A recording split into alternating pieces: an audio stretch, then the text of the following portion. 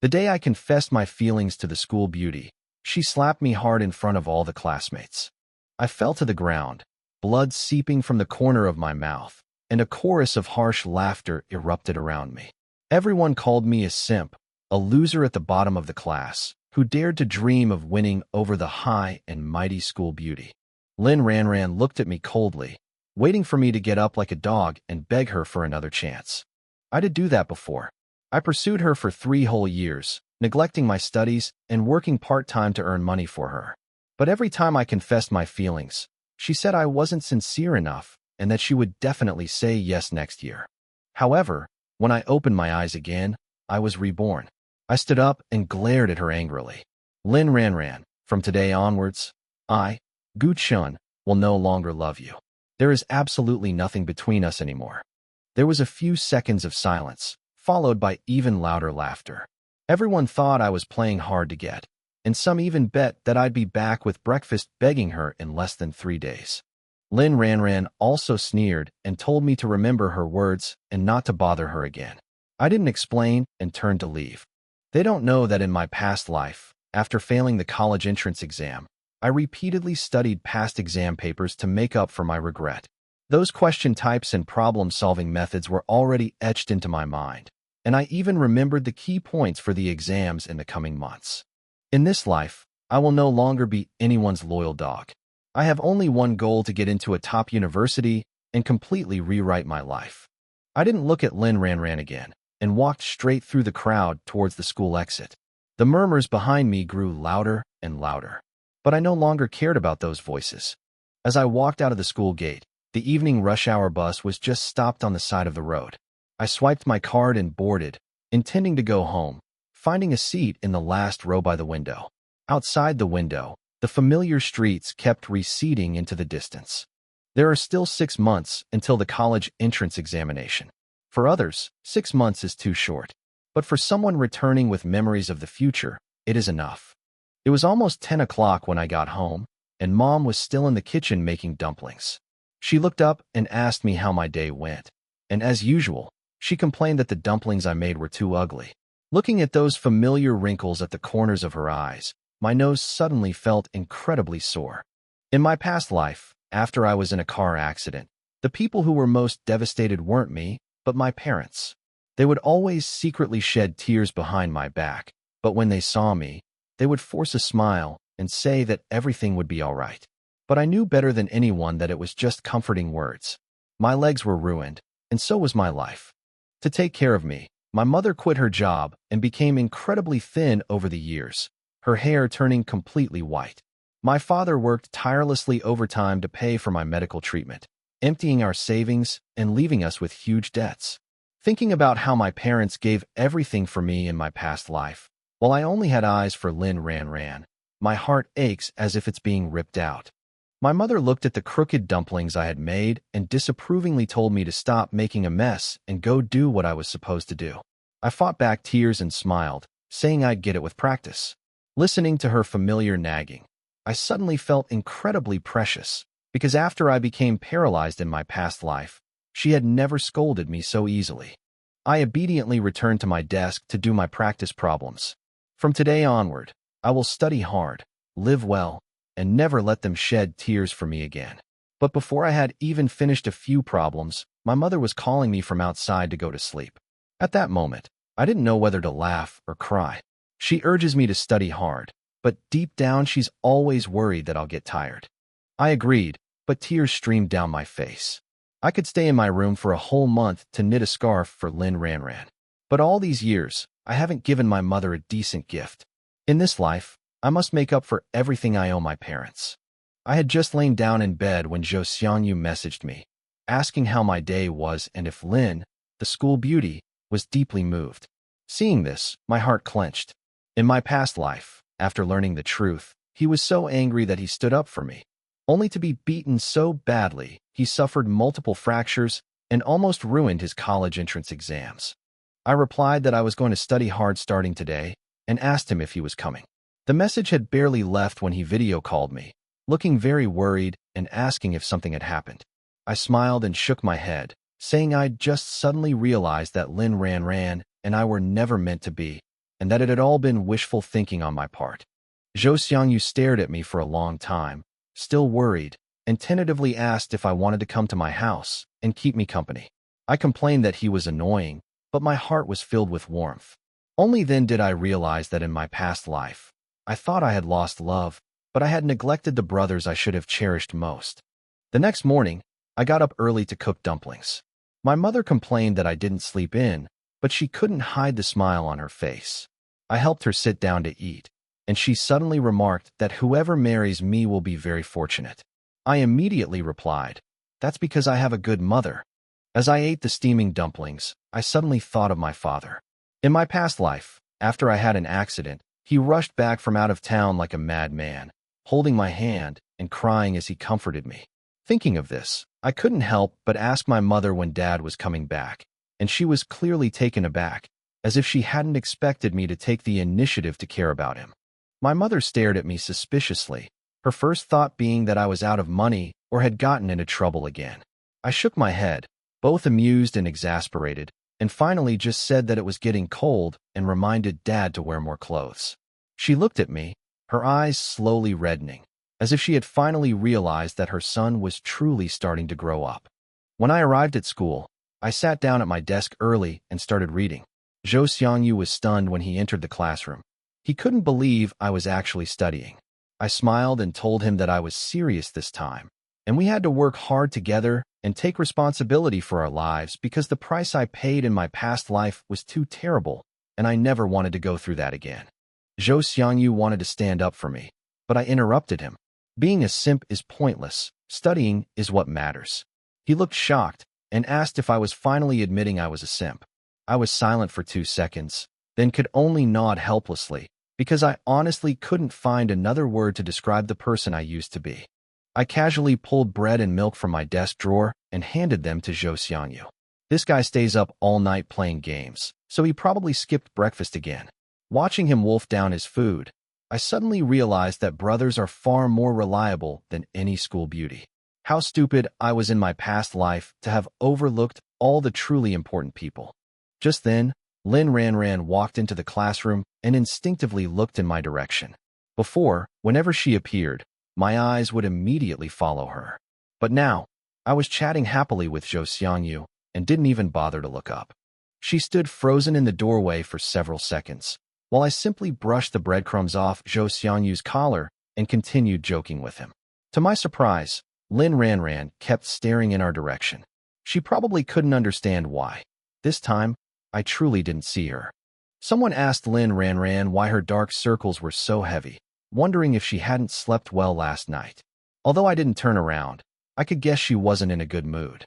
Because after her birthday celebration last night, I hadn't sent her any messages, and the sudden disappearance of that daily, unwavering greeting had made her feel uneasy. She deliberately raised her voice, saying she hadn't slept well all night, as if waiting for me to show concern. But I didn't even look up. In my past life, I wanted to be around her all the time, but now, I didn't even have the interest to glance at her. Before the classroom atmosphere had even calmed down, Lin Ranran suddenly pulled a box of chocolates from her desk. She walked straight up to me, coldly tossing the box onto the desk. She said not to bring me these things anymore, that she didn't like them, but little did she know, I hadn't brought her any this time. Zhou Xiangyu's eyes widened instantly, her gaze questioning me as if she were accusing me of being a simp. She just said last night she wouldn't be a bootlicker, so why was she secretly giving me a gift again today? But I merely glanced at the box of chocolates and calmly told her not to worry, I would never do it again. The calmer my tone, the more stunned Lin Ranran became, because the old me would never have treated her so coldly. Seeing that she didn't want it, Zhou Xiangyu immediately reached for the chocolate, ready to unwrap it and take a bite. But I snatched it back, and he panicked, thinking I was being stingy with his food. I shook my head and told him directly that I hadn't bought it at all. No sooner had I finished speaking than Kong Xiao suddenly rushed over and snatched the box of chocolates from me. The next second, he pointed at me and started cursing, saying that these were the chocolates he had given to Lin Ranran, and asking me if I had any shame for pretending they were from him. But the more agitated he became, the more he resembled a clown. I stared at Kong Xiao like he was an idiot, asking him when I had ever said I gave it to him. Zhou Xiangyu immediately stepped forward to vouch for me, and Kong Xiao realized he had made a blunder, his face turning ugly on the spot. But just as he was about to hand the chocolate to Lin Ranran to curry favor, she threw it back at him, coldly warning him not to give her anything again. Kong Xiao got a cold shoulder from Lin Ranran, but he took his anger out on me. I couldn't be bothered with him, but when I saw the sinister glint in his eyes, my heart sank. In my past life, Zhou Xiangyu had several bones broken. Could that incident be related to Kong Xiao? After school at noon, Zhou Xiangyu and I walked to the cafeteria together. In the past, I would have stayed by Lin Ranran's side at this time, getting her food and eating with her. Back then, everyone thought that I would be with her sooner or later. But today, I didn't even glance at Lin Ranran, and left chatting and laughing with Zhou Xiangyu.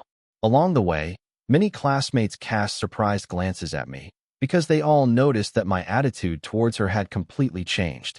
Behind me, Jing Shu couldn't help but ask Lin Ranran what was going on between us, and Lin Ranran's expression gradually darkened.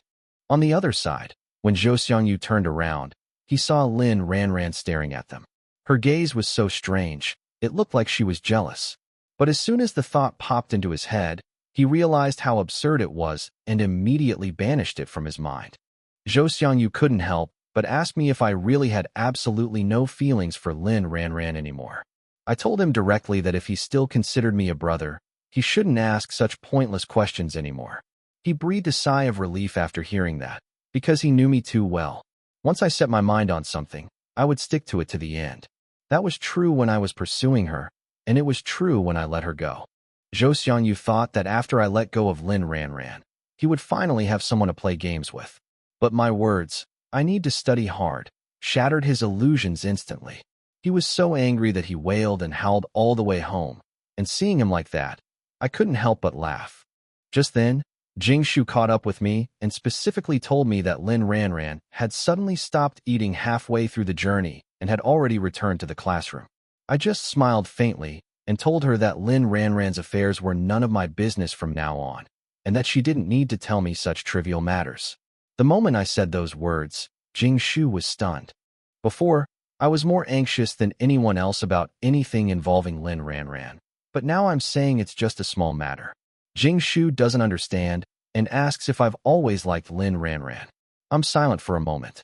The liking is real, and the effort I put in is real, but when I saw her throw the scarf I'd spent a month knitting into the trash can, I understood that some people really aren't worth it.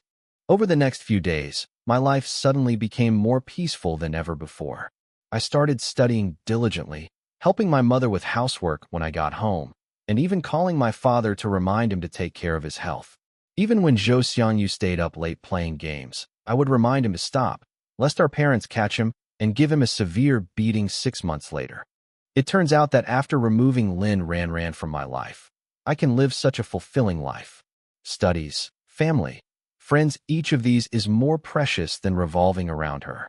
But the more peaceful my life is, the more upset Lin Ranran becomes, because in the past few days without my presence, she has realized that she has long been accustomed to my presence. During breaks, I sat obediently in my seat reading and doing homework, occasionally helping classmates with their problems. Zhou Xiangyu would often come over for a chat, and I would patiently encourage him to seize the time to study. Everything around me was slowly getting better, except for Lin Ranran's gaze, which would always involuntarily fall on me. 4 days passed, and I stopped bothering her and trying to please her. Lin Ranran experienced being ignored for the first time, and she was incredibly annoyed, even secretly vowing never to speak to me again. But that vow didn't last long.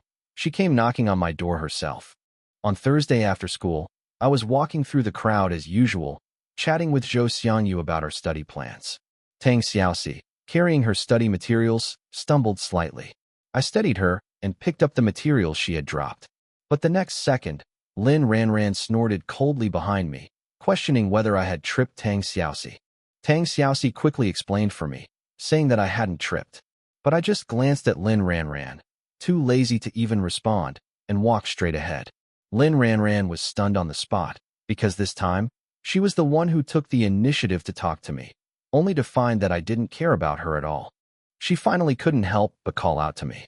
I frowned and turned around, My eyes no longer filled with the tenderness of before. The love from my past life had blinded me, but now she was no longer in my heart. I couldn't even be bothered to hate her. She tentatively asked what I wanted, and I coldly told her that I didn't want to waste any more time and energy, that I needed to focus on my studies, and that if there was nothing else, I was leaving. Lin Ranran pressed me, asking if all the time and energy I'd spent with her before had been a waste. Without hesitation, I nodded and said yes. Tears welled up instantly in her eyes. An unprecedented sense of grievance weighed heavily on her, making it hard to breathe, because she had always believed that I would always revolve around her. She retorted angrily, asking if I had begged her to like me, or if I had begged her to waste my time on her. Those were my own problems. I looked at her calmly, my face expressionless, because I had heard those words before in a past life, and had felt the pain once more. I couldn't be bothered to argue with her anymore. I just wanted to completely disappear from her world. I coldly told her, yes, it was my fault before, so now I'm taking back my time and energy and won't bother her anymore. Liking her was my choice, and leaving her is my freedom. Lin Ranran was instantly speechless. She knew very well that I was right. It was my freedom, and she had no right to criticize me. But her heart was in even greater turmoil. She could only stare blankly as I turned and left, finally realizing that this time I truly didn't want to talk to her anymore. Kong Xiao rushed towards me, yelling at me for always provoking Lin Ranran. My eyes turned cold, and I told him to try and say another word. Kong Xiao immediately fell silent, then turned to comfort Lin Ranran, only to be met with a barrage of insults from her, who asked him who he was and what business it was of his to interfere in her affairs. Lin Ranran stormed home, slammed the door, and locked herself in her room. Her mother was startled and immediately pressed her for an explanation, but Lin Ranran only mumbled that nothing was wrong. Growing increasingly worried, Lin Ranran finally called Kong Xiao to find out what was going on, and Kong Xiao immediately pinned the blame on her. Kong Xiao embellished the story, portraying me as a despicable person who bullied Lin Ranran. Upon hearing this, Lin's mother flew into a rage, grabbed her bag, and rushed to my house. When I opened the door, a middle-aged woman who looked like a wealthy lady stormed in, angrily calling me a little bastard and raising her hand to hit me. I reacted quickly, grabbing her wrist and coldly asking who she was and why she hit me. But she swung her bag at my head with her other hand, yelling that she was Lin Ranran's mother. I was stunned for a moment, never expecting Lin Ranran's matter to have come to our doorstep. Seeing me stunned, Lin Ranran's mother assumed I was guilty and immediately pointed her finger at me, launching into a tirade, threatening to expel me from school. Her voice was so loud the whole building could hear, disturbing all the neighbors upstairs and downstairs. I suppressed my anger and reminded her that making things up without proper investigation was wrong, and that spreading rumors had consequences. But she wouldn't listen. The neighbors stood up for me, saying I was someone they'd watched grow up and that my character was absolutely impeccable. But Lin's mother only lashed out more fiercely, constantly calling me scum, a disgrace, and threatening to fire me, giving no one a chance to explain. I couldn't be bothered to waste any more words on her, so I just pulled out my phone to call the police. But Lin's mother rushed at me like a madwoman and slapped my phone to the ground. As I watched the screen smash on the floor, only one thought remained in my mind. This woman is utterly unreasonable. Just as the situation was about to get out of control, my mother rushed back. The moment she saw me being blocked at the door, her first reaction wasn't to ask what had happened, but to immediately shield me behind her. In that instant, my heart trembled, because no matter what, in this life or the next, my mother would always be there to protect me first. When Lin's mother saw my mother, she immediately turned her anger on her. Hearing her even insult my mother, I couldn't hold back any longer and angrily shouted at her, "Have you finished your insults?" At that moment, I was truly enraged. I was ready to fight anyone who dared to bully my family, and my retort left her speechless. Seeing her stammering reaction, I immediately understood. It wasn't Lin Ranran who had made things up. Someone was using her as a scapegoat. Kong Xiao's name instantly flashed into my mind. So I coldly told her that whether I had bullied Lin Ranran or not, she could ask her herself, but no one could pin anything I hadn't done on me. At this point, My mother also stepped forward and demanded that Lin's mother apologize to me in front of the neighbors. After all, she had stormed to my door and cursed for a long time, making the whole building aware of the incident. But Lin's mother was still unconvinced, and I was too lazy to argue anymore. I picked up my phone and dialed Lin Ranran's number in front of everyone. As soon as the call connected, I told Lin Ranran that her mother was right outside my house and had a deep misunderstanding about me, and that she should explain herself. There was a noticeable pause on the other end of the line for a few seconds.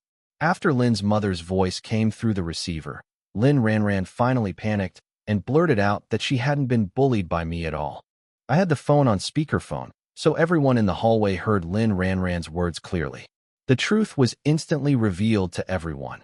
I hadn't bullied anyone from beginning to end. This farce wasn't my fault. It was a misunderstanding maliciously instigated by someone.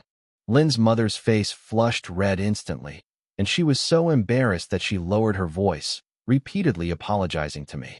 But I couldn't even be bothered to reply with a polite word, and turned to go straight into the house. It wasn't that I was petty, but some hurts simply couldn't be erased with a simple apology. Later, with my mother's mediation, the matter was temporarily resolved. But after we went inside, she seriously asked me if Lin Ranran was the school beauty I used to like. I nodded in acknowledgement and calmly said that I used to like her, but not anymore. My mother visibly breathed a sigh of relief after hearing this, and even said that Lin Ranran's mother seemed difficult to get along with, and that I would suffer if we were really together. Not long after, Lin Ranran called. Before, if she called me first, I'd be happy for half a day. But now, seeing the caller ID, I couldn't even be bothered to touch it. I just tossed the phone aside. When my mother asked who it was, I didn't even look up and said, "It's a spam call." Meanwhile, the Lin family was in complete chaos. After Lin Ranran understood what had happened, she berated Kong Xiao mercilessly. Lin's parents finally realized that Kong Xiao had been using them to get back at me. In particular, my question before I left whether Kong Xiao's parents worked at your company stung like a thorn in their hearts. The next day, Kong Xiao, still thinking I'd been thoroughly punished the night before, even entered the classroom with a smug look on his face. But when he saw me sitting peacefully in my seat reading, he froze. Especially when I looked up at him, he guiltily looked away, while I could only sneer inwardly. During the year I was paralyzed in my past life, I learned one thing long ago. Life is precious, and there's no need to waste time on scum. But if someone takes the initiative to attack me, I won't just sit idly by. Kong Xiao thought the matter was over, but he didn't know that the Lin family had already begun secretly investigating his parents. As the last class of the morning ended, everyone was preparing to head to the cafeteria. Just then, Lin Ranran suddenly walked up to me and offered to go to the cafeteria with me. The whole class fell silent instantly, because no one expected that the usually aloof school beauty would actually lower herself to me. Everyone thought I was playing hard to get, deliberately ignoring her and waiting for her to come back. But they were all wrong. I wasn't acting. I genuinely wanted to leave her world. Zhou Xiangyu tactfully walked away. Kong Xiao tried to get attention, but Lin Ranran's words, "Stay away from me," left him speechless. On the way to the cafeteria, I felt a little confused. I had made myself perfectly clear. Given Lin Ranran's pride, she shouldn't be taking the initiative to approach me anymore. Yet she still followed me, as if she had something to say. And this road, which I used to wish I could walk endlessly, now only felt ironic to me. Not long after we left, Lin Ranran finally asked me if I was still angry with her. I glanced at her and calmly told her that this had nothing to do with her and that I wasn't angry. But she didn't believe me at all, because in her mind, if I ignored her, it must mean I was sulking. Then she brought up her birthday night, asking why I didn't say anything then if I didn't like Kong Xiao taking her home. Hearing this, I was stunned. So that's what she'd been struggling with all along. But to me now, it's her freedom to let whoever takes her home. What right do I have to be angry? I told Lin Ranran earnestly that it was Kong Xiao's right to take her home, and I wasn't angry. She stared intently at my face, as if trying to find a trace of a lie in my expression. But in the end, she found nothing and could only curse me as a bastard with red eyes before turning and running away. I stood there, utterly bewildered. In the past, I would have panicked and rushed after her to explain, terrified she'd misunderstand me. But now, I just felt exhausted. Being a simp is exhausting. Thankfully, in this life, I've turned back. When we arrived at the cafeteria, Zhou Xiangyu was stunned to see that I had only gotten one meal. He tentatively said that Lin Ranran seemed to have been secretly watching me lately, and maybe she actually cared about me. I just smiled, because even if she really did start to care, some people, once missed, are simply missed. Meanwhile, Lin Ranran didn't eat a single bite of food and cried on the table for the entire afternoon. She thought no one had noticed, but little did she know that Kong Xiao had secretly recorded a video and sent it to her mother. Kong Xiao was still fantasizing about using this opportunity to curry favor with Lin's parents and gradually elevate himself to the position of their prospective son-in-law. But Kong Xiao had no idea that he had already pushed himself to the brink of ruin. The Lin family investigated further and discovered that Kong Xiao's parents had embezzled public funds for stock speculation. Lin's father immediately called the police. Kong Xiao had gone to great lengths to frame me, but in the end, he had dragged his entire family into the abyss. The weekend was unusually peaceful. I studied, did homework, and had dinner with my parents. Everything seemed back to normal. Saturday night, my mother asked me to go to the convenience store to buy soy sauce. But as I was carrying the bag home, I suddenly saw a strange person in front of me. The man was dressed entirely in a black down jacket, black hat, black mask, and black sunglasses, wearing sunglasses even on a cold winter night, which looked really strange. What was even stranger was that he kept looking back, as if he were wary of someone. I looked back and saw there was no one behind me, so I could only silently quicken my pace to pass him. When I got home for dinner, my mother suddenly mentioned that Grandma Lee's house had been rented out and a young man had moved in. She said the boy was acting strangely, living alone and not very old. I didn't think much of it. After all, neighbors come and go, and I wasn't really that close to him. We had just finished eating when we heard the door open next door. My mother, always eager to help, immediately ran over to help them tidy up. I was about to go back to my room when she called me out to lend a hand. But the moment I stepped outside and saw who it was, I froze completely. Standing in the next room was none other than the same man from the street, dressed all in black and acting strangely. My mother helped him hang the curtains while asking him how old he was. The man was silent for a moment, then said in a hoarse voice that he was 20. My mother froze and subconsciously glanced at me. I didn't want to have much interaction with this strange new neighbor, but my mom had already spoken, so I had no choice but to obediently go and help. As I passed by him, I couldn't help but think to myself, this guy isn't very tall, but his skin is quite smooth. He's clearly 20 years old, but he looks like he hasn't fully grown up yet. While hanging the curtains, Jinglan chatted with him the whole time, but the man was clearly not very talkative, and Jinglan did most of the talking. Fortunately, she was tactful and simply told him that he could ask us for help if he needed anything. After the curtains were hung, I clapped my hands and prepared to leave, but I couldn't help but mutter to myself, this guy is really strange. He didn't even say thank you after we helped him. Just as I was about to leave, that guy quietly said thank you. I paused, quite surprised. It turned out he wasn't entirely rude after all. When I got home, I couldn't help but ask my mom how she could tell he looked young when his face was so well covered. My mom rolled her eyes at me and said he was very handsome without his sunglasses, just a bit short. On Sunday noon, I was just about to get my rice when I saw a large plate of dumplings on the table. Jinglan asked me to take them to the neighbor, saying that the child hadn't left the house much since yesterday and she didn't know if he had eaten.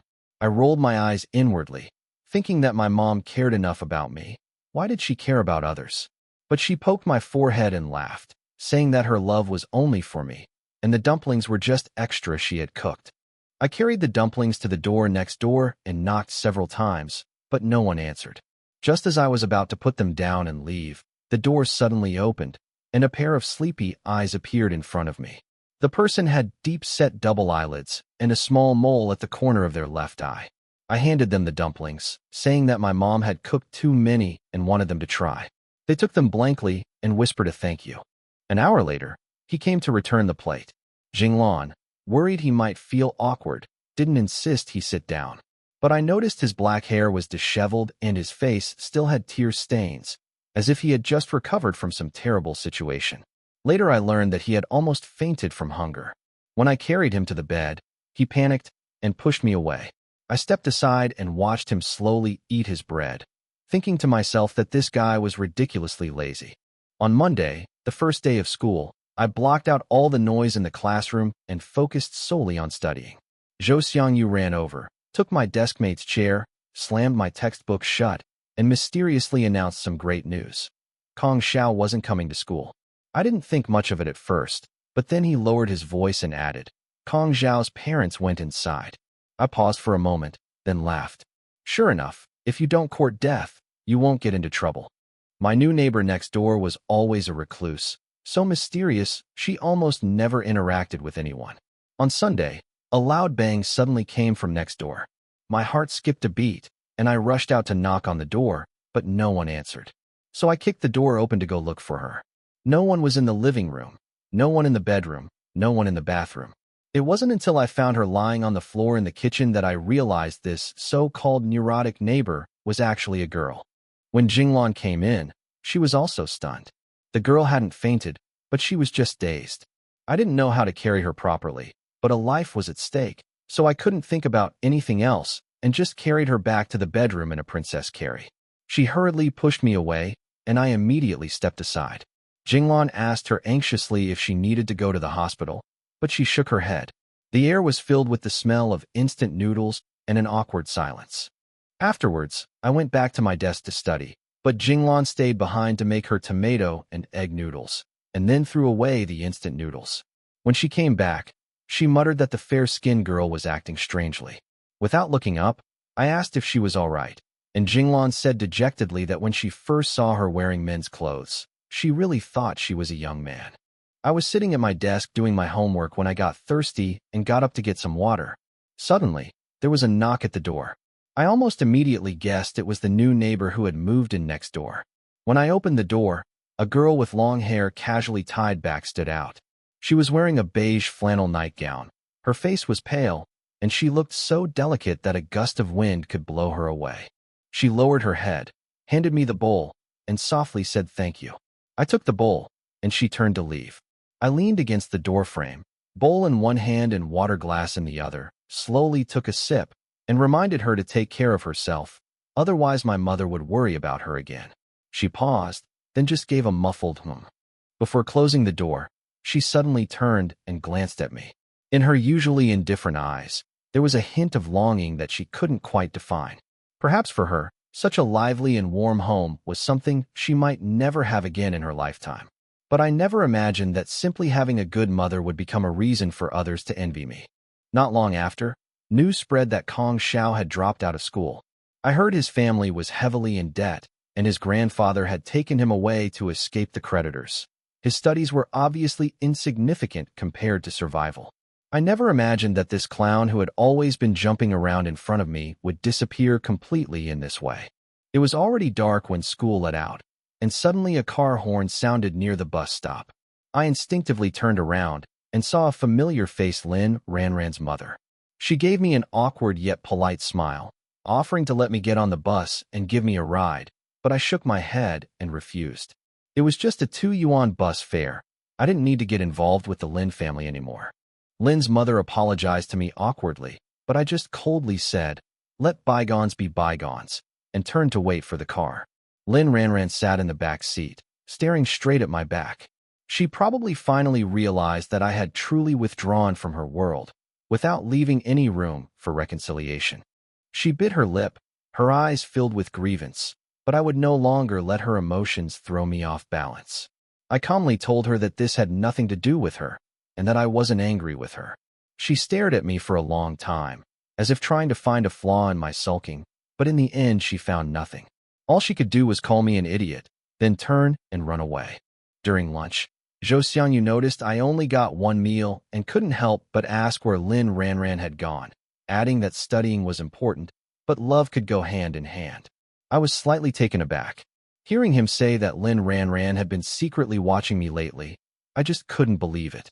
How could someone as proud as her truly care about a former admirer? On Monday, the first day of school, I still blocked out the noise in the classroom and focused on studying. Zhou Xiangyu leaned over and whispered to me that Kong Xiao hadn't come to school. His parents really had gone to jail.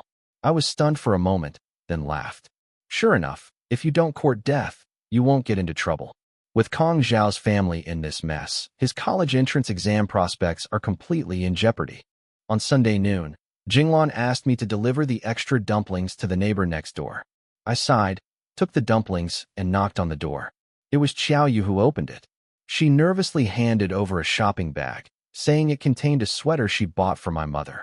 I could see she was too nervous to look up, so I had to say a few words of comfort before she handed the bag to Jinglan. I chuckled inwardly. She was clearly only 18, yet she insisted she was 20, as if afraid people would treat her like a child. Jinglan enthusiastically praised her for being sensible, and I watched silently from the side, noticing every awkward movement she made. After Xiaoyu left, I looked at the pink scarf I had left behind and suddenly felt it was a reminder to me to stop being a mindless simp.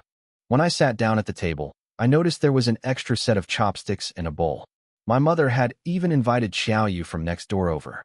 My father was away on a business trip, and my mother had clearly thought it was lonely for her to eat alone, so she pulled her over. Xiaoyu sat at the table awkwardly, her eyes darting around, her cautiousness almost heartbreaking. I took the bowl she offered, took a sip of water, and reminded her to take care of herself, otherwise my mother would worry. She responded softly, and as she turned to leave, she stole a glance at me. In that glance, there was expectation and envy, as if happiness had always been a luxury for her. After dinner, I went back to my room to continue doing my homework. The sheer number of high school exam papers was overwhelming. I could faintly hear her and my mother chatting quietly next door, with occasional soft laughter.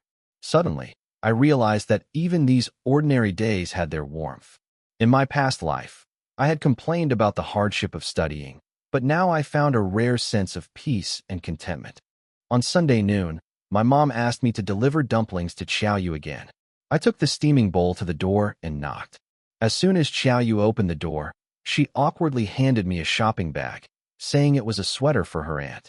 Jinglan was taken aback for a moment, and I just looked at her indifferently.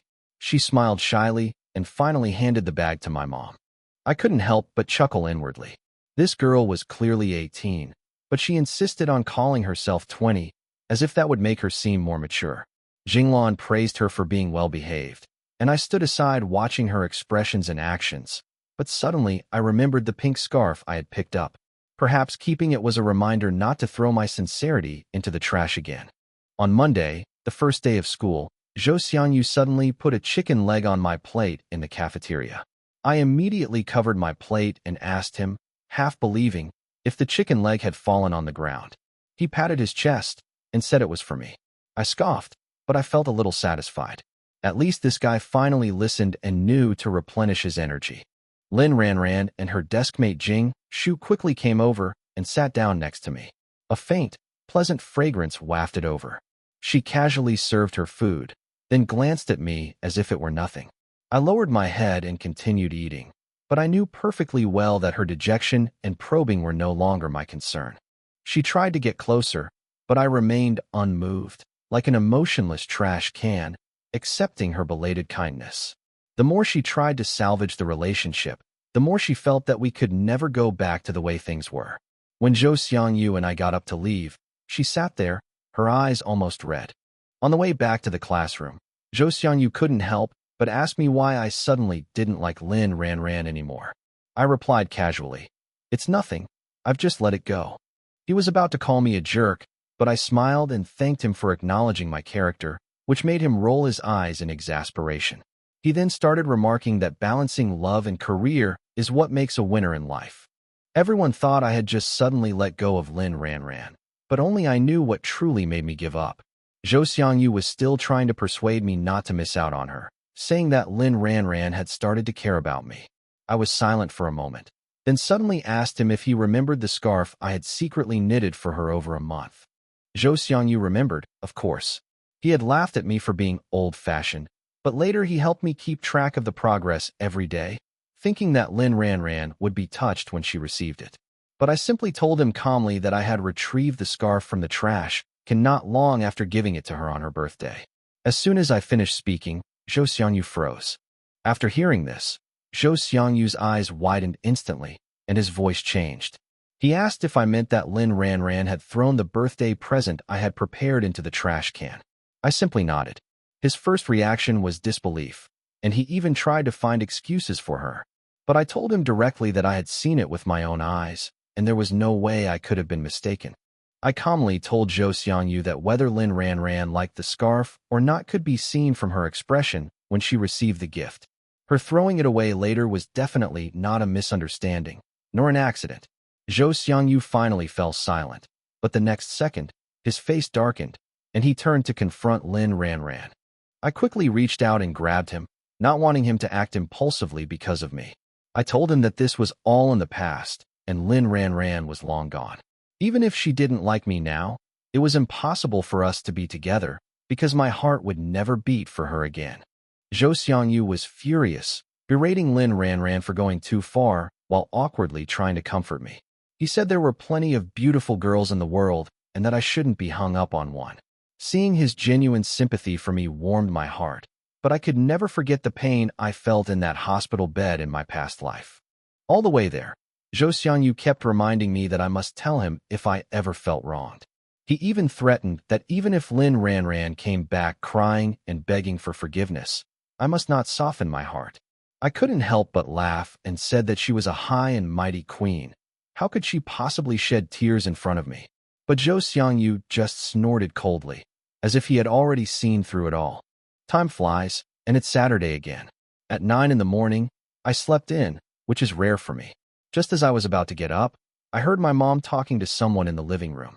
Then there was a knock on my bedroom door, and my mom called me to get up in a strange tone, saying my classmate was here. My first thought was Zhou Xiangyu, but upon closer inspection, it didn't seem right. That guy chatted with me until very late last night. There was no way he could be up at this hour. I changed my clothes and walked out of the room, but when I saw the two people on the living room sofa, I was completely stunned. It was Lin Ranran and her mother. Lin Ranran was unusually gentle today, constantly explaining the misunderstanding from last time to my mother. Lin's mother also humbled herself, proactively apologizing for her impulsive actions. But watching this scene, only one thought remained in my mind. What exactly did this mother and daughter want by suddenly showing up at my door? Lin Ranran deliberately spoke to me in a familiar tone, even asking to see my room. I made up an excuse to refuse, because the more she acted this way, the more uneasy I felt. The Lin Ranran who used to be so proud and unwilling to bow her head had suddenly become gentle, which made me feel extremely uncomfortable. I really didn't want to continue their small talk, and just then I saw the breakfast left for Xiao Yu in the kitchen. So I picked up the meat buns and rice porridge, made an excuse to deliver food to the neighbors, and slipped out of the house. Rather than dealing with Lin Ranran's unusual behavior, I'd rather go next door for some peace and quiet. When I knocked on the door, Xiao Yu was dressed in her pajamas, as if she was about to share her dream from the night before with my mother. She was clearly taken aback when she saw it was me. I handed her breakfast and then, shamelessly, stayed in her living room for a while, silently munching on a steamed bun by the window. Although Xiao Yu found it strange, she wisely didn't ask anything. She handed me the porridge, but I waved it away, telling her to eat it while it was hot. As I finished eating and was about to leave, the image of the first time I saw her suddenly flashed through my mind. That day, she was on edge the whole time, constantly looking back, as if someone was chasing her. As we reached the door, I couldn't help but ask her if she was in trouble. I told her that I had been right behind her when we first met, and I could tell she was very nervous. I had to find out what was going on because my mother and she were getting too close, and I couldn't let my family get involved in any unknown problems. Xiao Yu fell silent, not answering immediately. Watching her reaction, my vigilance grew stronger. If she truly harbored some danger, I needed to know beforehand. After all, I still needed to figure out how to persuade my mother to stop opening her heart to everyone. I thought Xiao Yu wouldn't speak, but after a long silence, she finally spoke in a low voice. She gripped the hem of her clothes tightly, her expression becoming as nervous as when they first met. It turned out that when she came back from shopping that day, she saw someone who looked a lot like the villain who had bullied her family, which was why she was so frightened and fled in such a disheveled manner. After hearing her words, my heart sank, and I finally understood why she was always so wary. The trauma from her childhood was too deep, Even seeing someone who looked similar would instinctively terrify her. I suddenly felt a pang of guilt because I had inadvertently reopened a wound she least wanted to relive. Xiao Yu gently shook her head, saying it was all right now. I comforted her, saying that in such a big world, it's not easy to run into someone from the past in a strange city. But she suddenly smiled, a smile as if she had finally let go of something. She said she would never see that person again in this life, because that person was already in hell. At that moment, I suddenly realized that this quiet and cautious girl in front of me harbored many stories unknown to others. Just then, someone softly called my name from outside the door. I turned around and saw that it was Lin Ranran, whose gaze had already passed over me and landed on Xiao Yu. Lin Ranran's expression changed visibly after she saw Xiao Yu's face clearly. She seemed very concerned about why I was bringing breakfast to Xiao Yu, and also about why Xiao Yu and I seemed so familiar with each other. We were just neighbors, yet there was a strange hint of hostility in her eyes when she looked at Xiao Yu. I walked out of the room, closing the door behind me to keep Xiao Yu from getting involved in these messy emotions. Just then, my mother and Lin Ranran's mother came out of my house, exchanging a few polite words. Lin's mother even kindly invited me to visit her another day, but I just casually agreed and watched them leave. After they walked away, my mother sighed deeply. On the way home, she suddenly asked me how my relationship with Lin Ranran was at school. I felt a little guilty, but thinking that all of that was in the past, I calmly told her that Lin Ranran and I were just ordinary classmates. My mother admitted that Lin Ranran was pretty and seemed polite, but she still felt uneasy about the time her mother had come to interrogate her without any explanation. She then earnestly advised me that it would be best to find a girlfriend from a similar background in the future. This was her advice as someone who had been through it all. I didn't argue, just nodded obediently. Meanwhile, after leaving my house, Lin Ranran was visibly downcast. As soon as the car started, her mother suddenly asked her if she liked me. Lin Ranran panicked and hurriedly denied it, but the more she denied it, the more it seemed as if someone had seen right through her. Lin's mother told her directly that the gap between their family's circumstances was too great, and they weren't a good match. Lin Ranran was indignant, feeling her mother was too materialistic. Only at the very end did Lin's mother reveal the truly crucial point. The problem wasn't their family background, but rather that she seemed to have completely fallen out of love with Lin Ranran. These words pierced Lin Ranran's heart like a needle. She knew better than anyone that I had truly loved her. But now, she suddenly realized that the tenderness, patience, and affection I had given her seemed to have been gradually taken back, even given to others. Thinking about this, she felt both angry and aggrieved, and even wanted to rush up to me and confront me. But as soon as the thought crossed her mind, she suddenly realized that she had no right to question me at all. Because from beginning to end, she had never been my girlfriend, yet she had always taken my kindness for granted. Back in her room, Lin Ranran, almost without thinking, stumbled upon our old chat history. The chat window was still showing the happy birthday message I'd sent her. It was just 4 simple words, but she read it over and over again, and for the first time, she began to regret not even replying. As she thought about it, she recalled her birthday. I presented her with a scarf that I had prepared over a long period of time, but she thought it was just an ordinary scarf and felt that she didn't need one at all. So, after leaving the hotel, when no one was looking, she casually threw the scarf into the trash can. Only at this moment did Lin Ranran suddenly realize the truth. My sudden coldness seemed to have started after I came back from buying milk tea, and the time she threw away the scarf was precisely around that time. A terrible thought instantly flooded her mind. Did I really see her throw the gift into the trash can? Lin Ranran grew increasingly frightened, her heart pounding faster and faster. She finally understood. I didn't distance myself from her because of Kong Xiao, nor because I had fallen for someone else. The real reason for my disappointment was witnessing her discard the sincere feelings I had painstakingly crafted over a month, like trash. At that moment, Lin Ranran finally understood that the problem wasn't whether I was petty or not, nor was it that I suddenly threw a tantrum. What truly made me turn away was that she had personally trampled on my dignity. In the past, other boys would still fawn over her even after she threw away their gifts, but I was different. Only after losing him did she realize how accustomed she had been to his presence. The boy who cared for her every day, indulged her, and whose eyes were always on her, was lost by her own hand. She squatted on the ground, covering her face, crying silently until she broke down, but this time, no one would comfort her immediately. Just then, Lin's mother pushed open the door and called her to dinner. Seeing her crying like this, Lin's mother's heart sank. Lin asked her with red eyes, "If you unintentionally hurt someone and that person never speaks to you again, what should you do to get their forgiveness?" On the other side, Jinglan looked at the pile of vegetables in the kitchen, sighing again and again, but finally couldn't help but laugh out loud. When I came over to wash the apples, I saw sprouted potatoes, a chicken dripping with fat, and a pile of ribs reduced to bones, and I was completely stunned. I had just made a couple of complaints when I saw Xiao Yu standing next to me, and instantly realized who had bought these vegetables. Looking at that ridiculously overpriced pile of vegetables, I was both amused and exasperated.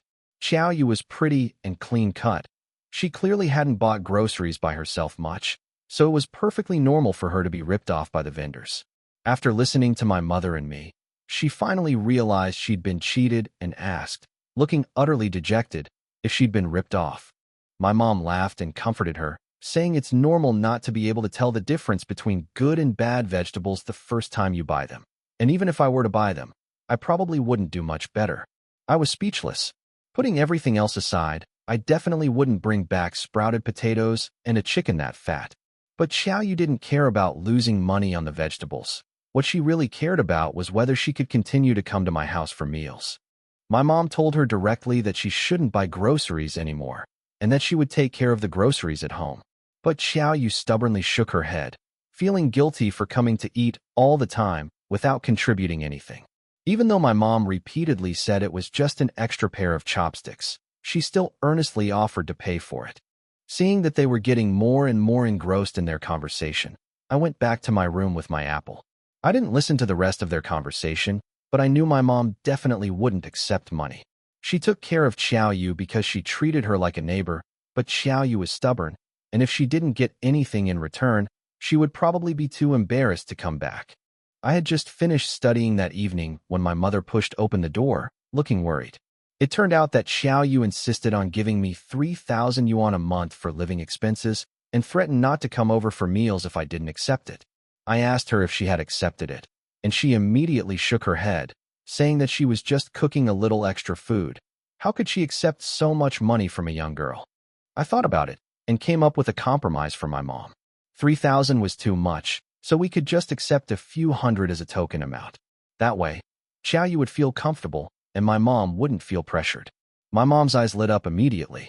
She said she could keep it for her and return it to her when she moved out. As she talked, she even started to sigh, wishing Xiao Yu were her daughter. I was speechless, but my mom got more and more excited as she talked. She even mentioned that when she gave birth to me, she had been hoping for a daughter, but instead gave birth to a son and was disappointed for several days. I casually suggested that she and my dad have another child, and she immediately flew into a rage, raising her hand as if to hit me. The next morning, I watched Zhou Xiangyu wolf down his steamed buns, and I almost thought he was a reincarnated starving ghost. He stuffed 2 big buns into his mouth in just a few bites, almost choking himself. I couldn't help but ask him, "Didn't you say you were quitting games to prepare for the college entrance exam? Why are you staying up all night again?" It turns out this guy messaged me at 2 a.m. asking for food.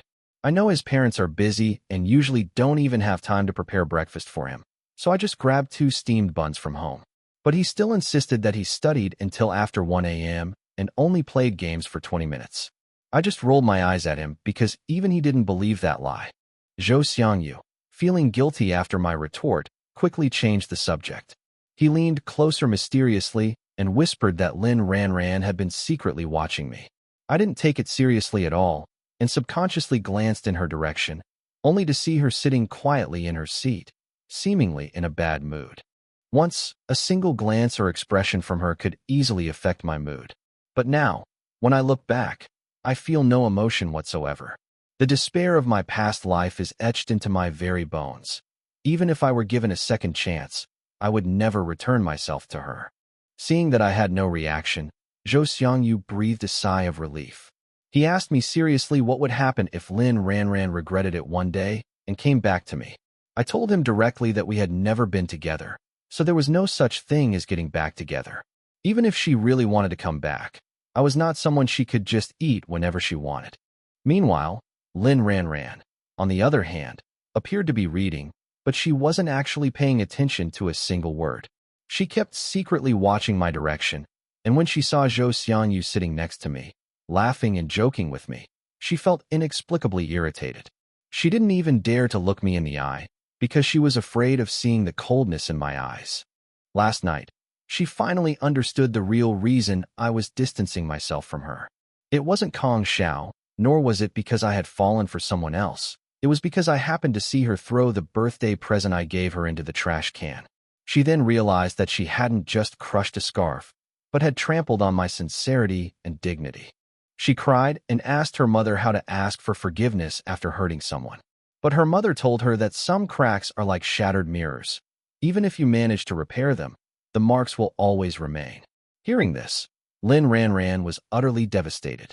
The classroom was still bustling, and many people were still gathered around her. But for the first time, she felt so lonely. Only after losing me did she realize that I had long since become the most important person in her world, but by then it was too late. During the third period of PE class in the afternoon, the PE teacher, for some unknown reason, made us run 5 laps around the track right away. At first, the formation was fairly organized, but it completely fell apart towards the end.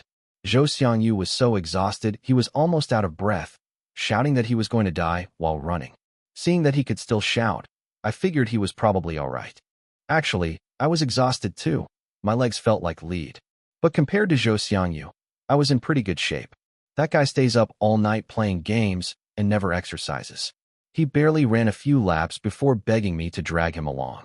I just told him to get lost, and he could only keep going, panting.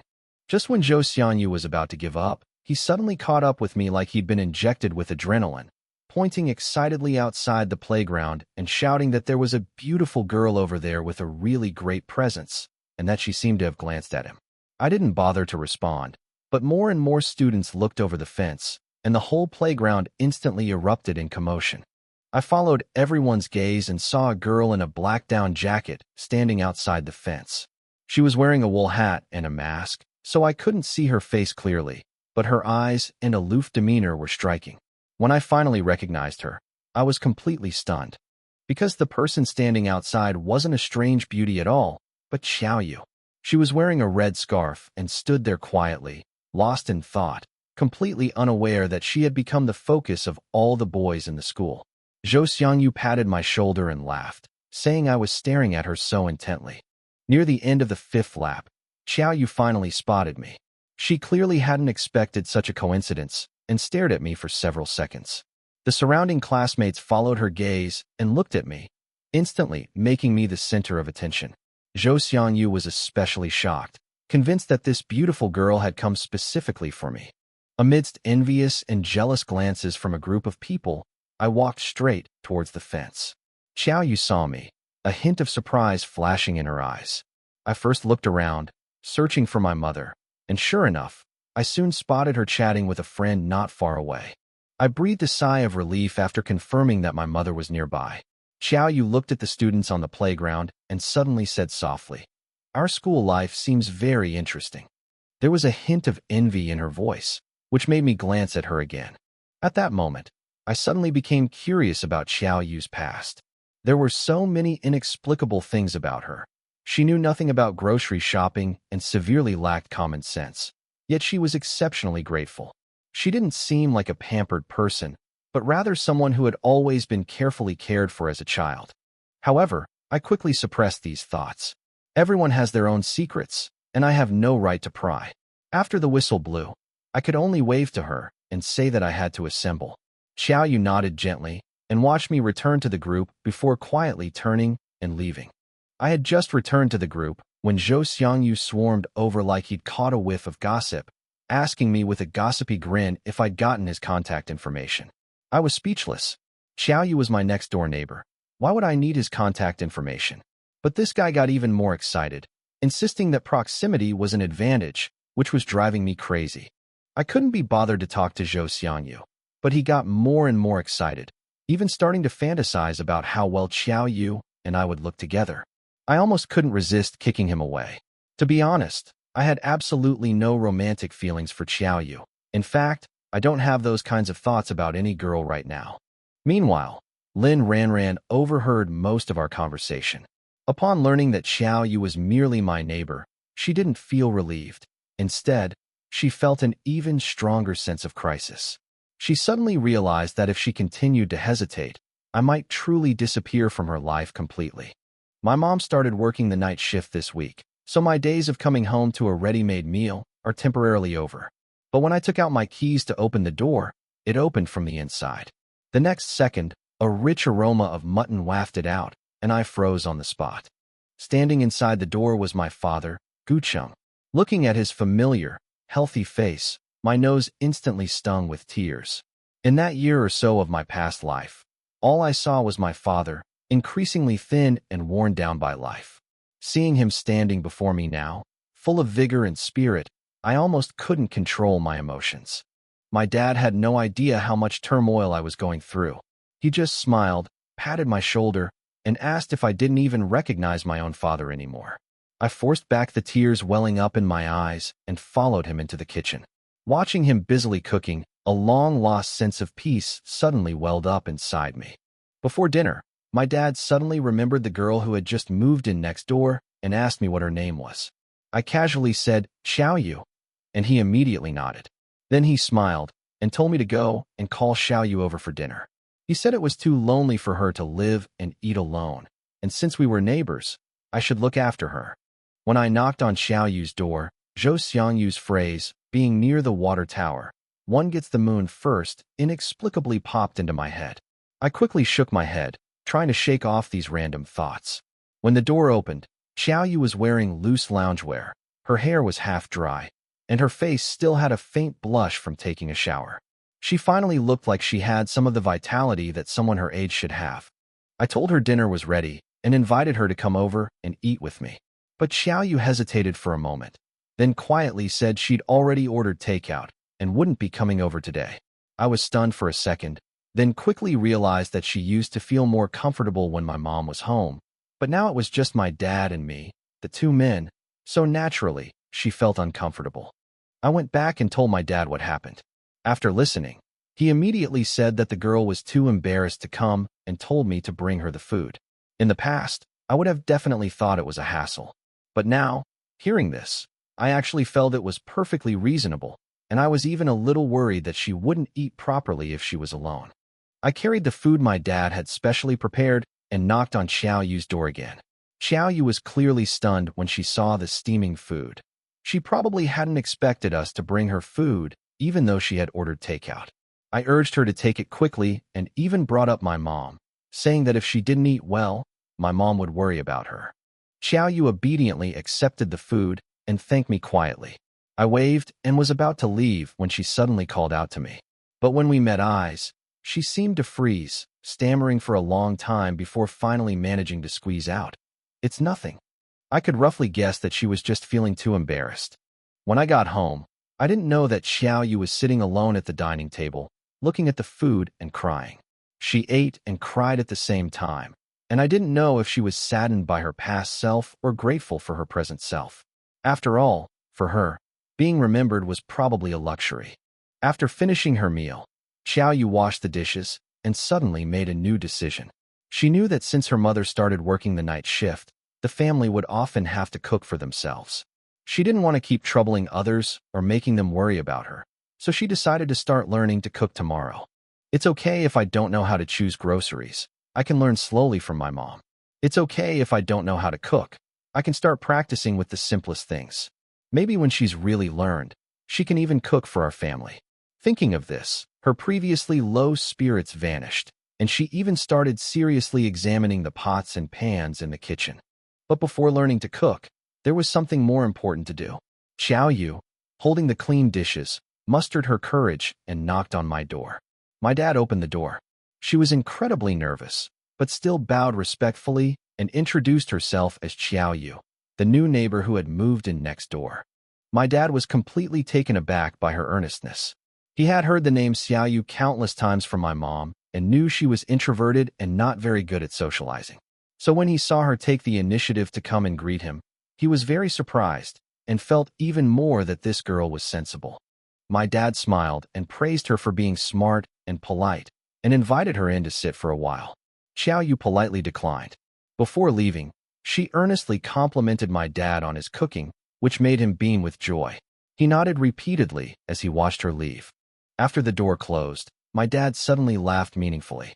His laughter made me feel uneasy, and I couldn't help but ask him what he was laughing at. He waved his hand and said nothing. I didn't press him further, but a sense of unease grew within me. Soon, I remembered my mother's strange behavior a few days ago. That day, she stared at me for a long time, then suddenly remarked that her son was quite handsome, and then went on to talk about when she would bring home a daughter-in-law. Finally, she added that she especially liked Xiaoyu. Thinking about it, I instantly understood. My dad's smile just now was definitely the same thing my mom was thinking. I was utterly speechless. What's wrong with this couple? They see a pretty and sensible young girl and want to take her home as their daughter-in-law right away. Time flew by, and it was snowing. Before I even got out of bed, I heard the excited howling of elementary school students downstairs. I opened the window to take a look, but a blast of cold wind carrying snowflakes rushed in, making me shiver. I quickly closed the window again. Just as I was leaving, my mom called me back and told me to put on a scarf before I went. As I walked downstairs, I wrapped the scarf around my neck. But at that moment, I suddenly remembered the pink scarf in my closet, the one I had once retrieved from the trash can. When Zhou Xiangyu arrived at the classroom, he rushed in like a stray dog, stamping his feet frantically to warm himself. Just then, Lin Ranran walked past him. The next second, Zhou Xiangyu suddenly widened his eyes and looked at me with a shocked expression, as if he had seen something incredible. Because Lin Ranran was wearing a light pink scarf around her neck. The color, material, and even the style were extremely similar to the one I had given her. I noticed it too, but quickly looked away. After all, she liked pink, so it was perfectly normal for her to have a similar scarf. To my surprise, not long after, Lin Ranran actually walked towards me. Since I left her world, we had almost no contact anymore. But now, she stood in front of me with a gentle smile, as if nothing had happened. She looked at me and softly thanked me for the scarf, saying she liked it very much. I was completely baffled. She had clearly thrown that scarf in the trash herself, yet now she was thanking me with a similar one and saying she liked my gift. What was this all about? Jingshu was praising me for being thoughtful, saying the scarf was the perfect pink, Lin Ranran's favorite color. But I couldn't say a word. I simply couldn't understand what Lin Ranran was trying to do. Was she trying to make amends, or was she trying to pretend it never happened? If she didn't care about me at all, there was no need for her to put on this show. But if she really cared, why did she throw my gift in the trash in the first place? After thinking it over, only one explanation came to mind. That is, Lin Ranran had long been used to me revolving around her. Now that I've suddenly left, she's not used to it. So she wants to pull me, her once most obedient and persistent suitor, back into her life. Perhaps that's the truth. Chapter 29. Lin Ranran. Did I do something to make you angry? Old Gu, what exactly happened? Didn't you say that Lin Xiaohua lost her scarf? Then what is she wearing today, during the break? Zhou Xiangyu quickly ran over and asked in a low voice what was going on. Gu Chunshi interrupted him directly. That wasn't a gift from me. It's the scarf she threw away, and it's in my closet now. Zhou Xiangyu was puzzled. Then what did she mean this morning? I heard her clearly say thank you for the scarf, it's very warm. When Zhou Xiangyu asked Gu Chunshi asked who he was asking. Zhou Xiangyu and Gu Chunshi thought of the same thing. Old Gu, I know. It must be because you've been neglecting her these past few days, and she's not used to it. So she wants to make up with you. A high-quality, non-annoying simp like you is hard to find. Gu Chunshi glanced at him irritably. Can we please stop bringing up the past? Zhou Xiangyu smiled and agreed. Okay. You've reformed now. I won't mention it again, all right? Gu Chunshi. God the hell, he's reformed. While chatting with Jingshu, Lin Ranran noticed that Gu Chunshi and Zhou Xiangyu were whispering to each other with their heads close together, and she couldn't help but feel jealous. She's growing to hate Zhou Xiangyu more and more. Why does this guy like to stick to Gu Qinsher so much? What if others misunderstand? Gu Qinsher's deskmate, Tang Xiaoxi, was also like that. Whenever you see Zhou Xiangyu, you immediately give up your seat and go play with other classmates. Why should you give up your seat to that guy every time? Don't you have any temper? Lin Ranran was fuming. Then she reached into the desk drawer and accidentally touched something soft, the scarf she had put on that morning. Her heart immediately clenched again. Fortunately, before throwing the scarf away, I took a look at it and remembered its color and material. She spent most of yesterday's shopping mall searching for something similar before finally finding it. Did Gu Qinsher believe it? At the time, his reaction revealed nothing. Although Lin Ranran felt she had found the truth, Gu Qinsher must have seen that she had thrown away his birthday present, which was why he was angry.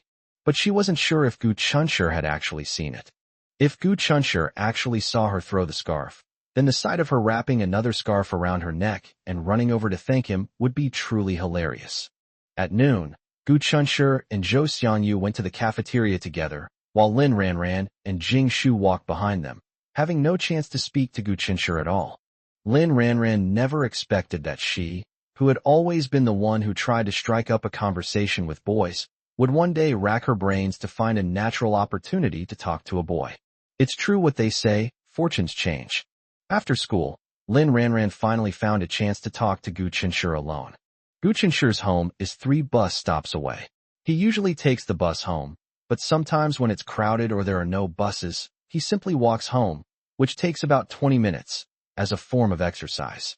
Gu Qinsher. Lin Ranran suddenly appeared from around a corner, smiling and greeting Gu Qinsher. What a coincidence! Are you walking home today? Gu Qinsher found it ironic. When he cherished her like a treasure, she acted like a queen, her attitude towards him depending entirely on her mood.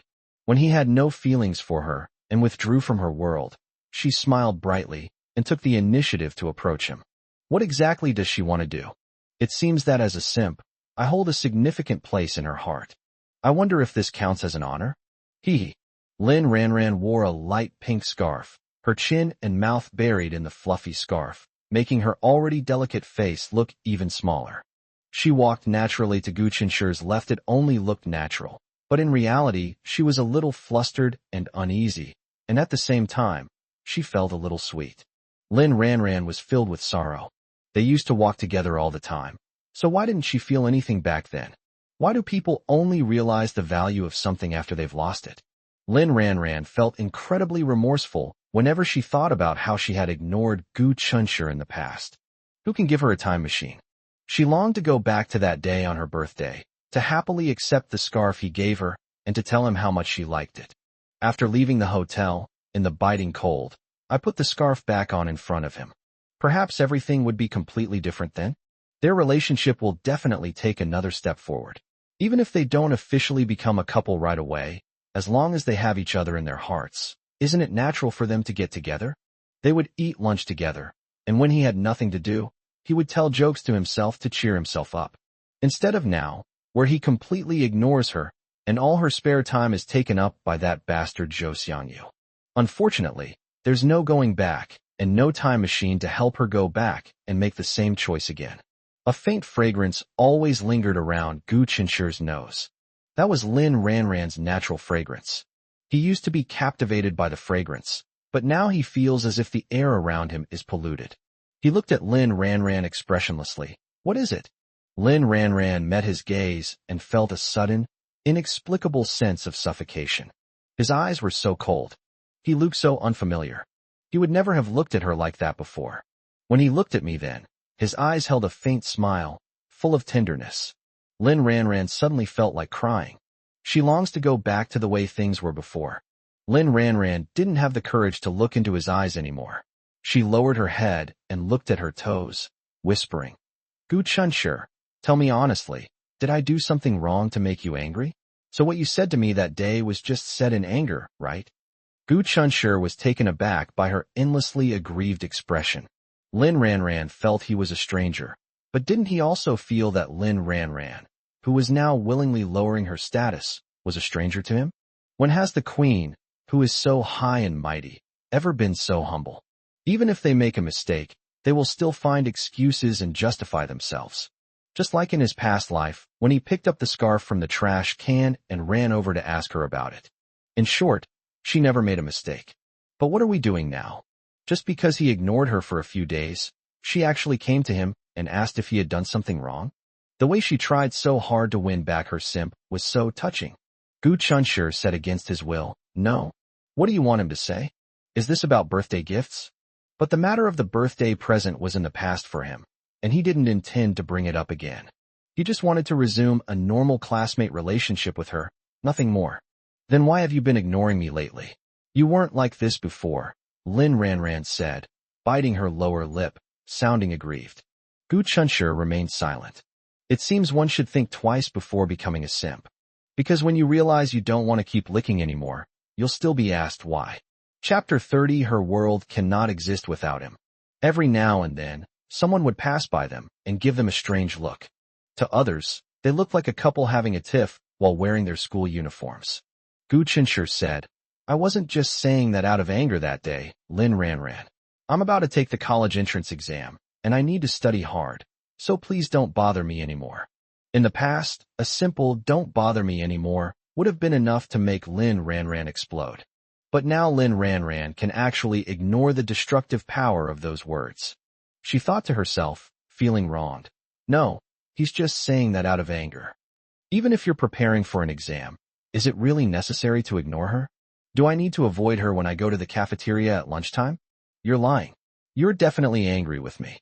Lin Ranran knew that if she didn't make things clear, Gu Chunshur would still ignore her. She witnessed his ruthlessness. Lin Ranran hesitated for a moment, then touched the scarf around her neck and steered the conversation toward it. "Are you upset because I haven't been wearing the scarf you gave me these past few days?" Gu Chunshur wanted to laugh. He didn't want to think about the scarf anymore, and he was too lazy to expose her lie, so why did she bring it up again? Since that's the case, Gu Chunshur might as well just be upfront about it. It's her own business if she feels embarrassed. Gu Chunshur doesn't need to consider her feelings. She didn't consider his feelings when she threw away the scarf he gave her. "Lin Ranran, I think you've got it wrong. The one around your neck isn't the one I gave you," Gu Chunshur said with a mocking look. Lin Ranran's heart sank. She knew it was about the scarf. Lin Ranran was mentally prepared, so she didn't look too embarrassed or flustered. "So you're angry that I lost your scarf, right? What does it mean to lose something? It has absolutely nothing in common with the word throwaway trash, okay?" Lin Ranran's eyes were red. She had already come up with a plan yesterday. "That's why I wore such a light pink scarf today, and that's why I took the initiative to find Gu Chunshur, clear up the misunderstanding, and let bygones be bygones. Gu Chunshur, I'm sorry. On my birthday, after leaving the hotel with my classmates, I took out the trash, but I accidentally threw away the birthday present you gave me. By the time I remembered, it was already the next day, and the trash had long been cleaned up. I hate my brain. How could I, Gu Chunshur? Please forgive me this once." Lin Ranran gently shook Gu Chunshur's hand, speaking in a tone that was half coquettish and half pleading, while looking at Gu Chunshur expectantly. Gu Chunshur raised an eyebrow. If it weren't for his past experiences, Gu Chunshur might have believed it. In his past life, he held the scarf, eagerly waiting for her to give him an explanation. He so wanted to hear her say that she threw it in the wrong place. But what did she say at the time? He lost face in front of those classmates. Their self-righteousness was utterly unwavering, without a trace of remorse. Even after he became paralyzed and bedridden, they never visited him even once. Gu Chunshur calmly withdrew his hand, saying indifferently, "Okay, I understand." Lin Ranran asked nervously, "Then have you forgiven me?" Gu Chunshur said, "If you say you'll forgive me, then I'll forgive you." Listen to that. What a perfunctory answer. Lin Ranran hesitated for a moment and then asked, "Then can we go back to how things were before?" Gu Chunshur said in a calm tone, "Sorry, I need to prepare for my exams. If you have nothing else, I should go." After saying that, he turned and left without waiting for Lin Ranran's reply. Lin Ranran stared blankly at his retreating figure, tears falling unconsciously down her face. "It seems he still hasn't forgiven me. I've gone to such lengths, and he still doesn't intend to forgive me. What does he really want from me? I've never done that to any other boy, doesn't he know that?" Lin Ranran didn't wipe away her tears until Gu Qinshi's figure disappeared from her sight. She thought resentfully and bitterly, Gu Qinshi, don't take yourself too seriously. Even without you, I, Lin Ranran, can still live a very good life. Lin Ranran's tears fell even harder. But it doesn't seem to work. Her world cannot exist without him. Gu Qinshi jogged all the way home, feeling hot all over, but his legs were a little sore. The snow stopped falling, failing to create a pristine, snow-covered landscape. There was a thin layer of snow on the rooftops and tree branches, and the ground was dry except for a few scattered white patches in remote, deserted areas. As Gu Qinshi entered the residential area, he saw a child making a small snowball in his hand, asking his parents to build him a snowman. Gu Qinshi thought back to his childhood, when he would get excited whenever it snowed and dream about building a big snowman. Unfortunately, those innocent and carefree days are gone forever.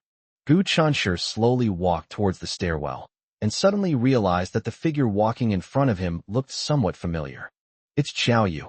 Xiaoyu kept her head down, fiddling with something, and walked away absent-mindedly. Gu Qinshi wasn't walking fast, but Xiaoyu was walking too slowly, so he easily caught up with her. He couldn't help but look back, and couldn't help but chuckle. Xiaoyu was playing with snowballs like a child. At this moment, she kneaded the snowball with both hands, like kneading dough, trying to make it rounder. Her slender fingers were red from the cold, but she seemed oblivious to the chill and was having a great time playing. Xiaoyu noticed someone passing by and subconsciously looked up, just in time to meet Gu Qinshi's probing gaze. She smiled at Gu Qinshi, a little embarrassed. Oh, Gu Qinshi only just noticed that she had a pair of canine teeth, which were quite cute with their sharp points. Gu Qinshi walked up the stairs with her side by side and asked, "Aren't you cold?" Xiaoyu smiled and said, "It's all right." After the question and answer, Gu Qinshi didn't know what to say. Xiaoyu had nothing more to say. To avoid embarrassment, Gu Qinshi took a long stride and climbed the stairs ahead of her. As always, after finishing a business trip, Gu Chang would work a few days at the company from 9 to 5 before going on another business trip. When Gu Chang was at home and Jing Lan was working the night shift, Gu Qinshi didn't have to cook for himself. As Gu Qinshi took out his keys to open the door, he turned around and saw Xiaoyu slowly climbing up. He casually greeted her. "Come over and have dinner together later." Xiaoyu shook his head. She would only feel comfortable and at ease at Gu Qinshi's house when her Aunt Jinglan was home. When Aunt Jinglan is not around, she never goes out except to take out the trash. Her reaction was as expected, so Gu Qinshi didn't say anything more. After all, he had only asked casually out of politeness. "Okay, I'll bring it to you later." "No, no need." Gu Qinshi said. "You ordered takeout again? Eat less takeout, it's bad for your health. Don't eat instant noodles too often either, they're not nutritious." His words unconsciously revealed his concern for her, but it was unintentional. "No, thank you. I just had a bowl of beef noodles at a noodle shop outside.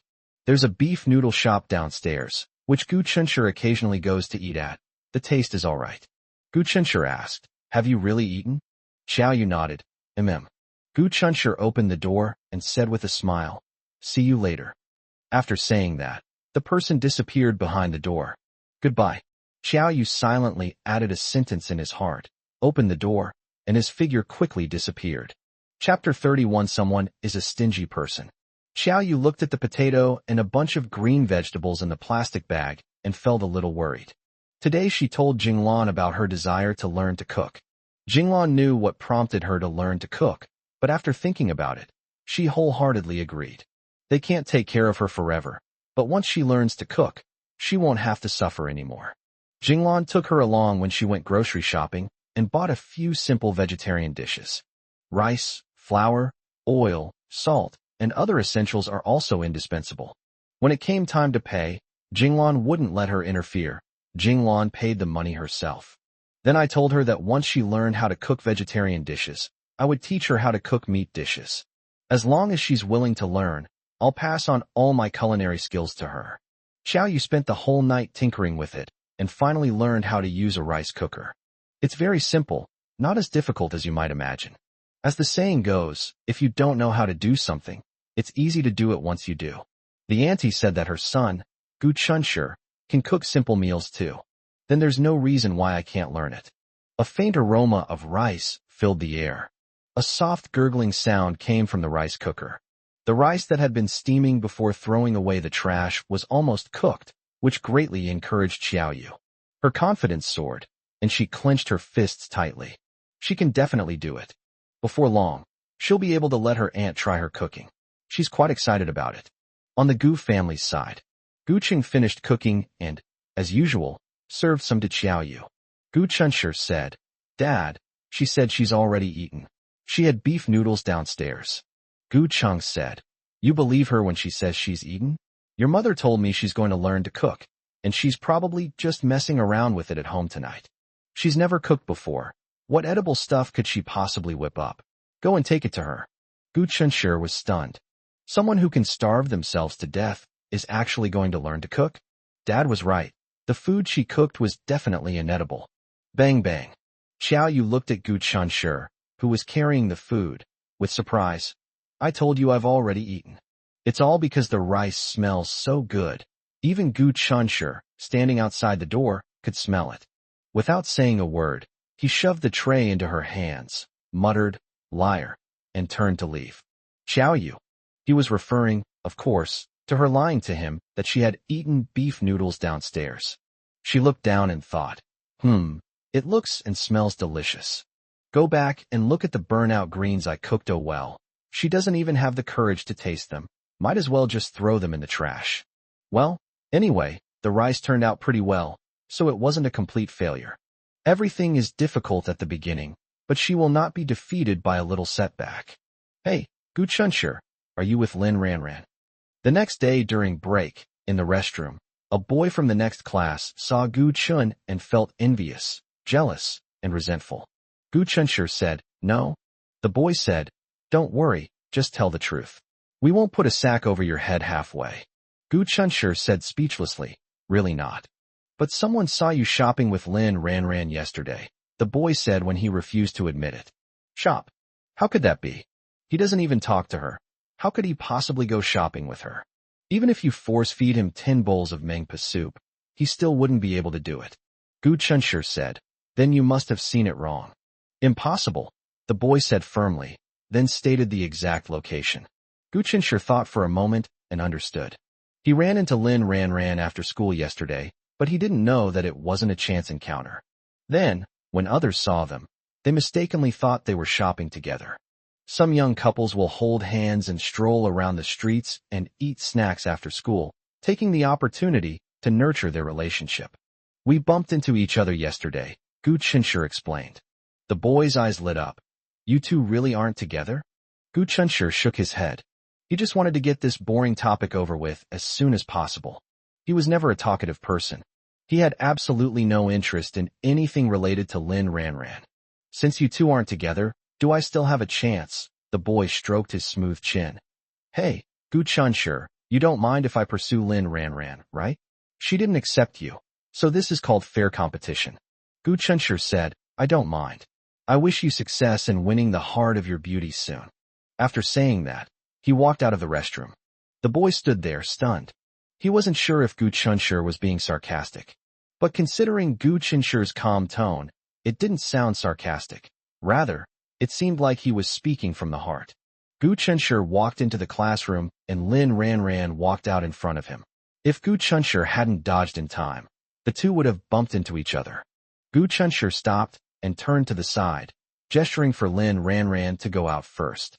Lin Ranran glanced at him silently, her eyes filled with resentment, as if she wanted to say something, but in the end she said nothing. Little did he know that after leaving yesterday, Lin Ranran found a secluded place and secretly cried for a long time before going home. No matter how well she disguised herself, her parents still saw through her act. Lin Ranran accepted the reality that Gu Chunshir was going to leave her world. "You can leave if you want." Lin Ranran thought with immense grievance. "What a stingy person. I've already apologized to you. If you don't accept it, then forget it. Can I die without you? If you ignore me, I'll ignore you too. Who's afraid of who?" Lin Ranran gave up on herself and decided to just let whoever wanted to do what. But who exactly was it that slept soundly all night, tossing and turning? whose dark circles need to be covered up with concealer? And who is it that, upon seeing someone, finds even breathing painful? And who is it that's been so distracted all day, silently hoping he'll glance at her? Is it her, or is it still her? In the end, she still couldn't accept this reality. Lin Ranran later thought that perhaps it was because he had been there before that she couldn't get used to being alone now. If she had another guy by her side, she probably wouldn't care about him as much. Maybe that's how it is. Lin Ranran was really confused. Time flies, and it's the weekend again in the blink of an eye. Saturday morning breakfast consisted of egg pancakes and millet porridge. Gu Chunshur picked up a piece of egg pancake and said with disdain, "Mom, your cooking skills have plummeted. This pancake is completely ruined." Upon closer inspection, some areas are still a bit blurry. Jinglan slapped him on the back of the head and snapped, "Eat up. Stop talking nonsense." Gu Chunshur was depressed. Although my mom can be a bit short-tempered at times, she is generally very democratic and willing to humbly accept opinions. "What's going on today?" Gu Chunshur looked at his father, Gu Chung, and asked him with his eyes, "Dad, did you make Mom angry?" Gu Chung coughed lightly and said, "Chunshur, how have your parents always taught you? Don't judge a book by its cover, and the same principle applies to judging a pancake. Don't be fooled by its appearance. This pancake may not look very appealing, but it tastes delicious." Gu Chunshur, "Dad, I despise you." Sitting to the side, Xiao Yu quietly reflected, "I'm sorry, I'll practice more and try to make the pancakes more perfectly next time." Gu Chunshur turned his head sharply to look at her in disbelief, feeling a chill run down his spine. "No way, Xiao Yu made this pancake." Chapter 32 was surprisingly good. Gu Chunshur had an urge to throw away the egg pancake in his hand immediately. "Xiao Yu made the egg pancakes? Is that edible?" Jinglan narrowed her eyes slightly, as if to say, "Try to find fault with me again." Gu Chunshur really wanted to ask, "Mom, am I your biological child? Could it be that you want a daughter so badly that you want to poison me to make way for Xiao Yu?" Xiao Yu said weakly, "If you don't want to eat, then forget it." When Gu Chunshur saw how understanding she was, he suddenly felt that he had gone too far. It's normal for someone to not cook well when it's their first time. They need more encouragement. It was my first time making egg pancakes, and I'm not sure I could do it any better than her. If you're picky about everything, you might stifle her enthusiasm. Gu Chunshur stared intently at the egg pancake in his hand. Yes, it really is poisonous. At worst, he'll have to go to the hospital for a stomach pump. He has to eat it anyway, and then he'll smile and say, "Not bad, delicious. Let me try it and see how it is." Afraid that the egg pancake would crumble, Gu Chunshur reluctantly rolled the mushy egg pancake into a roll and took a bite under the watchful eyes of his mother, his father's really not bad comments, and Xiao Yu's nervous and uneasy gaze. "It's soft and doesn't seem to have much flavor." Gu Chunshur chewed slowly and carefully. "Soon, I tasted the unique aroma of the eggs." His eyes widened slightly. Surprisingly, it seems unexpectedly not bad. The taste was normal, not at all as terrible as he had imagined. Jinglan seemed even more nervous than Xiao Yu. "You brat, how does it taste? Isn't it pretty good?" Gu Chunshur gave Xiao Yu a thumbs up. "Not bad, it's quite delicious." Xiao Yu asked skeptically, "Really?" "Of course it's true, why would I lie to you?" To prove that he was telling the truth, Gu Chunshur immediately took another big bite. His cheeks were puffing out, and he looked like he was enjoying his meal. Xiao Yu believed it now. If he were just trying to comfort himself, he probably wouldn't be eating so heartily. Actually, before Xiao Yu brought the egg pancake over to share, she tasted it herself and didn't find anything wrong with it before she dared to bring it over. However, she was still very uneasy, wondering if her aunt's family would not like it. Now everyone says the pancakes are pretty good. Although she knows there's some comfort and encouragement in that, she's still happy. At least what she makes is edible and not unpalatable. Jinglan smiled and said, "Xiao Yu, what did I tell you before? You're a smart child, you'll definitely learn everything quickly, and the food you cook will definitely be even better than what Annie cooks." Xiao Yu was a little excited. Her cheeks were fair with a hint of pink, and her eyes sparkled. "Uncle and Aunt, once I learn how to cook, I'll cook for you," she solemnly promised. Jinglan laughed heartily. Okay, then Annie will be waiting to eat your cooking." She genuinely liked this child. Gu Chenshur was very obliging and finished the rest of the egg pancakes, then drank a full bowl of millet porridge. After he had eaten and drunk his fill, Jinglan told him that even the millet porridge was cooked by Xiaoyu. Gu Chenshur was extremely surprised. Good heavens, today no, his whole family, they were fed by her instead? Jinglan said to Gu Chenshur, Chenshur, don't just sit in the room studying all the time. You need to rest for a while. Let's go out for a walk together later. Your dad is going on a business trip tomorrow. Buy him 2 pieces of clothing to take with him, and also buy you a down jacket while you're at it. Gu Chenshur said, I think I won't buy it. I can still wear last year's. He didn't really care about whether clothes were new or not. He just wanted something to wear.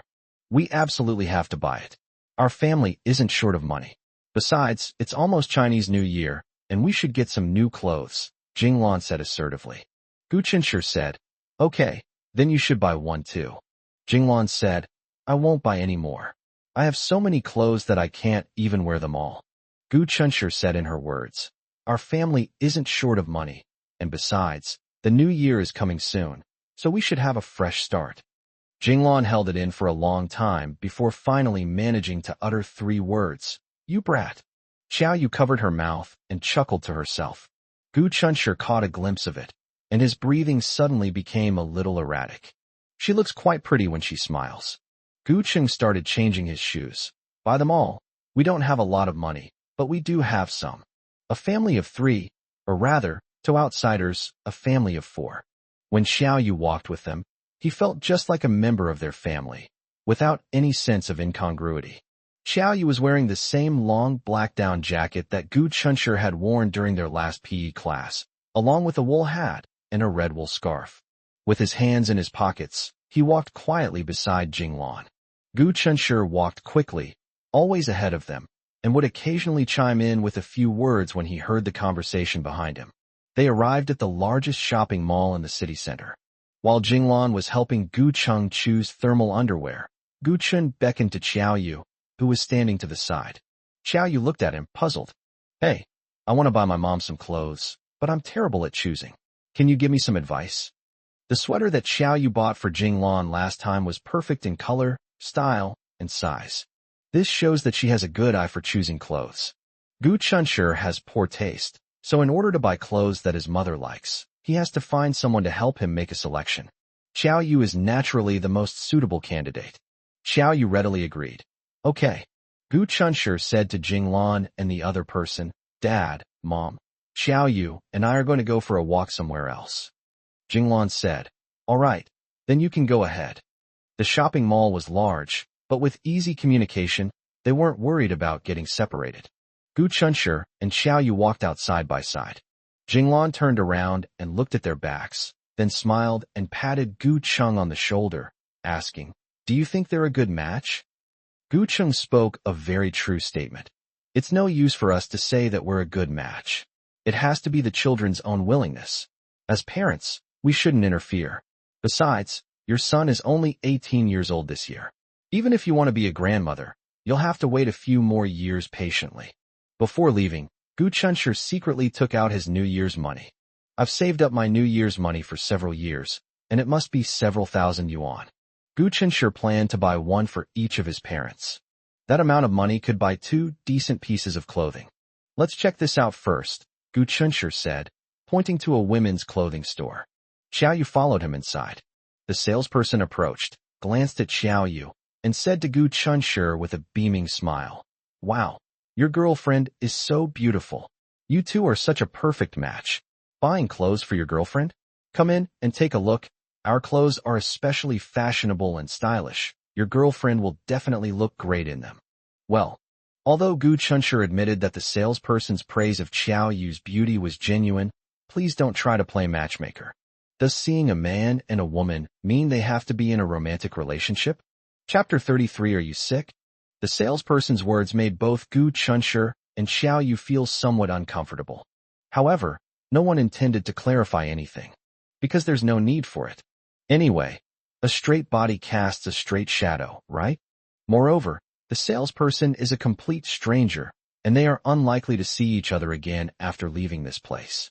No matter how she misunderstands, it will not have any impact on their actual lives. Let the misunderstanding be. Xiao Yu gently tugged at Gu Qinshi's sleeve. Gu Qinshu turned around, and the way the two exchanged glances silently made them look even more like a young couple. This store sells fashionable clothes, targeting stylish young women, and there are no clothes suitable for Jinglan to wear. As they walked out of the store, Gu Qinshu noticed a customer across the street who looked about the same age as his mother picking out clothes. He deduced that there must be some clothes suitable for his mother there, so he strolled in. The store is decorated in a luxurious and grand style, and the clothes inside look very high-end. Exclusive store, prices are clearly marked, no bargaining. Gu Qinshu glanced at them casually and felt that they all seemed pretty much the same. The dazzling array of items made his eyes dazzled. He asked Xiao Yu to help him choose, and he just casually looked around, acting as a hands-off manager. While Xiao Yu was carefully selecting items, Gu Qinshu wandered around the store and then accidentally spotted a sweater that looked very familiar. It looks exactly like the sweater that Xiao Yu bought for his mother. Gu Qinshu touched it, and it felt the same way, fuzzy, smooth, and soft. Gu Qinshu glanced at the trademark and became even more certain. On a whim, he flipped through the price tag to check the price, and what he saw made him let out a cold snort. At the same time, Xiao Yu found a style that would suit Jinglan. He turned to look at Gu Qinshu and was about to call Gu Qinshu over to see if it would be okay, when he saw Gu Qinshu staring blankly at a sweater tag. His heart sank. Oh no. Gu Qinshu sensed something and looked at her, a slight smile playing on his lips. Xiao Yu was immediately at a loss, regretting that he had forgotten about this and should not have let him into the store in the first place. She rushed up to Gu Qinshu, ignoring the salesperson's strange looks, and pulled him out of the store, her face panicked. I bought a high-quality replica for Andy. It really only cost a little over 100. Gu Qinshu looked at her with a deep, melancholy expression. The look in his eyes seemed to say, "Keep making things up." Xiao Yu panicked. "It's a high-quality fake. You have to believe me." Gu Qinshu was almost a head taller than Xiao Yu. When they were face to face, Gu Qinshu had to lower his head slightly when he looked at her. His displeased expression inadvertently created an air of arrogance. "I don't believe you for a second," Gu Qinshu said irritably. "Comrade Xiao Yu, do you ever tell the truth? Do you think he's an idiot?"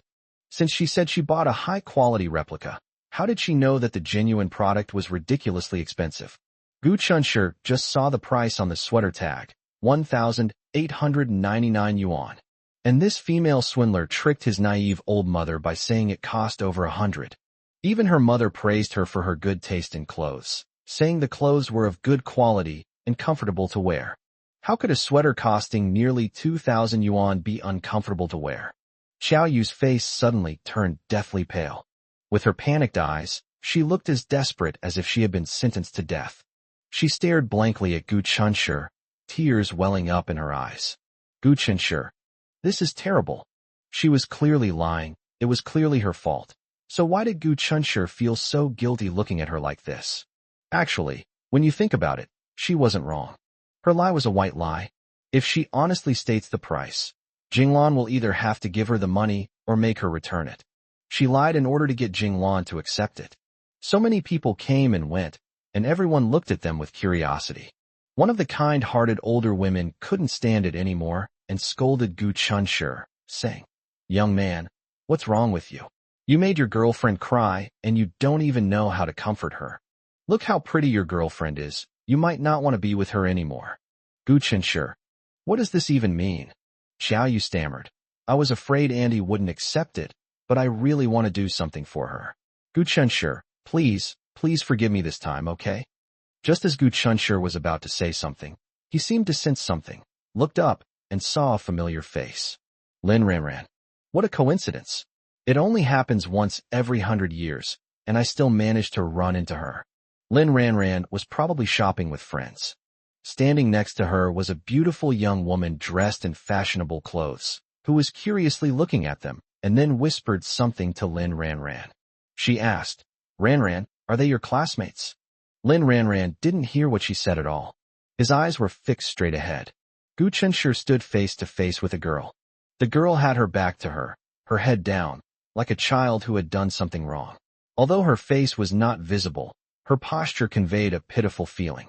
Gu Qinshu frowned. a hint of self-reproach and regret in his eyes. Did he regret upsetting the girl? What did the girl do before? She confessed her feelings to him, but he didn't accept her. Then the girl cried, and he felt very guilty. Unaware of the truth, Lin Ranran imagined a melodramatic love story unfolding in her mind. Ranran. The beautiful woman next to her didn't get a response, so she looked at Lin Ranran in confusion and found her in a daze. They thought Lin Ranran had accidentally stumbled upon a classmate's relationship and were both surprised and a little embarrassed. However, Lin Ranran's reaction the next second startled the beautiful woman. Lin Ranran rushed straight towards the young couple. Gu Chunshi.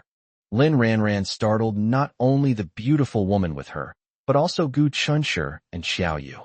Xiao Yu's eyes were red, and she looked at Lin Ranran blankly. She felt that Lin Ranran looked familiar, but couldn't remember when she had seen her before. She's just your neighbor. Can't you just leave her alone? Lin Ranran said angrily. Xiao Yu. Who are you? This is a private matter between Gu Chunshi and me. What's it to you? Baffling. Gu Chunshi was also puzzled by her behavior. Her beautiful companion stared at all this in astonishment, completely bewildered. Gu Chunshi frowned. He wanted to say, Lin Ranran, are you sick? However, saying that in front of others would damage his image as a handsome young man. So he changed his words and said, Lin Ranran, this is a private matter between her and me. Please don't meddle. Lin Ranran's female companion was shocked. This was the first time she had ever seen a boy treat Lin Ranran so coldly. Lin Ranran was heartbroken. How can it have nothing to do with me? Gu Chunshi retorted expressionlessly. How could this have anything to do with you? We're just ordinary classmates. Lin Ranran was stunned. Let's go. Without saying another word, Gu Chunshi pulled Xiao Yu away. Lin Ranran's companion, her cousin Jiang Xinyue, hesitated before walking up to Lin Ranran, who was standing there in a daze, and asked cautiously, Ranran, are you all right? There was no response. When Jiang Xinyue looked, she saw that her little cousin was actually crying. Chapter 34, Xiao Yu's background. Lin Ranran's parents had noticed her recent low spirits. However, if the child refuses to admit that there are problems in their relationship, it's not appropriate for the parents to interfere. So on Saturday, she asked her cousin to take her out for a walk to clear her head. There are some things I don't want to tell my parents, but I might tell my older sister who's not much younger than me. For many women, shopping is a great way to relieve stress and worries. My cousin took her to the mall to browse around, and we stopped for lunch to have some food. She took the opportunity to chat with her and find out what was bothering her. Jiang Xinyue never dreamed that before she could even ask, she seemed to have figured out what was going on. Her school beauty cousin seems to be caught in a love triangle, and my cousin was the most submissive one. This. Looking at Lin Ranran, who was in tears, Jiang Xinyue felt a little doubtful about life. Lin Ranran has never lacked suitors, but she has always looked down on them. When did she find a guy she liked? And they've gotten caught up in this awkward love triangle. Xiao Yu was forced to follow Gu Chunshi. Was that girl your classmate? You two are lovers? Gu Chunshi stopped in his tracks. This was a corner of the mall, and there were hardly any people around. He frowned in annoyance. Of course not. Xiao Yu thought in surprise, isn't that right? That girl's reaction just now clearly showed that she was jealous. Although she had never been in a relationship, she could sense it.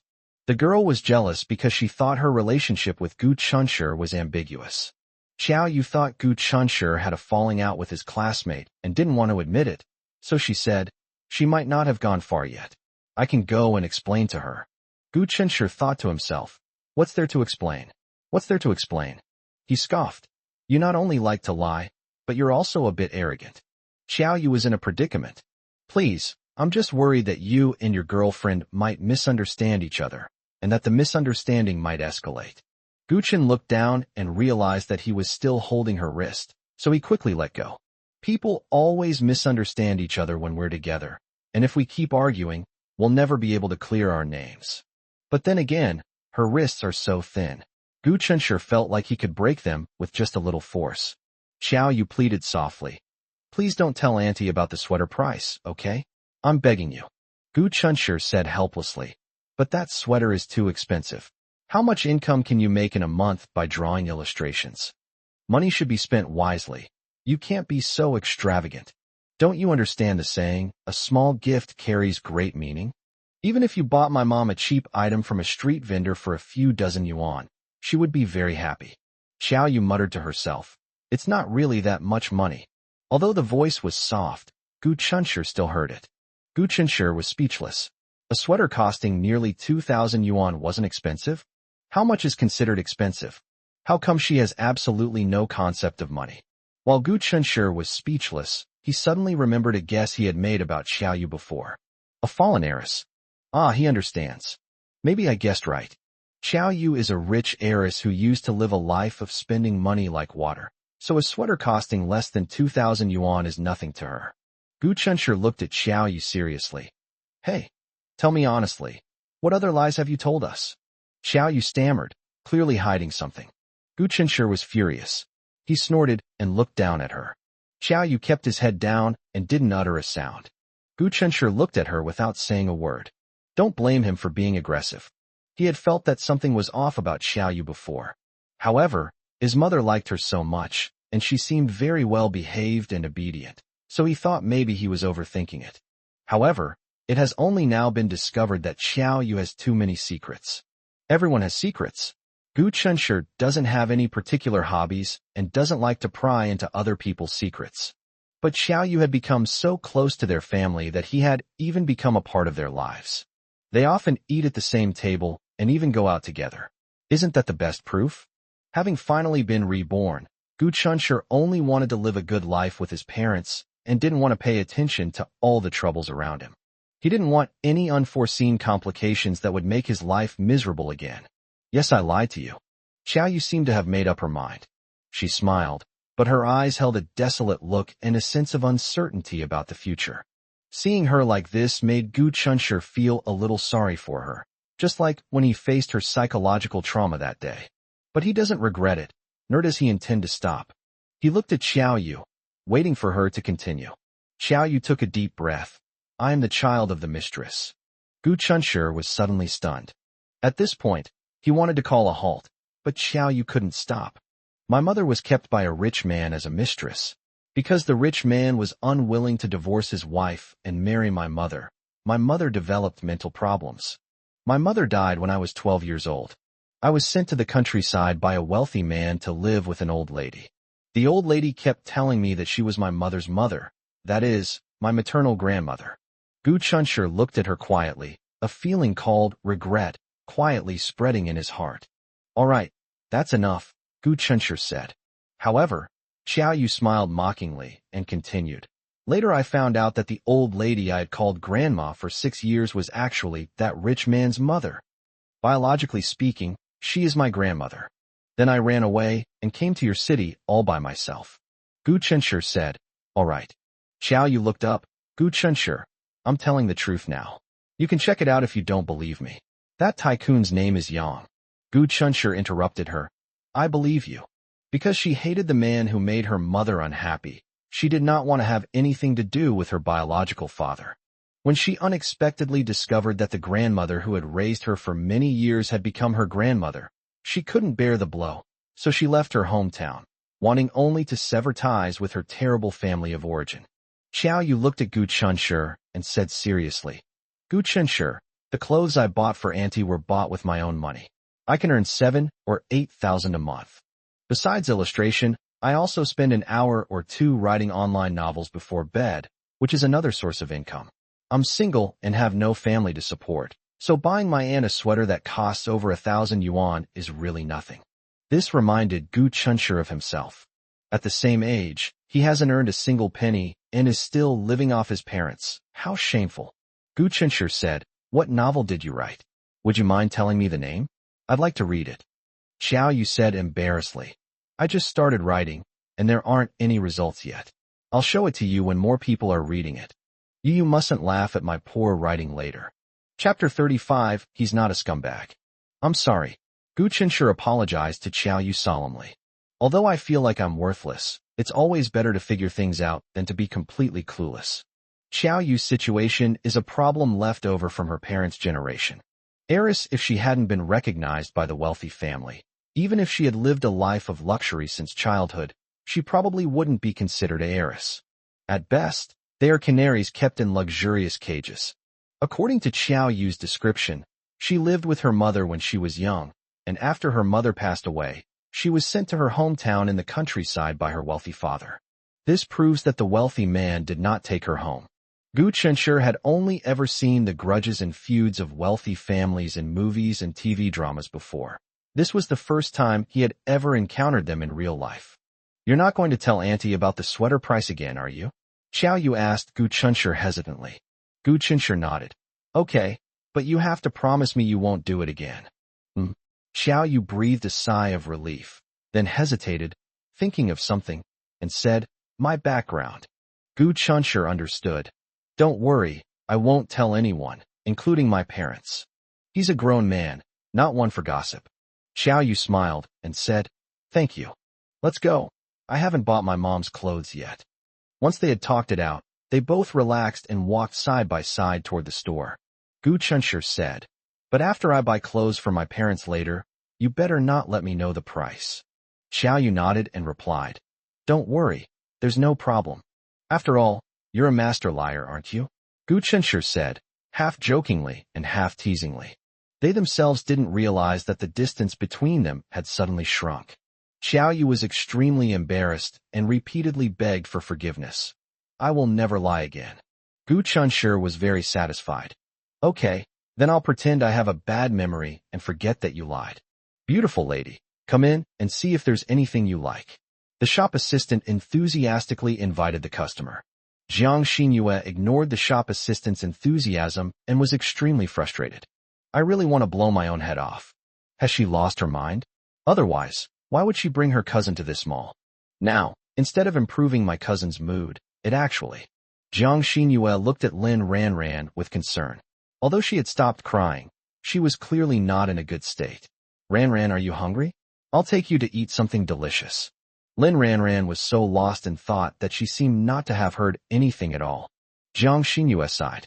A casual glance revealed a man and a woman walking towards them, and they immediately felt a headache coming on. If she wasn't mistaken, these two were the same two who had just made her cousin cry. Didn't they leave? Why are they back? Did they think they hadn't hurt her cousin enough? Jiang Xinyue quickly pulled Lin Ranran back, but fortunately, Lin Ranran was like a walking corpse, immersed in her own sadness and unable to extricate herself, so she was manipulated by Jiang Xinyue and did not notice anything wrong. Gu Chunshi and Xiao Yu noticed the two of them at the same time. When Xiao Yu turned to look at Gu Chunshi, she found that he was expressionless and seemed unaffected. As Jiang Xinyue led Lin Ranran back, she turned around and glared fiercely at Gu Chunshi, her expression clearly saying, "Scumbag, don't let me see you again, or I will never let you go." Gu Chunshi. Sure enough, birds of a feather flocked together. Is Lin Ranran abnormal? And are the people around her also abnormal? He couldn't help but feel a pang of sadness, wondering why he had always been so fixated on Lin Ranran.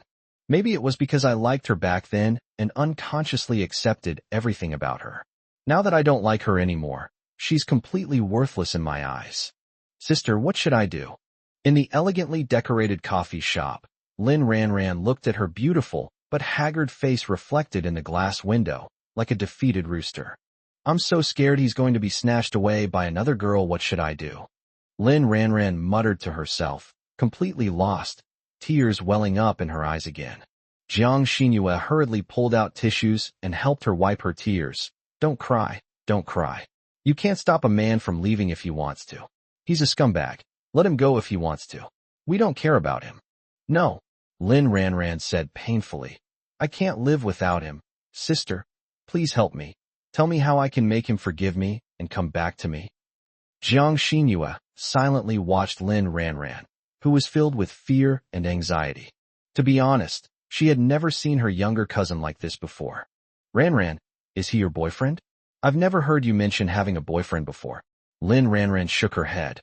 "No, but he used to like me, I know that." "Sister, it seems like what I said was true. He used to be so gentle and kind to me." Although it was cruel, Jiang Xinyue still had to say, "Ranran, he likes another girl now. You just saw it. He made that girl cry, and now he's made you cry too. What does that mean?" It means he's a scumbag. No matter how handsome a scumbag is, he's still a scumbag at heart. They enjoy being fickle and promiscuous. They relish the tears of innocent young girls, and they feel no shame whatsoever, but rather a sense of smug satisfaction. That scumbag deserves to be torn to pieces. Ran, come here, wipe your tears. Don't cry. We need to be smarter. We absolutely can't shed tears for a jerk. It's not worth it. Ran shook her head. Gu Chunshi is not a scumbag. Jiang Xinyue. So, this girl didn't listen to a single word she said? They're still defending that scumbag. Jiang Xinyue began to worry. Well, my little cousin is usually a pretty smart girl, with high standards, and she always ignores her suitors, but suddenly. In her opinion, she was too young and hadn't met enough men, so she mistakenly took a jerk for a treasure. She's crying so hard. She must be deeply in love. Okay, if you say he's not a jerk, then let's just say he isn't. Jiang Xinyue took a deep breath, trying her best to control her temper. My cousin is already heartbroken enough. If I scold her again, what if something happens to her? How can I explain that to her parents? Then tell me, what kind of guy is he usually? And what exactly happened between you two? 10 minutes later, Jiang Xinyue looked at her cousin who was sobbing uncontrollably, and her temples throbbed. That's so dramatic. If it weren't for the fact that she was her own cousin, Jiang Xinyue would have really wanted to yell at her. That's going too far. Absolutely too far. No matter how much you dislike a gift you receive, if it comes from someone's sincere feelings, you shouldn't throw it away like trash. In any case, for Jiang Xinyue, if someone threw away a gift she gave her, she would definitely point her finger at that person and yell at them on the spot, and then cut off all ties with that person, never to speak to them again. Sigh, my little cousin is so spoiled. She actually did something so foolish. Chapter 36 The Lie That Was Immediately Exposed. Gu Chunshi felt very guilty when he thought about it. The most expensive piece of clothing my mom owns is actually the sweater that Xiaoyu gave her. Besides that, the most expensive piece of clothing she ever bought was an older style down jacket that was half price, costing over 600 yuan, and she still felt extremely distressed about it. My dad has to dress presentably when he goes on business trips. Otherwise, he won't be willing to spend too much money on clothes. His parents are completely preoccupied with him. Not only did she work hard to raise him, but she also scrimped and saved to buy him a house for his wedding and to help him get married. Gu Chunshi felt increasingly ashamed the more he thought about it. He's 18 years old this year. What has he brought to his parents? Especially in my past life. He wants to make up for the regrets of his past life in this one. With Xiaoyu's advice, Gu Chunshi bought a down jacket for Jinglan and Gu Cheng, spending a total of more than 4,800 yuan, which almost emptied his savings, but he did not regret it at all. Mom and Dad, these are the clothes I bought for you. See if you like them. Gu Chunshi handed over the clothes he had just bought as if they were a treasure. Where did you get the money? Jinglan asked curiously. Gu Chunshi said, New Year's money. You used to think about it too, didn't you? I've saved up several thousand. Jinglan said. Who told you? You brat. To buy us clothes on your own initiative? You can buy them for your dad, but I have clothes to wear. But their eyes welled up with tears, and they couldn't hide the pride in them their son had grown up. Mom, try it on quickly and see if it fits. If it doesn't fit, we haven't gone far yet. We can go back and exchange it. It would be troublesome if it didn't fit. If it doesn't fit, Jinglan will naturally go to the store to try it on and exchange it herself. Then the price issue will be impossible to hide, right? However, Gu Chunshi trusted Xiaoyu's judgment. He thought that Xiaoyu was just putting on an act, and that Jinglan would look great in it. Jinglan lifted the clothes up with both hands to examine the style, and asked, How much did you pay for these clothes? Gu Chunshi said, It didn't cost much. Yours is a little over 700, and my dad's is a little over 800. Together, it's a little over 1,600. Look how thick this down is, it's such a good deal. Gu Chunshi couldn't say too little, otherwise it would seem too fake and easily expose his true intentions. 700 and more? That's so cheap. Jinglan asked hesitantly. Mom, why would I lie to you? Hurry up and try them on. Gu Chunshi urged. If they fit, don't take them off. Wear your new clothes home. Dad, you try them on too. Gu Cheng coughed lightly. I'll talk about that later. Just as Gu Chunshi realized his father's words had a hidden meaning and was trying to figure out what it meant, Jinglan suddenly flew into a rage and slapped Gu Chunshi on the forehead. You brat, how have your dad and I always taught you? To be honest. 700? 800? Okay, tell me which store you bought it from. Take your dad and me to see it now. Xiaoyu stood silently to the side, her neck hunched over. Oh no, Auntie saw through Gu Chunshi's lie so quickly. Gu Chunshi rubbed the back of his head, looking extremely annoyed as he glanced at Xiaoyu. It's a ghost. Her mother hasn't found out about her lie yet, but she was caught red-handed the first time she lied. What kind of situation is this? When she saw Gu Chunshi looking at her, Xiaoyu immediately turned her face away as if it were none of her business, as if exchanging even a second more with Gu Chunshi would expose her. Seeing her expression, as if she wanted to sever all ties with him, Gu Chunshi knew that he didn't expect her to share his hardships. He looked at Ms. Jinglan with a pitiful expression. It was also his bad luck. The store where he bought the down jacket was also where Jinglan and Guqing had browsed before they met up with him. Coincidentally, the one that Jinglan had her eye on was the very one that Gu Chunshi had bought for her. Guqing wanted to buy Jinglan a dress, but Jinglan refused after seeing the price and dragged him out. That's why Jinglan subconsciously asked about the price when she saw this familiar down jacket. After Gu Chunshi spouted some nonsense about 700, Jinglan naturally knew he was lying. Mom, look at other people's mothers. They all dress up so nicely, but you just wear the same few old clothes over and over again. I'm not looking down on you. I just want you to dress nicely like other parents. I lied on purpose because I was afraid you wouldn't accept it. Oh, right. I asked Xiaoyu to keep this from you. She has nothing to do with it. The clothes that Xiaoyu and Gu Chunshi bought together. If Gu Chunshi lied, then she would be guilty of knowing but not reporting. Gu Chunshi took all the responsibility upon himself, which moved Xiaoyu deeply. Jinglan rolled her eyes at him. Of course I know. Xiaoyu is such a well-behaved child. She wouldn't be like you. You brat, don't drag her into doing this kind of thing in the future, lest you corrupt her. Gu Chunshi almost coughed up a mouthful of blood. Is she obedient? Did I corrupt her? Mom, you really have a terrible eye for people. After scolding Gu Chunshi for wasting money, Jinglan finally tried on the clothes reluctantly and found that they fit perfectly. Guqing also tried it on, and it fit him perfectly. It must be said that Xiaoyu has a pretty good eye for talent. Jinglan pulled a red woolen hat out of a shopping bag. It had a thick, fluffy white lining and a ball of yarn on top. She smiled and put the woolen hat on Xiaoyu's head, saying with great satisfaction, I knew it. Xiaoyu would look great in this hat, and it can even protect her ears. She noticed that Xiaoyu had a bright red scarf, which made her look youthful and beautiful, with the charm that someone her age should have. When I saw this red hat, I immediately thought of buying it for her to match her red scarf. Xiaoyu covered her ears with her hands and smiled. Thank you, Auntie. This hat is very warm. I like it very much. The coffee shop at this moment. Sis, what should I do? I feel like if this keeps up, he'll be snatched away by another girl. Lin Ranran completely regarded her cousin, who was 3 years older than her, as her lifeline and relationship expert, hoping that she could point out a way for her. However, after hearing the whole story, Jiang Xinyue felt powerless. She now finally realizes that she had misunderstood. That guy isn't a jerk at all. According to her cousin Lin Ranran's description, the boy originally liked her very much and was one of many suitors. But ever since his cousin threw the birthday present he gave her into the trash, his attitude has completely changed, and he has become indifferent to her. Well, in Jiang Xinyue's opinion, this is perfectly normal.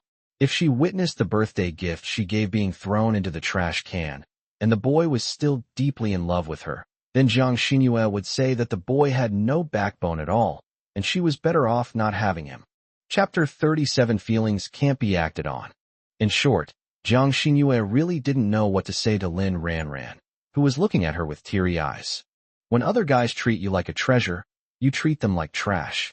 After he suddenly realized his mistake and left, you started to think about how good he was to you, and you cried and cried out that your world couldn't be without him. What do you call this? If you were in a soap opera, you'd be a despicable, self-destructive second female lead who gets scorned by everyone. Well, Jiang Xinyue could only sigh at this moment. But the child was staring at her expectantly, hoping she would give him some advice. Please. Jiang Xinyue admitted that she had indeed been in several relationships, but she was not a relationship guru. Moreover, from her perspective as an outsider, the best thing Lin Ranran should do is wipe away her tears, sincerely apologize to the boy, and then consciously withdraw from his world and stop disturbing his life. But clearly, my little cousin wasn't listening at all. Ultimately, it comes down to a lack of experience and low resilience. In Jiang Xinyue's opinion, and this is just her own view, she felt that her little cousin was spoiled. To use a somewhat inappropriate analogy, that boy was like a toy to my cousin. My cousin finds it boring every day, but when other children want to play with it, she cries and shouts to snatch it back. Ranran, there are plenty of outstanding men in the world. How about? Jiang Xinyue tentatively suggested. Lin Ranran shook her head sadly. No matter how many men there are in the world, none of them are Gu Chunshi. Jiang Xinyue. But feelings can't be forced. You hurt his feelings, so there's nothing you can do if he wants to leave. Lin Ranran looked at her pitifully. That's why I asked you to help me. Sister, you must have a way, right? You have to help me. Jiang Xinyue. Personally speaking, even if Lin Ranran was indeed wrong, Jiang Xinyue would still stand by her side after her anger subsided because of the strong bond of family. But matters of the heart are different from other things. You said if my cousin is bullied, she, as her older cousin, can rush up and teach the bully a lesson to vent her anger. But in this situation, she can't just rush up to the boy and tell him that he can't like other girls and can only like my cousin, can she? She's not some bandit who kidnaps people to be his wife at the drop of a hat. Sister, say something. I know I was wrong. I really know I was wrong. Sister, please help me. Lin Ranran shook Jiang Xinyue's arm. In the past, Lin Ranran would never have dreamed that she could go to such lengths to win back a boy's heart. Jiang Xinyue nodded and said, Why don't you calm down first? He might still be angry right now. Let's talk about it after he's calmed down a bit. No. What if he gets snatched away by another girl then? Lin Ranran said in a panic. Jiang Xinyue didn't want to talk anymore. She began to regret that she shouldn't have agreed so readily when her uncle called yesterday, asking her to talk to her little cousin. At the time, she thought that making her little cousin happy was a piece of cake. She's an expert at coaxing children. However, when she figured out the whole story, she realized that the problem stemmed from her willful little cousin. But can matters of the heart be resolved by being willful? The current situation is that she doesn't dare to speak harshly, and her cousin won't listen to gentle words. There's no solution to this problem. In a rare moment of joy, Gu Cheng took everyone out to a restaurant for lunch. The four of them, just like a family of four, happily sat down around a four-person table. To be honest, the food at the restaurant was just so-so, and Gu Chunshi still preferred his mother's cooking.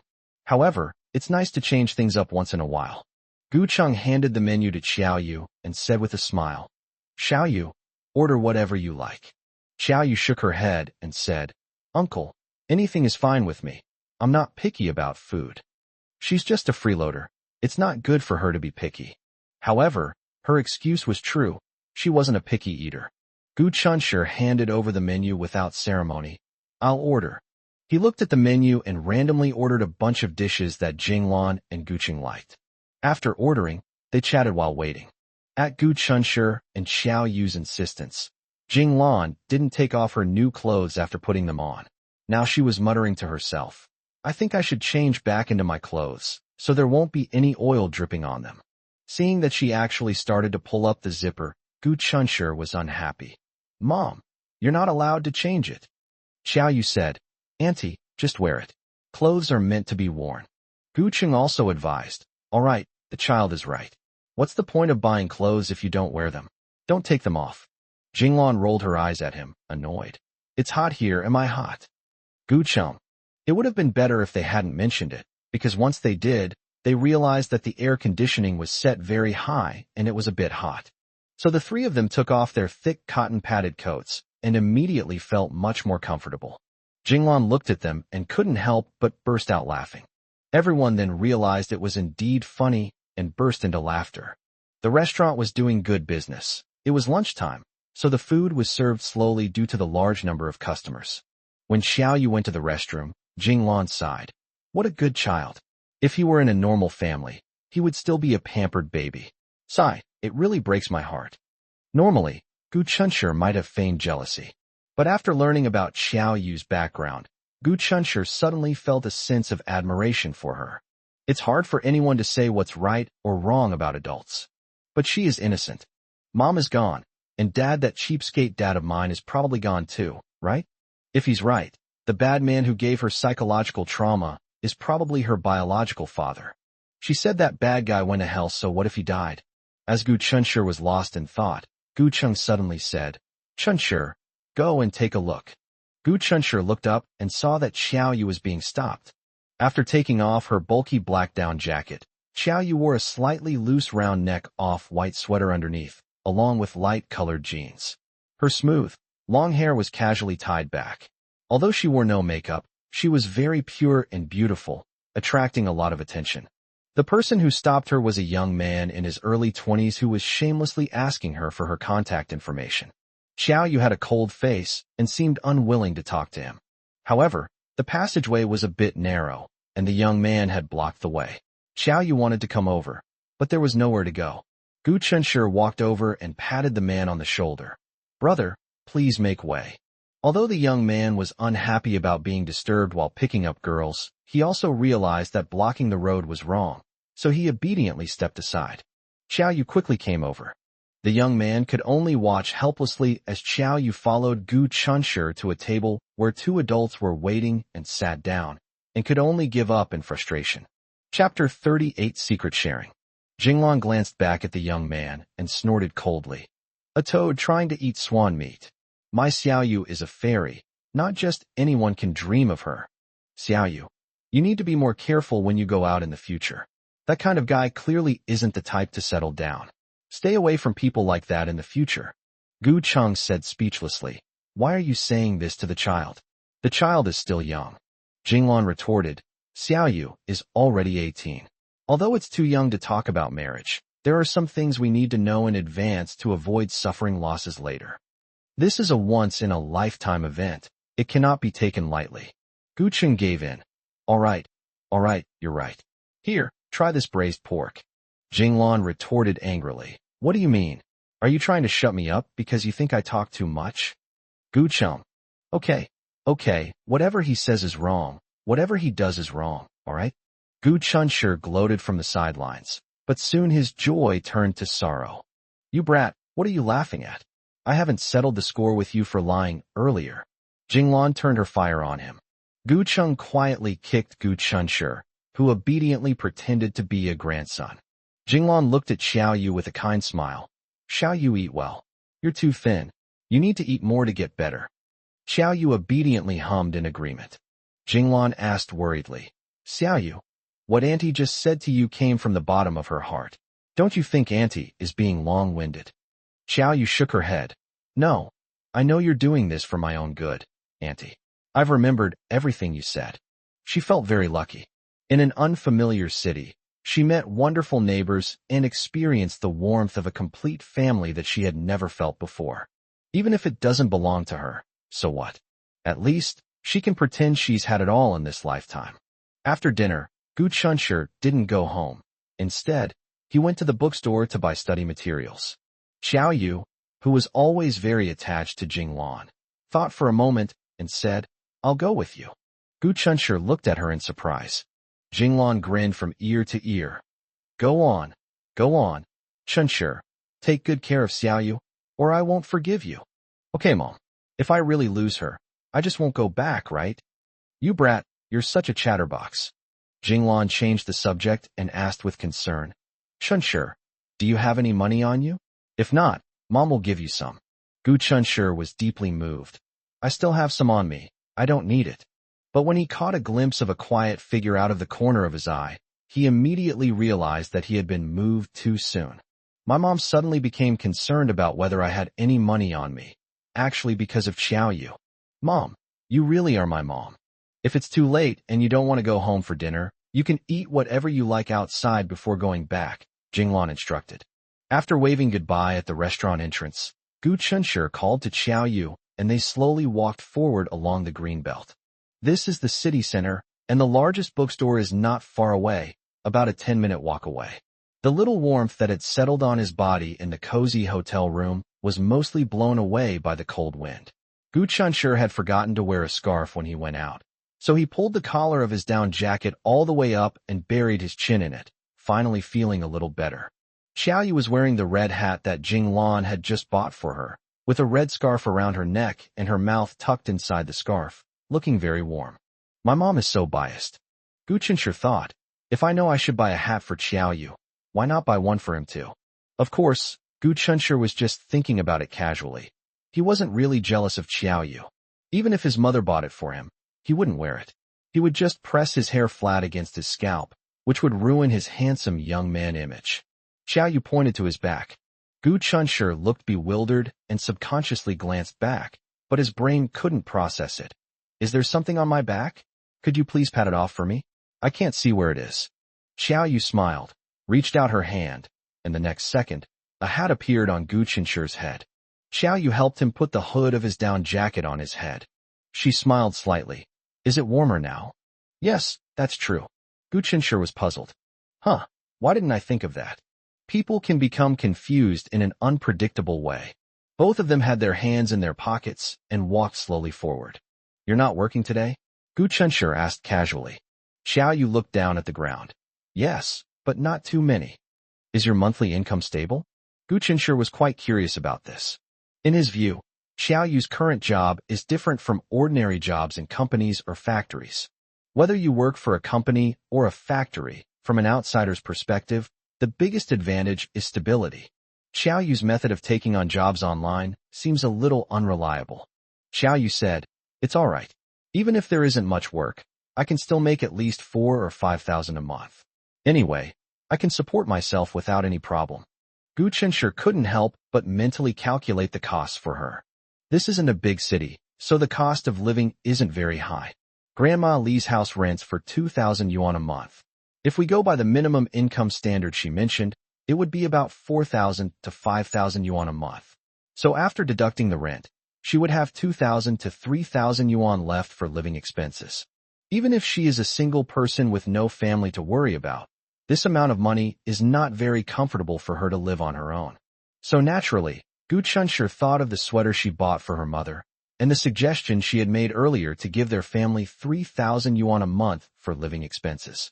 This made Gu Chun realize that she might have always been in a state of moonlight. Gu Chunshur said, making money is not easy. You should be more careful with your money in the future and try to save some for a rainy day. Okay, I understand. Xiaoyu's obedient manner suddenly gave Gu Chunshur the feeling of having an older brother. What are your plans for the future? Gu Chunshur asked again. Interestingly, before today, they were in an awkward semi-acquaintance state where they had nothing to say to each other. Now, they suddenly acted like old friends, and they naturally asked each other what they were thinking without feeling uncomfortable at all. To be honest, Gu Chunshur and Xiaoyu are now sharing secrets. A hint of confusion appeared in Xiaoyu's clear black and white eyes. I don't know. I'll just take it one step at a time. One thing she was certain of was that she wouldn't easily move away from her current place. She couldn't even imagine what she would become if she left her aunt's family. It'll probably revert to that lifeless, hopeless state it used to be. And you? Which university do you plan to apply to? Xiaoyu rarely showed any curiosity about Gu Chunshur's private affairs. Me? Gu Chunshur smiled and said, I don't know either. I just want to do my best. As for the result, I'll leave it to fate. Xiaoyu tilted her head to look at him, and seeing his handsome profile, she suddenly said, Gu Chunshur, I'm extremely jealous of you, you know that? Chapter 39, She Deserves Happiness. Gu Chunshur looked at Xiaoyu in surprise. I'm so jealous of you. Sometimes it's almost driving me crazy. Xiaoyu repeated, her expression very serious. Gu Chunshur stood there, stunned. You're jealous of me? What do I have to be jealous of? Before he could finish speaking, he suddenly understood. She was probably jealous that he had a healthy and warm family. Your aunt is a good mother, and your uncle is a good father. They both care about you very much. Xiaoyu paused here and sighed softly. She was sighing for herself. After learning about her unusual family background, Gu Chunshur fell silent when he heard her say this. Seeing that he didn't speak, Xiaoyu smiled slightly. Hey, What are you staring at? Are you afraid that I'll take your parents away? After all, your aunt and uncle seem to like me very much. Gu Chunshur stared blankly at her smiling face. She has a really beautiful smile. It's the kind of youthful exuberance that people her age should have. It's just a pity that she doesn't smile much usually. Gu Chunshur inexplicably thought of the first few days after he met her. Every time he saw her, she exuded a deathly aura, making her look particularly gloomy and intimidating. The reason for her unique temperament is naturally related to her family of origin. Gu Chunshur found it hard to imagine what she had gone through from childhood to adulthood.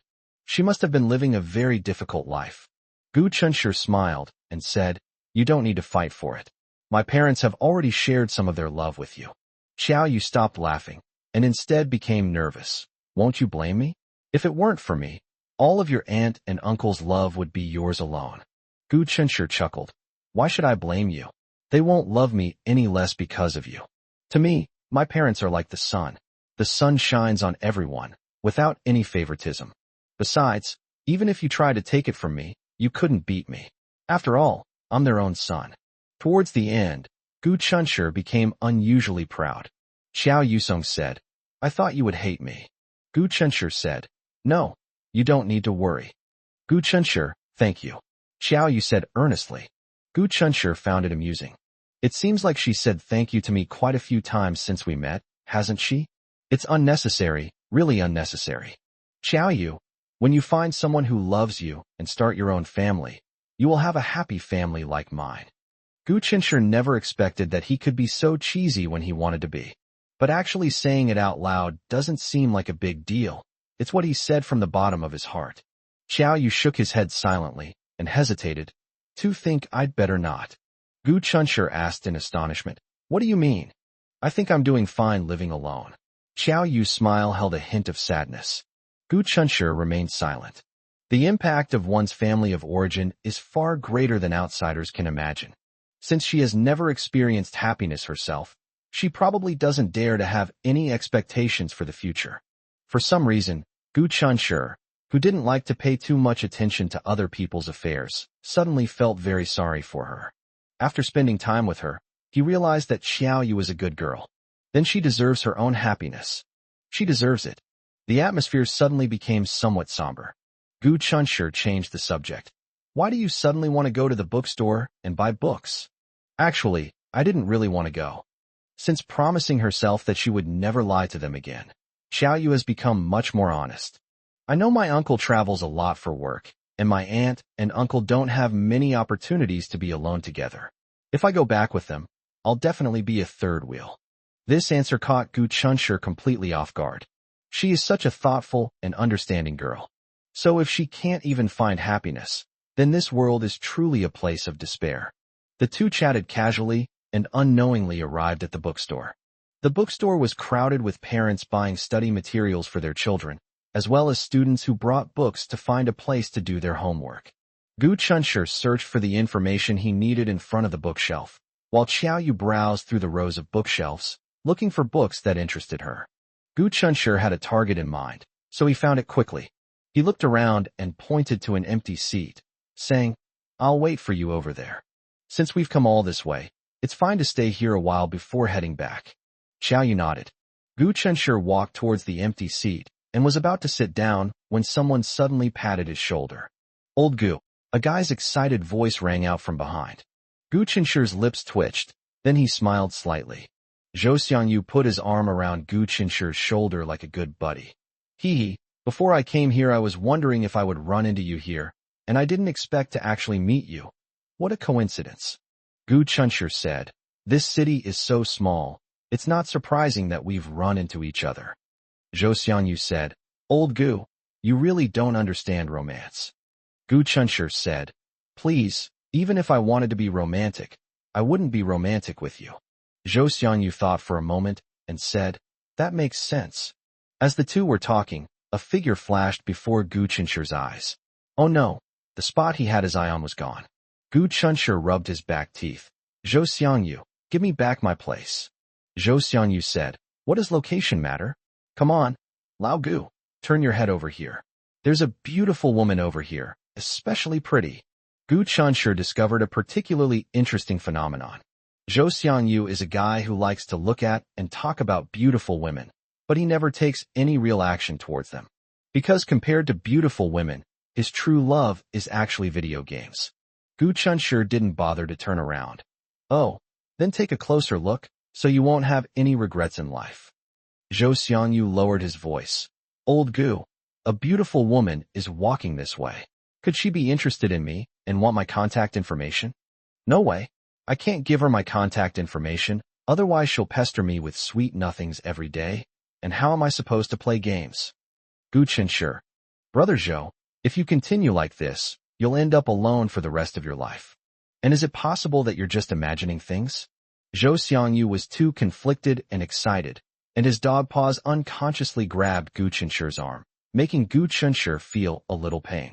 He shoved Zhou Xiangyu aside in an annoyed manner, then glanced back casually and saw Xiao Yu standing not far away, looking helpless. Well, the beautiful woman Zhou Xiangyu mentioned who was interested in him and wanted his contact information must be Xiao Yu, right? Sure enough, he knew it. This guy was just deluding himself. Gu Chunshur smiled and waved to Xiao Yu. Zhou Xiangyu.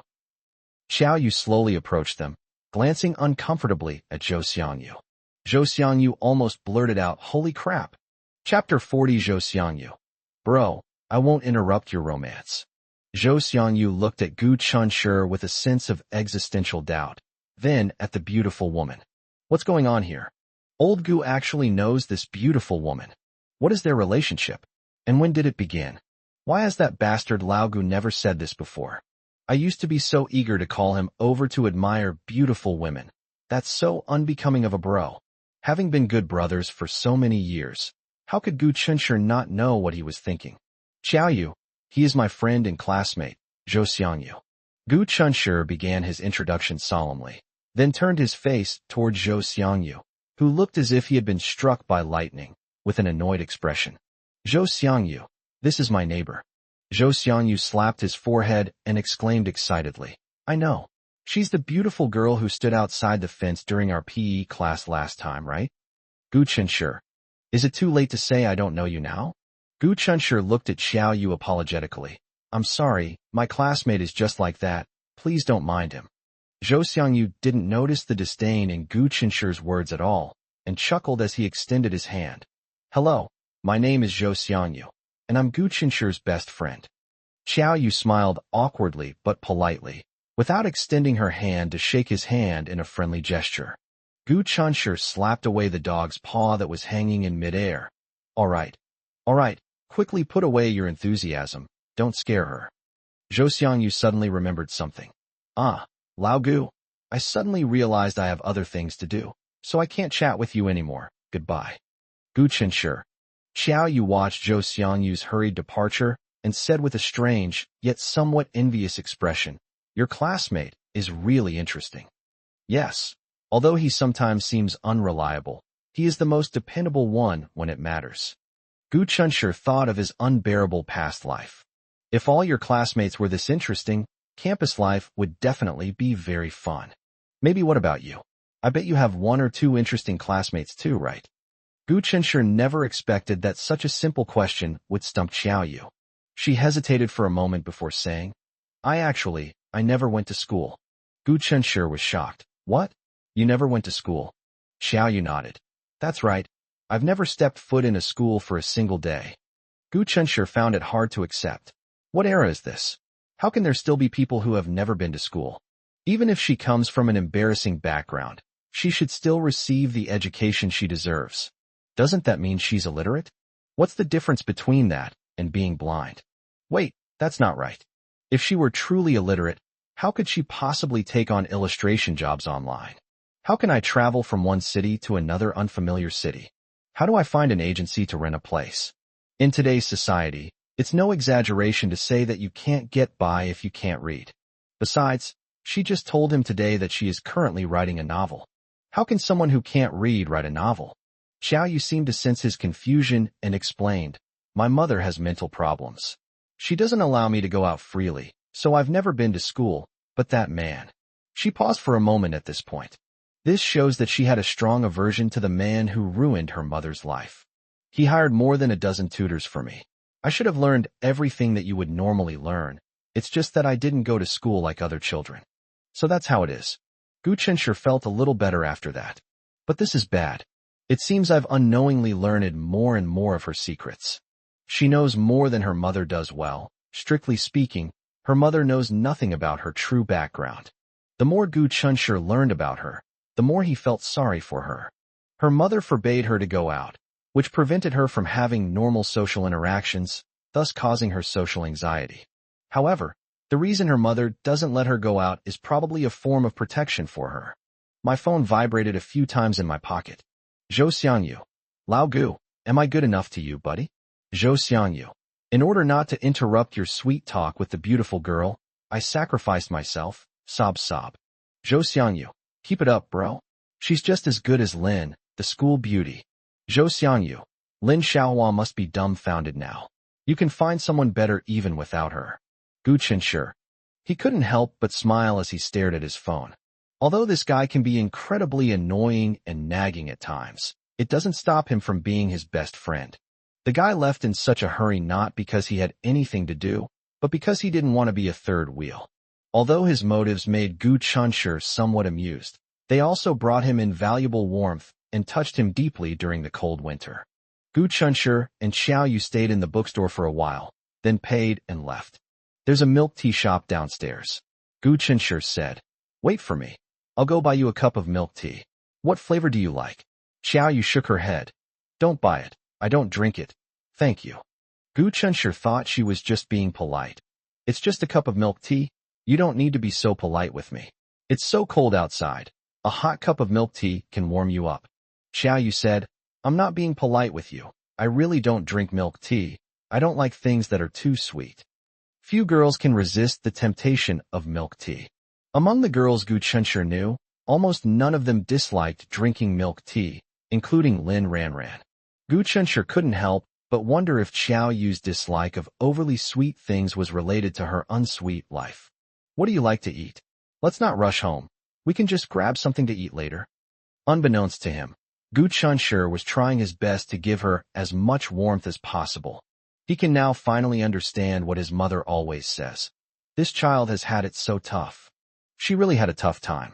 Of course, there are many unfortunate people in this world, but since God has brought her to him, he wants to treat her well within his capabilities.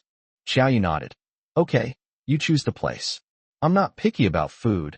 I can eat anything. Gu Chenshur smiled and said, Okay, it's on me. You're treating this time, so I have to treat next time. Xiao Yu said seriously. Gu Chenshur said, Why are you making such a clear distinction between us? Xiao Yu said half-jokingly, Even close brothers have to keep clear accounts. Besides, you're a student now, spending your parents' money. But I'm different. I can earn my own money, so I can't take advantage of you. That wouldn't be fair to you. Well, that makes a lot of sense, Gu Chenshur thought, speechless. This damn sense of superiority was suffocating him. Ms. Jinglan called. Chenshur, have some fun outside today, just relax. Take Xiao Yu with you. Take her to see all the places you young people like to go. Gu Chenshur knew perfectly well that his mother's understanding and kindness towards him at this moment were all because of Xiao Yu. However, Gu Chenshur wasn't jealous at all. Chapter 41 Lin Ranran, Cousin. Actually, Gu Chenshur didn't really know the places that Jinglan mentioned that young people liked, because he himself was a homebody and didn't like to travel around. Fortunately, Xiao Yu has a quiet personality, so they just strolled around and looked around, which was quite nice. Gu Chenshur. As they walked, Xiao Yu suddenly called Gu Chenshur's name softly. Someone has been watching us from behind. Can you see if it's someone you know? Gu Chenshur turned around and found the person Xiao Yu had mentioned who had been watching them, in front of a huge mascot outside a shop. She was a stylish, mature, curly-haired beauty. Gu Chenshur was certain he didn't know her, but she looked somewhat familiar. Seeing him look over, the curly-haired beauty walked over and greeted him with a smile. Hello, Gu Chenshur. The curly-haired beauty actually called out his name accurately. Gu Chenshur frowned and thought for a moment, then remembered who she was. She was the female companion who was with Lin Ranran. Then he remembered the warning look in her eyes when she took Lin Ran away, and he immediately became alert. Is something wrong? The curly-haired beauty, Jiang Xinyue, smiled and said, It's just a small matter that will take up a little of your time. Is that convenient? Gu Chunshi refused decisively. Sorry, it's not convenient. Jiang Xinyue. I should have known better than to ask that. But then again, this little guy looks quite interesting. I'm Lin Ranran's cousin. My name is Jiang Xinyue. Jiang Xinyue introduced herself. Can I take up just a little bit of your time? I'd like to talk to you about my cousin Lin Ranran. As she spoke, she smiled and glanced at Xiao Yu, her eyes seeming to say to Xiao Yu, You shouldn't mind, right? Xiao Yu was puzzled, but of course she didn't mind. Let's talk about Lin Ranran. Gu Chunshi was speechless. A serious warning to all gay men. Being a simp is risky. Proceed with caution. He just didn't want to keep licking her boots anymore. So why did Lin Ranran have to bother him alone and drag her cousin over to criticize his behavior of not sticking to his boots? I'm sorry, there's nothing to talk about. Gu Chunshi refused again. Jiang Xinyue thought to herself, this guy is not easy to talk to. This shows just how deeply Ranran hurt others. But what can I do? She's my cousin. Oh well. Even if I don't care about her, I should at least mind my own business for the sake of my uncle and aunt. Ranran told me everything about you too. No matter what, it was definitely her fault for throwing away the birthday present you gave her. Gu Chunshi raised an eyebrow in surprise.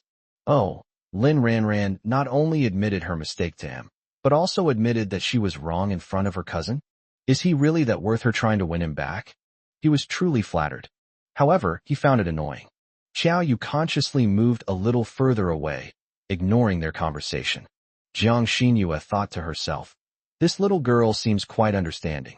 No wonder Gu Chunshi chose her instead of his willful cousin. She's quite pretty. Are you two together? Jiang Xinyue asked curiously. If they really get together, then my cousin has even less of a chance. That girl is just as pretty as her, has a gentler personality, and is better at understanding and caring about guys' feelings. If it were Jiang Xinyue herself, she would also choose this girl instead of her cousin. Although it may sound harsh, in real life, when people choose a partner, they will definitely choose the one who makes them feel happy and content. People with masochistic tendencies are, after all, still a minority. Thinking about it this way, Jiang Xinyue realized that her cousin had no advantage whatsoever in this battle to protect love. The only advantage might be that we're classmates. Please don't pry into my personal affairs. Also, if you have nothing else, I'm leaving, Gu Chunshi said coldly. Jiang Xinyue thought, Ranran, my dear cousin, I'm only doing this because you're being ignored. Wait, my cousin knows she was wrong. Gu Chunshi interrupted her. Yes, she has already apologized to me, and I have accepted it. Is there anything else? Jiang Xinyue. They've already said all that. What else can she say?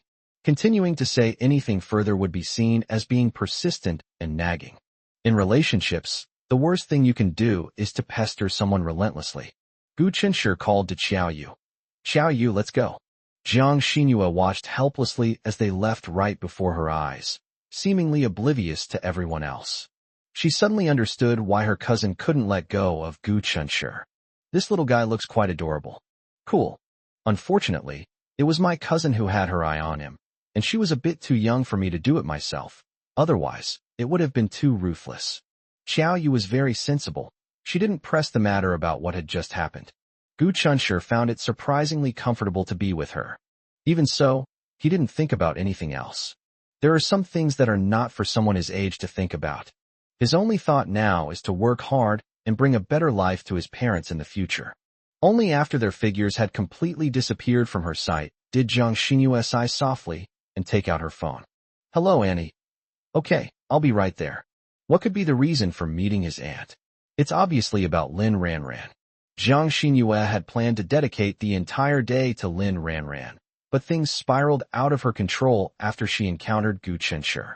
When Lin Ranran saw him walking with another girl, she lost control of her emotions. No matter how Jiang Xinyue tried to persuade her, she was still heartbroken. Jiang Xinyue had no choice but to send her home first. She also quietly told her aunt that she couldn't help with the matter. Auntie was naturally anxious and upset, but home wasn't a good place to talk. In case Lin Ranran overheard, it might add fuel to the fire. So, I asked her to meet me. My aunt needs to find out exactly what happened. Upon seeing the above, Du Yan, Jiang Xinyue's aunt and Lin Ranran's mother, said, "Is it because of her male classmate, Gu Chunshi?" Jiang Xinyue was startled. So her aunt already knew? She thought she was the first person to know about Linner's relationship problems. As soon as Du Yan saw her expression, she knew that this matter must be related to Gu Chunshi. Although she had guessed before that her daughter's recent low mood was related to Gu Chunshi. Although she felt it was almost certain, it was still just a guess. But now she was certain that it was related to Gu Chunshi. In a moment of impulse, Du Yan wanted to rush to Gu Chunshi's door without saying a word. However, she quickly recalled the awkward moment when she first went to see Gu Chun, steadied herself, and said to Jiang Xinyue, "Yeah, tell me everything you know." Chapter 42 Find someone to replace you. Jiang Xinyue, and naturally wanted to tell her aunt about it. But before she spoke, she repeatedly instructed, "Aunt, I think it's best if you don't interfere in Ranran's love life. Also, Ranran asked me to keep it a secret, so?" Du Yan said knowingly, "Yeah, don't worry. I know what I'm doing and I won't betray you." Jiang Xinyue was relieved. She told everything she knew in detail. When the topic turned to Gu Chunshi's past pursuit of Lin Ranran, Du Yan's eyebrows furrowed slightly, revealing a hint of displeasure. When Lin Ranran heard that she had thrown away the birthday presents she received like trash, her mother was shocked and blurted out, "That's impossible. Ranran isn't that kind of child." Jiang Xinyue said awkwardly, "Auntie, Ranran told me this herself. I didn't embellish it." Du Yan fell silent. She recalled the day Lin Ranran hid in her room and cried secretly, then asked her with tears streaming down her face how to win back an angry friend's heart. "So that's what you were referring to? If that's the case, then everything has an answer, even though the answer is somewhat unacceptable to her." The boy originally doted on his daughter like a princess, but she didn't appreciate it and threw away the birthday gift he gave her. Coincidentally, the boy saw it.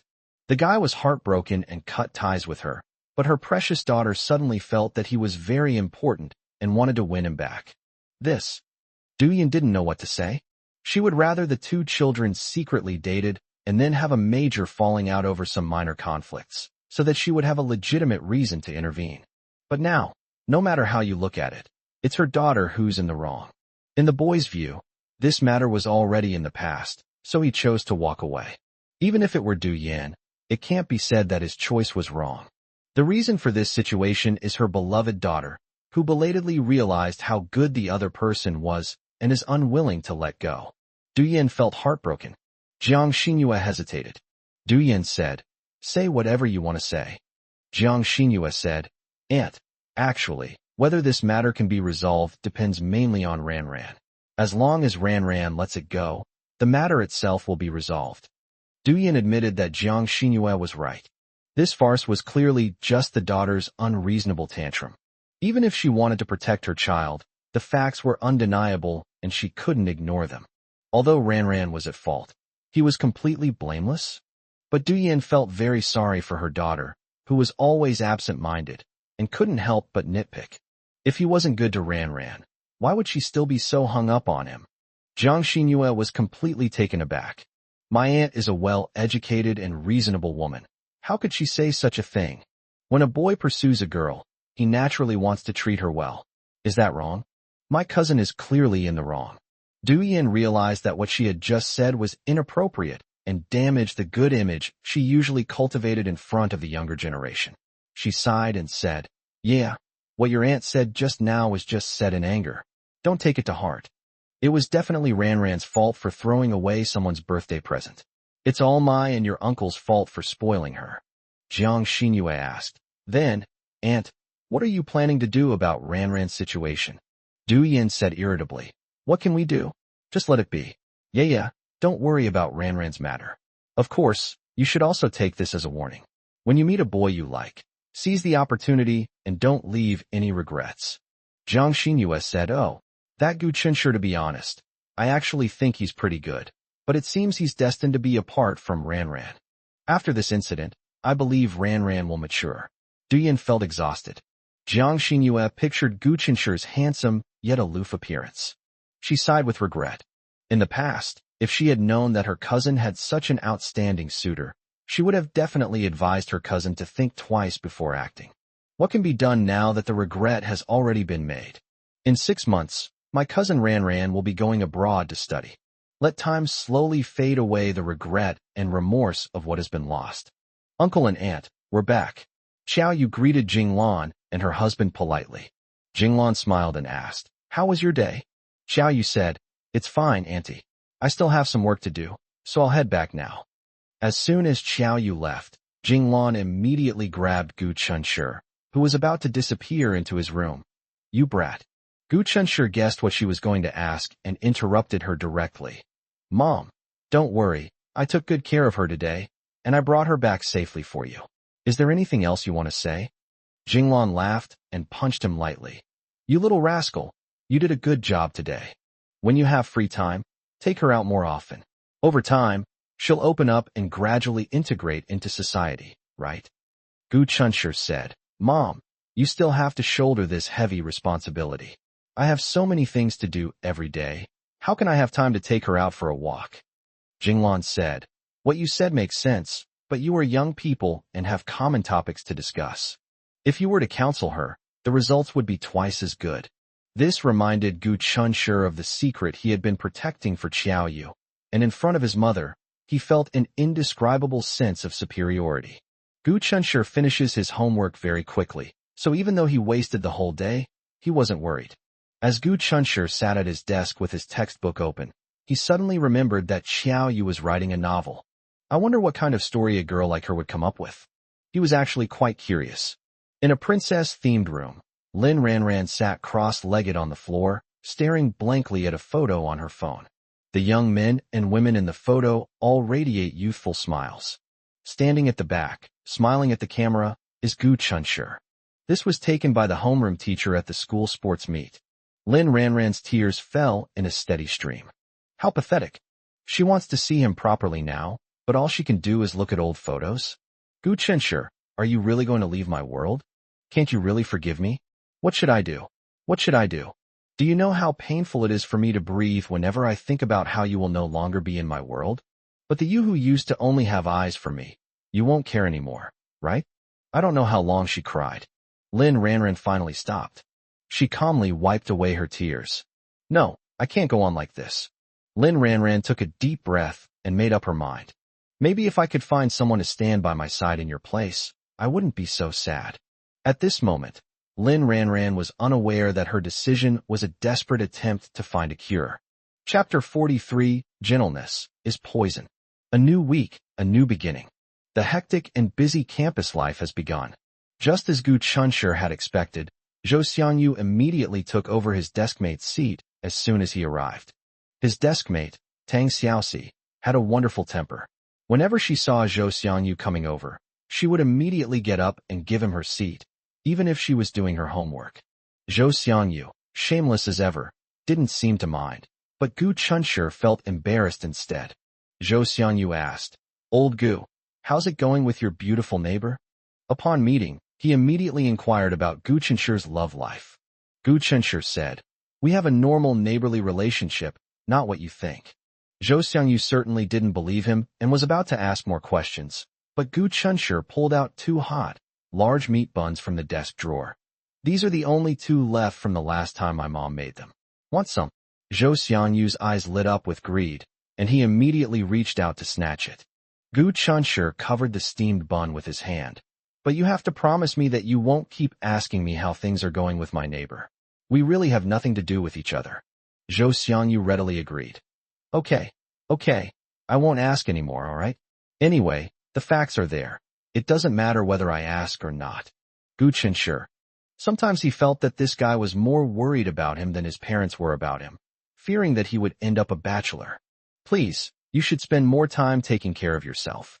I think you're the one who'll be a bachelor forever." Jing Shu walked in from outside with her school bag on her back and glanced at Gu Chunshi with a strange expression. After thinking for a moment, he shook his head and decided to mind his own business. At this moment, a boy named Wang Zishan angrily slammed his fist on the table and shouted, "I'm so angry. I'm so angry. Shanzi, what's wrong?" Who offended you? Why are you so angry? His desk mate Zhu Mingming asked. Wang Zishan said, the grandson of the student in the next class is currently trying to woo Lin, the school beauty in our class. Zhu Mingming said dismissively, let whoever wants to fawn over you do so. Don't worry, our school beauty Lin wouldn't even look at those scoundrels. Wang Zishan scoffed. I don't think so. Zhang Shua from the next class was worried she'd get tired, so he offered to carry her bag, and she let him do it. Zhu Mingming thought he was joking. Impossible. School beauty Lin hates it when no one touches her things. No sooner had he finished speaking than he was proven wrong. Zhang Shua, with a happy smile on his face, carried Lin Ranran's school bag and stepped into their classroom. He didn't even need Lin Ranran to lead the way. He walked effortlessly to Lin Ranran's desk. Are you kidding me?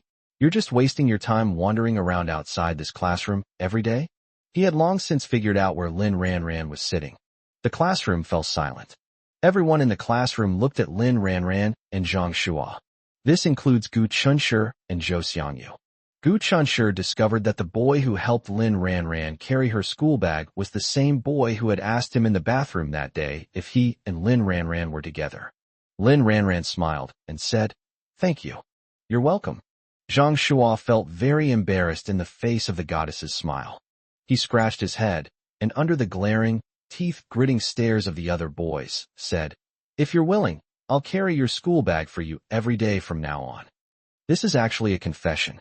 Lin Ranran simply smiled and did not respond.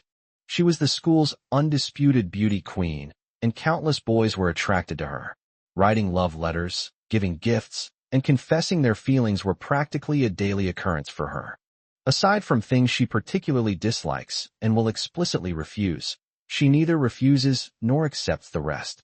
Her favorite saying is, we are still students, we need to study hard. Back when Gu Chunshi still liked her, he thought she was really gentle. This is a way to encourage the boys who like her, so that while they like her, they don't neglect their studies. Only now did he realize that Lin Ranran's gentleness was actually a poison. Perhaps she didn't mean it, but her ambiguous attitude could mislead the boys who like her, making them think they have a chance. In fact, isn't this a manifestation of irresponsibility? Jing Shu looked silently at Lin Ranran, who was still smiling, not knowing what to say.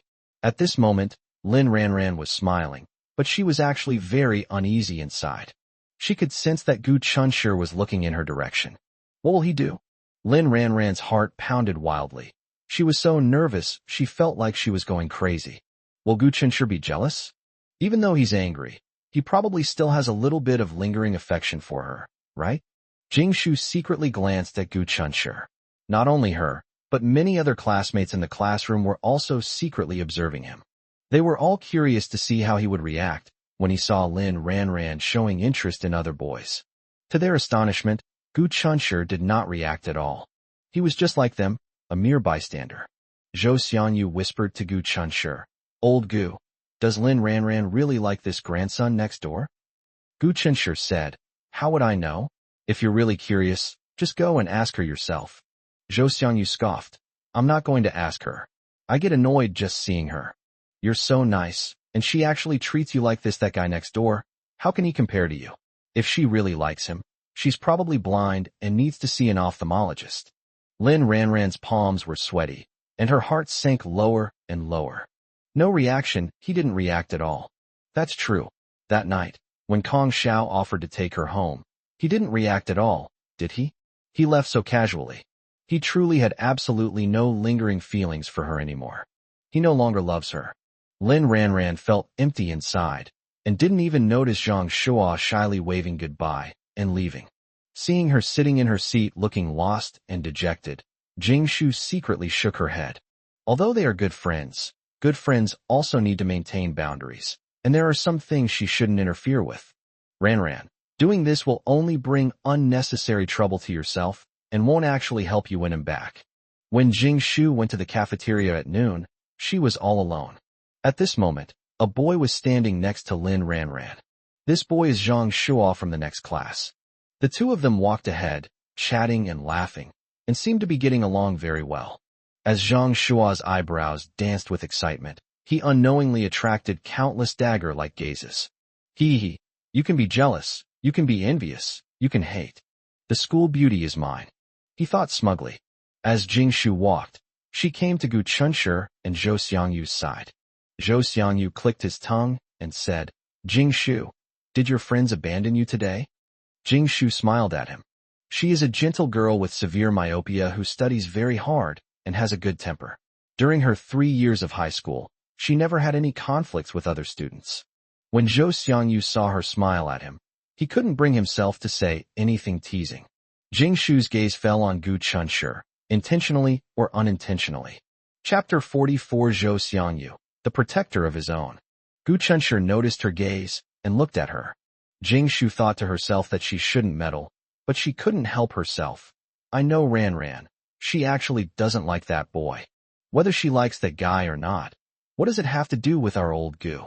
Before Jingshu could finish speaking, Zhou Xiangyu interrupted her, then proudly put his arm around Gu Chunshi's shoulder and said boastfully, I am now solemnly announcing to you that my husband, Lao Gu, has found an even better girlfriend.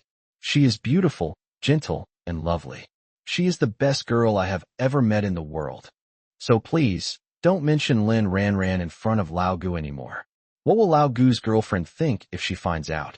Can you take responsibility if it causes a misunderstanding? Gu Chunshi, when did I become your family? Also, Xiao Yu and I don't have that kind of relationship. Jingshu was stunned.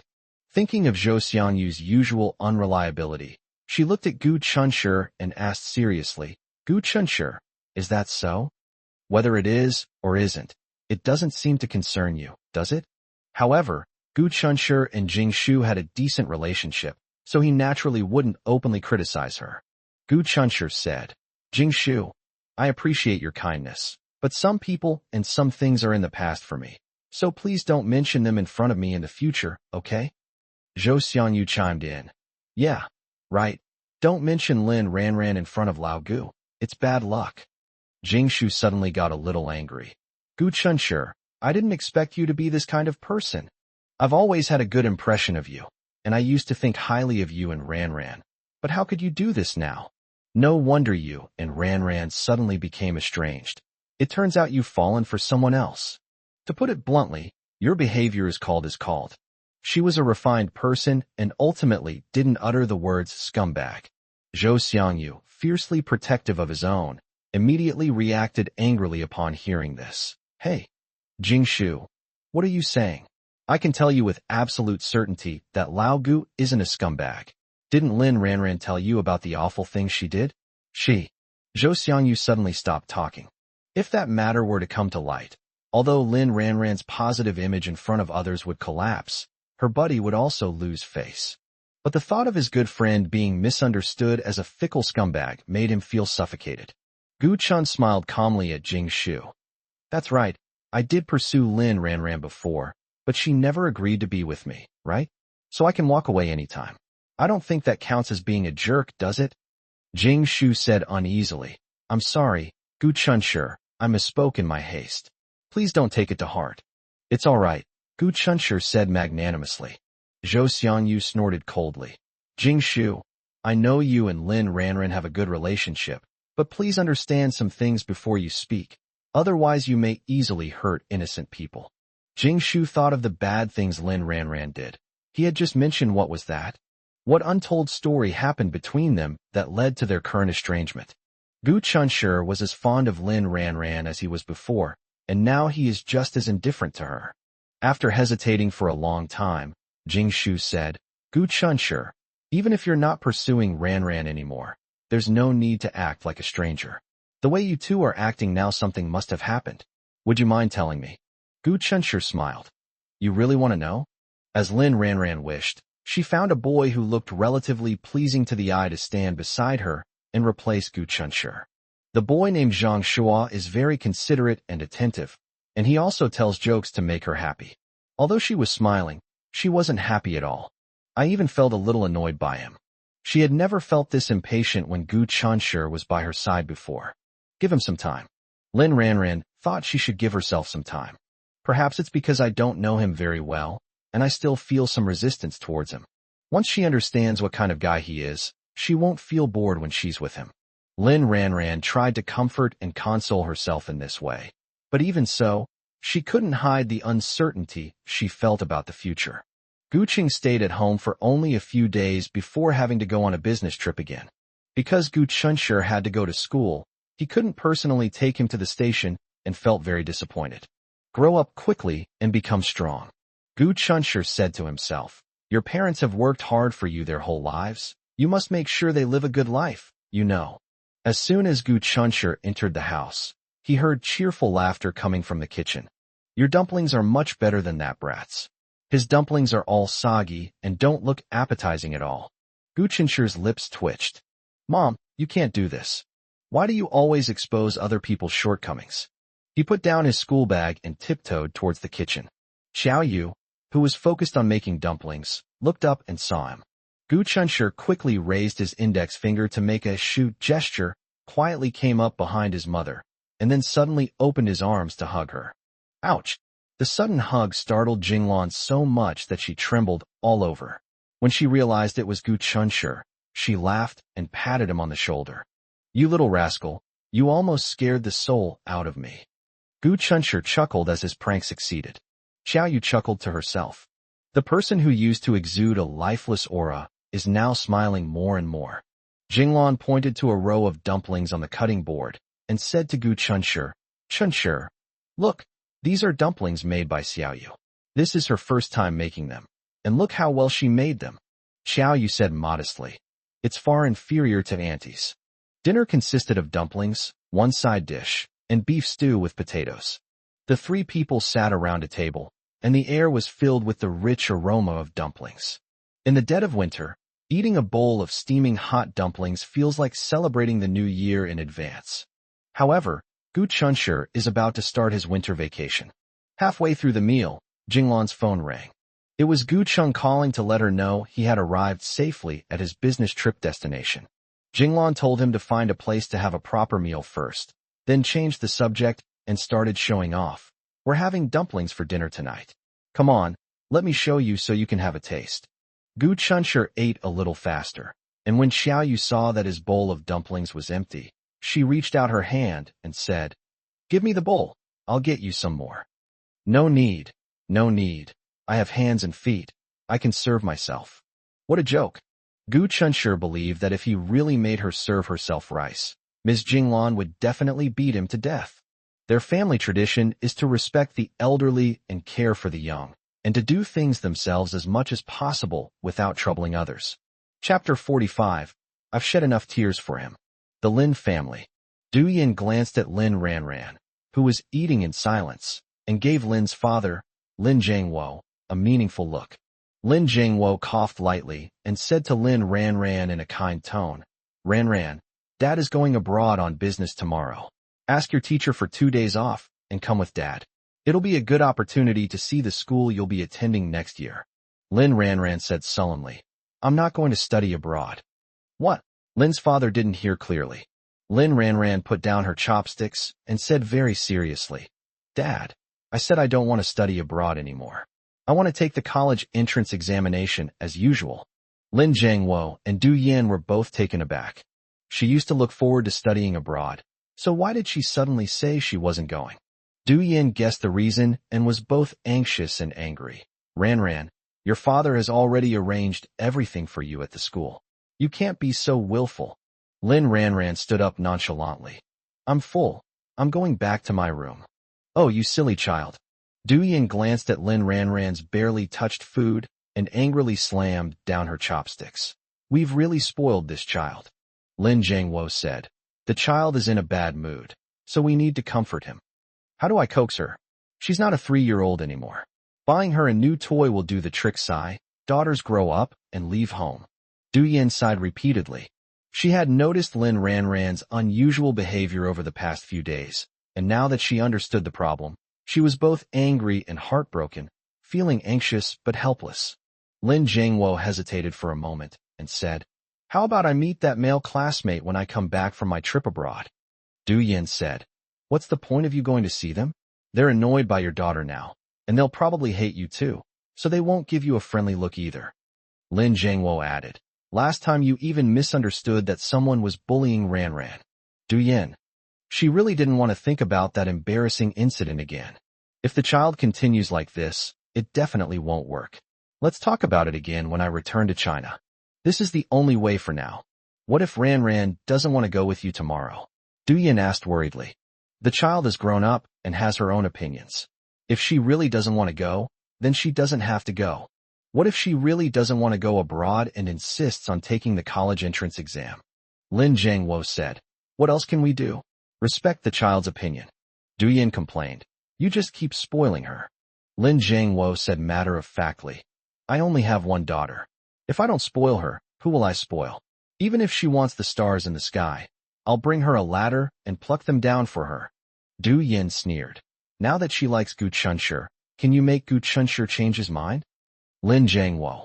He found it hard to accept that his princess-like daughter was feeling lost and depressed over someone else's brat. You're overthinking it. In my opinion, our daughter is probably just not used to being ignored.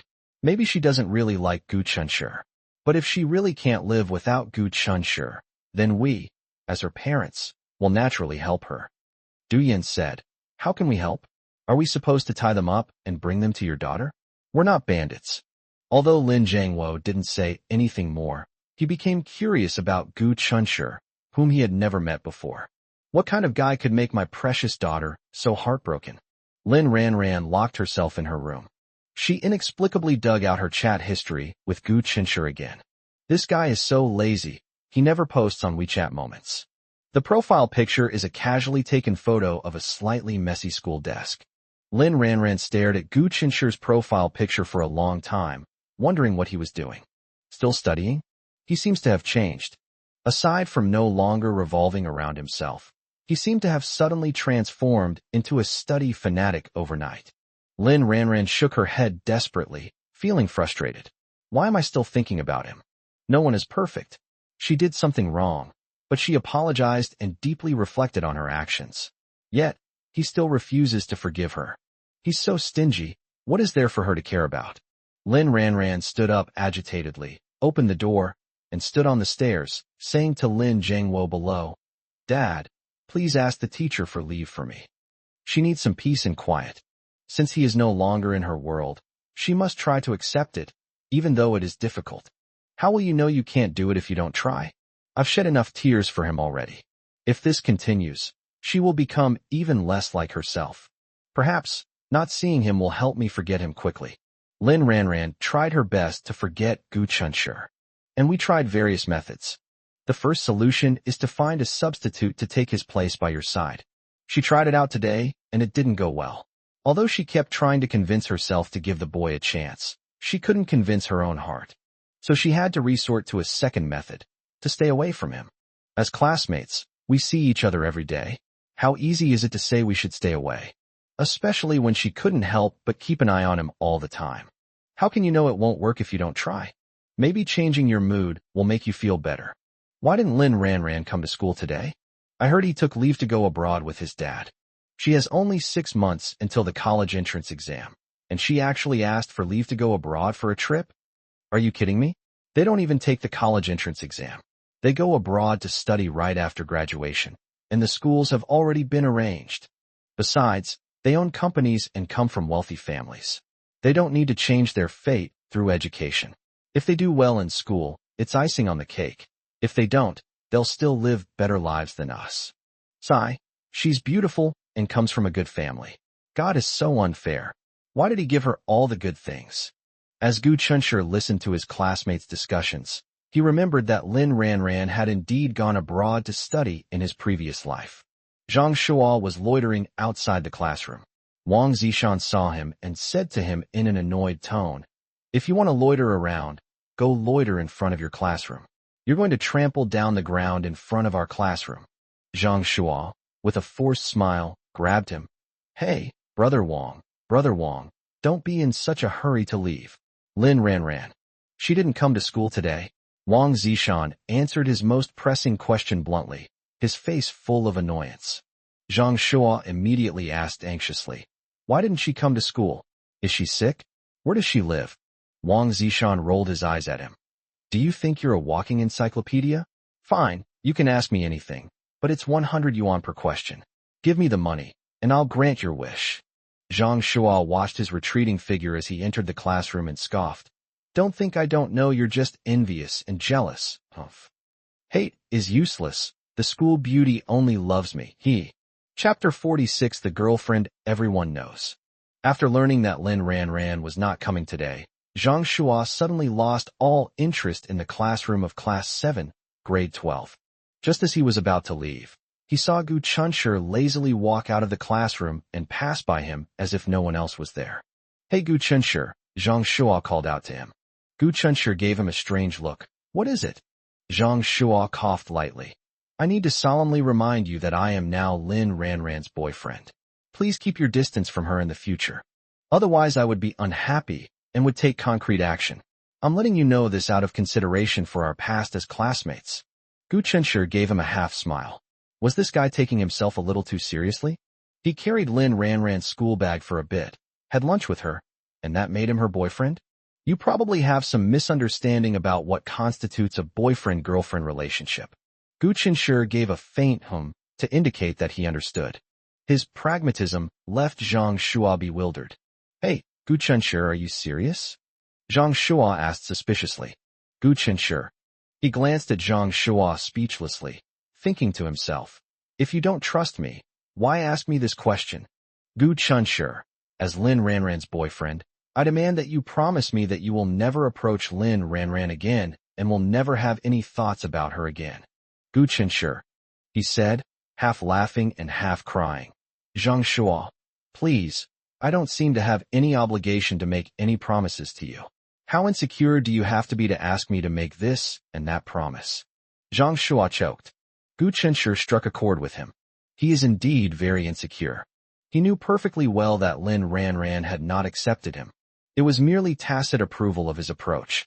He is now just like Gu Chunshi before, able to walk beside Lin Ranran, carry her school bag, and get her meals. To be honest, he was just a free servant. Being able to get close to her doesn't mean you'll eventually be accepted by her. Just look at Gu Chunshi now, and you'll see. Even though he knew the truth, he was still happy to accept it. How many boys would fight tooth and nail for such an opportunity and still not get it? Only by successfully getting close to her and gaining the opportunity to walk beside her will there be any possibility of further development. Although Gu Chunshi failed, it doesn't mean he will fail. Keep it up, Zhang Shuo. Lin Ranran is yours, and no one can take her away. Zhang Shuo secretly cheered himself on. Unfortunately, it still couldn't hide the panic and confusion in my heart. Lin Ranran used to never even glance at him. So why did she suddenly allow him to get close? This puzzled him. Perhaps it was because Gu Chun was around when Lin Ranran was in the past that he couldn't see his presence and his good qualities. Gu Chunshi ignored him and left. Zhang Shuo stood there lost in thought when suddenly his neck tightened. Zhou Xiangyu's sinister voice rang out from behind. Grandson. Zhang Shuo struggled for a moment, but failed to free the arms wrapped around his neck.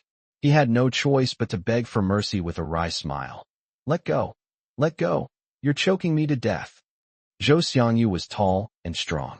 For some unknown reason, he got into a conflict with boys from other classes and won a complete victory against 5 opponents. He became famous overnight, and no one dared to mess with him. Zhou Xiangyu ignored him. Hey grandson, what were you saying to old Gu just now? Zhang Shuo knew that Zhou Xiangyu and Gu Chunshi had an extremely good relationship, so good that they were practically inseparable. He immediately realized where he had offended this scourge. It's nothing. I was just greeting him normally. Zhang Shuo weakly defended himself. Say hello? Do I need to make him promise this, or that just to say hello? Zhou Xiangyu felt that Zhang Shuo had taken him for a fool, and he was furious. If you want to be Lin Ranran's lapdog, no one will stop you. But if you ever inexplicably come looking for trouble with him in the future, I'll be the first to not let you off the hook. Zhang Shuo, a wise man, said, I understand. With brother Zhou protecting him, how could I dare to cause trouble? Zhou Xiangyu snorted coldly before letting go of him. You're smart, but I need to tell you that Lao Gu has no feelings for Lin Ranran. So if you're looking for a rival, don't look for him. Zhang Shuo asked hesitantly, Really? But I remember Gu Chunshi used to like Lin Ranran a lot. How could he just stop liking her like that? Zhou Xiangyu said proudly. If my husband says he doesn't like something, he really doesn't like it. That's just how manly he is. Let me tell you the truth. Lao Gu's current girlfriend is 100 times better than Lin Ranran. Only shallow men like you would treat Lin Ranran like a treasure. Upon hearing that this guy dared to belittle his goddess, Zhang Shua involuntarily clenched his fists. But when he saw Zhou Xiangyu's large size, he silently loosened his fist. Never mind, he told himself. A wise man doesn't fight a losing battle. But Zhou Xiangyu just said that Gu Qinshi's current girlfriend is 100 times better than Lin Ranran? You're kidding me. Putting everything else aside, Lin Ranran's looks alone surpassed 90.99% of all women in the world. Zhou Xiangyu is just saying sour grapes on behalf of his brother who can't have what he wants. He would never believe, even if you beat him to death, that Gu Chunshi could find a girlfriend prettier than Lin Ranran. Gu Chunshi never dreamed that the unfounded rumor that he had a girlfriend even prettier than Lin Ranran would be spread by Zhou Xiangyu, that big mouth, and become common knowledge. As soon as he returned to the classroom, Wang Zishan shamelessly approached him. Gu Chunshi, is your girlfriend really prettier than Lin Ranran? Do you have any photos? We're all classmates. Let us all see for ourselves. Gu Chunshi was completely confused. What did you say? I don't have a girlfriend. Wang Zishan said disdainfully. That's not very interesting. We all know about it now, so stop hiding it. It won't hurt you to take a look. Gu Chunshi. He glanced back at Zhou Xiangyu with a frustrated expression, thinking to himself, you bastard. We agreed not to mention this again, but you went and made it even worse, making it known to everyone. We were wondering why you suddenly stopped talking to Lin, the school beauty. Turns out you found a girlfriend who's even prettier than her. You're something else, kid. Why are you so popular with girls? Share some with the rest of us. Zhu Mingming leaned closer, her words dripping with sarcasm, her envy and jealousy bordering on insane. Ugh, how are these losers who've never even held a girl's hand supposed to feel? Gu Chunshi was speechless. He can't exactly dig out his own heart to prove he wasn't lying. Even his usually quiet desk mate, Tang Xiaoxi, asked curiously, Gu Chunshi, is that girl really that pretty? From Zhou Xiangyu's description, she looks like a fairy. Chapter 47, is he showing off? Seeing his classmates all eagerly wanting to admire his fairy-like girlfriend's stunning beauty, Gu Chunshi wished he could beat Zhou Xiangyu to death. He went to confront Zhou Xiangyu, demanding to know why he had spread rumors and caused trouble. Zhou Xiangyu, however, stated confidently, isn't it just a matter of time before your fairy-like neighbor becomes your girlfriend? So I didn't spread any rumors. Gu Chunshi sneered. What? Do you have the ability to predict the future? Then why don't you cast a divination for yourself first, and tell me when you'll be able to end your single life? Zhou Xiangyu said inexplicably, why should I end my single life? I think being single is great. No one bothers me. No one nags me. No one bothers me. I enjoy this kind of life. Gu Chunshi. Okay, I got it. You're going to spend the rest of your life playing games. Isn't it great to spend time with games? I love it. It loves me. We're mutually in love, Zhou Xiangyu said happily. God the hell they're in love. Gu Chunshi looked at Zhou Xiangyu with concern. Zhou Xiangyu touched his face blankly, then chuckled. Old Gu, have you suddenly realized I'm actually quite handsome? Handsome my foot. Gu Chunshi rolled his eyes, then said earnestly, for the sake of our brotherhood, I advise you to go to the hospital as soon as possible. Zhou Xiangyu looked completely bewildered. Why would I go to the hospital when I'm perfectly fine? Go check your brain. Gu Chunshi said irritably. Zhou Xiangyu chuckled and scolded. You old rascal, you're indirectly implying I'm not smart. The two pushed and shoved each other, making a scene. It's snowing. Someone shouted, and the friends rushed out of the classroom, peering out of the corridor windows. Really, the heavy snow was much more intense than the first snowfall of Willow Catkins. After several days of overcast skies, a heavy snow finally fell. I don't know why, but whenever winter comes, people seem to look forward to a heavy snowfall. Perhaps the pure white snowflakes can cleanse the soul, purify the world, and bring peace and tranquility to people's hearts. Some girls reached out their hands, cheering and jumping for joy as they caught the feather like white snowflakes. As Gu Chunshur gazed at the heavy, fluffy snowflakes, he recalled a time when he was in elementary school. During the spring festival, there was a particularly heavy snowfall. After eating dumplings that evening, his father took him downstairs to build a snowman. He loved the snowman he had built. But the next day, some mischievous kid kicked off the snowman's head, leaving it a headless corpse. He was heartbroken and cried terribly. His mother couldn't comfort him no matter what she did, so she could only let him cry. She couldn't help but joke, "I just hope that when your dad and I die someday, you can cry this sadly." As a result, he cried even harder. No, he doesn't want his parents to die. He wants them to live to be 100 years old. Zhou Xiangyu squeezed through. Holy crap, the snow is really heavy. Gu Chunshur. Such a beautiful scene and such interesting memories were completely ruined by this guy's words. Old Gu. Get lost, don't bother me. Zhou Xiangyu said, "You're not really angry with me, are you? Actually, whether your beautiful neighbor is your girlfriend or not, it's only good for you to spread the word for her, not bad." Gu Chunshur glanced at him sideways, gritting his teeth as he said, "Then tell me, what good will it do me?" Zhou Xiangyu started analyzing seriously, counting on his fingers. "You see, your main goal right now is to prepare well for the exam and try to get into a good university, right?" Gu Chunshur nodded. "Yes, but what does this have to do with you spreading rumors and causing trouble?" "Of course it's related," Zhou Xiangyu said with utmost seriousness. "Think about it. If everyone knows you have a girlfriend, they won't have any improper thoughts about you. That way, you can focus on preparing for the exam." Zhou Xiangyu's words seemed to make sense at first glance, but Gu Chunshur knew his own limitations. He wasn't a heartthrob. "No matter what you say, you're right." Gu Chunshur sneered. Zhou Xiangyu smiled and put his arm around his shoulder. "Don't be angry. Don't be angry. I'll treat you to chicken legs for lunch."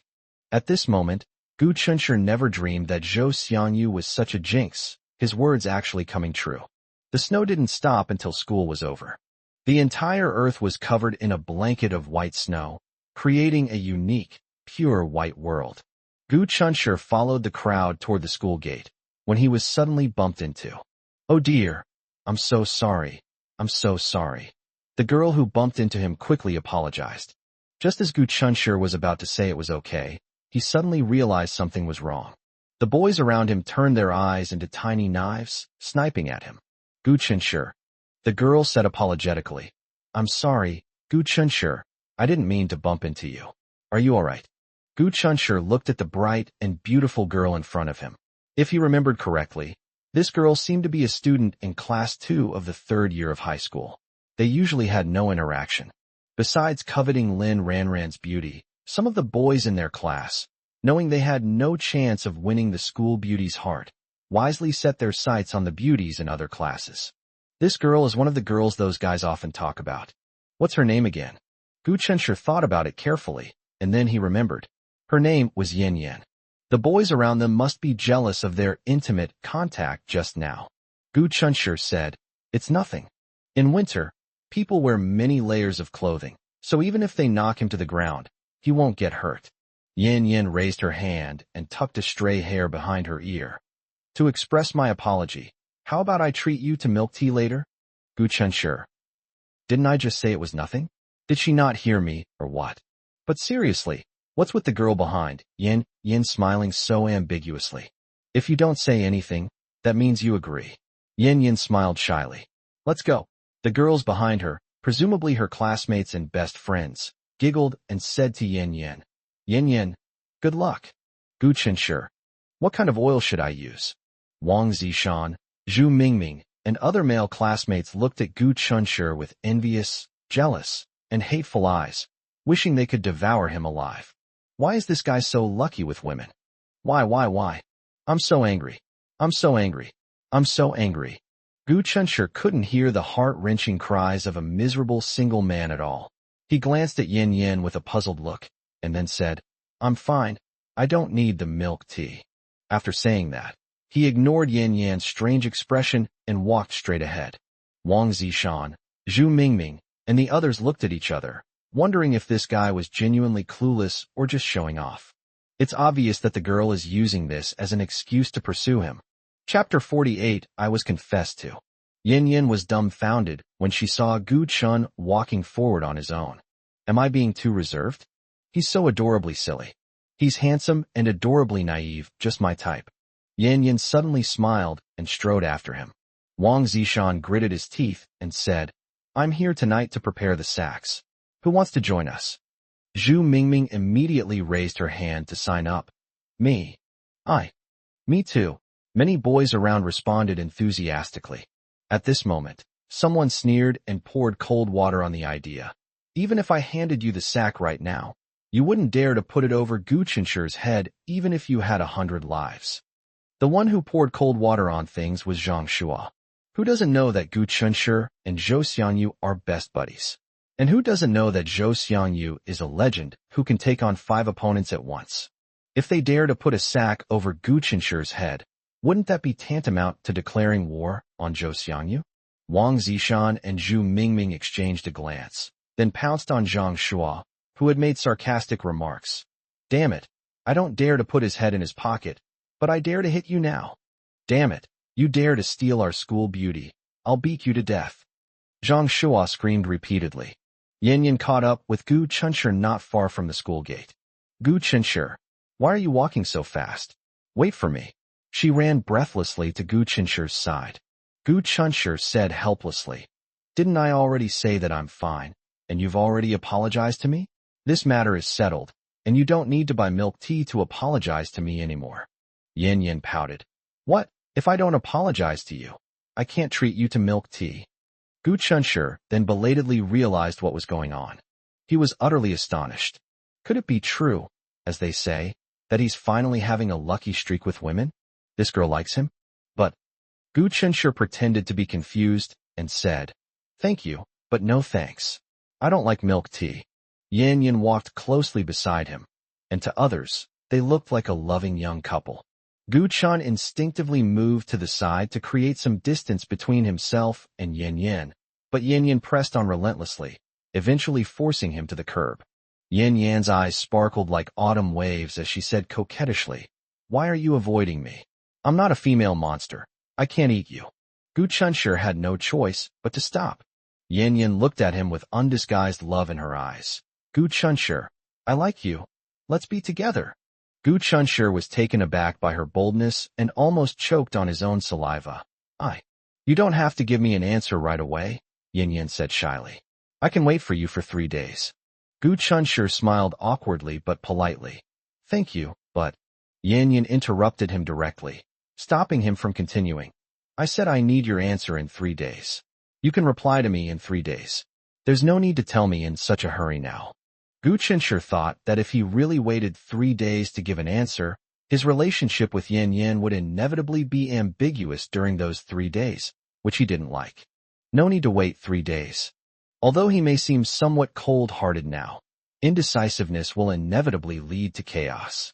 I'm sorry, the college entrance exam is just around the corner, and I need to focus on preparing for it, so I won't consider anything unrelated to the exam, Gu Qinshi said earnestly. Yin Yin said, Are you worried that I'll interfere with your studies? I can guarantee that after we get together, I will improve together with you and will definitely not hold you back. As she spoke, she blinked her eyes and made a cute, adorable expression. Gu Qinshi, I will definitely keep my word. You don't need to worry about that at all. Gu Qinshi, what's wrong with this girl? He's only using exam preparation as an excuse to save her face. Wasn't his tactful way of putting it clear enough? The main problem is that he doesn't like her. He had heard about Yin Yan's reputation before. She's a very lively and outgoing girl. I heard she's quite adventurous and outgoing, and a bit of a social butterfly. She may be a good person, but she's not Gu Qinshi's type. He rejected a girl who bravely confessed her feelings. Although it was cruel, he couldn't sacrifice his own feelings just to save face for the girl. Yin Yin pouted, a little displeased.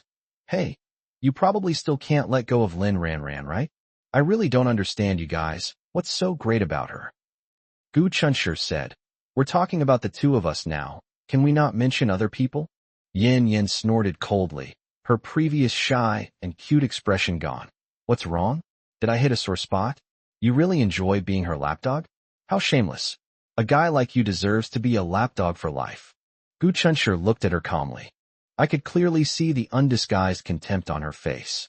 As expected, this girl was not suitable for him at all. Gu Chunshur had initially felt a little guilty for rejecting her without thinking, but now, that little bit of guilt vanished in an instant.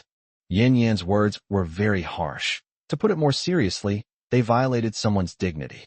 Of course, Gu Chunshur has now realized his mistake and withdrawn from Lin Ranran's sycophantic army. Even if others bring up his past as a sycophant, he can simply laugh it off.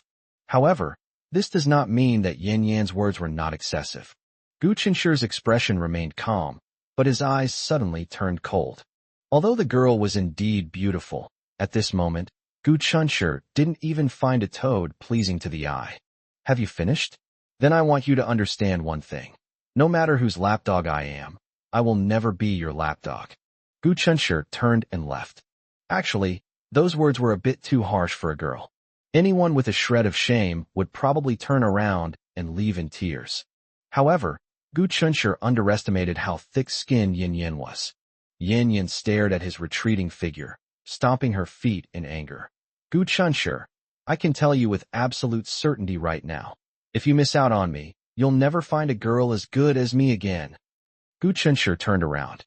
Please, who gave you that confidence? Sometimes being overconfident is a problem that needs to be addressed. Gu Chunshur. Yin Yan chased after him angrily. I'm giving you one more chance. Will you agree to be with me or not? If I turn around and leave today, it will be too late for you to regret it later. I told you, you'll never find a girl as good as me again. Just as Gu Chunshur was about to lose his temper and deliver a harsh rebuke to this inexplicably confident girl, a soft voice suddenly called his name. Gu Chunshur. Gu Chunshur looked in the direction of the sound. Under the dim streetlights, amidst the swirling snow, a girl stood beside a telephone pole, holding a transparent umbrella. It's as beautiful as a painting. I don't know how long she's been standing there. How much more did we see and hear? Yin Yan stared at the girl. She considered herself one of the most beautiful women, no less so than Lin Ranran. Those boys must be blind to have chosen Lin Ranran as the school beauty. But now, looking at the girl standing there, I suddenly felt ashamed of myself, and a feeling called inferiority quietly arose. Chapter 49, A Girl Like a Fairy. For a moment, Yin Yan forgot about her unpleasantness with Gu Chunshur and couldn't help but ask, Gu Chunshur, who is she? She might be unwilling to accept that Lin Ranran was more beautiful than her, but after seeing this girl, she truly felt ashamed of herself. Because this girl looks so clean and pure. They looked like elves who had stepped out of the snow. Gu Chunshur ignored her and walked straight toward the telephone pole. He had never felt so healed by Xiao Yu's smile before. It instantly healed the psychological trauma he had just suffered from being relentlessly harassed by a female hooligan.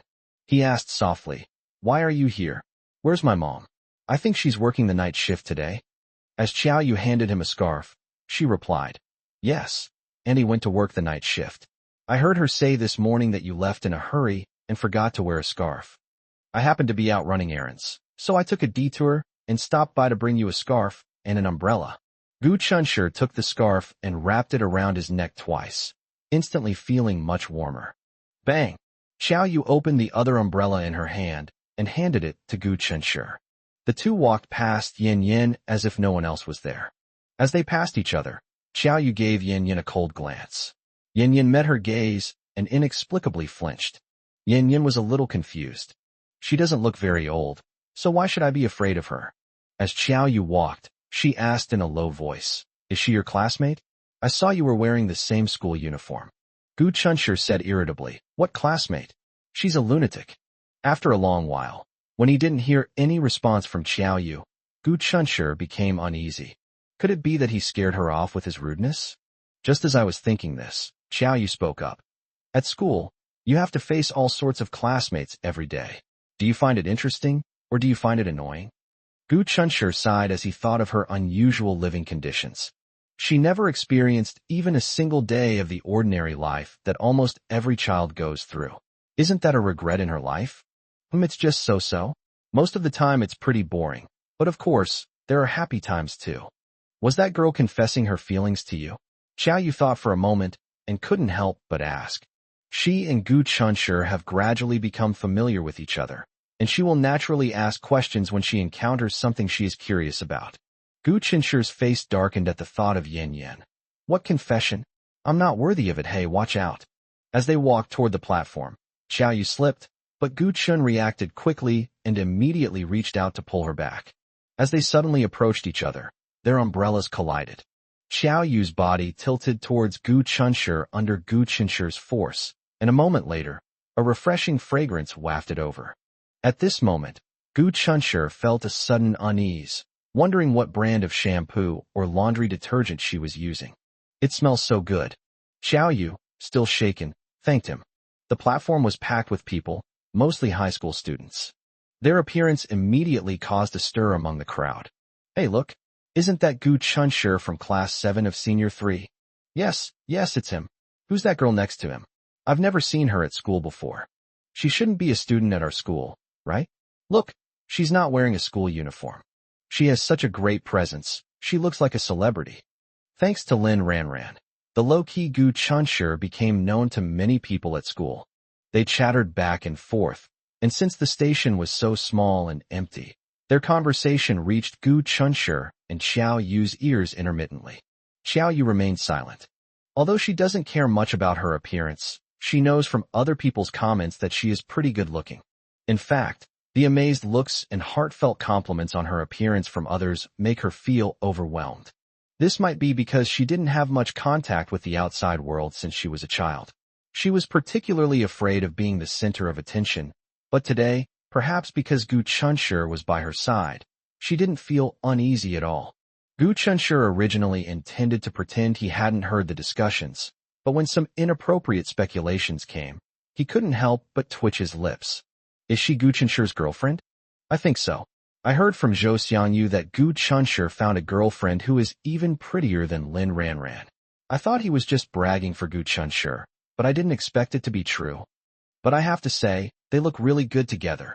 Gu Chunshur, why are these people so bored? Why waste your limited energy on gossip and on irrelevant people? He was afraid that Xiao Yu would feel uncomfortable hearing these rumors, so he whispered to her. They're just being nosy. Just pretend you can't hear them. Xiao Yu gave a faint but secretly pricked up her ears to listen to their discussion. When they talk about Gu Chunshur, they always like to mention a girl named Lin Ranran. Is she Gu Chunshur's classmate? It sounds like her relationship with Gu Chunshur is quite unusual. Among the crowd, a boy stared at Xiao Yu with amazement. This boy is Zhang Shuo. Gu Chunshur and Zhang Shuo were not in the same class, but they could talk to each other because they waited for the same bus at almost the same time every day. Zhang Shuo couldn't see Xiao Yu's face. However, it's not hard to tell from Xiao Yu's temperament that she is an outstanding beauty. Listening to the other students' discussions, he felt a mix of emotions. It turns out that what Zhou Xiangyu said was true. Gu Chunshur really does have a beautiful girlfriend. So, it wasn't that Lin Ranran wouldn't allow him to continue standing beside her, but rather that he didn't want it anymore. To be honest, Zhang Shuo was slightly shocked after learning the truth. He thought it was his charm that had defeated Gu Chunshur, and he was quite pleased with himself for it. But now it seems that's not the case. Thinking back on the warning I gave Gu Chunshur today, I felt like a ridiculous clown. By the way, it seems that Yin Yin from class 2 was going to confess to Gu Chunshur after school today. Looks like my confession failed. Unexpectedly, even Yin has her share of setbacks. During her 2.5 years of high school, Yin dated several boyfriends. She has one peculiar trait. She doesn't even glance at any of the men who pursue her. She has dated several boyfriends, and she pursued and won them all herself. Then, after dating for a while, they get tired of each other and dump each other. Despite her less than stellar reputation, she has never failed when she takes action. The main reason, of course, is that she is too beautiful. Zhang Shuo thought for a moment, and then a few people gathered around, smiling as they greeted Gu Chunshur. Hi, Gu Chunshur. Gu Chunshur glanced at him, which was enough to acknowledge him. They meet here every day, at most exchanging a nod. When Xiao Yu heard someone greeting Gu Chunshur, she subconsciously looked over at that person. Xiao Yu was wearing a scarf, with a third of her face hidden inside, but her large, clear black and white eyes still made Zhang Shuo gasp. He couldn't help but recall Zhou Xianyu's words. Old Gu's girlfriend is as beautiful as a fairy. Chapter 50 Being fed by Xiaoyu. In the cold winter, everyone's clothing is pretty much the same. A bulky down jacket, scarf, and hat. Fully armed from head to toe. They wish they could cover up all their skin completely. The girl standing next to Gu Chunshi was also dressed in the same outfit, but strangely, she didn't give off a bulky feeling. Instead, she exuded an ethereal aura that was not to be underestimated. Ah, fairies, aren't they supposed to be ethereal and otherworldly? She was indeed no worse than Lin Ranran. But Lin Ranran was Zhang Shua's goddess after all, and he couldn't admit that Lin Ranran was worse than other girls. If he had to make a comparison, he would say they were evenly matched, neither better than the other. The saying goes that beauty is in the eye of the beholder. If it were someone else, they would probably think that Xiaoyu was better. Her otherworldly temperament is not something that can be possessed simply by being pretty. The train slowly came to a stop in front of the platform. The crowd surged forward, jostling and pushing their way in. When everyone had almost boarded, Gu Chunshi called to Xiaoyu, put away his umbrella, and then took a long stride to get on the bus first. He turned around and reached out to pull Xiaoyu up, swiping her student card twice. The first version was my own. The second version was Xiaoyu's. The bus was packed with people. There were no seats left. Gu Chunshi walked to the back door and got off the bus, holding onto the handrail. Xiaoyu naturally walked to his side. Besides students, there were also many members of the public on this bus. This bus was packed with people. Gu Chunshi shielded Xiaoyu in front of him to prevent others from crowding her. Visually, it looked as if Xiaoyu was being held in his arms. Xiaoyu's face was turned towards the bus window. When she saw Gu Chunshi's profile reflected in the glass, she felt inexplicably flustered. They were standing way too close. She was so close that she could smell the pine scent of the laundry detergent on him. Refreshing and clean. The bus had its heater on, and with so many people, the swaying motion as it started made it hard not to feel drowsy. Fortunately, the journey wasn't long, and we arrived at the station quickly. Just like when he got in the car, Gu Chunshi got out first, and then carefully helped Xiaoyu up, afraid that she would slip and fall. The two walked side by side, each holding an umbrella, on their way back. The crisp, cool air was filled with the aroma of food wafting from some window. Children, accompanied by their parents, were enthusiastically building snowmen by the roadside. Have you ever built a snowman? Gu Chunshi asked abruptly. Xiaoyu shook her head. I had never seen snow before I came to this city. Gu Chunshi had never asked her which city she used to live in, but from this one sentence, he could tell that she used to live in a southern city. It's a pity I have too much homework, otherwise I could take you to build a snowman in the courtyard of the community, Gu Chunshi said regretfully. It's okay, there will be other opportunities in the future. Yes, they have a long road ahead of them, and they will have opportunities in the future. Their home is on the 4th floor. After climbing upstairs, Gu Chunshi habitually took out his keys and then mentally considered what to eat for dinner. Unexpectedly, Xiaoyu extended an invitation to him. Come to my place for dinner tonight.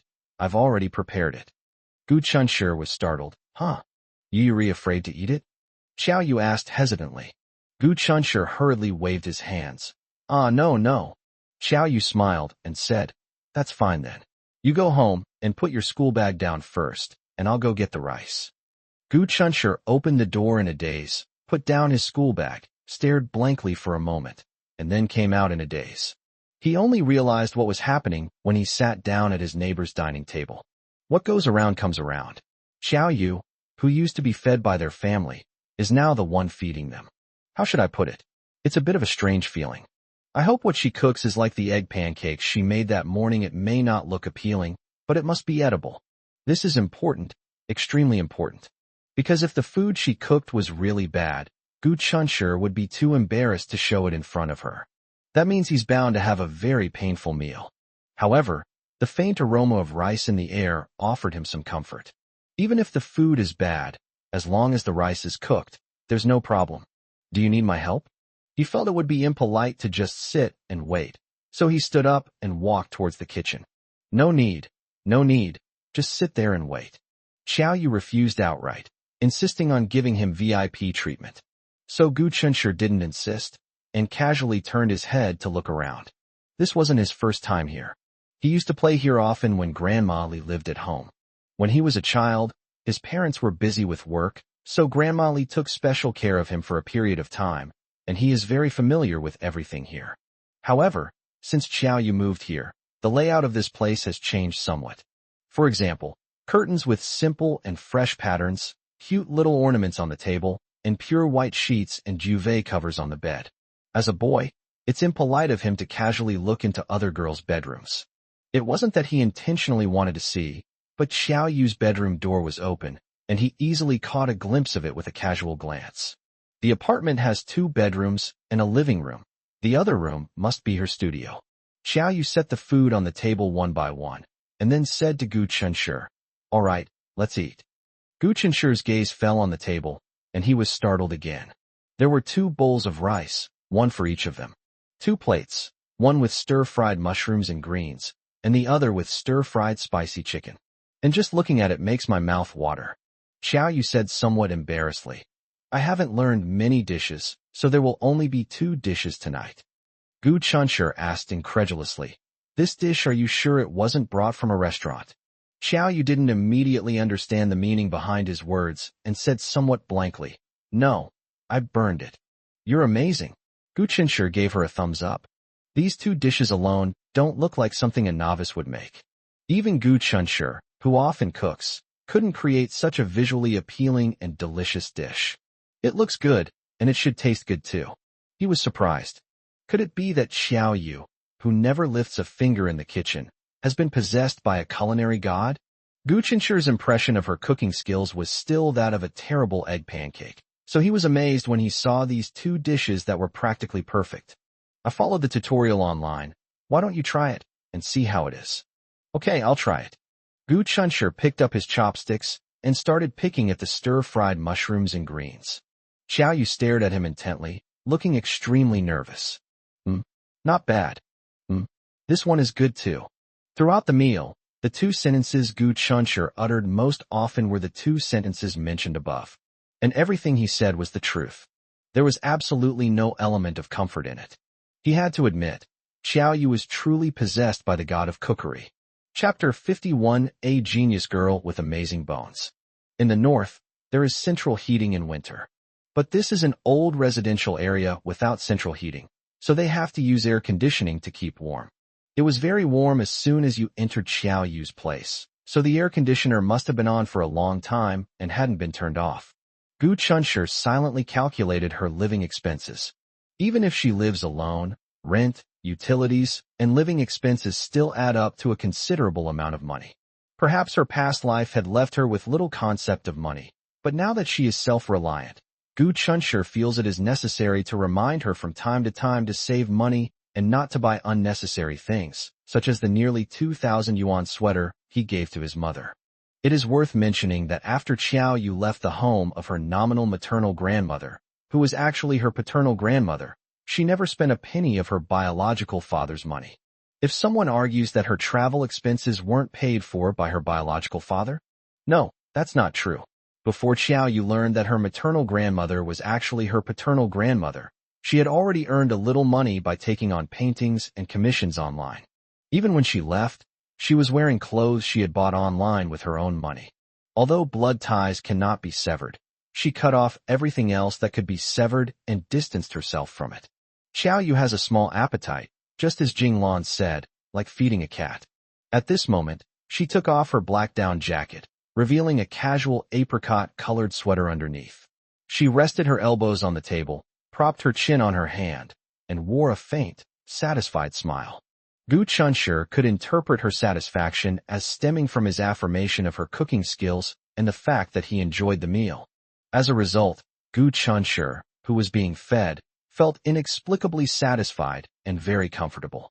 Seeing that he had finished eating, Xiao Yu quickly asked, "Do you want to eat more? There's still rice in the pot." Gu Chunshi waved his hand. "I'm not eating anymore. My stomach is about to burst." He wasn't just being polite. He ate 2 full bowls of rice. At 18 years old, the young man is still growing. With heavy schoolwork and late dismissal, he is often already starving before school is even over. However, He can only eat 1.5 bowls of rice at most. He ate 2 full bowls of rice at Xiao Yu's place today. How could he not be full? Gu Qinshi's gaze fell on Xiao Yu's wrist, which was supporting her chin. The sweater cuffs had slipped down slightly, revealing a small section that looked like white jade. Very slender. Gu Qinshu couldn't help but recall the feeling of gripping her wrist in the mall a couple of days ago. It felt as if it would break with the slightest pressure. How's your novel coming along? Do you have many readers, and what's the feedback like? They no longer felt awkward having nothing to say when they were alone together. They can sit face to face in a relaxed and pleasant manner, just like any other friends, and chat casually. Xiao Yu said somewhat shyly. The word count isn't too high right now, around 70,000 or 80,000 words. The feedback has been pretty good, but I don't know what level this is in the online novel category, since it's my first time writing. Gu Qinshu encouraged her.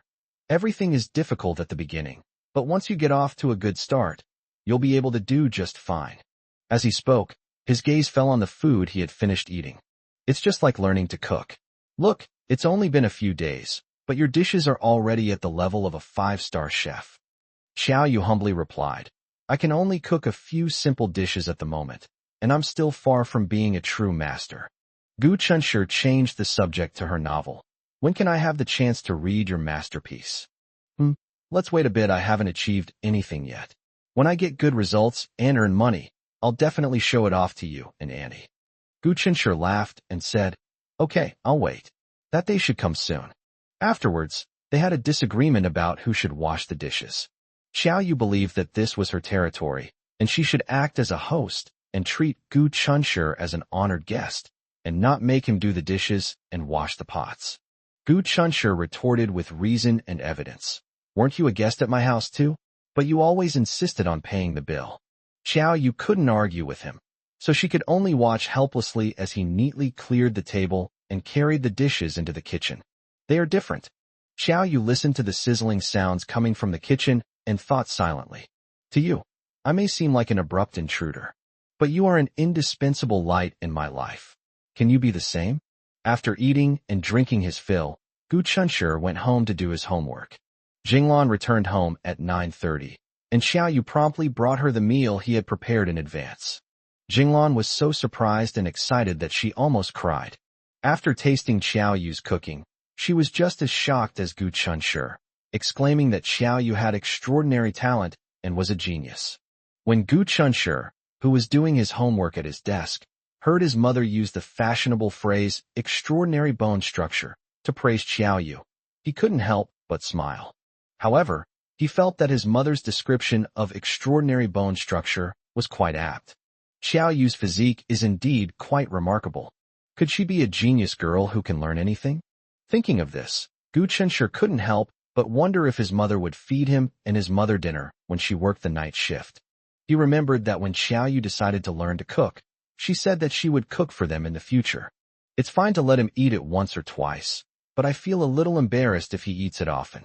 You see, when Xiao Yu eats at their house, it's just her eating alone, but if she were to cook for them, she'd have to cook for at least 2 people. If this continues, isn't she taking advantage of them?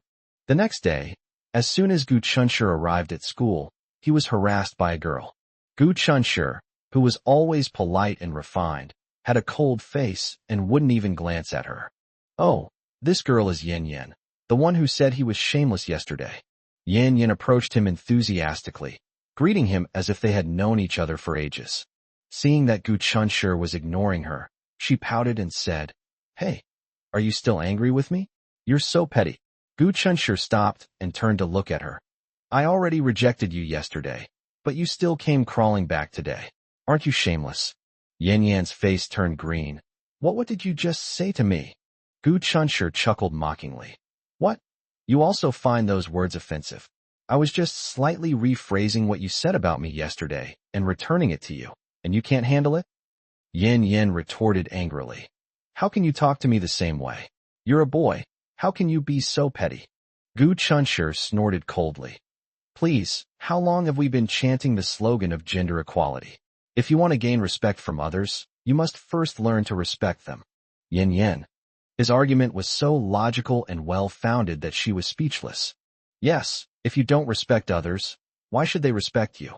But she used to say that to those annoying guys around her, and those guys never had any objections. Chapter 52, The Truth You Want.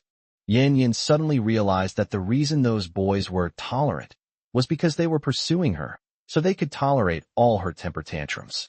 Gu Qinshi's small-mindedness stems from his dislike of her, which naturally prevents him from indulging her. Yan Yin was extremely depressed. She began to have deep doubts about her personal charm.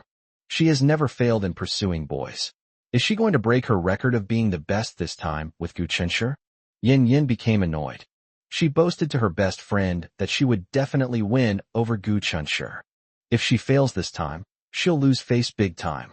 Yan Yan's eyes darted around slightly, and her face immediately adopted a weak and pitiful expression. Gu Qinshi, I really like you. Gu Qinshi walked straight ahead, ignoring her completely. I'm sorry, I apologize to you, okay? I was wrong yesterday. I shouldn't have attacked you personally. Yan Yin quickly chased after her. Gu Qinshi scoffed. What kind of apology is this? It has no sincerity whatsoever. Yan Yin went all out and shouted at his retreating figure. I'm sorry, Gu Qinshi, I was wrong. Please forgive me, okay? It was a bit early, and there weren't many students at the school, but Yan Yan's loud apology still startled a few students nearby. Confused, they all looked over, their faces full of gossip. Gu Qinshi remained unmoved and continued walking forward. He has long legs and walks fast. Yan Yin had to jog to barely catch up with him. Please forgive me this time, since I sincerely apologize. I promise I will never say such hurtful things again. Yan Yin spoke with a slight breath, her tone sincere. Gu Qinshi still ignored her. He had witnessed firsthand how shameless this girl was, and knew that once he struck up a conversation with her, she would relentlessly pester him, which was incredibly annoying. Lin Ranran and Jing Shu walked into the campus side by side. Jing Shu glanced casually ahead and asked in surprise, Isn't that Gu Qinshi? The girl next to him looks like Yin Yin from class 2. Lin Ranran looked over subconsciously, and it really was. She noticed that Gu Qinshi was walking straight towards the teaching building without looking to either side. Yin Yin, like a persistent leech, followed closely behind, while a coquettish smile on her face as she spoke to Gu Qinshi. Lin Ranran suddenly felt unwell. Gu Qinshi didn't seem to want to pay attention to her, so how could she be so shameless as to approach him? Since I genuinely like you, won't you consider giving me a chance? Yin Yin pouted and looked aggrieved. Gu Qinshi finally spoke. I heard that many boys like you. Have you given them all a chance? Yin Yin. Just then, a boy nearby overheard their conversation and teased the disgruntled Yin Yin, saying, Yin Yin, Gu Qinshi's girlfriend is like a fairy descended from heaven. Forget about it. Why don't you consider me instead? Normally, the feisty Yin Yin would have stood up defiantly with her hands on her hips and accused them of bragging. A fairy descended to earth? Bah, I'm a fairy. However, after seeing the girl who gave Gu Qinshi the umbrella yesterday, Yin Yin couldn't be arrogant anymore. That girl is actually Gu Qinshi's girlfriend. Why didn't she think of this before? Perhaps subconsciously, she felt that if Gu Qinshi had such a beautiful girlfriend, would it still be necessary for him to be Lin Ranran's lapdog? Yin Yin was somewhat unwilling. The girl who brought you the umbrella yesterday, is she really your girlfriend? Of course it's true. Otherwise, in this freezing snow, who would go out of their way to deliver an umbrella? The boy acted as if he were Gu Qinshi's spokesperson, eagerly answering questions. Yin Yin rolled her eyes at him. I was talking to him, did I ask you? However, she had wisely decided not to have any other thoughts about Gu Qinshi. Because she could sense that Gu Qinshi truly had no interest in her whatsoever, why should she continue to humiliate herself in front of him? As for the face I might lose in front of my best friend. He has a girlfriend, and they have a great relationship. How could I be a third party who interferes in someone else's relationship? Yes, very good. That's a very good reason. Yin Yin found her own way out and stopped bothering Gu Qinshi, but speaking of which, she hadn't realized Gu Qinshi was so cool before. The sooner you find out, the sooner you can make your move. Before he gets a girlfriend, maybe you can succeed. Her shoelaces came undone, so she squatted down to tie them. As she stood up after tying them, two girls walked past her. Yin Yin subconsciously looked over and saw Lin Ranran, whom she resented. In her eyes, Lin Ranran was too good at pretending, and those boys were too stupid. Lin Ranran's pretty face was tense, like a proud peacock, as she brushed past Yin Yin without looking to the side. Both are beautiful women, but since the title of school beauty went to Lin Ranran, Yin Yin seems to have become Lin Ranran's defeated opponent without her even realizing it. When Lin Ranran is with her, she unconsciously feels that she is superior to her. Yin Yin watched her retreating figure, rolled her eyes disdainfully, and scoffed. However, despite seemingly winning her contest with Yin Yin, Lin Ranran is currently in a terrible mood. Jingshu saw this and felt a mix of emotions. That day, Jingshu finally learned the real reason for their falling out from Gu Chunshi. Gu Chunshi said that Lin Ranran threw the birthday present he gave her into the trash can. Jingshu immediately expressed her doubt. How is that possible? Just 2 days ago, Ranran was wearing the scarf you gave her, showing that she really liked it. Gu Chunshi said, I retrieved the scarf I gave her from the trash can, and it's in my closet now. The one she's wearing isn't the one I gave her. Jingshu expressed doubt. Are you saying that Ranran is lying? Gu Chunshi countered. So you mean I'm lying right now? I know you and she have a good relationship, and I understand that you don't believe me. But everything I say is the truth you want to know. At this moment, Jingshu looked at Lin Ranran and thought to herself, Ranran, you're not that kind of person, are you? But if you really do that, what right do you have to ask Gu Chunshi to like you as usual? And I can no longer stand by your side and support you unconditionally as I used to. Personally, Jingshu was 100 times unwilling to believe that Lin Ranran was the kind of person who would casually trample on other people's sincerity. But at the same time, she had to admit that Gu Chunshi didn't seem to be talking nonsense. We've been classmates for 2.5 years, so we know each other's character to some extent. She felt that Gu Chunshi wasn't that kind of person. Otherwise, among Lin Ranran's many suitors, she wouldn't have favored Gu Chunshi the most. Chapter 53. It turns out she couldn't do it. Jingshu couldn't believe that her best friend was someone who would so easily trample on other people's sincerity. But then I felt that Gu Chunshi was a man of integrity who couldn't possibly lie. The dilemma she now faces is whether she should firmly believe her best friend or choose to believe Gu Chunshi's words. Ugh, this feels so difficult. Perhaps there's some misunderstanding? However, she raised this possibility at the time, but Gu Chunshi told her with certainty that there was no misunderstanding. Lin Ranran's gaze unconsciously followed the dashing and handsome figure in front of her. Old Gu, wait for me. Zhou Xiangyu's voice came from behind. When Gu Chunshi turned around to look at Zhou Xiangyu, he also saw them. With a blank expression, Lin Ranran nodded at them, then suddenly realized that she had gone against her own heart again. He's still the same as before, completely ignoring me. How could she not know that his nod and greeting just now, which seemed to be directed at the two of them, was actually just a greeting to Jingshu? His eyes swept over me without lingering. Gu Chunshi turned around to face them and stopped in place to wait for Zhou Xiangyu. Lin Ranran was feeling depressed. She should be used to his indifference by now, shouldn't she? She's trying hard to get used to his indifference. During the 2 days she spent abroad with her father to relax, she looked at the foreign scenery and thought things through very clearly. Life is short, so enjoy it while you can. If some people are destined to be just passers-by in her life, then let them go. Since they don't miss you, why should you miss them? Lin Ranran thought she had figured it out. Although she was in the wrong first, no one is perfect, and who can guarantee that they will never make a mistake in their entire life? Gu Chunshi, since you're determined to leave my world, then do as you please. There are so many people who can't wait to squeeze into my world to get my attention, so what difference does it make if you're one less? Lin Ranran thought that after spending 2 days, she could finally face his indifference with equanimity. But when she faced Gu Chun again, she was furious to find that she hadn't done it. When she discovers that a girl is eyeing him, she gets furious, as if her treasure is being coveted and tried to be stolen. She still felt heartbroken when Gu Chunshi ignored her. Jingshu watched as she watched Gu Chunshi pretend to be indifferent, even though she clearly cared a lot. This reminded her of her previous conversation with Gu Chunshi. I felt a little hesitant. Lin Ranran is such a proud person. If she really did nothing wrong, would he silently bear the injustice alone when she was wronged? Of course not. So the answer seems obvious. What Gu Chunshi said was the answer. Jingshu sighed. Ranran, how could you be so reckless? You can lose anything, but you can't lose the love someone has for you. Just like that pink scarf that Gu Chunshi picked up and took home. Once it's lost, it can never be found again. Gu Chunshi became the focus of the entire class. The news that he is dating a goddess-like girlfriend has been confirmed by everyone. Gu Chunshi, let's see how you try to deny it now. Yesterday, your goddess girlfriend came to bring you an umbrella, and many people saw it. You're so stingy. We just want to see the photos, but you won't let us. Are you afraid we'll steal them? Everyone chimed in with their own opinions, some envious, some jealous. Someone is looking for burlap sacks again.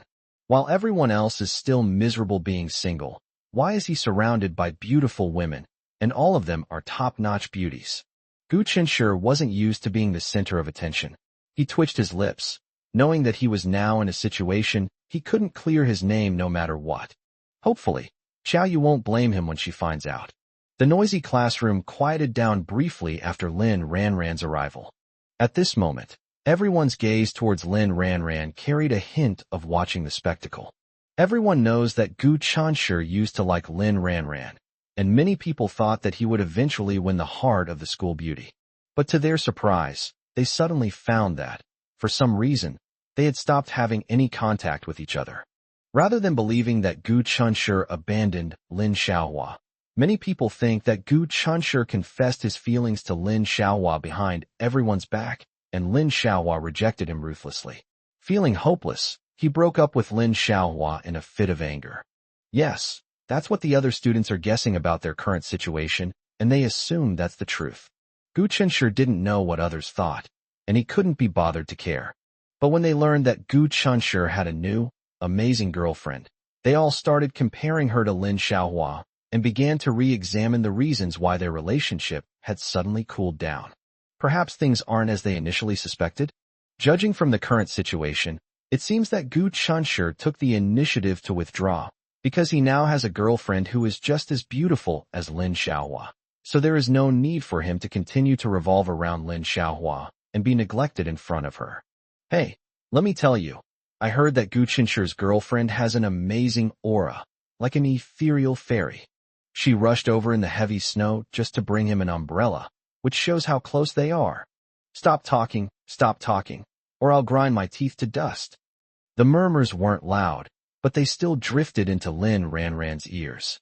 Lin Ranran appeared nonchalant on the surface, but her heart was aching. Even breathing became difficult. They actually got together?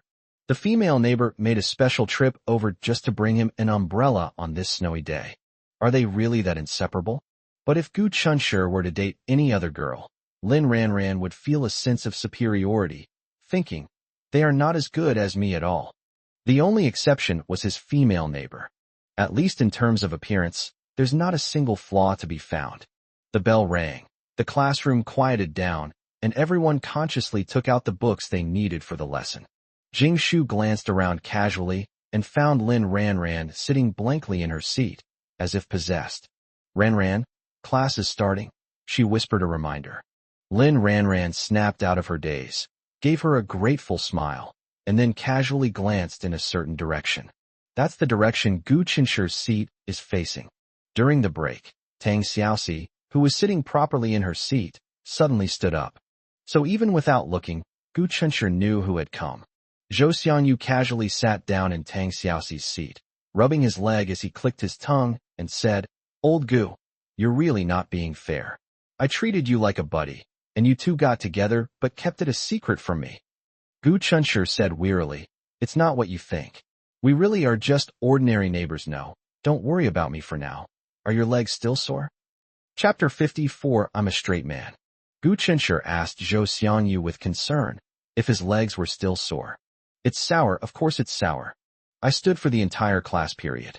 That being said, a class is only 45 minutes long, and Zhou Xiangyu is tall and strong, so what's wrong with him standing there? One thing to note is that this guy woke up late, of course. This is the norm for him, so it's not unusual. In his haste, he ran as fast as he could after getting off the bus, but he still arrived at the classroom a step later than the teacher. Unfortunately for him, the first period was his homeroom teacher's class. The teacher gave him a sharp look, and Zhou Xiangyu's heart skipped a beat. He slipped, and ended up performing a high-difficulty acrobatic act for everyone face-planting in the mud. Amidst everyone's laughter, the homeroom teacher asked him with concern how badly he had fallen and whether he needed to go to the school clinic. Zhou Xiangyu was deeply moved and quickly got up from the ground to show that he was all right. Fearing the homeroom teacher wouldn't believe him, he even took a couple of steps on the spot. "It's good that you're all right." The homeroom teacher nodded with relief. Then her expression changed a second later. "Since you're all right, if you're late, go stand at the back of the line." Zhou Xiangyu. He wanted to say he had something to do, but it seemed too late. Although he arrived late, he knew about Gu Qinshi's fairy tale girlfriend, which everyone had been talking about all morning. He learned about this from a boy from another class who was also late on the bus to school. That boy was one of the witnesses who saw Gu Qinshi's fairy-like girlfriend at the bus stop yesterday. Gu Qinshi asked, "Did you play games again last night?" Zhou Xiangyu said guiltily, "I only played for a little while." Gu Qinshi didn't say anything. He was just Zhou Xiangyu's friend, not Zhou Xiangyu's mother. As a friend, he could offer Zhou Xiangyu kind advice, but he couldn't forcefully interfere. Moreover, as Zhou Xiangyu himself said, there is a process to weaning a child. It cannot be stopped all at once. Gu Qinshi silently took out a few slices of bread and a cold egg from the desk drawer. "It's okay if the eggs get cold. This guy's tough." Zhou Xiangyu chuckled, took the food, and ate it with relish. He ate the egg too quickly and choked. He gestured wildly, trying to get Gu Qinshi to get him some water. At that moment, a glass with cute cartoon stickers was handed to him. Zhou Xiangyu took the water and gulped it down in one go. After finishing the drink, they realized that the water glass wasn't Gu Qinshi's, but Tang Xiaoxi asked softly, "Is that enough? If not, I'll get you some more." No need, no need." Zhou Xiangyu scratched his head, picked up Tang Xiaoxi's water glass, and stood up. "I'll go wash the glass for you." Zhou Xiangyu felt embarrassed after accidentally drinking water from a female classmate's cup. Tang Xiaoxi reached out and took the cup from his hand, smiling. "I'll go." Gu Qinshi looked at Zhou Xiangyu, who had finished eating and drinking and sat down again, and then looked back at Tang Xiaoxi, who had left the classroom. Something seems off? Gu Qinshi couldn't help but stare at Zhou Xiangyu's face. Zhou Xiangyu said irritably, "Hey, are you suggesting I go to the hospital to get my head checked again? I don't think I offended you today." No, he misunderstood. Gu Qinshi didn't want him to go to the hospital to have his brain checked. Although Zhou Xiangyu is not a conventionally handsome man, he has a very upright appearance and exudes a rare masculine aura. Gu Qinshi recalled the scene where Tang Xiaoxi handed Zhou Xiangyu her water cup without hesitation when Zhou Xiangyu asked for a drink. After all, cups are personal items, and unless the relationship is particularly good and no one mindies lending their cup to another person, very few people are willing to lend their cup to others. Then Gu Qinshi thought of how Tang Xiaoxi, his deskmate, seemed to only give up her seat for Zhou Xiangyu. Could she like Zhou Xiangyu? Gu Qinshi clicked his tongue in amazement. It's a miracle that someone actually likes Zhou Xiangyu, a guy whose mind is completely consumed by games. However, the fact that girls like him doesn't mean he won't be alone for the rest of his life. Because between girls and games, he would choose games without hesitation. Lin Ranran, who hadn't been to school for 2 days, finally returned, which thrilled Zhang Shuo. He rushed over as soon as get out of class ended, eager to tell his goddess how much he missed her. However, unlike his enthusiasm, the goddess coldly dismissed him with the words, "Don't keep coming to our class." Zhang Shuo walked away, turning back every few steps, reluctant to leave and filled with unease. Did he do something wrong and upset the goddess? He thought about it anxiously, but it didn't seem like that. Why did the goddess not come for 2 days and suddenly become so cold to him? It made him fall from heaven with a thud. At this moment, how could he understand that if Gu Qinshi hadn't withdrawn, he wouldn't even have the right to say a few words to Lin Ranran, let alone stand by her side? He thought he had finally seen the light at the end of the tunnel, but in reality, he was just a substitute for Gu Qinshi. As Zhang Shuo left, he couldn't help but glance in Gu Qinshi's direction with a sense of unease. This guy stood next to Lin Ranran the longest. How did he manage to do that? He must have some advantages that they don't know about. Zhang Shuo thought to himself that he needed to find an opportunity to learn from Gu Chunshi in the next couple of days. Although it was rather embarrassing, he had finally gotten a chance to get close to his goddess, so he naturally couldn't give it up easily. However, even Gu Chunshi himself didn't know that in Lin Ranran's heart, his advantage lay in the person he was. At noon, Jing Shu felt she should walk alone, but Lin Ranran called out to her, "Shu Shu, let's walk together." Then he affectionately took Jing Shu's arm. They always walked together so affectionately. But today, Jing Shu felt uncomfortable looking at Zhang Shuo, who was hesitant and wanted to come closer, but didn't dare to. Lin Ranran walked closely behind her, chatting about her experiences over the past 2 days. Jing Shu listened absent-mindedly, feeling particularly uncomfortable. She really wanted to ask, "Ranran, what exactly do you want to do? If I'm not mistaken, you must have feelings for Gu Chunshi. But what are you doing? If you don't like other boys, why do you condone their advances and give them the feeling that they have a chance? Perhaps you're trying to provoke Gu Chunshi by using other guys. But isn't that unintentionally hurting other guys who are genuinely devoted to you?" Sigh, Ranran, I understand you less and less. Walk properly, Gu Chunshi said impatiently. No, my legs are sore. Zhou Xiangyu whined. How disgusting. Save your coquettishness for when you're with your wife. Gu Chunshi shook off a shiver of goosebumps. At this moment, Zhou Xiangyu put his arm around Gu Chunshi's shoulder and pressed his upper body weight onto Gu Chunshi as if he had no bones, making Gu Chunshi suffer terribly. Get away, get away. If people see us all sticky together, they'll think we're gay, Gu Chunshi said speechlessly. This trick works. Zhou Xiangyu immediately stood up straight and exclaimed, Holy crap! Anyone who dares to talk nonsense, I'll punch them away. I'm a straight man of steel. Chapter 55, She is Invisible. Zhou Xiangyu turned his head and saw Tang Xiaoxi covering her mouth and snickering. He was shocked and quickly explained, Tang Xiaoxi, you don't think that Lao Gu and I are doing that kind of thing, do you? We have a very pure brotherly relationship. Please don't overthink it. Tang Xiaoxi stopped laughing, hummed in agreement, and whispered, I believe you. Hearing this, Zhou Xiangyu finally breathed a sigh of relief. If he were misunderstood, not only would it damage his reputation, but old Gu's girlfriend might also come knocking on his door, pointing her finger at him and yelling that he was a mistress. Wouldn't he then become the sinner who ruined other people's relationship? He doesn't want to be a mistress. Wait, something's not right. I've known Lao Gu for over 5 years. How could I be a mistress? Zhou Xiangyu became confused. It's true that he met Lao Gu first, but he and Lao Gu didn't have a defined relationship, so he was still the other woman? Ugh, what utter nonsense. Tang Xiaoxi looked shyly at Zhou Xiangyu, who looked dejected, and asked, Zhou Xiangyu, what games do you usually play? Zhou Xiangyu snapped out of his daze and asked in surprise, Huh? You play games too?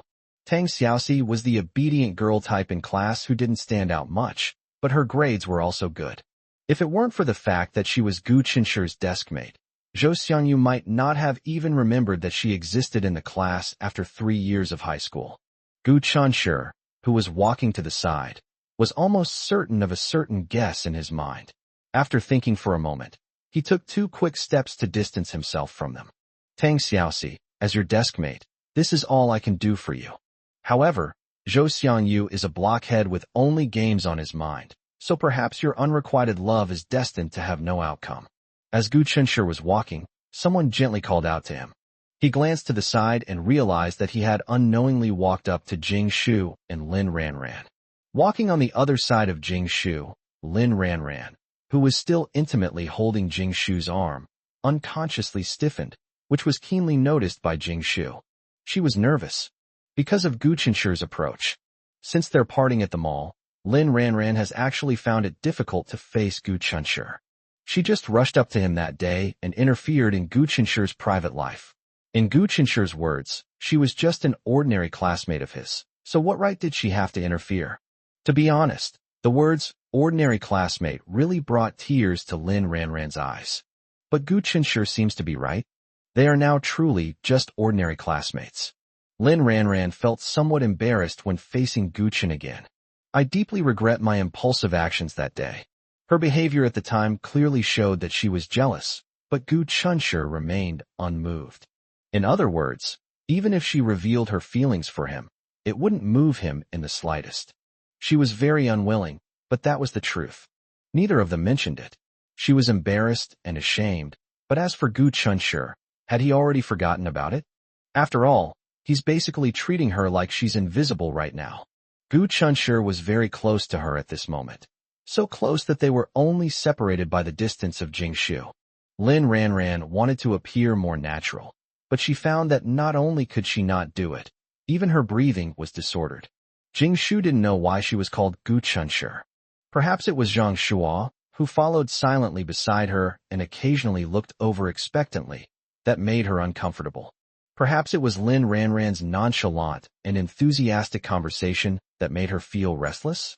In any case, the short walk of just a few dozen meters to the cafeteria was extremely agonizing for Jingshu.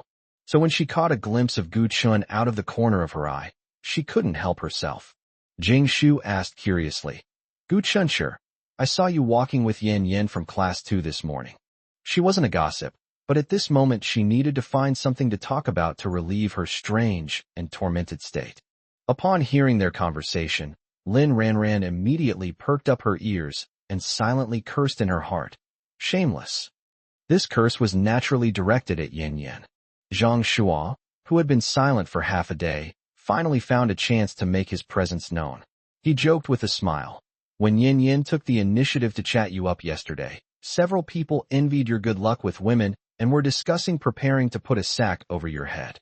Gu Chunshur chuckled self-deprecatingly. "What romantic luck? That's nonsense." Listening to their relaxed and casual conversation, Lin Ranran felt extremely tormented. At the same time, I was extremely jealous. She was jealous that Jingshu and Zhang Shuo could talk to Gu Chunshur like friends. Even though she was walking with them, Gu Chunshur saw her as if she were invisible. Lin Ranran was heartbroken. It seems like everyone can freely enter and leave Gu Chunshur's world, except for her. But she should have been the center of Gu Chunshur's attention. Everything changed because of a single, impulsive action. Now, even though she is so close to Gu Chunshur, breathing the same air and feeling the same wind, she is separated by an invisible barrier, becoming people from two different worlds with no connection. Zhou Xiangyu got really excited when the game was mentioned, and he chatted with Tang Xiaoxi for a while, gesturing wildly. It has the meaning of 1,000 cups of wine are not enough when drinking with a bosom friend. When he came to his senses, he thought, "Hey, where's Lao Gu?" Tang Xiaoxi said, "He's up ahead." When Zhou Xiangyu caught up, Gu Chunshur and the others somehow shifted their conversation to who was better at fighting between him and Zhou Xiangyu. Gu Chunshur said, "You all don't know that although Zhou Xiangyu is famous, he is actually my defeated opponent." Jingshu exclaimed in surprise, "Really? We really couldn't tell if you hadn't told us." Zhou Xiangyu, who happened to overhear this, was extremely indignant. "Who says I'm no match for you? Come on, shall we have a match right here and now?" Gu Chunshur looked at Zhou Xiangyu with an attitude of who's afraid of who, and looking down on everything. "Come on, let's practice then." Zhou Xiangyu coughed lightly. "Forget it. I'm the older brother and you're the younger brother. I don't want to be seen as bullying the younger one." Well, in terms of age, Gu Chunshur should indeed call Zhou Xiangyu brother. This guy is only a week older than Gu Chunshur. Even if he's only a minute older, he's still the older brother. Everyone chatted and laughed as they walked toward the cafeteria. Lin Ranran silently held Jingshu's arm, remaining completely still and not uttering a single word. On the surface, she seems aloof and unwilling to associate with ordinary people like them. The truth is, because Gu Chunshur was among these people, she felt flustered and short of breath, and dared not and could not join in their laughter and chatter. At that moment, she felt like the whole world had abandoned her, surrounded by laughter and joy, yet utterly alone. But actually, she's the one who's least likely to be lonely. For example, right now, Zhang Shuo keeps glancing in her direction, hoping she'll look at him too. The most tormenting thing in the world must be loving someone you can't have. While Lin Ranran was being tormented by others, wasn't she also tormenting others? Chapter 56: The Experience of Being a Simp. The train station was as crowded as ever after school. After Zhang Shuo rushed onto the bus, he preemptively grabbed 2 seats without any sense of sportsmanship, and then loudly called out to Gu Chunshur, who was boarding the bus afterward. Gu Chunshi, come over here. I've saved a seat for you. Gu Chunshi was stunned for a moment. They were just nodding acquaintances, not that close. However, since someone had already saved a seat for him, he couldn't very well say something like, "No need. I'm used to standing," which would be ungrateful. Gu Chunshi walked over and sat down. Before arriving at the station, he chatted casually with Zhang Shuo for a few minutes. It's nothing more than discussing which university they want to apply to in the future and what majors they are interested in. Since we weren't really that familiar with each other, we ran out of things to say after a few sentences. They arrived at their destination soon, and Gu Chunshi got up and left. Unexpectedly, Zhang Shuo also stood up. Gu Chunshi vaguely remembered that he seemed to have said that his home was 2 stops away. Perhaps he has relatives or friends living nearby. Gu Chunshi didn't think much of it and got out of the car. Gu Chunshi. Zhang Shuo, who got out of the car afterward, called out to him. Gu Chunshi looked at Zhang Shuo with a puzzled expression. A gust of cold wind blew by, and Zhang Shuo couldn't help but shrink his neck and stamp his feet, laughing somewhat embarrassedly. May I trouble you for a moment? I'd like to ask you a question." Seeing Zhang Shuo's hesitant manner, Gu Chunshi raised an eyebrow and immediately realized that the question Zhang Shuo wanted to ask must be related to Lin Ranran. Gu Chunshi was speechless. It seems that even though he has completely withdrawn from Lin Ranran's world, others still associate him with Lin Ranran. It was cold outside, so Zhang Shuo invited Gu Chunshi to sit in a coffee shop and have a cup of coffee. However, Gu Chunshi did not accept the suggestion, but instead suggested that they just find a place where they could talk. So they went to a supermarket to enjoy the warmth. Once they were standing in a secluded corner, Zhang Shuo stammered, "Gu Chunshi, please don't laugh at me when I tell you. But what I want to ask you is, how do you manage to keep Lin Ranran from getting annoyed?" Gu Chunshi. To be honest, he thought Zhang Shuo was going to tell him, "You already have a girlfriend, so please stop trying to get close to Lin Ranran." So it turns out it wasn't true after all. Gu Chunshi looked at Zhang Shuo in astonishment, making Zhang Shuo even more embarrassed. Zhang Shuo scratched his head awkwardly. You're the only one who can always stand by Lin Ranran's side without being disliked by her. So if you have any tricks up your sleeve, or if you know how to make her happy, could you please tell me?" Gu Chunshi. It's not easy. He inadvertently turned himself into the epitome of a simp. Honestly, it was really weird that 2 guys were sneaking around to find a quiet, secluded spot and secretly exchanging tips on being a simp. Gu Chunshi said, both amused and exasperated, "I'm sorry, although I really want to help you. I don't have any special tricks up my sleeve." Zhang Shuo fell silent. He had anticipated this outcome before he came to Gu Chun with a sense of wishful thinking and a desperate desire for a cure. After all, his own behavior was indeed somewhat ridiculous. Perhaps Zhang Shuo's dejected appearance reminded Gu Chun of his own days as a simp, and a sense of kinship arose between them. However, he was telling the truth. He had no tips on being a sycophant to share with Zhang Shuo. If I had to put it into words, it would probably be that I foolishly and one-sidedly loved a certain girl. Is this a trait that not all simps possess? As the saying goes, the onlooker sees more of the game than the player. Lin Ranran did not like Zhang Shuo, just like how I didn't like him in the first place. What Zhang Shuo should do most now is cherish life and stay away from people who casually squander their emotions. But Gu Chunshi would never say such a thing. His relationship with Zhang Shuo was so-so, and he had no obligation to remind Zhang Shuo not to be a sycophant. Of course, the main reason is that Zhang Shuo has not experienced what he has experienced and cannot see the tragedy of being a simp. Even if Gu Chunshi tries to persuade him, he will not listen. Gu Chunshi, can you tell me if your leaving Lin Ranran is related to your current girlfriend? Zhang Shuo asked abruptly. Gu Chunshi smiled and said, "If I said no, would you believe me? Please, he really doesn't have any amazing girlfriends, okay? He and Xiao Yu were just neighbors. Unfortunately, nobody believes it. Well, if nobody believes it, then nobody believes it. Anyway, it didn't really affect his normal life." Zhang Shuo hesitated and said, "Then why did you give up? You were the one most favored by everyone and the most likely to be accepted by her." Gu Chunshi said, "I suddenly feel that she's not my type, so I don't like her anymore. Is that okay?" Zhang Shuo remained silent. Gu Chunshur said half-jokingly. Hey, why aren't you saying anything? Don't tell me you think I offended your goddess and are secretly plotting how to get revenge on me for your goddess. Zhang Shuo laughed. How could that be? I should thank you for withdrawing, which gave me the opportunity to get closer to her. Despite his laughter, Zhang Shuo felt quite lost. He seemed to see his own future in Gu Chunshur, but he was unwilling to give up just like that. He was deeply attracted by Lin Ranran's appearance and temperament when he first met her. Lin Ranran is exactly the image of his dream girl. She was like a pure white cloud in the sky, and he always looked up at her with a devout heart. Now that he finally had a chance to get close to her, how could he let go so easily? Zhang Shuo watched Gu Chun wave goodbye and disappear around a corner, thinking to himself, a goddess, after all, naturally has the arrogance of a goddess. He believed that one day, Lin Ranran would see his true feelings and eventually accept him. Little did he know that his current thoughts were the same as Gu Chunshur's before.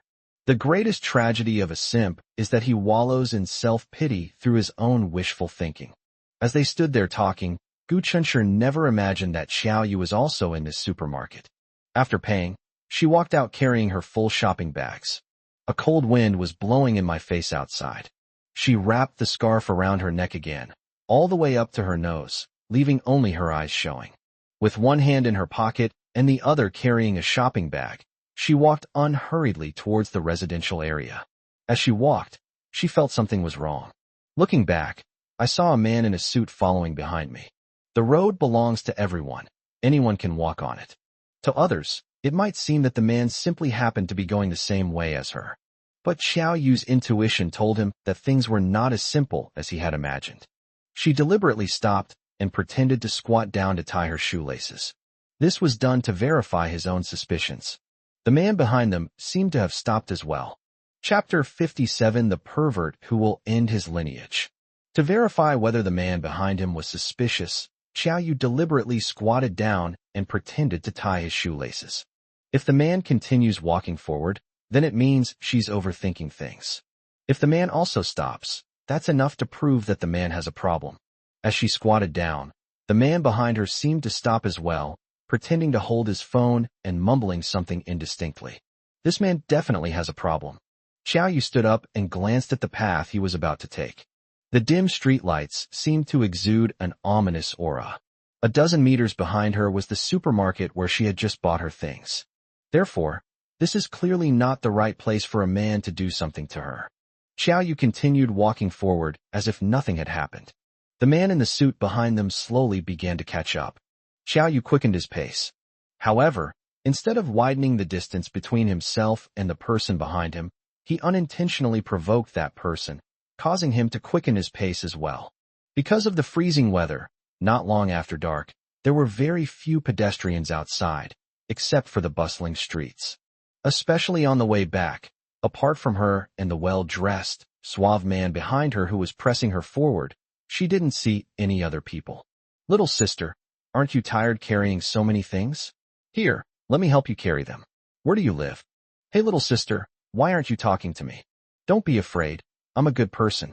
Hey, don't walk so fast, wait for me. Seeing that no one was around, the man behind him became arrogant, his chuckles carrying a hint of ill intent. Xiao Yu could tell from the voice that the persistent man behind her was getting closer and closer. There was an alley ahead with no streetlights. It was dark and gloomy, like a crime scene from a horror movie. The man behind me suddenly rushed over. According to the following plot, the docile Xiao Yu will be dragged into an alley by a man with ill intentions, who will then cover her mouth to prevent her from calling for help and commit illegal acts against her.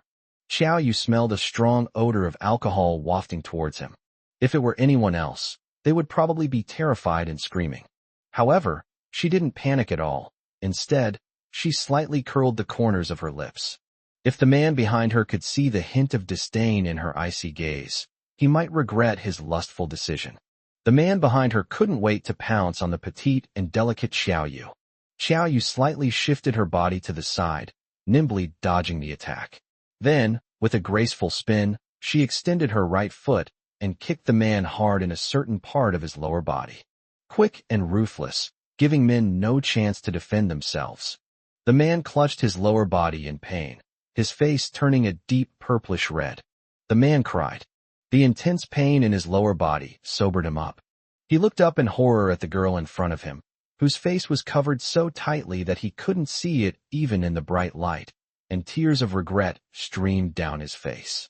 Will he be childless and have no descendants? Xiao Yu reached into the pocket of her down jacket. The man immediately burst into tears and begged, "Don't call the police. Grandma, I'll kowtow to you. Please don't call the police. He has a respectable job, but if he gets arrested, he'll definitely lose it." But Xiao Yu didn't want to let him off so easily. Just as she raised her foot to teach him another lesson, she suddenly sensed something, walked out of the alley, and looked back. Under a street lamp a dozen meters away, a tall and slender figure slowly walked towards them. Xiao Yu's icy expression suddenly melted, and she smiled slightly, turning back to greet him. Gu Chunshi looked at the figure walking towards him and felt that it was somewhat familiar. During the cold winter months, people bundle up completely when they go out. Sometimes, two people who know each other very well might pass each other on the street without recognizing each other. Only when he got closer to Gu Chun did he finally realize that it was Xiao Yu. Gu Chunshi was quite surprised to see Xiao Yu's smiling eyes, which seemed to hold endless starlight. Xiao Yu was carrying a shopping bag filled with daily necessities, indicating that he had just come from the supermarket where he had bought things. There's a convenience store outside their neighborhood, but it doesn't have everything they need, so sometimes they have to walk a bit further to a nearby supermarket to buy things. A faint, suppressed groan could be heard. Gu Chunshi looked ahead in surprise. He walked this road every day, so he naturally knew that there was a dead end on the left ahead, and the groans were coming from there. Xiao Yu said without changing his expression, "Oh, there seems to be a drunkard over there." Based on the faint groans, Gu Chunshi imagined a drunkard staggering into a dead end and vomiting. As Gu Chunshi passed by that dead end, he subconsciously glanced inside and vaguely saw a figure kneeling on the ground, looking quite disheveled. But that's all. The world is going to the dogs these days, and it's hard to be a good person. Having been reborn, Gu Chunshi doesn't want to get into trouble. It's better to avoid trouble. Therefore, he wouldn't walk into a dead end and would instead ask with concern if he needed help. As they walked, Xiao Yu thought of something. "You seem to have come back later than usual today." "Yeah, I chatted with a classmate for a while, which took up a little time." Xiao Yu glanced at Gu Chunshi's heavy backpack. "Are you very tired every day?" Gu Chunshi smiled and said, "It's all right, I'm used to it. In another 6 months, these hard times will be over. Moreover, compared to the despair of being paralyzed in bed in his previous life, this little bit of suffering is nothing." Xiao Yu said in a boastful tone, "I learned a new dish today, human lamb." Gu Chunshi sincerely praised, "Great job." It was like praising a child, which made Xiao Yu a little embarrassed. When Gu Chunshi was about to go back to his own home after arriving home, Xiao Yu said, "You can go back after you've eaten." Although Gu Chunshi knew she would definitely invite him to her place for dinner, he felt embarrassed when Xiao Yu casually invited him to her house. During the week his mother worked the night shift, he ate Xiao Yu's food every night. No, he and his mother ate it every night. They'll eat up Xiao Yu's little bit of money sooner or later. Little did he know, not only would she not have spent all of Xiao Yu's money, but she would have been willing to give them her life if they needed it. The Gu family was the light that shone into Xiao Yu's dark world. Without them, there would be no Xiao Yu who is now striving to enjoy life. Xiao Yu didn't notice Gu Chunshi's embarrassment. As she opened the door, she excitedly said to Gu Chunshi, "I think I did a good job. Come and try it, and give me your feedback. See if there's anything that needs improvement." Gu Chunshi found it amusing. She looked so happy. If I make excuses, I'll inevitably spoil her mood. Then he would respectfully comply. As for who benefited from whom, let's settle that score later. Gu Chunshi obediently turned around and followed her across the threshold, immediately smelling the tempting aroma of cumin lamb. Gu Chunshi's stomach growled twice, just as it was supposed to. He's hungry.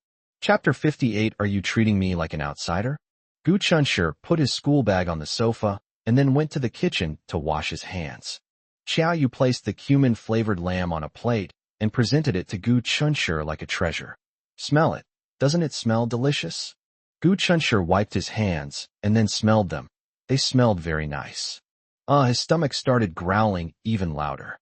Xiao Yu brought the cumin lamb to the table and returned to find Gu Chunshi leisurely serving rice.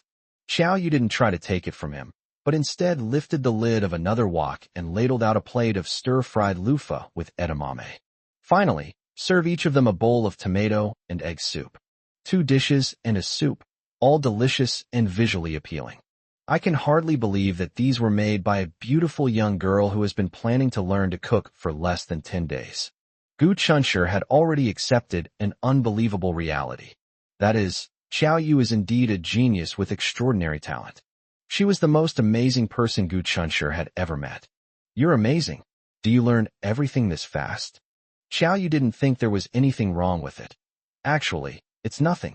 I just followed the steps online one by one, and it happened naturally. If it were you, you could do it too. It's very simple. Gu Chunshi smiled, but didn't say anything. This further solidified my belief that Xiao Yu is a genius. If it were as simple as she described, and everyone could make delicious dishes by following the steps in online recipes, then there would be no such thing as culinary disasters in the world. Try it and see if it suits your taste. Xiao Yu asked expectantly. Gu Chunshi picked up his chopsticks and took a piece of mutton. Put it in your mouth and chew it slowly. During this time, Xiao Yu looked at him expectantly with her big, clear black and white eyes, not daring to blink until Gu Chunshi came to a conclusion. The aroma of mutton and cumin blended perfectly, greatly satisfying Gu Chunshi's taste buds. Jinglan often makes this dish, but that's why Xiao Yu is called a genius. The taste of Xiao Yu's cooking seems to be even better. Gu Chunshi commented objectively and fairly. It's so delicious. Xiao Yu, with your skills, your restaurant would definitely be a huge success. Xiao Yu smiled, clearly pleased with Gu Chunshi's evaluation. Satisfied, he picked up his chopsticks and began to eat. She eats very little. It doesn't eat much more than a cat. And they eat very slowly, as if counting each grain of rice as they eat, leisurely and methodically, which is pleasing to the eye. Dining with beautiful women is a pleasure in itself. Gu Chunshi originally thought that his eating manners were within the normal range, and compared with Zhou Xiangyu, the eat rice bro, they could even be considered elegant. But compared to Xiao Yu, it all seemed like they were wolfing it down. You eat so little, won't you get hungry at night? Gu Chunshi couldn't help but ask. You're not eating enough. Xiao Yu shook her head. I'm not hungry. I don't exercise much, so I don't burn many calories. She is too thin, Gu Chunshi thought. So delicate, as if a gust of wind could blow her away. In addition, staying at home all the time and not getting enough exercise.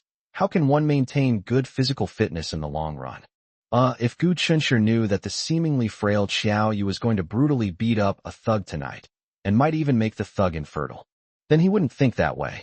Tisk, that's really pitiful.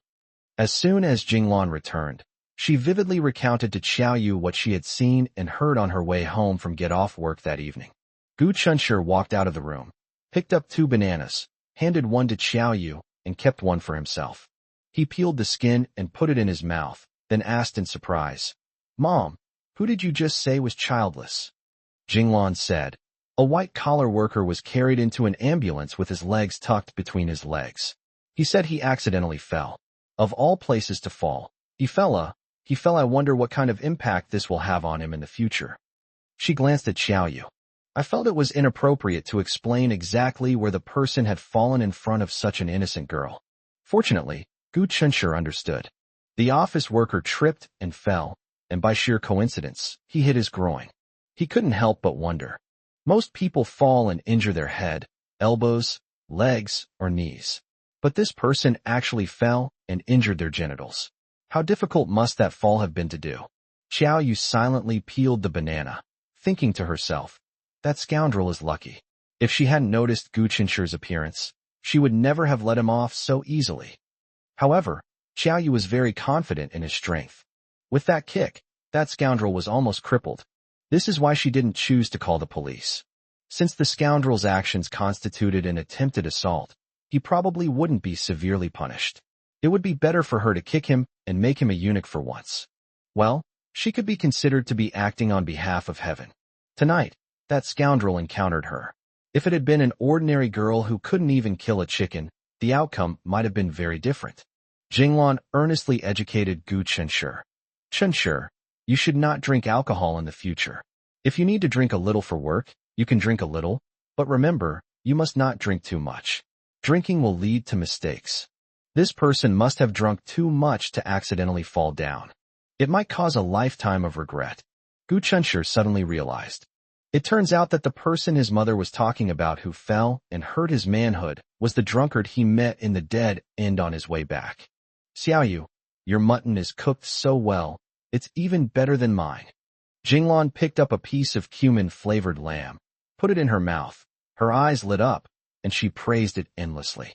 Xiaoyu replied obediently, I'm glad Annie likes it. As Jinglan was eating, she suddenly frowned. Xiaoyu asked anxiously, Auntie, what's wrong? Is there something that needs to be improved? No. Jinglan waved her hand. You did a very good job, impeccable.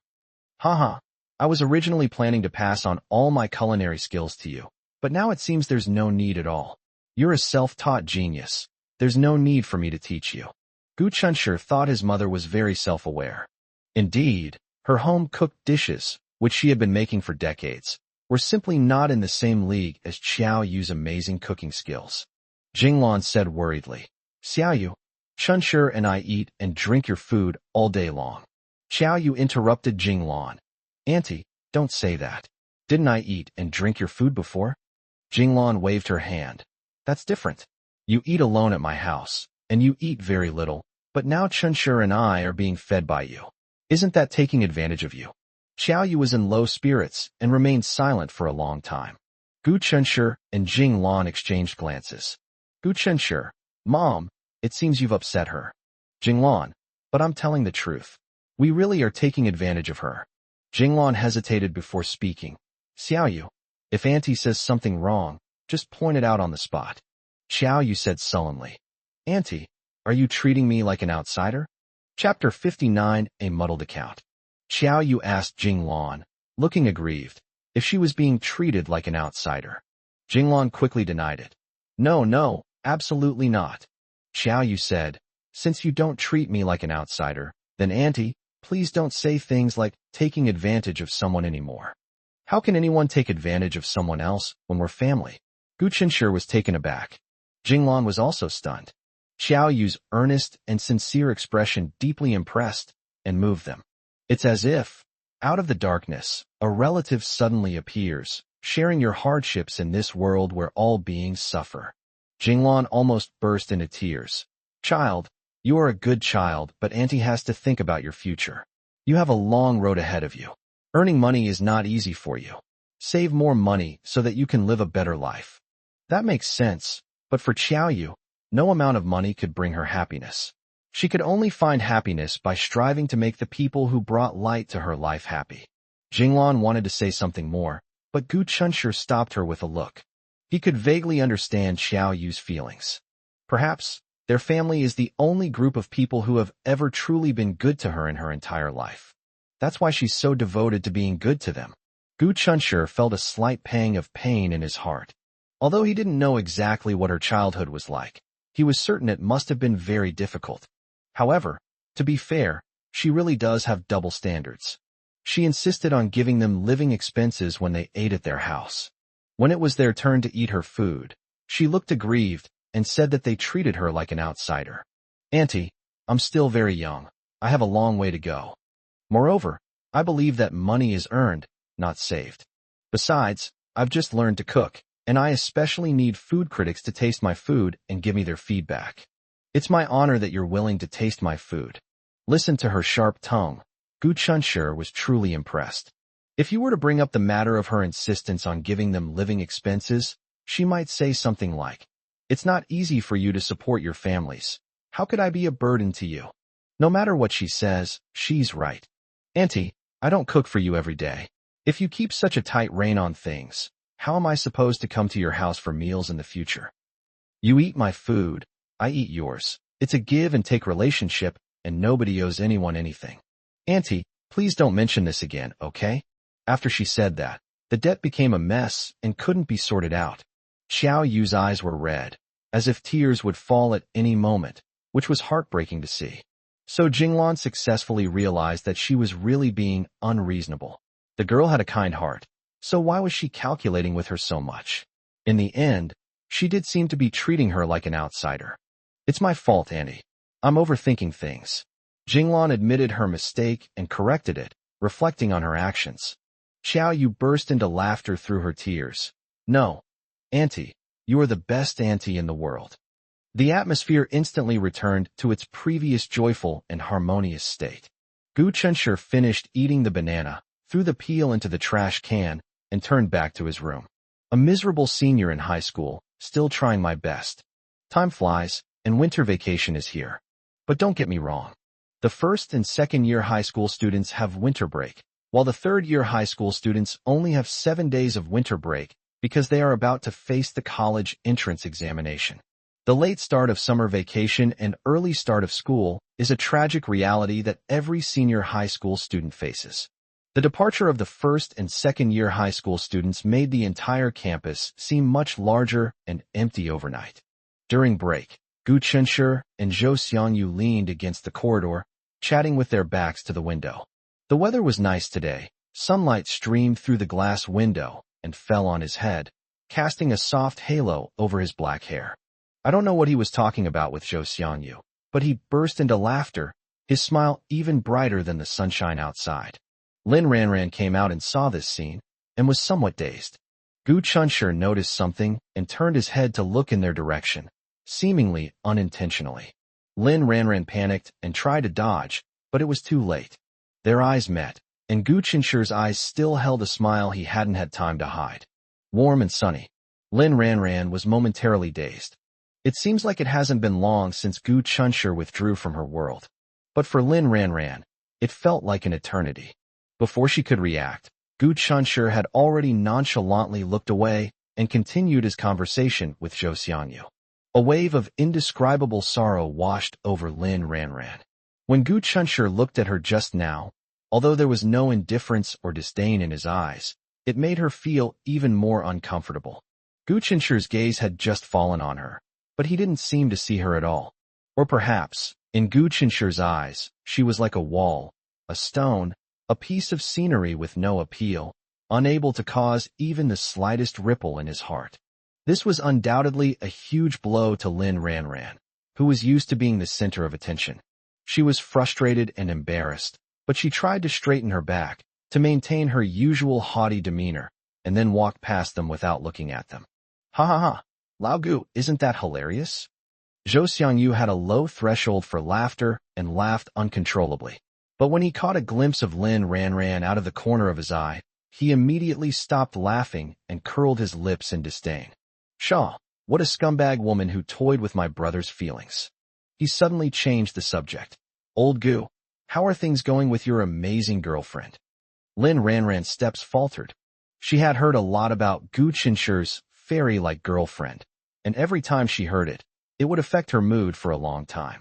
However, to be honest, ever since Gu Chunshi stopped paying attention to her and caring about her as usual, and when she realized that he would never forgive her for making him angry, she seemed to have been in a bad mood. Even if you're smiling on the outside, it can never reach your heart. Gu Chunshi looked at Zhou Xiangyu, who was making faces at him, and was speechless. Why did this guy suddenly bring this up again? Seeing Zhou Xiangyu blinking and pouting, he was even more speechless. This guy did it on purpose. Was he deliberately using the term fairy tale girlfriend to undermine Lin Ranran? How boring. When Gu Chunshi was reborn, he immediately distanced himself from Lin Ranran. At first, Lin Ranran's inexplicable actions made him very unhappy. However, after Lin Ranran pointed fingers at him in the mall that day, and he snapped back at her, she never bothered him again. Perhaps he said something rather harsh that day? But who can she blame? She brought it on herself. After Lin Ranran had walked away, Zhou Xiangyu complained. Old Gu, do we even have any chemistry? No. Gu Chunshi replied without hesitation. Ugh, this is so boring. I wanted to see her cry, Zhou Xiangyu said with a wicked grin. She refers to Lin Ranran, of course. Gu Chunshi said inexplicably. You want her to cry? That's easy. Just go over and flick her forehead twice. Won't that solve the problem? What does it matter whether he cooperates or not? Chapter 60 The Shameful Touch. Zhou Xiangyu clicked his tongue as he looked at Gu Chunshi. Gu Chunshi said unhappily, "Am I wrong?" Zhou Xiangyu said, "Old Gu, didn't you notice?" "What did you find?" Gu Chunshi asked, puzzled. "Haven't you noticed that Lin Ranran seems different since you stopped talking to her?" "What does that have to do with me?" Zhou Xiangyu. On second thought, he realized that Gu Chunshi was absolutely right. Zhou Xiangyu asked unwillingly, "You didn't notice anything at all?" Gu Chunshi countered, "What should I be able to sense?" Zhou Xiangyu gave up trying to guide him and said directly, "I think Lin Ranran seems to care about you a lot now. She must have already discovered how good you are and is looking forward to your return. Yes, I hope he'll go back to being her devoted admirer." After all, among her army of simps, Gu Chunshi was the highest quality simp. Gu Chunshi repeated what he had just said. "What does that have to do with me?" Zhou Xiangyu laughed heartily. Yes, you're absolutely right. She's a thing of the past. You have a goddess girlfriend now, so you don't need to care about her at all. Gu Chunshi thought to himself, "Even if I remain a bachelor for the rest of my life, I will never turn back."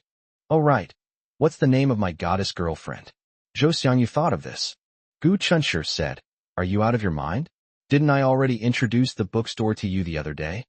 Zhou Xiangyu scratched his head. "Really? But I don't remember." "Her name is Xiaoyu," Gu Chunshi added, not forgetting to clarify. "We really are just ordinary neighbors." "Well, that doesn't seem to be quite accurate either. Do ordinary neighbors eat at each other's houses, almost without distinction?"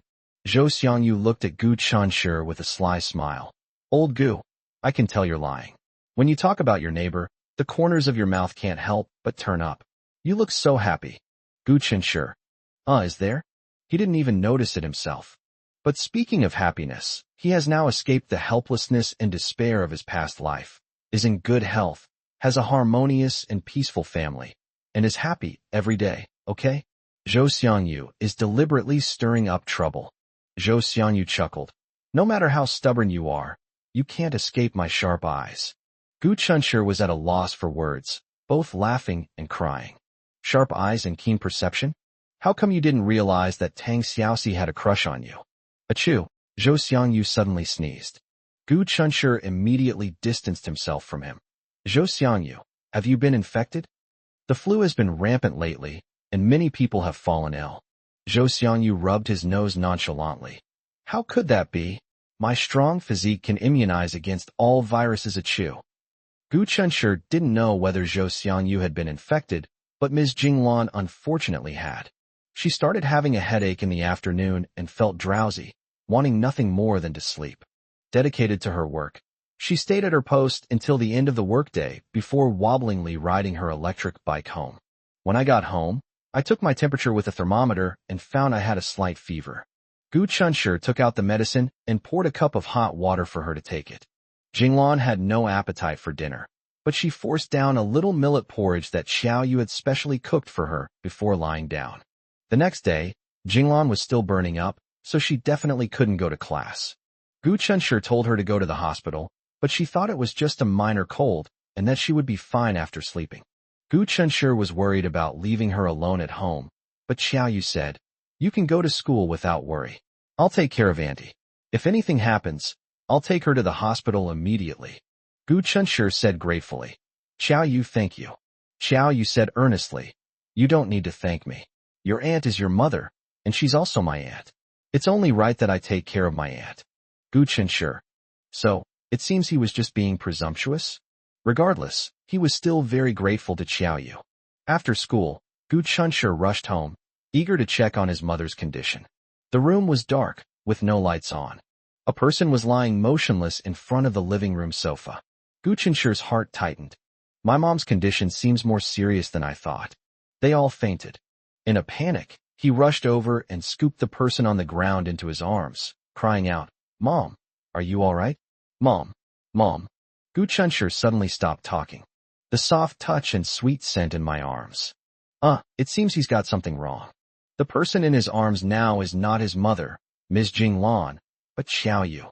Xiaoyu struggled out of his arms in a panic. In the dim light, her flushed face could not be seen.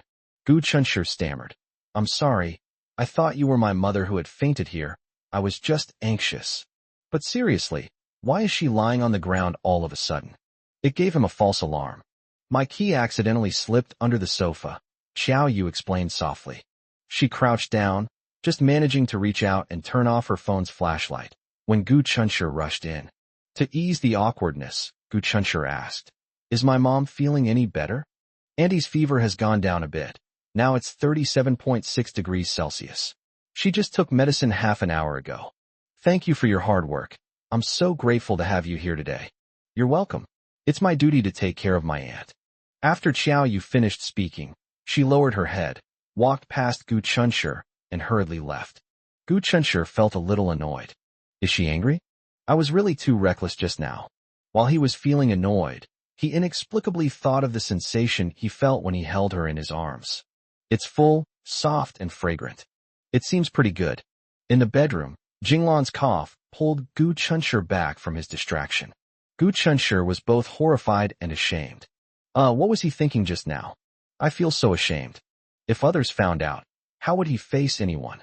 However, it would be abnormal for a boy his age to feel nothing at all when faced with an outstanding and beautiful girl, right? Thinking about it this way, Gu Chunshi's sense of shame lessened considerably. He stepped inside. Gu Chunshi wanted to tuck the blanket around his mother, but found that it was already tucked in properly, so he didn't need to do it. There was a damp, tofu-shaped towel on Jinglan's forehead, which was naturally placed there by Xiao Yu. Xiao Yu took very good care of her aunt, her mother. Gu Chunshi tiptoed out of his parents' bedroom, went to the kitchen, opened the refrigerator to see what food was available, and started cooking. Just as he was about to peel a potato, Xiao Yu walked in carrying a bowl of rice and a plate of vegetables. Gu Chunshi, stop making things. I've finished cooking. Come and eat." Gu Chunshi was very surprised.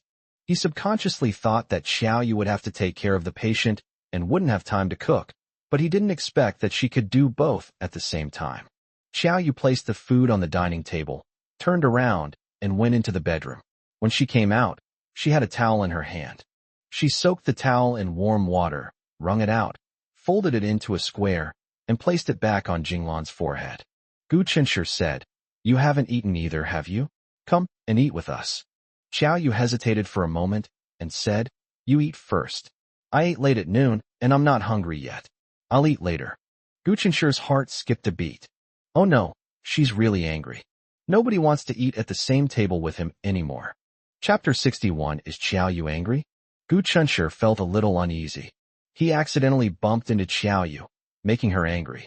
Well, what to do? Should I sincerely apologize to her? But he had already apologized immediately, and she seemed to have accepted it. She only accepted it on the surface, but she was still angry with him in her heart.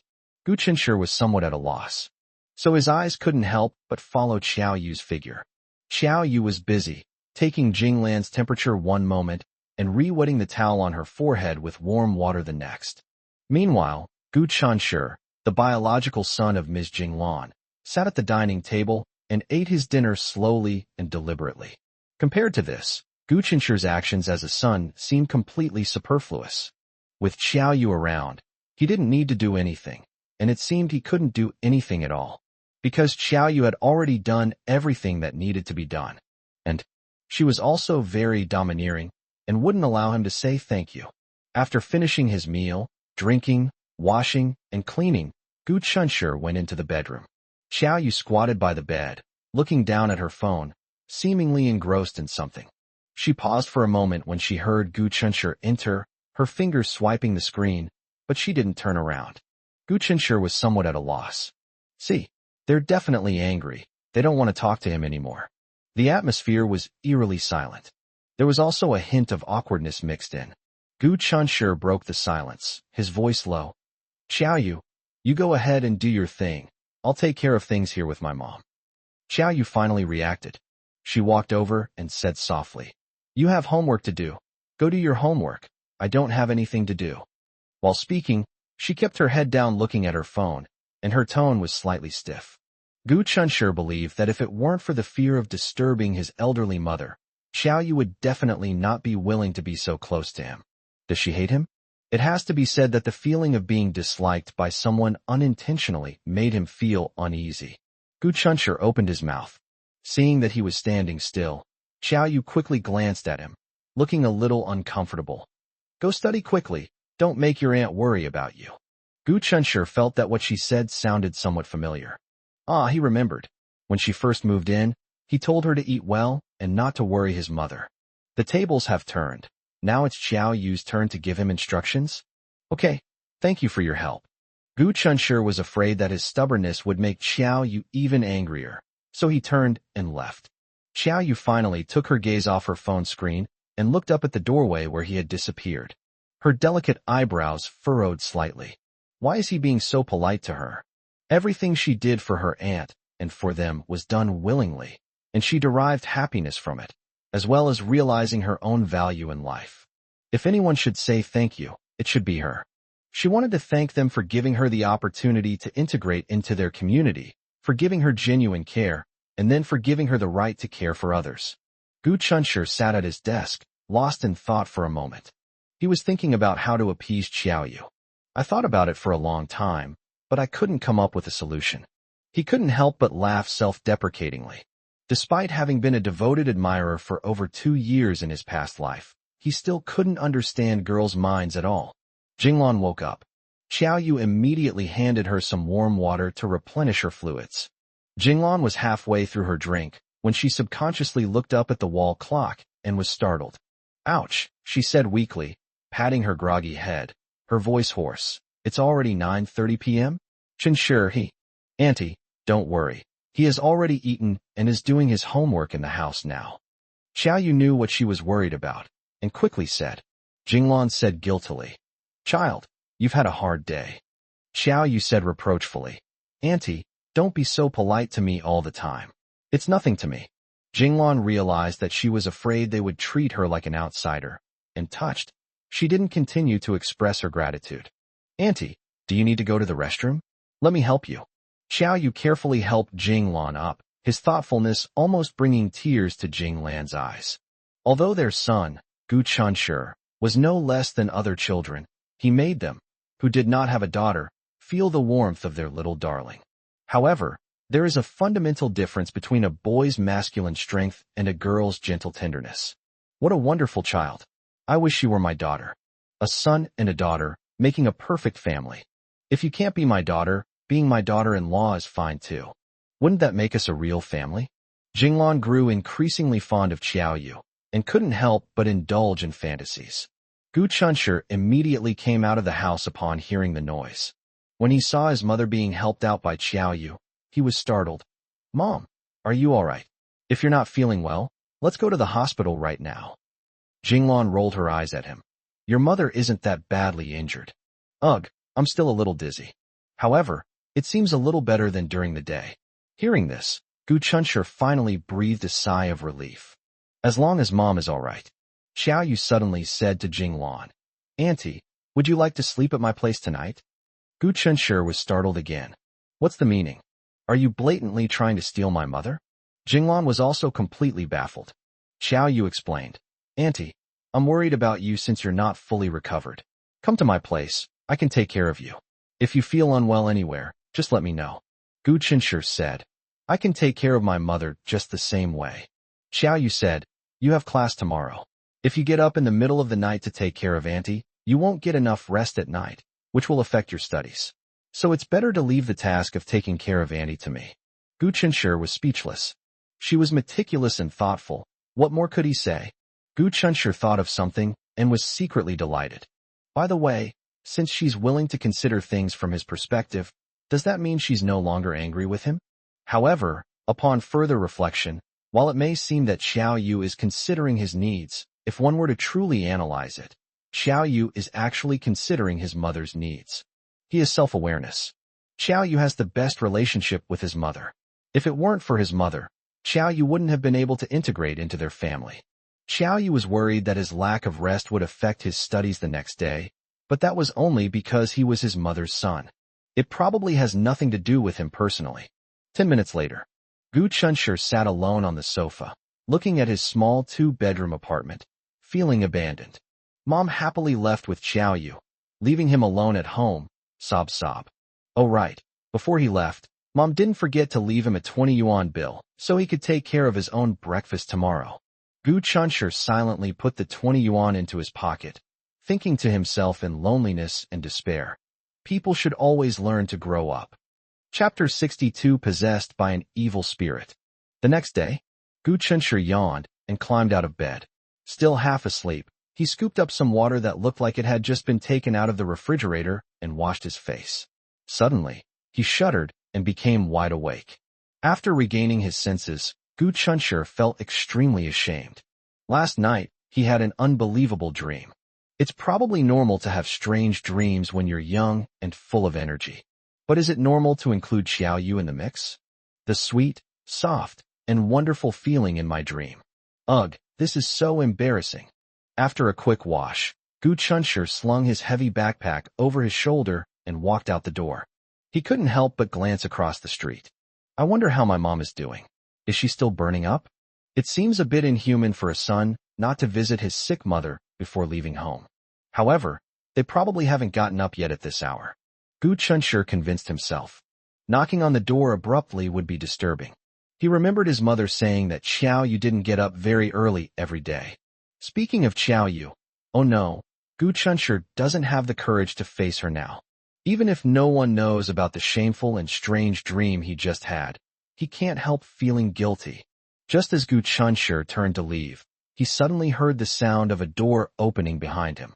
Gu Chunshur's body stiffened abruptly as one foot dangled in midair. Is it Mom? It probably is. Well, Annie's fever has gone down. She was supposed to go to work today, but I didn't let her go. She's still sleeping now. Xiaoyu's gentle voice sounded softly from behind. Gu Chunshur's heart skipped a beat. He said, "Oh," trying to make his voice sound normal. "Okay, then I'm relieved. Be careful on the road," Xiaoyu said hesitantly, watching his retreating figure. Gu Chunshur said, "Okay, I understand. Okay, goodbye." I heard the sound of a door closing softly behind me. Gu Chunshur finally put his foot down, which had been hanging in the air. He let out a long breath, his heart pounding, and he didn't even know what he was so nervous about. He walked silently to the top of the stairs, and as he hurried down the stairs, he wondered if Xiaoyu had forgiven him. The sky was overcast, neither bright nor dim. The icy, frigid air rushed towards him, causing Gu Chunshur to instinctively shrink his neck. He walked quickly out of the residential area, then suddenly stopped for no apparent reason and turned to look at the residential buildings behind him. My gaze was fixed directly on a particular window. Then he chuckled to himself and continued walking out. Little did he know that when he suddenly turned his head to look, someone was startled and hurriedly hid behind the curtains. Xiaoyu didn't understand why she stood in front of the window, peeking through a crack, until she saw his figure appear in her line of sight, and felt an indescribable sense of satisfaction. It was as if there was a strange puzzle in her heart, and he was an important piece of that puzzle. Only by putting him in would her life be complete. The aroma of porridge wafted from the kitchen. Xiaoyu went to the kitchen, scooped out 2 eggs with a slotted spoon, blew on them to cool them, cracked the shells, and carefully peeled them. As she was peeling the food, she suddenly wondered if the breakfast stalls outside were crowded. Is it hygienic or not? Does it taste good? But what does this have to do with her? Xiaoyu suddenly felt lost. Yes, what does it have to do with her? Anyway, now that she's learned to cook, she's not going to eat breakfast outside, so why bother with all this? Oh, she was worried that Gu Chunshur wouldn't eat well. Gu Chunshur can't study properly if he doesn't eat well. His aunt would worry if he didn't study properly. And when the aunt worries, it makes her worry. So, in the end, she was worried about her aunt. Yes, that's right. With this thought, Xiaoyu was no longer confused. Gu Chunshur's day was busy, terrible, and strange. He dared not let himself be idle. Whenever I have free time, I can't help but think of that shameful dream. Whenever he thinks of that dream, he thinks of Xiaoyu. Whenever he thinks of Xiaoyu, he thinks of something sweet and soft. It's like he's possessed. To get rid of these strange thoughts, Gu Chunshur frantically did practice problems after class, focusing all his attention on the tedious and brain-taxing math problems. This method was very effective. He quickly regained his usual self and became himself again. Just as he was completely absorbed in the ocean of knowledge, someone suddenly patted him on the shoulder. Gu Chunshi shuddered in fright, and then realized from Tang Xiaoxi's action of getting up and leaving that the idiot who patted his shoulder was. Old Gu, let's go for a walk outside, Zhou Xiangyu said.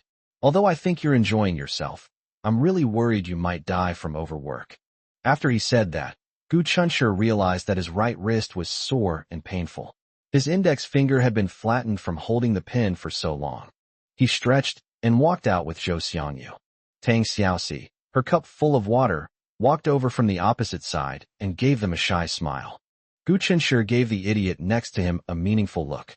This idiot was humming a song while shaking his head, completely oblivious to the smile on the other person's face. Gu Chunshi couldn't help but wonder if his deskmate would have a crush on him until graduation. My deskmate, Tang Xiaoxi, usually speaks softly and blushes easily. She's an introverted girl.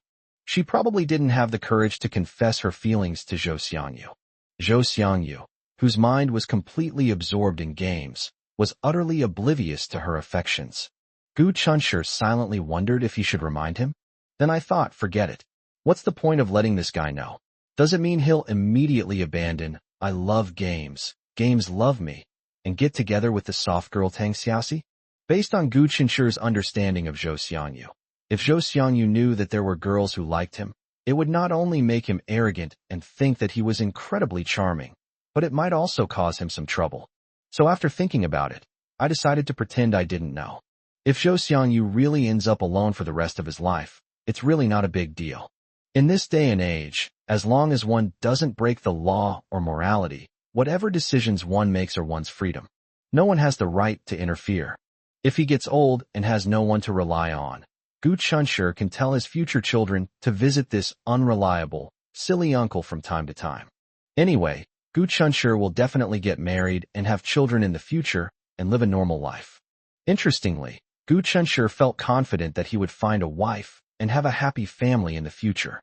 Yeah, being handsome gives you that kind of confidence, hee.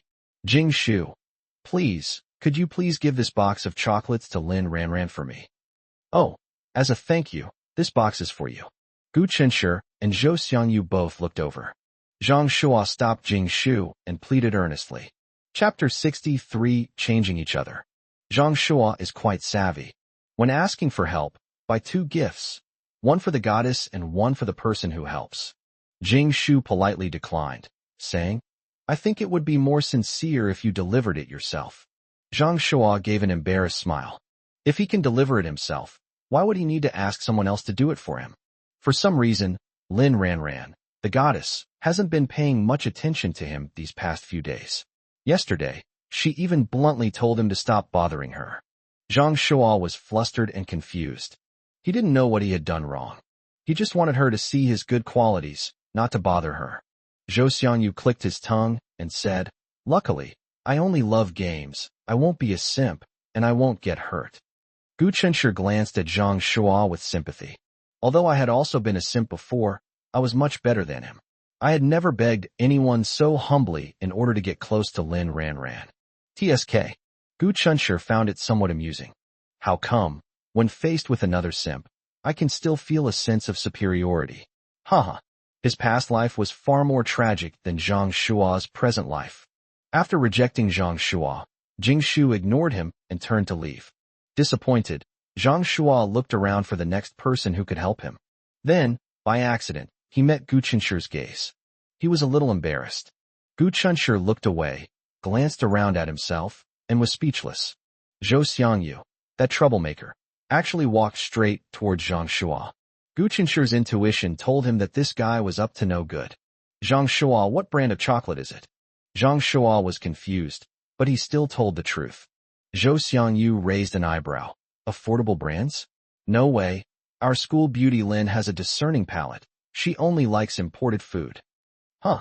Zhang Shuo was dumbfounded and asked somewhat self-consciously, Really? Really? Of course, why would I lie to you?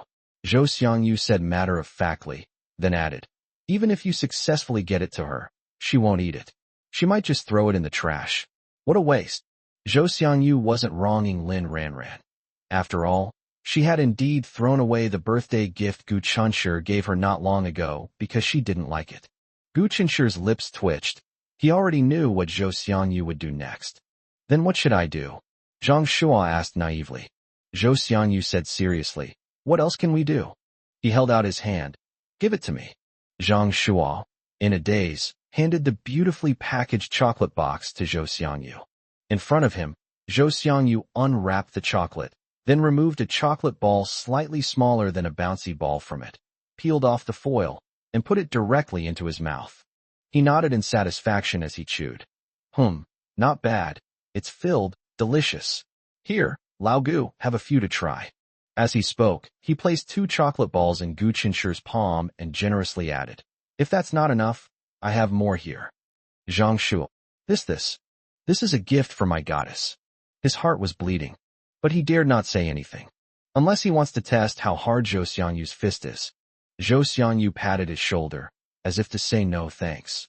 That way, nothing will be wasted. Hey, if you're worried about wasting your box, give it to me, and I'll finish it all for you. Zhang Shuo quickly hid the other box behind his back and said with an embarrassed smile, no need. Brother Zhou, I'll finish this one myself. I'll finish it myself. Zhou Xiangyu said, are you sure you can handle it? Eating too much chocolate is bad for your teeth. Zhang Shuo, on the verge of tears, said, I have good teeth. I'm not afraid. He ran into his classroom as if fleeing. I'm so afraid that if I'm too late, I won't be able to save this box of chocolates, sob. Zhou Xiangyu turned his head and saw Tang Xiaoxi standing outside the classroom door, looking in his direction. Perhaps he finally had a change of heart and realized that it was wrong of him to always take other people's seats, so he waved to her, handed her 2 chocolates, and said, here, have 2 chocolates. Tang Xiaoxi blushed and reached out to take it, bowing her head and whispering her thanks. Zhou Xiangyu watched Tang Xiaoxi's retreating figure and said, Gu Qinshe, your deskmate is quite good. Gu Qinshe had just peeled a chocolate and put it in his mouth when he heard this and was greatly surprised. Did I misunderstand this guy? He discovered Tang Xiaoxi's good qualities? Gu Qinshe remained calm and vaguely asked, oh, what's good about it? Whenever I go to see you, she always gives me her seat in a very good mood and never complains that I'm a nuisance. Gu Qinshe thought, so you knew too. Zhou Xiangyu changed the subject, but she's a bit dull and doesn't talk much. Who would marry her? How boring would that be? Gu Qinshe. A nascent hope was shattered and fell to the ground with a thud. The school bell rang. Gu Qinshe, smelling strongly of chocolate, walked into the classroom with Zhou Xiangyu. Zhou Xiangyu puffed out his cheeks, squinted his eyes, and walked happily toward his seat. He didn't realize that a certain clumsy girl had been secretly following his gaze all along. Gu Qinshe settled into his seat and felt a gaze fall upon him. He turned his head in surprise and saw Lin Ranran's profile. She was looking down at a book and wasn't looking in his direction. Gu Qinshe casually looked away, then wondered how his mother was doing. With Xiaoyu around, he, as the son, has become a hands-off father, increasingly incompetent. Jinglan is not fully recovered. She coughs occasionally, but her fever has subsided. She sat on the sofa, knitting a sweater with yarn in her hands. Gu Qinshe was relieved to find that Xiaoyu wasn't at their house. He was still a little afraid to see her. Mom, I already have a sweater to wear. Why did you knit another one? Gu Qinshe put down his school bag and asked in confusion. Jinglan smiled and rolled her eyes at him. Don't flatter yourself. Who said I was going to knit it for you? Gu Qinshe said, give it to my dad? I don't think my dad needs anything. Jinglan said, Xiaoyu doesn't have many clothes. I'll knit one for her. Gu Qinshe, how could I have forgotten about her? Pure white yarn will make a flawless white sweater. She would definitely look good in it. However, people who are good-looking and have a good figure should look good in anything. The food is in the kitchen, still warm. Go and eat, Jinglan instructed without looking up. Seeing that she was sitting still, Gu Qinshe asked, Mom, have you eaten? Yes, I already ate at Xiaoyu's. Gu Qinshe understood. This shows that he will be eating Xiaoyu's cooking later. Since Xiaoyu learned to cook, he has never cooked for himself again. Their family changed Xiaoyu, and Xiaoyu also changed their family. Chapter 64 Unexpected Events. For several days in a row, Gu Qinshe did not speak to Xiaoyu, and they did not even make eye contact. Even so, they still eat at the same table almost every day, just like before. she might still be a little angry. Gu Chunshur felt a little awkward around her and wouldn't take the initiative to talk to her. Therefore, the distance that the two had painstakingly narrowed was instantly wiped out. In her fight against the virus, Ms. Jinglan miraculously failed to notice anything amiss between them. Gu Chunshur was unaware that every day when he went out, someone would silently stand in front of the window and watch him leave. In this way, she can complete the puzzle in her heart. Time flies by, and the spring festival is just around the corner. The miserable senior high school student, after taking exams for 2 days in a row, is resting at home for the time being. When he returns to school next time, he will be on vacation. Major shopping malls have started promotional activities and hung up red lanterns in advance. The festive atmosphere of the new year immediately returned. Jinglan always stocks up for the new year in advance, and this year is no exception. With the New Year's goods almost ready, Jinglan took Xiaoyu out to the mall during her break to see what else they needed and buy some more. Gu Chunshur doesn't like shopping. He used to accompany his mother out because he was afraid she would be lonely. Now that Xiaoyu is with her, he has no use for his skills and can stay at home reading. Oh, by the way, he and Xiaoyu are still the same as always. They try not to talk to each other if they can avoid it, and they absolutely avoid any eye contact if they can avoid it. Jinglan and the others went out around 8 a.m., and at 9:30 a.m., Zhou Xiangyu called and asked him to go out for a walk in the city center. Gu Chunshur refused outright. He was quite comfortable staying at home and didn't want to go anywhere. To everyone's surprise, Zhou Xiangyu smugly declared that he knew this shut and would refuse, so he came directly to find him and was now outside Gu Chunshur's house. Gu Chunshur opened the door, and there was indeed this guy outside. "Where's Auntie? Did she go to work?" Zhou Xiangyu looked around as soon as he entered the door. Gu Chunshur said, "I went out to buy New Year's goods." Upon hearing that his parents weren't home, Zhou Xiangyu immediately relaxed and said, Let's go. It's a rare day off. Isn't staying home a waste of life? Let's go out and have some fun, relax." Gu Chunshur outwardly showed disdain for him, but inwardly he was actually very happy that he listened to his advice and had been behaving quite well recently. Seeing Zhou Xiangyu's progress, Gu Chunshur felt a great sense of accomplishment. Zhou Xiangyu was his best friend, and besides, he had already come to him, so Gu Chunshur said, "All right then, wait for me." Zhou Xiangyu casually sat down on the living room sofa, grabbed a banana, and started eating while looking at his phone. It felt natural, just like being at home. Gu Chunshur had just changed his clothes and was about to leave with Zhou Xiangyu when his phone rang. The caller was Jinglan. As soon as I pressed the answer button, Jinglan's voice immediately came through the receiver. "Chunshur, hey, what are you doing? Beep, beep, beep." The call was disconnected. Gu Chunshur was stunned for a moment. His heart skipped a beat, and he had a feeling that something was wrong, so he rushed out. Jinglan's subsequent words were clearly not directed at him. Moreover, the voice initially sounded surprised, but later turned into panic.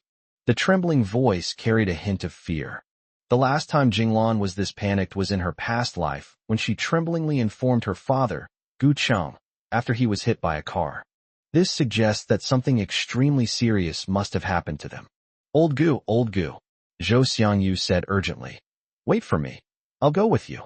As she spoke, she closed the door behind her and then took off chasing after Gu Chunshur. Gu Chunshur rushed into the residential area to flag down a taxi, and Zhou Xiangyu caught up with him, panting. Gu Chen reported the address. Fortunately, Gu Chunshur asked them where they were going when they left, so he knew roughly where they were. After reporting his address, Gu Chen hurriedly told the driver, "Driver, I have an urgent matter to attend to. Please drive faster." Zhou Xiangyu was terrified by his reaction and asked tremblingly, "Old Gu, what happened?" Gu Chunshur shook his head. "I don't know either, but I feel that something must have happened. My mother may have encountered some emergency, and I have to go there." Zhou Xiangyu comforted him, saying, "Maybe you're overthinking it. Things might not be as you think." Gu Chunshur fell silent. At this point, the more panicked he became, the less effective it was. Hopefully he's overthinking it. But Jinglan's panic on the phone said it all. The driver was very efficient and got them to their destination in just 10 minutes. Zhou Xiangyu looked up and saw the 3 big characters, Jiajiafu. This is a well-known large supermarket, and they are currently holding a spring festival promotion. He asked, "Old Gu, which floor is Auntie on now? Let's hurry over there." This question really stumped Gu Chunshur. Jiajefa supermarket is very large, with 2 floors, so it's a bit difficult to find my mom and the others right away. Gu Chunshur took out his phone and called his mother, hoping she would answer. But based on his mother's reaction on the phone, Gu Chunshur had a feeling that his mother's phone was no longer in her possession. The familiar ringtone was faintly carried to my ears by the wind. Jinglan sometimes turns the volume up to the maximum, because she's afraid she won't hear the phone when it comes in while she's busy. Gu Chunshur looked in the direction of the sound and saw 2 men disappearing into the alley next to Jiajefa supermarket. Gu Chunshur's heart tightened. My mom's phone is probably in their hands. At the other end of the alley, a new shop has opened, and a performance team has been hired to set up a stage outside the shop to prepare for a performance. Just as the 2 men ran over, suddenly there was a great commotion with gongs and drums. The store's on-site lucky draw attracted a large crowd. Once those 2 men successfully blend into the crowd, it will be difficult to find them again. Without thinking, Gu Chunshur ran straight in the direction the 2 men had come from. Zhou Xiangyu naturally followed suit. Whether it's a mobile phone or a wallet, they are all external possessions. All he wants to know right now is whether his mother is all right. Gu Chunshur successfully met Jing Lan at a relatively secluded and deserted intersection a dozen meters away. Gu Chunshur quickly glanced at her from head to toe, and his heart, which had been pounding in his chest, finally settled down. Aside from looking particularly anxious and flustered, there was nothing else wrong with her. Gu Chunshur quickly went to greet her. "Mom, what happened?" Jinglan was out of breath from running. When she saw Gu Chun, she didn't even have time to be surprised at what he was doing there. She pointed in the direction the 2 men had just run and said urgently, "Chunshur, hurry, and catch up." Xiaoyu. Chapter 65. She's actually a big shot. Gu Chunshur's heart sank. Jinglan's bag was stolen, and to prevent her from calling the police, her cell phone was also taken. Xiaoyu actually chased after him? Gu Chunshur turned around and chased after him in a fit of rage, his heart filled with anxiety. Is she stupid? Those are just material possessions. If they're stolen, so be it. Even if we report it to the police and can't get them back, what does it matter? Personal safety is the most important thing. How could she possibly, how dare she, chase after him? She was just a weak woman with no strength to even kill a chicken. Even if she caught up with them, what could she do? She couldn't beat them. Not only would she not be able to get back what was stolen, but she would also likely put herself in danger. Gu Chunshur was extremely panicked, and all sorts of terrifying images flashed through his mind. Even though he didn't want to think about them, he simply couldn't control himself. Zhou Xiangyu had just caught up and was panting, about to ask what was going on, when he saw Gu Chun suddenly turn around and rush out, his expression so gloomy it was almost dripping with water. That looked like he's about to kill someone. Zhou Xiangyu knew something was wrong, so he hurriedly said to Jinglan, "Auntie, wait here and don't wander off. I'll go help him." After saying that, he chased after Gu Chunshur like the wind. Gu Chunshur stopped in front of the alley next to Jiajefu, staring ahead in astonishment. Zhou Xiangyu finally caught up. Just as he was about to ask something, he inadvertently caught a glimpse of something, and his mouth slowly opened into an O shape. He then blurted out a shocked, "Holy crap." In a narrow alley, 2 men are stacking themselves on top of each other. A girl wearing a long black down jacket, a red scarf, and a red hat stood on the back of the man at the top, her black marten boots on her feet, her face cold. The 2 men lay together, their faces bruised and swollen, looking utterly pathetic. Gu Chunshur was dumbfounded and fell into deep doubt about the meaning of life. Was he hallucinating? The seemingly frail Xiaoyu single-handedly took on 2 grown men and trampled them underfoot. He had an urge to rub his eyes and take a look again. At the same time, Xiaoyu noticed something and looked over in their direction. When she met Gu Chunshur's gaze, she suddenly froze on the spot. As the 2 of them gazed at each other from afar, Zhou Xiangyu shouted, "Heroine, I'm here to help you." He then pounced on her. Xiaoyu was unsure whether she was startled by him or nervous at the sudden appearance of them, and quickly hid to the side. Gu Chunshur stepped forward and helped subdue the 2 men. In fact, the 2 men who were stacked on top of each other had already been subdued and had no chance to resist for a short time. Although before this, There were only Xiao Yu and two men stacked on top of each other in the alley. Gu Chunshi still found it hard to believe. Feeling that someone might have helped Xiao Yu, he subdued the two men and left without seeking recognition or credit. Otherwise, he simply couldn't imagine how Xiao Yu, with his slender arms and legs, could subdue these two grown men. Xiao Yu retrieved Jinglan's stolen phone and wallet from the men and handed them to Gu Chunshi, saying, "Here, these are for Auntie." Gu Chunshi hesitated and said, "Xiao Yu, they?" Xiao Yu said, "They are thieves. I have already called the police, and they will be here to arrest them soon." "No, that's not what I'm asking. I mean they're all you." Xiao Yu understood what he meant. She glanced at him with her large, clear eyes and said in a matter-of-fact tone, "They're just two social scumbags. Nothing to worry about." Mere. Nothing. Gu Chunshi's gaze inexplicably fell on her wrist. Even though her wrists were hidden in the sleeves of her down jacket, it didn't stop Gu Chunshi from seeing her slender wrists, which looked as if they could be broken with a gentle twist. His impression of Xiao Yu was that she was thin and weak. "I only found out today that Xiao Yu is thin, but not weak." The police arrived quickly. The petty thief was handcuffed. The thief looked quite pitiful, his face covered in blood. Yes, there are also 5 clearly visible finger marks. Needless to say, it was a gift from Xiao Yu. When they saw Xiao Yu, their eyes involuntarily revealed a look of fear and trepidation. It is clear that Xiao Yu left an indelible psychological scar on them. The following image appeared in Gu Chunshi's mind. 2 petty thieves ran ahead, and a female knight-errant as swift as the wind appeared behind them. She chased after them, leaped up, and kicked one of the petty thieves in the backside, knocking him to the ground. Then, without giving the other thief a chance to react, she delivered another powerful kick, and just like that, she perfectly dealt with both thieves. This is real life, not a martial arts drama.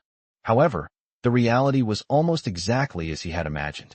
Xiao Yu did indeed kick one person away first, and then immediately kicked another away.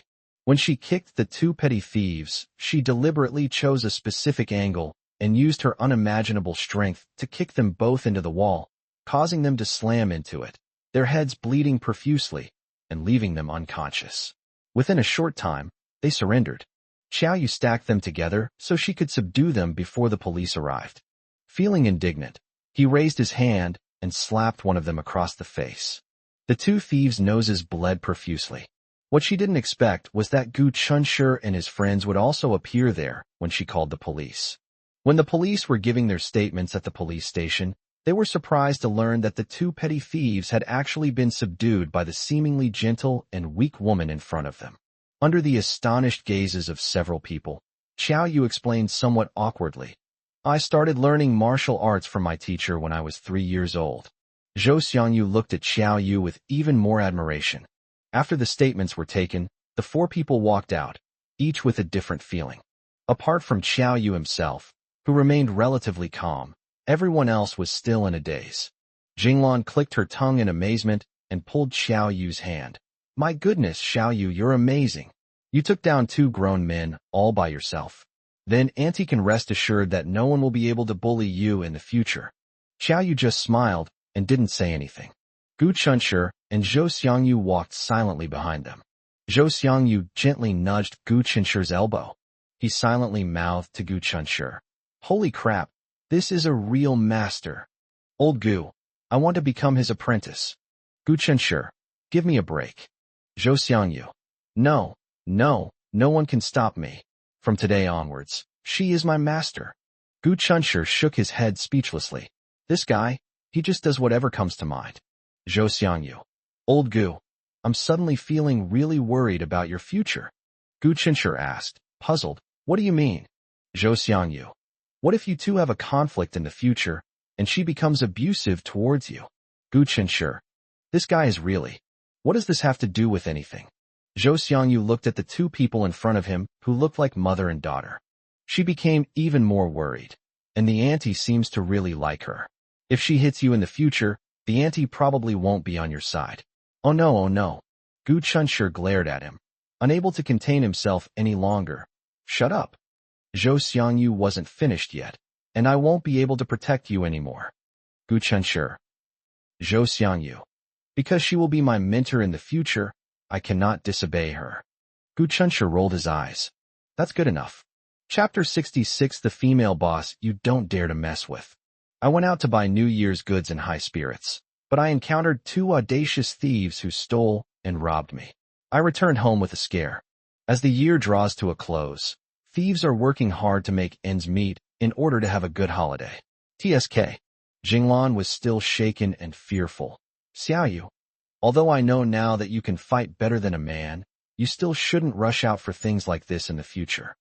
What if they have accomplices, or they are carrying weapons? Thinking of these two possibilities, Jinglan's voice trembled.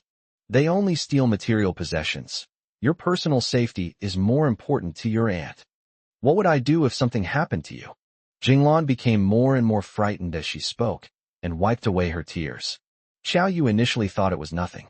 When she discovered that her aunt's things had been stolen, she felt a surge of heat rush to her head and rushed out without thinking twice. How dare they provoke her aunt? She absolutely cannot let those two bastards get away with this. She felt it was her duty to teach those two clueless bastards a lesson and retrieve her aunt's belongings.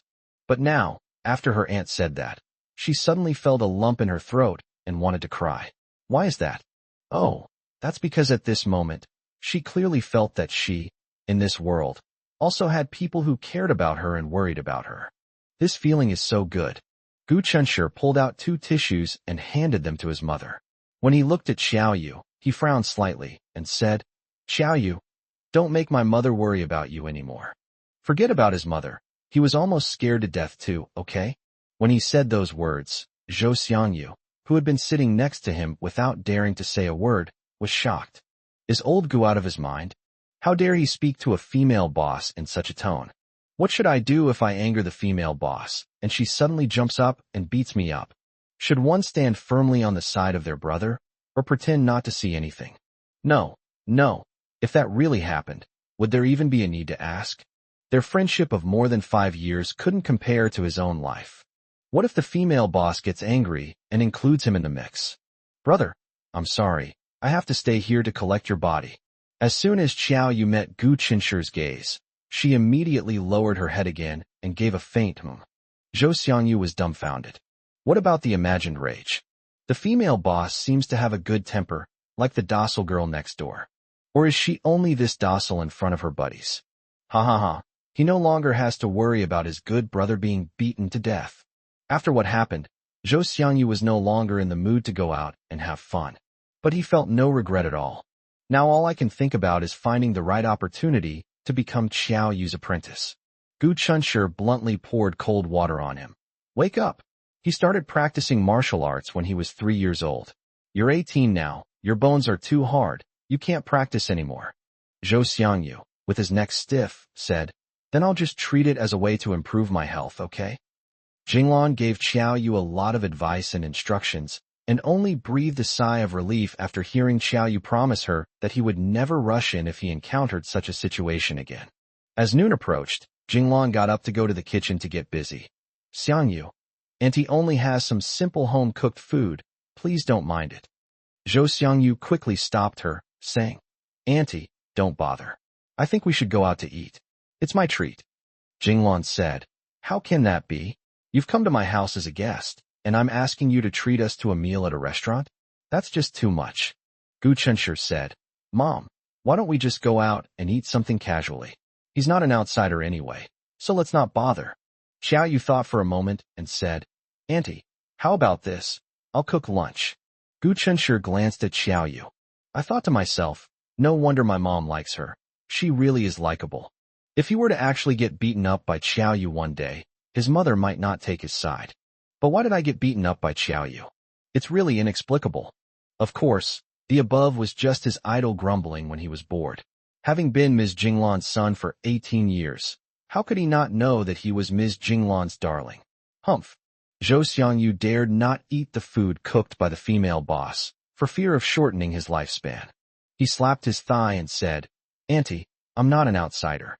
I can just eat whatever I want. If you make it too formal, I'll feel embarrassed. Since things had come to this point, Jinglan stopped insisting. She chuckled and said, All right, whatever you want. Eat whatever you want. Just don't try to save me money. The money she had lost and then found felt like a foundling to her. Besides, she's not usually a stingy person, so she naturally wants to treat her son's friends well when they come over. Hello, my name is Zhou Xiangyu, and I am Gu Qinshi's best friend. In the small restaurant, Zhou Xiangyu finally found an opportunity to solemnly introduce himself to Qiaoyu. To emphasize the closeness of his relationship with Gu Qinshi, Zhou Xiangyu used 4 most words in one breath. Jinglan smiled and chimed in. Yes, Xiaoyu. Xiangyu is Qinshi's best friend.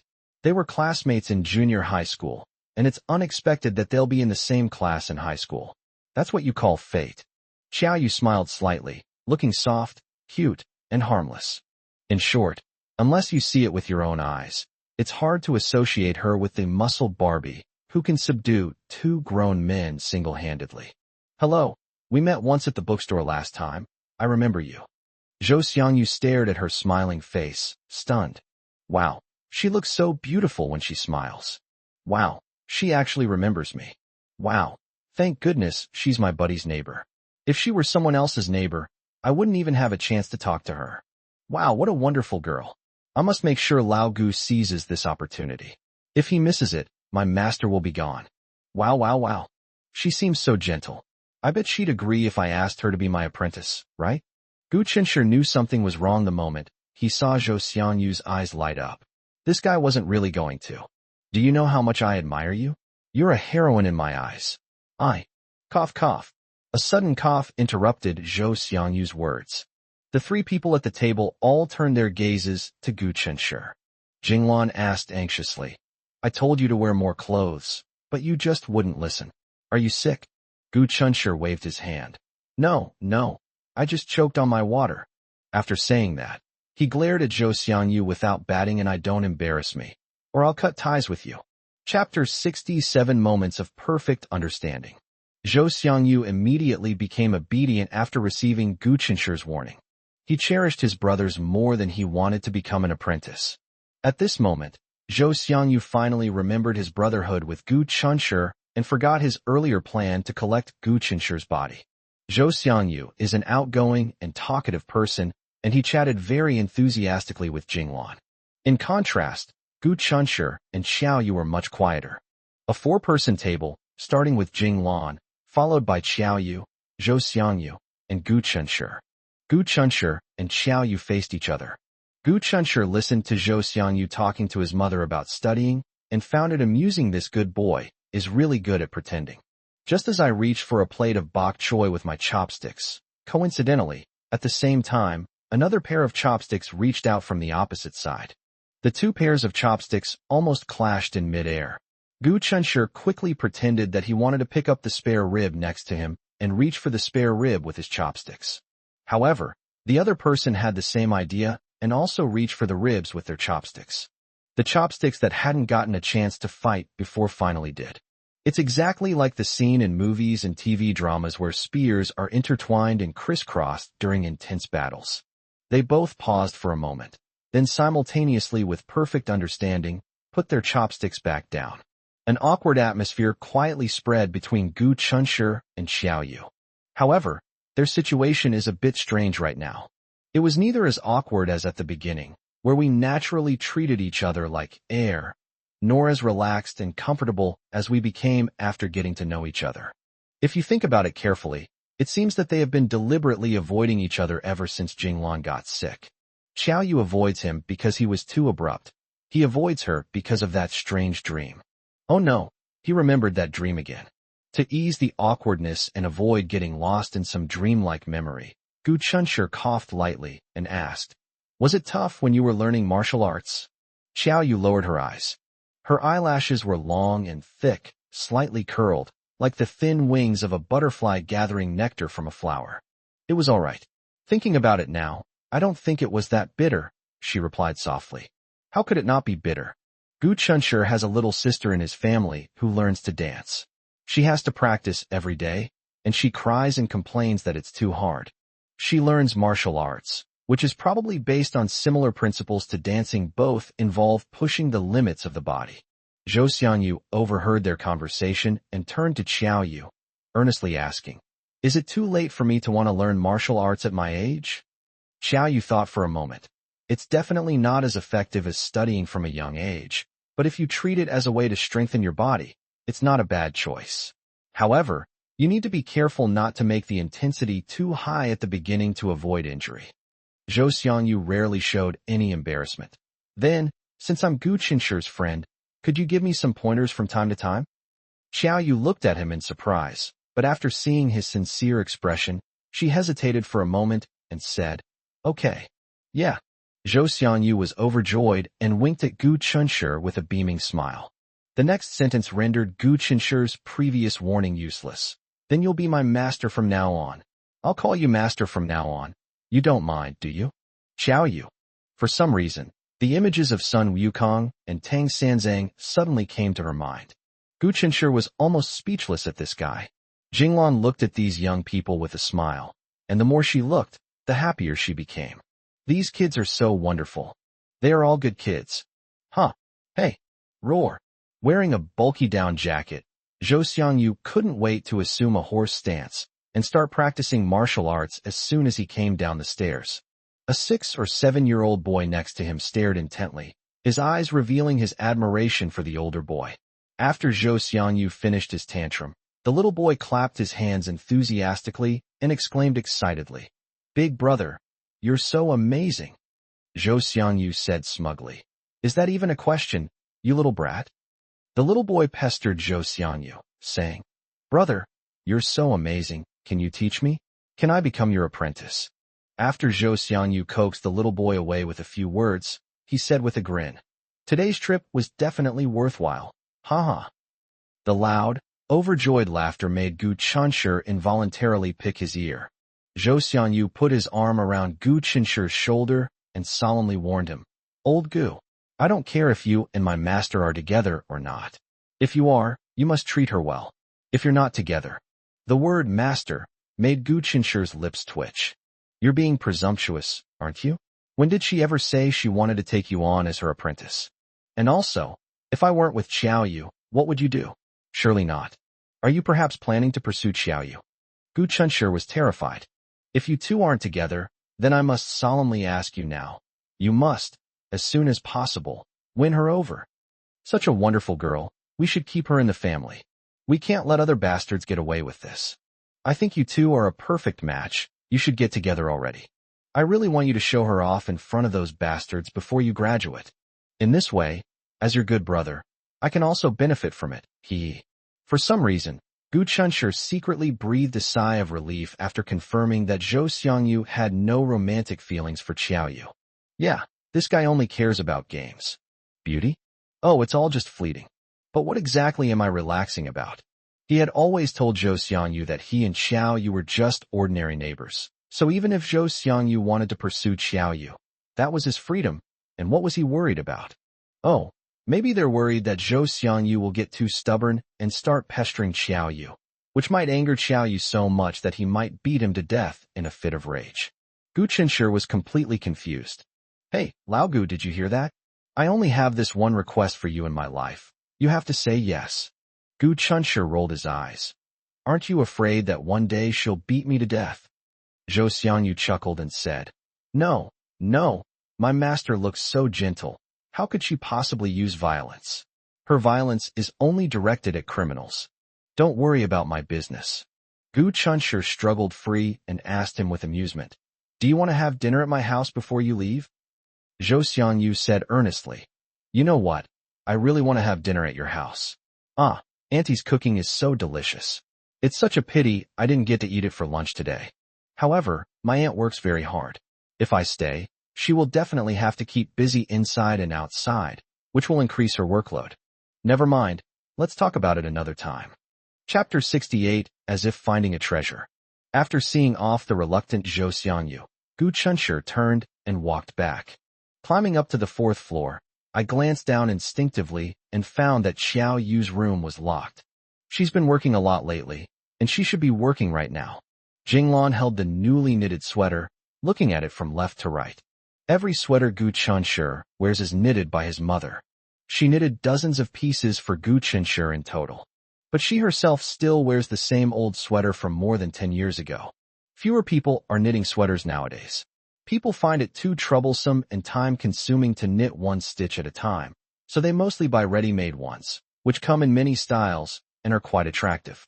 But Jinglan is a restless person, and she's quick with her hands. She can knit while watching dramas, and it won't take long. Look, it's finished in no time after I started knitting this sweater. Jinglan felt a little worried after admiring it alone. The ones I knit myself are not as good as those sold in the mall. Although I bought good yarn and it feels very soft, the design is too simple. I don't know if Xiaoyu will dislike it. Gu Chunshur said, I think you're overthinking it. Xiaoyu won't mind. Then I'm relieved. Chunshur, go and call Xiaoyu to come eat. As usual, Xiaoyu would eat at their house whenever Jinglan wasn't at work. Gu Chunshur said, Mom, you should have her phone number, right? Why don't you just call or text her? Jinglan scolded. It's only a short walk. Is it really necessary to make a phone call? Hurry up and go.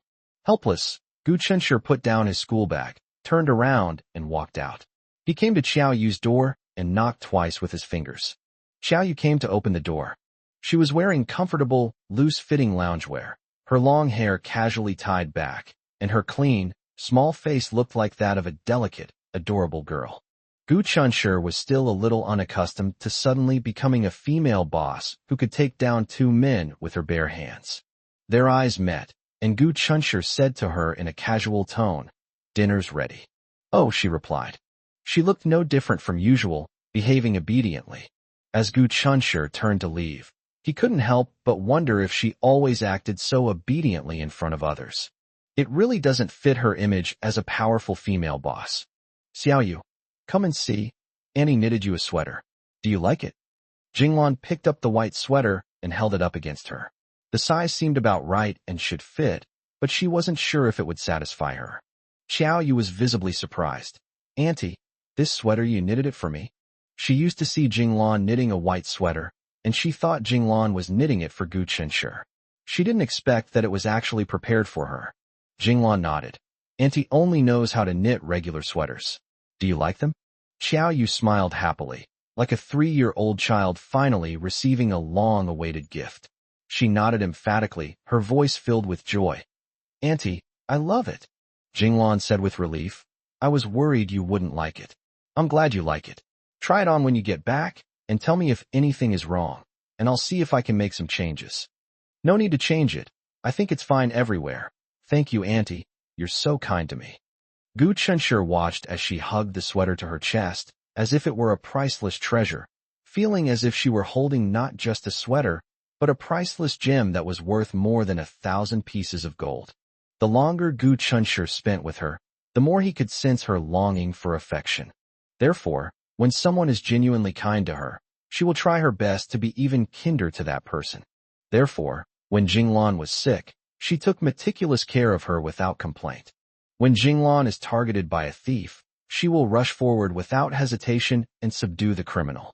A simple and grateful girl.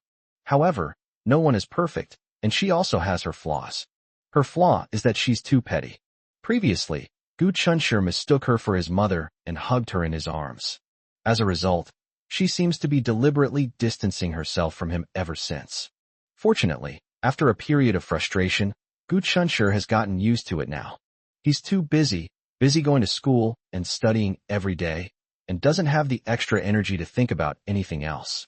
At 9 p.m., Jinglan spoke with Gu Chung on the phone, confirmed that he would finish his business trip in the next 2 days, gave him a few instructions, and then hung up. Thinking of something, she pushed open Gu Chunshur's door and said to Gu Chunshur, who was sitting at his desk, Chunshur, don't you think Xiaoyu's behavior has been a bit off lately? The oblivious mother finally noticed something was off between him and Xiaoyu. But it seems we can't really blame her. It's normal that Jinglan didn't immediately notice because he and Xiaoyu saw each other so infrequently and always treated each other with respectful courtesy. Gu Chen hesitated, unsure whether to tell her about the embarrassing incident that day, when he heard her mutter to herself. I feel like this child has something on her mind. Although she smiles most of the time, I can tell she seems a little down. Gu Chunshur wondered incredulously, how could his collision that day have left her with such severe psychological trauma? On second thought, Because he is a boy, his attitude towards this matter is different from hers as a girl. That incident was an embarrassing misunderstanding for him, an unintentional mistake that he could usually laugh off. However, if we put ourselves in his shoes, if he were a girl with a more traditional and introverted personality, she might be more concerned about it due to the influence of the concept of men and women should not touch each other. You probably feel like you've been taken advantage of. The thought of this possibility immediately made Gu Chunxue restless. For a moment, I felt like I was that despicable, shameless scoundrel. He was somewhat at a loss, feeling extremely remorseful for the emotional trauma he had caused her, and didn't know what to do. Jinglan had no idea what the silent Gu Chunxue was thinking. She muttered to herself, "Anyway, this child definitely has something on his mind. If he keeps it all bottled up inside, won't he get sick sooner or later?" Gu Chunxue said guiltily, "Mom, you're not going to ask her, are you? If she doesn't want to talk about it, I think you'd better not ask. Everyone has a little privacy."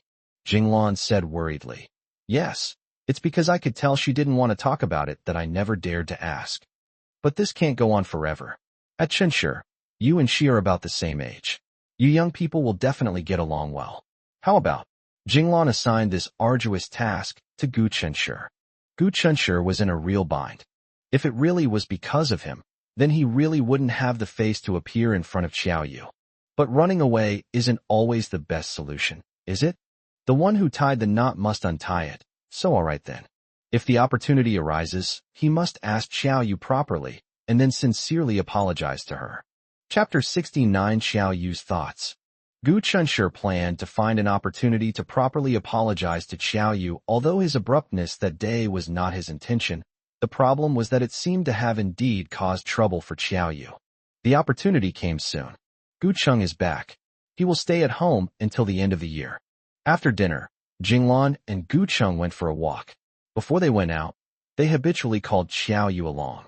The understanding Xiaoyu naturally didn't want to follow them and become a third wheel for the couple who rarely saw each other. Gu Chunxue was left alone at home. He sat in the chair and took several deep breaths before standing up and mustering his courage to knock on Xiaoyu's door. "Xiaoyu, can we talk?" Gu Chunxue asked sincerely. Xiaoyu was stunned for a moment, perhaps not realizing for a moment what they had to talk about. But Gu Chunxue interpreted it as a sign of disdain and disgust.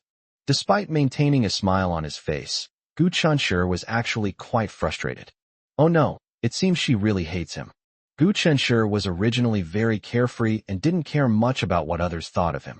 But now that Xiaoyu dislikes him, he feels particularly bad. Suddenly, even he himself felt utterly worthless, greasy and sleazy in every way. He was extremely ashamed. "Xiaoyu, are you still angry with me? I'm sorry, I really didn't mean it that time. If I made you uncomfortable, then just use me as a punching bag." It takes immense courage to say this to a female boss who can take down two thieves with her bare hands. In order to help Xiaoyu resolve her inner conflict, Gu Chunxue went all out. Xiaoyu looked completely bewildered. What? Now it was Gu Chen's turn to be dumbfounded. "You are not angry with me?" Xiaoyu shook her head blankly. "Why would I be angry with you? It was last time I mistook you for my mom." Gu Chunxue awkwardly recalled for her. Xiaoyu's flawless face flushed slightly. "If you hadn't mentioned it, I would have almost forgotten about that matter." Gu Chunxue still didn't believe it. "Really? Then why have you been ignoring me lately?" Xiaoyu lowered her head uncomfortably and whispered, "Noiri ignoring me too, aren't you?" Well, Gu Chunxue thought about it and realized that it made sense. Because he had a strange dream about Xiaoyu, he felt embarrassed to see her for several days. Now that he thinks about it, he realizes that he did avoid her. Gu Chunxue found it both funny and absurd. He had belittled himself before coming, but it turns out Xiaoyu didn't take his previous rudeness to heart at all. It turns out that he himself was also partly responsible for the estrangement between them. Gu Chunxue smiled with relief, but remembering Jinglan's worries, he couldn't help but ask, "Is something on your mind? If it's convenient, could you tell me about it? If it's within my ability, I will definitely help you solve your problems. Of course, if you don't want to say, just pretend I didn't ask." Xiaoyu lowered his head and remained silent for a long time. At this moment, she seemed to have shed her nonchalant facade, and she looked particularly melancholy and sad. The new year is almost here, she said out of the blue. Gu Chunshur nodded. Yes, it's almost Chinese New Year. But what does this have to do with her being in a bad mood? Xiao Yu hesitated for a long time. The 29th of the lunar year is the anniversary of my mother's death. Gu Chunshur was stunned. That's the crux of her troubles. Xiao Yu's voice sounded somewhat ethereal. My mother died on the 29th of the lunar year. She locked herself in her room for a whole day, and when someone kicked the door open, she was gone. So much blood. That was the most I've ever seen in my life. Xiao Yu lowered her head, and wisps of hair fell from her forehead. Gu Chunshur saw that some clear liquid was falling from her eyes. To others, Gu Chunshur's family seems happy. But who would have thought that he had a painful past life that he couldn't bear to look back on? Therefore, he was able to empathize with Xiao Yu's sadness at this moment. Just imagine it. A 12-year-old girl lost her mother, with whom she depended on each other, just before the Spring Festival. While others were joyfully welcoming the new year, she had to face the despair and helplessness of being abandoned by the whole world. Therefore, as the Spring Festival approaches, it reminds her of the pain of losing her loved ones. Suddenly, Gu Chunshur felt an urge to hug her and offer her strength and comfort. But he stood still. Men and women should not touch each other. He pulled a crumpled tissue from his pocket and handed it to Xiao Yu. Your mother, even in the afterlife, would surely not be able to bear seeing you so sad. Xiao Yu took the tissue, wiped away her tears, sniffled, and said, when that day comes, I want to go back and see her. She must be so lonely down there all by herself. Gu Chunshur became worried. She looked very unwell at that moment, especially the last sentence. She must be so lonely down there all by herself. She wouldn't be so foolish as to want to go and stay with her mother, would she? Gu Chunshur told his parents about the situation he had found out, along with his own thoughts, with great concern. Jinglan became even more worried. What should we do? Should we persuade her not to go back to see her mother? Gu Cheng, however, thought it was inappropriate. It's only natural for her to go back and visit her deceased mother. We have no right to stop her from going. Jinglan was completely at a loss. What should we do? Are we just going to let her go alone when we suspect something might happen to her? Gu Cheng laughed and said, since we're worried that something might happen to her if she goes alone, why don't we just not let her go alone? Gu Chunshur immediately understood the meaning behind his father's words. Who will go back with Xiao Yu? Probably his mother. After all, they are as close as mother and daughter. That's right. Jinglan suddenly realized, and turned to look at Gu Chunshur. Chunshur, you have a day off on the 29th. Why don't you go back with Xiao Yu? Gu Chunshur. Are you kidding me? Why me? Gu Cheng said, I'm definitely not suitable, and neither is your mother. She needs to stay home with me to prepare the ingredients for the festival, so you, being the only one with free time, are the most suitable. Gu Chunshur. He didn't do anything, yet he felt like he'd been hit with a critical strike. He's an idle person. Is this why he has a low status at home? At this moment, he wanted to sadly sing a song. Am I the one you love the most? Jinglan said, at Chunshur, 9 a.m., you usually study too hard. You can take this opportunity to treat it as a trip and relax from the pressure of studying. Gu Chunshur snorted. What kind of tourism is this? He's more like a protector of flowers. Chapter 70 Don't apply double standards. The decision to accompany Xiao Yu back to visit her mother was made by Jinglan and Gu Cheng, even though Gu Chunshur had no say in the matter. That day came very quickly. When Gu Chunshur stood in front of Xiao Yu's door early in the morning, yawning and carrying a backpack, indicating that he wanted to go with her, Xiao Yu was surprised. Jinglan was afraid that she would refuse, so she quickly said, Xiao Yu, Auntie knows that you are like a female knight in a TV series, with excellent skills, but Auntie will still worry about you going out alone. Perfect timing. Chunshur is usually too tired from studying and is clamoring to go to another city to relax. Let him go with you then. It allows me to see the scenery of other cities and also keeps you company, a win-win situation. Gu Chunshur. What do you mean I'm making a fuss about going to another city to relax? Didn't you and Dad decide my fate entirely on your own? Okay, whatever you say goes. Xiao Yu hesitated this. If you're going, then go quickly. Just don't miss coming back for New Year's Eve dumplings, Jinglan added. These words instantly warmed Xiao Yu's heart. In this cold winter, She can finally feel like she's home. Xiao Yu looked at Gu Chunshur apologetically. It's okay if you don't want to go. I can do it by myself. Gu Chunshur said, No, I'm not unwilling. Just like my mother said, I want to travel around. Although he said it somewhat insincerely, he was actually just as worried as his parents that something might happen to her if she were alone. Two people, each carrying a small bag, walked out of the residential area together. It's worth mentioning that Gu Chunshur encountered many neighbors on his way out of the community. With the Lunar New Year just around the corner, neighbors who are not usually seen have all made an appearance. While they greeted Gu Chunshur with smiles, they all glanced at Xiao Yu, their faces showing an "I understand" expression. Gu Chunshur was speechless. They took a taxi to the high-speed rail station, and it was only then that Gu Chunshur learned which city Xiao Yu used to live in. Just as he had guessed, Xiao Yu was indeed living in a first-tier city in the south. The two of them, a handsome man and a beautiful woman, attract attention wherever they go. They assumed they were a young couple traveling together. It doesn't matter anymore. Gu Chunshur had become accustomed to other people's misunderstandings about him and Xiao Yu. After getting into the car, Gu Chunshur took out a thermos and handed it to Xiao Yu. This thermos is brand new. No one has used it before. Have some hot water. Xiao Yu gratefully accepted it, then gazed out the window and fell into a long silence. With today's advanced transportation, a southern city 1,000 kilometers away can be reached in just 3 or 4 hours by high-speed rail. Amid the crowd, Xiao Yu gazed at the high-speed rail exit and unconsciously stopped in his tracks.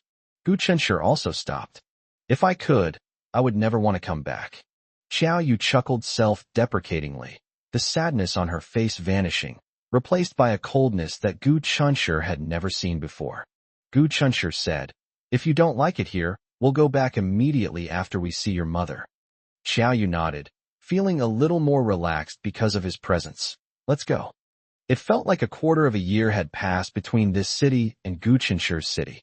Where he lives, it's a freezing winter where you can't even stick your hands out, but here it feels like late autumn, with temperatures around 4 or 5 degrees Celsius, not particularly cold. The street was bustling with people coming and going. It was noon, and after a morning of driving, they were both a little hungry. Gu Chunshur looked up at the gray sky, which looked like it was about to rain. Xiao Yu glanced around expressionlessly. Although this was the place where she had lived for more than 10 years, she was no less unfamiliar with it than Gu Chunshur, who was a newcomer, because she had always been kept in captivity. Moreover, as soon as Xiao Yu set foot on this land, she immediately felt uncomfortable all over, as if there was some kind of invisible toxin in the air, which was quietly eroding her body, making her wish she could escape immediately. Actually, what's wrong with this city? And the air here is certainly not wrong either. Her mistake was that she had too many memories she didn't want to recall, which she left behind here. Xiao Yu looked at Gu Chunshur and said, What would you like to eat? It's on me. Gu Chunshur said nonchalantly, Whatever. I've been on the road for so long, I don't have much of an appetite. How about we go get a bowl of noodles? What do you think? Xiao Yu said, Are you trying to save me money? Don't underestimate me, okay? I'm not as poor as you think. Gu Chunshur smiled and said, I really have no appetite. Okay, then I'll take you to eat some noodles. 10 minutes later, using their mobile phones for location navigation, they sat down in a small noodle shop not far from the high-speed rail station. 2 steaming bowls of noodles were brought over by the waiter. Gu Chunshur looked at the face in front of him, then at Xiao Yu's face. Was it really necessary to treat them differently? Xiao Yu's noodles consisted of only a small amount of noodles and a few green vegetable leaves floating in the broth. Gu Chunshur's bowl was a whole size bigger than Xiao Yu's, and it was piled high with sausage, fried egg, beef, and other toppings, which amazed him. Xiao Yu ordered the noodles by scanning the QR code. Gu Chunshur had no idea she was so skilled at it. Even so, Xiao Yu was still worried that he wouldn't have enough to eat. Gu Chunshur, if you don't have enough to eat, just tell me. You absolutely can't be polite with me. Gu Chunshur chuckled. Do you think I'm a pig? As he spoke, he picked up a fried egg and put it in her bowl. I know you have a small appetite and I know you don't have an appetite right now, but you have to eat properly and make sure you get the basic nutrition you need. Oh, and I haven't used my chopsticks yet. Xiao Yu said earnestly. Gu Chunshur, thank you. Gu Chunshur said speechlessly. What do I have to thank you for? Don't forget, you treated us to this meal. These eggs are just something I'm offering up. Why are you thanking me? Xiao Yu lowered his head and gently picked up a noodle with his chopsticks, saying in a voice only he could hear. Actually, I know that you didn't come with me to take a walk. It's because you were worried about me that you brought me along. Gu Chunshi raised an eyebrow. Xiao Yu, sometimes I think you're quite hypocritical. Xiao Yu raised her head in a daze. Double standards are not a good thing. Gu Chunshi began to criticize her. On the one hand, you demand that we not treat you like an outsider, but on the other hand, you're incredibly polite to us. You thank me profusely for the smallest things, yet you treat us like outsiders. Isn't that a double standard? Xiao Yu, it seems it really is like that. Gu Chunshi sighed softly. A true family should care for and worry about each other. This is a very normal thing. As far as I'm concerned, accompanying you back to see your mother is what I should do, so you don't need to thank me specifically for it. Chapter 71, Xiao Yu's Mother. After lunch, we took a taxi straight to the cemetery. This was their ultimate purpose in traveling thousands of miles to this city. Xiao Yu, sitting to Gu Chunshi's right, appeared calm on the surface, but Gu Chunshi could tell from her tense body and the way she was gripping the hem of her clothes that she was very nervous. But when visiting her deceased mother, the strongest emotion should be sadness, so why was she nervous? Gu Chunshi was completely baffled. Suddenly, a brilliant idea flashed into his mind. He felt he had found the reason. According to Xiao Yu's previous description, after learning that her maternal grandmother was actually her paternal grandmother, she ran away from her paternal grandmother's house overnight by climbing over the wall. Although she left behind a severance agreement before leaving, it doesn't mean that her grandmother was truly willing to let her go. When Xiao Yu mentioned these past events, she didn't go into details, but Gu Chunshi could deduce that during the years she was raised by her grandmother, she must have gone from one luxurious cage to another. Of course, perhaps it wasn't her grandmother who intentionally imprisoned her. Rather, it was her life experiences from childhood that shaped her personality, making her dislike going out and communicating with others. It has simply imprisoned itself. However, she felt an intense aversion to the place she had lived in, to the point that she would unconsciously become nervous whenever she approached it. In other words, they will pass by the place where Xiao Yu used to live on their way to the cemetery. Gu Chunshi believed his guess was correct. He also noticed that the car was passing through a villa area that looked very upscale. Once the car left the villa area, Xiao Yu suddenly relaxed. In other words, what made Xiao Yu nervous was related to that villa area. She used to live in one of those houses. Before long, we arrived at the cemetery. The cemetery is built halfway up the mountain. Xiao Yu, carrying a large bouquet of carnations she had bought from a flower shop, got out of the car, stood there, glanced in the direction of the cemetery, and her face remained expressionless. The taxi sped away. Gu Chunshi looked around and asked, "Shall we go?" Xiao Yu gave a faint hum. The two slowly walked towards the cemetery. As they walked, Xiao Yu suddenly smiled. "This is the second time I've come to see her since she died." Gu Chunshi was stunned. He had assumed she would come at least once a year. The first time was the day after her burial. I secretly ran over to see her. Can you believe it? I didn't shed a single tear. Gu Chunshi remained silent. He really didn't know how to respond. I didn't shed a tear when she died. People might think I was terrified, but what I really thought was, she's finally dead. Gu Chunshi's heart ached. He could sense that although Xiao Yu seemed calm and collected when recalling these events, her heart must be aching. She lived such a miserable and humiliating life. Without any dignity, it would have been better if she had died sooner. What Xiao Yu is saying now sounds extremely cold-blooded. But tears silently slid down her cheeks. Gu Chunshi silently handed over a tissue. People say she's a vixen who breaks up other people's families, but I know she isn't. Xiao Yu choked up. If she hadn't met that scumbag, she would definitely have had a happy life and a fulfilling family, found someone who loved her, and had a well-behaved and adorable child. Gu Chunshi remained silent. If she wants to cry, let her cry her heart out. Years of pent-up grievances need an outlet. Otherwise, if kept bottled up inside, they'll eventually break you.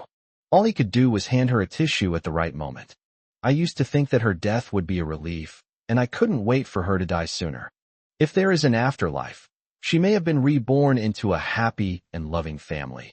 enjoying a carefree childhood and starting a new life without regrets or bad men. But lately I keep dreaming about her. To miss her so much. Xiao Yu completely dropped her pretense and cried her heart out in front of Gu Chunshi. At this moment, she was no longer the aloof woman she usually was, nor did she seem like a powerful female boss who could take on two opponents at once. She's just an ordinary girl next door who needs care and love. Gu Chunshi thought to himself. Luckily, he came along. Otherwise, her current condition is indeed not good.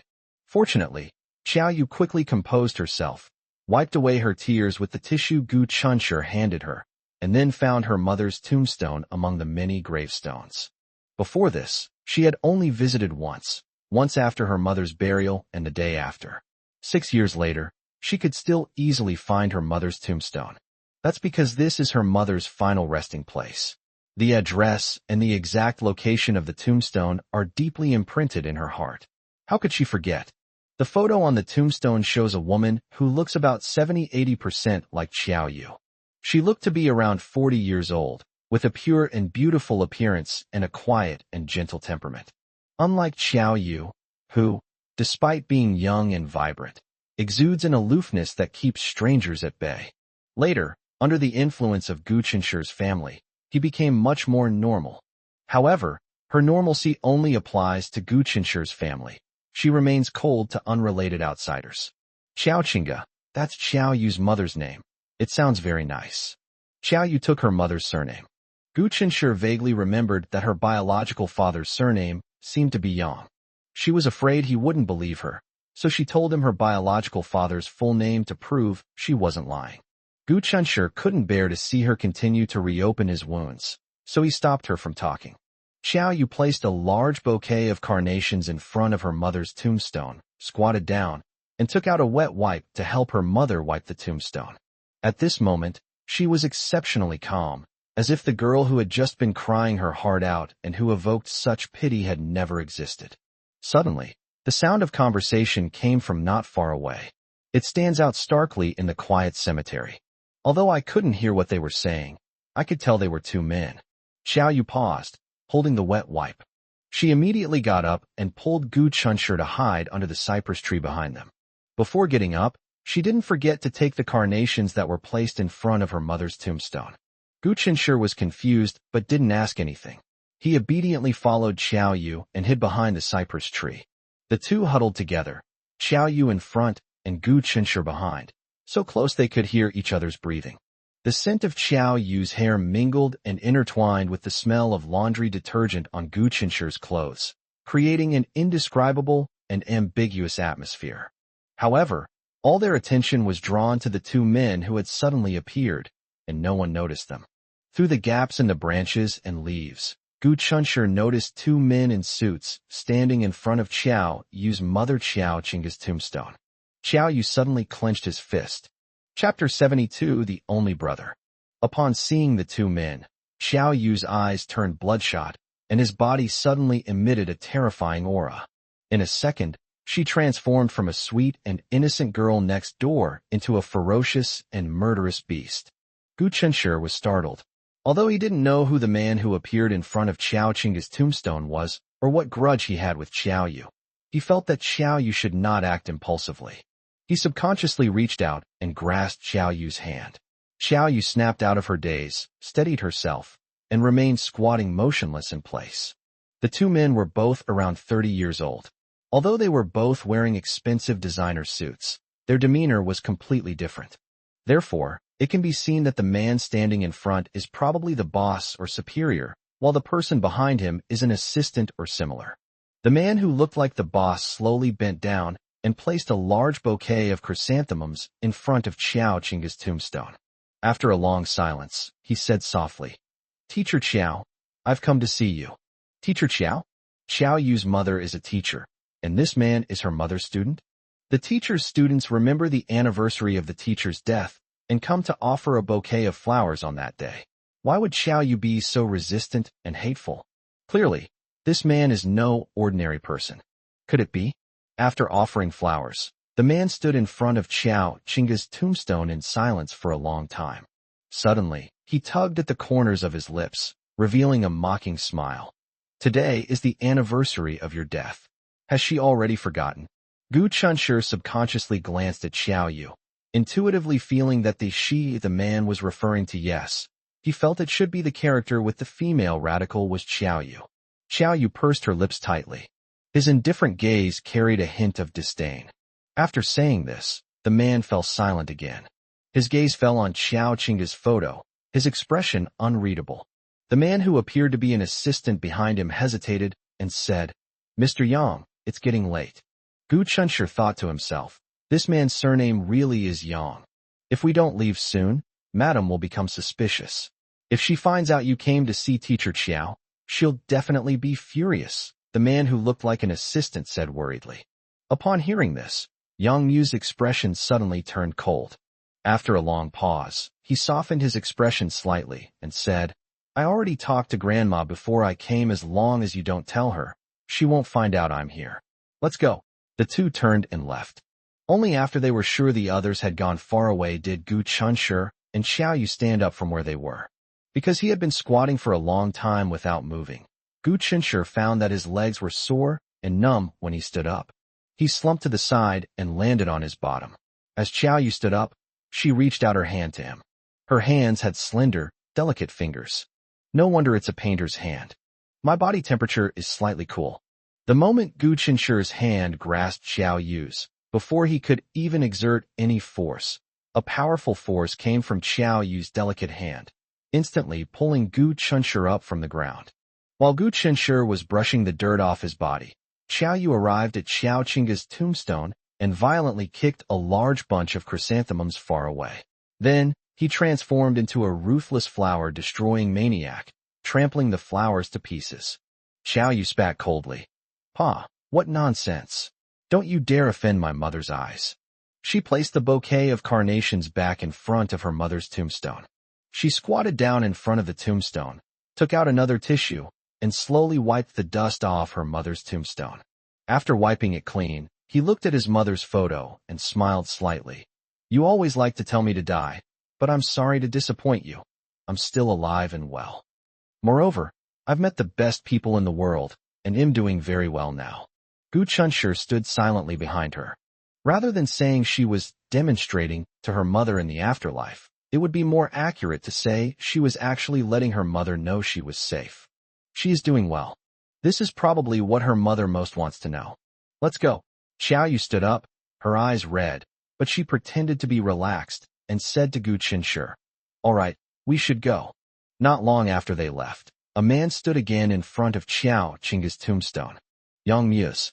He silently looked at the bouquet of carnations that Xiao Yu had presented, and finally his gaze fell on the chrysanthemums that had been trampled into mud, and he couldn't help but smile bitterly. So she's back. She wasn't as heartless as she thought. Realizing this, Yang Muse suddenly looked around. She was very likely nearby. However, if she is determined to hide from him, it will be very difficult to find her. Yang Muse returned to the car and suddenly said to his assistant Chao Fei, "Xiao Yu is back." Chao Fei was taken aback. "Should we let the old lady know about this?" Yang Muse shook his head. "Don't tell Grandma yet. That young lady. It's enough to know that she's all right. There's no need to deliberately look for her." At this point, Yang Muse chuckled self-deprecatingly. "I still have some self-awareness, so I don't want to annoy people in front of them. If she wants to fly, then let her fly. Moreover, now is not a good time to bring her back."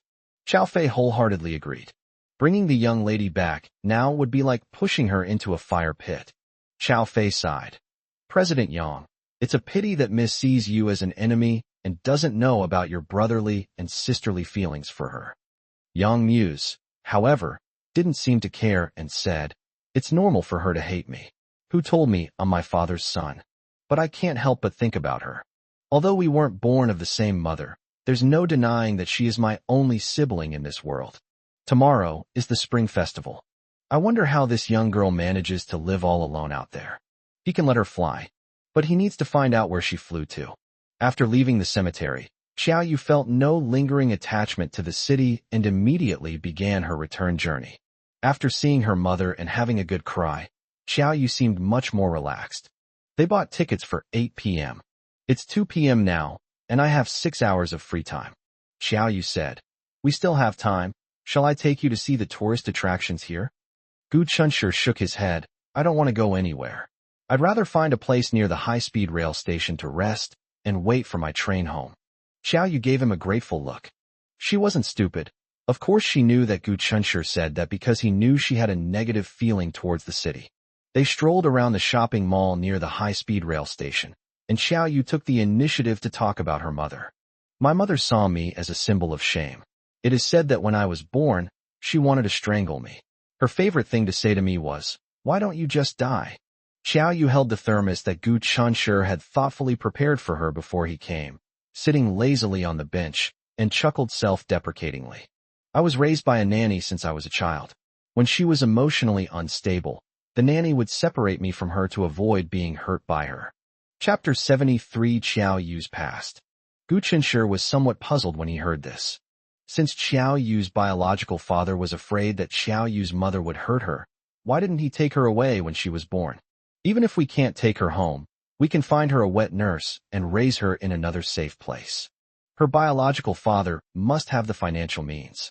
Xiao Yu's next words indirectly explained Gu Chunshur's doubts. She hates me, but when she wants to see me but can't see me immediately, she goes crazy, and no one can stop her. She also has moments of lucidity, however brief. She set many rules for me. She wouldn't let me leave the courtyard gate even a step. The servants in the house are all aunties. The teachers who come to teach me must all be women. She told me that no man is any good. One second she's telling me to study hard, the next she might tear up my notebook and kick the teacher out. No matter how tough the training was, I dared not cry, because she'll get angry. Gu Chunshur couldn't help but ask with concern, "Will she hit you when she's angry?" Xiao Yu shook her head, her smile tinged with bitterness. Don't let her daily go die, and her crazy, scary behavior fool you. She has never hit me since we were little. This answer surprised Gu Chunshur quite a bit. Then I thought about it, and understood. Although she might blame Xiao Yu for her misfortunes, she still actually loves him. This can be seen from the fact that she doesn't allow Xiao Yu to leave the house even for a moment, that the house is full of women, and that she made Xiao Yu learn martial arts at the age of 3. Her life was ruined by an irresponsible scumbag, so she hates all men in the world. To prevent her daughter from repeating her mistakes, she restricted her from going out and confined her to a small world without men. However, Xiao Qingge also realized that he couldn't protect her for a lifetime, which is why he made her learn martial arts so that she could protect herself. Xiao Qingge's love for Xiao Yu is no less than that of any other mother in the world. Gu Chunshur thought of another question. Does that man, Xiao Yu's biological father, never visit his wife and daughter? He later learned that Xiao Qingge would go crazy every time Xiao Yu's biological father visited. Xiao Qingge did not want to see him, nor did she want her daughter to see him. Later, he only dared to sneak over once when Xiao Qingge was asleep. He probably also wants to get closer to his daughter. However, because his mother would lose control of her mental state every time he visited, Xiao Yu came to regard him as a monster, and she would immediately hide whenever he came. No matter how her biological father and nanny tried to coax her, they couldn't dispel her fear and hostility towards him. Later, Xiao Qingge finally couldn't bear the pain in her heart and ended her miserable life with her own hands one afternoon.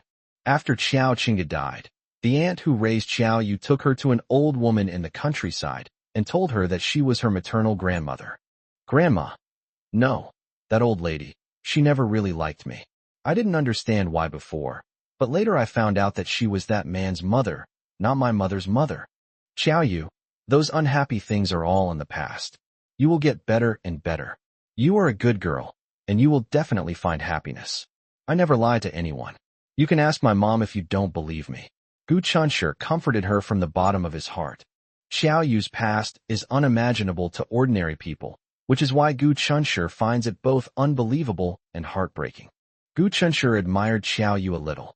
Growing up in such an extremely repressive environment, the fact that she wasn't driven insane despite her somewhat withdrawn personality is already a testament to her resilience. But no matter how strong she is, she still needs someone to love her. So when her kind mother inadvertently shows her a little care, it can bring her to tears. So whenever she had the chance, she did her best to repay their family. After she learned to cook, She took care of all her mother's dinner whenever she worked the night shift. My mom casually mentioned that he hadn't worn a scarf when he went out that morning, so she brought it to him despite the freezing weather. His mother was sick, and she took meticulous care of him, allowing him to focus on his studies without any worries. Where can you find such a wonderful girl? Xiao Yu said uncertainly. But I feel that no one would like someone as boring as me. Seeing her so negative, Gu Chunshi felt both sorry for her and anxious. Who said that? My parents like you a lot, and I like you too. He was so excited and eager to comfort Xiao Yu that his voice was a bit loud. Some passers-by were startled and, after looking over, covered their mouths and chuckled knowingly. A stylishly dressed auntie smiled and said to her companion, "Young people these days are so passionate and decisive, unlike us back in the day." Gu Chunshi. No, auntie, things aren't as you imagine. Xiao Yu's beautiful eyes sparkled with surprise, and her eyes were slightly red. Gu Chunshi, is what you said true? You've never found me annoying? Gu Chunshi said honestly. To be honest, when I first met you, I thought you were strange and didn't want to talk to you, afraid of getting into trouble. But now I realize I was wrong. Looking back now, I'm very grateful to my mom, because if it weren't for her, I would never have had any interaction with you. Then I would miss the chance to get to know you, which would be the greatest loss of my life. Ugh, those words sound so cheesy. But these were absolutely Gu Chunshi's heartfelt words. He genuinely felt that missing out on meeting a girl like Xiao Yu would be a loss for him. Gu Chunshi discovered that, after spending this time together, Xiao Yu had gradually become an indispensable part of their family of three. Gu Chunshi didn't expect, nor did he want to think about, how he would feel when Xiao Yu left their home. Xiao Yu was smiling, but her voice choked up involuntarily. She shook her head. No, the biggest loss in my life would be if I hadn't met you all. Gu Chunshi, thank you, and thank you to your uncles and aunts. You are the best people in the world. Gu Chunshi couldn't help but reach out to wipe away her tears. He couldn't see the heartache in his eyes when he looked at her, nor did he realize the gentleness that unconsciously crept into his voice. He pretended to be annoyed and said, "Didn't I tell you not to keep thanking me like that?" Xiao Yu felt incredibly lucky. She had already mentally prepared herself to hide in some dark corner and slowly erode her life. Isn't that all there is to life? It's all the same no matter what. Whether it's a happy or painful time, who cares? Alone and helpless, she didn't deserve anyone's concern. Yes, nobody cares how she's doing. She is the most superfluous person in the world. Chapter 74. I'll lend you my shoulder. Xiao Yu once had no expectations for the future, but everything changed after she met Gu Chunshi's family. In her eyes, the world was no longer a monotonous gray and white. Life can be so wonderful. It gave her a glimmer of hope for the future. Does she truly deserve the happy future Gu Chunshi spoke of? However, in her vision of a happy future, her uncle, aunt, and Gu Chunshi are all indispensable. Time flew by, and it was already 8 p.m. After boarding the high-speed train, Gu Chunshi called his family to report his itinerary. Jinglan only saw Gu Chunshi's face on the screen, and after chatting for a few words, she asked, "Where's Xiao Yu?" Gu Chunshi pointed his phone camera at Xiao Yu, who was sitting next to him. Xiao Yu turned her head slightly toward him and smiled at Jinglan on the phone screen. This unintentional act brought her and Gu Chunshi's heads almost touching, making them look incredibly close, almost like a couple. Gu Chunshi said, "See, even if I lose myself, I won't lose her. I will take him back to you safely, so you can rest assured." Jinglan laughed and said, "You brat, you're so glib. Chunshi, what time will you arrive? I'll pick you up at the high-speed rail station."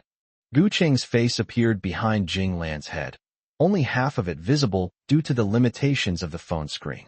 Gu Chunshi calculated that it would probably be around midnight.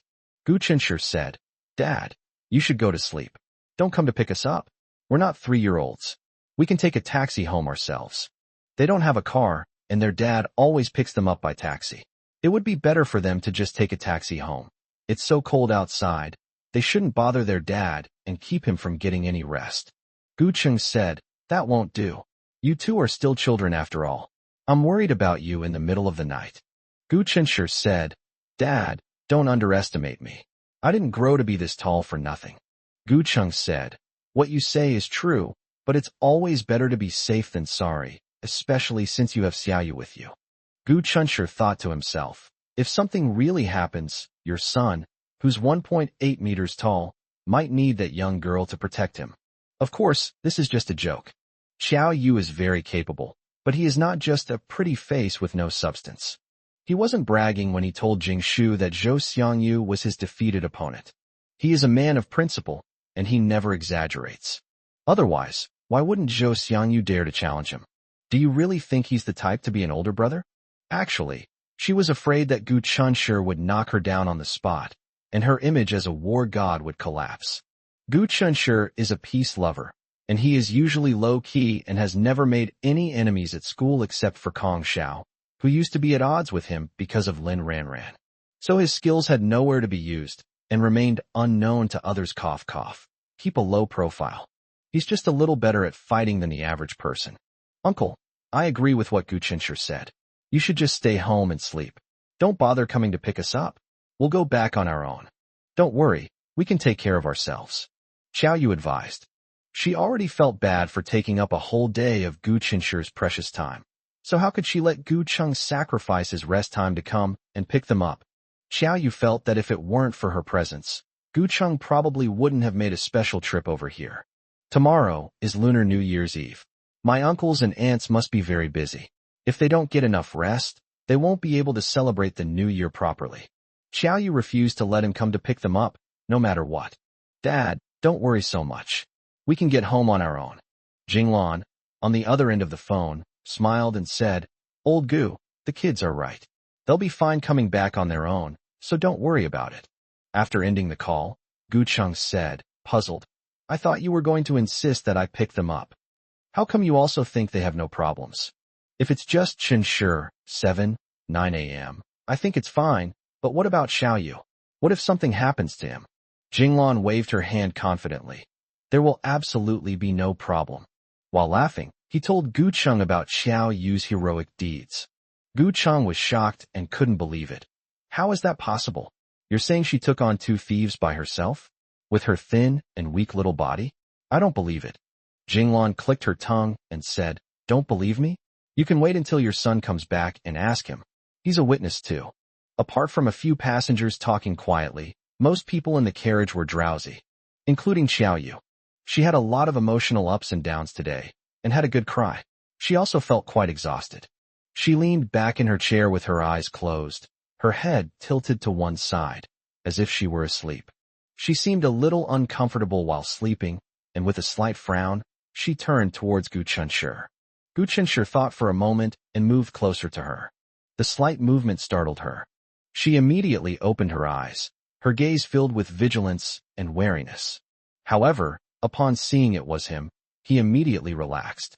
Gu Chunshi pointed to his shoulder. I can lend it to you for a while. Xiao Yu hesitated for a moment. Gu Chunshi was prepared to be rejected by her.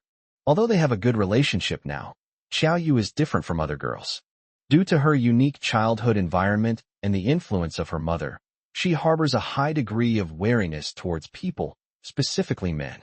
Although Gu Chunshi knew that even if he was rejected, the responsibility was not his, he still felt a slight sense of loss beforehand. However, to his surprise, after hesitating for a moment, Xiao Yu carefully rested her head on his shoulder. Then, looking at him, she asked softly, If my head is always pressing against your shoulder, will you feel uncomfortable? Gu Chunshi remained outwardly calm, but inwardly he was overjoyed. She didn't refuse. She didn't resist being with him.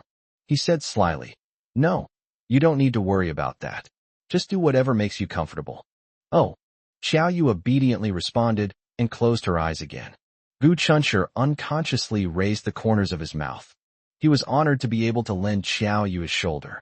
At this moment, a strange and wonderful feeling welled up in his heart, making him involuntarily infatuated and unable to extricate himself. Even at this moment, he wished time could slow down, so that Xiao Yu could rest her head on his shoulder a little longer. Unbeknownst to him, he seemed to have fallen for this strong, pitiful girl with a tragic past. Chapter 75 Willing to let her sleep on my pillow for a lifetime. Xiao Yu, clutching her backpack, rested her head on Gu Chunshi's shoulder and slept soundly. Except for his head, Gu Chunshi dared not move an inch. I was afraid of waking her up. Although maintaining one sitting posture for a long time is tiring, Gu Chunshi doesn't find it tiring at all. On the contrary, he enjoys it. He's a shoulder she'd rest her head on for a lifetime. Gu Chunshi turned his head slightly. From his angle, one could see Xiao Yu's jet black hair, fair forehead, thick eyelashes, and delicate, straight nose. Her breathing was even and deep. She was sleeping very soundly. Is she dreaming right now? What kind of dreams will I have? Could it be a wonderful dream? Since I have nothing better to do, I really want to go into her dreams. She wondered if he would ever appear in her dreams. Thinking of this, an indescribable, familiar sense of shame swept over Gu Chunshi once again. It made him feel like an evil big bad wolf, lusting after the little lamb sitting next to him. But Xiao Yu is not the weak little lamb she looks like. She is the female boss that Zhou Xiangyu desperately wants to become her apprentice to. What would she think if she knew that she had appeared in my dreams? What will their reaction be? I'll definitely pin him to the ground and rub him against the ground like crazy. The consequences are even worse than those of the thief who stole Mom's wallet and phone. Gu Chunshi snapped out of his daze and dared not let his mind wander any further. He stared straight ahead, repeatedly trying to convince himself. I am a gentleman. I am a gentleman. How could I think about such nonsense? This is not something a righteous person like me should be thinking about. Gu Chun took a deep breath, carefully took out his phone to surf the internet, and tried to distract himself. When I opened my phone, I found that the class group chat had exploded with activity. People were sending New Year's greetings, offering early wishes, and asking about everyone's plans for the Spring Festival. It was a lively and bustling scene. Someone tagged all members in the group chat. It is the active Prince Mountain. He said that in 6 months, everyone will be going their separate ways, and many people may never see each other again in their future lives. He suggested that everyone get together during the Spring Festival to avoid regrets later. Although this guy is usually a bit unreliable, his words successfully evoked sadness in everyone. We spend every day together, and there may be some minor frictions and troubles in our daily lives. But when we think about parting ways, we can't help but feel a little reluctant. Wang Zishan's proposal received a positive response from everyone. Except for a few who had other commitments during the Spring Festival and couldn't make it, most people signed up. Having already experienced life and death separations in his previous life, Gu Chunshi was not affected by this slight sorrow of parting. To be blunt, those classmates, except for Zhou Xiangyu, were all just passers-by in his life. Whether he would see them again or not depended entirely on fate. He didn't really want to go. He wanted to spend all his time with his family. There are 46 people in the class. After 12 people regretfully stated that they could not go, there were 34 people left. 29 people have registered so far. 5 people have not yet registered. Among them are Gu Chunshi, Zhou Xiangyu, Jing Shu, Lin Ranran, and Tang Xiaoxi. As the initiator of this gathering, Wang Zishan tagged each person individually. Zhou Xiangyu was the first to reply. I'm busy, I'm not going. Wang Zishan, ever observant. You're too busy playing games, aren't you? Our 3 years of friendship aren't even as important as this stupid game, are they? Zhou Xiangyu argued. What 3 years? It's clearly 2.5 years, okay? The days that didn't pass can't be counted. Wang Zishan, are you coming or not? If you don't, I'm cutting ties with you. Group owner, kick this guy out of the group. We're done. Student A, Zhou Xiangyu, what you did has really disheartened us. Classmate B, we're classmates after all. Don't be so cold-blooded, Zhou Xiangyu. Student C, Zhou Xiangyu, when school starts, believe it or not, I'll get a few buddies to take you down. You think you can take on 5 at once? Well, I want to see if you can take on 10. This sparked a huge wave of discussion, with other students joining the campaign against Zhou Xiangyu. Seeing that he had angered everyone, Zhou Xiangyu finally backed down. All right, everyone, I will definitely be there on time that day. I'll be a coward if I don't go. Zhou Xiangyu, I never imagined I was so important to everyone. Wang Zishan, Zhou Xiangyu, have you no shame? If it weren't for the fact that you're a member of our class 7, who would bother with a shut-in like you? Student A, Zhou Xiangyu is shameless. Student B, Zhou Xiangyu is shameless. Student C, Zhou Xiangyu is shameless. The phone screen was immediately flooded with the 6 words, Zhou Xiangyu is shameless. It doesn't matter, as long as Zhou Xiangyu has a thick skin. He glanced at the group messages, tossed his phone aside, and went off to play games without a second thought. After working so hard for so long, what's wrong with having a good game? Wang Zishan was busy contacting the other 4 classmates who had not responded. Tag Lin Ranran, Jing Shu, Tang Xiaoxi, and Gu Chunshi one by one. Wang Zishan, are you coming or not? Give me a straight answer. Jing Shu, sorry, I just saw that.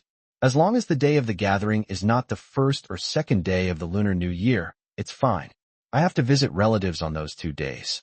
Tang Xiaoxi, received, will definitely arrive on time. Gu Chunshi hesitated for a moment.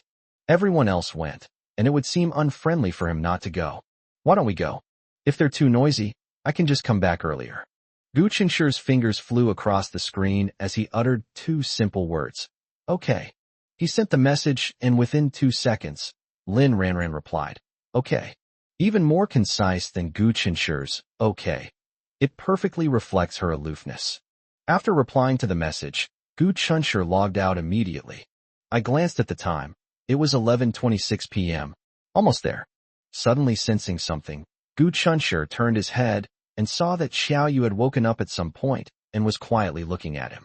Her pupils were as dark as a newborn baby's, exceptionally clean and pure, seemingly capable of purifying the souls of others. Their eyes met, and she, like a startled fawn, quickly looked away, sat up straight, and tucked a stray hair behind her ear, though there wasn't any stray hair behind her ear. The sudden emptiness on his left shoulder made Gu Chunshi feel a little uneasy. He was a little annoyed. Why did he have to look over there? Otherwise, she wouldn't have been startled, nor would she have moved her head away from his shoulder. Gu Chunshi felt empty and somewhat lost. Whether it was from sleeping or something else, Xiao Yu's face was slightly red, looking like a tempting peach. Gu Chunshi asked her softly, would you like some water? Without waiting for her reply, I unscrewed the thermos and handed it to her. Xiao Yu whispered a thank you and took it from him. Her hand accidentally touched Gu Chunshi's hand, and her face seemed to turn even redder.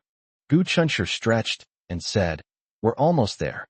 Xiao Yu didn't say anything, took a small sip, and her heart was pounding. Chapter 76 Not good enough for him. We've arrived at our destination. As I stepped out of the station, a wave of cold air swept over me. Before leaving the station, Xiao Yu put on her hat and scarf, and then slipped the hood of Gu Chunshi's down jacket over his head. I managed to hail a taxi and got out outside the residential area 20 minutes later. Having spent a day traveling back and forth between 2 cities 1,000 miles apart, the dust has now settled, leaving Gu Chunshi feeling as if he's in another world. The streetlights along the way were dazzling, but when I stood at my doorstep, the dim streetlights cast a faint sense of desolation over the place. Tomorrow is Lunar New Year's Eve, and the new year is just around the corner. How dreamy. In the quiet stairwell, their footsteps were exceptionally clear. Neither of them spoke, afraid of accidentally disturbing the neighbors. After climbing to the 4th floor, Xiao Yu opened the door. It was pitch black inside, so dark you couldn't see your hand in front of your face. Gu Chunshi said, turn on the light first. He wanted to wait for her to turn on the light before going back to his own home. Xiao Yu obediently turned on the light, and Gu Chunshi smiled and said, see you tomorrow. Seeing him turn around, Xiao Yu couldn't help but call out to him, Gu Chunshi. Gu Chunshi turned around, a hint of anticipation hidden in his eyes. It was Xiao Yu who called out to him, but when Gu Chunshi looked over, she suddenly felt a little lost. It's too late today. Don't get up too early tomorrow. Sleep in a bit. Okay, I know you two. Gu Chunshi nodded, feeling inexplicably disappointed, but he didn't know what he had been hoping for just now, or what he was disappointed about now. He opened the door, and his figure quickly disappeared behind it. Xiao Yu closed the door, leaned against it, and lightly tapped his head twice with his fist. Xiao Yu, what are you thinking about? You've already received enough. You can't be too greedy. Yuri not good enough for him. He's so wonderful. He deserves a better girl. Thinking about this, Xiao Yu suddenly felt a little frustrated. Haven't you already prepared yourself to grow old alone? This thought-provoking question brought Xiao Yu to her senses a little more. She silently went to the bathroom, washed up, and lay on the bed, unable to fall asleep for a long time. She thought it might be because of her sleeping position, so she tried sleeping on her side and on her stomach, but she still couldn't fall asleep no matter how much she tossed and turned. I should have known she was on her way back and not slept. She opened her eyes in annoyance, staring unconsciously into the dark void. What's wrong with her? As soon as I closed my eyes, Gu Qinshi's sunny and handsome profile appeared before me. My heart races whenever I think of him. This feeling was completely new to her, and it left her feeling somewhat lost. But I don't dislike it. Gu Qinshe tiptoed into the house, not even turning on the lights so as not to disturb his parents. But suddenly the lights came on. Gu Qinshe was startled. Gu Cheng yawned. You're back? Gu Qinshe hummed in response, then asked in surprise. Dad, you haven't slept at all? Gu Cheng said. I'm asleep, but I can't sleep soundly until you guys come back. Gu Cheng wasn't the only one who couldn't sleep soundly. Jinglan's voice came from the bedroom. Is Qinshe back yet? Gu Qinshe replied. It's me. Okay, as long as you come back safely. Jinglan's voice was still sleepy. Gu Cheng said, go wash up and go to bed. Okay, Dad. You should go in and continue sleeping too. Gu Cheng yawned repeatedly as he went into the bedroom. Although it was getting late, Gu Qinshe still took a hot shower to wash away his fatigue. As Gu Qinshe sat on the edge of the bed drying his hair, he suddenly wondered, was she asleep? Do you also choose to take a shower before bed? She has long hair, and long hair is hard to dry, so she'll definitely go to bed later than him. She probably won't be able to get up tomorrow. But it's alright, there's nothing urgent anyway, so sleeping a little longer won't hurt. Gu Qinshe quickly dried his short hair, lay on the bed thinking about all sorts of things. His eyelids grew heavier and heavier, and he soon fell into a deep sleep. Meanwhile, Xiao Yu, separated by a wall, was struggling to fight off the distracting thoughts in her mind. She herself didn't know exactly when she fell asleep. All she knew was that when she opened her eyes and looked at the time, it was 8:30. She curled up in bed. Perhaps because she lacks a sense of security, she likes to curl up into a ball when she sleeps. The first thing that came to mind after I opened my eyes was whether he was awake or not, and whether he had gotten out of bed. Xiao Yu couldn't quite understand it. Why would she be so engrossed in thinking about something so trivial? She sat up, clutching the quilt, rubbed her eyes to wake herself up, and then started getting dressed. After washing up, I went to the apartment across the hall. Jinglan and her husband had gotten up early. The couple sat in the kitchen, chatting and laughing as they removed the shrimp veins. Jinglan turned around and saw her, and said in surprise, Xiao Yu, you came back late yesterday. Why didn't you sleep a little longer? I'm not sleepy anymore. Xiao Yu replied, subconsciously glancing around as if searching for a certain figure. Gu Qinshe was nowhere to be seen. Jinglan said, he hasn't gotten up yet at Qinshe, 9 a.m. That brat, given the chance, he'd love to sleep until the end of time. Xiao Yu spoke up for Gu Qinshe. Auntie, I slept the whole way in the car yesterday, so I didn't feel sleepy. Gu Qinshe didn't sleep. Xiao Yu, I left your breakfast in the pot. Come and eat. Gu Qinshe called to her.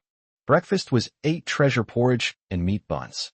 Xiao Yu took a small spoonful of the 8 treasure porridge and drank it. It was slightly sweet and very delicious. When they were halfway through their drink, Gu Qinshe finally got up. Gu Qinshe was still sleepy and yawning constantly. Perhaps because he washed his hair last night.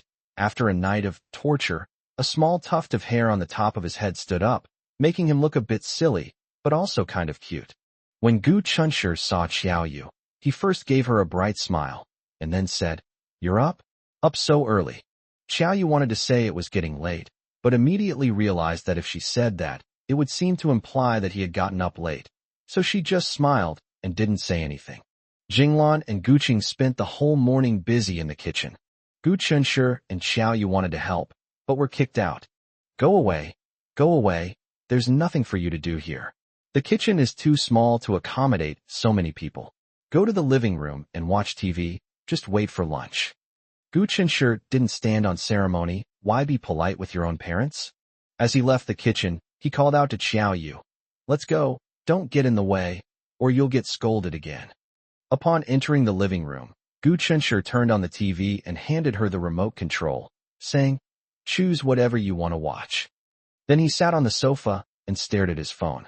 Xiao Yu sat next to him, her eyes fixed on the television even though the programs on TV held no appeal for her. She was very content, and I find it incredible. She was able to celebrate the new year happily, just like other people's children. Even though it was someone else's home, she miraculously blended in and unconsciously considered herself a part of it. And this home, which didn't originally belong to her, gently accepted her. This was something she would never have dared to dream of before. Gu Chenshi was busy replying to text messages. The specific date for the gathering has been set. Chapter 77, All Good Things Must Come to an End. After careful consideration, Wang Zishan decided to schedule the gathering for 7 p.m. on the 4th day of the Lunar New Year. The reason for choosing the 4th day of the Lunar New Year is that it's too early, as everyone will be visiting relatives and exchanging New Year's greetings. If it's too late, school will start, and people won't be able to enjoy themselves as much. The 4th day is just right. On the 4th day of the Lunar New Year, everyone gathers together. On the 5th day, rest well at home. On the 6th day, damn it, school starts on the 6th day of the Lunar New Year. Wah! Wang Zishan posted his suggestion in the group to see if anyone else had any opinions. Everyone agreed with this. Gu Chenshi went with the flow and naturally had no objections. For some reason, Zhou Xiangyu got into another argument with everyone in the group chat and was besieged so badly that he was miserable. Zhou Xiangyu frantically tagged Gu Chenshi. Old Gu, if you still want to see me when school starts, come and help me out. Under the message where he tagged Gu Chenshi, Tang Xiaoxi immediately followed up with a meme of someone covering their mouth and laughing. Gu Chenshi ignored him and instead flipped through the posts about Zhou Xiangyu arguing with someone, finding it hilarious. Halfway through reading, he suddenly remembered something, turned to look at Xiao Yu, who happened to be looking at him as well.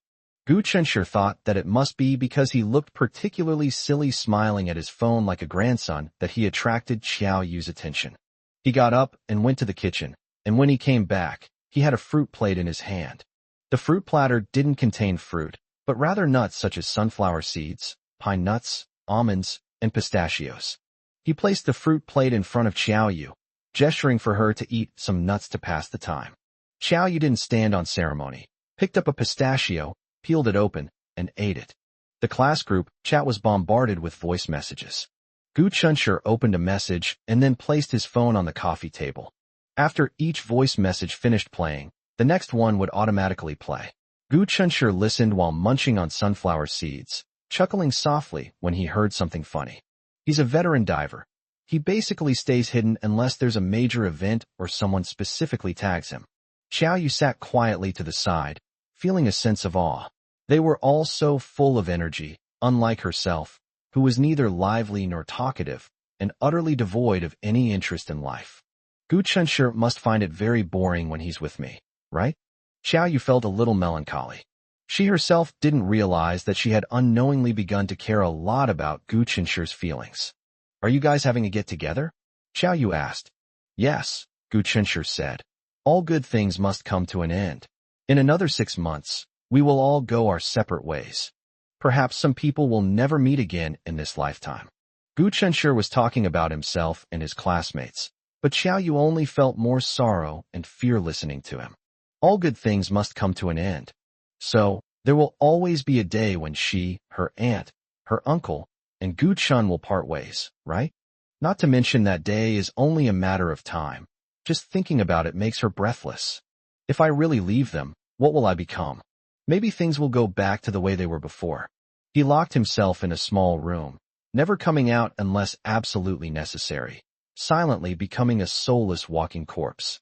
Xiao Yu shuddered. Don't want. Having encountered the light, she could no longer face the darkness with equanimity. Call her greedy, call her ridiculous, whatever. She didn't want to live that kind of life anymore. Xiao Yu. When Gu Chenshi noticed that she hadn't spoken for a long time, he sensed something was wrong and called out to her softly. What's wrong with you? Xiao Yu snapped out of her daze and smiled slightly at him. It's nothing. I was just a little curious about how you usually get along with your classmates. This reminded Gu Chenshi of her unique experiences from childhood to adulthood. Gu Chenshi suddenly had a whimsical idea. It would be great if he could bring her along to the party. Let her experience what it's like to be with many people her own age. However, the gathering consisted entirely of their classmates, and there was no mention of whether family members could bring along. And Xiaoyu, perhaps in other people's eyes, she cannot be considered a family member in the true sense. But to Gu Chunshi, she is his family member. Gu Chunshi tentatively asked, "Are you interested in how we usually get along?" Xiaoyu nodded. "I'm a little bit interested." Gu Chunshi said half-jokingly, "If we allow family members to come with us, would you like to come with me?" Xiaoyu's eyes widened in surprise. "Can we bring family members there?" She then smiled. The sadness she felt from the saying, "all good things must come to an end," was somewhat lessened by Gu Chunshi's mention of family members. Gu Chunshi thought she was a family member. She was so happy. "My classmates," Gu Chunshi thought for a moment, then changed to a more serious way of saying it. "Although some of them seem loud and unreliable, most of them are good people." At this point, Gu Chunshi even showed some anticipation. He couldn't help but imagine the amazed looks those people might give when he led Xiaoyu out. Ah, this damned vanity. He knew he was quite handsome, cough cough. However, he doesn't attract much attention when he walks down the street. Perhaps it's because three-legged toads are hard to find in this world, while two-legged men are everywhere. Besides, he was just an 18-year-old young man, whose personal charm was still somewhat immature. But when she walks with Xiaoyu, she gets 200% of people turning their heads to look. Some people, after glancing back once, can't help but want to look a second time. Xiaoyu is strikingly beautiful, but when she goes out, she usually covers herself up completely. But it couldn't hide her unique, otherworldly charm. When two people walk together, they are a perfect couple. When Gu Chunshi and Xiaoyu walk together, strangers often mistake them for a young couple. He used to find it ridiculous, but now that I think about it, it doesn't seem so offensive anymore. So people really are very fickle. Forget it, I'd better not go. Your classmates are having a get-together, and I, as an outsider, won't be able to get a word in edgewise. Xiaoyu shook his head. Her reaction was exactly what Gu Chunshi had expected. She doesn't seem to like crowds and might not be able to adapt to gatherings that are mostly filled with strangers. However, since Gu Chunshi had asked for her opinion, it was certainly not just a casual remark. If she really shows any interest in the party, then Gu Chunshi will definitely take her there. The class group chat, which had been quiet for a short while, suddenly became lively again. Surprisingly, someone else had the same idea as Gu Chunshi, and had the thought of bringing their family members to the gathering. They asked in the group if they could bring their family members. It turns out he has a younger sister who is 10 years younger than him. She was very interested when she heard that he was having a classmate reunion on the 4th day of the Lunar New Year, and insisted on coming with him. This student is a doting brother and can't bear to refuse his sister. Gu Chunshi did some mental calculations. There were more than 30 students in total. If each student brought a family member, then there would be 60 or 70 people gathered together that day. Just imagining that scene would be very lively. However, of course, many students will probably find it troublesome and will not bring their family members. The event organizer, Wang Zishan, replied, "Of course." Chapter 78, Who is Sister-in-Law? This single stone stirred up 1,000 waves, and the group chat immediately erupted in chaos. Some people jokingly asked if they could take care of their parents instead of their younger siblings. Is it okay to bring grandparents? Some people even sneakily asked if they could bring their boyfriend-girlfriend. This person's question offended the single people in the group, making him the next target of attacks after Zhou Xiangyu. After learning that he could bring his family, Gu Chunshi looked at Xiaoyu, who was sitting to the side intently peeling nuts. He really wanted to bring Xiaoyu to the party. It wasn't to satisfy vanity, but rather to take this opportunity to let Xiaoyu interact more with people her own age, which should have some effect on changing her withdrawn personality. Someone in the group tagged him. It was Zhou Xiangyu. Zhou Xiangyu. Lao Gu, bring your girlfriend over here. Gu Chunshi. This guy really knows how to bring up the most sensitive topics. What girlfriend? He didn't have a girlfriend. Zhou Xiangyu's message tagging him reminded the other classmates in the group. Ah, Gu Chunshi has an amazing girlfriend. According to witnesses, she looks like a fairy and has an exceptional temperament. Not only the male students, but also the female students became curious. Just how beautiful is Gu Chunshi's goddess girlfriend? Even more beautiful than TV stars? They really wanted to take this opportunity to catch a glimpse of Gu Qinshi's goddess-like girlfriend. This is a golden opportunity, and once it's gone, it won't come again. If you don't seize this chance, you might never have another one. Gu Qinshi was honored to enjoy the feeling of being the center of attention in the group. The notification sound kept ringing, all from people tagging him. Classmate A. Gu Qinshi, you can bring your family to the party. Why don't you bring your girlfriend too? Student B. Ah, yes, we are all very friendly. Student C. Gu Qinshi, you went out to a party alone and left her alone at home. How could you bear to do that? Gu Qinshi's temples throbbed, and he was utterly speechless. He wished he could drag Zhou Xianyu out and beat him up right away, to teach him a lesson for his whims and nonsense. This guy didn't realize he'd caused trouble and even joined in the commotion with the other students. Gu Qinshi, can I call you brother? Bring your sister-in-law here.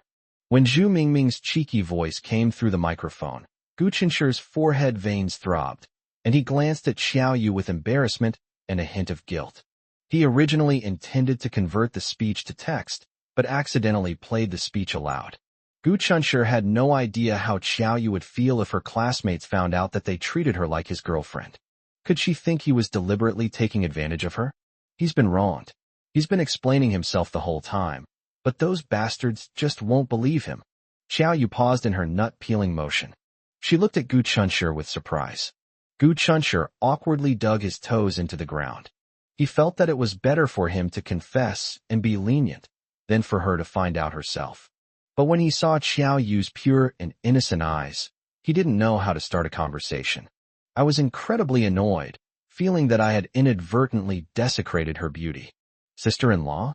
Xiaoyu murmured, repeating the question, then asked in confusion. Gu Qinshi, who is sister-in-law?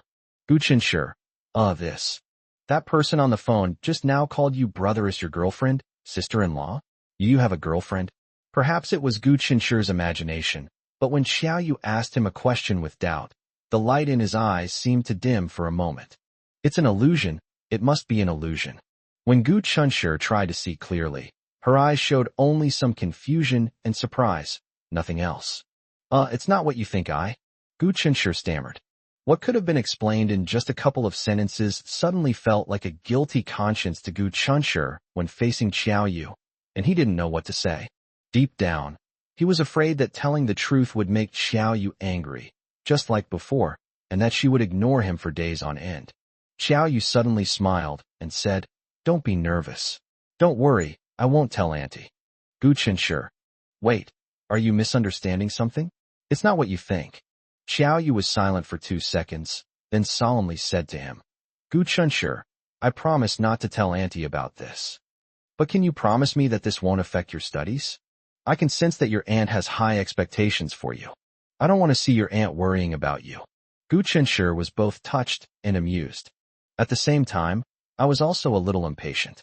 Before this, he thought he was carefree by nature, and even if he was misunderstood, he wouldn't bother to explain as long as it wasn't serious. But now that Xiaoyu has misunderstood him, he realizes he's panicking. He quickly explained, No, that's not true. It's really not what you think. He thought that once he clarified things, Xiaoyu would just give a casual, oh, and not ask any more questions, just like before. She has a quiet and reserved personality and is not a gossipy person. Then, unexpectedly, Xiaoyu blinked and asked, puzzled, Is there someone in your class with the same name as you? Gu Qinshi, no. So I didn't misunderstand. Your classmate wants you to bring your sister-in-law to a party. Oh, I see. Your sister-in-law isn't in your class. She's probably from another class or is from outside the school. Am I right? Xiaoyu's analysis was serious and logical. Gu Qinshi practically wanted to kneel down before her. She's not only possessed by a culinary genius, but at this moment, she's also possessed by Sherlock Holmes. On New Year's Eve, when the cold wind howled outside, Gu Qinshi broke out in a cold sweat. Forget it. Rather than letting her guess, he might as well confess himself. Indeed, the mentality of taking chances is unacceptable.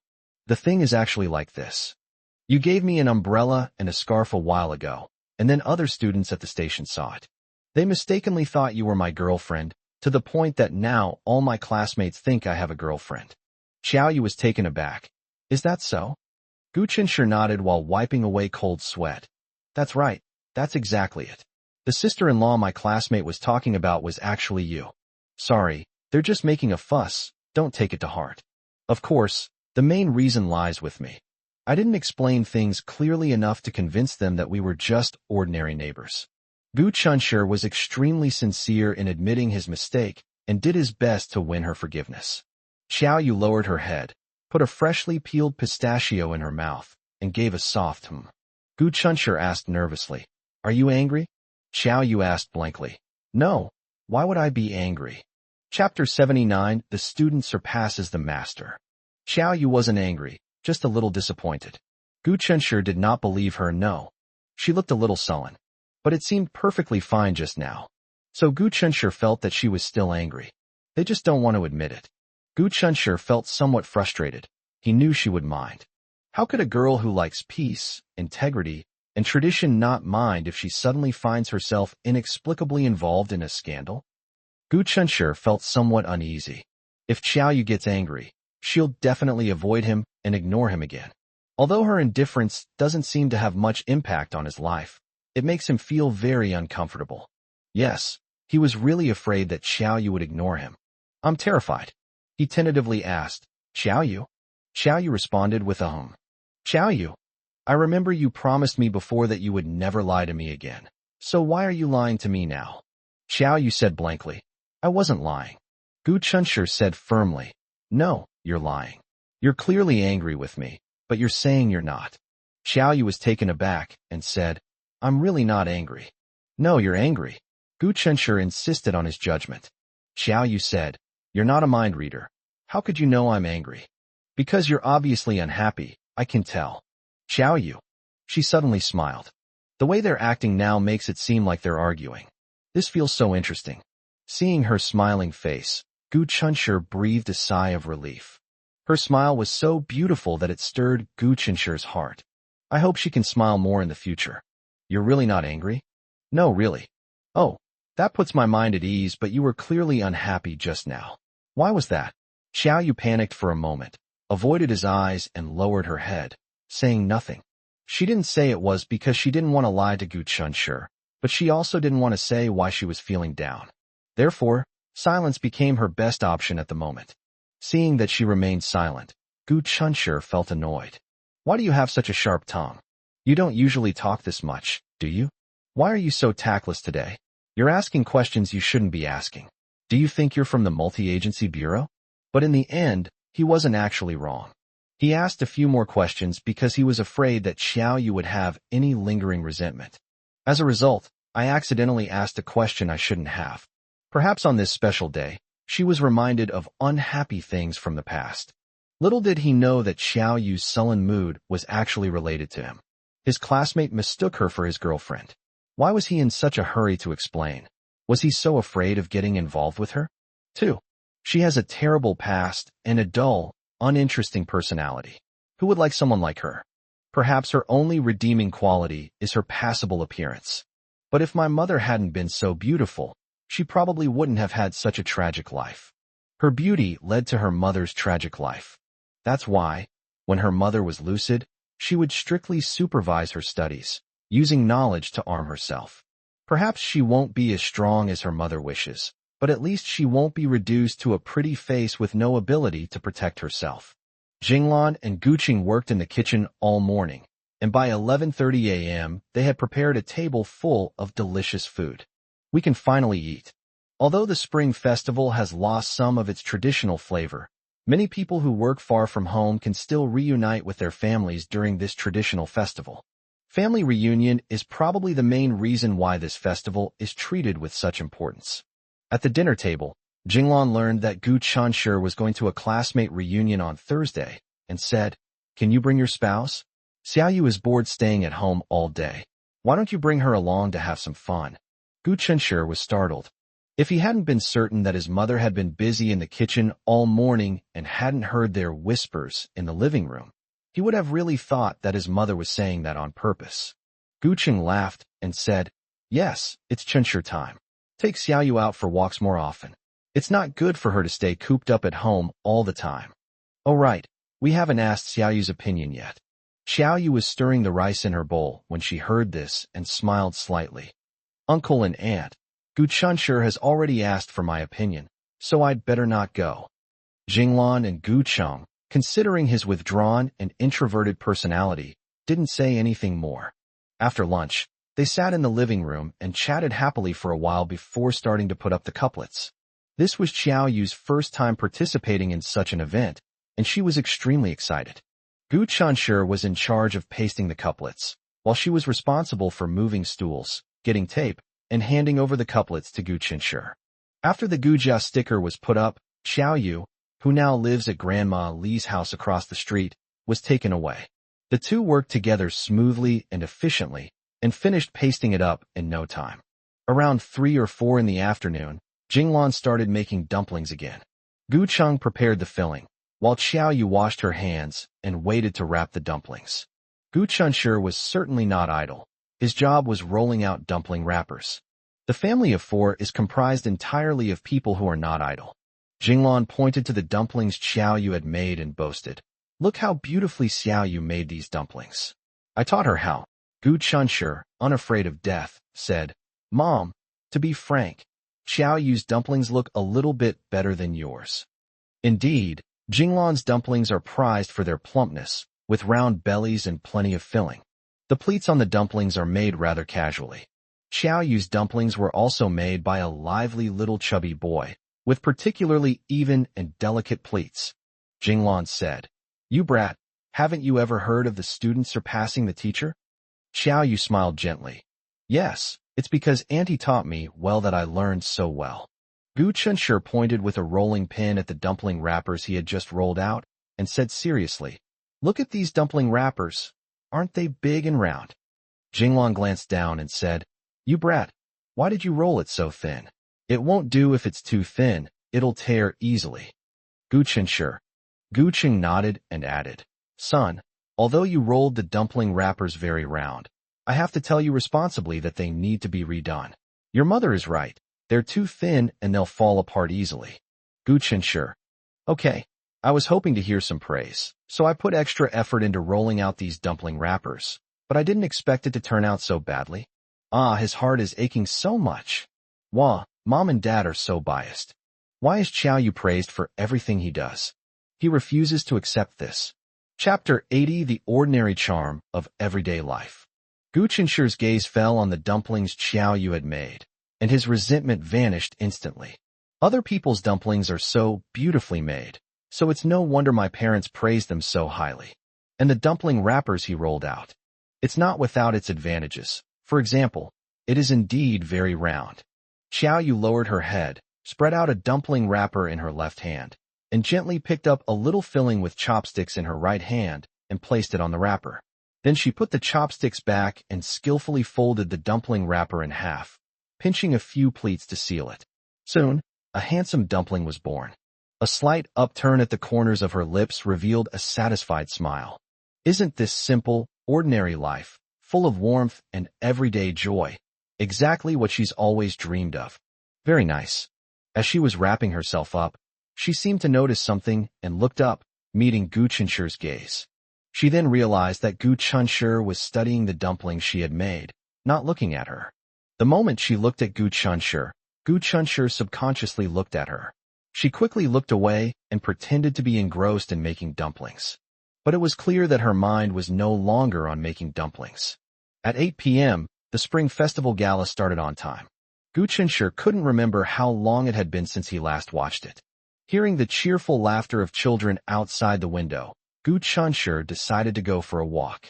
Before leaving, he subconsciously called out to Xiaoyu, "Want to come along?" Xiaoyu nodded. "Okay." To be honest, Xiaoyu's willingness to go downstairs for a walk with Gu Chunshur was somewhat unexpected for Gu Chunshur, and at the same time, it brought him a little indescribable surprise. Xiaoyu was easygoing, didn't cause trouble, and wasn't pretentious, making Gu Chun feel very comfortable when he was with her.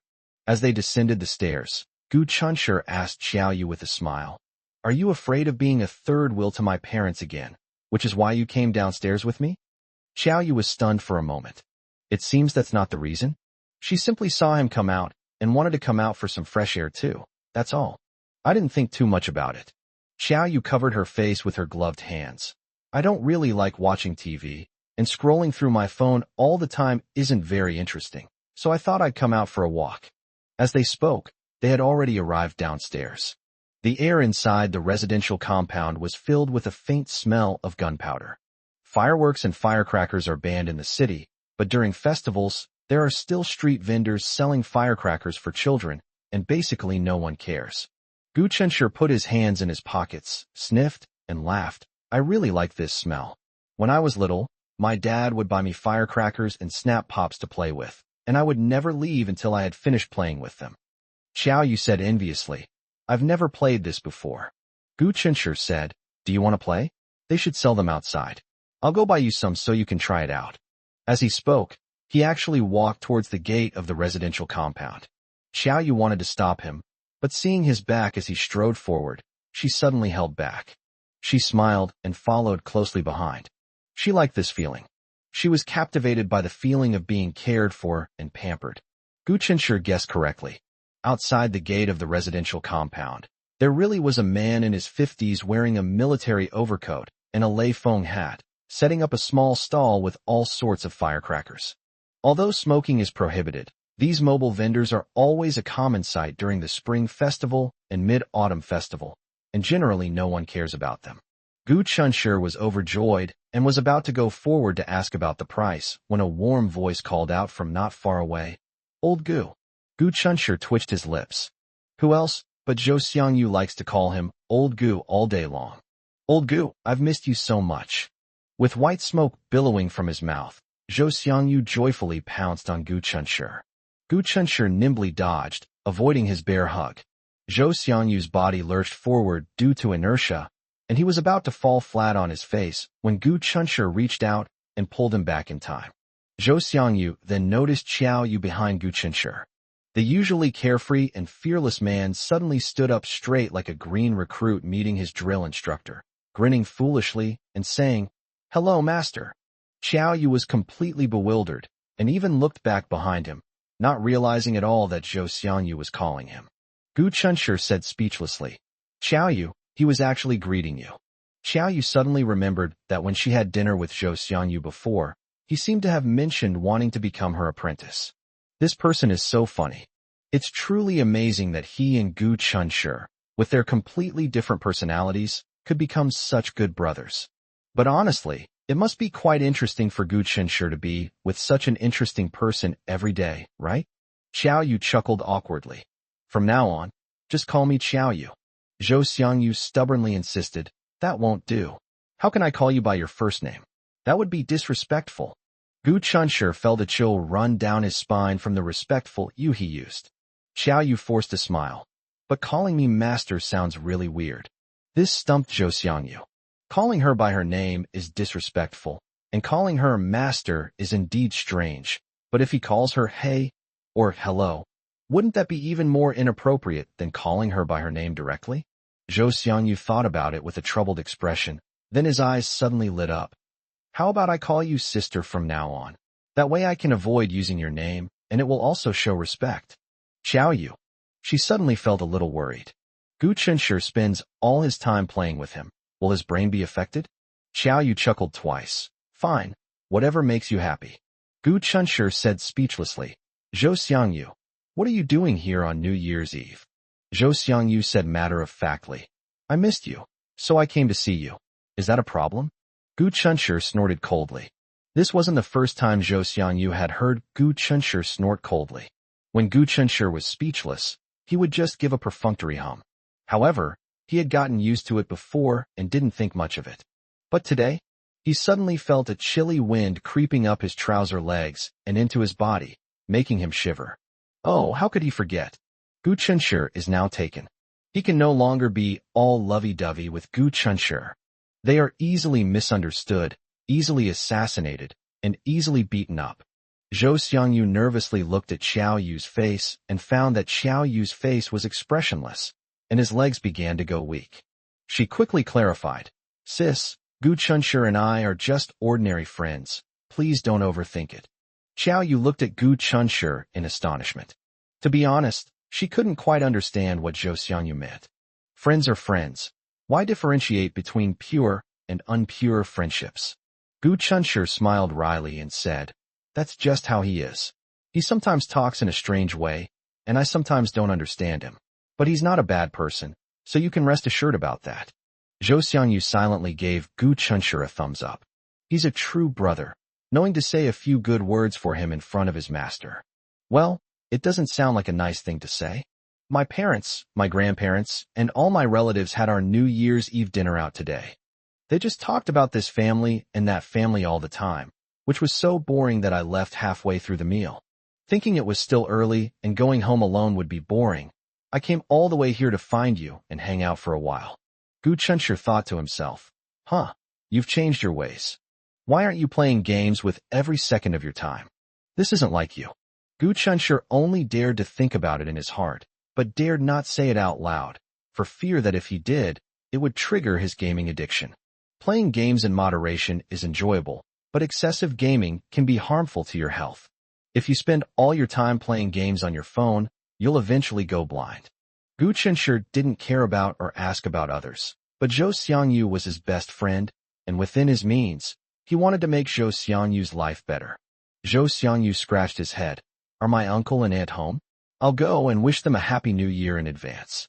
Before Gu Chunshi could reply, Zhou Xiangyu grinned and gave Xiaoyu a bright but slightly silly smile, said, "See you later," and ran into the residential area. Gu Chunshi simply laughed. He knew, of course, that the kid was in such a hurry to leave because he didn't want to disturb him and Xiaoyu's relationship building. Chapter 81. I like you too. To avoid disturbing them, Zhou Xiangyu quickly ran upstairs to wish Gu Chunshi's parents a happy new year. Gu Chunshi shook his head with a helpless smile.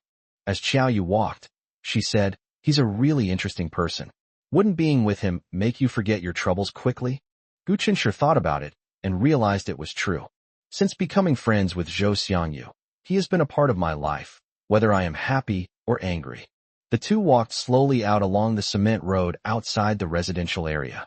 As he walked, Gu Chunshi stopped inexplicably, turned around in astonishment to look at the stall that was getting further and further away from him, and chuckled to himself. What happened? Wasn't he going to buy Xiaoyu some small firecrackers to set off, to help him rediscover his lost childhood and experience the joy of setting off firecrackers? How did I end up here by some strange twist of fate? He recalled the events with a bewildering look. After Zhou Xiangyu left in a hurry, Xiaoyu walked forward, and he unconsciously followed. Oh, that's the truth. When Xiaoyu saw him stop, she stopped as well and looked up at him. The streetlights cast a dim yellow glow, and in the hazy light, she looked almost dreamlike. Gu Chunshi met her gaze, and his heart fluttered for no reason.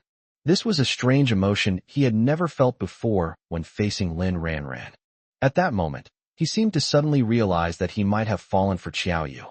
Xiaoyu's eyes are bright, reminding one of the starry sky on a summer night in childhood. There was a slight smile in her eyes, but also a hint of trepidation. Gu Chunshi's heart began to pound wildly.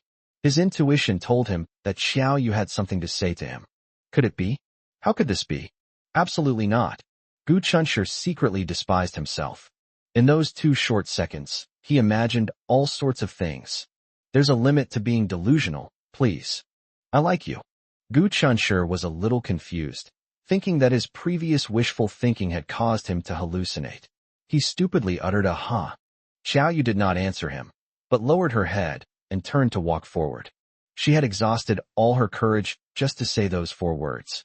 No, it was the exhaustion of all the courage she had accumulated in her entire life. She dared not face Gu Chunshi again.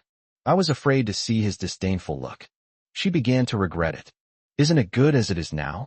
They treated her like family, and they saw each other every day. Why must we break through that barrier? She was greedy. She not only greedily enjoyed the warmth of a home that didn't belong to her. She also wants to find someone she loves to love her and accompany her through the long journey of life. When did I start liking Gu Chunshi? She herself didn't know. But what right do you have to like him? He's so sunny and kind. He'll find an even better girl in the future. Xiaoyu walked faster and faster. She wished she could tear a hole in the void and crawl inside, staying until Gu Chunshur forgot about her confession before coming out. Gu Chunshur stood there stunned for a long time before snapping out of it and strode after him, calling out, "Xiao Yu." Xiao Yu stopped in her tracks, not daring to look him in the eye. What would he say to me? "I'm sorry, I need to focus on my studies right now, and I'm not thinking about relationships for the time being. You like me? But I've always just seen you as an ordinary neighbor." Xiao Yu's thoughts were in turmoil, until she heard Gu Chunshur's clear, crisp, and slightly puzzled voice ask, "You just spoke to me?" Xiao Yu gave a faint "Just pretend I didn't say anything." The sudden surprise hit Gu Chunshur, making him feel a little dizzy. Just as he realized he liked Xiao Yu suddenly confessed her feelings to him. Happiness came so suddenly. Seeing that Xiao Yu was about to walk forward, Gu Chunshur became anxious and grabbed her wrist. "I like you too," he said solemnly. "Xiao Yu, I like you." Xiao Yu suddenly raised her head, and her dimmed eyes lit up again. She asked uncertainly, "Really?" Gu Chunshur said seriously, "Of course, you're so wonderful. Why can't I like you?" "The like I'm talking about isn't the kind of like you're referring to." "I know. Xiao Yu, I like you. It's not the kind of liking that doesn't dislike you, but the kind of liking that, if possible, I'd like to spend my life with you. To spend a lifetime hand in hand." Xiao Yu's eyes suddenly reddened. Gu Chunshur couldn't bear to see her cry. He would feel a pang of sadness, and it would be especially painful. Xiao Yu choked up and said, "Gu Chunshur, thank you." Gu Chunshur said, "Didn't I tell you you're not allowed to thank me anymore?" Xiao Yu shook her head and said stubbornly, "No, I must say it. Gu Chunshur, thank you for liking me too." He probably doesn't understand that his words, "a love that will last a lifetime," have directly illuminated her uncertain future. Gu Chunshur, I want to hug you." Before Gu Chunshur could respond, Xiao Yu opened her arms, wrapped them around his waist, and rested her head on his chest. Gu Chunshur was stunned. Happiness comes one after another. Is it meant to make him die suddenly tonight? How could he possibly admit that he had actually wanted to hug her for a long time, before they had expressed their feelings for each other? Such thoughts were undoubtedly inappropriate daydreams, which he desperately suppressed. Gu Chunshur pulled her into his arms and inhaled the fragrance of her hair without restraint. The feeling of fullness in one's arms is intoxicating. Even a beautiful dream can't be more real than this, right? If this is truly a dream, I wish I could stay immersed in it forever and never wake up. Xiao Yu's muffled voice came from his chest. "Gu Chunshur, will uncle and aunt not like me?" Gu Chunshur said, "How could that be? My mother would love to adopt you as her goddaughter." The two embraced for a long time before reluctantly letting go of each other. Xiao Yu's face was still flushed, and she hadn't yet recovered from the sweetness when she suddenly remembered something and became annoyed with herself. She was too impulsive. Now is the most crucial time for Gu Chunshur. Will her decision to confess to him at this time affect his studies? Gu Chunshur noticed that something was wrong with her and became nervous. What happened? Could it be that a hug made her regret it and no longer want to be with him? He had just taken a shower yesterday, and his clothes were all freshly changed. He was certain there were no signs of slovenliness on his body. "What's wrong with you?" Xiao Yu hesitated and said, "Gu Chunshur, can we not tell your aunt and uncle about this for now?" Gu Chunshur asked, puzzled why. Judging from his parents' strange reactions before, they would be happy if he and Xiao Yu got together. "I was afraid your aunt and uncle would worry and it would affect your studies. It's all my fault. I was too impatient. I just wanted to do it tonight. I want to confess my feelings tonight." Gu Chunshur chuckled to himself. He absolutely loves this impatientness. Please give him more. Chapter 82, A Sweet Burden. Gu Chunshur and Xiao Yu agreed that he would confess to his parents after his college entrance examination. In other words, their relationship will remain underground for the time being, and will be made public 6 months later. The two walked back side by side. When they left, they were just neighbors. After they returned, they became each other's only one. It felt really strange. Since there was no one outside and he wasn't afraid of being exposed, Gu Chunshur quietly took Xiao Yu's hand. Xiao Yu pursed her lips and chuckled to herself, then shook hands with him back. I felt a great sense of security from his large hands. For the first time, she discovered how wonderful life could be. Gu Chunshur's pocket was buzzing with text message notifications. Gu Chunshur frowned. How could he ruin the atmosphere? How annoying. Gu Chunshur originally intended to pretend he hadn't heard it. Perhaps it was a group message and he was too lazy to read it. Xiao Yu said, "Why don't you take a look? It wouldn't be good if you missed any important information." Gu Chunshur thought about it and realized that she was right. So he obediently took out his phone. When Gu Chunshur saw the sender of the message, he couldn't help but twitch his lips. He wondered who was ruining the sweet atmosphere between him and Xiao Yu. And it turned out to be Zhou Xiangyu. Zhou Xiangyu. Old Gu, your true colors are showing. Zhou Xiangyu. I hate you for not treating me like a brother. Zhou Xiangyu. I saw you and Xiao Yu hugging, huh? Zhou Xiangyu. You two were together a long time ago. Why did you keep it from me? It's infuriating. Zhou Xiangyu. Take good care of my master. If you dare to hurt her, Zhou Xiangyu. I'm going back now. I won't talk to you anymore. You and my master should stroll around and hold hands more. Gu Chunshur. To be honest, he actually forgot about this guy. What a blunder. He replied with a message. It's not what you think. Zhou Xiangyu replied instantly. I saw it with my own eyes, and you're still trying to deny it? Gu Chunshur. I never thought you were like this. Gu Chunshur. We only got together tonight. I didn't lie to you before. Zhou Xiangyu. I don't care when you two got together. As long as you're together now, that's all that matters, huh? Gu Chunshur chuckled. This guy? Before entering the residential compound, Xiao Yu said earnestly. Gu Chunshur, you must study hard as before, okay? If you don't get into a good university, I'll be a sinner. Gu Chunshur raised an eyebrow. My failure to get into a good university is either due to my own lack of effort or fate.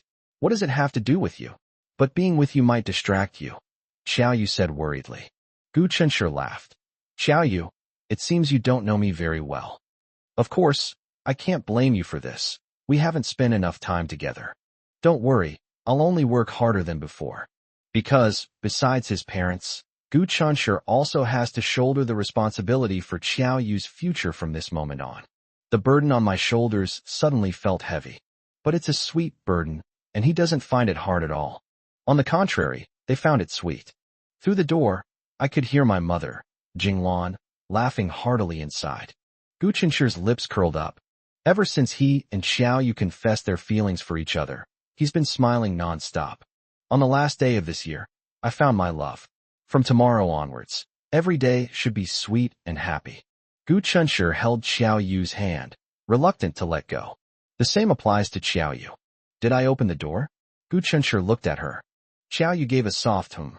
To avoid causing their parents to worry about Gu Chunshur's studies, they decided that for the next 6 months, Mr. Gu Chung and Ms. Jinglan would pretend to continue to maintain a normal, unambitious neighborly relationship. Once Gu Chunshur opens the door in front of him, it means that their hands, which are currently clasped together, must be let go. Ms. Jinglan's hearty laughter continued to come from behind the door. Ms. Jinglan has a low threshold for laughter and always laughs non-stop when watching TV, but Gu Chunshur often doesn't find it funny. The two tacitly let go of each other's hands. Before opening the door, Gu Chunshur couldn't help but reach out and pat her head, then turned the doorknob and went inside. Only Ms. Jinglan was on the sofa in the living room. Mr. Gu Chung was not there. Gu Chunshur asked curiously, "Where's my dad?" Jinglan spat out sunflower seed shells as she said, "Oh, I went to answer the phone." Xiao Yu walked over and sat obediently next to Jinglan. Jinglan immediately instructed Gu Chunshur. "Chunshur, bring the rest of the pistachios." Gu Chunshur did as instructed. Jinglan poured all the pistachios from the bag into the fruit plate and called to Xiao Yu. "Xiao Yu, I noticed you really like pistachios. Here, they're all yours." Gu Chunshur, standing to the side, seemed jealous. "Mom, I like to eat it too." Jinglan said, "Oh, you like sunflower seeds. Here, there are plenty of sunflower seeds here. Help yourself." Gu Chunshur, "Mom, you're truly my dear mom. I've loved pistachios since I was a child. You know that best. Is it really okay to show such favoritism? They're so blatantly favoring Xiao Yu now. What will happen when Xiao Yu actually becomes their daughter-in-law? Will he still have a place in this family? But then again, He probably doesn't need to worry about the age-old problem of mother-in-law and daughter-in-law relationships anymore. Forget it. He's a man. What's a little grievance to him? Look at his father. He's lived like this for decades, and he's always smiling. He will continue to live with a smile in his future days. As Xiaoyu picked up a pistachio, she exchanged a glance with Gu Chunshi without making a sound. Gu Chunshi seemed to be saying, "Look how good my mom is to you. Now you can rest assured." Xiaoyu pursed her lips, unable to hide the smile on her face. Gu Chunshi sat in the living room for a while before going to the bedroom. Jinglan poured herself a drink of water halfway through. Out of curiosity, I peeked out and was stunned. Her precious son is actually studying hard. The old mother's heart was filled with both joy and heartache. At Chunshi, 7:09 a.m., studying isn't something that can be done in a day or two. It's the Lunar New Year, so don't study today, tomorrow, or the day after. Take a break. Gu Chunshi didn't even look up. It's okay, Mom. I'm used to it. Upon his rebirth, he vowed to make the most of his life. After being with Xiaoyu, he felt incredibly excited, as if he had been injected with adrenaline. Because he not only had to keep his promise, but now he also had to put her mind at ease. If she doesn't perform well, even if it's not her fault, she will definitely take the blame herself. Gu Chunshi could sense that she lacked confidence in her feelings for them. Gu Chunshi wanted to prevent this from happening and put her at ease. Seeing that she couldn't persuade him, Jinglan gently closed the door for him and returned to the living room to chat with Xiaoyu. A short while later, Gu Chung returned with his phone and said with a smile, "Xiaoyu, you're back? Where's Chunshi?" Xiaoyu said, "He's back. He's inside now." Jinglan added, "Your son is studying inside." Chapter 83: The Pig Who Knew How to Steal a Cabbage. On New Year's Eve, Gu Chunshi frantically completed 2 exam papers, fell asleep with a sweet feeling in his heart, and soon drifted into a beautiful dream. Xiaoyu next door wasn't as lucky as him. She tossed and turned in bed, finding it difficult to fall asleep. Her mind was racing with all sorts of random thoughts. One moment I'm filled with anxiety and uncertainty. The next I feel incredibly happy, almost like I have a split personality. Ultimately, perhaps due to excessive mental exhaustion, he drifted off to sleep in a daze. 2 people who secretly pledged their lives to each other could never have imagined that their secret was never really a secret from the very beginning. After turning off the lights, Gu Chung suddenly said, "You, as a mother, might be about to have your wish fulfilled." Jinglan rolled over, completely bewildered, and asked, "What do you mean by wish fulfillment?" Gu Chung remained silent. Jinglan muttered, "You old rascal, it's better not to say anything at all than to leave people in suspense." Gu Chung hesitated for a moment. "I told you not to get too excited, and not to ask Chunshi. You have to pretend you don't know." Jinglan became even more curious and urged, all right, stop keeping me in suspense, and tell me already. The 2 children may be together." "What?" Jinglan still didn't understand. Gu Chung recounted in detail what he had inadvertently witnessed while making a phone call on the balcony. The balcony window does not face the place where Gu Chunshi and Xiaoyu are embracing, but it faces the entrance of the residential area. He saw Gu Chunshi and Xiaoyu walking back hand in hand, chatting and laughing. They are not young children. He wasn't the lively and cheerful type of child either. How could they possibly hold hands under normal circumstances? If Gu Chunshi heard this in his sleep, he would probably vomit blood. Even the most meticulous plans can have a flaw. Gu Chunshi was so overwhelmed by the joy of Xiaoyu's confession that he forgot not only about the cheeky Zhou Xiangyu, but also about the fact that the balcony faced the gate of the community. Perhaps he subconsciously harbored a sense of wishful thinking, assuming that since his parents were watching TV, why would they be looking outside? So she and Xiaoyu were reluctant to part, and when they returned, they couldn't help but hold hands. TSK, he and Xiaoyu were really going to have a secret relationship, but it was exposed before it even started. Gu Chunshi had once laughed at his mother for being naive, saying she wouldn't survive more than half an episode in a palace drama. If you threw him into a spy drama, he wouldn't last 3 seconds. Jinglan's eyes lit up, and she jumped out of bed. "Really? Are you seeing things? Hey, hurry up and get some sleep. You've let the heat go to waste." Gu Chung quickly pulled the quilt around himself. Jinglan quickly lay down, her voice brimming with barely suppressed excitement. Old Gu, are you seeing things? Gu Cheng said dejectedly. How could I possibly misjudge my own son? Jinglan got excited and pretended to lift the quilt. I'm going to ask that brat right now if it's true.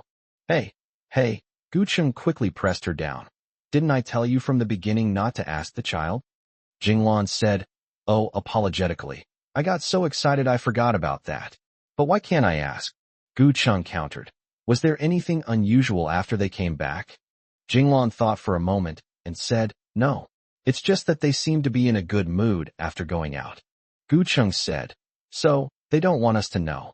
Jinglan asked curiously, why didn't you let us know? Before Gu Cheng could answer, she seemed to have found the answer herself. Shy? You brat, you're shy with us? But then again, he's only 18. He's not even fully grown yet, and he's already trying to steal other people's cabbages. It's normal for him to be shy. Gu Cheng, however, had a different view. Shyness may be one aspect. Jinglan asked doubtfully. According to you, there are other reasons? Have you ever considered that the child might be keeping it from us because they don't want us to worry? Gu Cheng's words revealed the truth. Jinglan asked in confusion. I know I'd only be happy, not worried. She suddenly stopped talking. At least she gave birth to a smart child, whose IQ is naturally high. She quickly realized that Gu Chunshur was keeping it from them probably because he was afraid they would worry that their relationship would affect Gu Chunshur's college entrance examination. Jinglan sighed. This child. So that's why that brat was studying so hard, even on New Year's Eve? Then what else does she have to worry about? The bedroom was quiet for quite a while. Gu Cheng broke the silence. What exactly is the situation with Xiaoyu? I told you before, she's an orphan. Jinglan sighed. She's a child with a hard life. If she really becomes our family, we must take good care of her. Gu Cheng laughed at her for overthinking. We're not doing any different to her now, are we? I'll say it again. Children should handle their own affairs, and we adults shouldn't interfere, of course, provided our son doesn't cause trouble. Jinglan didn't say anything. She admitted that Gu Cheng was right. Relationships are inherently uncertain, especially since they are only 18 years old. Gu Cheng, fearing she might lose her composure, reminded her again. You absolutely mustn't rush to ask in a moment of impulse. Let's just pretend we don't know anything about this. Fine, I'll pretend I don't know anything, Jinglan added. But if that brat dares to bully Xiaoyu, I definitely won't let him get away with it. Gu Cheng was both amused and exasperated. They say no one knows a son better than his mother. Don't you know our son's character? Jinglan muttered. That's true. Our son's character is impeccable. The first day of the Lunar New Year marks the start of a new year. Gu Chenshur got up very early. As soon as they stepped outside, Jinglan cupped his face in her slightly rough hands and said with a smile, Happy New Year, my handsome son. Gu Chenshur said, Happy New Year, Mom. Did you not use the hand cream I bought for you? Jinglan said, I've used it. Look, isn't Mom's hand as soft as an 18-year-old's? Gu Chenshur felt a pang of sadness. So tender, like an 18-year-old. To exaggerate a bit, when her hand touched his skin, the feel was almost like that of a bath towel. After Gu Chenshur was reborn, he began to treat his parents even better, within his own capabilities. His previously stingy savings were almost gone after he bought a down jacket for each of his parents in one go, and then he bought his mother a tube of hand cream. Although she wears rubber gloves, my mom sometimes finds it too troublesome and just uses her hands directly. With constant washing and scrubbing every day, plus the dry weather in winter, how can your hands stay soft? I buy her hand cream, but sometimes she finds it too much trouble and doesn't use it. Happy New Year, Uncle and Aunt.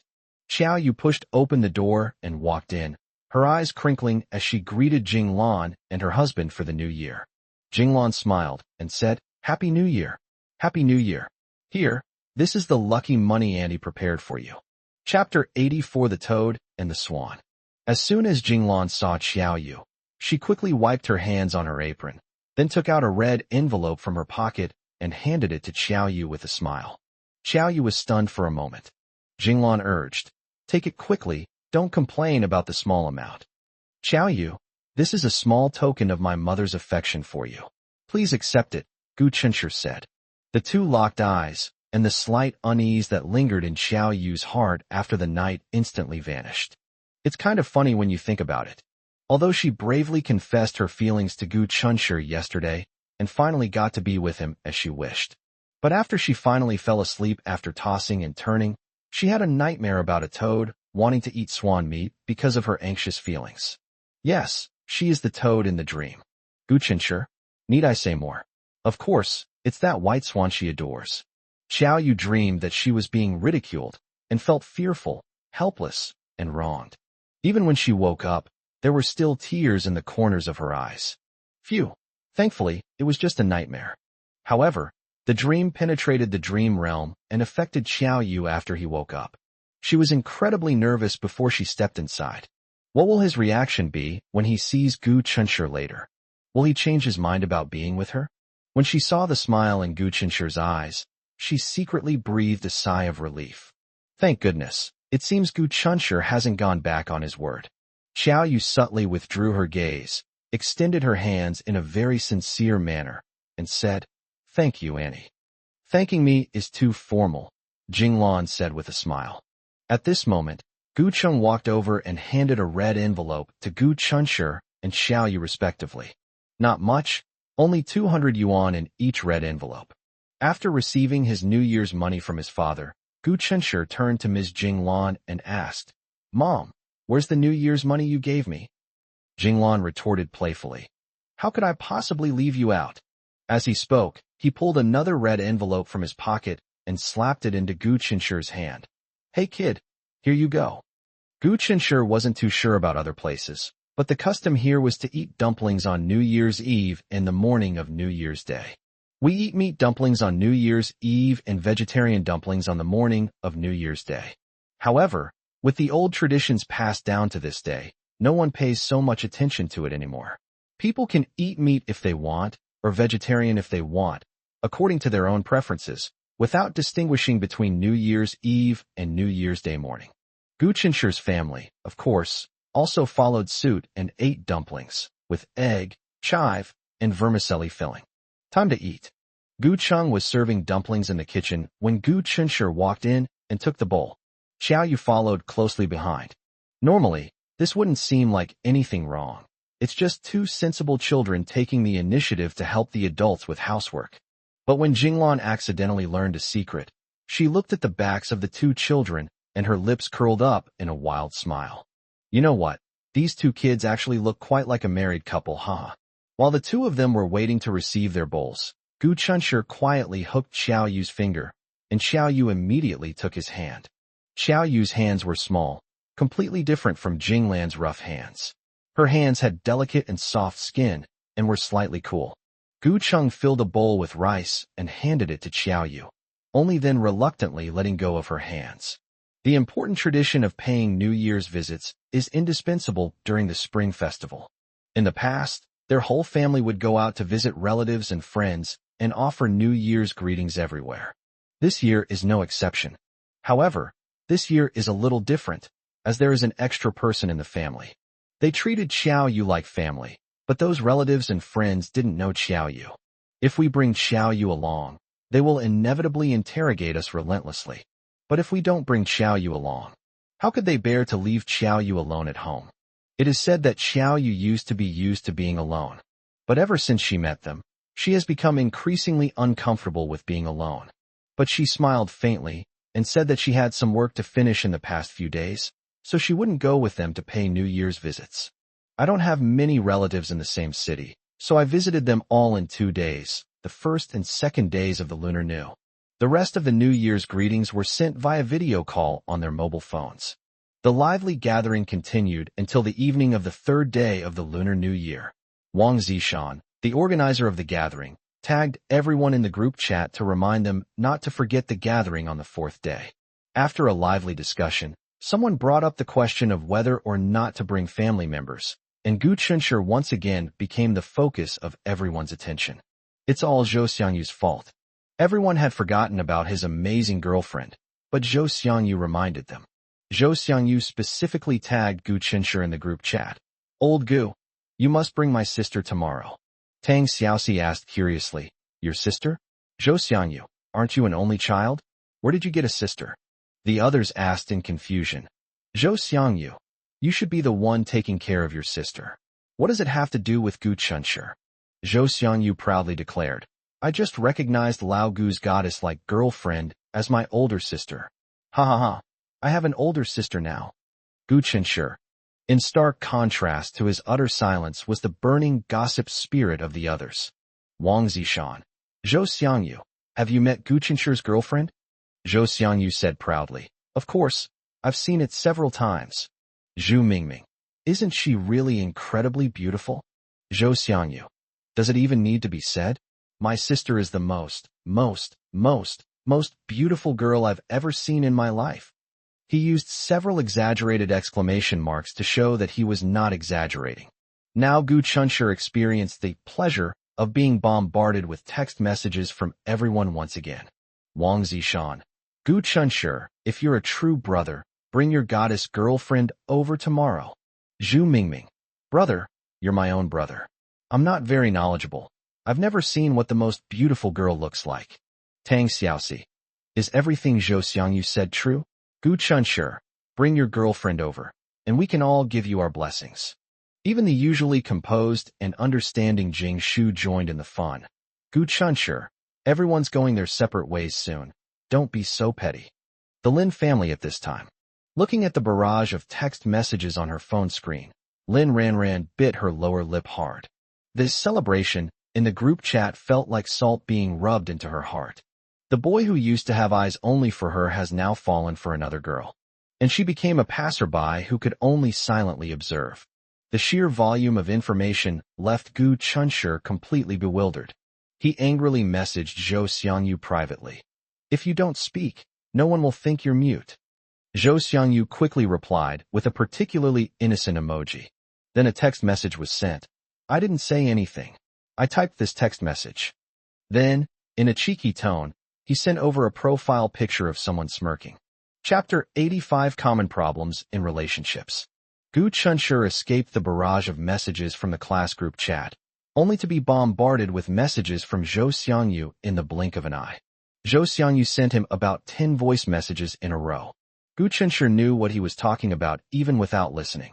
He simply wanted to bring Xiao Yu along so that he, as the younger brother, or perhaps the apprentice, could also benefit from it.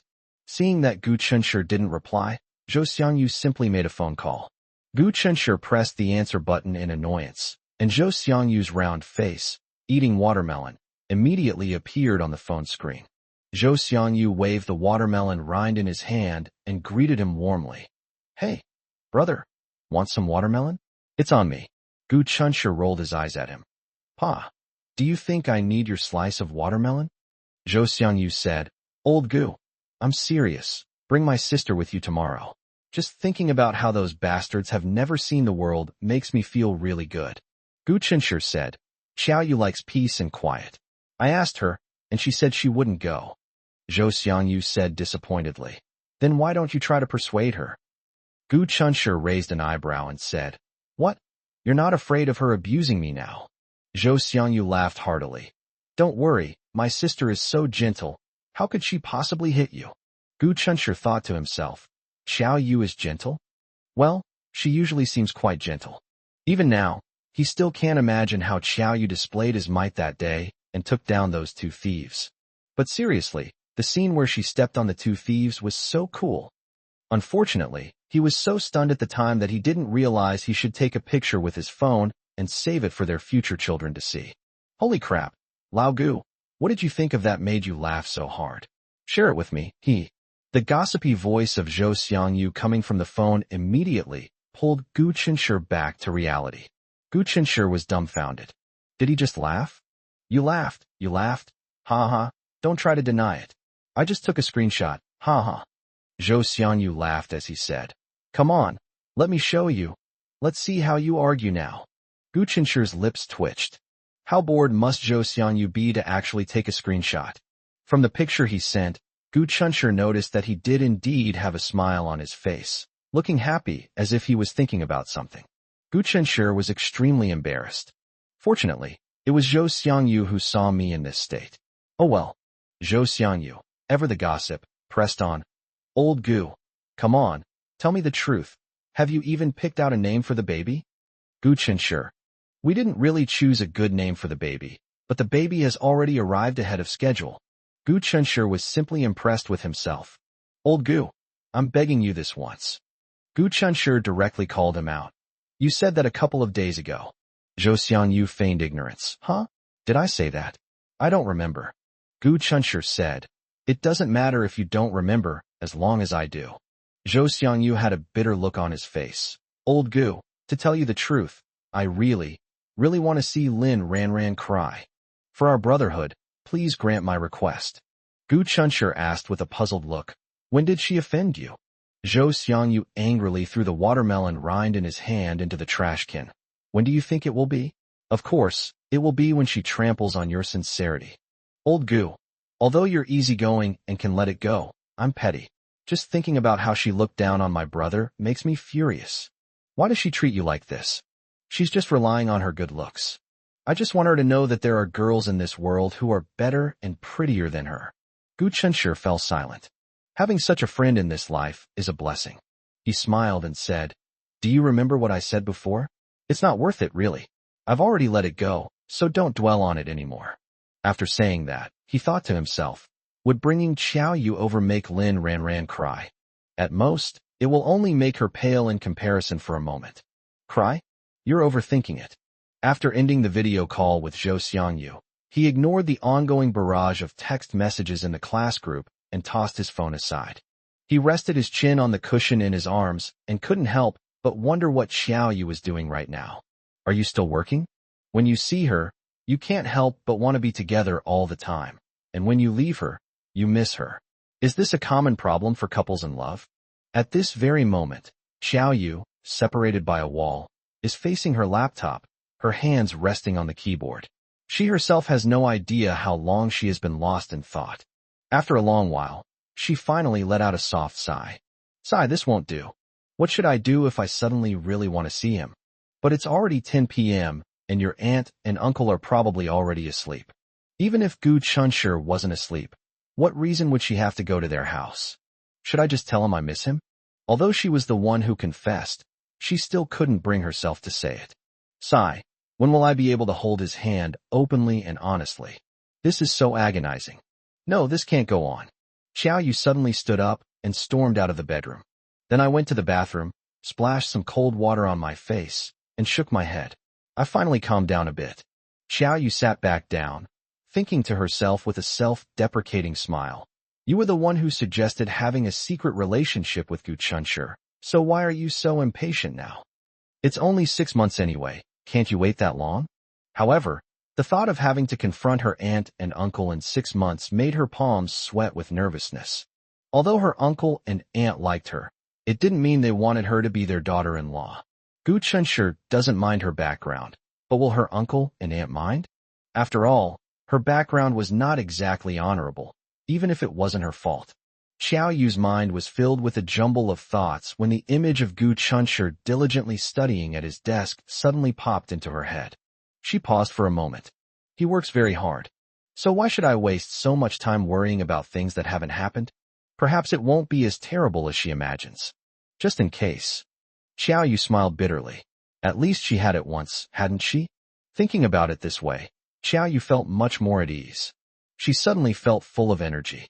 He works so hard. How could she not work hard too? She doesn't have high material desires. She used to think that earning enough for herself was fine. But not now. She wants to work with Gu Chenshur to create a bright future so that her aunt and uncle won't have to work so hard and can live a more comfortable life in their later years. Xiao Yu's gaze fell on the laptop screen, and as her slender fingers flew across the page, Chinese characters immediately appeared on the screen. Early on the 4th day of the Lunar New Year, Gu Chenshur used the excuse of calling Xiao Yu to have breakfast to enter Xiao Yu's room. As soon as he entered the door, he frowned. Xiao Yu, when I opened my eyes this morning, a serious problem suddenly occurred to me. Chapter 86 I'm here for you. Gu Chenshur's serious demeanor startled Xiao Yu, who asked nervously, What's wrong? Gu Chenshur stretched out his hand to her with a serious expression. Give me your phone. Xiao Yu turned and went to the bedroom. When she came back, She handed the phone to Gu Chenshi. Gu Chenshi glanced at it and handed the phone back to her. Unlock it. Xiao Yu, like an obedient little wife, did as she was told. Gu Chenshi lowered his head and fiddled with her phone for a while before finally returning it to her, satisfied. Then he affectionately patted her head and said softly, "Okay, it's time to eat." Seeing Xiao Yu's blank expression, Gu Chenshi chuckled and said, "Haven't you realized it?" Xiao Yu shook his head. "What?" Gu Chenshi asked in a serious tone. "Are you my girlfriend now?" Xiao Yu, slightly embarrassed, threw the question at him. "What do you think?" "So, I don't even have my girlfriend's contact information. Do you think that's a serious matter?" Gu Chenshi clicked his tongue. Xiao Yu was stunned for a moment, then laughed. Her phone is practically useless. Almost no one contacts her. It was only after she came to this city and became their neighbor that her phone finally found a purpose. The only contact number in my contacts is my Aunt Jinglan's phone number. Because a cell phone was dispensable in her life, she never thought of giving him her contact information before Gu Chenshi thought of this. "I have a class reunion tonight. Are you really not going?" Gu Chenshi wanted to have some private time with her. Xiao Yu hesitated for a moment. "Then do you want me to go?" Gu Chenshi said honestly, "Of course I'd love to have the chance to show off my beautiful girlfriend in front of my classmates, but I respect your opinion. If you don't like that kind of occasion and don't want to go, then forget it." She has social anxiety, and although it has improved a lot with the help of her family, it might be too much to ask her to go to a noisy and bustling classmate reunion all of a sudden. Gu Chenshi would not force her to do something just to satisfy his own vanity. Xiao Yu smiled sweetly, a smile so warm it could melt Gu Chenshi's heart. "Okay, then I'll give you the chance to show off." "I'll go," Gu Chenshi said. "Xiao Yu, I was just joking with you. If you want to go, go. If you don't want to go, you don't have to. Don't force yourself." Xiao Yu said, "I didn't force you. I just suddenly wanted to see what kind of people you spend every day with." Gu Chenshi's social circle consists of his parents and his classmates. She wanted to integrate into Gu Chenshi's world as quickly and completely as possible. In this way, she can have even a little bit of a sense of fulfillment in having him. When Jinglan learned that Xiao Yu was going to attend Gu Chenshi's class reunion as a family member, she praised him, saying, "That's right. You need to interact with more people." She then instructed Gu Chenshi, "Chenshi, you must keep a close eye on Xiao Yu." Gu Chenshi said, "I know, Mom. Besides, she's a grown woman. How could I possibly lose her?" Jinglan asked with concern, "Son, do you have any money left?" Gu Chenshi knew her little secret. Her sudden concern was because of Xiao Yu. He was a good kid and didn't use this reasonable excuse to extort money from her. "Didn't you and my dad just give me New Year's money? I have money on me. Have fun outside. Come back early tonight, and be careful," Gu Cheng said as he walked over. Gu Chenshi said, "Okay, Mom and Dad, we're leaving now." Xiao Yu waved. "Goodbye, Uncle and Aunt." After they left, Jinglan crouched down and went to the balcony, quietly waiting for them to come into her sight. Gu Cheng shook his head with a smile. "What are you doing? You're acting like a thief, sneaking around like that." Jinglan gave him a reproachful look. "I'm concerned about my son and Xiao Yu's relationship. How can that be called being a thief? Actually, I was quite worried that you might have misread it that day. So I want to double check, just in case you've misread it. Then I'll have gotten excited for nothing." Gu Cheng said dejectedly, Fine, fine. Since you think I'm old and blind, then you can use your old and blind eyes to confirm it yourself again." Jinglan chuckled and patted him on the shoulder, then muttered to herself, "You know what? My eyes are actually pretty blurry right now they're here." The class reunion was scheduled for 7 p.m., and Gu Chenshi and Xiao Yu left half an hour early. It was 6:30 a.m., and the world was shrouded in twilight. Gu Chenshi and Xiao Yu came into Jinglan's sight. The two walked side by side, chatting as they slowly made their way to the gate of the residential compound. Although they didn't seem as affectionate as the young couple she had seen, they were chatting and laughing, and seemed much closer than she had imagined. As the saying goes, seeing is believing, and Jinglan was finally relieved. Her son was obedient and sensible, which already made her very happy. Now, he has found her a daughter-in-law whom she particularly likes. What more could she ask for? Jinglan was overwhelmed with emotion, unsure whether to feel sad or happy. The little boy who weighed only 7 pounds and could only cry loudly seems to have reached the age of marriage and having children in the blink of an eye. She is really not used to it. Sigh. I wonder when I'll be able to let her experience the joys of being a grandmother? Ms. Jinglan began to dream. Gu Chunshi and Xiao Yu had just gotten into the taxi when Zhou Xiangyu called. Old Gu, have you set off yet? I'm already on my way. Gu Chunshi said, I just got into a taxi. We'll be there soon. Okay, see you later. What's commendable is that Zhou Xiangyu didn't mention Xiao Yu. Perhaps they've already given up. So Gu Chunshi didn't mention it. So, wouldn't you call this a surprise? Xiao Yu sat quietly next to Gu Chunshi. Their hands unconsciously intertwined.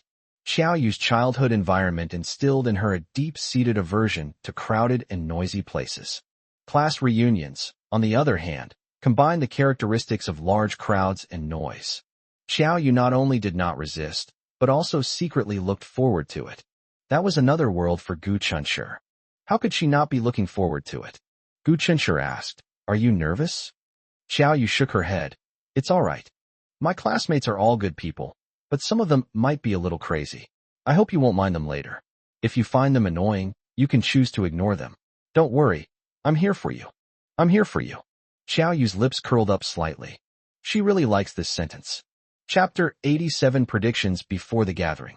Under normal circumstances, it takes about 10 minutes to drive from Gu Chunshi's home to the gathering place. They set off half an hour early, which gave them plenty of time. However, by 7:10 p.m., almost all the classmates who were supposed to attend the party had arrived, but they still hadn't shown up. Everyone gathered together, chattering about the interesting things that happened during the spring festival. For a moment, the large private room that could accommodate 4 tables was noisy and bustling. Lin Ranran sat to the left of Jing Shu, looking down at her phone, seemingly detached and a little bored, occasionally glancing at the door of the private room. She completely ignored the admiring glances that the boys and girls would occasionally steal at her. She looked absolutely beautiful tonight. Her freshly styled long hair was bouncy and curly, cascading gracefully over her shoulders in a slightly messy, yet beautiful way, perfectly complementing her flawless makeup and giving her a distinctly Hong Kong style. Compared to her usual pure and innocent image, she exuded a more alluring charm tonight. She really put some effort into dressing up when she went out today. I strive to make sure every single strand of hair is beautiful. And indeed, just as she wished, she amazed everyone the moment she appeared. But she felt nothing, because her elaborate dressing up wasn't for these people to see. Jing Shu and the girl sitting to her right were chatting about something interesting and burst into laughter. She and Lin Ranran were classmates and had a very good relationship. Although they seemed to get along as well as ever on the surface, Jing Shu doesn't know when it started, but she feels that she has less and less to say to her. For example, right now, Lin Ranran has been sitting to my left for half a day. Apart from a perfunctory greeting at the beginning, Lin Ranran has been playing with her phone absent-mindedly. Jing Shu noticed that she was not interested and did not show any concern or care as usual. Jing Shu knew that the responsibility for the subtle change in their relationship lay not with Lin Ranran, but with herself.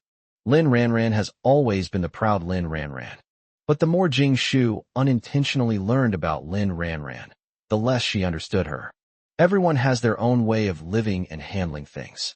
As a friend, Jing Shu has no right to criticize or interfere. However, this could not stop her from feeling that they were not on the same page when facing Lin Ranran. Zhou Xiangyu, who was enthusiastically chatting about games with like-minded people, suddenly remembered something and slapped his thigh, saying, Hey, where's Lao Gu? Why hasn't he come yet? Upon hearing someone mention Gu Chun, Lin Ranran immediately perked up her ears, but on the surface, she still maintained a nonchalant demeanor. Wang Zishan said, Holy crap, is he not coming? Zhu Mingming said, Zhou Xiangyu, are you bragging about him? Does he actually have a goddess-like girlfriend? Is he afraid of being exposed, so he didn't dare to come? Zhou Xiangyu looked at him with disdain. Do I need to brag for him? If it exists, it exists. If it doesn't, it doesn't. There's nothing to brag about.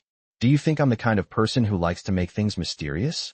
Tang Xiaoxi said, Yes, Zhou Xiangyu definitely wasn't bragging. Didn't several classmates see Gu Chunshi's girlfriend at the train station before this? Zhou Xiangyu gave her a thumbs up. Jing Shu said understandingly. Gu Chunshi said he would come, so he definitely won't stand us up. Zhou Xiangyu gave Jing Shu a thumbs up again. He had to give a thumbs up to everyone who stood by him and Lao Gu. Zhou Xiangyu glanced at the other skeptical classmates. I called Lao Gu before I came and confirmed that he's on his way. Something might have delayed him, but I guarantee he'll come today. After Zhou Xiangyu finished speaking, he suddenly thought of something and his heart skipped a beat. He thought to himself, normally, old Gu should have arrived long ago. Why hasn't he come yet? Could something have happened to him? He couldn't sit still any longer and immediately took out his phone to call Gu Chunshi. Lin Ranran sat quietly in her seat. When Gu Chun is mentioned now, she is the one with the least say. Gu Chunshi is here. A student sitting by the window would often look down and excitedly announce it to everyone. The question that Wang Zishan cared about most was, one person or two people? The student looked bewildered for a moment. Alone? I only saw him as a lone figure. Upon hearing this, everyone looked disappointed, except for Lin Ranran. When Wang Zishan first suggested that everyone get together, Lin Ranran had no intention of coming. But when she found out that Gu Chunshi had agreed to attend the party, she suddenly became interested in it. She kept telling herself that she had to learn Gu Chunshi's ruthlessness. He wanted to ignore her, so she could ignore him too. But it's easier said than done. She was always unable to strictly follow her own resolutions. 3 minutes later, the door to the private room was opened from the outside, and Gu Chunshi appeared in front of everyone. All eyes fell on him, their eyes filled with hope, and they couldn't help but look behind him to see what was going on. He really came alone. A few students brought their family members along, either their siblings or friends who were close friends and wanted to join in the fun.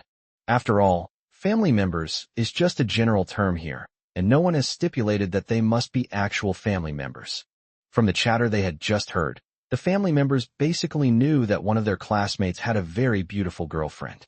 They all wanted to see the stunning beauty of their supposed goddess girlfriend. This made the family members very curious. However, some people were skeptical, whispering, "What stunning beauty? It's probably all makeup.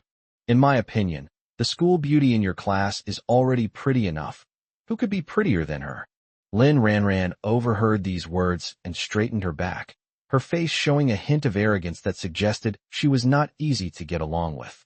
She has been praised since she was a child, so she is very confident about her appearance. She had met Gu Chunshi's neighbor twice, each time only briefly, without getting a good look at her.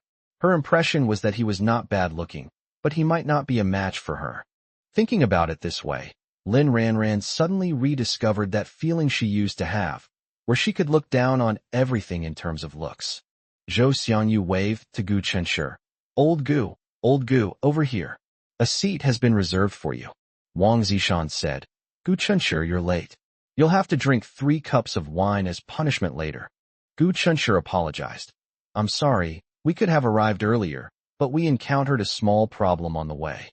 Chapter 88 The Female Boss with Subordinates. Gu Chunshi and Xiao Yu could have arrived at the scene earlier. However, when the taxi was halfway there, a 2-car rear-end collision occurred ahead, causing traffic congestion. This caused them to arrive late. Some students astutely picked up on the word "we" in his words. Then he excitedly asked, Gu Chunshi, did you bring your family? Gu Chunshi smiled slightly and nodded, yes. He then turned around and waved to Xiao Yu, who was captivated by the hotel mural. Xiao Yu. Xiao Yu walked over. If Gu Chunshi hadn't been there, Xiao Yu would have found it very difficult to face so many people all at once, especially under the spotlight.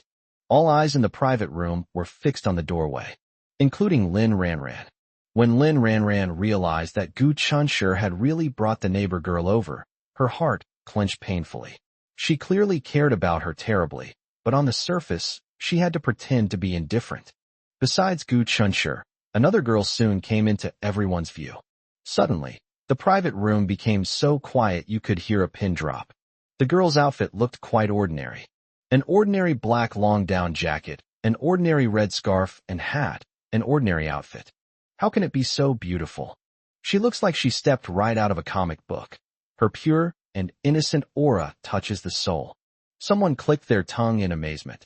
So Zhou Xiangyu wasn't lying after all. She really is beautiful. Immediately, someone whispered in agreement.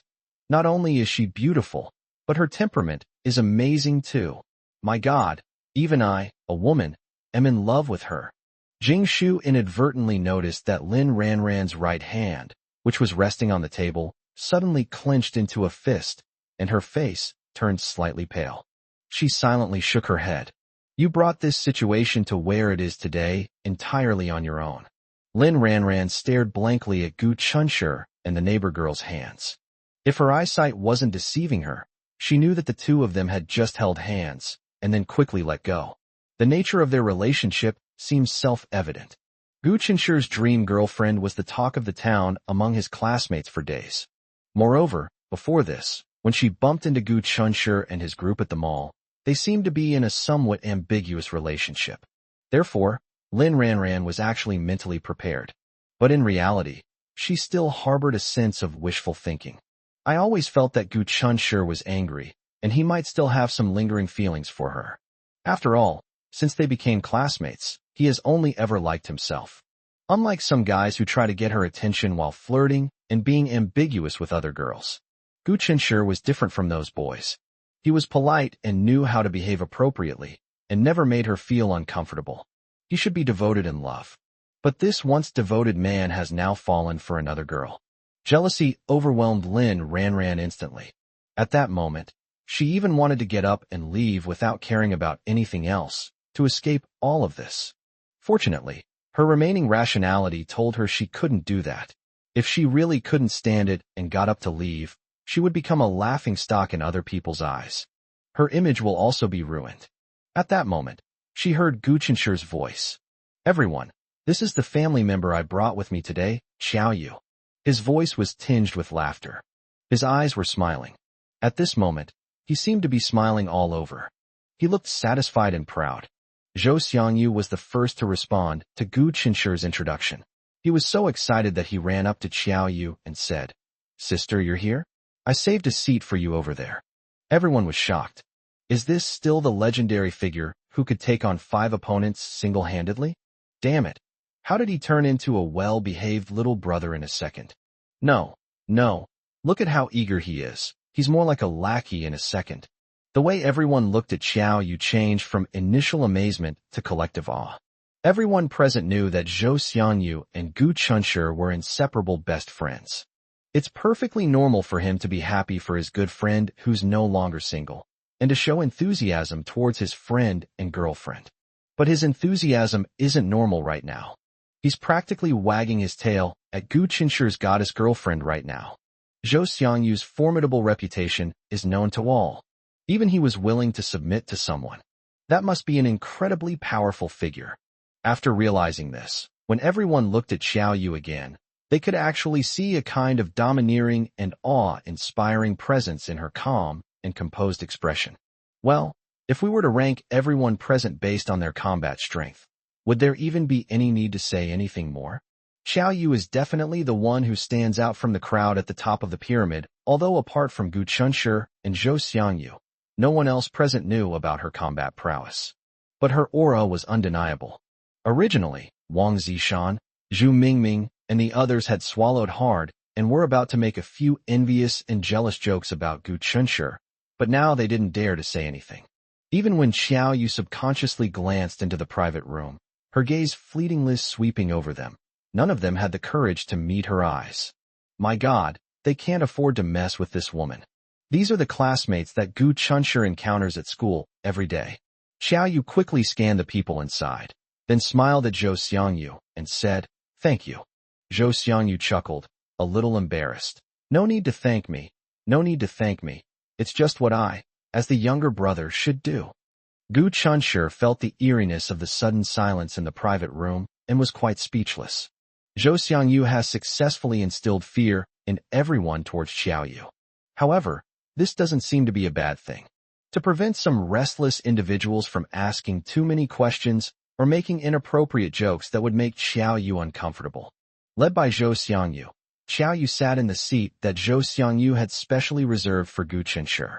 Since Zhou Xiangyu was unaware that Gu Chunshur had brought family members, only one seat was reserved for him. Once Xiao Yu sat down, There were no seats left for Gu Chunshur. Fortunately, the boy on her other side was quite sensible. He quickly stood up and said to Gu Chunshur with a smile, "Gu Chunshur, you two sit together.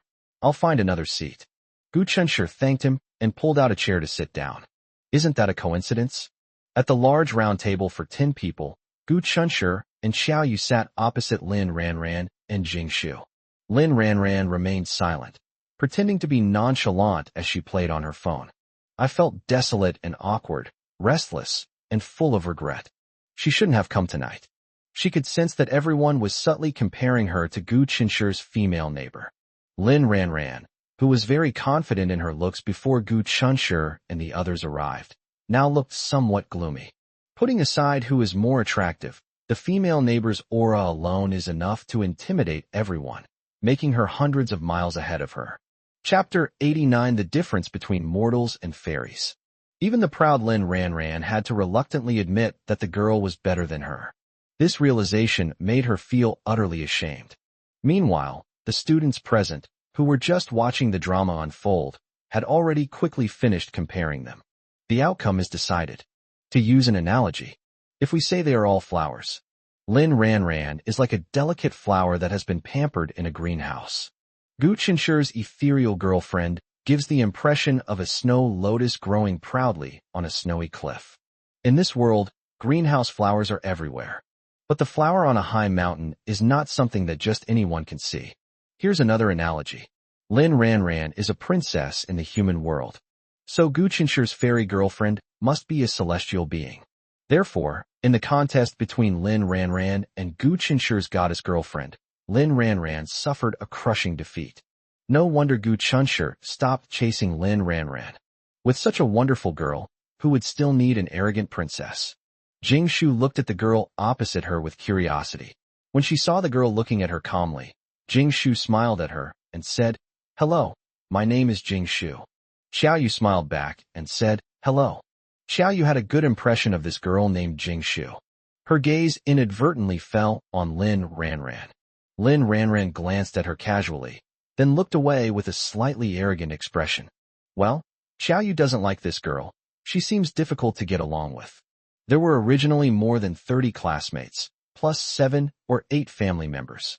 The large private room had 4 large tables, which was enough to seat everyone. Apart from a little girl who is only one elementary school student, the rest of the students are all around the same age. Their age is both wonderful and awkward. They think they are adults, but they almost always still need to ask their parents for money. They are not independent at all. While they may be called children, many of them feel that their wings are already fully grown, ready to soar into the sky at any time, believing that the world is vast and that they are the greatest. Young people getting together, without their parents nagging and disciplining them, could have had a carefree and enjoyable evening. However, Xiao Yu's appearance made everyone unconsciously restrain themselves, and no one dared to be too presumptuous. This feeling is strange, but no one dared to challenge them. That's really strange. Under the table, Gu Chunshur held Xiao Yu's small hand. The two locked eyes. They communicated silently with their eyes. Gu Chunshur, how are you feeling? Do you feel uncomfortable? Xiao Yu. No, your classmate is easier to get along with than I imagined. Gu Chunshur chuckled to himself. To be honest, their good behavior at this moment was beyond his expectations. Before he came here, he made various conjectures and prepared several contingency plans accordingly. In short, his bottom line is that if Xiao Yu feels uncomfortable and wants to leave, he will take her away immediately. It now appears that his worries were unnecessary. A rare sense of vanity welled up in Gu Chunshur's heart, giving rise to an indescribable sense of pride. Such a wonderful girl, she's mine. At this moment, Wang Zishan suddenly realized something and looked at Xiao Yu with a look of sudden understanding, saying, I know. Haven't you been outside our campus before? Everyone's attention was already focused on Xiao Yu, intentionally or unintentionally, but after Wang Zishan mentioned it, they all openly looked at Xiao Yu. Xiao Yu thought for a moment and said, Yes, that's right. You guys were having PE class at that time. She still doesn't know how sensational her quiet standing there caused. At this moment, she couldn't help but recall the time she had met Gu Chun. Wearing a blue and white school uniform, With the zipper of the shirt open to reveal a pure white sweater underneath, he ran towards her with light steps and a faint smile on his face. Youth is vibrant and wonderful. It was the kind of look that made her heart flutter. Wang Zishan asked curiously, "Shouldn't you have been at school that day? Why didn't you go to school that day?" Don't get me wrong. He meant absolutely no harm when he said that. Because in their usual interactions, almost everyone their age was still in school. They subconsciously regarded Xiao Yu as a student as well. Lin Ranran silently gave Wang Zishan a thumbs up in her heart. At the same time, he looked up at the opposite side, thinking to himself, "Let's see how you answer." Lin Ranran had already prejudged Xiao Yu as a working girl who had entered society at a young age. Many people perceive female factory workers as those who didn't do well in school and therefore entered the workforce at a young age. If no miraculous opportunity occurs in their lives, they will likely remain stagnant for the rest of their lives, with little chance of turning their lives around. But it's different for those students who are still in the ivory tower. Leaving aside the infinite possibilities they may have, the high level of education that working girls can never achieve in their lifetime is enough to firmly keep them at the bottom of the human pyramid. Gu Chen frowned almost imperceptibly, realizing this almost simultaneously. Xiao Yu never stepped into the school gates. But that doesn't mean she hasn't learned anything. If Xiao Yu had never been to school, would others look down on her and be suspicious of her? He would feel sorry for him. Just as Gu Chunshur was about to help Xiao Yu make an excuse, Xiao Yu replied, "I've already learned everything I needed to learn. It's too easy. There's nothing to learn, so I won't learn it anymore." Gu Chunshur, Prince Shan, everyone. Only Zhou Xiangyu chuckled foolishly. As expected of my sister, she's amazing. Unfortunately, he didn't dare say that, fearing he'd be beaten to death for bragging. An eerie silence fell over the scene. Everyone present, except Gu Chunshur, suspected that Xiao Yu was exaggerating. However, seeing her so matter-of-fact demeanor, one inexplicably feels that she wasn't exaggerating, but rather genuinely believed it. That's too easy. There's nothing to learn. That nonchalant tone made many students present, who had to do their homework until 1 or 2 a.m., feel utterly ashamed and mortified. Is this the difference between mortals and fairies?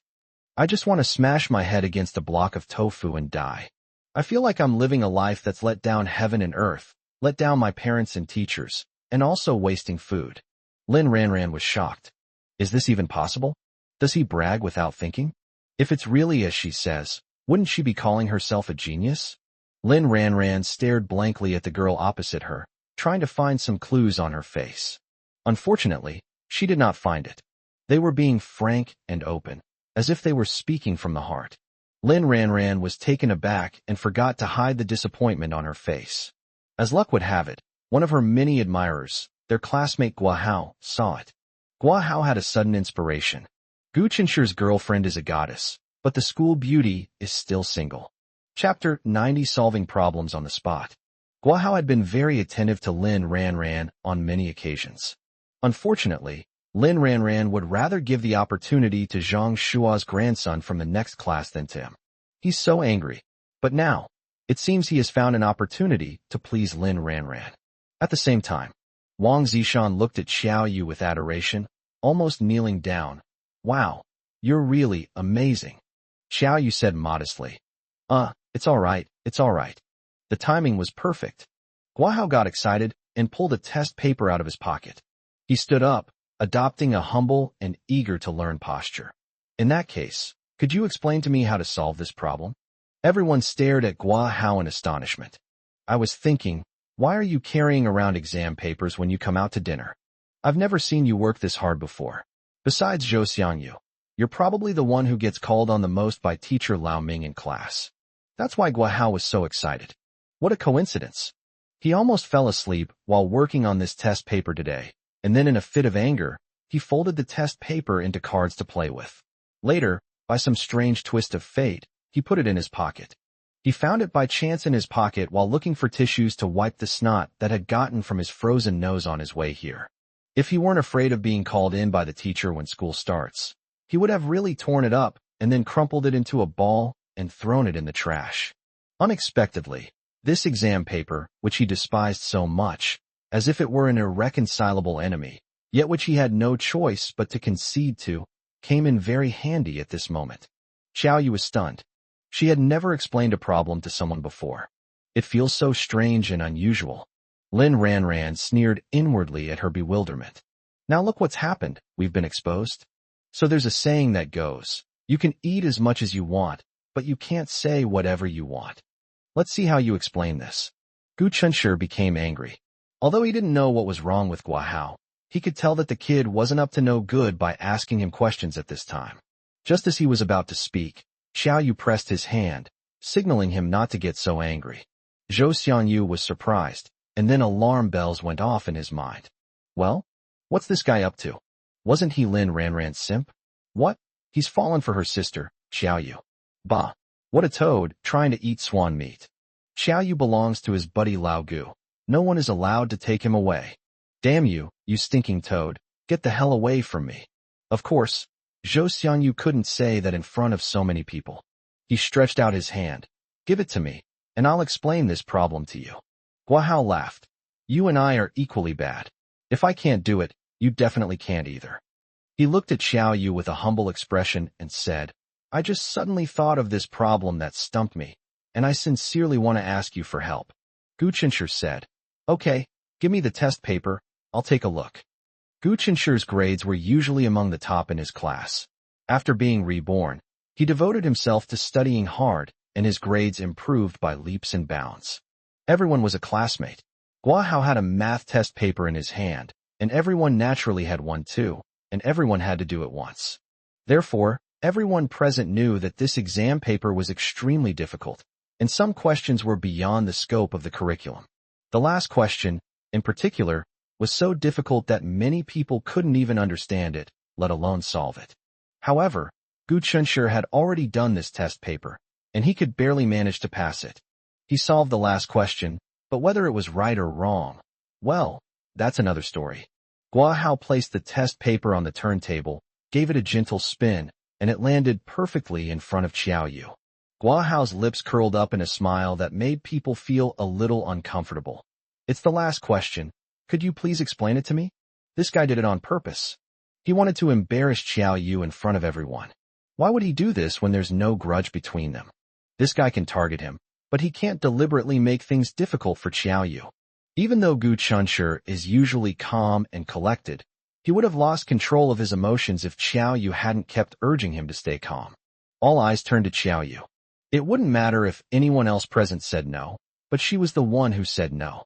Because she had just said that learning was very simple and there was nothing to learn. She has already established her genius girl persona, so if she then says she can't do it, wouldn't that be a slap in her own face? Under everyone's watchful eyes, Xiaoyu calmly picked up the test paper and glanced at the last question. Generally speaking, the last 1 or 2 questions on the exam paper are bonus questions, which are the most difficult. Xiaoyu smiled slightly.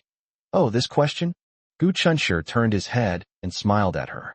There was no sign of worry on his face. When Guahao deliberately handed the test paper to Xiaoyu, Xiaoyu squeezed Gu Chunshi's hand to indicate that he didn't need to worry. This shows that Xiaoyu was confident about the challenges ahead. She looked around and politely asked, Does anyone have a pen? One student actually carried a pen with him at all times. Xiaoyu reached out and pulled out a clean white napkin. Under the watchful eyes of everyone present, he took a black pen and began to solve the problem on the napkin. Zhou Xiangyu tilted his head to look, a proud smile spreading across his face. Hey, no wonder she's Zhou Xiangyu's sister. Putting aside whether her answer was right or wrong, just look at that powerful aura of composure in the face of danger. TSK, she really has the demeanor of a big shot. Guahao was dumbfounded. In his mind, Xiaoyu would be stumped by math problems beyond the curriculum and embarrass himself on the spot. Then Lin Ranran, who doesn't like her, will be happy. When I'm happy, I feel grateful to myself. Being grateful to yourself can give you a chance. But it seems this situation hasn't stumped Gu Chunshi's amazing girlfriend. A few minutes later, Xiaoyu solved the problem, then politely returned the pen, placed the napkin on the turntable, and handed it to Guahao. Guahao glanced at it and said awkwardly, But who knows if this answer is correct? Gu Chunshi mocked, Since you don't believe her answer, Why did you insist on asking her when there were so many classmates here? Could it be that what you're looking for is actually the wrong answer? Or see her embarrassment when she can't solve the problem? Upon hearing this, everyone looked at Gua Hao with suspicion. Everyone already thought Gua Hao's behavior of asking math questions in public was a bit strange, but after Gu Qinshi's prompting, some of the quick-thinking ones figured out what was going on. Gua Hao's little scheme was exposed by Gu Qinshi, and in his panic, he subconsciously glanced in Lin Ranran's direction. Even Gu Qinshi, who didn't understand Gua Hao's motives, now guessed what was going on. Damn it! Gu Qinshi suddenly clenched his fists. This bastard actually tried to curry favor with Lin Ranran by making Xiao Yu look bad. Damn it! Lin Ranran noticed that everyone was looking at her, whether intentionally or unintentionally, and felt both angry and aggrieved. Although Gua Hao's actions of making things difficult for Gu Qinshi's female neighbor did make her feel very happy and excited, it wasn't her who instructed him to do it. Chapter 91: The Truth About the Scarf. Lin Ranran was flustered and depressed. Why are people looking at her with such strange eyes? For a moment, she felt like she couldn't clear her name even if she jumped into the Yellow River. Perhaps it's because while others would be surprised by Gua Hao's untimely questions, she was the only one who was looking forward to seeing Xiao Yu make a fool of herself. That's why she felt guilty and ashamed, so embarrassed that she wanted to crawl into a hole on the spot. Gua Hao stammered and tried to defend himself. I didn't mean anything by it. I was just afraid that I'm a terrible student and wouldn't be able to tell if the answer was right or wrong. Jing Shu couldn't stand it anymore and reached out her hand. Let me see the answer. Gua Hao handed the napkin to Jing Shu hesitantly. When Jing Shu took it in her hand, her eyes lit up, and she exclaimed sincerely, "Your handwriting is so beautiful." Lin Ranran pursed her lips upon hearing her friend's praise. Jing Shu is a top student in Class 7, consistently ranking among the best in her class. Other students usually scribble on their homework in order to finish it as quickly as possible. She was the only one who took every stroke of the pen seriously, and her homework was often displayed by teachers of various subjects. Even she couldn't help but admire it. Just how well is it written? Lin Ranran subconsciously glanced to the side and was stunned. Really? The black writing on the napkin resembled characters copied from a calligraphy model, each stroke perfectly executed yet retaining its own unique style. The solution steps are neat and clear, making them easy to understand and pleasing to the eye. Even she, who had been taking calligraphy classes since kindergarten and graduated from junior high school, could not achieve the same level of skill. Gu Qinshi's female neighbor is very outstanding. This realization completely defeated Lin Ranran. Based on what we know so far, aside from her well-off family background, which Lin Ranran felt was quite good compared to her classmates, she seemed to be inferior to her female neighbor in every way. Jing Shu glanced at the answer and smiled at Xiao Yu. The solution is clear, and the answer is correct. The way everyone looked at Xiao Yu was full of admiration. As a result, many people felt envious, jealous, and resentful of Gu Qinshi. Good heavens, how is this guy so lucky? How did he find such a wonderful girlfriend? She's beautiful, has a great personality, and is so smart. She can easily outsmart those academic underachievers with just one move. She didn't even think while solving the problem. She just jumped right in, making them wonder if she was doing simple elementary school addition, subtraction, multiplication, and division instead of some advanced math problem that would kill their brain cells. From beginning to end, Gu Qinshi simply watched with a smile on his face without saying a word. Cheating can be completely ruled out, given that so many eyes are watching. How can the differences between people be so vast? At 9:40, after finishing their meal, Wang Zishan, still feeling unsatisfied, suggested that everyone go sing karaoke. Only a very small number of people responded. Most students felt it was getting late and wanted to go home to rest, so the matter was dropped. Everyone waved goodbye at the restaurant entrance. Lin Ranran was the first to leave. He didn't even say goodbye to Jing Shu. No one knew that this was the most humiliating night of her life. If she had previously harbored the thought of winning Gu Qinshi back, she now finally understands that she was only humiliating herself. Given a better option, why would Gu Qinshi possibly turn back? And it seems that her only advantage is her good looks? Did Gu Qinshi like her before because she was pretty, just like he did with everyone else? However, for some reason, she felt that Gu Chunshur was not such a superficial person. The way he used to look at me was different from how he looked at other boys. Lin Ranran walked forward alone. Taxis are hard to find during the Chinese New Year holiday. She called her mother, and her mother will be coming to pick her up soon. She sat by the window in a cafe not far from the restaurant where they had their gathering, silently watching the street, waiting for her mother to arrive. A big, goofy-looking guy came into her line of sight. He glanced over in this direction without realizing it, and met Lin Ranran's gaze from afar. Then he seemed to roll his eyes, and continued walking forward as if nothing had happened. Lin Ranran couldn't hold back and quickly chased after him, calling out, "Zhou Xiangyu." Zhou Xiangyu stopped and looked at her, puzzled. Ever since he learned that Lin Ranran had trampled on his friend's deep affection, he has never looked at her properly again. Lin Ranran hesitated and said, "Zhou Xiangyu, you and Gu Chunshur are best friends. Could you ask him a question for me?" Zhou Xiangyu sneered. "Why don't you ask him yourself if you want to?" Lin Ranran was embarrassed. If she could ask him herself, would she need to bother him? Now Gu Chunshur gets annoyed whenever he sees her and doesn't want to talk to her at all. Zhou Xiangyu looked at her in silence and suddenly asked, "Hey Lin Ranran, have you realized how good my brother is now?" His question was very direct, which made Lin Ranran flustered and unsure how to answer. Zhou Xiangyu said, "Old Gu used to like you so much. How could you not have felt it? If you really didn't like him back then, wouldn't it have been better to just tell him to give up? Why should we take his kindness for granted? Why throw away his gift? Do you know how much effort and dedication he put into knitting that scarf, a whole month's work?" Zhou Xiangyu seized the opportunity to stand up for Gu Chunshur. Lin Ranran stood there stunned. What did you say? Was the scarf she threw away hand-knitted by Gu Chunshur? So what exactly did she do? Fearing she wouldn't believe him, Zhou Xiangyu pulled out his phone and showed her a picture of a finished scarf that he had finally managed to get Gu Chunshur to send him after much pleading. Lin Ranran saw a pink scarf. At one end of the scarf is a neatly arranged character, Ran. It is this character, Ran, that makes this scarf unique, one of a kind. Lin Ranran's head buzzed. She realized how ridiculous she had been, actually buying a random scarf and trying to pass it off as the one-of-a-kind scarf that Gu Chunshur had knitted by hand. Seeing her looking so dejected, Zhou Xiangyu felt particularly pleased and walked away humming a song. Gu Chunshur waved goodbye to his classmates and slowly walked with Xiao Yu towards the bus stop across the street. Taxis are hard to find, so they can take the bus. There weren't many people waiting for the train at the platform. Gu Chunshur reached out and touched the pom-pom on Xiao Yu's hat. He actually wanted to touch her face, but considering that his hands were a bit cold, he touched the pom-pom on her hat instead. He asked, "How are you feeling tonight?"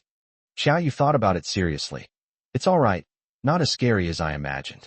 But what's wrong with that male classmate who asked me a question? Do you two have some kind of conflict? I feel like he's acting a bit strange." As Xiao Yu spoke, she silently began to plan. If that guy ever fell into her hands, she would definitely teach him a lesson. Who is Lin Ranran in Chapter 92? Xiao Yu is petty, and she feels obligated to meddle in the affairs of Gu Chunshur's family of three. Anyone who dares to cause trouble for them is going against her. Gu Chunshur originally planned to apologize to her about this incident, blaming himself for not protecting her well and almost embarrassing her on the spot. However, to my surprise, Xiao Yu also sensed something was wrong and brought it up himself. Although tonight's events passed without serious consequences, he was determined to have a serious talk with Gua Hao when school started and get to the bottom of everything. Damn it, we had no grudges against each other, and someone tricked us like that. Anyone would feel uncomfortable in that situation. Gu Chunshur said with remorse, "I'm sorry, I almost made you suffer." Xiao Yu tilted her head and looked at him, her gaze deep and unfathomable, without saying a word. Gu Chunshur felt inexplicably guilty and short of breath under her gaze. Just as Gu Chunshur was lost in thought, Xiao Yu suddenly smiled. That smile, as if by magic, instantly dispelled the chaotic thoughts in Gu Chunshur's mind. Xiao Yu smiled and looked at him. "Do you think I'll be stumped by that question?" Gu Chunshur apologized and told the truth. "Yes, I was indeed a little worried at the time." "Are you afraid I'll embarrass you?" Xiao Yu pressed. Gu Chunshur exclaimed in surprise, "How is that possible?" He was worried about her, but he was only worried about her and didn't think about whether he would lose face. Xiao Yu pulled his right hand in front of her and breathed on it, her eyes playful as she said, but I'm so afraid I'll embarrass you. Who told me to brag? Xiao Yu isn't stupid. When Wang Zishan mistook her for a student, if she said she had never been to school, she would inevitably attract a lot of strange looks. And she certainly won't reveal the real reason why she never went to school. But at the time, I don't know why, I didn't think of making up a lie to get by. Instead, they subconsciously gave a self-evident answer. However, she didn't think anything was wrong at the time, and she definitely didn't mean to brag. Because she was confined to her home since childhood, aside from eating, sleeping, or squatting in the yard watching ants move house, she devoted almost all her remaining time to her teachers. They spend more time sitting at their desks than students in school. It's not that she loved studying that much. Rather, she knew her mother liked seeing her study. In addition, she was smart from a young age and learned everything quickly. So even though she never went to school, she has learned just as much as her peers. She had already solved the math problem that Guahao had asked her about. It was no challenge for her at all. In conclusion, she wasn't bragging at the time. She simply felt that learning wasn't difficult. But the reactions of those present made her realize that, in other people's eyes, her words sounded like bragging. Hey, you still haven't answered my question from earlier.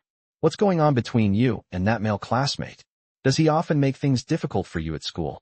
Xiao Yu steered the conversation back on track. Gu Chunshi said, he and I are just ordinary classmates. We've only spoken a few words to each other, and we have no past. Xiao Yu frowned slightly. So, in that case, he simply dislikes me? No. Gu Chunshi stopped her from making wild guesses. You're so great. Who could hate you? He probably hates me and is jealous that I'm more handsome than him. This has nothing to do with you. You've just been dragged into this because of me. Seeing Gu Chunshi's serious expression, Xiao Yu chuckled, then tried to straighten her face and affirmed. Yes, you're right. You're 1,000 times, 10,000 times more handsome than that guy. Gu Chunshi said arrogantly. Of course, otherwise you wouldn't even look at me, would you? Who is Lin Ranran? Xiao Yu suddenly changed the subject. Gu Chunshi froze, staring blankly at Xiao Yu. Xiao Yu looked very calm, with even a faint smile on his face. Gu Chunshi thought that Lin Ranran had been almost completely removed from his world. Whether he saw Lin Ranran at school or heard her name from someone else, he could remain completely unmoved. But hearing Lin Ranran's name from Xiao Yu's mouth now really surprised him. Why did she suddenly ask that question? He quickly recalled that he had never mentioned the name Lin Ranran in front of her.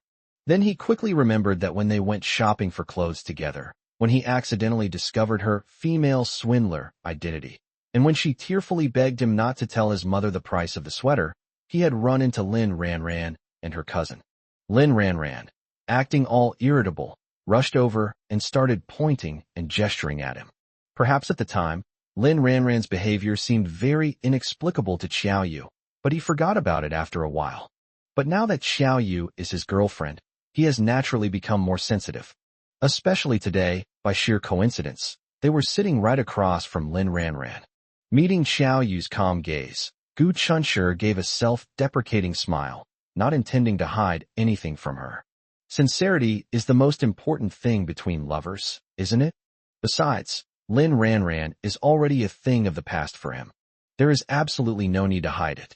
Perhaps the only thing that made him uncomfortable was Xiao Yu revealing his dark history of being a sycophant. But when he was pursuing Lin Ranran, he didn't consider himself a simp. It's just that he was a bit presumptuous. Lin Ranran never said she disliked him, nor did she ever reject his advances. In comparison, no other boy has ever received such treatment. This led him to mistakenly believe that Lin Ranran also had feelings for him. Lin Ranran is my classmate. She sat right across from you at the gathering today. You've seen her before. She's the girl who suddenly rushed up to me and started pointing and gesturing at me at the mall last time. That's her. Xiao Yu nodded.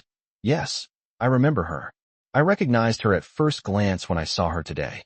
There was a cigarette, but that some heartless person had thrown away at Xiao Yu's feet, which she repeatedly crushed with her feet, which were wearing fleece-lined black marten boots. She kept her head down, seemingly engrossed in grinding the grain, making it impossible to see her expression. I used to pursue her, Gu Chunshur admitted frankly. Xiao Yu looked up and smiled slightly at him. Gu Chunshur said frankly. I'll tell you anything else you want to know. Xiao Yu thought for a moment. Why did you break up later? The word separate made Gu Chunshur think that Xiao Yu must have misunderstood something. I was never with her. In other words, I pursued her, but she didn't like me. Xiao Yu frowned. That's not right. Gu Chunshur quickly raised his hands in surrender, both amused and exasperated. Xiao Yu, I swear, every word I said is the truth. Xiao Yu stared at him expressionlessly, looking extremely serious. Chapter 93 Confession leads to leniency. Under Xiao Yu's serious gaze, Gu Chunshur broke out in a cold sweat. No. Xiao Yu repeated, you're wrong. Gu Chunshur was dumbfounded. Oh no, what if Xiao Yu misunderstood? Xiao Yu said with a serious expression, Gu Chunshur, Lin Ranran likes you. Gu Chunshur was both amused and exasperated. She really doesn't like me. If she did, she wouldn't. That way, I won't lose the birthday present he gave me. Xiao Yu shook her head. Gu Chunshur, it seems you don't understand girls very well. That Lin Ranran clearly misunderstood our relationship that day. Can't you tell she's jealous? Gu Chunshur was taken aback. Oh, is that so? Is Lin Ranran jealous of him? I can hardly believe it. Could it be true, as Zhou Xiangyu said, that she saw her own good qualities? Forget it. Whatever the truth is, it has nothing to do with him anymore. Gu Chunshur now needs to consider how to clear up the misunderstanding in Xiao Yu's mind. Xiao Yu suddenly leaned closer to him, staring intently into his eyes. Gu Chunshur, tell me honestly, are you particularly nervous right now? So Gu Chunshur nodded honestly. Xiao Yu pressed further. What are you so nervous about? I'm nervous that you'll stop talking to me after you find out I've pursued other girls, Gu Chunshur said, sounding somewhat dejected. Xiao Yu's eyes suddenly lit up with a smile that could melt ice and snow. But why shouldn't I talk to you? You're so nice. Gu Chunshur was taken aback. Xiao Yu took off the glove on his right hand, bent his index finger, and gently scratched his nose. His eyes crinkled as he exclaimed, silly boy. Her movements were very gentle, carrying a faint fragrance that left a tingling, itchy feeling on Gu Chunshur's nose. Gu Chunshur asked blankly, you're not blaming me? Xiao Yu asked in confusion. You knew her first, and you liked her before you were with me. You haven't done anything to wrong me, so why should I blame you? Her words immediately broke Gu Chunshur's defenses. He pulled her into his arms and held her tightly, as if afraid that she would be gone if he wasn't careful. Where can you find such a wonderful girl? In this life, fate was kind to him, sending her to him. In fact, after meeting Xiao Yu in this life, Gu Chunshur tried hard to recall. Then, she remembered that in her previous life, shortly after her car accident, she had heard her mother say that a new neighbor had moved in next door. However, at that time, my mother was focused entirely on taking care of him and had neither the energy nor the mood to care for others. So, although Xiao Yu lived next door to them in his previous life, he never had any interaction with them. Gu Chunshur vaguely recalled his mother once muttering something unintentionally, saying that the new neighbor living next door was a strange person. At this moment, Xiao Yu was very docile in his arms. She buried her face in his chest and murmured to herself, I'm so lucky. Gu Chunshur responded with Luckily, Lin Ranran didn't realize how good you were beforehand. Otherwise, if she had accepted you, what would be left for me now? Gu Chunshur thought about it and realized that what he said made a lot of sense. After all, he is a gentleman and would never do anything fickle. Thinking about it this way, Gu Chunshur also felt particularly lucky. Xiao Yu added, she's really silly, but she's not bad looking. What did you like about her back then? Xiao Yu was just curious and had no other intentions. Tonight, Lin Ranran rushed out of the coffee shop and called out to Zhou Xiangyu, wanting him to help her and also asking Gu Chunshur what he used to like about her. Because he believed that Gu Chunshur was different from other boys, he liked her not because of her outstanding looks. She really wanted to know what it was about her that attracted Gu Chunshur. Xiao Yu voiced her question. Gu Chunshur thought about it seriously. What exactly did he like about Lin Ranran back then? Pretty? Unlike others who fall in love at first sight because of looks, he only started to like and pursue Lin Ranran after they had been classmates for more than half a year. He remembered. There are several stray cats at their school that like to roam around the playground. That day, as he was casually strolling around the playground, he saw a girl squatting on the ground, opening 2 cans of cat food and gently inviting the stray cats to eat. The stray cats are often fed and are not afraid of people. They enjoyed their meal while snoring away. The girl took the opportunity to pet the cat, thoroughly enjoying herself. Noticing someone passing by, she turned around to look behind her. Their eyes met, and she gave Gu Chunshur a bright smile. Her smile was gentle and bright, like Cupid's arrow that instantly struck Gu Chunshur's heart. Gentleness and kindness were the main reasons why Gu Chunshur became obsessed with Lin Ranran. It's pretty, but that's just a bonus. Looking back, Gu Chunshur felt as if he had lived through another life. In fact, his feelings for Lin Ranran were indeed from his past life. Unfortunately, I was just being wishful, thinking she liked me too, but in reality, she didn't like me at all, otherwise she wouldn't have thrown away the scarf I knitted for her by hand. Xiao Yu corrected. No, she likes you. But even if she realizes she likes you, it's too late. Now you're mine, and no one can take you away, humph. Her 2 haughty humphs made her look incredibly cute. Gu Chunshur said gently and affectionately, Yes, I'm yours. Don't worry, no one can take me away. Hey, young man and young woman, stop hugging. Is this the bus you want to take? This is the last bus. If you miss it, you'll have to walk. Gu Chunshur and Xiao Yu, who were deeply immersed in their blissful state, were both startled. They then realized that the car they were waiting for had already arrived some time earlier. A kind, gentle old lady called out to them as she got on the bus. The 2 smiled at each other, then held hands and ran towards the front door of the bus. After settling down, Xiao Yu said angrily, She threw away the scarf you knitted by hand? That's so mean. I wish it hadn't been thrown away. I wanted to see how good your knitting skills are. Gu Chunshur was surprised to find that Xiao Yu was actually feeling sorry for him. He was both amused and deeply moved. She seemed completely unconcerned that she had once been someone's lapdog. Xiao Yu asked doubtfully, Simp? No, Gu Chunshur, you mustn't belittle yourself like that. You just happen to like a girl who isn't worth your liking. It's not your fault. Whether she likes you or not is her right, but it's wrong of her to throw away the birthday gift you carefully prepared. Although her actions hurt you, I am very fortunate. Without Lin Ranran's lack of appreciation, she wouldn't have the happiness she has now. I retrieved the scarf. Gu Chunshur continued to confess. Xiao Yu said, Can I take a look? Never mind, I'd rather not. Even though you liked her before we were together, I still feel a little uncomfortable. Upon hearing this, Gu Chunshur felt a little happy. If Xiao Yu really doesn't care at all that he liked other girls, then it can only mean that Xiao Yu didn't like him that much. When it comes to matters of the heart, nothing is more irrational. Gu Chunshur said, You can't see it now. I took that scarf apart when I was bored, twisted it into a ball of yarn, and gave it to the grandma downstairs. Now, it's become the sweater for the little teddy bear that the grandma downstairs keeps. Chapter 94 Relationship Exposed. There weren't many people on the last bus. The 2 of them sat in the very back corner, heads close together, whispering intimately to each other, making a certain single guy on the other end grit his teeth in envy. We've arrived at our destination. Gu Chunshur got out of the car first, then reached out his hand. Xiao Yu took his hand and lightly jumped out of the car. The weather was as cold as ever.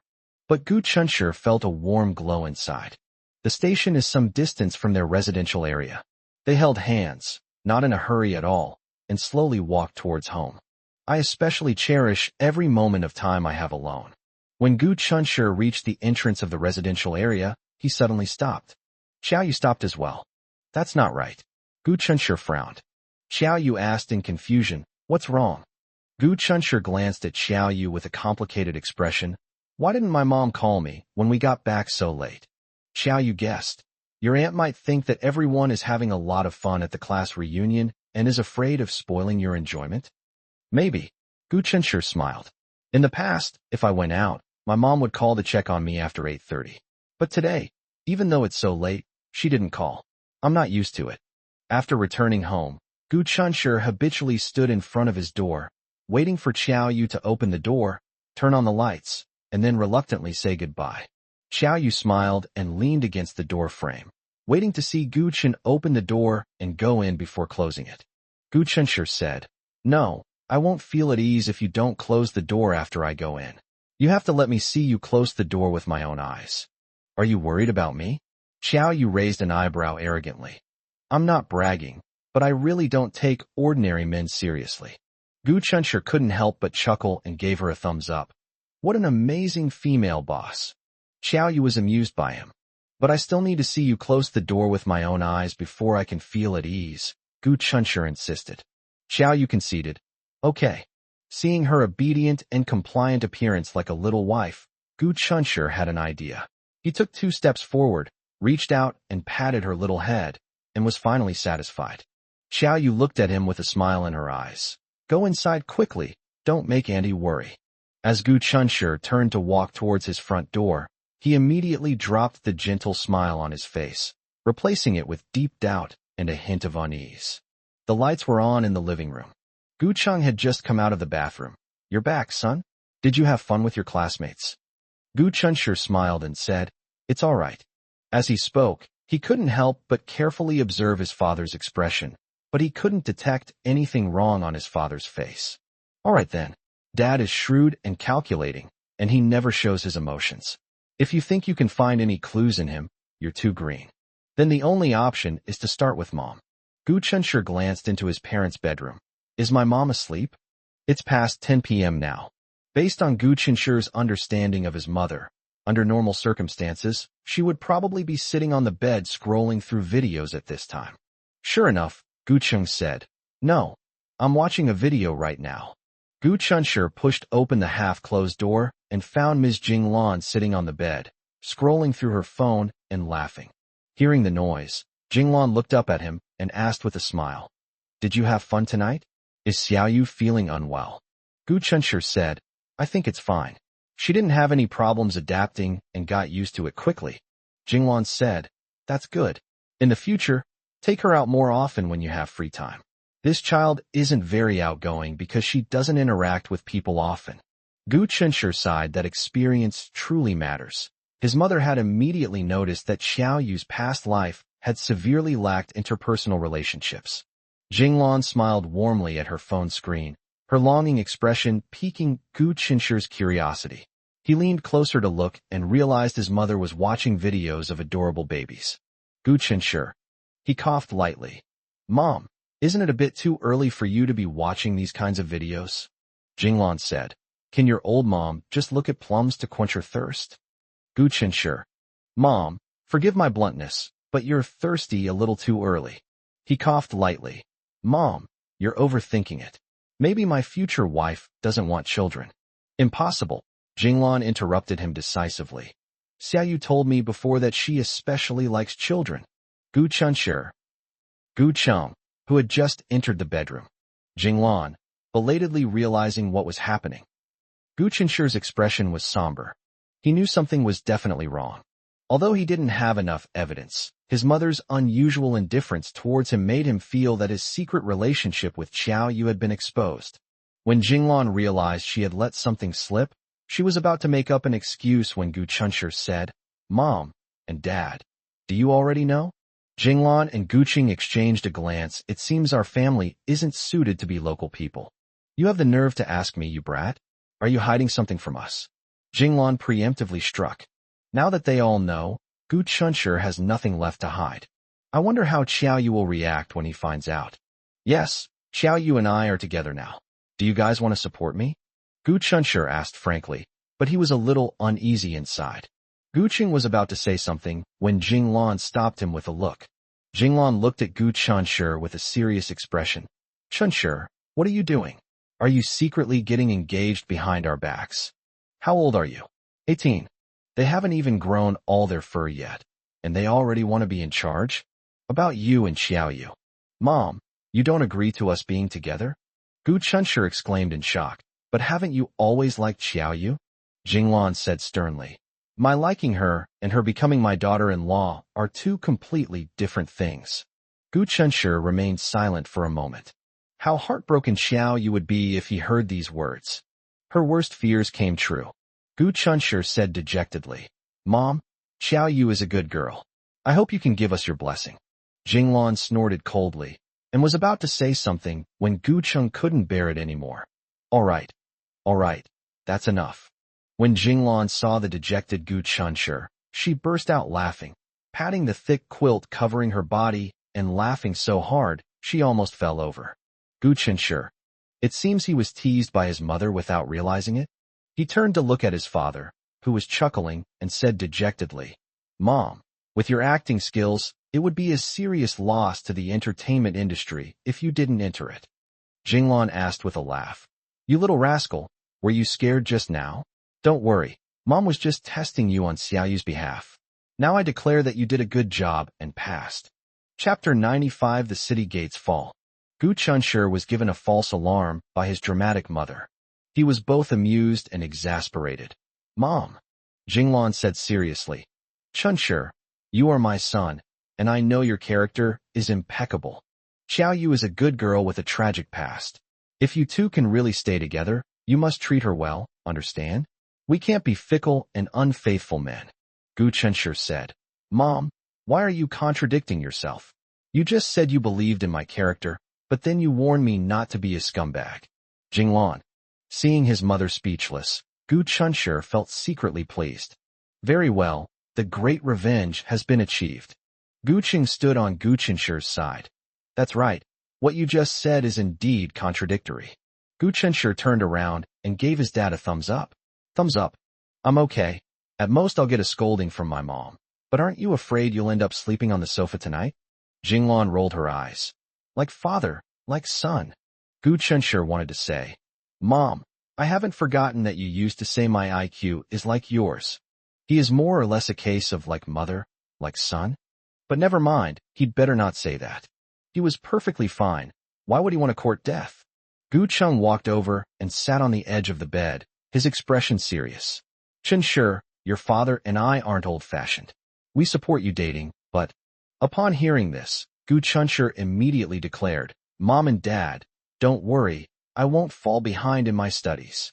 Gu Cheng smiled with relief and finished saying what he really wanted to say, "But your mother is right. Although you are young, you are a man and you must show the sense of responsibility that a man should have. Although I haven't had much contact with Xiaoyu, I can tell she's a good child.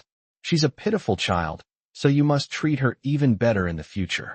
His father's words made Gu Chunshi clench his fists, his blood boiling. "Dad, Mom, I understand." Jinglan complained, "You brat, why didn't you tell us about this so your dad and I could be happy?" Gu Chunshi thought of Xiaoyu's worries, so he said, "We were afraid you would worry about my studies if we didn't tell you. So we planned to tell you after my college entrance exam, Mom and Dad. Aren't you worried about this at all?" Most parents today generally have a certain mindset. Before their children go to university, parents are extremely strict about their children's romantic relationships, fearing that they might become so engrossed in love that it would interfere with their studies. But once they enter university, they eagerly anticipate their child bringing a boyfriend-girlfriend home. When they were chatting before about puppy love, Jinglan jokingly asked him when he was going to go and steal someone else's cabbage, leaving him speechless for a while. Keep in mind that Gu Chunshi was only in junior high school at that time. Gu Chunshi thought that the reason Jinglan could talk to him about this topic in a joking tone before was because she thought he was well-behaved and that she trusted him a lot. "I only realized now that my mom is truly open-minded. She wouldn't be anxious or worried even if he started dating during the most crucial time of his studies." Jinglan said, "What do we have to worry about? I see that you've been studying even harder these past 2 days than before. We're overjoyed." Gu Chunshi chuckled awkwardly. "I'm just afraid that if I don't do well on the exam, you guys will blame it on me and Xiaoyu." Gu Cheng said earnestly, "At Chunshi, the most important thing for your parents is that you have tried your best, achieved the best result, and did not leave too many regrets in your life. That's enough." Gu Chunshi thought back for a moment, and suddenly felt a pang of sadness in his heart. It seems that's true. Unlike some parents who tirelessly urge their children to study every day and become anxious or even resort to beatings and scoldings when their children's grades drop, his parents' teaching him was always to do his best in whatever he did. As for the result, it's not that important. From childhood to adulthood, his parents never imposed their will on him. He has great respect for his own choices. Don't parents hope their son will succeed? His parents don't want him to be successful in the future. Of course I want to. But they would prefer that he live his life according to his own choices. As Guchen lay on the bed, filled with emotion, he suddenly realized that Xiaoyu didn't know that her parents already knew about their relationship and had given their approval. He sat up abruptly, grabbed his phone, and wanted to share the good news with Xiaoyu. But when he clicked on Xiaoyu's profile picture, he hesitated. Never mind, it's too late today. If Xiaoyu knew, he might be so excited that he couldn't sleep all night. It disturbed her rest. With that thought in mind, Gu Chunshur silently put down his phone. Anyway, she'll know the good news by tomorrow at the latest, so let her get a good night's sleep. The next morning, after breakfast and dinner, it was time to decide who would wash the dishes. Gu Chunshur started to take the initiative to share housework with his mother without knowing when it began. My dad often travels for work and isn't home much. My mom has to work and take care of him at the same time. It's already hard enough as it is. How can he still feel at ease thinking that housework should be done by his mother? So after meals, he would wash the dishes and chopsticks whenever possible. But to be honest, he didn't actually use it many times. Because his mother felt sorry for him studying hard every day, she didn't want him to do too much housework. But now he has an opportunity, and Xiaoyu has come along to steal his business. Xiaoyu was the last to put down her bowl, and before Gu Chunshur could react, she preemptively and swiftly began clearing away the dishes. Gu Chunshur thought to himself, "Oh ho, you're quite cunning. You're afraid someone will snatch it from you, so you deliberately delayed until the last moment to gain the upper hand." Not to be outdone, Gu Chunshur stood up and started a dishwashing battle with her. Xiaoyu got impatient. "You go stand aside. This work doesn't need two people. I can handle it by myself." Gu Chunshur said, "That won't do. If I keep being lazy and doing nothing all day, my mom will kick me out of the house sooner or later." Jinglan, who was wiping the stove in the kitchen, overheard Gu Chunshur's nonsense and burst out laughing. "It's a good thing you have some self-awareness, you brat. There are 4 of you in the family, and you're the only one who eats for free." Gu Chunshur deliberately put on a sullen face and said, "Did you hear that, Xiaoyu? My mom said I'm a freeloader. Sigh, I can't stand staying in this house any longer." Xiaoyu remained unmoved, and without stopping, quickly reclaimed most of the tabletop. Although she didn't say a word, the corners of her lips couldn't help but turn up. Xiaoyu glanced at the small portion of the country she had lost, and without saying a word, stretched out her fair and delicate hand to Gu Chunshur, saying domineeringly, "Give it to me." Gu Chunshur stood firm. "No, I have to do this." Xiaoyu didn't waste any words. "Hurry up." Chapter 96, Many Firsts for Him. When Gu Chunshur met her bright, dark eyes, his unwavering willpower began to crumble. He struggled desperately, stubbornly protesting. "Xiaoyu, you can't be so domineering." Xiaoyu looked at Gu Chunshur and stubbornly stretched out her hand. Gu Chunshur, "Oh no, the city gates are about to fall." He compromised. "How about this? I'll wash the dishes this morning, and you wash the dishes at lunchtime. Is that all right?" Xiaoyu didn't speak, but her eyes spoke volumes. She's saying, "Lay down the resistance and surrender." Dish soap is extremely damaging to the skin. If you don't believe me, look at my mother's hands. They're so rough. Look at your hands, so delicate and smooth. You need to take good care of them.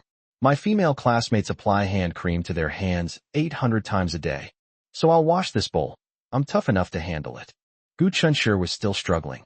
Xiaoyu pursed her lips, unmoved by his words, and said, "It's okay. Auntie has rubber gloves. I can wear gloves to scrub." Gu Chunshur was completely defeated. He smiled and shook his head. "Then I'll take the bowl to the kitchen for you, okay?" Xiaoyu smiled and finally didn't refuse. Gu Chunshur carried the stacked bowls into the kitchen, and Xiaoyu followed closely behind. She was afraid that this guy would go back on his word and steal her job. As soon as Gu Chunshur put the plates and bowls on the sink, Xiaoyu immediately shooed him out. Gu Chunshur was a little slow, and Xiaoyu impatiently reached out and placed her hands on his lower back, gently but firmly pushing him out of the kitchen. Perhaps the two of them didn't realize there was anything wrong with it, but to outsiders it looked like they were flirting. Gu Chunshur raised his hands and pleaded, "Don't rush, don't rush. I have something on my hands. Can I wash them before I go out?" Xiaoyu let him off the hook. Then hurry up. As Gu Chunshi turned to her, he gently flicked her nose with his index finger. Xiaoyu was startled. Fortunately, Gu Chunshi is tall, and he blocked her view. If her uncle and aunt had seen this, they would definitely have become suspicious. Xiaoyu raised her fist with a hint of reproach and lightly punched him in the chest. Gu Chunshi, on the contrary, held her hand even more boldly, his smile filled with a hint of doting teasing. Although Xiaoyu really wanted to hold his hand, it was obviously inappropriate at this moment, so she quickly pulled her hand back and glared at him angrily. Gu Chunshi turned on the tap to wash his hands. Amidst the rushing water, Gu Chunshi said in a voice only the two of them could hear, "My parents already know." Xiaoyu, who was standing next to him waiting to wash the dishes, was stunned for a moment. "What did you say?" After washing his hands, Gu Chunshi shook them off and subconsciously glanced outside through the kitchen door. "My parents know we're together." Xiaoyu's faint smile suddenly froze. She looked up at Gu Chunshi in a panic, trying to find any trace of a joke on his face. Unfortunately, Gu Chunshi's expression seemed very sincere, not like he was joking. Moreover, she quickly remembered that Gu Chunshi was usually quite reliable and wouldn't make inappropriate jokes. In other words, what he said is true. Xiaoyu immediately began to try to recall the reactions of her uncle and aunt when she entered the house today, thinking hard and trying not to miss any details.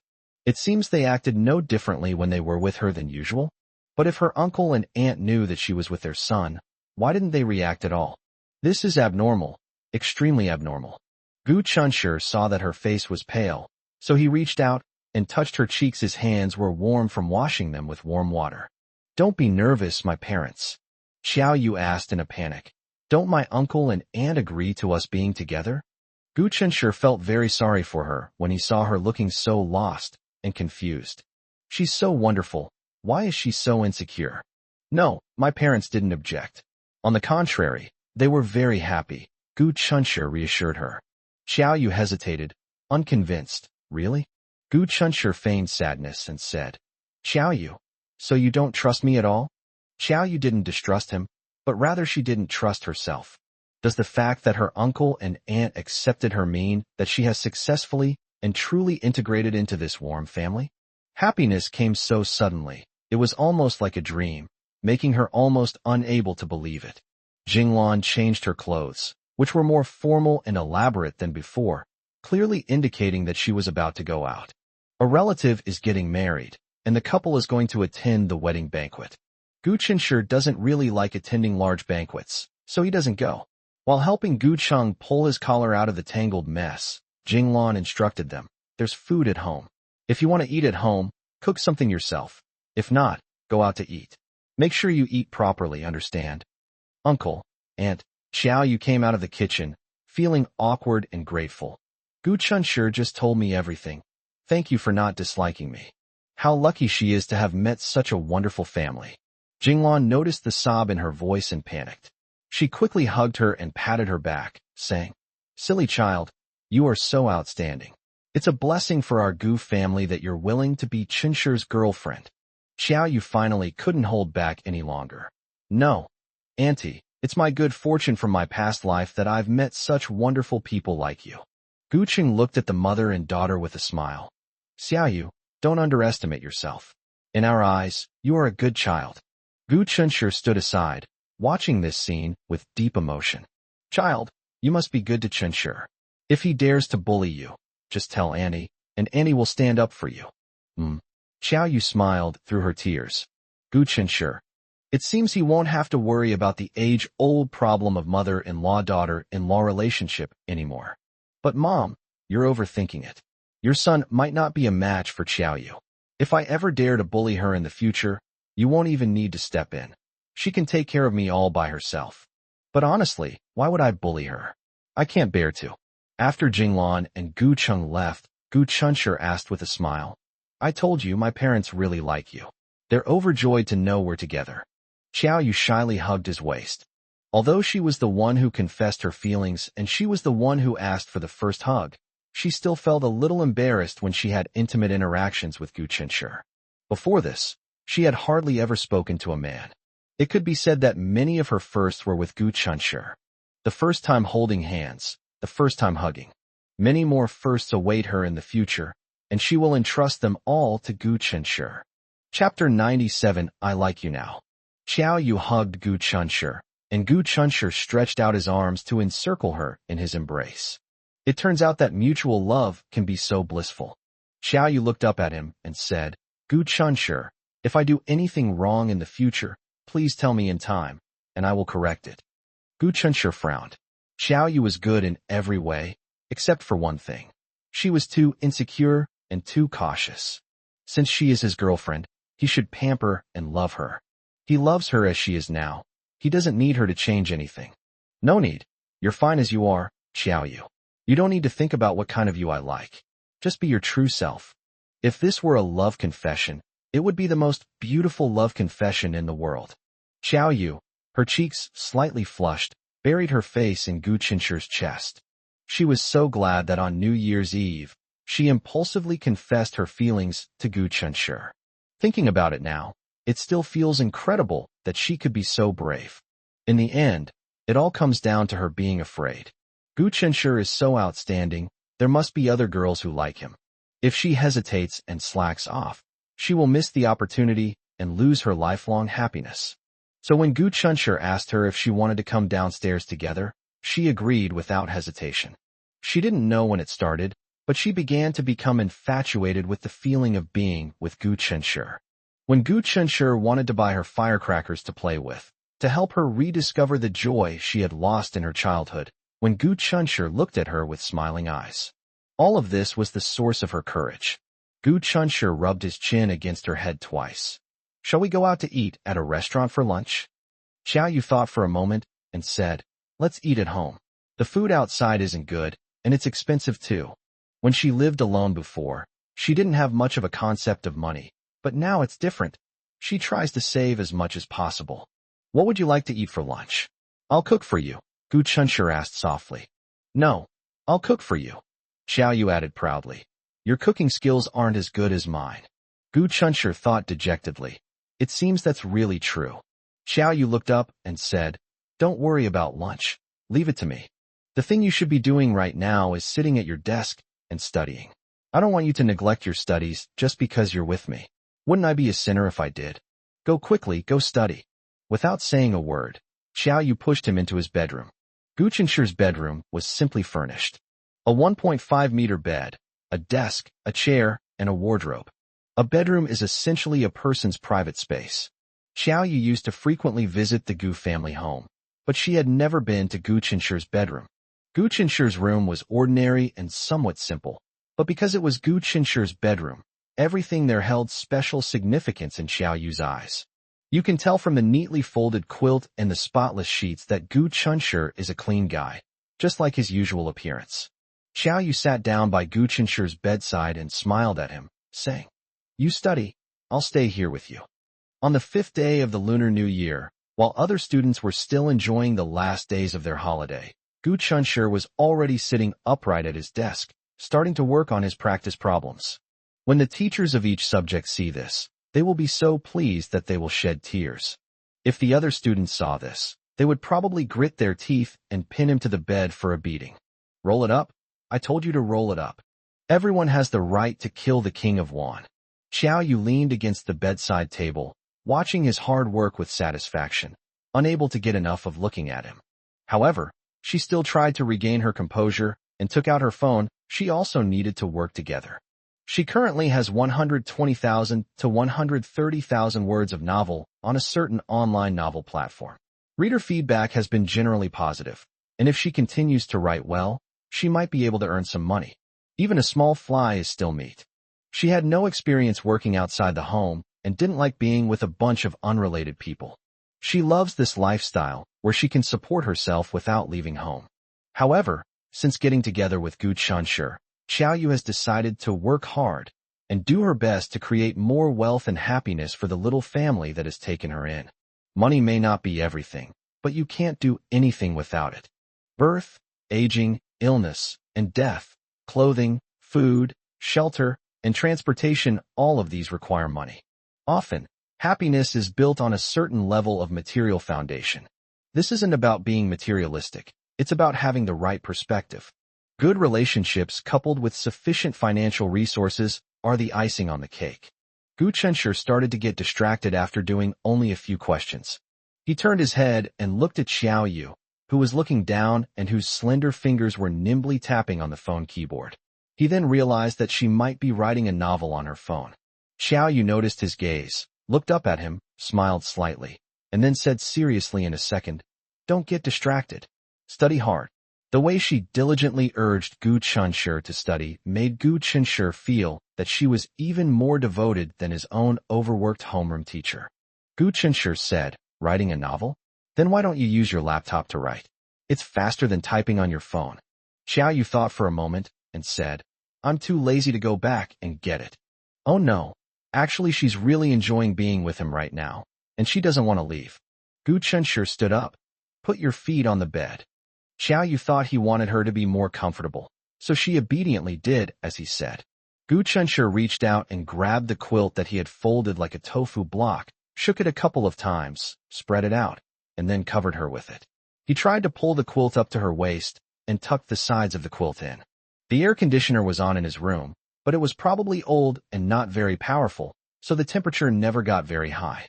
Gu Chenshur felt the temperature was all right, but he could sense from his female classmates that girls seemed to be more afraid of the cold than boys. Therefore, Gu Chenshur felt that Xiao Yu was not warm. Gu Chenshur smiled at her. "Isn't this a bit warmer?" Xiao Yu smiled and said, "Yes, indeed." Gu Chenshur then sat back down, satisfied, and continued working on his practice problems. 3 minutes later, he couldn't help but turn his head to look at Xiao Yu again. At the same time, Xiao Yu, who was distracted, happened to look over at him. This damnably sweet understanding made them smile at each other. Xiao Yu tried to keep a straight face, but she couldn't manage it. She laughed as she urged Gu Chenshur, "You should do your homework properly. Yes, you should also focus on writing your novel. I'm looking forward to reading it. Okay, let's work together and keep it up." Xiao Yu swung her fist with an air of seriousness, her adorable appearance causing Gu Chenshur to lose his composure. Chapter 98 First Kiss. How can she be so cute? This was Gu Chenshur's inner thought at that moment. I really want to kiss and hug her. What's the point of studying? He really wanted to throw all the exam papers and books aside and just cuddle and hug her. Oh no, no way. Not yet. He is still too weak. He needs to work hard to become stronger so that he can give her a happy future. Thinking of this, Gu Chenshur was once again filled with enthusiasm and threw himself into the great cause of everyone rolling together. At first, Xiao Yu was also a little absent-minded and kept trying to look up at him from time to time. Later, I gradually got into the swing of things, and I felt my thoughts flowing like a spring. My fingers kept tapping on the screen, typing out countless words and sentences. In the small bedroom, apart from the scratching sound of Gu Chenshur's pen tip gliding across the paper as he solved the problem, and the soft clicking of Xiao Yu's fingers on the screen, there were no other sounds. They were so engrossed in this way of being together, keeping each other company, without disturbing each other that they couldn't tear themselves away. After typing a whole chapter in one go, Xiao Yu realized it was almost time. He stretched comfortably, threw off the covers, and put on his slippers. Gu Chenshur shook his slightly sore wrist. "I'll go help you wash the vegetables." "No need." Xiao Yu refused outright, leaving him no room for negotiation. She sat down closer to Gu Chenshur, took his right hand, gently rubbed his wrist a few times, then lowered her head and blew warm breath on his hand. "All right, I've transferred my power to you. Keep up the good work and keep going." Xiao Yu clapped his palms twice. Perhaps it was just Gu Chenshur's own imagination, but his previously sore wrists seemed to have truly regained their strength. Looking at Xiao Yu, who was smiling playfully at him, Gu Chenshur noticed that she had become more cheerful lately, which was nice. Gu Chenshur gently brushed the stray hairs from her forehead and took the opportunity to touch her face. "Then thank you for your trouble." Xiao Yu muttered unhappily. "Who said I'm working hard? I'm not working hard at all. You study so late every day, you're the one who's working the hardest." After saying that, she quickly stood up and left. She was afraid that if she delayed, she would want to spend more time with Gu Chenshur and wouldn't want to do anything productive. She spent almost half an hour in the kitchen making 2 dishes and a soup. During the spring festival, We ate meat and fish every day, which was bad enough for our stomachs, but not for us. She stir-fried 2 vegetarian dishes and made an egg drop soup. She didn't call Gu Chunshur out to eat until the dishes were served and the rice was served. It really didn't take up his time at all, leaving Gu Chunshur with no excuse to slack off. Gu Chunshur tossed aside his pen, lazily slumped onto the desk, a faint smile in his eyes, and offered her his hand. Xiao Yu's heart skipped a beat. I can't take it anymore. I can't take it anymore. He looks like he's being affectionate. Without thinking, she reached out her hand, and the other person immediately gripped her hand tightly. Then, before Xiao Yu could exert any force, the other person stood up on their own. Then, like an obedient child, she let Xiao Yu lead her to the dining table. Xiao Yu's cooking skills are top-notch. The 2 vegetarian dishes were cooked to perfection and suited Gu Chunshur's taste perfectly. Gu Chunshur ate everything clean, wishing he could pour the soup into his bowl and mix it with his rice. While Xiao Yu was satisfied, she felt it was a bit exaggerated and wondered if he was deliberately eating so heartily to make her happy. There's still so much time ahead of us. If we eat like this every day, wouldn't that be depriving ourselves? After learning what she was thinking, Gu Chunshur was a little amused and exasperated. You ate this dish too. What did you think of it? Xiao Yu said, I think it tastes pretty good. Gu Chunshur laughed. Then that settles it, right?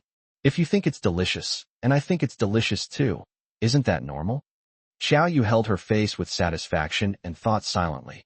I want to learn more about cooking so I can make more delicious food for Gu Chunshur and his aunt and uncle. This time, Xiao Yu did not compete with Gu Chunshur.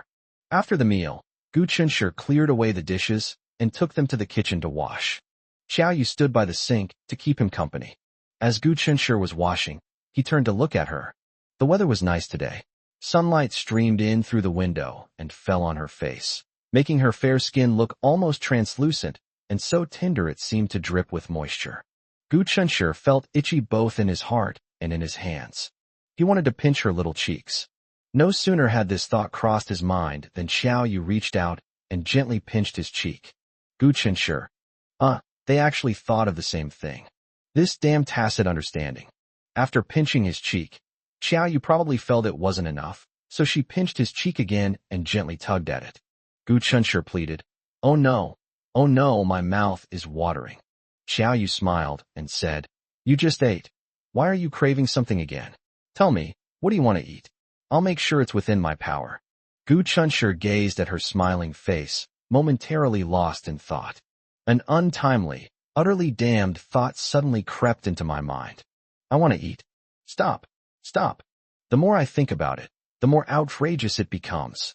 Gu Chunshur snapped out of his thoughts and continued with his work, chuckling to himself. Xiao Yu asked, puzzled, what are you laughing at? Didn't you just say you were drooling? Didn't you want to eat something delicious? Gu Chunshur explained, we have a saying here that you shouldn't pinch a child's face too often, otherwise the child will start drooling a lot. Xiao Yu said with amusement, there's such a saying? How interesting. Okay, then I won't pinch your cheeks anymore. No.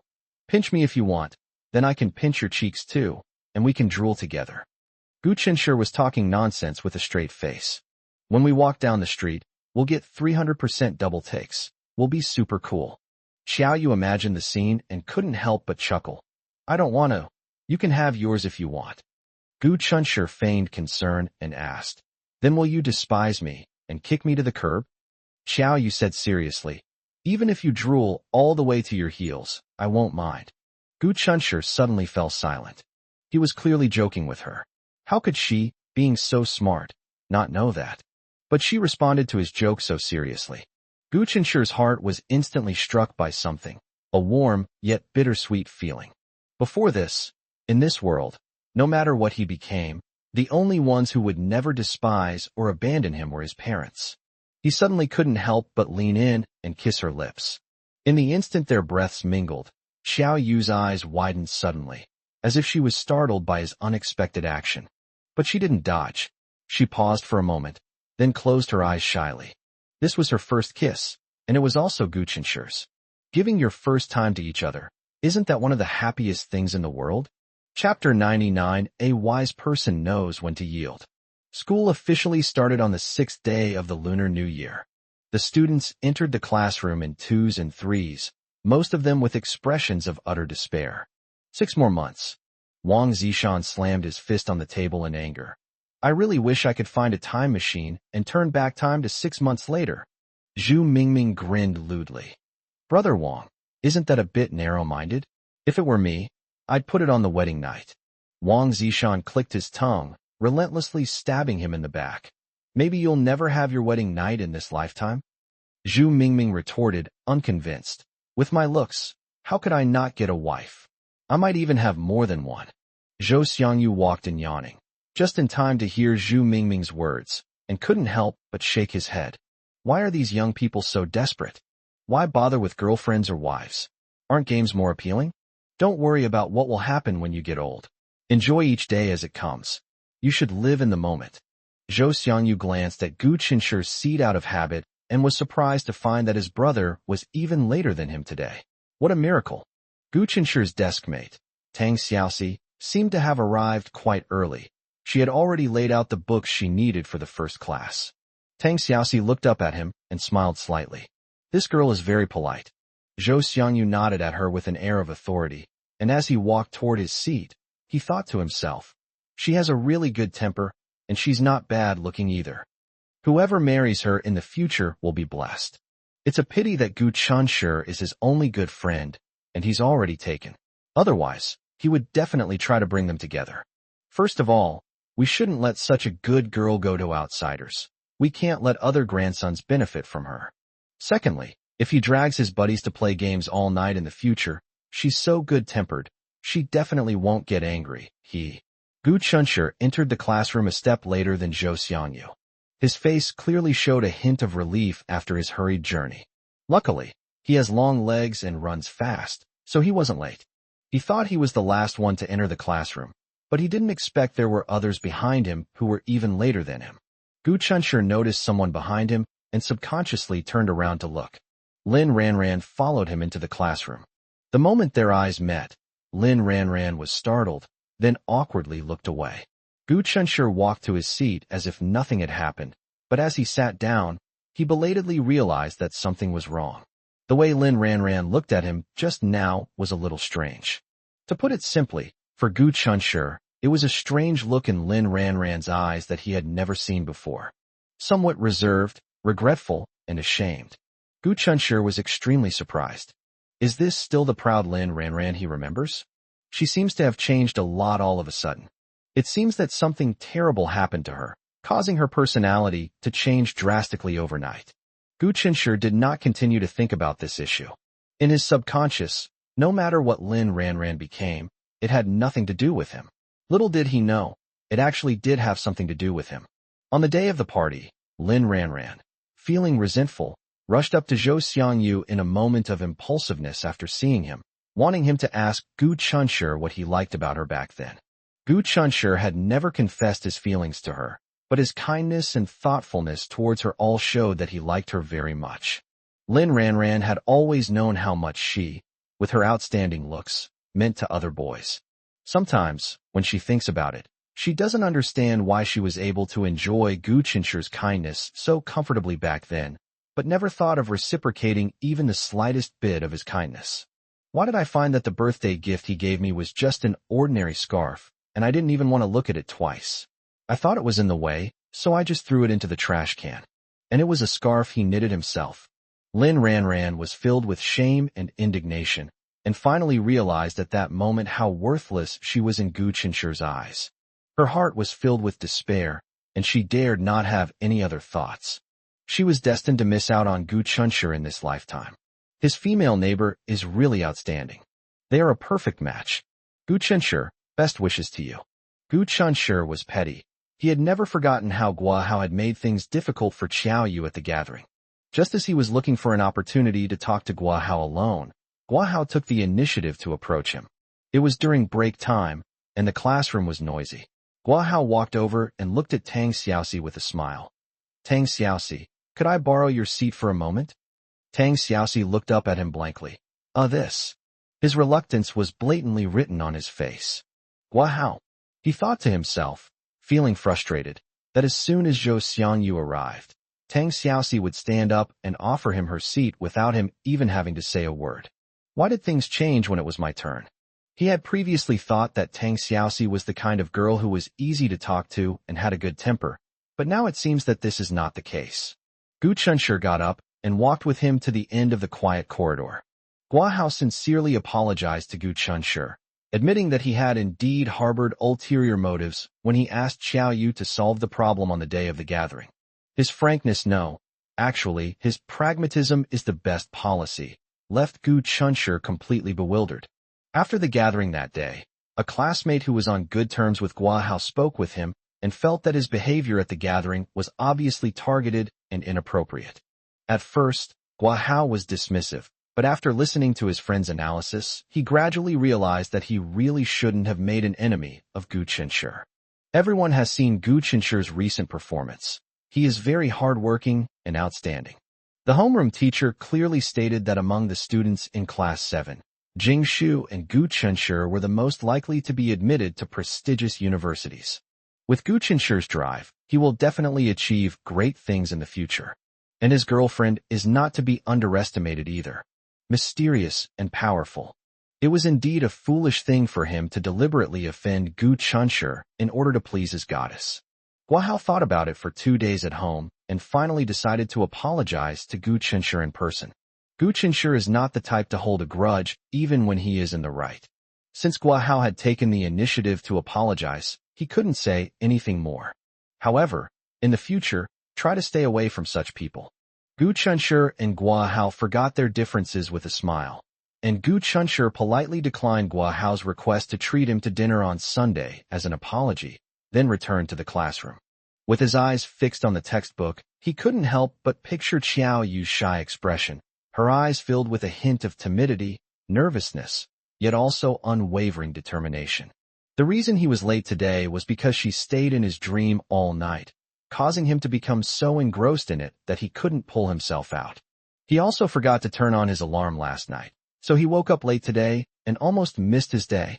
Chapter 100 No Time for Romance. Recalling yesterday afternoon, Gu Chunshi couldn't help but curl the corners of his lips into a smile. When Gu Chunshi realized he was laughing, he quickly straightened his face and looked around.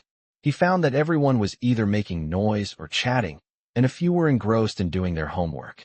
No one was paying attention to him, so he breathed a sigh of relief. If someone were to ask him what he was laughing about, just like Zhou Xiangyu did that day, he really wouldn't know how to answer. Although he could try to cover it up by saying he thought of something funny or a joke, he couldn't hide his guilty conscience. He wasn't good at lying, and any fabricated story would surely be discovered by others. They gave each other their first kiss. Neither of them had experience. Their lips met obediently, and then nothing more. Looking back now, we both seem like wooden figures, haha. Gu Chunshi felt a mix of sweetness and annoyance. That was our first kiss, and it's gone just like that. It's such a shame to think about it. That was my first kiss. He shouldn't have been in the kitchen, which was filled with the smell of cooking oil. He was even washing dishes at the time. That was hasty, too hasty. Such an important moment in life deserves a grand ceremony.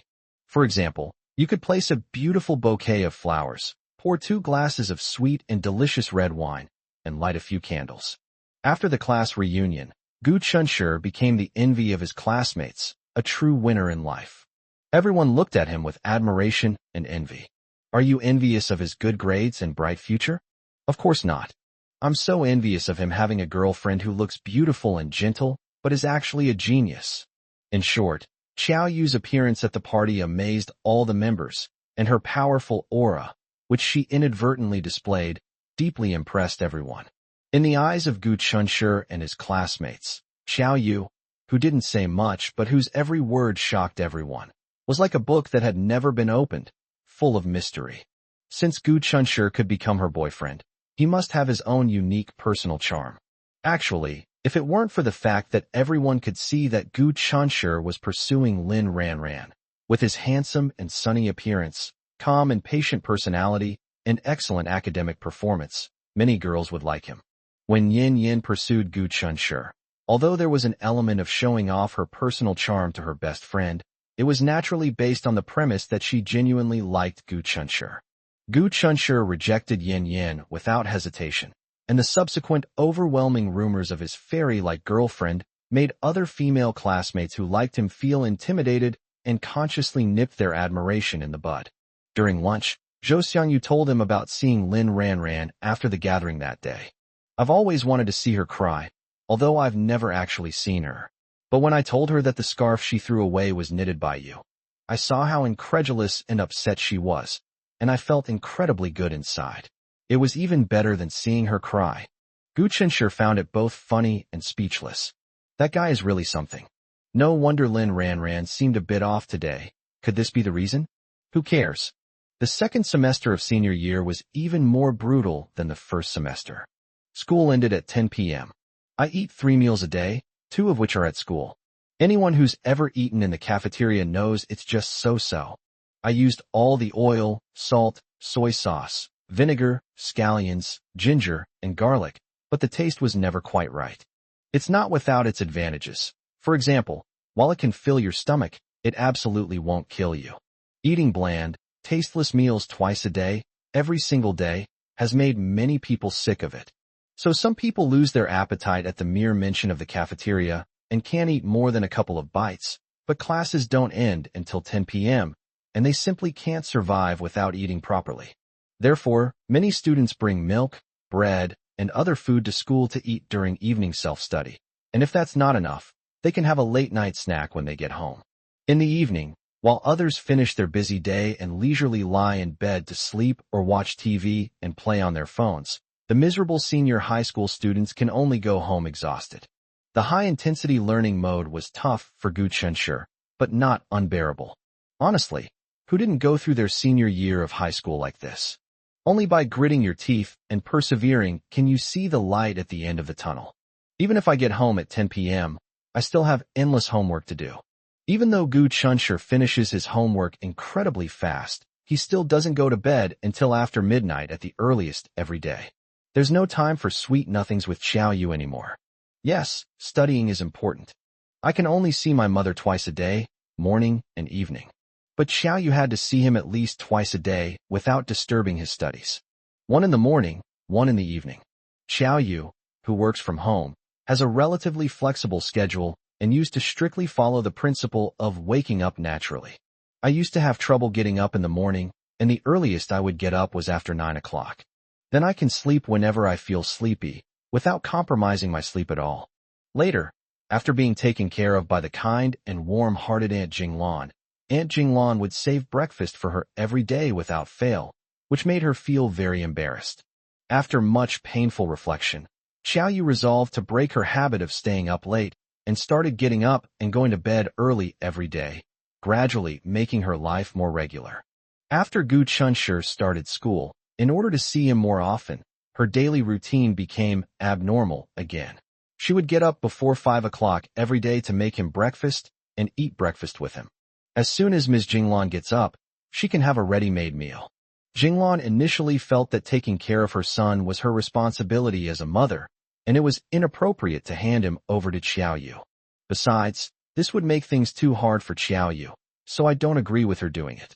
But cooking for the person she likes is not hard work for Xiao Yu at all. On the contrary, it is happiness. Seeing her insistence, Jinglan gave up. She secretly called Gu Chang, who was away on a business trip, and sighed that her silly son was so lucky to have found such a good girl as Xiao Yu. However, sometimes Ms. Jinglan feels like she's a super high wattage light bulb. So the mother was very self-aware. Every day, she would wash up early, and after saying a few words to Gu Chenshi when he came home from school, she would go into the bedroom to watch videos on her phone, leaving the young couple some private space.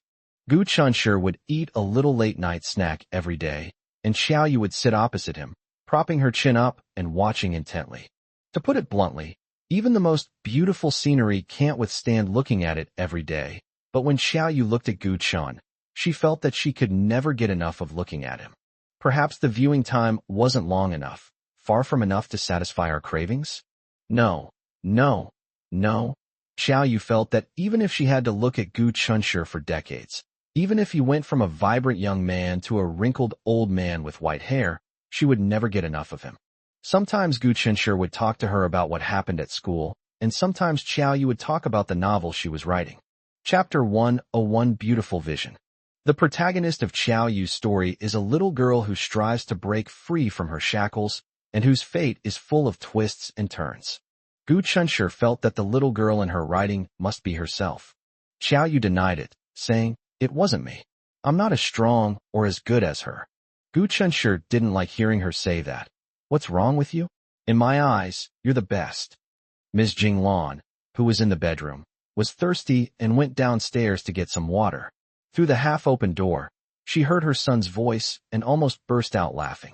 I never expected that her son, who usually seemed a bit aloof and would roll his eyes and say it was boring when he saw the male and female leads in idol dramas being all lovey-dovey and saying sweet nothings, could actually say such cheesy love words. He's much more capable than his clueless father. Gu Chunshi continued listening to Qiao Yu talk about her novel while eating. Based on reader feedback and back-end data, Qiao Yu's debut novel is doing quite well so far. The aloof editor, who had never spoken before, took the initiative to talk to her about the data, encouraged her to keep writing, and analyzed that her book's word count had increased, suggesting it would achieve good results. It was rare for Qiao Yu to show such joy. She rested her chin on her hands and smiled dreamily. "I want to make a lot of money, and then we'll move to a bigger house, and my uncle, aunt, you, and I will all live together.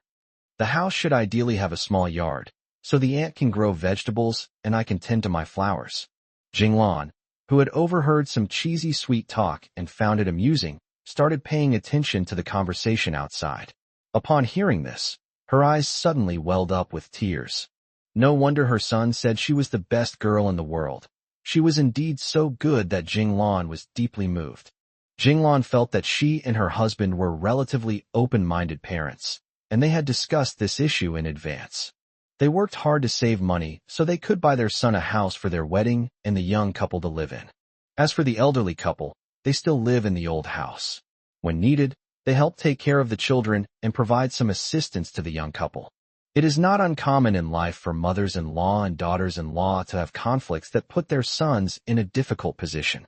Jinglan and her husband did not want to become a stumbling block to their son's life after marriage.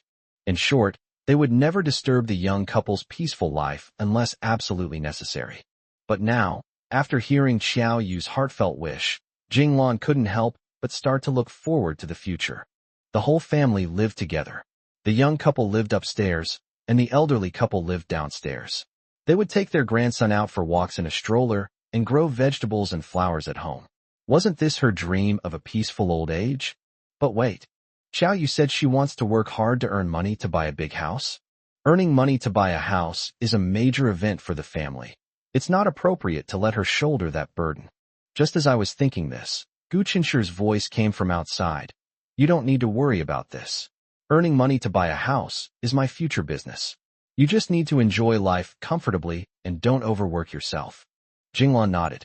"As expected of my son, he's so responsible." Qiao Yu snorted softly, unconvinced, and said, "How is this only your problem? You've read so many books. Don't you understand the principle of gender equality?" Gu Chunshi was speechless. After a long pause, she said softly, "That's just between the two of us. I don't want you to go through all that trouble." Qiao Yu said righteously, "But I don't feel tired at all. Not only do I not feel tired, but when I think about our future home, I feel full of energy. Gu Chunshi, you can't be so domineering and take away my enjoyment of contributing to our future home." Having said all that, what else could Gu Chunshi say? I can only marvel at how I met an angel, and we will dedicate ourselves to protecting her for the rest of her life. Time flies, and a week of school has already passed in the blink of an eye. Finally, we have a day off. Jinglan insisted on giving Gu Chunshi 200 yuan, telling him to go out with Qiao Yu and not stay at home all day, lest they become stupid. Gu Chunshi looked at the 2 red bills in his hand, and then at his mother with deep wrinkles around her eyes, and almost burst into tears. "Mom, when did you become so generous?" "Don't think he doesn't know. He benefited from Qiao Yu's influence." Jinglan laughed and scolded. "You little brat, when has your mother ever been stingy? Spend what needs to be spent, and save what needs to be saved. Now get out of here." In February, the wind blowing in my face was still chilly. Jinglan is off work today, and her electric scooter is at home. Gu Chunshur pushed his electric scooter out of the shed and looked at Xiao Yu, whose eyes were full of anticipation and excitement. Any hesitation in his heart vanished. He himself didn't think there was anything wrong with it, but he was worried that Xiao Yu would be cold, so his original plan was to take a taxi. However, I really long for the scene in movies and TV dramas where the male lead rides a bicycle with the female lead on the back. However, considering that riding a bicycle would be too tiring for Gu Chunshur, riding an electric bike would be just as good. Ms. Jinglan's electric scooter is equipped with a winter essential, a thick windproof blanket. He pulled the windshield up to his neck, and at the same time, Xiao Yu sat down. Her posture was too proper, which made Gu Chunshur a little disappointed. Why didn't she put her arms around his waist from behind? Gu Chunshur twisted the handlebars, and the electric scooter started moving smoothly. Hey, it's Chunshur, 9 a.m. Going out to play?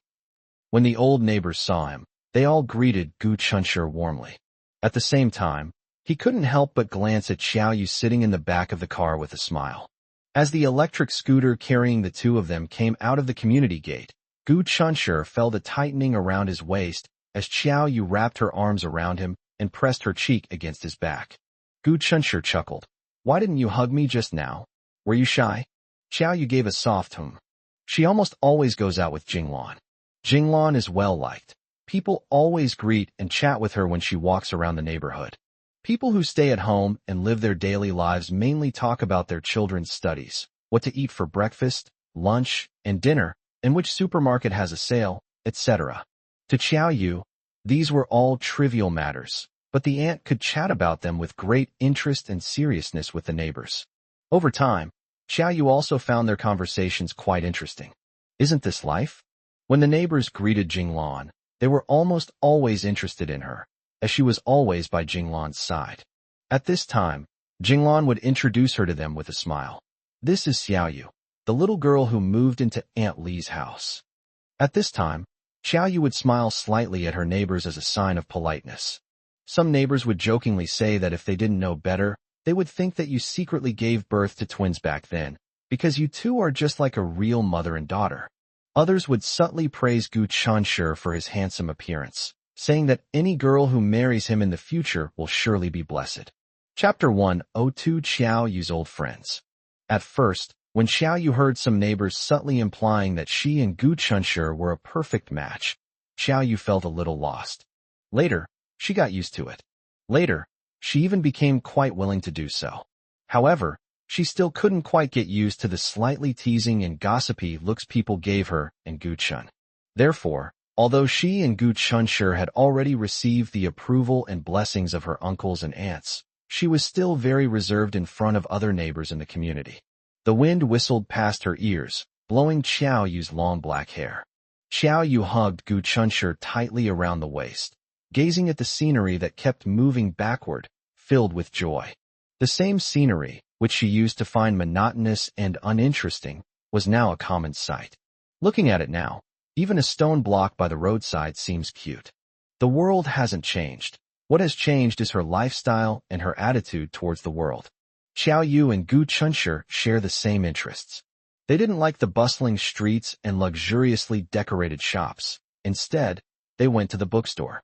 Xiao Yu really liked the smell of ink emanating from the pages of a book when she opened it. Gu Chunshur ordered 2 cups of coffee. Drinking coffee is secondary. The main thing is to have a comfortable and spacious seat. But Xiao Yu stopped her. There's no need. I don't want coffee. Let's not waste money. Let's just find a place to sit. Gu Chunshur smiled and teased. What? Are you going to start saving money to buy a big house from now on? I remember you said that money is earned, not saved. We should spend it when we need to. Remember, money is meant to serve us. Xiao Yu laughed. I didn't realize you were so good at lecturing. Let me ask you, do you like coffee? It's so, Gu Chunshur said, realizing he had misspoke as soon as the words left his mouth. Sure enough, Xiao Yu looked at him with a smile. Just because it's so means it's not a necessity. It's optional, and I don't want to drink it. So these 2 cups of coffee are money I shouldn't have spent, am I right? Gu Chunshur. Okay, whatever you say is right. But I always felt that I had wronged her. When Xiao Yu learned of his thoughts, she immediately became unhappy.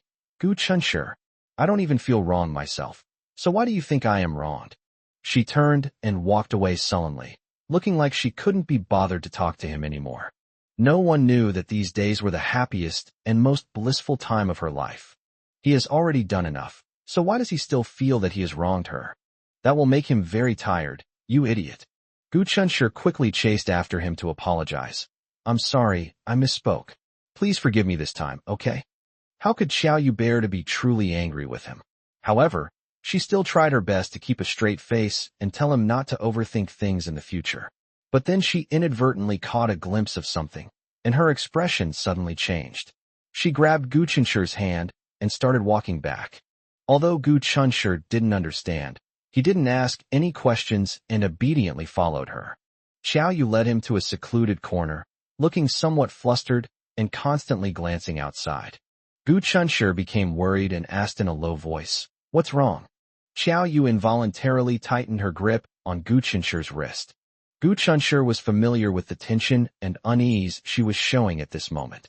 When I accompanied her to visit her mother in another city 1,000 miles away, she was in this state as we passed through an upscale villa area. Alarm bells rang in Gu Chunshur's mind. Therefore, it is clear that Xiao Yu unintentionally saw a familiar face. Why don't we leave here now? Gu Chunshur held her hand, trying to give her some strength. This method worked, and Xiao Yu gradually calmed down. I just saw the daughter of one of my former teachers, she explained softly. Gu Chunshur immediately understood. The teacher's daughter wasn't a monster, so what Xiao Yu feared wasn't the teacher's daughter, but rather the chain reaction that might be triggered if the teacher saw him. Her teacher must have had connections with her biological father's family. If the teacher's daughter sees her, then the teacher might find out. If the teacher finds out, she is very likely to tell her biological father's family about her whereabouts. Although she left behind a letter unilaterally severing ties when she left, it does not mean that she has truly severed ties with her biological father's family. Even if she didn't want to admit it, the facts were undeniable. She was a child of her biological father, the Yang family. Once they know her whereabouts, the Yang family might come looking for her and take her away. Based on what Gu Chunshur knew about her, she didn't want any connection with the Yang family. In other words, regardless of whether the Yang family treats her well after finding her, it will inevitably cause her great pain. Thinking of this, Gu Chunshur also became nervous. If she is in pain, he will also feel very bad. Once the Yang family finds her, will they be able to get back together? Gu Chunshur had a lot of random thoughts, and as Xiao Yu gradually calmed down, he began to get extremely nervous. Xiao Yu noticed that he was acting strangely and became worried about him. Gu Chunshur, what's wrong? Gu Chunshur took a deep breath. Let's go right now. When Xiao Yu met the teacher's daughter, she was leading a child around the bookshelf, picking out suitable children's books. They probably hadn't finished choosing yet. The two avoided that area. Xiao Yu left the bookstore and waited outside, while Gu Chunshur went to the cashier to pay for the study materials. As he looked down to retrieve his payment code, a faint, pleasant fragrance wafted over. A woman around 30 years old walked over with a little girl by the hand and stood behind him waiting to pay. Gu Chunshur subconsciously glanced back, and the young mother politely smiled at him. Gu Chunshur recalled that before leaving the bookstore, Xiao Yu had told him that her teacher's daughter was a young mother with a little girl, and he couldn't help but become alert. Young mother, little girl. All of them are correct. This suggests that the young mother is very likely the teacher's daughter who made Xiao Yu nervous. Gu Chunshur secretly rejoiced that they had acted quickly enough, and Xiao Yu had already left the bookstore without being seen by the young mother. Before turning his gaze away, Gu Chunshur subtly glanced at the young mother. The young mother looks to be around 30 years old. Although she is not a conventionally beautiful woman, she has a great temperament. The little girl held her mother's hand and stared at Gu Chunshur with her big, grape-like eyes, looking at him curiously. Then she reached out her other small hand and quietly tugged at Gu Chunshur's clothes, seemingly trying to get his attention. The young mother immediately stopped her. Xinshin, don't be naughty. The little girl named Xinshin immediately let go of Gu Chunshur's clothes. Gu Chunshur pretended to be nonchalant as he paid and walked out with his shopping bags. He and Xiao Yu were in such a hurry to avoid the teacher that they forgot to arrange a meeting place. Gu Chunshur has no idea where Xiao Yu is waiting for him right now. He remembered that Xiao Yu didn't bring her phone when she went out with him. She felt that it was enough for Gu Chunshi to bring it, and subconsciously she regarded herself and Gu Chunshi as a whole. When they were out, they would never be separated unless they needed to use the restroom. Chapter 103, I Will Not Leave You. As Gu Chunshi walked out of the bookstore carrying shopping bags, he glanced around casually and was a little confused. He then saw a young mother leading a little girl slowly walking towards the cashier. Therefore, the young mother who just stood behind him in line might not be the teacher's daughter who made Xiao Yu flee in panic. On second thought, today is Sunday. Even if they don't buy books, many parents will still bring their children to the bookstore to cultivate their children's love of reading from an early age. So, a young mother leading a little girl is a common sight, nothing unusual. Therefore, Gu Chunshi had no way of distinguishing which one was Xiao Yu's teacher for the time being. It is said that in the vast sea of people, it is a low probability event for Xiao Yu to meet his former teacher in the bookstore by chance. After leaving this bookstore, even if he wants to, it is probably difficult to meet him again. Naturally, this wouldn't have any impact on their peaceful lives. However, Gu Chunshi was somewhat curious about Xiao Yu's former teacher's daughter. The daughter of a teacher who taught Xiao Yu must know a lot about Xiao Yu's life and past, right?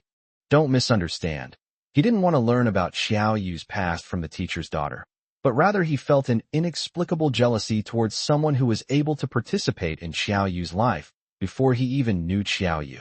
After leaving the bookstore, Gu Chunshi turned to the left, looking around for Xiao Yu as he walked. Suddenly, a hand reached out from around the corner of the mall and landed on Gu Chunshi's arm. Suddenly, a strong force pulled Gu Chunshi in. Xiao Yu's appearance is particularly deceptive. In short, before she displayed her great power, she was delicate and frail, easily arousing people's protective instincts.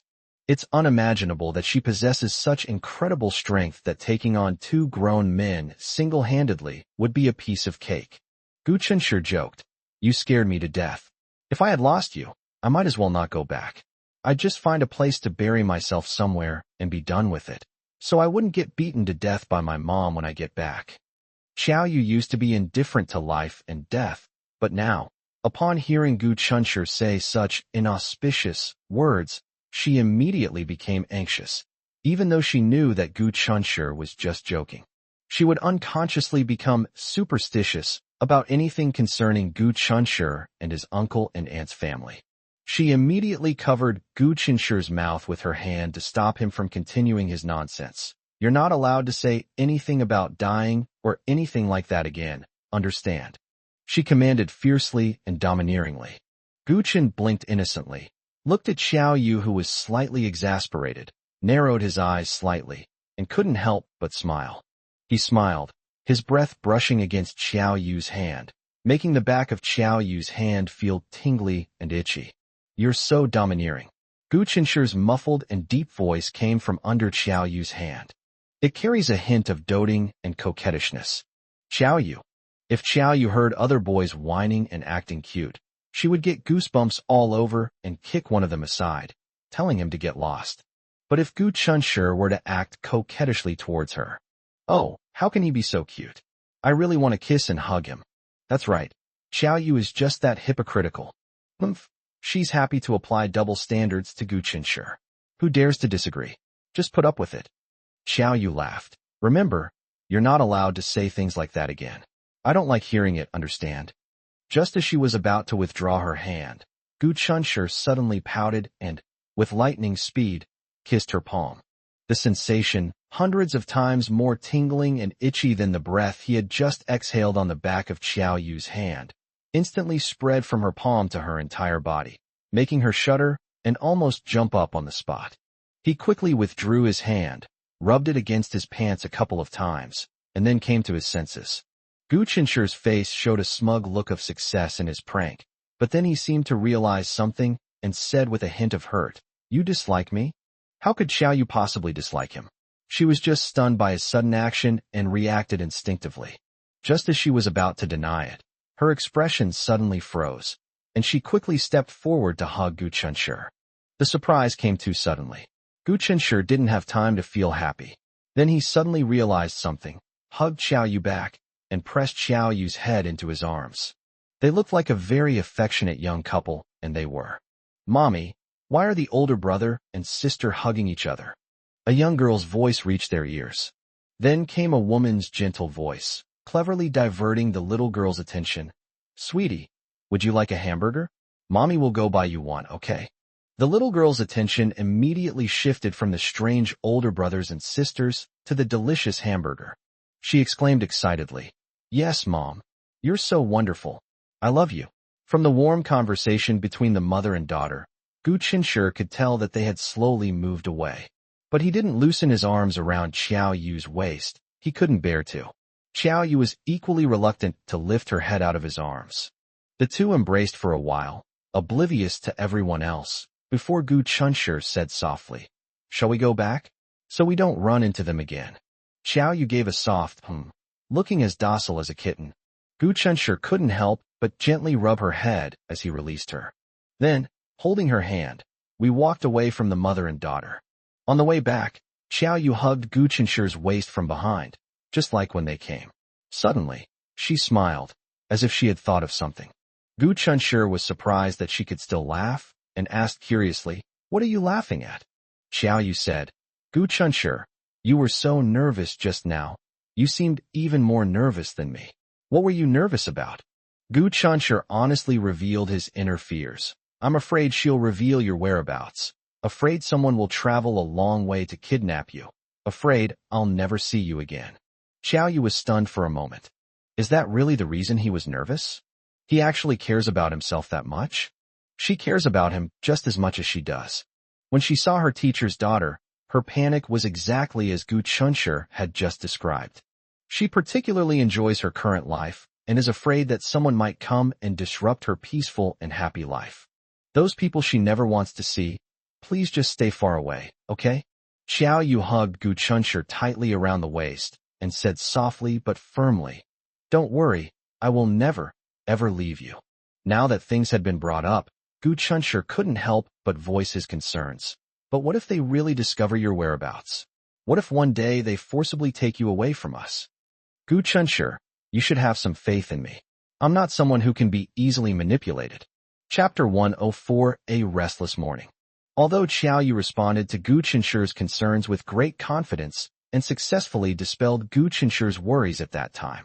However, when the night is deep and quiet, Gu Qinsher still thinks about this and feels anxious and uncertain.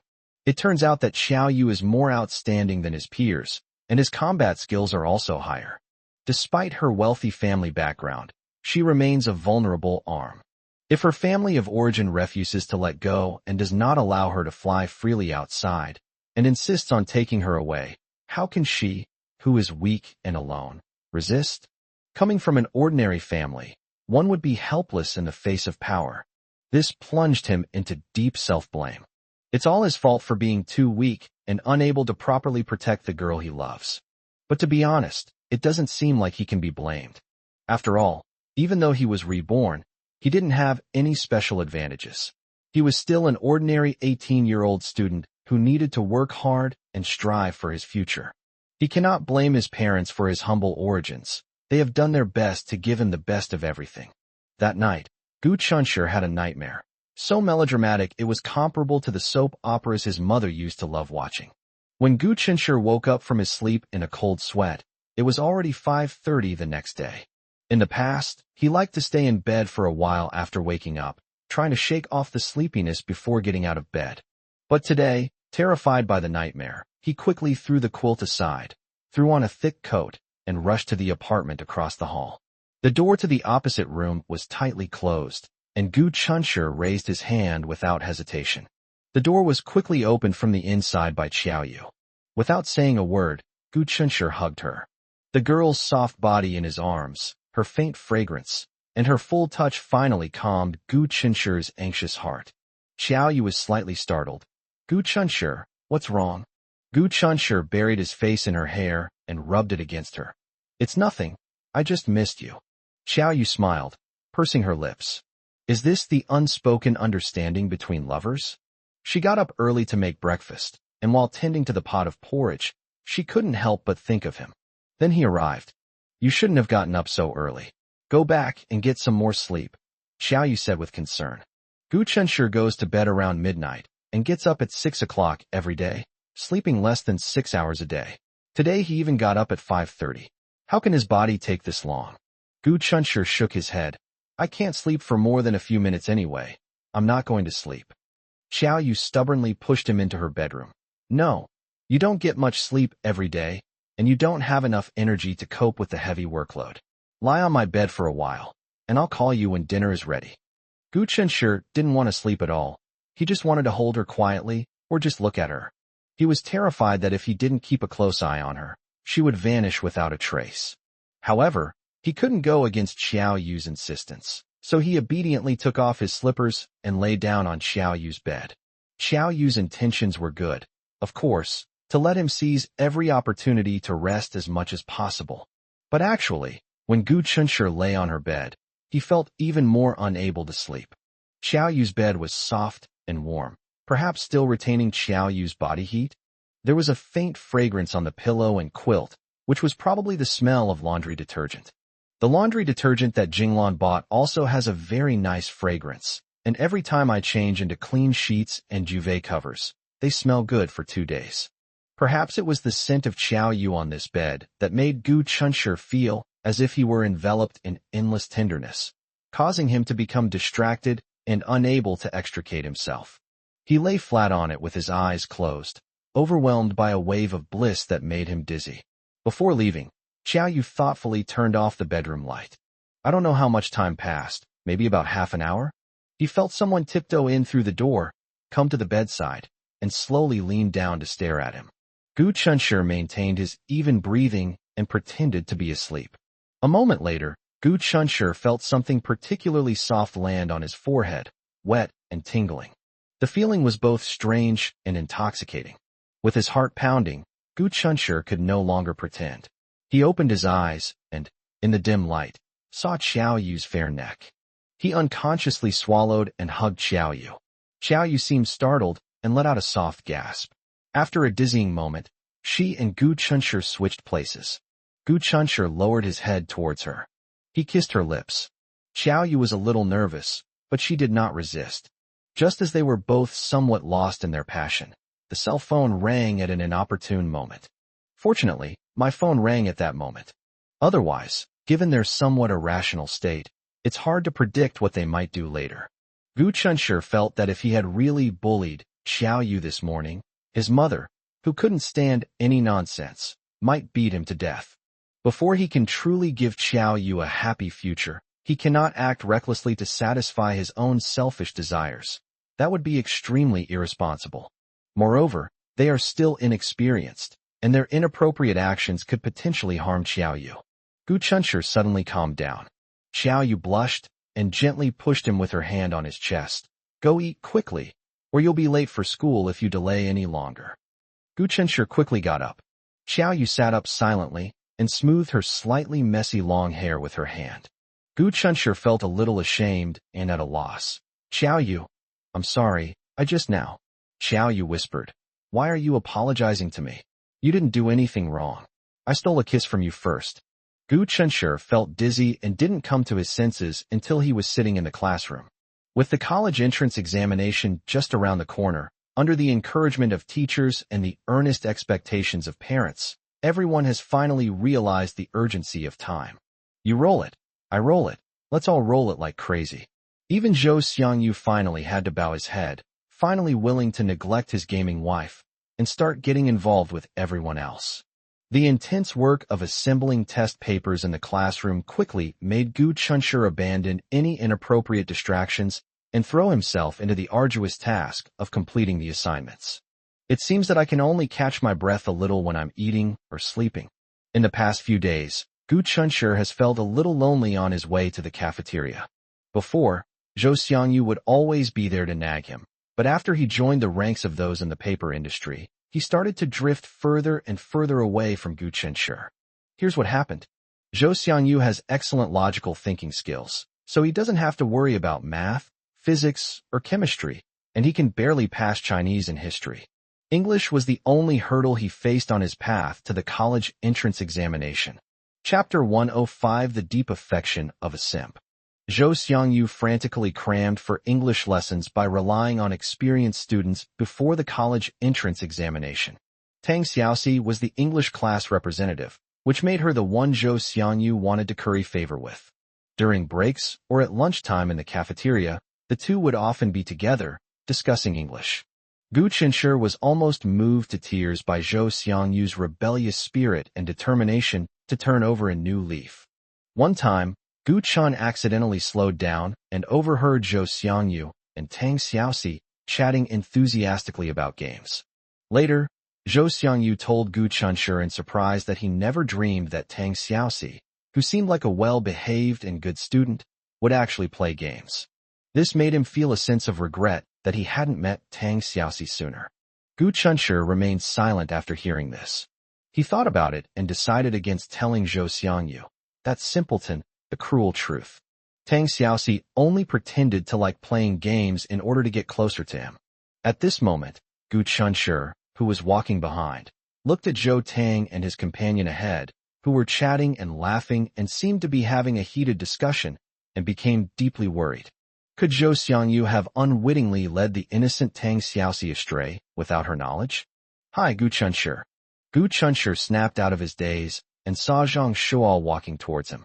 Zhang Shuo appeared to be smiling, but the worry in his eyes was impossible to hide.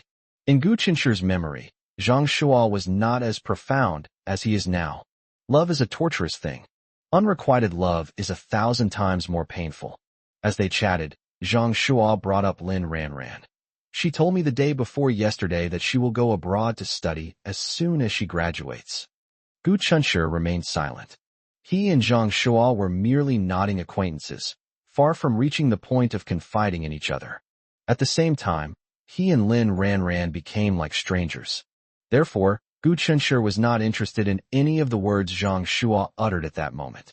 But out of basic politeness, he couldn't very well tell him to shut up, to stop talking, because he wasn't interested in any of the words he was saying. So he silently became Zhang Shuo's listener, the one to whom he poured out his troubles. Whether he listened or not is his own business. She told me to stop liking her, that she would be staying abroad for at least 3 to 5 years, and who knows what might happen after that. Gu Qinsher listened to this and let it go in one ear and out the other, but he didn't show it at all on the surface. I told her that as long as she comes back one day, I will wait for her forever. Zhang Shuo's voice was filled with affection and determination. Gu Qinsher. He wanted to say, "Are you stupid?" Lin Ranran's meaning couldn't be clearer. She was rejecting you. It's practically like they're saying, "I don't like you outright. You're still playing the sentimental card here, haha." Wait, that's not right. Gu Qinsher was depressed. This is Zhang Shuo's private matter with his love life. Why is this kid telling him all this? Could it be because he was once Lin Ranran's devoted admirer that Zhang Shuo not only showed no hostility towards him, but also felt a sense of kinship? It's really speechless. Zhang Shuo's gaze kept, intentionally or unintentionally, fixed on a graceful figure in the crowd ahead, silently expressing his deep affection for Lin Ranran. I know she meant well, but wasn't it also a test for me? I will definitely wait for her to come back, pursue her again, and confess my love to her in front of everyone. I will definitely wait for the day when she sees my good qualities and accepts me. Gu Qinsher looked at him with sympathy and pity. At this moment, Zhang Shuo seemed like his past self. However, Gu Qinsher felt that he might be slightly better than him. If Lin Ranran had given him such a hint in his past life, he would have immediately put aside his wishful thinking and kept a reasonable distance from her, even if it was difficult. This stems from his stubborn pride and his inherent upbringing. That way, they wouldn't end up in such a miserable state. When I got home from school in the evening, I had only climbed to the 3rd floor when I heard cheerful laughter coming from my own home. Gu Qinsher was filled with questions. He could vaguely make out his mother Jinglan's voice from her hearty laughter. The other laughter was clearly not Xiao Yu's voice. Moreover, Xiao Yu is a lady actually. It's just her personality. She almost never laughs out loud with her mouth wide open. Have we had guests over?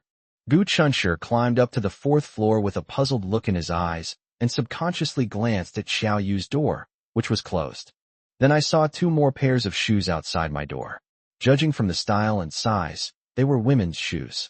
The door was ajar, not fully closed.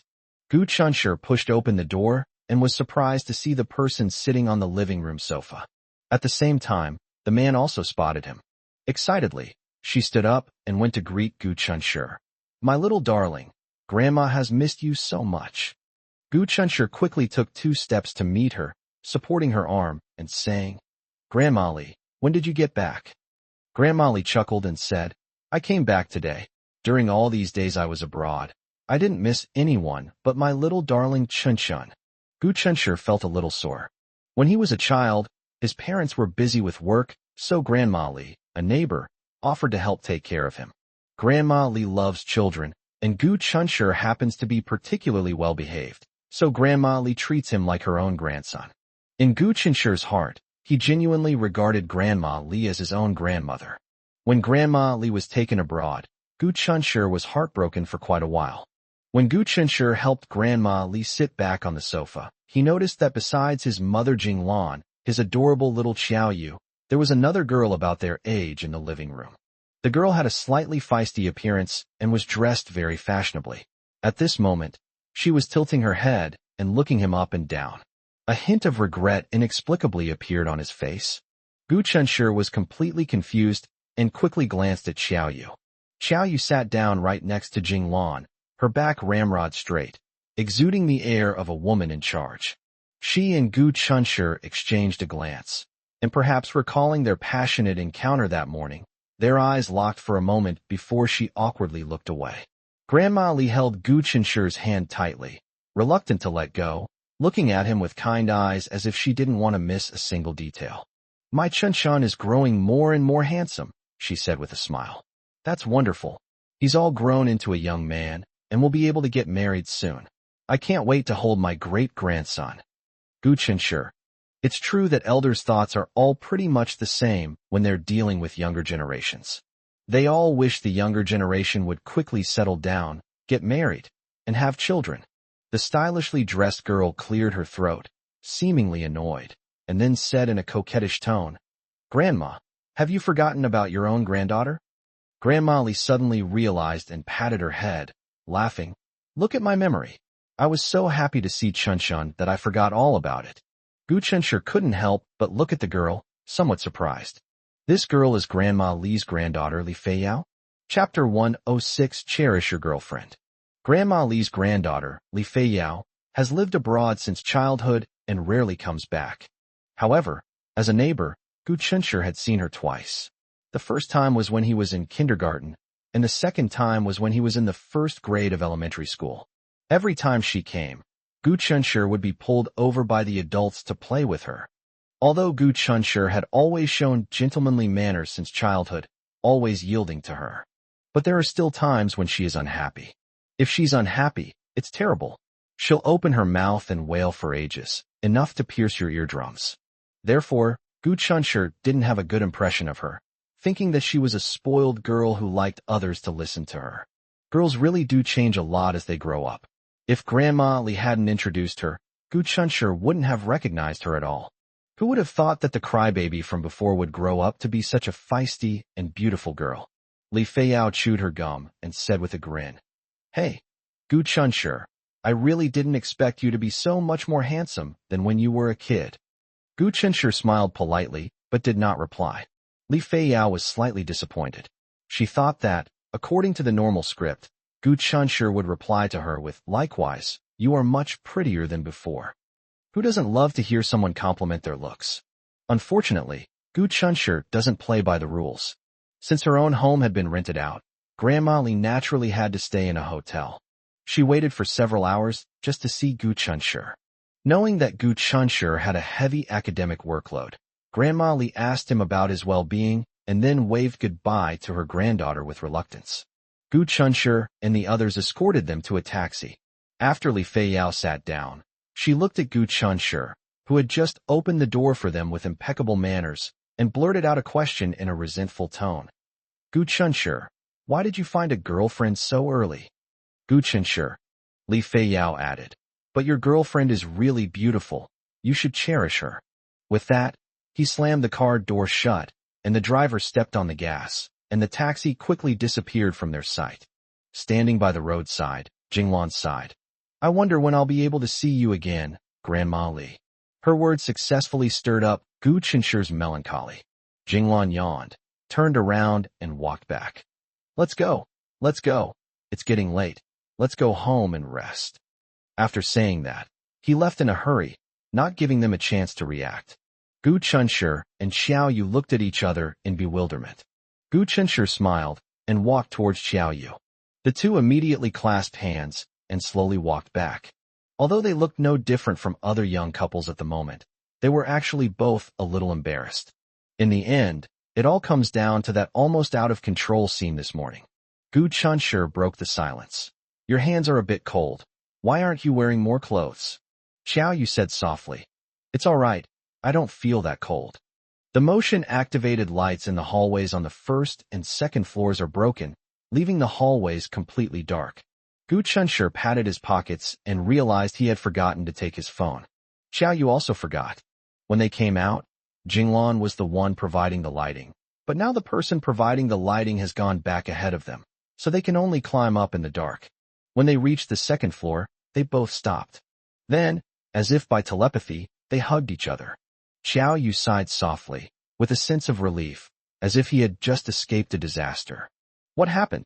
It doesn't seem to be anything. It's just that my landlord, your neighbor Grandma Li's granddaughter, told me that she wants to be your girlfriend. Xiao Yu said sullenly. Gu Chunshi was taken aback. Huh? But we've barely met each other since we were little. She must be joking with my mom.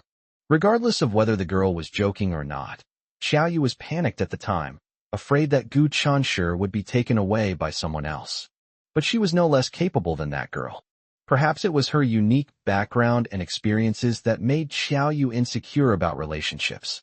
Back home, Jinglan had already heated up the late-night snack she had left for Gu Chunshi.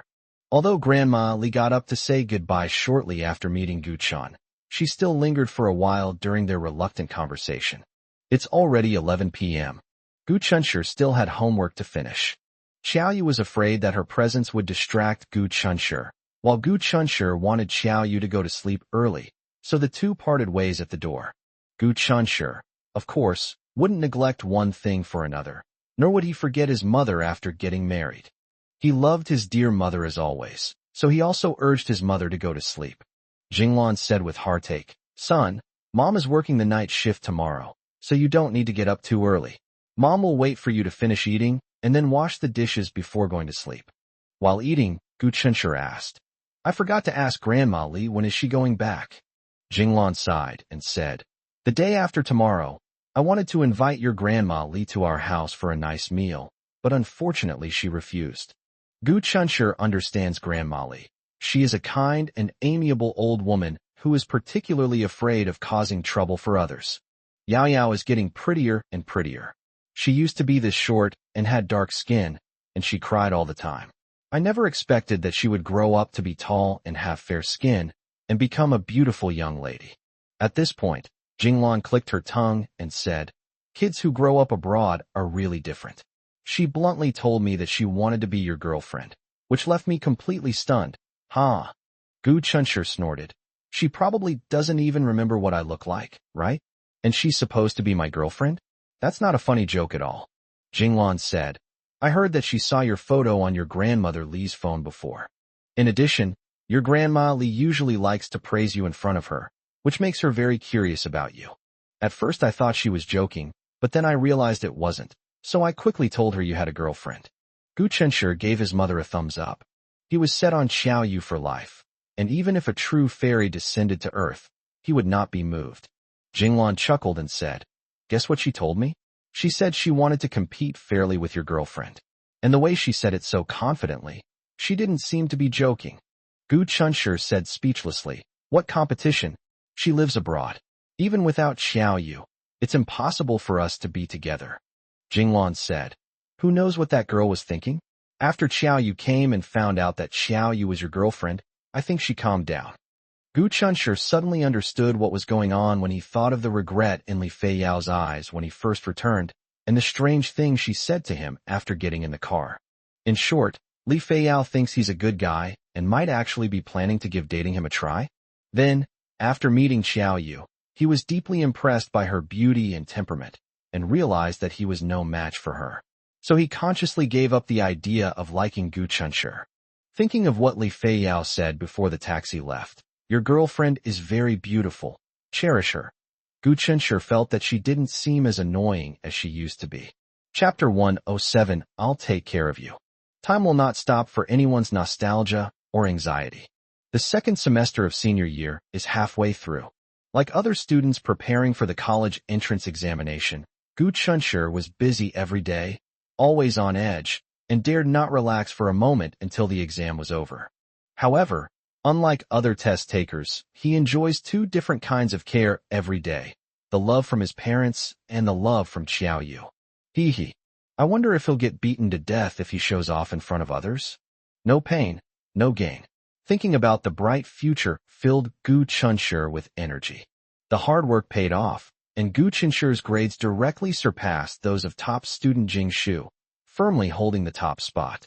Xiaoyu's side is also doing well. Besides his main job, his side business has also achieved good results. By the second month of the book's publication, it had generated several thousand yuan in revenue for Xiaoyu. The day she received her royalties happened to be a weekend, and Xiaoyu was as excited as a child, clamoring to treat Gu Chunshi and Jinglan to a meal at a restaurant. Jinglan poured cold water on her idea and said arrogantly, "Don't go to restaurants anymore. The food there isn't as good as mine. You're wasting money and still not getting a good meal." Xiaoyu thought about it again and realized that made sense. Especially after she learned to cook. While the food she ate outside wasn't exactly unpalatable, it was certainly tasteless. However, this was the first time she had received royalties, and she felt uncomfortable if she didn't spend lavishly on it. So when she went out to buy soy sauce with Gu Chunshi, she secretly discussed with him, "Gu Chunshi, I want to buy a gift for your aunt and uncle. What do you think I should buy?" Gu Chunshi thought about it seriously and said, "I think you shouldn't buy it." Xiaoyu asked, puzzled, "Why? Do you think I'm wasting money? If I'm going to buy something, I'll definitely buy it for things that my aunt and uncle can use. That's not a waste." "That's not what I meant." Gu Chunshi shrugged. "From childhood to adulthood, the most decent gifts I've ever given my parents are those 2 down jackets, and they were bought with the pocket money my elders gave me." "Sigh, you're so outstanding. Compared to you, I feel so ashamed. I'm really afraid my parents will look down on me and kick me out one day. What should I do then?" He was obviously joking to dissuade Xiaoyu from the idea, because he knew his parents too well. The more obedient Xiaoyu was, the more uneasy they felt, fearing that they hadn't done enough. However, Gu Chunshi was truly melancholy. Look at Xiaoyu. They can all support themselves now. On the other hand, comparing yourself to others makes you feel utterly ashamed. Gu Chunshi had carefully planned his life. The pressure of senior year in high school was so intense that it completely drained his time, leaving him no room to do anything else. Once he gets rid of this relentless period of working day and night, he will try to make money after entering university, strive to achieve financial freedom as soon as possible, and let his parents, Xiaoyu, live a life free from worries about food and clothing. Xiaoyu, holding his arm, laughed so hard she couldn't straighten up. "You're your uncle and aunt's beloved son. How could they bear to kick you out?" Gu Chunshi sighed seriously, speaking in an old-fashioned tone. "It's better to be safe than sorry." Xiaoyu said, "Don't worry, if that day ever comes, even if your uncle and aunt don't want you, I will want you." Gu Chun put on a pitiful look, "But I can eat a lot." Xiaoyu smiled brightly, exuding domineering confidence, and said, "Even if you eat 10 pounds of rice a day, I can still afford to feed you." Gu Chunshi couldn't help but burst out laughing. "Do you think I'm a pig, eating 10 pounds of rice a day?" But Xiaoyu took it seriously. "Not only will you have 10 pounds of rice a day, I'll also make sure you eat meat with every meal." Gu Chunshi was deeply moved and exaggeratedly said, "Wow, boss, I'm going to cling to your coattails from now on." Xiaoyu said with a smile, "You're welcome to come and hug my thigh anytime. But what if someone laughs at me for being a kept man?" Gu Chunshi feigned distress. Xiaoyu raised an eyebrow domineeringly. "Who dares to say that? I'll beat him to death. I'm happy to let you live off me. I'll support you through college, and I'll take care of you for the rest of your life." Gu Chunshi pulled her into his arms and said with a silly smile, Although I am very touched, I don't want you to support me. I want to support you. Now that spring is here and flowers are in bloom, everyone has taken off their bulky down jackets and put on comfortable and lightweight spring and autumn clothes. Xiao Yu is dressed in a black casual suit, with her hair tied in a high ponytail, looking youthful and beautiful. She has a habit of wearing a mask when she goes out, covering most of her face. If she goes out alone, she will wear a pair of big sunglasses, exuding a cool, edgy, and domineering aura that screams, "Don't bother me." However, Xiao Yu always went out with Aunt Jinglan or Gu Chunshi, and tried her best not to go out by herself, because she is becoming increasingly uncomfortable with being alone. The conversation drifted to the time I accidentally bumped into my teacher's daughter at the bookstore. Oh right, when Xiao Yu hurriedly hugged him to avoid being discovered by the teacher's daughter, Gu Chunshi secretly glanced at her and confirmed that the young mother who had been standing behind him was indeed teacher Xiao Yu's daughter. The teacher's daughter is named Chu Xian, and she is 9 years older than Xiao Yu, turning 27 this year. Chu Xian's mother, Qiu Lan, is Xiao Yu's art teacher and a single mother. She was originally a teacher at an art studio, but later became Xiao Yu's private art teacher.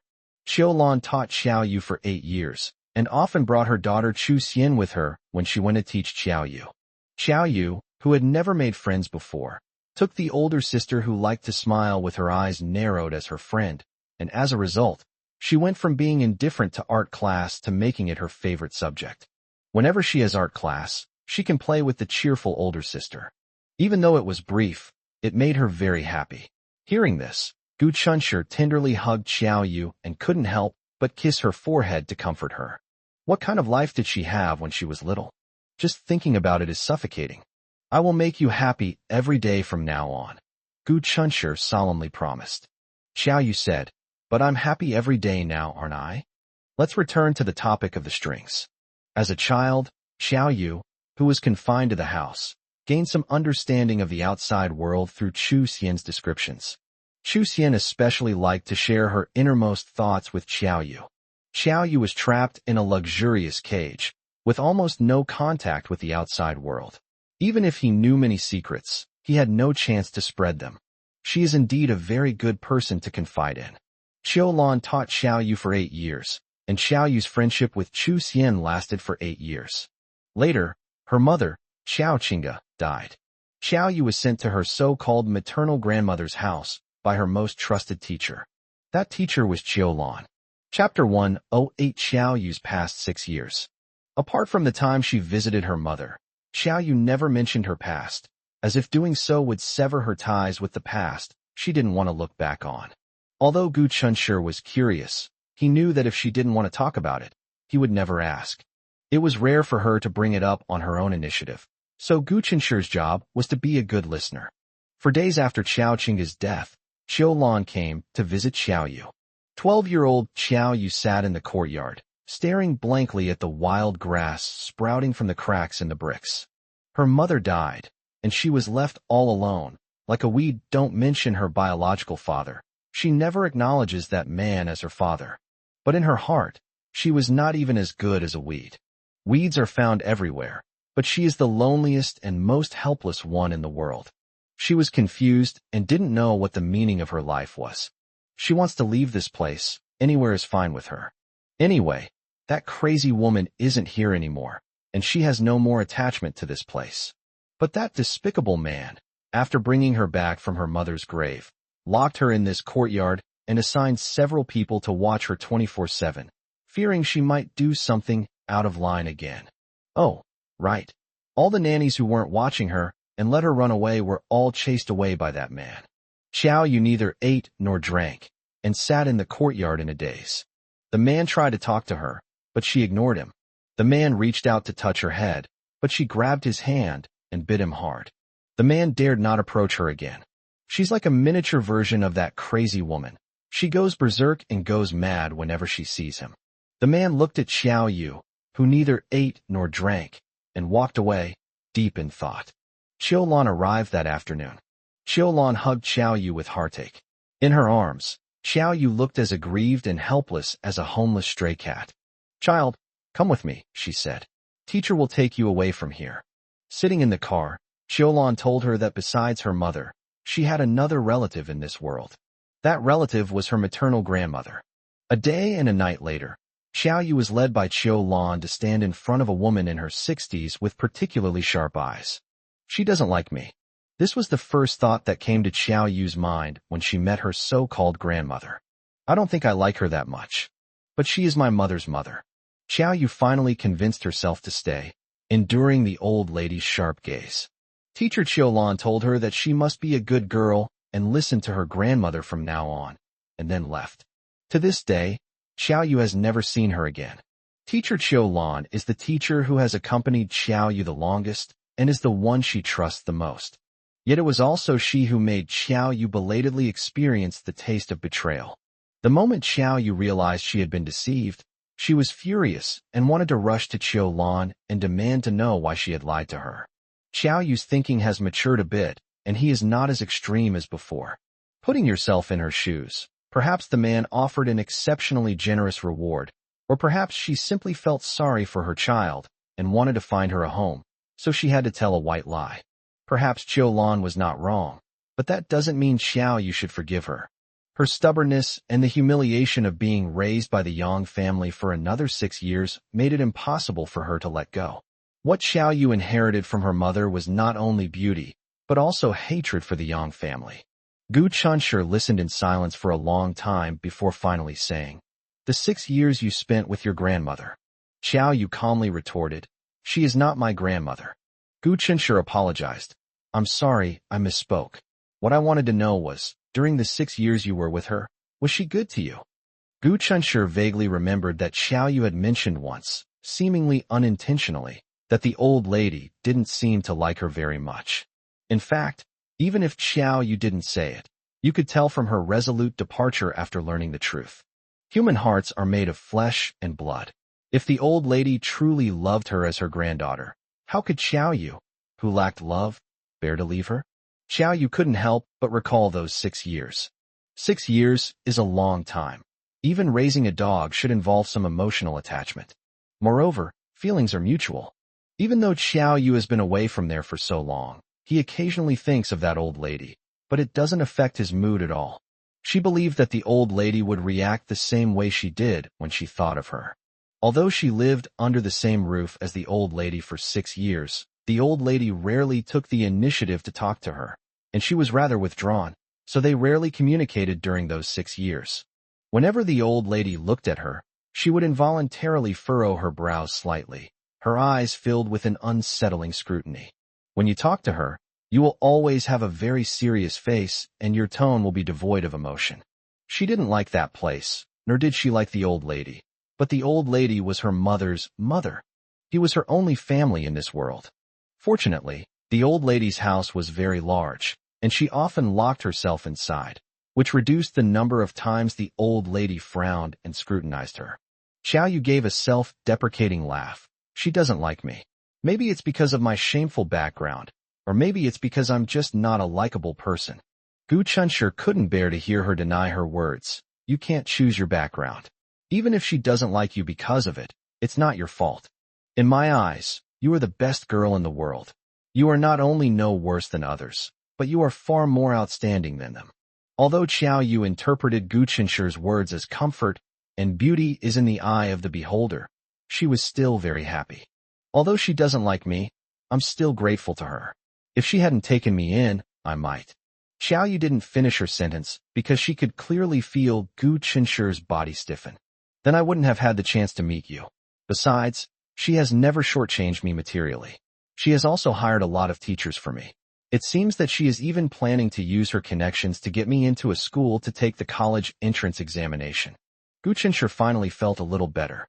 Because of the problems left behind by Xiaoyu's parents, old Mrs. Yang didn't like Xiaoyu. But she did everything she could for Xiaoyu. Really, not only Xiaoyu, but even Gu Chunshi felt grateful to the old lady he had never met. But now you've essentially given up the opportunity to take the college entrance exam. Don't you regret it? Chapter 109, If Regret. For many people, the college entrance examination is a major event that affects their entire lives. By leaving her nominal grandmother's house, Xiao Yu essentially gave up her chance to take the college entrance examination. Xiao Yu retorted, "Why should I regret it? I don't regret it at all. If I really have any regrets, it's that I didn't know the truth sooner and leave that place sooner. That way, maybe I could have met you all sooner." In Xiao Yu's understanding, the college entrance examination is nothing more than a stepping stone in life. For many people, it's about getting into a good university so they can secure a bright future for themselves. Aside from a few individuals with lofty ambitions, most people have a very simple goal: to make money, and lots of money. So, things become simple. Although Xiao Yu never went to university and didn't have that diploma, it didn't help her find a respectable and considerate job in society. But she can still earn money to support herself through other means. For example, becoming an artist or writing novels. She can support herself just the same. There are 360 professions, and every profession can produce an expert. If she perseveres and continues to work hard, she might be able to realize her dream of buying a big house someday. It may seem like she's daydreaming, but anything is possible. With her current income level, it's no less than that of some hard-working 9-to-5 workers. Therefore, Xiao Yu does not feel any regrets in his life. She has become accustomed to her way of life. In short, she could hardly imagine herself sitting in the same classroom with a large group of people, listening to a teacher give a lecture. She wasn't interested in anyone except Gu Chunshi and her uncle and aunt. The two walked and chatted, carrying the soy sauce they had just bought from the supermarket. They sat close together and slowly made their way back. Just around the corner they had just passed, a family of 3 happened to arrive. A young father held his 3- or 4-year-old daughter in his arms, and the daughter stretched out her chubby little hands, intently picking at his stubble. The young mother stood still, unable to resist glancing around the corner. "Chu Xian, what's wrong?" the young father asked, puzzled. The young mother, Chu Xian, came to her senses and shook her head. "I might have seen wrong. I just saw a girl who looked a lot like my little sister from before, but it's unlikely to be her." The young father laughed and said, "I was just wondering, the probability of you actually meeting someone you used to know here is practically a miracle." Chu Xian snorted softly and said, "Sigh. I regret it. I shouldn't have traveled all the way here to marry someone for the sake of so-called love." The young father joked, "It's too late to regret it now." The daughter clapped her little hands and imitated her, saying in a very serious tone, "It's too late to regret it now, Mom. It's too late for you to regret it now." Chu Xian rolled her eyes and gently poked her daughter's forehead with her index finger. "You little ingrate." The little girl said, "Daddy, Mommy, I want to come to Grandma's house again tomorrow." They had already walked to a car parked by the roadside. Chu Xian said, "You have to go to school tomorrow, so you can't play at Grandma's house anymore. Besides, you're too naughty. I'll bring you here again when you can behave." Time flies, and there's only 1 week left until the college entrance exam. At the most critical moment, Jinglan and Xiaoyu took meticulous care of Gu Qinshi's daily life. "My dad calls me every day at 8 o'clock sharp. I chat with him for a bit and help him adjust his mindset." Xiaoyu started preparing various nutritious meals for him. Ms. Jinglan even wished she could serve him every day, helping him change clothes and put on his shoes. Gu Chunshi found this both funny and unsettling, then said righteously, "Mom, Xiaoyu, why do I feel like you're more nervous than I am?" Jinglan said matter-of-factly, "This is a major event that concerns your whole life. Of course your mother will be nervous. But son, let me tell you, your mother can be nervous, but you must not be nervous. Just like when you take a test, don't take it to heart." Gu Chunshi understood what his mother meant. Some individuals who perform well in their studies may fail important exams due to excessive nervousness. It's truly a pity. His gaze fell on Xiaoyu, and he noticed that she was secretly smiling. Gu Chunshi asked curiously, "Xiaoyu, what are you laughing at?" Xiaoyu suppressed a laugh. "What you just said reminded me of an old saying." As soon as she mentioned it, Gu Chunshi immediately knew what that old saying meant. The emperor isn't worried, but the eunuchs are. "Mom, Dad, around what time will you arrive today?" During yesterday's phone call, Gu Chunshi knew that his father would be coming back today, but he forgot to ask exactly when. "It'll be around 5 p.m., so it won't interfere with dinner." Jinglan changed the subject. "Chunshi, 9 a.m. Anyway, the college entrance exam is only a week away, so don't push yourself too hard. You've done what you needed to learn, put in the necessary effort, and acquired the necessary knowledge. In the remaining few days, relax and prepare to face the college entrance examination in your best possible condition. Gu Chenshi gave his mother a thumbs up. Jinglan added, after you finish your college entrance exam, let's not think about how you did. You and Xiaoyu can go to another city and have some fun for a couple of days. Gu Chenshi was about to say something when Xiaoyu spoke first. Auntie, why don't you and Uncle come with us? Otherwise, we won't go. Jinglan waved her hand. Hey, we won't go. Your uncle is always traveling for work. What kind of scenery hasn't he seen? As for me, I don't like to travel around. It's tiring. You young people are different. You should go out and see more of the world. Gu Chenshi felt a lump in his throat. He didn't want to expose his mother's lie to her face. My mom once lamented to my dad that her life's dream was to travel around and see the beautiful landscapes of the world. My mom doesn't want to go, simply to save money. Well, thankfully, it'll be soon. The most stressful and difficult days are almost over. Gu Chenshi was eager to try. I can't wait to show my skills. In his previous life, Gu Chen spent a year lying in a hospital bed in a daze. Therefore, although he was a reborn person, apart from making him realize the misery of being a simp, it did not bring him any benefits. At 18, he lacked life experience and had no shortcuts, but he was full of confidence in himself. They believed they could create wealth through their intelligence, just as the sun rises in the east every day, taking it all for granted. Young man, the future is bright. That evening, Gu Chenshi finally found some time to read Xiaoyu's masterpiece. Xiaoyu, unusually coy, said, I'll remind you one more time. If there's anything I didn't write well, you absolutely mustn't laugh at me. Gu Chenshi said, Of course, but I think even if I wanted to laugh, you, being so outstanding, might not give me the chance. Chapter 1:10 Listen to your wife. Because Xiaoyu had spoiled the plot for him beforehand, Gu Chenshi already knew what kind of story she was telling before reading her novel. However, when Gu Chenshi opened the book, he was still deeply impressed by Xiaoyu's beautiful writing. According to Xiaoyu, when she started writing this book, she initially envisioned a tragic ending. But as she wrote, a glimmer of hope appeared in her real life. Gu Chenshi and his aunt and uncle and Xiaoyu felt that the girl in her story should also have a happy ending. Moreover, she originally didn't intend to write a long book. From another perspective, Xiaoyu wrote this book not to make money, but to express her feelings. However, due to her good reputation and rising grades, the editor privately messaged her, asking her to write as much as possible and not rush to finish the story. As Xiaoyu wrote, he gradually got into the swing of things, and the girl slowly became more vivid and three-dimensional, making the writing very relatable. Gu Chenshi watched for an hour straight. If he wasn't worried about not being able to get up tomorrow, he would have liked to watch for a while longer. Gu Chenshi exited the novel page, went outside to pour himself some water, and then subconsciously glanced at the door of his parents' bedroom. They should all be fast asleep by now. Gu Chenshi climbed back into the bedroom and sent Xiaoyu a video call request. The call was answered instantly. In front of them, Xiaoyu never acted aloof or cold. Even when Xiaoyu's face is right up against the screen, she doesn't look like she has a round face. She's still as beautiful as ever. She was sitting cross-legged on the bed, her freshly dried hair hanging down in a slightly fluffy manner, her fair skin brimming with collagen, radiating youthful beauty. Now they've developed a habit of making a video call every night before bed, exchanging goodnights before finally going to sleep contentedly. The novel is well written. Gu Chenshi praised sincerely. Xiaoyu smiled, revealing two sharp little tiger teeth. You should go to sleep now.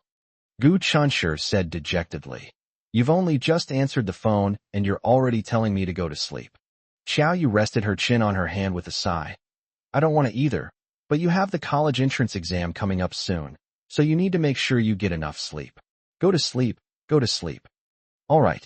Gu Chenshi smiled mischievously. I'll listen to my wife. Xiaoyu was startled and stammered. What did you just say? Gu Chenshi stopped laughing and said seriously. I said I will listen to my wife. On the screen, Xiaoyu's face flushed red instantly, as red as a tempting apple. Gu Chunshur felt a surge of heat coursing through his body and couldn't resist taking a couple of bites of the red apple. The shy and demure Xiao Yu is so alluring.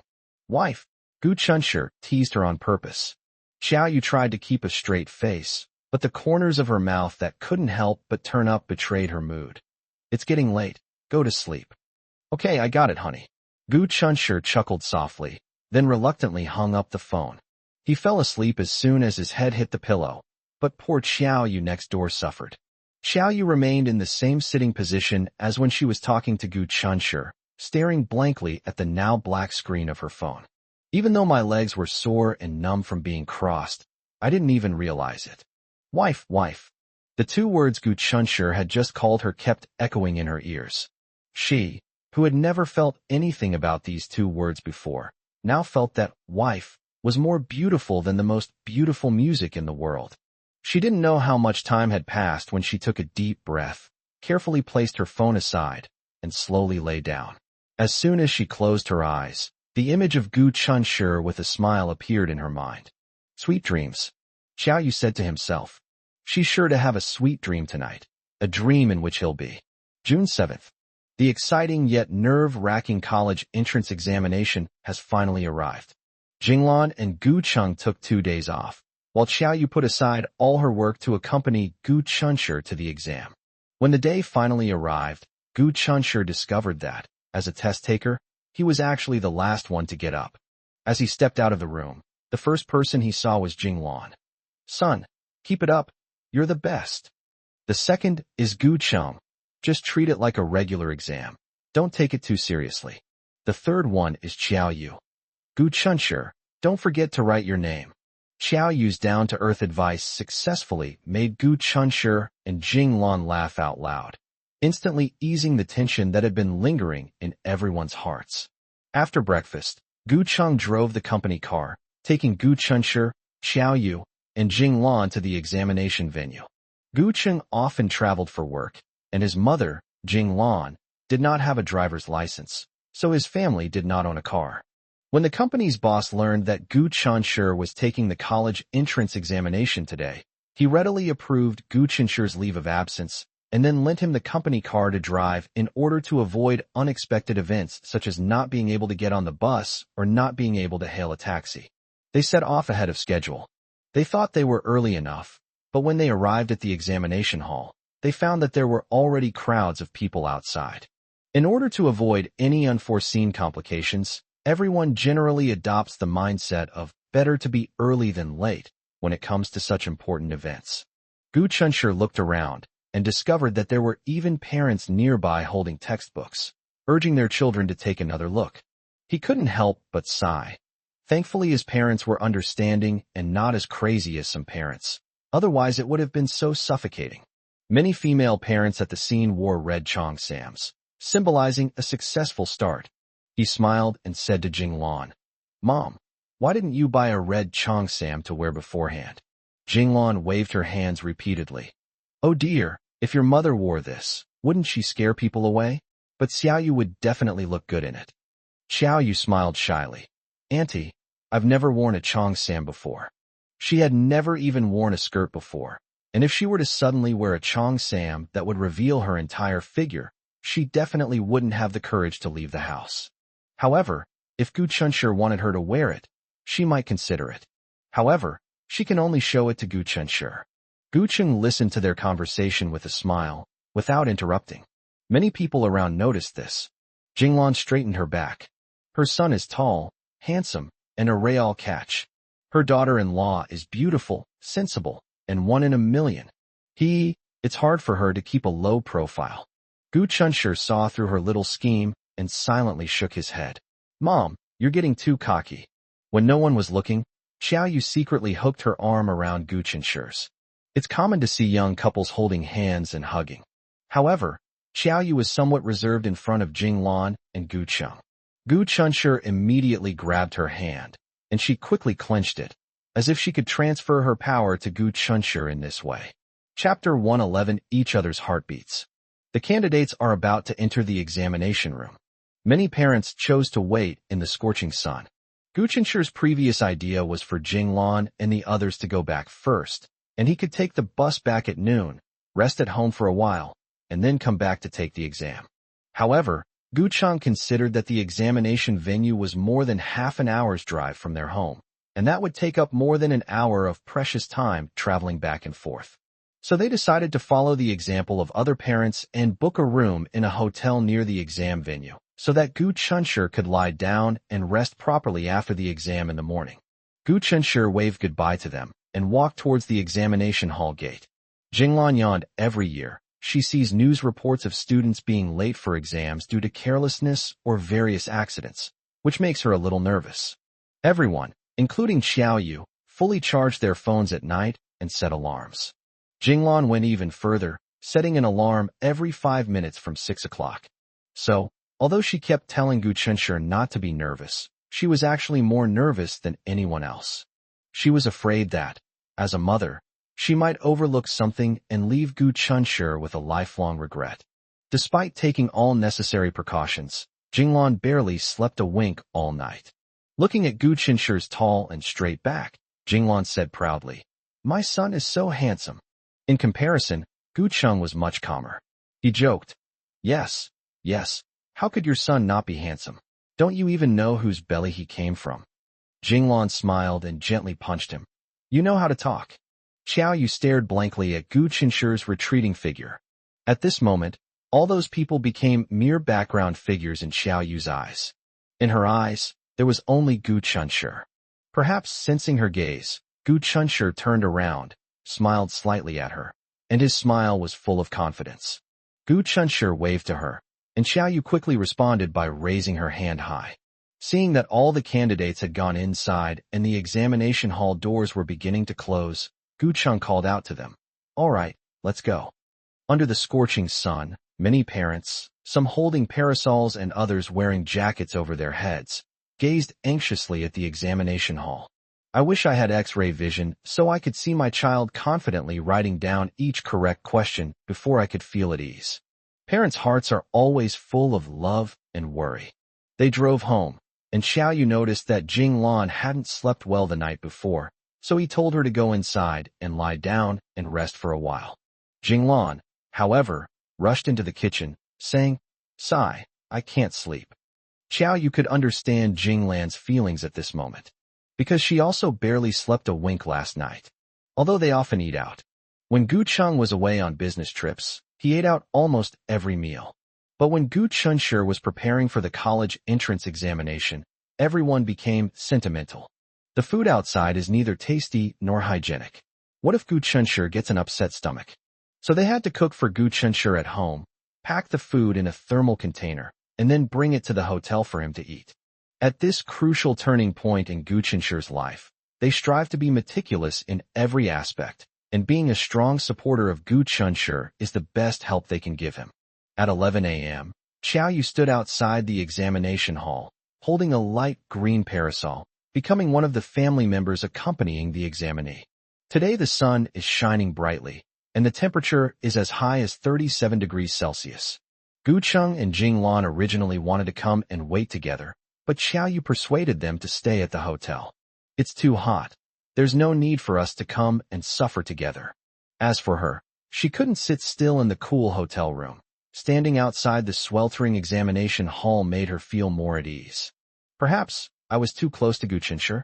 A female parent in a red cheongsam held an antique-style oil paper umbrella and looked her over, making no attempt to hide the admiration in her eyes. Today, Xiao Yu wore a high ponytail, a pure white round-neck short-sleeved t-shirt, light gray-cropped pants, and white sneakers. The simple outfit, however, exuded a fresh and eye-catching charm because it was worn by her. The clean and tidy appearance was a welcome sight for the anxious parents waiting outside, and it seemed to ease their anxiety. Xiao Yu could feel others staring at him, but he ignored it. Ignoring Xiao Yu's aloof demeanor, the parent in the cheongsam couldn't resist approaching her and asking, "Young lady, who is the person taking the exam inside?" Xiao Yu turned to look at her, but before she could answer, the parent in the cheongsam guessed, "Brother or sister?" Xiao Yu shook her head. "No, he's my boyfriend." This was the first time Xiao Yu introduced Gu Chun as her boyfriend. It wasn't that she didn't want to, but she hadn't gone out much before and didn't interact with strangers much, so she hadn't had the opportunity. When the word boyfriend came out of her mouth, Xiaoyu felt a strange and unfamiliar feeling welling up inside her. It was as if at that moment she was declaring to the world that Gu Chunshi was hers. And she branded Gu Chunshi with the mark that Gu Chunshi belongs to Xiaoyu, so that from now on, no one could take him away from her. She really liked this feeling. The parent in the Cheongsam paused for a moment.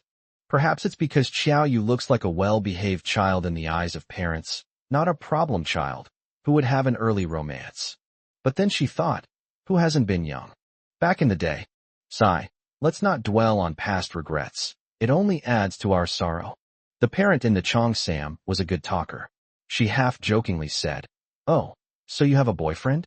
That's a pity. I was thinking of introducing you to my son." Half an hour can feel like a long time to someone who is feeling anxious. But if you use it to do things you like, time flies by. For example, Xiaoyu is now using this half hour to wait for Gu Chunshi to come out, silently imagining the scene when Gu Chunshi comes out and the look in his eyes when he sees her, and she enjoys it over and over again. Several reporters were waiting outside the examination hall to interview the first candidate to come out. Soon, the test takers came out. As the candidates emerged in twos and threes, Xiaoyu stood on tiptoe, craning her neck in anticipation, and finally saw Gu Chunshi. Gu Chunshi saw her immediately and waved to her with a smile. His radiant smile made even the sunlight seem dim. Xiaoyu breathed a sigh of relief from Gu Chunshi's relaxed smile. She could tell that he must have done quite well on the exam. Parents rushed forward, eager to greet their children. Some people gave flowers to express their gratitude for the child's hard work.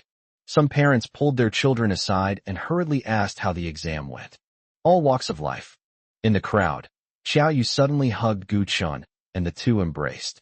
Through the thin fabric, they could feel each other's burning body temperature and strong heartbeat. The separation lasted only a few hours, but to them it felt like an eternity. I checked this post very carefully before posting it today, hoping there are no typos, haha. Chapter 112 Precious Time Alone. Xiaoyu led Gu Chunshi to the hotel, where Jinglan immediately came to greet him, cupping Gu Chunshi's face in her hands and saying, "Son, you've worked hard. Come and eat." Gu Ching opened the insulated box and placed the chopsticks inside. Gu Chunshi has been enjoying the treatment of a local tyrant since he opened his eyes this morning, and he is seriously unaccustomed to it. "Dad, Mom, it's just 2 days of exams. You don't need to make such a fuss." Jinglan laughed and said, "You brat, you only have these 2 good days. Enjoy them while you can. After these 2 days, you won't be able to enjoy them anymore." Gu Chunshi thought about it and agreed.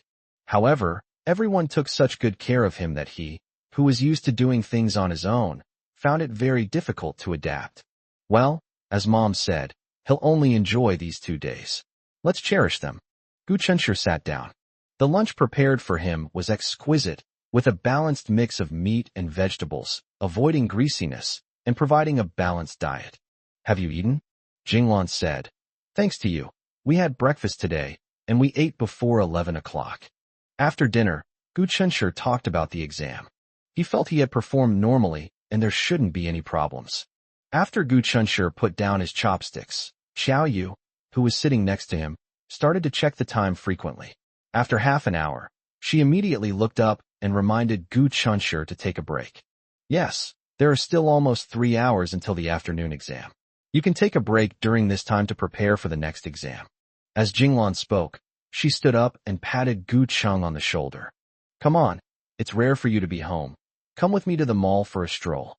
After the couple left, only Gu Chunshi and Xiaoyu remained in the small single room. Seeing that Gu Chunshi was sitting still, Xiaoyu grabbed his hand and tried to pull him up.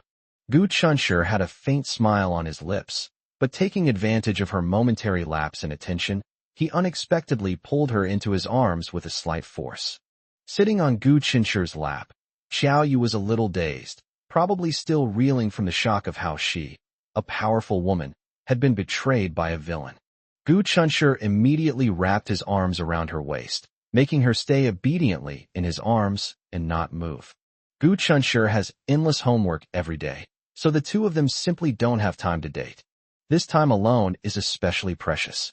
Xiao Yu felt herself being enveloped by a wave of intense heat, which came from Gu Qinshi's body temperature and breath. She sat obediently on Gu Qinshi's lap, a little shy. Ever since Gu Qinshi almost lost control one morning, they have been trying their best to maintain a state of expressing their feelings, but stopping at the proper etiquette. At most, it's a kiss on the forehead or a hug. This was their first intimate encounter since that morning. Gu Qinshi kissed her forehead, frowned, and said, "Why are you still so light? Eat more, you're too thin. We don't follow that dieting thing." Xiao Yu defended herself. "I never thought about losing weight." Gu Qinshi flattered. "That's true. My wife can eat as much as she wants and never gain weight. She has a naturally good figure." Xiao Yu smiled. She liked hearing Gu Qin call her wife. Looking at her shy and timid appearance, Gu Qinshi's heart stirred, and he kissed her. 5 minutes later, Xiao Yu pushed him away. "Go and rest. You have an exam this afternoon." Gu Qinshi held her tightly in his arms. "No, I just want to hold you like this." Xiao Yu coaxed softly. "Be good. Listen to me." Her voice was already pleasant to listen to, and now it carried a gentle tone, almost like coaxing a child, which Gu Qinshi found hard to resist. Another 5 minutes passed. The two hugged and whispered to each other for a while before Gu Qinshi finally obediently stood up and lay down on the hotel bed. Xiao Yu moved a chair and sat on the edge of the bed. Seeing him staring at her with his eyes wide open, she couldn't help but laugh. "Close your eyes and go to sleep." Gu Qinshi said with a pitiful look, "I can't sleep."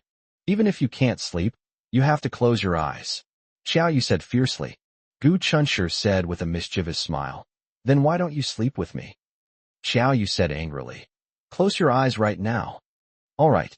Gu Qinshi sighed, like a child who hadn't had enough fun but had to submit to his mother's authority, and reluctantly closed his eyes. At the same time, he raised his left hand, which had been hanging limply by the bedside. Xiao Yu understood him perfectly and immediately took his hand. Gu Qinshi couldn't help but smile.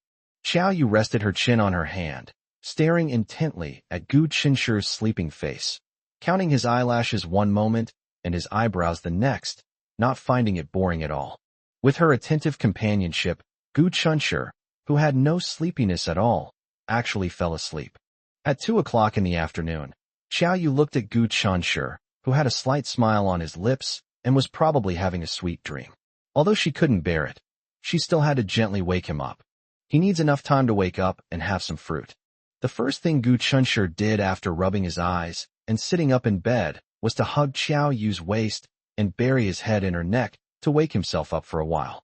Then, reluctantly, he let go of her and washed his face, instantly feeling refreshed. On the table were cherries that Xiao Yu had just washed. Gu Qinshi picked one up and fed it to Xiao Yu. At the same time, Xiao Yu also pinched one and put it into his mouth. The two men's arms crossed in the air, creating a fork shape. Gu Qinshi couldn't help but laugh. "Don't we look like we're drinking from the same cup right now?" Xiao Yu retorted, "You're so talkative. Open your mouth." Gu Qinshi ate 2 cherries and then stopped.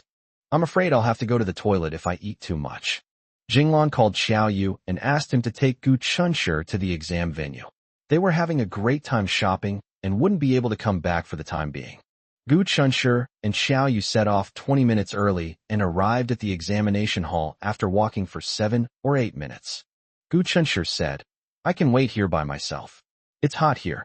You should go back to the hotel and rest."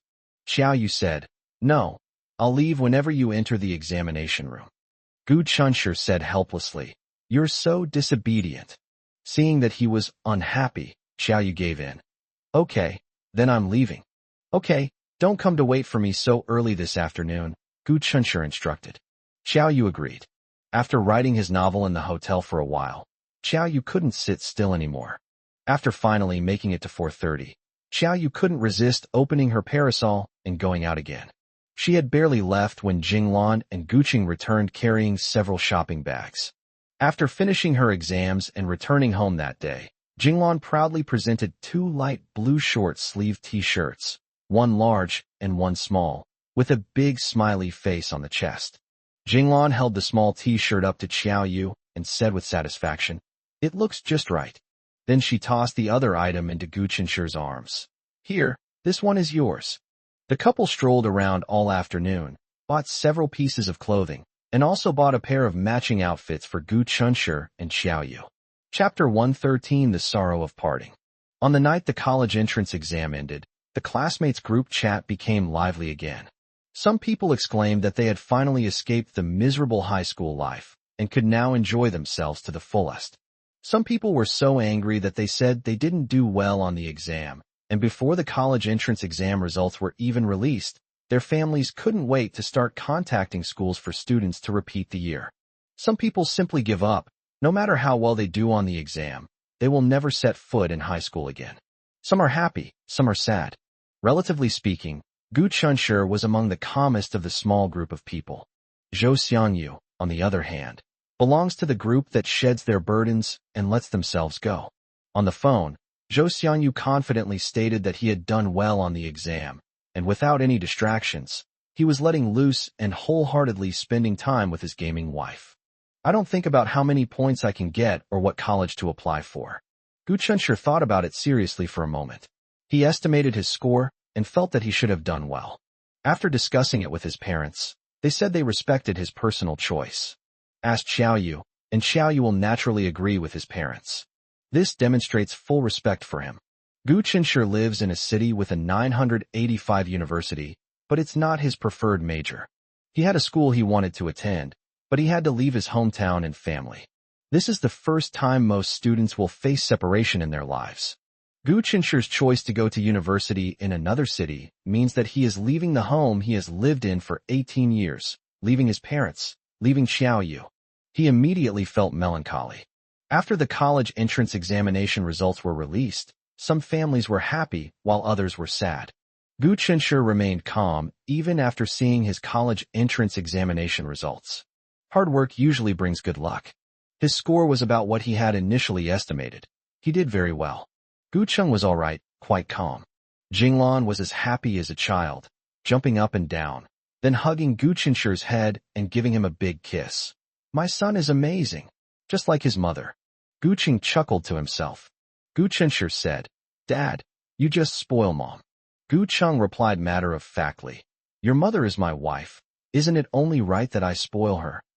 Jinglan said arrogantly, You brat, I've known your dad for years longer than you have. You think you can sow discord between us? You're still too green. Xiaoyu covered her mouth and chuckled. She was already used to their relaxed and cheerful way of getting along, where they would tease and criticize each other. All night long, the phone kept ringing with calls from teachers, classmates, and relatives. After receiving the call from his old teacher, Gu Qinshi called Zhou Xiangyu. As soon as Zhou Xiangyu answered the phone, he couldn't wait to ask, Old Gu, how did the exam go? Gu Qinshi could tell from his relaxed tone that Zhou Xiangyu had also done well on the exam, although in fact, he had scored several tens of points lower than him. That's good enough for a decent book. Gu Qinshi was very pleased. Fortunately, Zhou Xiangyu is indeed smart. Otherwise, given his previous attitude of wasting time playing games, his basic knowledge would not have been solid, and he would not have been able to achieve such good results. Zhou Xiangyu said, Old Gu, my parents are very satisfied with my college entrance exam results, so they plan to treat you to a meal tomorrow. Gu Qinshi was bewildered by his abrupt words. Your parents are satisfied with your college entrance exam results, so they should reward you. Why are they inviting me to dinner? Zhou Xiangyu said, That's because I told my parents the truth. You've been pushing me to put down the game and study hard. So you deserve a lot of credit for my achievement. My parents are so excited that they insist on meeting you to thank you in person. Give me a break. Are you free tomorrow? Isn't this what a friend should do? No need. Okay, then tomorrow it is, uncle, whatever is convenient for you, then it's settled. Halfway through the call, Zhou Xiangyu's voice suddenly changed to that of a mature man. The man introduced himself to Gu Qinshi, stating that he was Zhou Xiangyu's father, Zhou Weijun, and sincerely extended an invitation to Gu Qinshi. It's worth mentioning that Zhou Xiangyu is very familiar with Gu Qinshi's parents, but conversely, Gu Qinshi has never met Zhou Xiangyu's parents. They are so busy. In Zhou Xiangyu's words, it's a small, run-down shop with only 2 people working hard. It's so boring. Gu Chunshur had no reason to refuse a respectable elder, so he agreed. This is a good opportunity to get to know my friend's family. After ending the call, Gu Chunshur found that his parents were still busy answering calls. Xiao Yu sat beside him, holding a cushion in her arms, and typed a few words. Seeing that he finally had a moment to spare, she asked him, "Do you have plans for tomorrow?" Gu Chunshur nodded. Zhou Xiangyu's parents asked me to meet them tomorrow. Xiao Yu asked, "Can't you and Zhou Xiangyu go to the same university?" Her words stirred a faint sadness in Gu Chunshur. Yes, he and Zhou Xiangyu definitely wouldn't go to the same university. Not only are their scores quite different, but their interests are also different, so naturally they wouldn't apply to the same university for the same major. Although Zhou Xiangyu was sometimes unreliable, Gu Chunshur still felt a little melancholy when he thought about parting ways. Soon, this feeling of melancholy vanished, because even greater sorrow is coming. Gu Chunshur hesitated for a moment and said, "I'll probably go to university in another city in the future." Actually, Xiao Yu had thought of this before. The separation is coming soon? Xiao Yu couldn't imagine that day. Although Gu Chunshur was busy with his studies in the past, and she could only see him for a short time each day, at least she could see him every day. Even if he goes to university, and even if he comes back more often, even if they can see each other every day through their phones, it's still not the same. Xiao Yu tried to appear less disappointed. "It's okay. I can come see you often." In fact, Xiao Yu is a loner, so it doesn't matter where he lives. She came to this city entirely by chance at the train station. She couldn't bear to be separated from Gu Chunshur, and she could have easily canceled the lease on this house and moved to the city where Gu Chunshur would go to university. But what about Auntie? My uncle is often away on business trips, and my aunt is all alone and needs someone to keep her company. Gu Chunshur and her aunt held equally important positions in her heart. If it weren't for that kind aunt, she wouldn't have the sweet love she has with Gu Chunshur now. Another point is that Gu Chunshur is going to university, and he must be worried about his mother who is alone at home. With her there, he could feel at ease. At this moment, they were all caught up in the sorrow of the impending separation. But life is never all smooth sailing.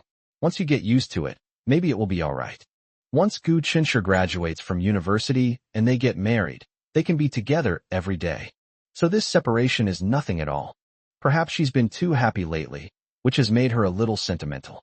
That evening, Gu Chunshur and Xiao Yu went to the supermarket together to buy things. Gu Chunshur met a neighbor in the supermarket and was asked about his college entrance examination scores. Chapter 114. I'm sorry, you've mistaken me for someone else. When Xiao Yu saw Gu Chunshur chatting with his neighbor, she pushed her shopping cart toward a nearby shelf, occasionally tossing one or two items into the cart. By the time Gu Chunshur finished chatting with her neighbors, she would have bought almost everything she needed. Xiao Yu reached for a bag of dragon beard noodles. Tomato and egg noodles are absolutely delicious. During the day, she went to the market with Aunt Jinglan and bought some tomatoes. They planned to have tomato and egg noodles for breakfast tomorrow. Out of the corner of her eye, she saw someone standing on the other end of the shelf watching her. Xiao Yu subconsciously looked over, and his body suddenly stiffened after their eyes met. The latter stared at her face in surprise, her expression becoming agitated, even ignoring her daughter, who kept tugging at her hand and clamoring for chocolate. At this moment, Xiao Yu wished he could immediately use earth magic to escape. "It's a curved string. Zio Yu, is that you?" Chu Xian asked hesitantly. They hadn't seen each other for 6 whole years. In those 6 years, their appearances must have changed, but for them, who knew each other so well, the changes were almost negligible. Xiao Yu quickly regained her composure and said coldly, "Sorry, you've mistaken me for someone else." He then pushed the shopping cart away. Chu Xian stood there, stunned. Did they mistake you for someone else? But with that look, that temperament, and that tiny mole at the corner of her eye, who else could it be but Xiao Yu? Could it be that there are people in this world who look so alike? Mommy, I want chocolate. Buy me some now. Mommy, are you playing red light, green light? Buy me the chocolate first, then you can play. The little girl started making a fuss. Chu Xian came to her senses and coaxed softly. Okay, Mom will go buy it for you right away. The chocolates were on the shelf inside. Chu Xian hesitated for a moment. Looking in the direction Xiao Yu had left, before finally deciding to take her daughter to buy chocolates. After finishing his conversation with his neighbor, Gu Chunshur subconsciously looked around, searching for Xiao Yu, but couldn't find her after searching for a long time. Gu Chunshur thought Xiao Yu had paid and was waiting for him outside the supermarket, so he went to the supermarket entrance. However, when he looked around, the supermarket was empty and there was not a single person on the road. Where was Xiao Yu? Just then, his phone vibrated twice. It was a text message from Xiao Yu. Gu Chunshur, don't look for me. I'm going back first. I'll explain to you when I get back. Gu Chunshur frowned as he looked at the message Xiao Yu sent. He was completely confused, but he also realized the seriousness of the situation. He hurried home, thinking that Xiao Yu was already waiting for him, but his mother told him that she hadn't seen her come back. Maybe she's at home? However, after entering the community gate, Gu Chunshur subconsciously looked up to look for Xiao Yu's window and found that her window was dark and the light was not on, so Xiao Yu should not have come back. But perhaps when he looked up, Xiao Yu hadn't entered the house yet. Now she might already be home. Hoping for a lucky break, Gu Chunshur immediately went back out and knocked on the door across the street, but no one answered for a long time. This is enough to prove that Xiao Yu was not inside at all. Gu Chunshur's face turned pale instantly. This has never happened before. This inexplicably triggered a sense of panic in Gu Chunshur, a feeling that he was about to lose Xiao Yu. Jinglan sensed something was wrong and chased after her, asking, "What's wrong? Chunshur, didn't Xiao Yu go out with you? Why didn't you come back together?" Gu Chunshur thought in a panic, "It's over, Mom. I think I've really lost Xiao Yu this time." He tried to calm himself down, then pretended to be nonchalant and made up a lie to get by, before rushing downstairs to look for it again. Since Xiao Yu can send him messages, it means she is safe for the time being. But where is she now? Didn't you say you'd come back to explain? Why haven't you come back yet? When Gu Qin got downstairs, he immediately called Xiao Yu. Just now, upstairs, after confirming that Xiao Yu hadn't returned, he wanted to call Xiao Yu, but his remaining rationality prevented him from calling in front of Jinglan, fearing that it might be a false alarm and make his mother nervous too. The call went through. Gu Chunshur breathed a slight sigh of relief. If Xiao Yu's phone can be reached, it means that her personal safety should be fine for the time being. Gu Chunshur continued to comfort himself, telling himself that Xiao Yu was not like other weak women. She was the one who abused others, and no one could hurt her. But these words of comfort were not enough to calm Gu Chunshur down. The reason why Xiao Yu didn't even dare to greet him and fled the supermarket directly must be that it was quite terrifying and serious to Xiao Yu. Beep beep. While waiting for Xiao Yu to answer the phone, Gu Chunshur's mind was racing with all sorts of thoughts, and he was on the verge of a breakdown. However, in reality, the call was answered within seconds of ringing. Gu Chunshur. Xiao Yu's voice sounded somewhat fearful and frustrated. "Xiao Yu, where are you now? Come back quickly. We'll face whatever comes our way together. Tell me where you are, and I'll come find you right away." Gu Chunshur was extremely anxious. "Chunshur, what happened to Xiao Yu?" Behind Gu Chunshur came Jinglan's horrified voice. "Gu Chunshur, I was afraid my mom would worry, but she still figured it out. No one knows a child better than their mother, and besides, Gu Chunshur is not good at lying. Also, the two children have been inseparable since they confirmed their relationship. When did one of them come back, while the other didn't?" Furthermore, Gu Chunshur's anxiety was clearly written all over his face. Therefore, when Gu Chunshur rushed downstairs, Jinglan, worried, secretly followed him down, only to discover that her son had lost Xiao Yu. At this moment, Xiao Yu heard her aunt's worried voice on the phone, and her nose tingled, almost bringing her to tears. It's her fault. Seeing Chu Xian made her so panicked that she fled the supermarket without thinking. Her last bit of rationality made her send a text message to Gu Chunshur telling him not to worry about her, thus forgetting that how could Gu Chunshur not worry about her sudden disappearance. Now she's making her aunt worry about her too much. She shouldn't be like this. Xiao Yu choked up and said, "Gu Chunshur, I'm so sorry. I just saw Chu Xian at the supermarket, so I ran away. Don't worry, I'm fine now. You can also tell Annie not to worry. I'll go back right away." A curved string? Gu Chunshur was a little confused when he first heard the name. Who was Chu Xian? Upon further reflection, he was horrified. Wasn't Chu Xian the daughter of Qiao Yu's former art teacher whom he had met in the bookstore before? If she recognizes Qiao Yu, will the Yang family take Qiao Yu away?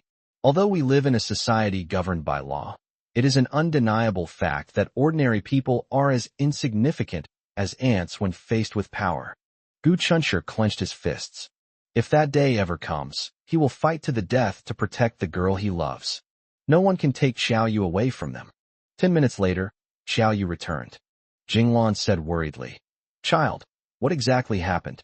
Please tell Auntie." Chapter 115, I don't want to keep hiding. Jinglan felt that the two children must be hiding something from them.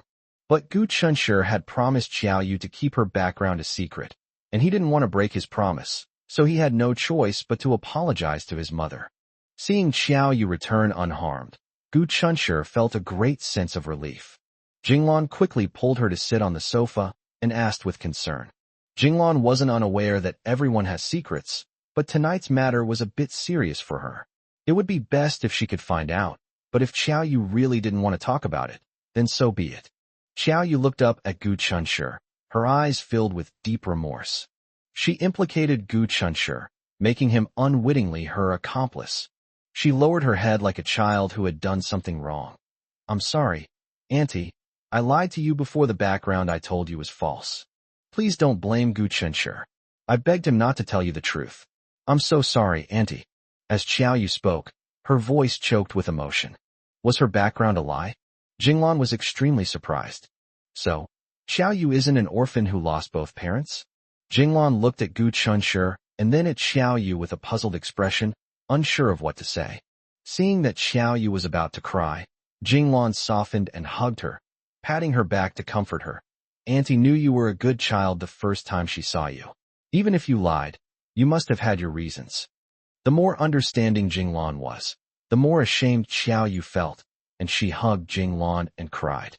After a few minutes or so, Jinglan felt even more sorry for Qiao Yu, and the sentimental girl started wiping away tears.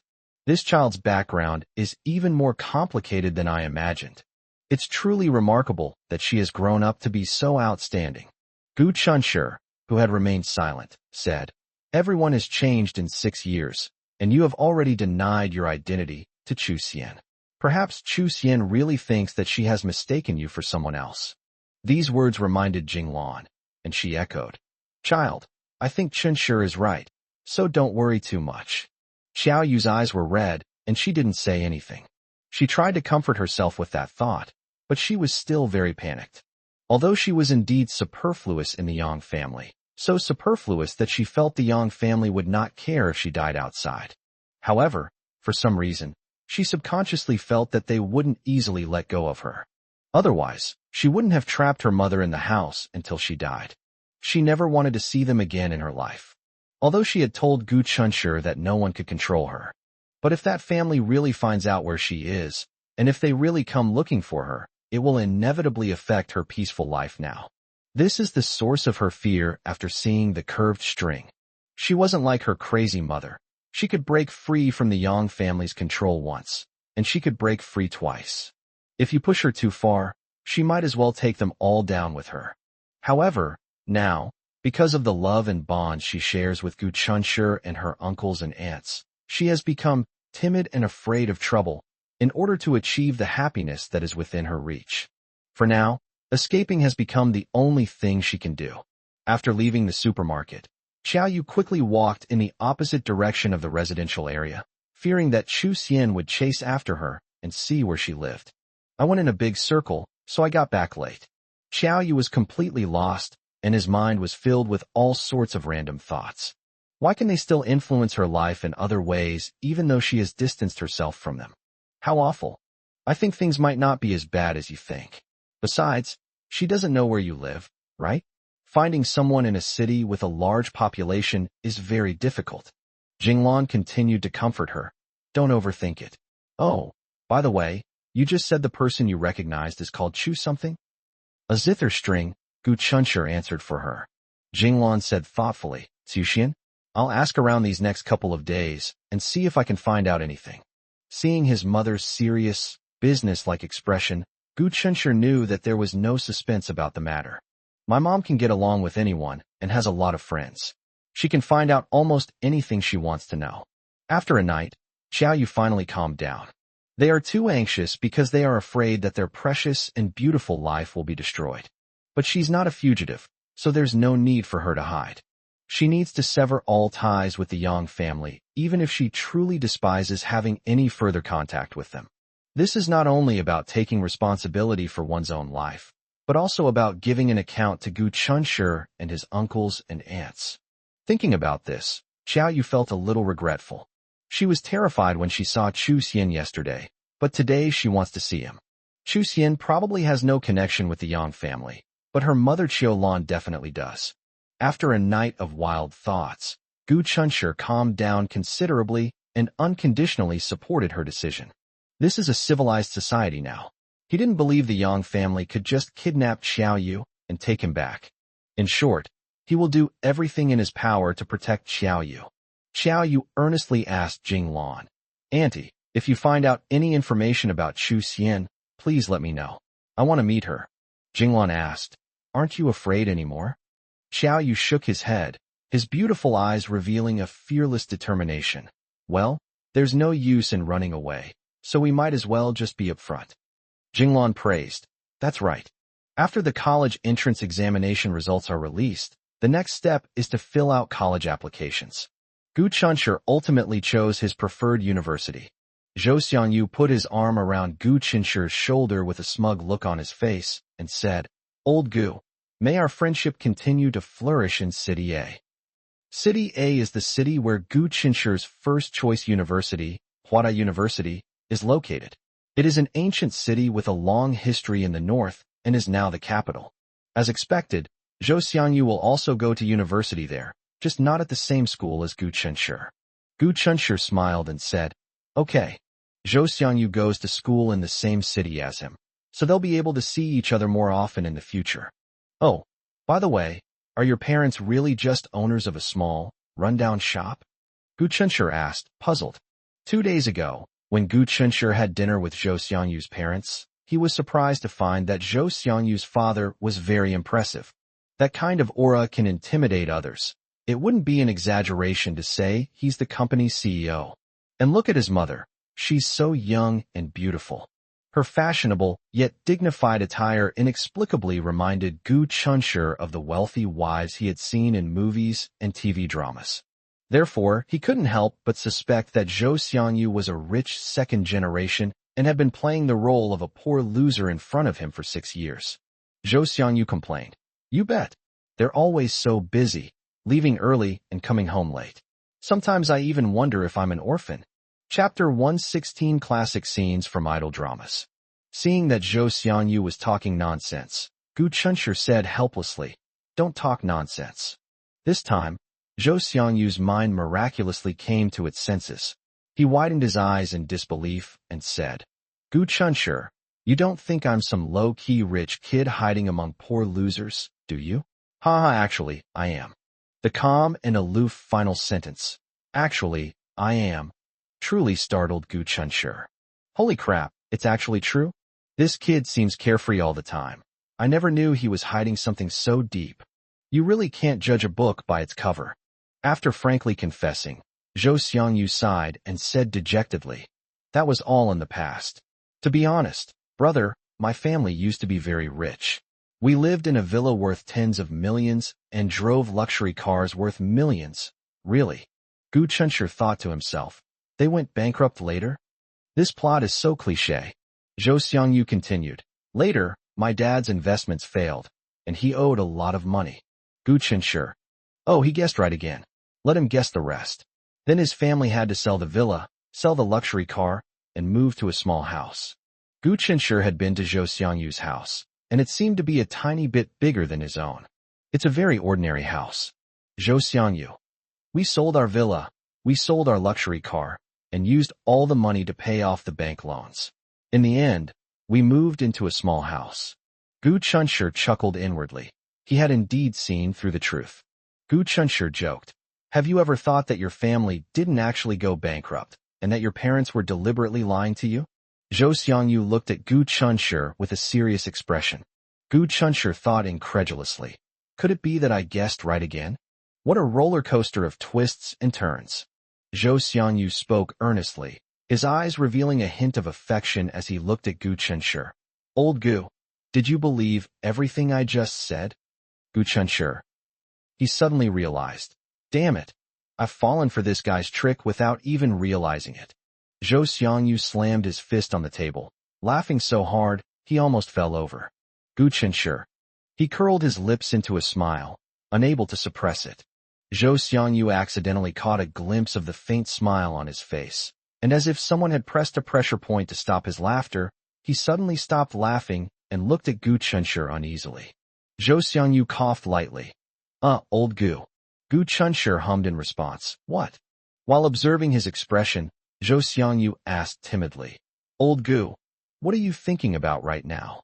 Gu Chunshi was taken aback. You weren't thinking about anything? Zhou Xiangyu said confidently. I'm not lying to you. The corners of your mouth just turned up. Gu Chunshi. Is there? To be honest, he wasn't thinking about Xiaoyu at the moment, but saying that seemed a bit unfair to Xiaoyu. Gu Chunshi thought for a moment, then thought. Okay, if I had to say what I was thinking, it would be, fine, for the sake of this guy being my best friend, I'll forgive him for this prank. Only then did Zhou Xiangyu realize this, and nervously kept her distance from him, while simultaneously making defensive gestures. Tell me honestly, are you planning to get revenge on me? Tell me quickly so I can run away. Gu Chunshi smiled faintly. So, you admit you can't beat me? Zhou Xiangyu shamelessly said. Who said that? I'm the older brother. It's not appropriate for me to fight with my younger brother. Gu Chunshi chuckled and leaned forward to bluff. Zhou Xiangyu was immediately terrified and fled. She laid bare the truth that she was no match for Gu Chunshi. Gu Chunshi regretted it the very next second after teasing him. After a short scream, Zhou Xiangyu, who was running away in a panic, accidentally bumped into someone. When Gu Chunshi realized who Zhou Xiangyu had bumped into, his guilt miraculously lessened a little. Yes, it was Tang Xiaoxi who was bumped into. Because Zhou Xiangyu reacted quickly and pulled Tang Xiaoxi away, the two are now embracing. Then they stared at each other, completely bewildered. It's exactly like a classic scene from an idol drama. Everyone, Gu Chunshi, quite unkindly, watched the spectacle as if it were none of his business. When the other students saw this, they started to jeer.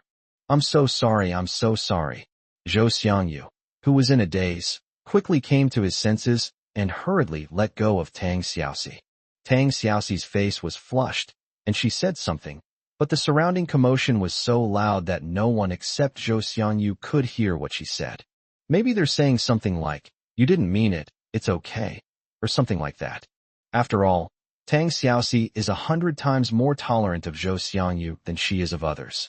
Gu Chunshi decided to take some time tonight to have a good talk with Zhou Xiangyu, the familiar platform, and the familiar classmates who shared the train with me. Zhang Shuo said to Gu Chunshi, congratulations. Gu Chen reciprocated, congratulations to you both. I heard Zhang Shuo did all right on the exam, but compared to him, he's far behind, cough cough. Zhang Shuo was very self-aware. Compared to you, my score is nothing. After every major or minor exam, the school likes to create a ranking of the entire grade. Before Gu Chunshi was reborn, his and Zhang Shuo's academic rankings were similar, a situation where they were neck and neck. In other words, their strengths were evenly matched at the beginning. But later, Gu Chunshi suddenly seemed like a different person. Actually, he was reborn. He began to ignore everything else and focused all his energy on his studies, putting in his full effort and quickly leaving Zhang Shuo far behind. No one knew that he had been paralyzed in bed for a whole year in his previous life. After being reborn, he cherished the present moment even more, which is why he unleashed a burst of power that was unimaginable to others. Zhang Shuo could have scored higher on the college entrance exam, but because he was preoccupied with his love life and made figuring out Lin Ranran's thoughts his top priority, his grades dropped slightly. However, Zhang Shuo was unaware of this until this moment. He said with some melancholy, I heard that Lin Ranran has already gone abroad. I heard. Gu Chunshi was a little taken aback. So Zhang Shuo could only learn about Lin Ranran's whereabouts from other people, and didn't even have her contact information? It's heartbreaking. Zhang Shuo suddenly said sourly. Gu Chunshi, I really envy you. Gu Chunshi smiled and said, it's okay. Many people envy me. One more person won't make a difference. What else could you envy about him? Of course, you'd envy him for having a goddess-like girlfriend like Xiaoyu. Zhang Shuo. This guy is so smug. What to do when your hands are itchy? But forget it, I might not be a match for this guy. Zhang Shuo sighed with a sense of emptiness in his heart. When would he be able to see his Ran again? 3 to 5 years. Not just 3 or 5 days. How can Gu Chunshi be so lucky? Not only did he find a goddess-like girlfriend, but she also lives right next door, so he can see her every day. Chapter 117 Searching for Yang Muyu. When Jinglan takes charge, she's worth 2 people. She quickly learned the details about Chu Xian from her neighbors. Moreover, the entire process was completed amidst pleasant conversation interspersed with laughter. It's so airtight that it won't give anyone pause for thought. Gu Chunshi gave his mom a thumbs up. Mom, you're awesome, Jinglan said with great enthusiasm. Of course. Your mother was born at the wrong time. If it had been during the war of resistance against Japan, she might have become a great hero. Gu Chunshi thought about it and decided against exposing her shortcomings. According to the information gathered by Ms. Jinglan, Chu Xian is a daughter-in-law from a family in the next neighborhood who is married into the family from afar. She lives in a new house in the city center and does not live with her parents-in-law. Every weekend, the family of 3 would go back to the in-law's house for a meal. There's only one large supermarket nearby. So if meeting in the bookstore was purely accidental, then meeting Xiaoyu in the supermarket became inevitable. However, the world is vast and the sea of people is boundless. Xiaoyu, who was raised in captivity since childhood, could not possibly know many people. Yet, in a strange city, he encountered an old friend from the past fate. However, Xiaoyu didn't want this kind of fate at all. Qiulan lied to Xiaoyu. Regardless of her motives, she was still lying. Xiaoyu can let this matter pass peacefully, but he can no longer face Qiulan as before. As a result, he also abandoned his friendship with Chu Xian. Xin, you and Daddy go upstairs to play with Grandpa and Grandma. Mommy has something to do. I'll be back soon. The girl obediently opened her arms to her father and was held in his embrace. Chu Xian walked towards the supermarket, her mind heavy with worries. She has been feeling uneasy ever since she accidentally met a girl who looks just like Xiaoyu last week. Although the girl denied being Xiaoyu, when she called her mother that night and mentioned Xiaoyu, her mother remained silent for a long time before telling her that Xiaoyu had gone missing. Chu Xian was startled, and the image of the indifferent girl she had met in the supermarket immediately came to mind. Could that girl really be the missing Xiaoyu? If she didn't need to go to work and take care of her child who had just started kindergarten, she would have rushed back to find that girl and ask her again. Having finally made it to the weekend, Chu Xian immediately went to the supermarket. Although she knew that the chances of meeting that girl again were slim. I heard that Xiaoyu climbed over the wall at night and secretly ran away from home. After Xiaoyu went missing, the Yang family matriarch contacted her mother immediately to ask if Xiaoyu had contacted her mother and to tell her mother to contact the matriarch as soon as she had any news about Xiaoyu. Upon learning this news, her mother dialed all the missed calls she had made before, fearing that Xiaoyu might have secretly called and her mother might have mistaken them for telemarketing calls. As a result, her mother spent the whole night making phone calls one by one, only to find that none of the calls were from Xiaoyu. Chu Xian told her mother about meeting a girl who looked remarkably like Xiaoyu, and Qiulan also found it a bit unbelievable. Although Chu Xian felt that the girl looked remarkably like Xiaoyu, Qiulan did not tell the Yang family matriarch this matter out of caution, since she had not seen the girl in person. Qiulan instructed Chu Xian to inquire about the girl if she had the chance, or if she had another opportunity to see her, and preferably to secretly take a picture and send it to her so that she might be able to identify her. Alternatively, she could send the photo to Madame Yang, who would certainly not mistake her for someone else.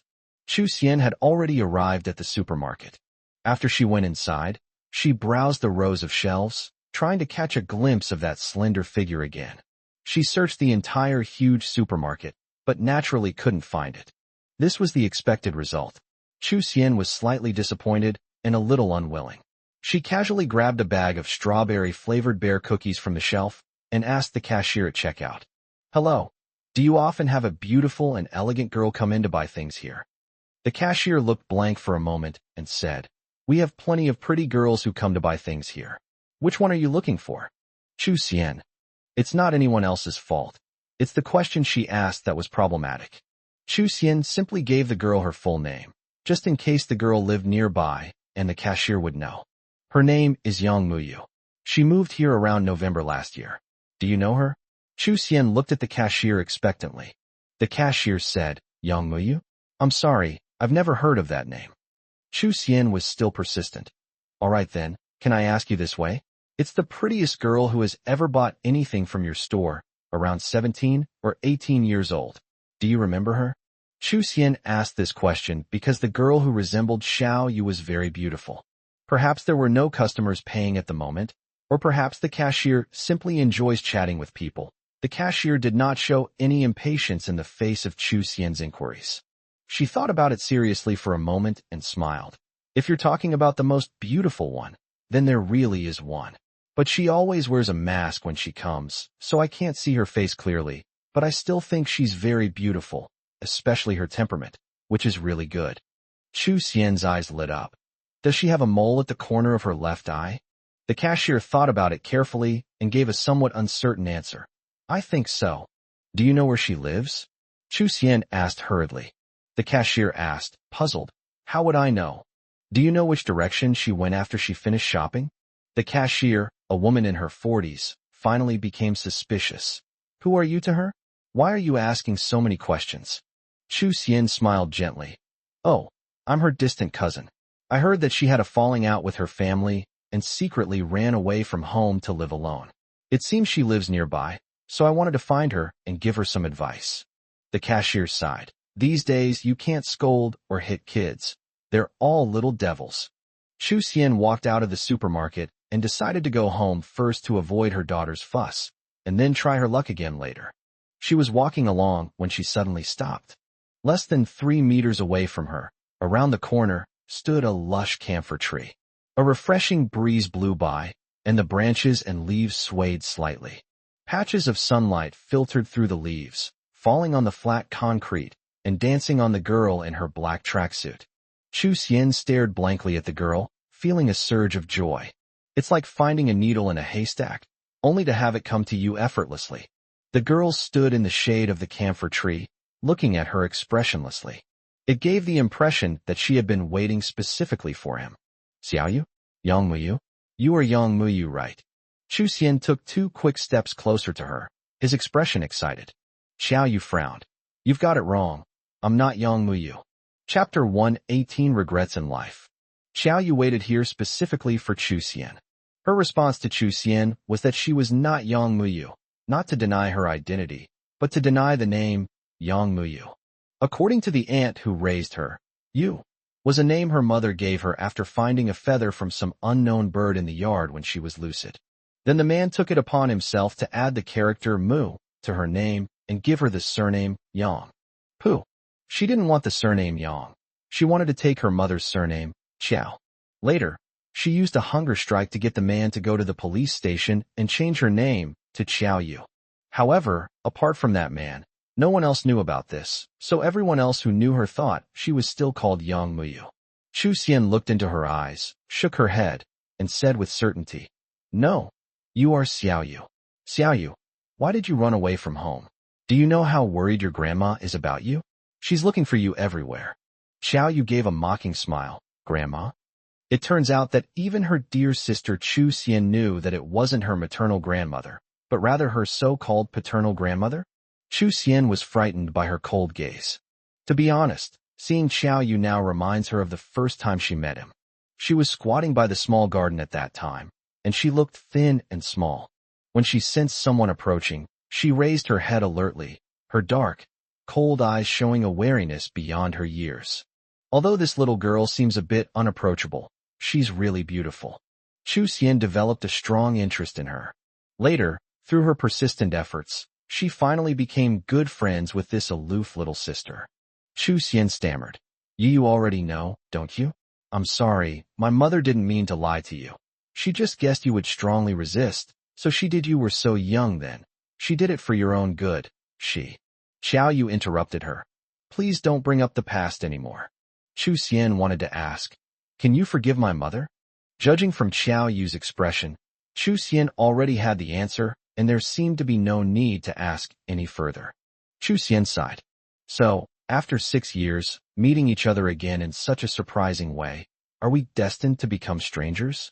From the mother's perspective, she did nothing wrong. From Xiao Yu's perspective, she didn't seem to be wrong either. She was indeed kept in the dark for 6 years without knowing it. So where exactly did we go wrong? Is it fate? Xiao Yu softened her expression slightly. She hadn't forgotten that she had come to him of her own accord because she needed Chu Xian's help. She looked up at the distant sky and saw a bird fly by. Free and carefree. That was the life she longed for. Excuse me, do you have any contact with the Yang family? Chu Xian was overjoyed. Has little Yu finally admitted her identity? Has she figured it out and is willing to go back? This is good news. It must be very dangerous for a beautiful girl like her to live alone outside, even though Chu Xian knows her well and knows that she has practiced martial arts since she was a child. The Yang family is powerful and influential, so they can at least offer her some protection. Chu Xian hurriedly said, I have no contact with the Yang family, but my mother does. After you ran away from home, your grandma was very worried and searched everywhere for you. She even called my mom to ask if she had seen you. Xiao Yu frowned slightly. Is that old lady looking for her? The old lady was very worried about her. Xiao Yu pictured the stern face of old Madame Yang in his mind. Every wrinkle on her face seemed designed to emphasize her rigid and serious demeanor. She never seems to smile. That's not quite right either. Xiao Yu had seen her smile at visiting guests and at the servants in her home. It's not that I can't laugh, it's just that I can't laugh at myself. At first, when Xiao Yu realized that her grandmother didn't like her, she felt disappointed and sad. Later, she came to understand that maybe she was just not likable by nature. If she hadn't fled that place overnight, Xiao Yu felt she might have denied herself for the rest of her life. In a small park near the supermarket, Chu Xian, who had just sat down on a bench, couldn't wait to call her mother, who was 1,000 miles away, to tell her the good news that she had found Xiao Yu. Xiao Yu sat at the other end of the bench. There was a large gap between them, making them look distant. Mom, I found Xiao Yu. Okay, I got it, Xiao Yu. My mom wants to say a few words to you. Chu Xian handed the phone to Xiao Yu. Xiao Yu hesitated for a moment, and before he could put the phone to his ear, he heard Xiao Lan's voice on the other end. Her voice seemed the same as before. Teacher Xiao, Xiao Yu said in a calm, emotionless voice, please give me Grandma Yang's contact information. Xiao Lan on the other end of the phone was stunned for a moment. She said with some self-reproach, Child, are you blaming your teacher for lying to you? Teacher, what's past is past, so please don't bring it up again. Xiao Lan paused for a moment. She had taught Xiao Yu for several years and had a relatively good understanding of Xiao Yu's personality. This child is stubborn yet fragile and extremely insecure. But he had taken advantage of her trust and deceived her, so it's understandable that she couldn't forgive him easily. Okay, I'll send it to your Xian in a bit, Xiao Lan subconsciously wanted to say, your Xian sister, but then she remembered that Xiao Yu probably didn't want to go back to their original relationship, so she awkwardly changed her words. I'll send it to Chu Xian's phone in a bit. Xiao Yu said, okay, thank you. His manners were impeccable, seemingly leaving no room for criticism, ignoring the slight coldness in his tone. Child, if you need help, you can talk to Chu Xian, Xiao Lan said hastily, afraid that she would hang up the phone immediately. No, thank you. Xiao Yu handed the phone back to Chu Xian. Then Chu Xian quickly received a phone call. It's Mrs. Yang's mobile phone number. Xiao Yu glanced at it and remembered it. Thank you for today. I have something to do, so I'll be going now. Without waiting for Chu Xian's reaction, he stood up and left. Hey Xiao Yu. Chu Xian watched her retreating figure without turning back and sighed. Her friendship with Xiao Yu actually ended 6 years ago. Life is full of regrets. Before going back, Xiao Yu deliberately took a detour to make sure Chu Xian wouldn't know where she lived before heading back. As soon as she opened the door, she was pulled into a strong, reassuring embrace. Gu Qinshe originally wanted to go with her, but Xiao Yu didn't agree.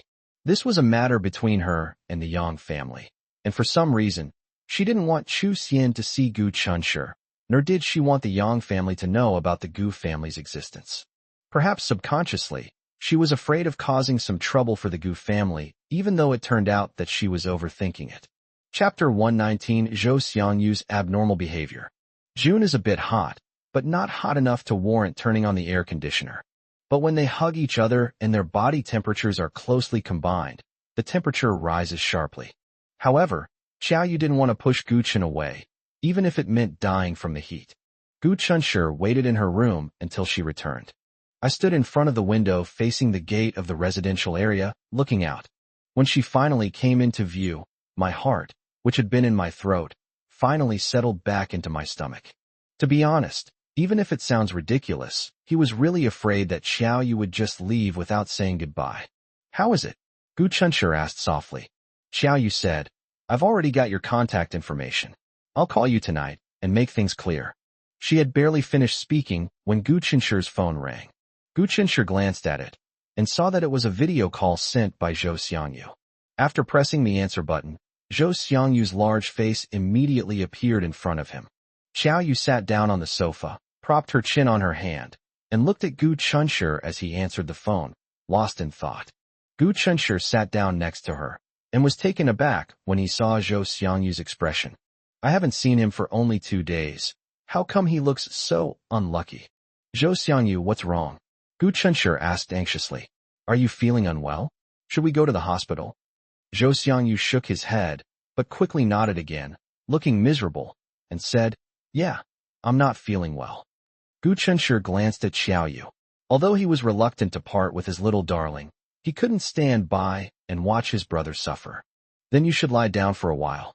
I'll come to your house now and take you to the hospital. Gu Chunshi pretended to get up, and Xiaoyu thoughtfully handed him his baseball cap. It's quite sunny outside today. Zhou Xiangyu said dejectedly. Brother, you've misunderstood. I'm not sick. I'm perfectly healthy, but I'm just feeling a little unwell. Gu Chunshi. This statement sounds contradictory at first glance, but Gu Chunshi understood what it meant after a little thought. Zhou Xiangyu is in a bad mood and is very sad right now. Gu Chunshi carefully examined Zhou Xiangyu's expression through the phone screen and was almost shocked. Could this guy have been possessed? He actually had such melancholy moments. This is nothing like him. Gu Chunshi stared at his phone screen with a serious expression, then said something shocking. Hey, tell me honestly, who are you? Where's my brother Zhou Xiangyu? Zhou Xiangyu. Zhou Xiangyu was stunned for a moment, then looked nervously at the serious Gu Chunshi and stammered. Old Gu. What's wrong? Don't scare me. Are your eyes bothering you? Should we go to the hospital? I'm coming to your house right now. Xiaoyu overheard their entire conversation and initially found it a bit funny, but later found it very touching. It's so nice to have a friend who genuinely cares about you. Gu Chunshi laughed. My eyes are fine. I think you have a problem. What happened? Tell me, and I'll help you solve your problem. Zhou Xiangyu said with a worried look. Tang Xiaoxi. Gu Chunshi was speechless when Tang Xiaoxi was mentioned. On the night he filled out his college application, Gu Chunshi made a video call to Zhou Xiangyu, who was playing a game and having a great time. Fortunately, what touched Gu Chunshi was that in Zhou Xiangyu's eyes, his brother seemed to be a tiny bit more important than the game. He immediately ignored his game wife and chatted with Gu Chunshi for a while. Gu Chunshi intentionally or unintentionally shifted the topic from his upcoming university life to Tang Xiaoxi. Gu Chunshi had previously expressed to Zhou Xiangyu his concern that if he continued down this path, he might end up alone for the rest of his life. However, Zhou Xiangyu said he was satisfied with his current situation and did not want to get involved in troublesome love affairs. Seeing his resolute attitude, Gu Chunshi thought that he was not his parents and had no right to interfere too much with his choices, but then again, even parents shouldn't interfere too much with their children's choices, right? Therefore, when he realized Tang Xiaoxi's feelings for Zhou Xiangyu, he did not choose to remind or inform her immediately. Gu Chunshi hadn't forgotten how Zhou Xiangyu had been so narcissistically mistakenly thinking that Xiaoyu wanted to ask him for his contact information back in the bookstore, and how distressed he had been. Another consideration is that he believes relationships are a matter between two people. He wasn't able to read Tang Xiaoxi's mind and didn't know whether the seemingly introverted and shy Tang Xiaoxi was willing to reveal her crush. If Zhou Xiangyu finds out about her feelings and then foolishly runs over to Tang Xiaoxi and says, "Don't like me, I only like games," can Tang Xiaoxi accept that outcome? If you are discouraged by this and fail the exam, isn't that a sin? But things are different now. The college entrance exam is over. However, when Zhou Xiangyu learned that Tang Xiaoxi might like him, he was overjoyed and narcissistic for a moment. What? Really? I actually have a girl who likes me. Just as Gu Chunshi was about to ask him what his impression of Tang Xiaoxi was, Zhou Xiangyu immediately added, "Old Gu, come on, none of my extended family members are as good at matchmaking as you. You're my best buddy. You should know that I've given my heart to the game, and I would never be a heartless scumbag. Also, although you said a girl has a secret crush on me, it did make my vanity swell a little, but I still think it's impossible. There's no way we can be together." All right, Gu Chunshi decided to mind his own business. You should just stay and enjoy your game for the rest of your life. Everyone has their own ambitions. Gu Chunshi felt he had fulfilled his duty to remind Zhou Xiangyu, and whether Zhou Xiangyu believed him or not was his business. Moreover, Zhou Xiangyu has already made his choice. Gu Chunshi thought the matter was over, but he didn't expect Zhou Xiangyu to bring it up again. It's really strange. Zhou Xiangyu said sullenly. Old Gu, Tang Xiaoxi called me today. I thought it was a sales call. I was engrossed in playing a game and was in a bad mood, so I answered the phone and yelled at her. Gu Chunshi. Zhou Xiangyu felt extremely guilty and upset because he had accidentally scolded a kind-hearted girl who often gave up her seat for him. Gu Chunshi said, "You didn't do it on purpose. Explain it to her properly and apologize sincerely. I think Tang Xiaoxi will definitely forgive you. If that doesn't work, I'll explain it to her for you." No, old Gu. Zhou Xiangyu suddenly became agitated, revealing a flustered and somewhat awkward expression. Gu Chunshi was stunned, then belatedly realized a crucial point. Tang Xiaoxi called Zhou Xiangyu. Could it be? Zhou Xiangyu, completely bewildered, said, "Tang Xiaoxi said she likes a boy. What should I do, Lao Gu?" Chapter 120 The Depressed Lonely Man. Gu Chunshi was baffled, and it took him a while to realize that Tang Xiaoxi had taken the initiative to call Zhou Xiangyu and tell him that she liked a boy. In Gu Chunshi's view, it was clear that his introverted and shy deskmate had mustered up the courage to confess to his silly best friend after the college entrance examination. It seems like a very simple thing. However, Zhou Xiangyu's reaction seemed to complicate a simple matter. Gu Chunshi thought for a moment, then asked, somewhat amused, "Did Tang Xiaoxi tell you which boy she likes?" Zhou Xiangyu shook his head in disappointment. "No, she just told me she likes a boy, but she didn't say which boy. You even told me before that she liked me, but she doesn't like me at all." Gu Chunshi then asked, "So what was your reaction at the time?" Zhou Xiangyu said, "What can I do? Of course, I'll advise her not to do anything foolish." Gu Chunshi. He suppressed a twitching at the corner of his mouth and patiently asked, "You're advising her not to do anything foolish? What do you mean?" Zhou Xiangyu said excitedly, "Old Gu, do you think she's being foolish? If she really gets together with the boy she likes in the future, will she have to do his laundry and cook for him?" Gu Chunshi thought for a moment and retorted, "Who says housework has to be done by girls? Boys can do it too." "Old Gu, you're right. What I mean is that girls are just supposed to do housework and boys should just sit back and do nothing. But think about it. Tang Xiaoxi is such a gentle and sensible girl. She would definitely quietly and proactively take on everything she could." Gu Chunshi couldn't help but say, "If this is something she did willingly, then there's no problem. No, what I'm trying to say is, it's Tang Xiaoxi's own business. What does it have to do with you?" This blockhead usually seems to have a vivid imagination and is quite narcissistic, but when it comes to crucial moments, he becomes a dense, clueless blockhead. Zhou Xiangyu said, "How can it not have anything to do with me? You're dating my master and don't have time for me. I finally found a like-minded girl, and we chat and play games together all the time. But she also has to date. I'm all alone again, Lao Gu. My heart aches so much. I feel so lonely. Who can understand my loneliness and desolation?" Zhou Xiangyu's loud complaints came through the microphone, allowing Gu Chunshi to fully sense his frustration and panic. Gu Chunshi picked at his ear, then turned to look at Xiao Yu, who was listening to their conversation. The latter smiled at him, instantly sweeping away the helplessness that Gu Chunshir had felt due to the noise coming from the microphone. On second thought, wait a minute, something's not right. If Gu Chunshir hadn't known Zhou Xiangyu so well, Zhou Xiangyu's state just now was almost like someone who had just broken up with their boyfriend. Heartbroken? Gu Chunshir suddenly felt like he had understood.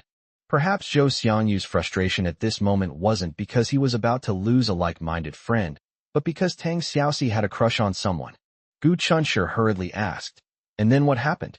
Zhou Xiangyu said, "Later, I gave her a good talking to, telling her to think things through carefully and not to impulsively embark on a path of no return, and then we hung up the phone." Gu Chunshir. He's now starting to worry about Tang Xiaoxi instead. It must have taken a lot of courage for Tang Xiaoxi to make that confession call to Zhou Xiangyu. But will Zhou Xiangyu's reaction make Tang Xiaoxi mistakenly think that he is rejecting her? Gu Chunshir suddenly realized that the situation was serious. He hurriedly said to Zhou Xiangyu, "Zhou Xiangyu, I have something to do. I'll talk to you later." "Hey, old Gu, old Gu." Zhou Xiangyu stared at the phone that had been ruthlessly hung up, feeling extremely frustrated. So he said it. What's the point of talking about love?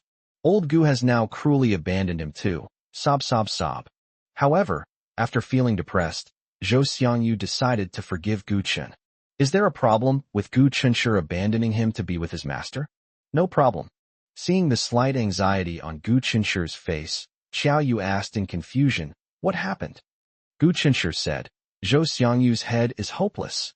But he's my buddy, so I can't just ignore his business." As Gu Chunshir spoke, he quickly swiped the screen, searching for Tang Xiaoxi's contact information in his address book, and then immediately dialed it. The other party answered quickly, but the voice on the other end sounded a little unfamiliar. "Hello? Who are you looking for?" Gu Chunshir guessed that the person answering the phone might be Tang Xiaoxi's mother, but he didn't dare to call her Annie rashly. What if it wasn't Tang Xiaoxi's mother who answered the phone, but a young lady? That wouldn't be good. He said politely and formally, "Hello, I'm Tang Xiaoxi's classmate. I need to talk to her about something. May I ask if it would be convenient for her to answer the phone?" The other person's tone immediately became enthusiastic. "Oh, it's Cici. Okay, I'll call her for you. Wait a moment, Cici. Come over quickly. Your classmate called you." A short while later, Tang Xiaoxi's voice came through the receiver. "Hello, Gu Chunshir. Tang Xiaoxi has a little quirk about saving other people's phone numbers. She likes to fill in the last few digits of the phone number in the contact field. So when Tang Xiaoxi's mother answers the phone for her, she can't figure out who it is." "Yes, it's me," Gu Chunshir replied. Tang Xiaoxi was a little confused. "May I ask what you need me for?" Although they were classmates, they had almost no contact with each other in private. Gu Chunshir hesitated for a moment before saying, "Zhou Xiangyu just called me." He didn't really know Tang Xiaoxi, and he didn't know how to bring up the matter in a way that would ease Tang Xiaoxi's embarrassment. However, if they don't mention it, it might cause irreparable regret for Zhou Xiangyu and Tang Xiaoxi, and as their friend, he would also feel regret. When Gu Chunshir mentioned Zhou Xiangyu, there was silence on the other end of the phone. After a long silence, Tang Xiaoxi's low voice came through the receiver. "Is there anything else? If not, I'll hang up now. I have other things to do." "Tang Xiaoxi, please don't hang up yet. Listen to me," Gu Chunshir said. "Zhou Xiangyu is very annoyed and depressed right now. Really, because of him." Tang Xiaoxi suddenly laughed. "It's my fault. I shouldn't have called him out of the blue and then told him out of the blue that I like a boy." Although she was laughing, Gu Chunshir could sense her self-mockery in her downcast words. He sighed, as if this was how misunderstandings often arise. A small misunderstanding can have serious consequences. It may inadvertently cause the person involved to close their heart and never see the truth, thus causing a lifetime of regret. "Gu Chunshir, please help me apologize to Zhou Xiangyu. I shouldn't have assumed that just because he could talk to me, he would like me. I'm sorry I've caused him trouble." Chapter 121, Reserve Boyfriends and Girlfriends. I won't bother him anymore. Hearing this, Gu Chunshir was very glad that he had made the call to Tang Xiaoxi in time. See, just as he thought, Tang Xiaoxi misunderstood. However, given Zhou Xiangyu's reaction to others, anyone would misunderstand. Gu Chunshir said helplessly, "Tang Xiaoxi, listen to me. You're overthinking it. Actually, Zhou Xiangyu is troubled because he knows you like a boy. This idiot thinks you've fallen for another guy. That's why he's upset. Xiao Yu smiled, pursing her lips. Gu Qinshi's hard work is endearing, and his concern for his friends is just so adorable. Seeing the fine beads of sweat on Gu Qinshi's forehead, she took out a tissue and gently wiped them away for him. Gu Qinshi grabbed her hand and kissed it on his lips. Fortunately, his love with Xiao Yu was free of misunderstandings and complications. Tang Xiaoxi? There was no sound coming from the microphone for a long time, which made Gu Qinshi wonder if Tang Xiaoxi was still there. Gu Qinshi. Tang Xiaoxi stammered, her voice filled with barely concealed excitement. Are you telling the truth? Zhou Xiangyu mistakenly thought I liked another boy, so that's why? So all that stuff he said to me wasn't a rejection, right? Yes. I know him too well. Actually, he wasn't rejecting you. He just misunderstood. Well, even so, Gu Qinshi doesn't seem to like me that much. Gu Qinshi, you know him best. Can you tell me what kind of girl he likes? Since the matter had already been laid bare, and her little thoughts were clearly exposed in front of her deskmate, Tang Xiaoxi didn't feel particularly embarrassed when she asked the question. Gu Qinshi spoke frankly. I really don't know what kind of girl he likes, but I can say for sure that he definitely doesn't dislike you. Tang Xiaoxi jumped for joy. Really?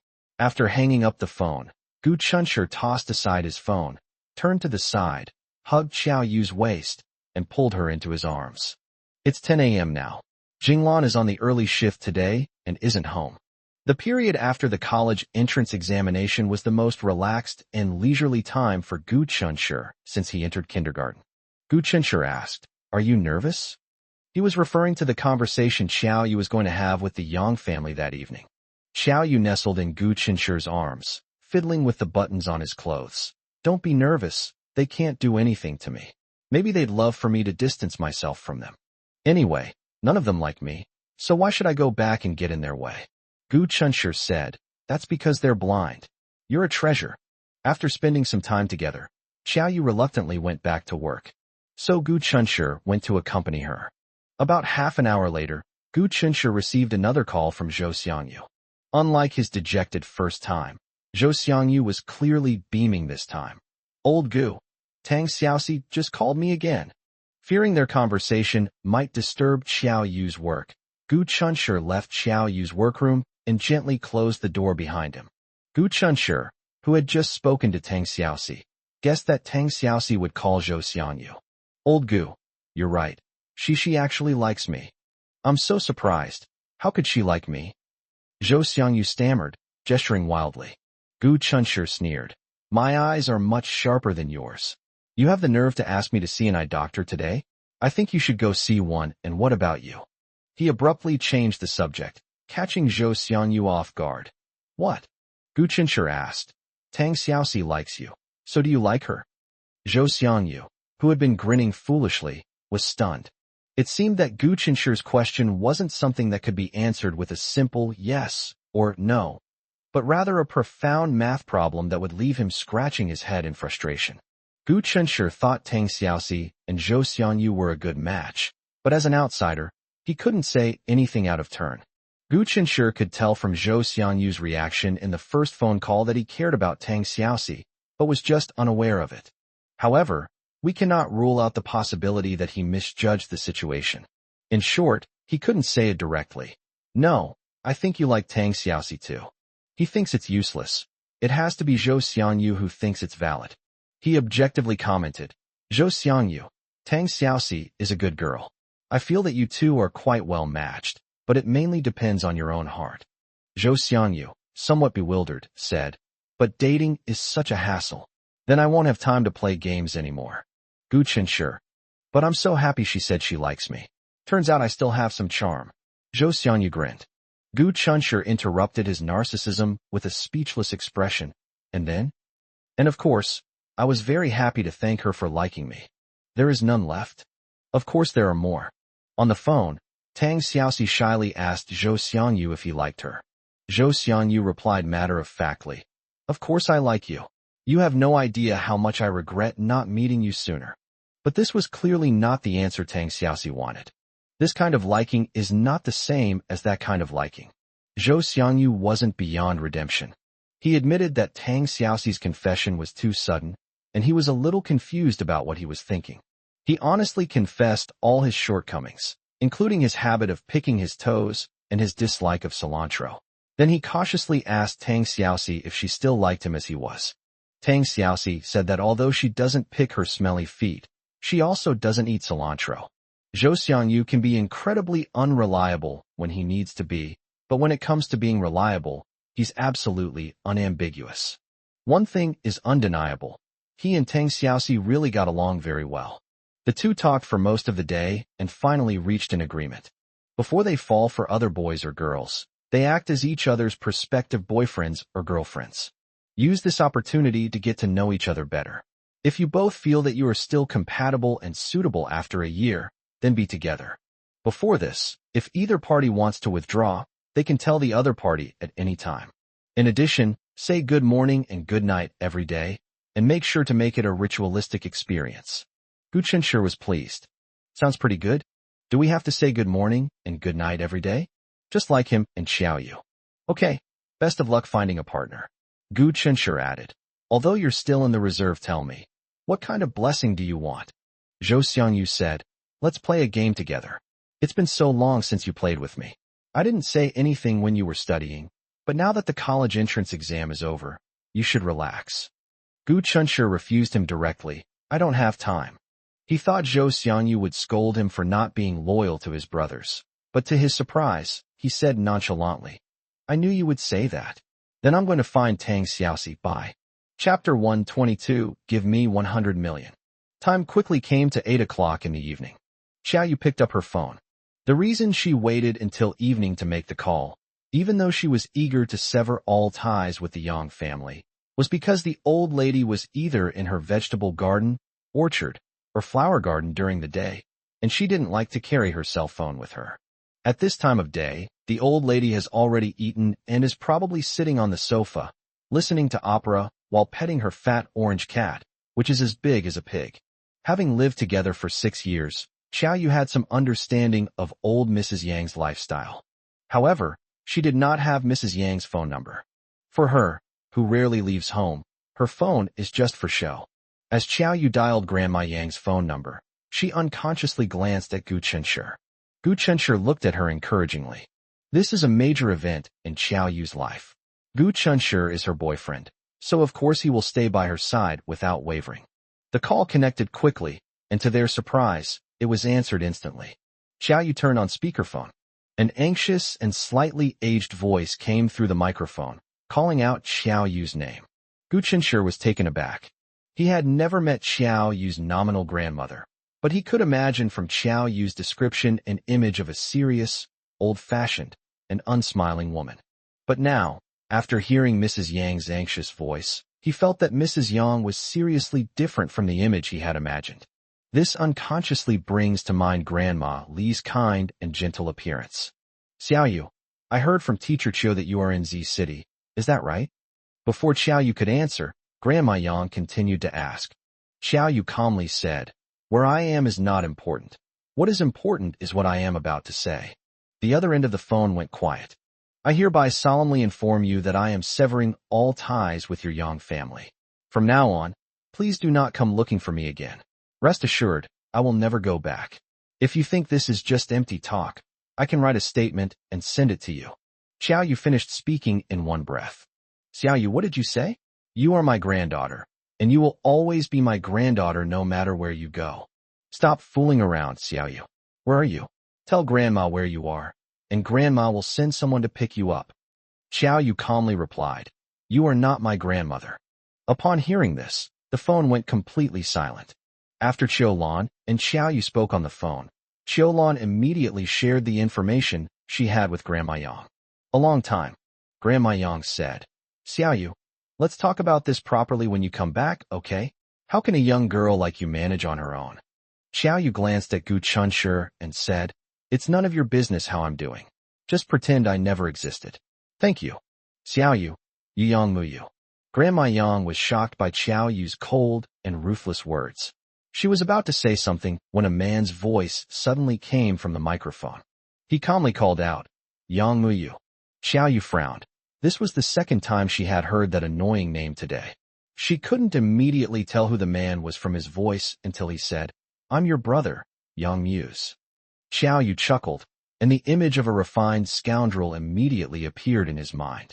What an arrogant guy. When Gu Chunshi heard this, he immediately thought of the man in a suit he had seen in the cemetery. Just as he had initially guessed, the man was indeed Xiao Yu's half-brother. "Sir, if you have delusions, please go to the hospital and get your head checked. My mother only gave birth to me, and she doesn't remember me having an older brother," Xiao Yu sneered. In a rural area thousands of miles away, though it's not entirely rural, as it's a semi-rural area, the standard of living isn't bad. Grandma Yang's family has a vegetable garden, orchard, and flower garden, almost like a luxurious manor. Yang Muse held his phone, his expression calm, showing no anger whatsoever at Xiao Yu's rude remarks. It's hard to associate him with a decisive and authoritative CEO. "Xiao Yu, I know you hate me, but I have to tell you that you are my sister, and that is a fact that cannot be changed no matter what," Yang Muse said with a serious expression. Gu Chunshi unconsciously frowned. It seems things are developing in the most serious direction. The Yang family has no intention of letting go of Xiao Yu. However, what Gu Chunshi couldn't understand was, if they couldn't treat Xiao Yu, this illegitimate daughter, well, why did they still hold on to her? Could it be? A classic scene from a melodramatic soap opera that he used to watch with his mother flashed into his mind, making Gu Chunshi's heart skip a beat. Why is the Yang family unwilling to let Xiao Yu go free? Is it because they want Xiao Yu to marry into other families to consolidate their position? I'm so angry. Gu Chunshi was so angry at his own sudden overthinking that his blood rushed to his head. At this moment, he was filled with murderous aura and wanted to devour people. No one can take Xiao Yu away from him. Xiao Yu is his. Even if the heavenly king himself came, there would be no room for negotiation. Xiao Yu smiled dismissively. "Oh, since you say I'm your sister, fine then, I'll treat you as my sister. But could you give me half of your assets?" She disdained to take even a needle or thread from the Yang family. She merely wanted to use this method to remove Yang Mu's hypocritical mask. Half of Yang Mu's net worth isn't much, maybe a few billion. Yang Muse smiled and said, "Xiao Yu, the Yang family's assets will naturally belong to you and me, brother and sister, in the future." Xiao Yu. She was indeed young and underestimated the extent of a person's hypocrisy. By this time, Gu Chunshi had calmed down a bit and listened quietly to their warm conversation. Xiao Yu said, "But why should I believe you are really willing to split the family fortune with me? If you want me to believe you, transfer 100 million to me right now." Gu Chunshi silently gave Xiao Yu a thumbs up. "I have to say, Xiao Yu looks so domineering and handsome now. I love him." Just when everyone thought Yang Muse would finally show his true colors, he calmly replied, "Okay, send me your bank card number." Xiao Yu was completely baffled by his question. What exactly was this guy trying to do? Xiao Yu got angry and really started arguing with him, so she quickly sent over her bank card number. Chapter 123 Yang Muse Promise. What surprised Xiao Yu and Gu Chunshi was what happened. Not long after Xiao Yu sent her bank card number, her phone started ringing with message notifications 5 times in a row. Xiao Yu stared in astonishment at the text messages, her brows furrowing deeper and deeper. Gu Chun leaned closer and discovered that the other party had transferred 5 million to her in just 2 or 3 minutes, in 5 separate transactions of 1 million each. Transferring 5 million is as easy as an ordinary person transferring 500, or rather, $5. Indeed, poverty limits imagination. Gu Chunshi was stunned. Had Yang Muse really transferred the money to Xiao Yu? How did Xiao Yu transform from a small-time painter into a millionaire? However, Xiao Yu definitely wouldn't accept this money. Yang Mu's swift and decisive transfer of the money reveals an even more dangerous signal. The Yang family are business people. Business people focus on investment and returns. Therefore, Gu Chunshi had every reason to suspect that the 5 million, no, 100 million, was an investment by the Yang family in Xiao Yu. Then they will definitely take back double the amount from Xiao Yu.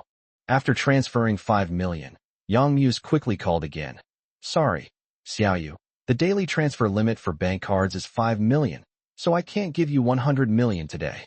Xiao Yu frowned and remained silent, wanting to see what tricks he was up to. How about this? Give me your current address, and I'll send you a card tomorrow, Yang Muse said sincerely. Gu Chunshi touched his chin thoughtfully. Although the man he saw at the cemetery looked to be only around 30 years old, even though he was 10 years older than him, he was a seasoned businessman with a deep and calculating mind that a kid like him couldn't possibly fathom. How could Xiao Yu let him have his way? She snorted coldly. Yang Muse, what tricks are you playing? Yang Muse smiled helplessly. I didn't mean to play any tricks, really, Xiao Yu. Although you won't believe me, you're still my sister, and I hope you can live a better life. Yang Muse, let me warn you, I'm doing very well right now. Xiao Yu interrupted him mercilessly. Please, and your entire Yang family, don't bother me anymore. It would be better if I were dead. If you push me too far, we'll both die. I believe you know I mean what I say.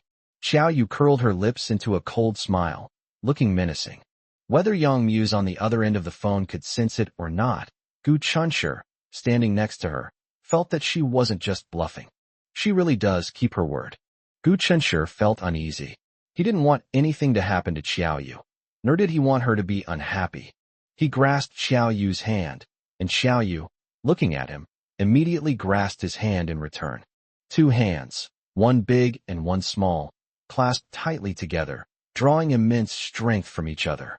At this moment, Gu Chunshi's heart surged with emotion, and an unwavering belief arose within him, vowing to protect his girl from harm. Xiao Yu, on the other hand, increasingly wanted to break off her ties with the Yang family she disliked and be with the person who truly loved her forever. We will be together forever. We must stay together forever. The call hadn't ended. Yang Mu's voice continued through the receiver. Xiao Yu, I know you have a lot of prejudice against me, but that's not your fault. If you don't want to tell me your address, find Muse. No, we have to find Xiao Yu Muse. Yang Muse was interrupted by old Mrs. Yang's voice halfway through his sentence. Then there was a moment of silence on the microphone. A moment later, Yang Mu's voice came again. Xiao Yu, you must live well on your own. If you run out of money, just tell me. Don't make yourself suffer. Honestly, if Gu Chunshi didn't know about Xiao Yu's childhood experiences, he would have been moved to tears by Yang Mu's thoughtful and warm-hearted older brother's words. Xiao Yu remained unmoved, her face cold. No need, I'll return the money to you. Just don't bother me. She had nothing more to say to him and was about to hang up when Yang Mu seemed to sense something and quickly said, Xiao Yu, don't hang up yet. I have something to ask you. Gu Chunshi thought to himself, they've arrived so quickly? He's a businessman after all, shrewd to an extreme. If you don't have anything to do lately, don't come back of course. I know you don't want to come back either, but I'm just reminding you. Yang Muse added with a self-deprecating laugh at the end. Gu Chunshi was completely confused. What did this mean? Judging from Xiao Yu's reaction, she also didn't understand the meaning behind Yang Mu's words. Footsteps came through the microphone, followed shortly by birdsong. Grandma Yang's residence has many flowers, plants, and trees, which attracts a large number of birds to roost there. Yang Muse walked from the living room to the quiet outside. Once everyone was alone, he continued, things haven't been peaceful at home lately. Your return will only cause unnecessary trouble. Xiao Yu thought to himself, what does the Yang family's business have to do with me? Xiao Yu, your mother, Teacher Qiao. Yang Muse hesitated before mentioning Qiao Qingge. Xiao Yu's expression suddenly changed, as if anyone in the Yang family mentioning her mother was a desecration of her mother. Shut up. You have no right to mention my mother. Xiao Yu said angrily. Yang Muse choked for a moment, then said awkwardly, I'm sorry, but what I want to tell you is that I finally understand now that I misunderstood Teacher Qiao before, and I'm sorry to her. Xiao Yu sneered repeatedly, sorry? If you really want to apologize to her sincerely, then go downstairs and say it to her in person right now. Next, well, of course, refers to the underworld. Yang Muse remained silent for a long time before saying, Xiao Yu, don't worry, I will definitely investigate the truth of what happened back then and clear Teacher Qiao's name. Xiao Yu was taken aback. She doubted she had heard correctly. Is Yang Muse still the same bastard who pointed at his mother's nose and cursed her as a vixen who ruined his parents' relationship? Don't believe him. Xiao Yu suddenly woke up. There's not a single good person in their family. He must have some ulterior motive, which is why he said that on purpose to get closer to her. She won't fall for it. Xiao Yu sneered. That's your problem. Don't forget what I just said. Don't bother me. Yang Muse assured him.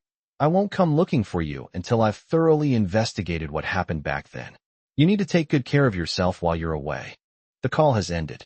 In a fit of rage, Xiao Yu threw her phone onto the sofa and threw herself into Gu Qinshi's arms, cursing in a low voice, scumbag.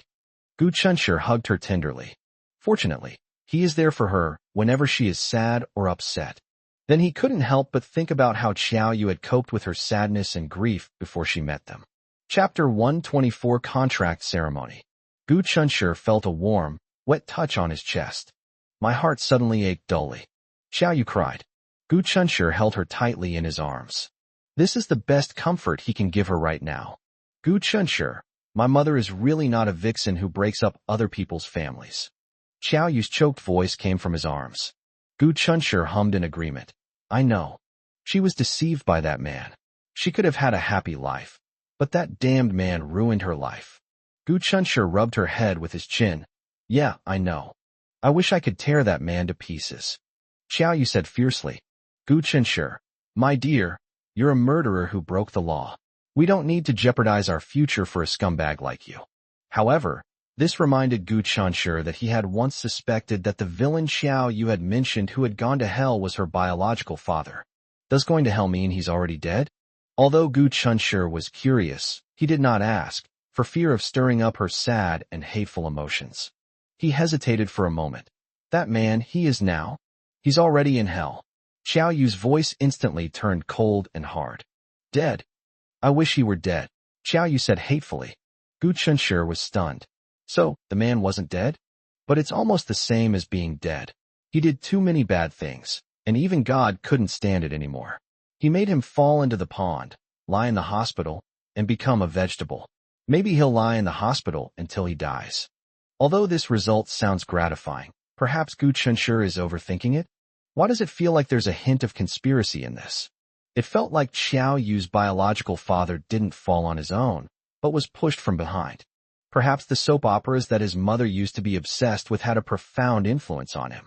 However, art originates from reality, and the stories that happen in real life are far more exciting than those in TV dramas. It's just that much of the wonder has been deliberately concealed and remains unknown to the public. Gu Qinshi only now realized that Xiao Yu's mother was Yang Mu's tutor. The man secretly raised Xiao Yu and her son in a secluded villa. Later, Yang Mu somehow found out. When Xiao Yu was 6 years old, he barged into the villa and sneered at Xiao Yu, who was watching ants move in the yard. Bastard, little vixen. Even after 12 years, Xiao Yu still vividly remembers the contempt and hatred in his eyes back then, as if it were yesterday. Although she was young at the time and didn't understand what little vixen meant, she knew it wasn't a compliment. She was terrified by the sudden appearance of this older brother, staring blankly at him, even forgetting to cry. The nanny, who rushed over upon hearing the news, kindly advised him to leave immediately. Yang Muse, who was still wearing a high school uniform at the time, not only did not leave obediently, but also shouted Xiao Qing's name loudly, telling her that if she had the ability to seduce someone else's husband, she should stop hiding. The nannies were terrified and begged him to leave. They were practically kneeling down to plead with him. Xiao Yu remembered that before Yang Muse rushed in and started yelling, her mother had just gone crazy once. She had finally calmed down and was coaxed to bed by the nanny. If Yang Muse wakes her up again, the nannies will feel like dying. But Xiao Qingge was eventually awakened. She followed the sound and came out. When she saw Yang Muse, her previously lifeless eyes suddenly revealed an indescribable fear. She lunged forward, pulling Xiao Yu into her arms, and screamed hoarsely at Yang Muse. Get out. You're a stinking man. Get out of here right now. Thinking of this, Xiao Yu said sadly. Gu Qinshi, can you imagine? At that time, my mother was trembling all over because of anger and tension, while I was secretly pleased. Gu Qinshi had a vague answer in his heart. Because that was the first time my mom held me. The first time I clearly felt her care and love for me. Gu Qinshi was so heartbroken he didn't know what to say. Everything is in the past now. Things will get better and better from now on. Xiao Yu looked up. Gu Chunshi, no matter what happens, we must stay together and never be separated, okay? Gu Chunshi nodded emphatically. Okay, I promise you. If you're worried, we can pinky swear. Xiao Yu extended her little finger. Gu Chunshi extended his own. Two bent fingers hooked together, as if completing a significant contractual ceremony. From that moment on, she was his, and he was hers. Even fate could not separate them.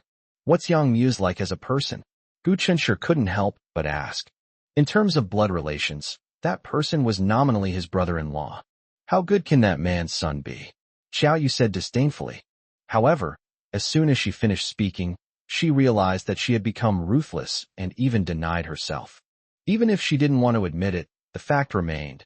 She, too, had that man's blood flowing in her veins. She defended herself, frustrated, but Gu Chunshi didn't care that she was the only listener. I'm not like him. Gu Chunshi reached out and wiped away the remaining tears on her face, sincerely agreeing. That's right. I think you're absolutely right.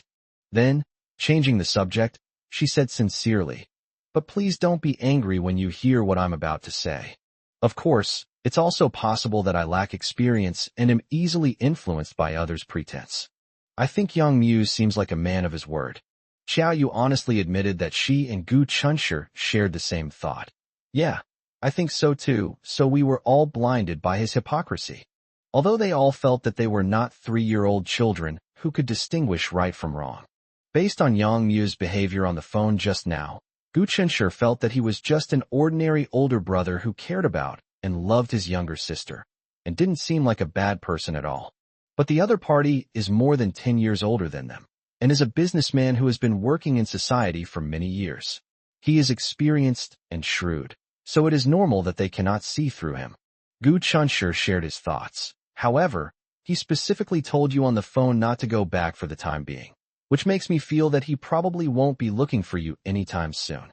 Just as Xiao Yu was about to express her opinion, her phone rang.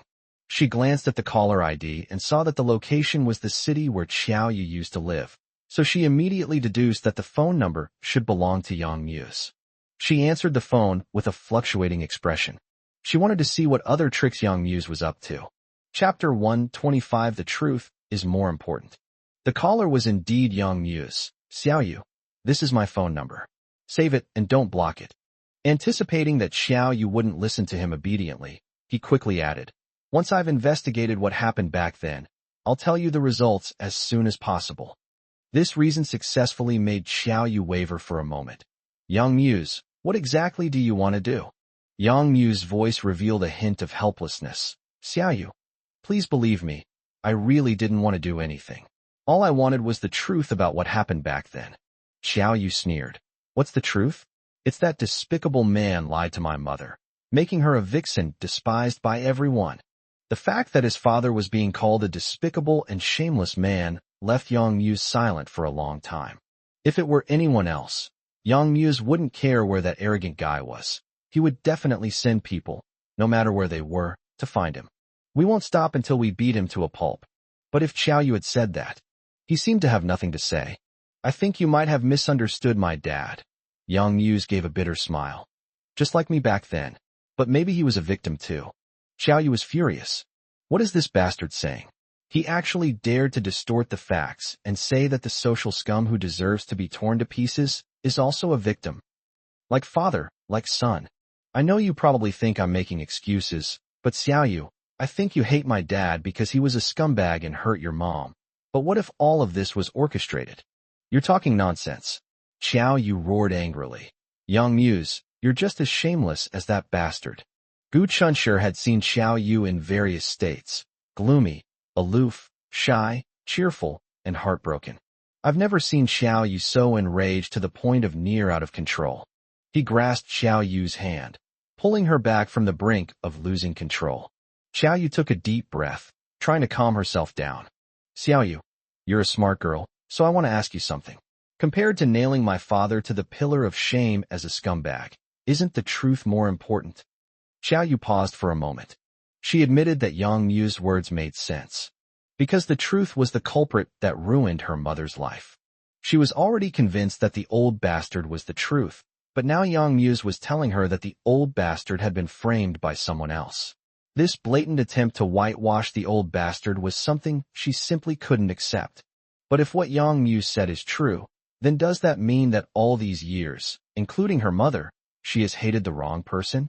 Besides, Yang Muse is just as despicable as his bastard father. So how could Xiao Yu easily believe his words? Why should I believe you? Xiao Yu said coldly. Yang Muse fell silent again. Yes, it's quite laughable that he thinks he can convince others with just a few words. I've gathered some clues, but I haven't found any conclusive evidence, which is why I told you my dad was framed.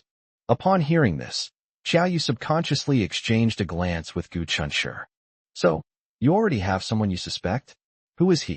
When Xiao Yu asked these questions, his breathing was noticeably unsteady, and there was a hint of contempt in his voice, as if to say, let's see how long you can keep making this up. Yang Muse hesitated for a moment.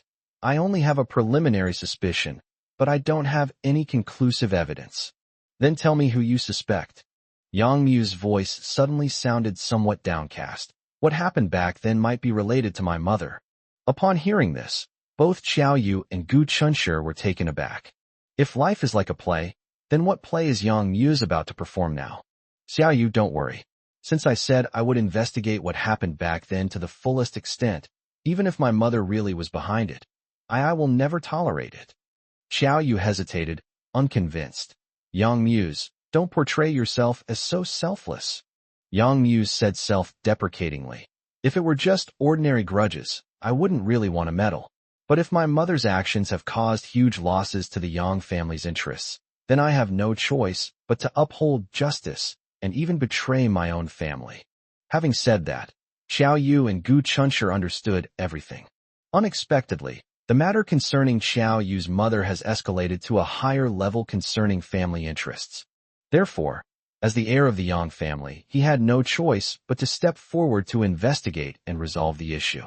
To put it bluntly, Yang Muse's desire to clear Xiao Yu's mother's name was merely a side effect of dealing with household pests.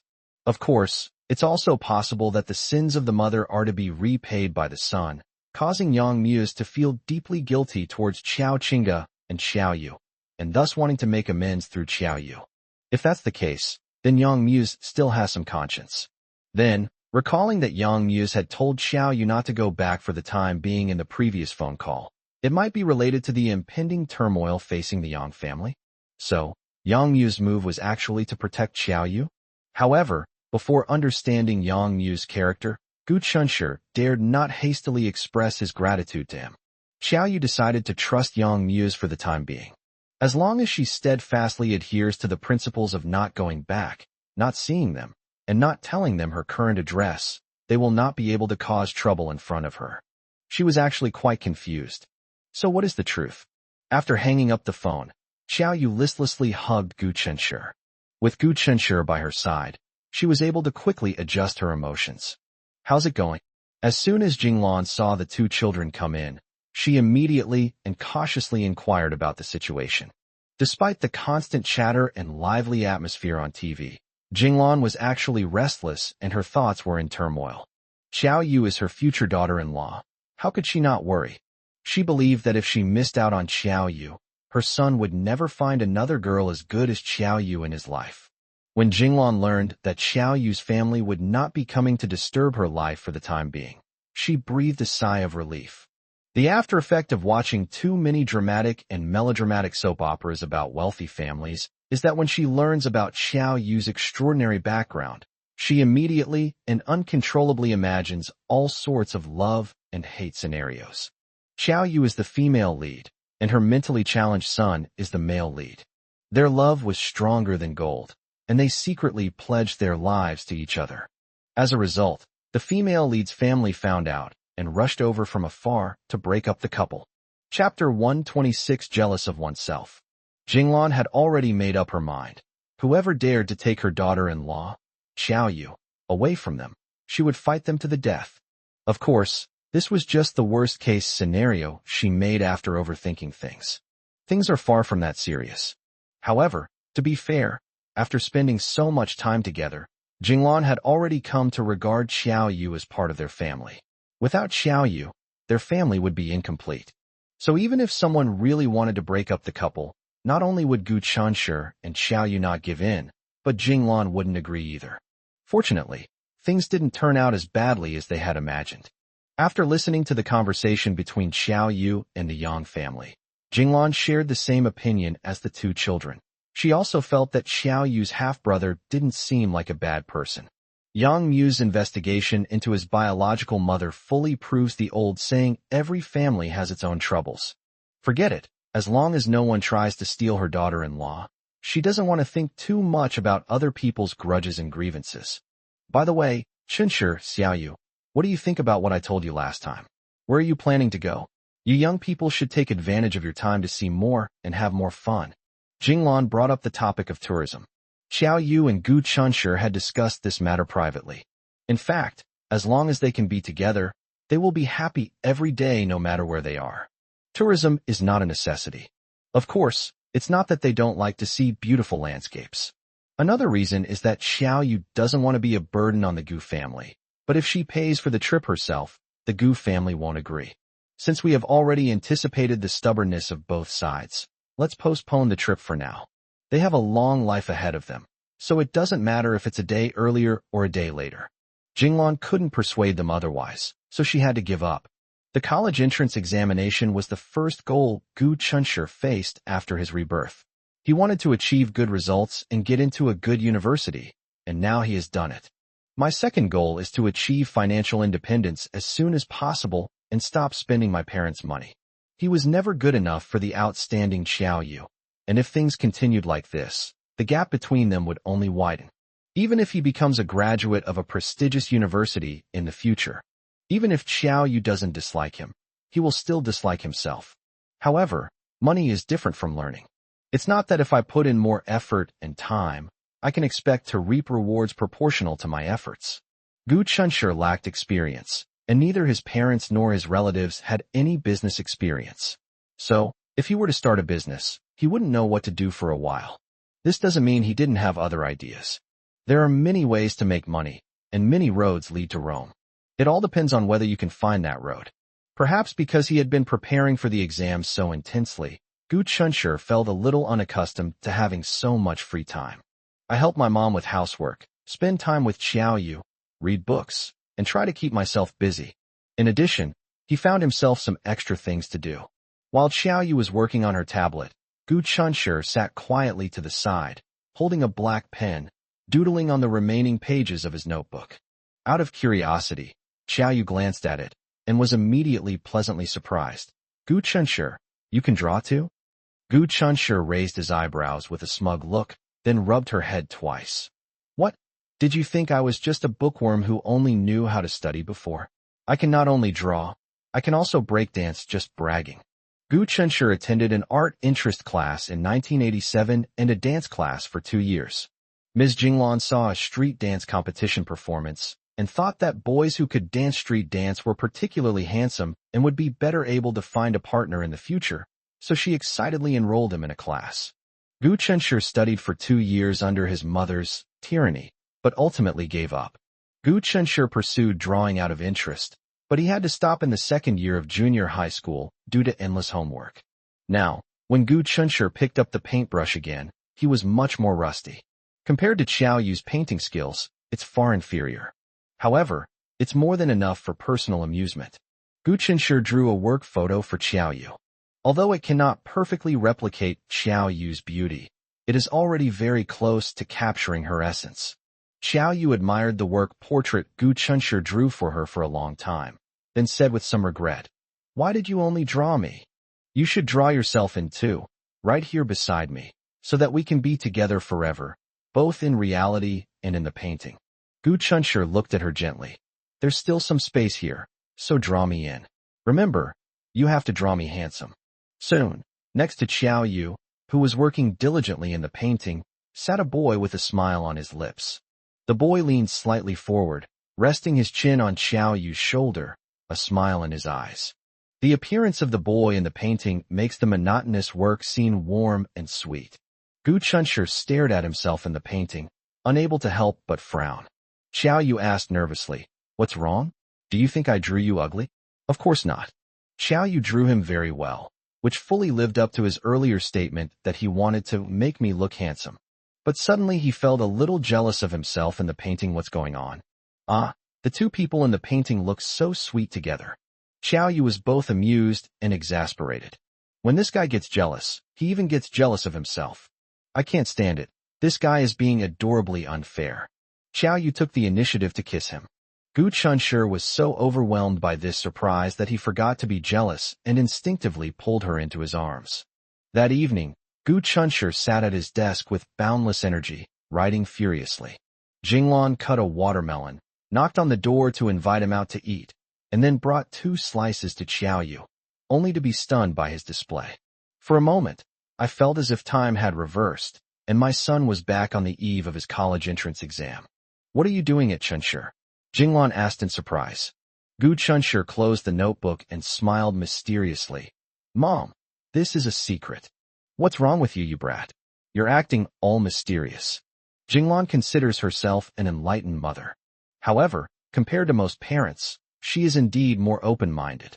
Respect children's choices and pay attention to protecting their privacy. So while she was curious, she wouldn't force herself to find out the truth just to satisfy her curiosity. Gu Chunshi and Xiao Yu sat side by side on the sofa, each eating a slice of watermelon. Xiao Yu eats everything slowly. Gu Chunshi finished both pieces, while Xiao Yu only ate half of the first piece. Gu Chunshi, disregarding all martial ethics, snatched the watermelon that Xiao Yu had only half eaten. Then, to Xiao Yu's utter bewilderment, he handed her a new one. The sweetest part of a watermelon is, of course, the middle section. Chapter 127, showing off to the whole world. Jinglan happily announced some good news to them. Gu Cheng's work pattern of constantly traveling for business is finally coming to an end.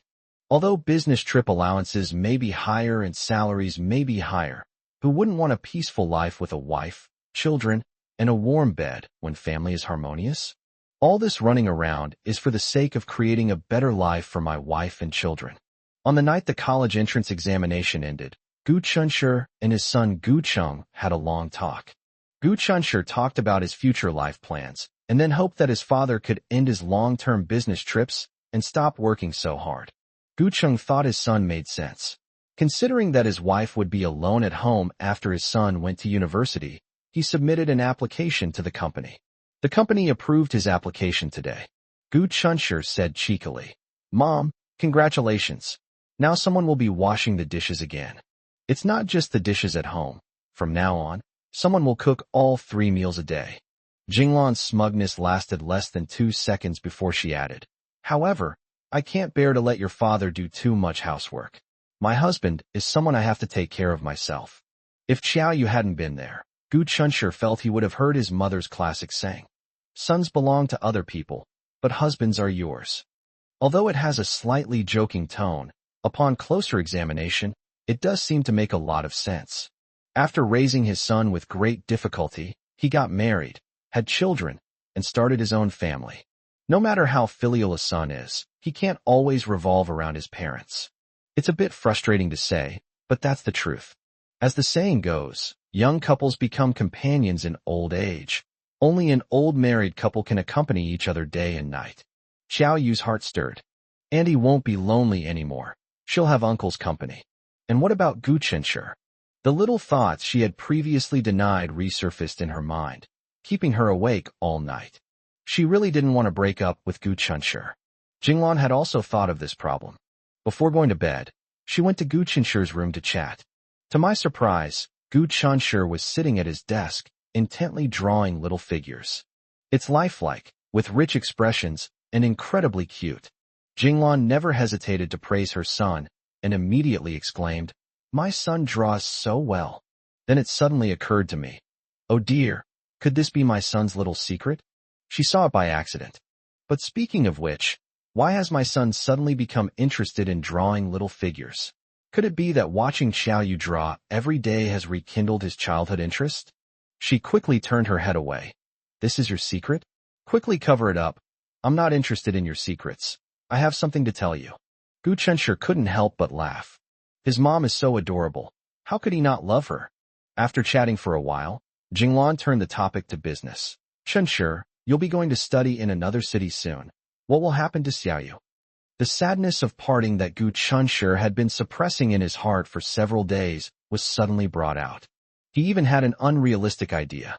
If only Xiaoyu could turn into Thumbelina, then he could take her wherever he went. Why don't you take Xiaoyu to school? Let Xiaoyu rent a place near your university. Then you two can be together every day.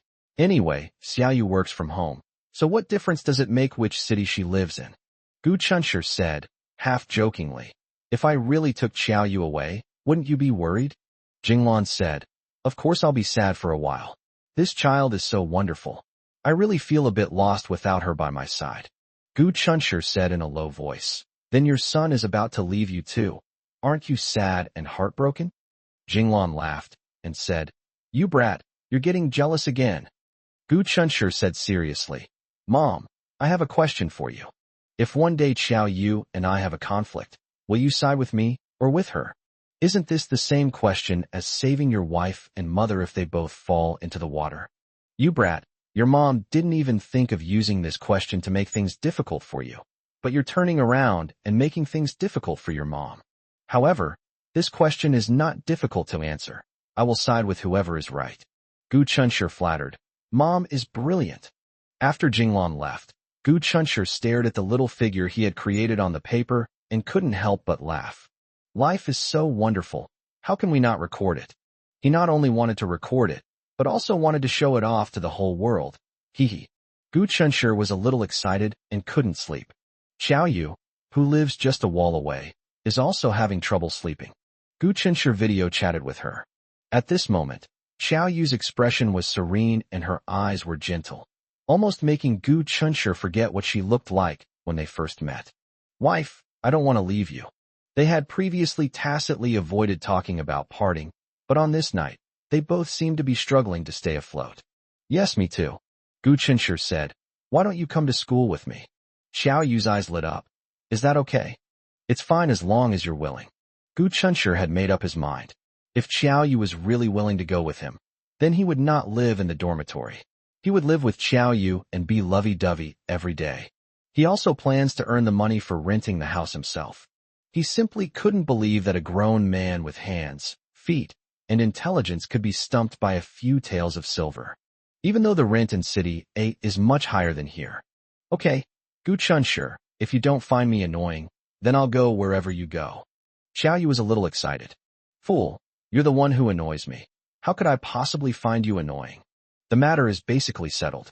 It was 11:30 a.m. Usually at this time, Gu Chunshi would still be writing furiously, immersed in the ocean of knowledge. Gu Chunshi was wide awake and got out of bed, sitting back down at his desk.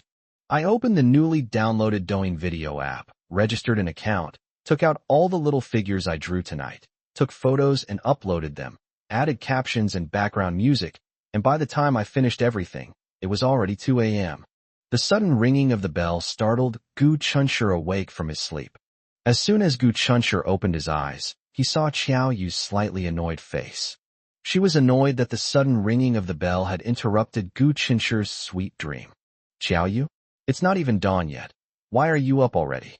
Xiaoyu handed him the phone that was on the desk and smiled. Are you sure it's still early? Gu Chunshi glanced at the time and was startled. It was almost 10 o'clock. The curtains in his room were thick blackout curtains, and since it was a cloudy day, the room was dark, as if it were still dark. The phone kept ringing stubbornly. Gu Chunshi glanced at it, and saw it was Zhou Xiangyu, who hadn't contacted him for several days. Old Gu, I received my university acceptance letter. Ha ha ha. Chapter 128 Decline in Status. Even through the phone, Gu Chunshi could feel Zhou Xiangyu's ecstatic joy. Gu Chunshi sincerely said, congratulations. Zhou Xiangyu. Hee, am I good enough? Getting into university isn't that hard. Gu Chunshi cleared his throat. I advise you to keep a low profile, lest you get beaten to death.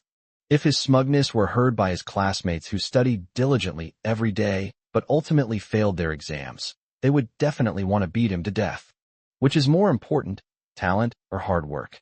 To prevent students from giving up, many teachers will say encouraging things like, the early bird catches the worm, or diligence can make up for lack of talent. Of course, diligence is indeed useful. However, compared to talent, it may be cruel, but it is the truth. Otherwise, given that everyone is putting in the same effort, why can some people go further? Haha. Lao Gu, my dad gave me 20,000 yuan and told me to have a blast these next couple of days. I'll treat you and my sister to dinner. Oh, by the way, is Annie home today? Bring her along too. I'll treat you to something delicious. Zhou Xiangyu was full of heroic spirit. Gu Chunshi, 20,000? Uncle is really generous, but what does it mean that uncle lets you have a good time these 2 days?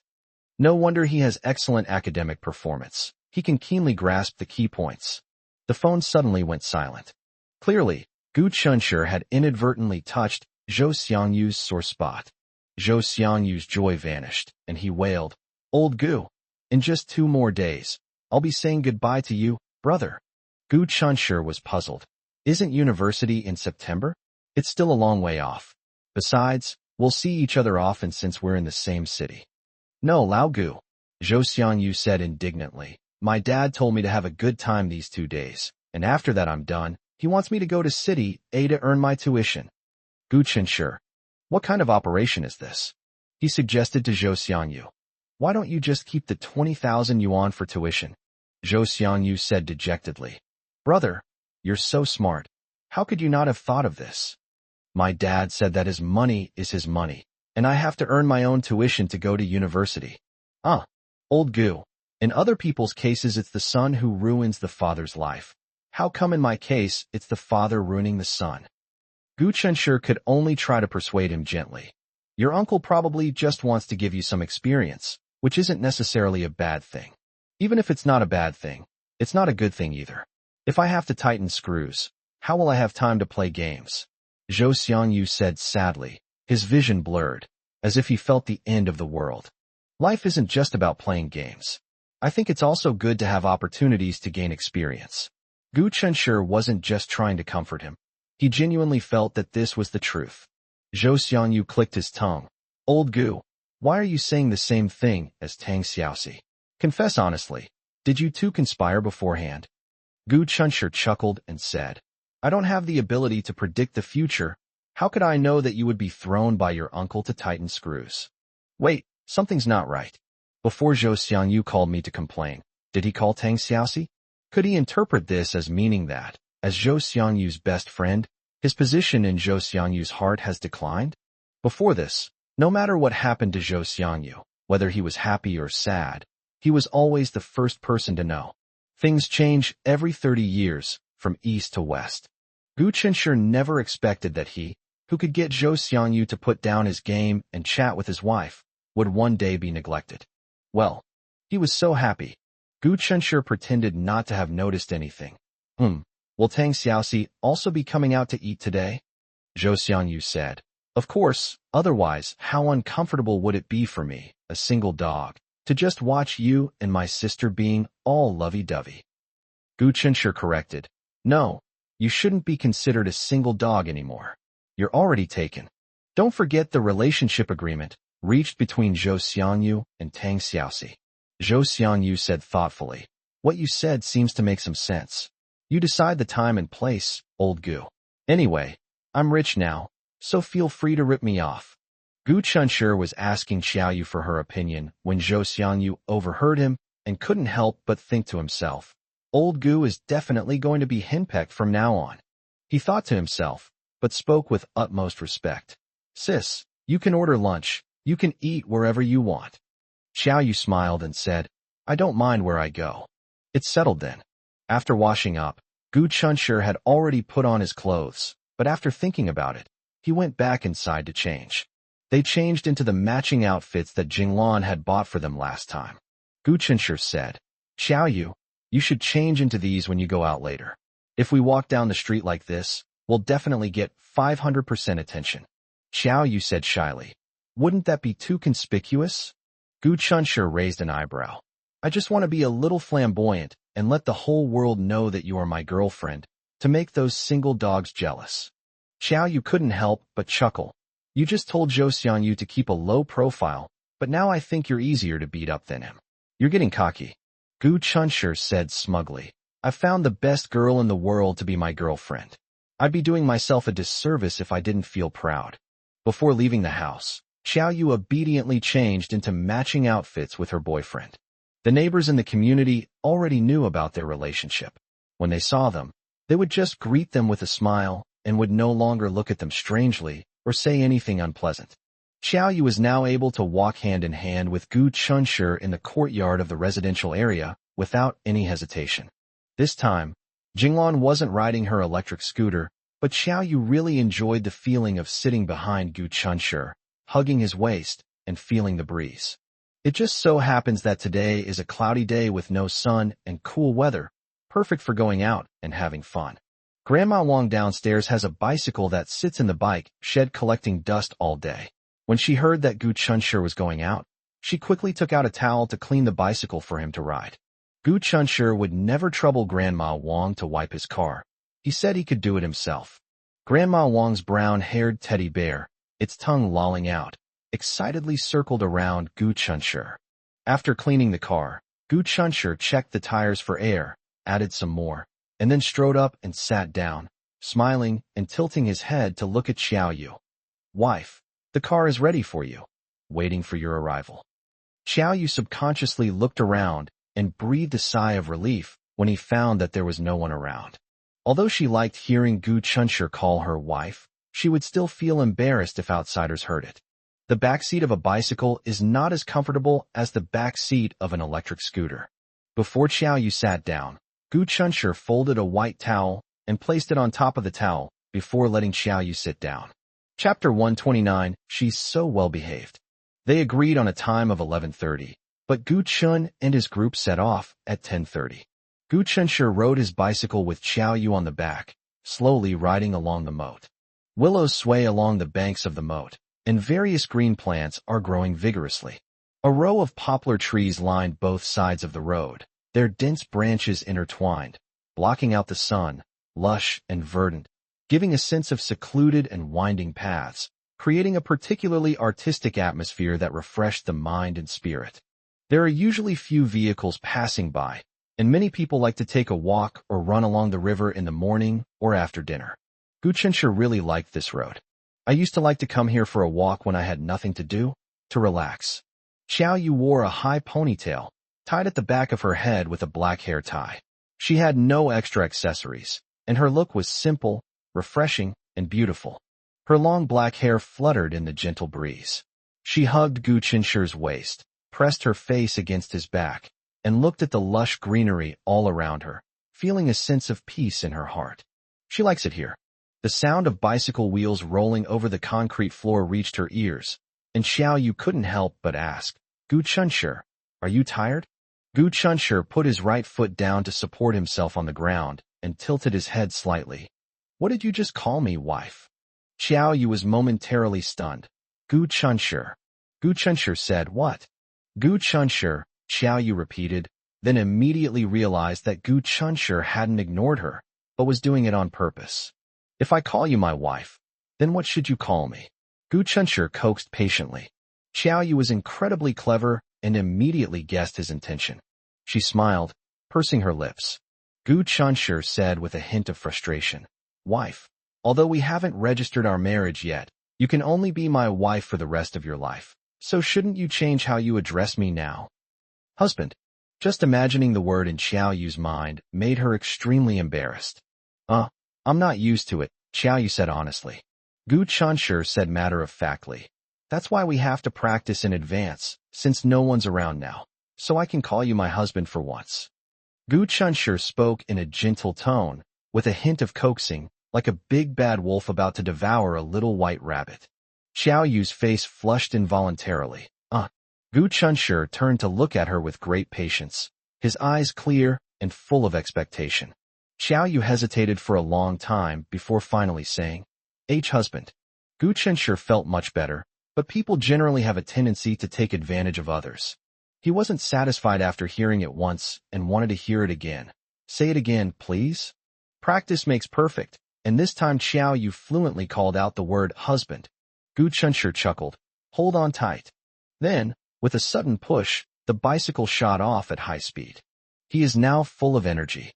Xiao Yu's cheeks flushed slightly as she hugged Gu Qinshi's waist tightly, chuckling to herself. The wind whistled past my ears, a refreshing and pleasant sensation. There weren't many pedestrians on the moat road. Almost everyone was riding an electric bike. The bicycle carrying 2 people showed its prowess, overtaking one electric bike after another. Like a carefree little cheetah, it roams freely on the road.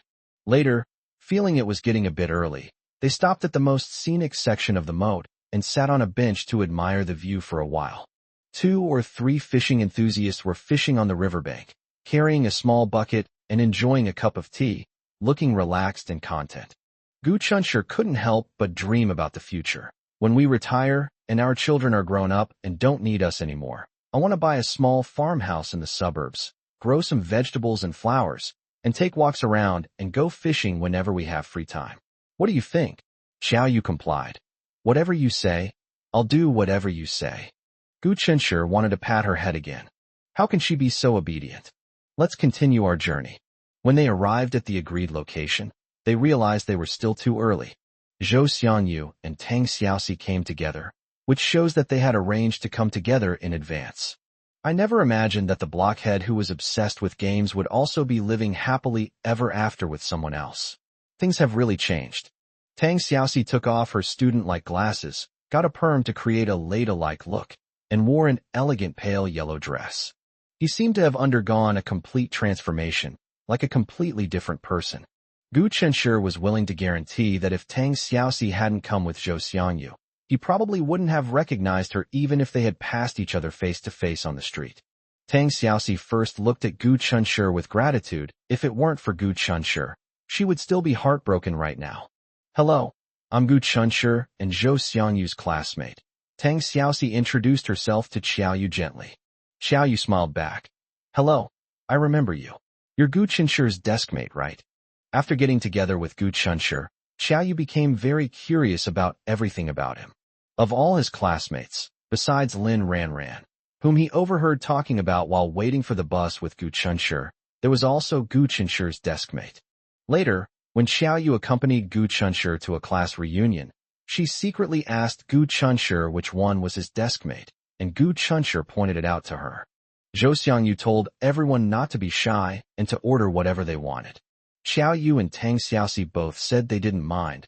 They were fine with just eating whatever they wanted. Gu Chunshi said, Zhou Xiangyu, your uncle doesn't earn money easily. Although this is a reward for you, there's no need to be extravagant.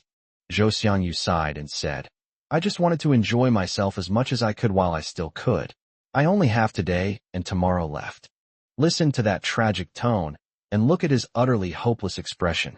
Anyone who didn't know better might think he was. Never mind, it's not a good omen. I won't say anything more. If I had known, I would have prayed that the acceptance letter would arrive a few days later, Zhou Xiangyu complained. Gu Chunshi said, what's meant to happen will happen. It's not something you can avoid by praying. However, Zhou Xiangyu received his admission notice quite early. Gu Chunshi and Tang Xiaoxi have not received it yet. By the way, your uncle wants you to go to City A to earn tuition fees. Are you going to find a job yourself? Or has your uncle already arranged one for you? Gu Chunshi asked curiously. Zhou Xiangyu seemed to have resigned himself to his fate. My dad has found it for me. As for what kind of screws they're tightening, I'm not quite sure yet. We'll talk about it when we get to City A the day after tomorrow. He said that I should try to pay for my own college expenses in the future and not ask him for money anymore, because I am an adult now. I'm starting to suspect that my parents secretly had another baby for me behind my back. Their tiny shop only earns enough to buy baby formula, so I have to support myself? It seems like there are so few people reading these past few days. Has this little slacker been abandoned by his readers? Wah! Chapter 130 Early Training. Zhou Xiangyu's imagination ran wild, and he suspected that his parents might have secretly had a second child without telling him. The other 3 people present were completely stunned. But on second thought, it's not impossible. After the 2-child policy was relaxed, news reports have featured college students returning home for summer vacation only to find out they had a younger brother. Zhou Xiangyu's parents look very young, so they could easily have a second child. So, Zhou Xiangyu's concerns weren't entirely unfounded. Gu Chunshi said, Zhou Xiangyu, you're overthinking it. Even if your aunt and uncle are having a second child, there's no need for them to hide it from you. Zhou Xiangyu countered with reasonable evidence. What if my parents were afraid I wouldn't be able to accept it and, in a moment of loss of control, strangled their little baby to death? Gu Chunshi rolled his eyes speechlessly.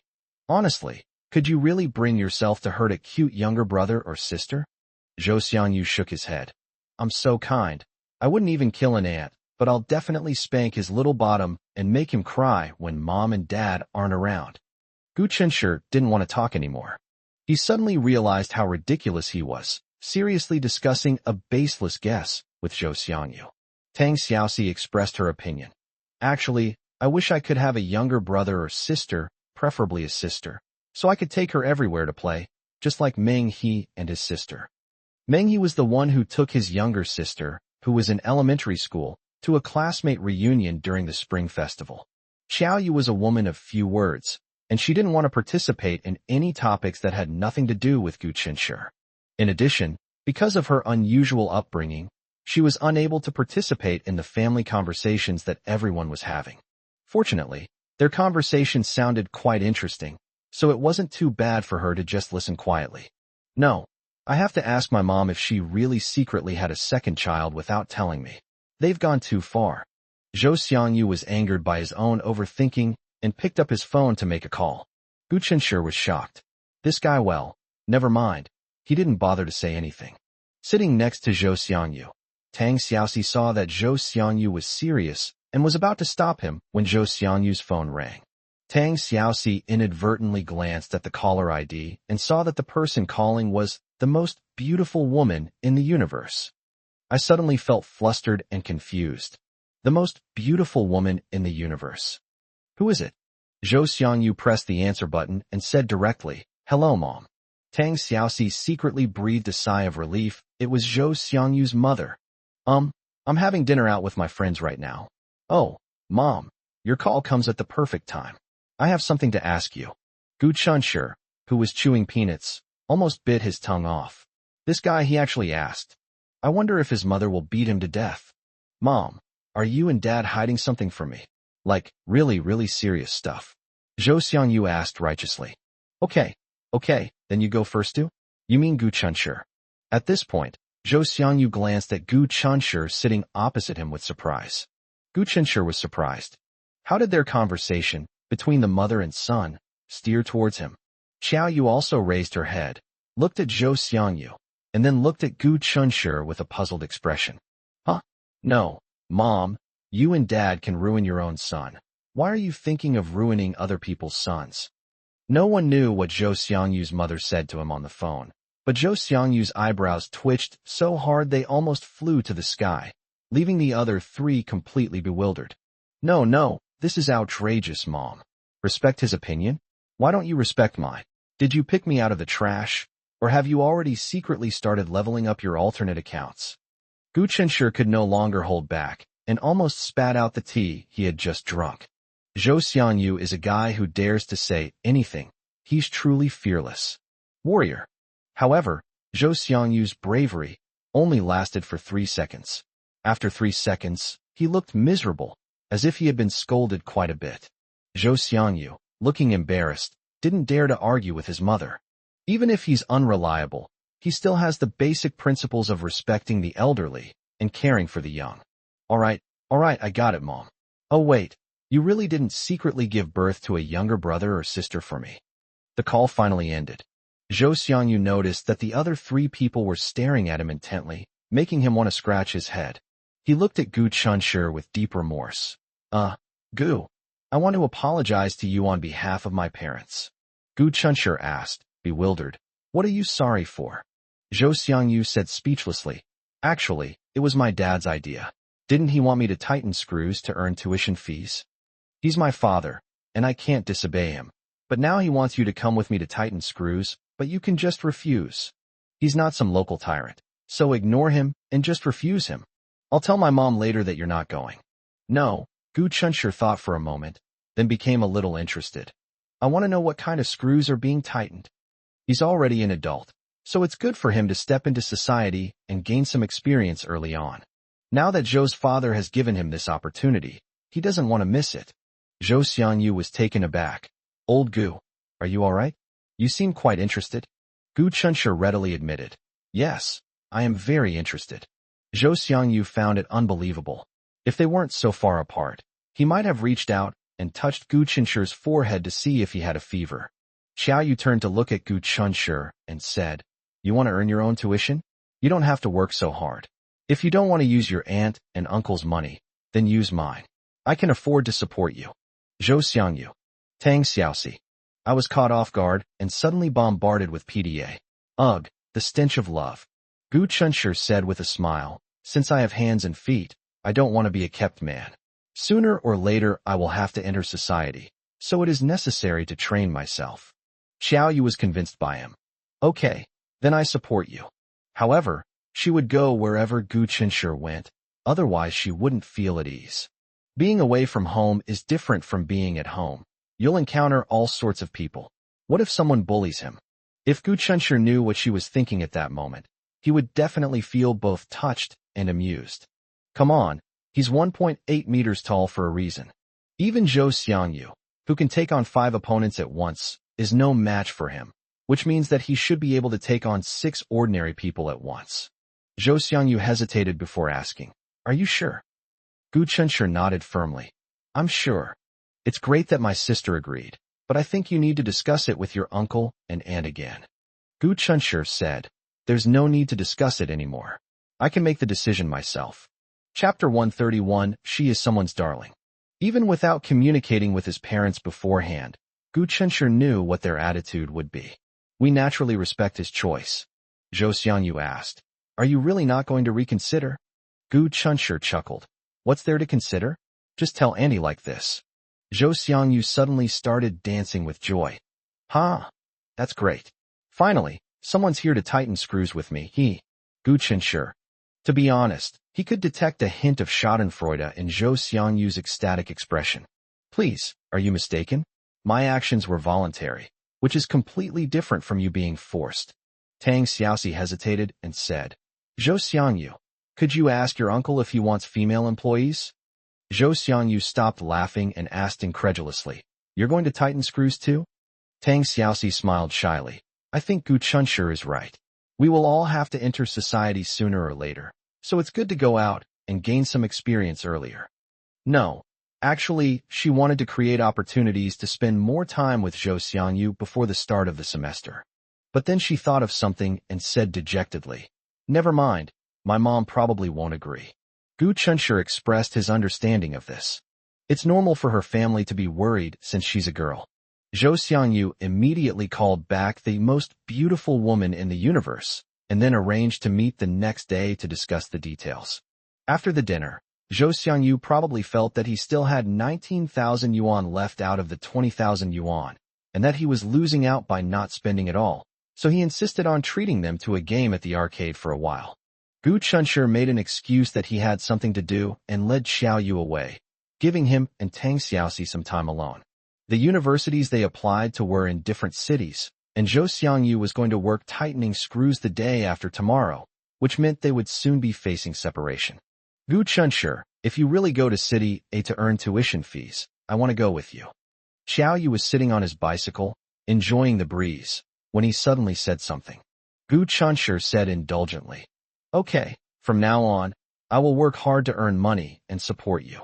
Xiaoyu had always wanted to take care of Gu Chunshi, but he was being cared for by his uncle and aunt, so it was not her turn at all. Having become accustomed to self-reliance after leaving the Yang family, she almost broke down when she first heard Gu Chunshi's gentle words, I'll take care of you. She can also be someone else's darling. Stop for a moment, Xiaoyu suddenly said. Gu Chunshi was confused, but he still obediently stopped by supporting himself with his feet on the ground. Gu Chunshi, turn your face around, Xiaoyu said with a touch of domineering. Gu Chunshi hummed in response, What did you just call me? Having learned from his previous experience, Xiaoyu immediately understood what he meant. Honey, turn your face around. That's more like it. Gu Chunshi turned his head with satisfaction. What is it, wife? Xiaoyu held his head, and, ignoring the pedestrians on the roadside, gave him a big kiss on the forehead. He was so good that Xiaoyu couldn't help but reward him, Gu Chunshi raised his hand blankly to touch the spot where he had just been kissed. The surprise came so suddenly that he didn't even have time to savor it before it was over. Gu Chunshi, still not satisfied, pointed to his face. One more time. Xiao Yu is a doting husband, so she obediently gave him another kiss on the cheek. Gu Chunshi pointed to his other cheek. Let's do this side too, so it'll be symmetrical. Xiao Yu obediently did as she was told, and anticipating the request Gu Chunshi would make next, she quickly dabbed it on his lips. Only then did Gu Chunshi feel satisfied and instruct Xiao Yu to hold him tight. He then rode the small bicycle at the speed of a flying fish once again. As Gu Chunshi expected, Jinglan was somewhat worried and reluctant, but she respected Gu Chunshi's choice. Jinglan felt a little sad. Her child had grown up and wanted to fly away. Let them fly when they should. Some parents, under the pretext of protecting their children, forcefully tie them to their side, which is a seriously wrong approach. Parents can protect their children for a while, but they cannot protect them forever. Jinglan was a little sad, but then Xiao Yu said, "Auntie, I want to go with Gu Chunshi." Jinglan suddenly felt empty inside. But then again, isn't a daughter-in-law just like a son? Jinglan smiled and said kindly, "All right, go ahead. It doesn't matter if you make money or not. Just treat it as an experience." Around Chinshi, 7-9 a.m., when you have time, take Xiao Yu to see the famous historical sites there. Gu Chunshi called his father, Gu Cheng, and told him about his plans, which naturally received Gu Cheng's strong support. When Gu Cheng learned that Xiao Yu was going with him, he gave Gu Cheng some instructions, just like Jinglan did, telling him to take good care of himself and Xiao Yu, etc. After dinner, Xiao Yu sat down at the table and began to work. "I've been spending all my time with Gu Chunshi lately, and I haven't been able to concentrate on my work. This is not right. You can't skimp on romance, but you also need to find time to earn money. That's what a win-win situation is." There was a table that was 1.2 meters wide. Xiao Yu sat on one side, and Gu Chunshi sat on the other side. Each goes their own way and leaves the other undisturbed. For a moment, it was as if time had turned back, returning to the time when Gu Chun was preparing for his exams, and Xiao Yu was sitting on the bed writing a novel while quietly keeping him company. Gu Chunshi was drawing little figures again. When I got tired of drawing, I turned my head to look at Xiao Yu, who was working. She was painting, but the way she was so engrossed in her work made Gu Chunshi see a painting he could never get enough of. Gu Chunshi felt a little itchy to do it. He wanted to touch her face and rub her little head. But never mind, I shouldn't disturb her work. Gu Chunshi forcibly pulled his attention away from Xiao Yu. He threw himself back into the great cause of drawing little figures. As he was drawing, a hand suddenly gently pinched his earlobe. In reality, Xiao Yu wasn't as focused as she appeared. She would occasionally look up at Gu Chun, and each glance brought her a sense of peace. Gu Chunshi grabbed her hand and kissed it. Xiao Yu smiled and withdrew her hand, fearing that if she was even a step too slow, her will would crumble under his tenderness, and she would only want to be intimate with him and not finish her work for the day. I haven't written a single word of the novel I'm supposed to update today. The pressure is immense. At 9 o'clock the next morning, Gu Chunshi arrived at the Zhou family's house on time. Zhou Xiangyu, with his messy hair, kept yawning, his eyes vacant and his face blank. Still wearing his pajamas, Gu Chunshi could already picture his mother dragging him off the soft bed. Needless to say, he must have been risking his life to play games with his wife again last night. Zhou Xiangyu's mother, dressed smartly and like a wealthy lady, changed her gentle and kind demeanor in front of Gu Chunshi. She raised her hand with exquisitely manicured nails and slapped Zhou Xiangyu on the forehead.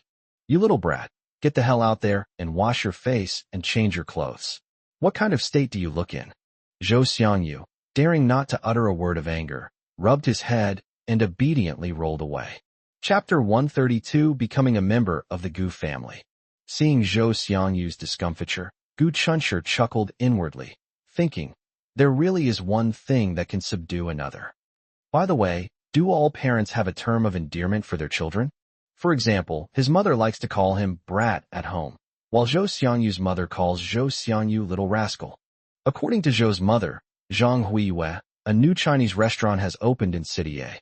In the early stages of its operation, The restaurant needs a lot of staff. If Gu Chunshur doesn't mind, he can work as a temporary worker to gain experience and earn some tuition fees. Finally, Zhang Huiwa added with a smile, food and lodging are included. Gu Chunshur felt he hadn't overthought things, but Zhang Huiwa deliberately emphasized the phrase food and lodging included, especially the lodging included. Gu Chunshur felt that this kind and approachable elder seemed to be hinting at something to him. As expected, seeing that Gu Chunshur remained unfazed, she further hinted, "There are enough rooms in the dormitory, Chunshur. You can bring your companions along. Anyway, it's not a long time, only a little over a month. You can treat this work as another kind of trip." Gu Chunshur smiled politely, already certain that Zhou Xiangyu had told Zhang Huiyue that he had a girlfriend. "Isn't that a bit inappropriate, boss?" Zhang Huiyue waved her hand. "You don't need to worry about that. The boss has a very good temper and is very easy to talk to. As long as you are all good kids and don't cause trouble, the boss won't say anything." Gu Chunshur smiled and said nothing more. Seeing that he remained silent, Zhang Huiyue became a little impatient and tentatively asked, "Chunshur, do you want to take your companions with you?" "Auntie, I'd like to bring my girlfriend along." Gu Chunshur knew what she wanted to say.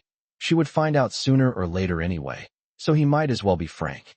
Zhang Huiyue's eyes lit up, and she exclaimed in surprise, "Your girlfriend? Auntie, heard Xiangyu mention her once before. I heard that girl is amazing. She subdued 2 thieves by herself with her bare hands." Gu Chunshur nodded. "Yes, Auntie." Zhang Huiyue looked surprised. "It's true? When Xiangyu first mentioned it, I thought he was bragging. However, Gu Chunshur seems like a reliable kid. If he says so, then it must be true." Zhang Huiyue became very interested in other people's children's girlfriends. "Now that you mention it, I'm really curious about your girlfriend who is just as capable as any man. Please introduce her to me another day, okay?" Sigh. Back in the day, Auntie really wanted a daughter, but unfortunately, she gave birth to a troublesome little rascal. Auntie is destined to never have a daughter in this life. She can only hope that this little rascal will somehow bring me a daughter-in-law. Gu Chunshur. If Ms. Jinglan and Ms. Zhang Huiyue were to get together, they would definitely have endless topics to discuss. Zhou Xiangyu's father will drive back from City A tomorrow to pick them up. In short, Zhou Xiangyu's father has taken care of everything for them. Once they arrive at their destination, they can start working immediately to earn their tuition fees. Zhang Huiyue warmly invited Gu Chunshur to stay for lunch, but Gu Chunshur politely declined. Zhang Huiyue tried to persuade him to stay, but Zhou Xiangyu said, "Mom, please don't try to keep him. He needs to go back to be with his wife." Gu Chunshur. "But it doesn't seem wrong?" Zhang Huiyue laughed and asked again. "Okay then, if you have the chance another day, you must introduce me to your girlfriend." Then, in a sudden change of tone, she raised her hand and lightly patted Zhou Xiangyu on the head. "You little rascal, when are you going to bring me a daughter-in-law home?" Zhou Xiangyu. Okay, he was the one who talked too much. Knowing they would be leaving tomorrow, even though she was mentally prepared, Jinglan still felt a sharp pang in her heart, as if something most important in her heart had detached from her body and begun to grow independent and distant from her. That was her beloved son, Gu Chunshur. Sigh. And there's also her sweet daughter-in-law, Xiaoyu. She suddenly felt empty inside, leaving her feeling lost and helpless. After dinner, Gu Chunshur took out the suitcase Jinglan had prepared for him and began packing. Jinglan went out to buy some snacks and drinks for them in case they needed them on the road. After stepping out of the house, Jinglan couldn't help but wipe away her tears when her son was little. She longed for him to grow up, but now that he was grown up and she really had to let go, she couldn't bear to part with him. Across the hall, Xiao Yu's door was ajar, and she was packing her luggage. Jinglan felt a pang of sadness for a while, then suddenly smiled. Her son is successful, and her daughter-in-law is sensible. Her life could be this perfect. What is there for her to be sad about now? Stop being so dramatic. Once her son and daughter-in-law left, she had a lot of free time. She would watch TV series or go to the square to dance with the other women. She was living a very carefree life. With this thought, Jinglan's sadness vanished, and she happily went to the shop. Gu Chunshur packed his luggage in no time. Actually, there wasn't much to pack, especially for a boy like him. Just bring 2 changes of clothes. Xiaoyu packed up quickly. She doesn't wear makeup and is used to going out without a face that's the confidence that comes with natural beauty. She doesn't have bottles and jars of various cosmetics, and her luggage isn't much more than Gu Qinshi's. Xiaoyu walked to the opposite door and silently sat down on the edge of Gu Qinshi's bed. Seeing that she seemed a little down, Gu Qinshi asked, "What's wrong? Don't you want to go all of a sudden? If you don't want to go, then don't go. I'll take you to other places to play another time." Xiaoyu shook her head. "No, it's just that I'm a little reluctant to leave Auntie all of a sudden.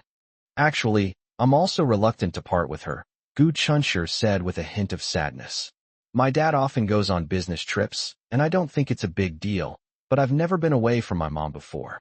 This is the first time. But this is the price of growing up. Qinshi, Xiaoyu, I bought you some things to eat on the way. Here, pack them in your bags. Hey, you brat, what are you doing?" Gu Qinshi opened his arms and hugged his mother, grinning as he said, "Mom, to be honest, aren't you very reluctant to see me leave tomorrow?" Jinglan stubbornly replied, "No, I'm so bored at home all by myself. Hurry up and leave. So you won't blame me if I steal your daughter-in-law away?" Jinglan laughed. "My daughter-in-law is supposed to live with my son anyway, so how can I, as her mother-in-law, have any objections? Daughter-in-law, mother-in-law." Although Xiaoyu did not marry into the Gu family, she had never felt so deeply that she had completely become a member of the Gu family as she did now. It felt so good, she loved it, and at the same time, she felt like crying. Chapter 133 Luxury Dormitory. Before heading to City A, Gu Qinshi and Xiaoyu took advantage of Jinglan's work to clean the house thoroughly. Gu Qinshi dotes on his wife and can't bear to let Xiaoyu do rough work. Xiaoyu said that Gu Qinshi pretended to be angry, treating her like an outsider, and Gu Qinshi immediately raised his hands in surrender. Working together as a team makes the work easier. Besides, Jinglan was a clean person, so they quickly tidied up the house. As they stood on the balcony, each with an old-fashioned popsicle in hand, enjoying the breeze, Xiaoyu asked, "Is Uncle supposed to be back soon?" Gu Qinshi had no patience for taking small sips. He took a big bite, and the coldness distorted his handsome face. "Yes, it'll be in the next couple of days. I won't have to go on business trips anymore. Someone will listen to my mom's nagging for me." The sun was shining brightly today, and the community was lush with greenery. Children were playing in the yard, getting all sweaty and smelly. Gu Qinshi finished the popsicle in a few bites, threw the small wooden stick into the trash can, and then felt a little empty in his arms. He reached out and pulled Xiaoyu into his arms, resting his chin on her shoulder. Yes, the soft, full feeling in his arms made him feel completely satisfied. Xiaoyu suddenly thought of a seemingly serious problem. "We're leaving today, but you haven't received your acceptance letter yet?" Gu Qinshi said, "It's okay, my mom can receive it for me." He checked online the day before yesterday and saw his name on the University of Washington's admission list. Anyway, the acceptance letter will come sooner or later, so it doesn't matter. Nowadays, most parents like to throw a celebration for their children's college admission, especially for those like Gu Qinshi who have been admitted to prestigious schools. They want to throw a grand and spectacular event to express their joy. However, Gu Cheng and Jinglan were a low-key couple, and then they had a low-key child named Gu Qinshi. They agreed that receiving congratulations from relatives and friends was sufficient, and there was no need to hold a graduation banquet, so they decided not to. At 2:30 p.m., Jinglan, who was on the early shift, returned home. On her way back, she bought a bunch of fruit and asked Gu Qinshi to take some to eat on the way. Gu Qinshi said, "Mom, you bought too much. We can't finish it all." Jinglan said, "Xiaoyu doesn't want to eat? Xiaoyu doesn't want to eat? Your Uncle Zhou doesn't want to eat? You child, take them all with you." "But Mom, don't forget, we're going with Uncle Zhou's car. Our luggage alone will fill the trunk to the brim. We really can't bring all this fruit." This reasoning convinced Jinglan, and she compromised, letting Gu Qinshi take half. Although Jinglan tried to act as if nothing was wrong, she didn't want to do anything. She kept looking at her eldest son and then at her daughter-in-law, and she couldn't hide the reluctance in her eyes. Xiaoyu stopped working and waited until she went to work in City A with Gu Qinshi. Then no one would be able to distract her, and she could catch up properly. So before leaving, he clung to Aunt Jinglan and whispered secrets to her. The moment of parting arrived quickly. At 4 o'clock in the afternoon, Zhou Xiangyu's father drove a minivan to the gate of Gu Qinshi's residential area. Jinglan exchanged a few pleasantries with Zhou Xiangyu's father, and after loading her luggage into the car, she waved goodbye with reluctance. Besides Zhou Xiangyu, Gu Qinshi, Xiaoyu, and Zhou Xiangyu's father, there was also a middle-aged man in the car. The middle-aged man was in charge of driving and didn't talk much. Zhou's father sat in the passenger seat and chatted casually with them, sharing some of his work experience. It was very pleasant to listen to Zhou Xiangyu's father speak. His tone was calm and measured, and his explanations were insightful and thought-provoking. The more Gu Qinshi interacted with Zhou's father, the more he felt that Zhou Xiangyu's father was a well-informed and influential figure. But Zhou Xiangyu said that his parents were just struggling small business owners running a rundown shop, so Gu Qinshi had to reflect on his own actions. Perhaps he is still too inexperienced and hasn't met many people, so when faced with a calm and composed elder, he naturally assumes that the elder is a big shot. The car sped along the road. At 11 p.m., they exited the highway, and Zhou's father took them to a restaurant for a meal and a short rest before continuing on their way. In the latter half of the night, apart from the sound of the wheels rolling over the ground, the car was very quiet inside. When it was Zhou's father's turn to drive, the middle-aged man rested for a while in the passenger seat, dozing off. He probably didn't rest for long, about an hour or two, before it was his turn to drive again. Xiaoyu had been quiet all along, and now, with her eyes closed, she leaned against Gu Qinshi, seemingly asleep. Zhou Xiangyu also fell asleep over here. At first, his head was tilted towards the car window, but he was probably not sleeping comfortably, so he turned around and leaned on Gu Qinshi's shoulder. Sitting in the middle, Gu Qinshi had a head on each shoulder, quite symmetrical. Gu Qinshi was also tired, so he closed his eyes and unknowingly fell asleep. When I opened my eyes again, it was already getting light outside the window, and the environment had become a little noisy. The car had now exited the highway and entered the city. We finally arrived. Xiaoyu woke up before him and was drinking water. When she saw him wake up, she handed him her mineral water bottle, which she hadn't had time to screw on the cap yet. Gu Qinshi took the drink and then inexplicably wondered if their kiss could be considered indirect. Zhou Xiangyu yawned repeatedly and stretched. My God, I'm exhausted. Oh no, I'm so tired. He dared not call himself lousy in front of lousy. Dad, have we arrived yet? Mr. Zhou said, We've arrived. Let's take you to your lodgings first. You must be tired from the long drive. Get some rest today, and we'll talk about work tomorrow. Zhou Xiangyu beamed. Dad, you're the best. Dad, I love you. The mushy words gave Gu Qinshi goosebumps. Don't think that just because Zhou Xiangyu is good at pretending, Gu Qinshi doesn't know. He's happy that he still has one more day to play games. On their way to their accommodation, they stopped for breakfast. Everyone was tired and exhausted, and had little appetite. At 6:30 a.m., there were more pedestrians on the street. An unfamiliar city, yet the familiar atmosphere of everyday life. Mr. Zhou led them to a residential building, and the elevator stopped on the 17th floor. As Zhou's father opened the door, he said, From today onwards, this will be your dormitory. You will stay here while you are in City A. This isn't a dormitory, it's a mansion. To Gu Qinshi, who lives in a 2-bedroom apartment that's over 30 years old. The house has 4 bedrooms and 2 living rooms, with an area of about 170 or 180 square meters. It is well ventilated from north to south, and the interior is very bright, even without the lights on. Zhou Xiangyu exclaimed, Wow, this dorm is pretty good, hee.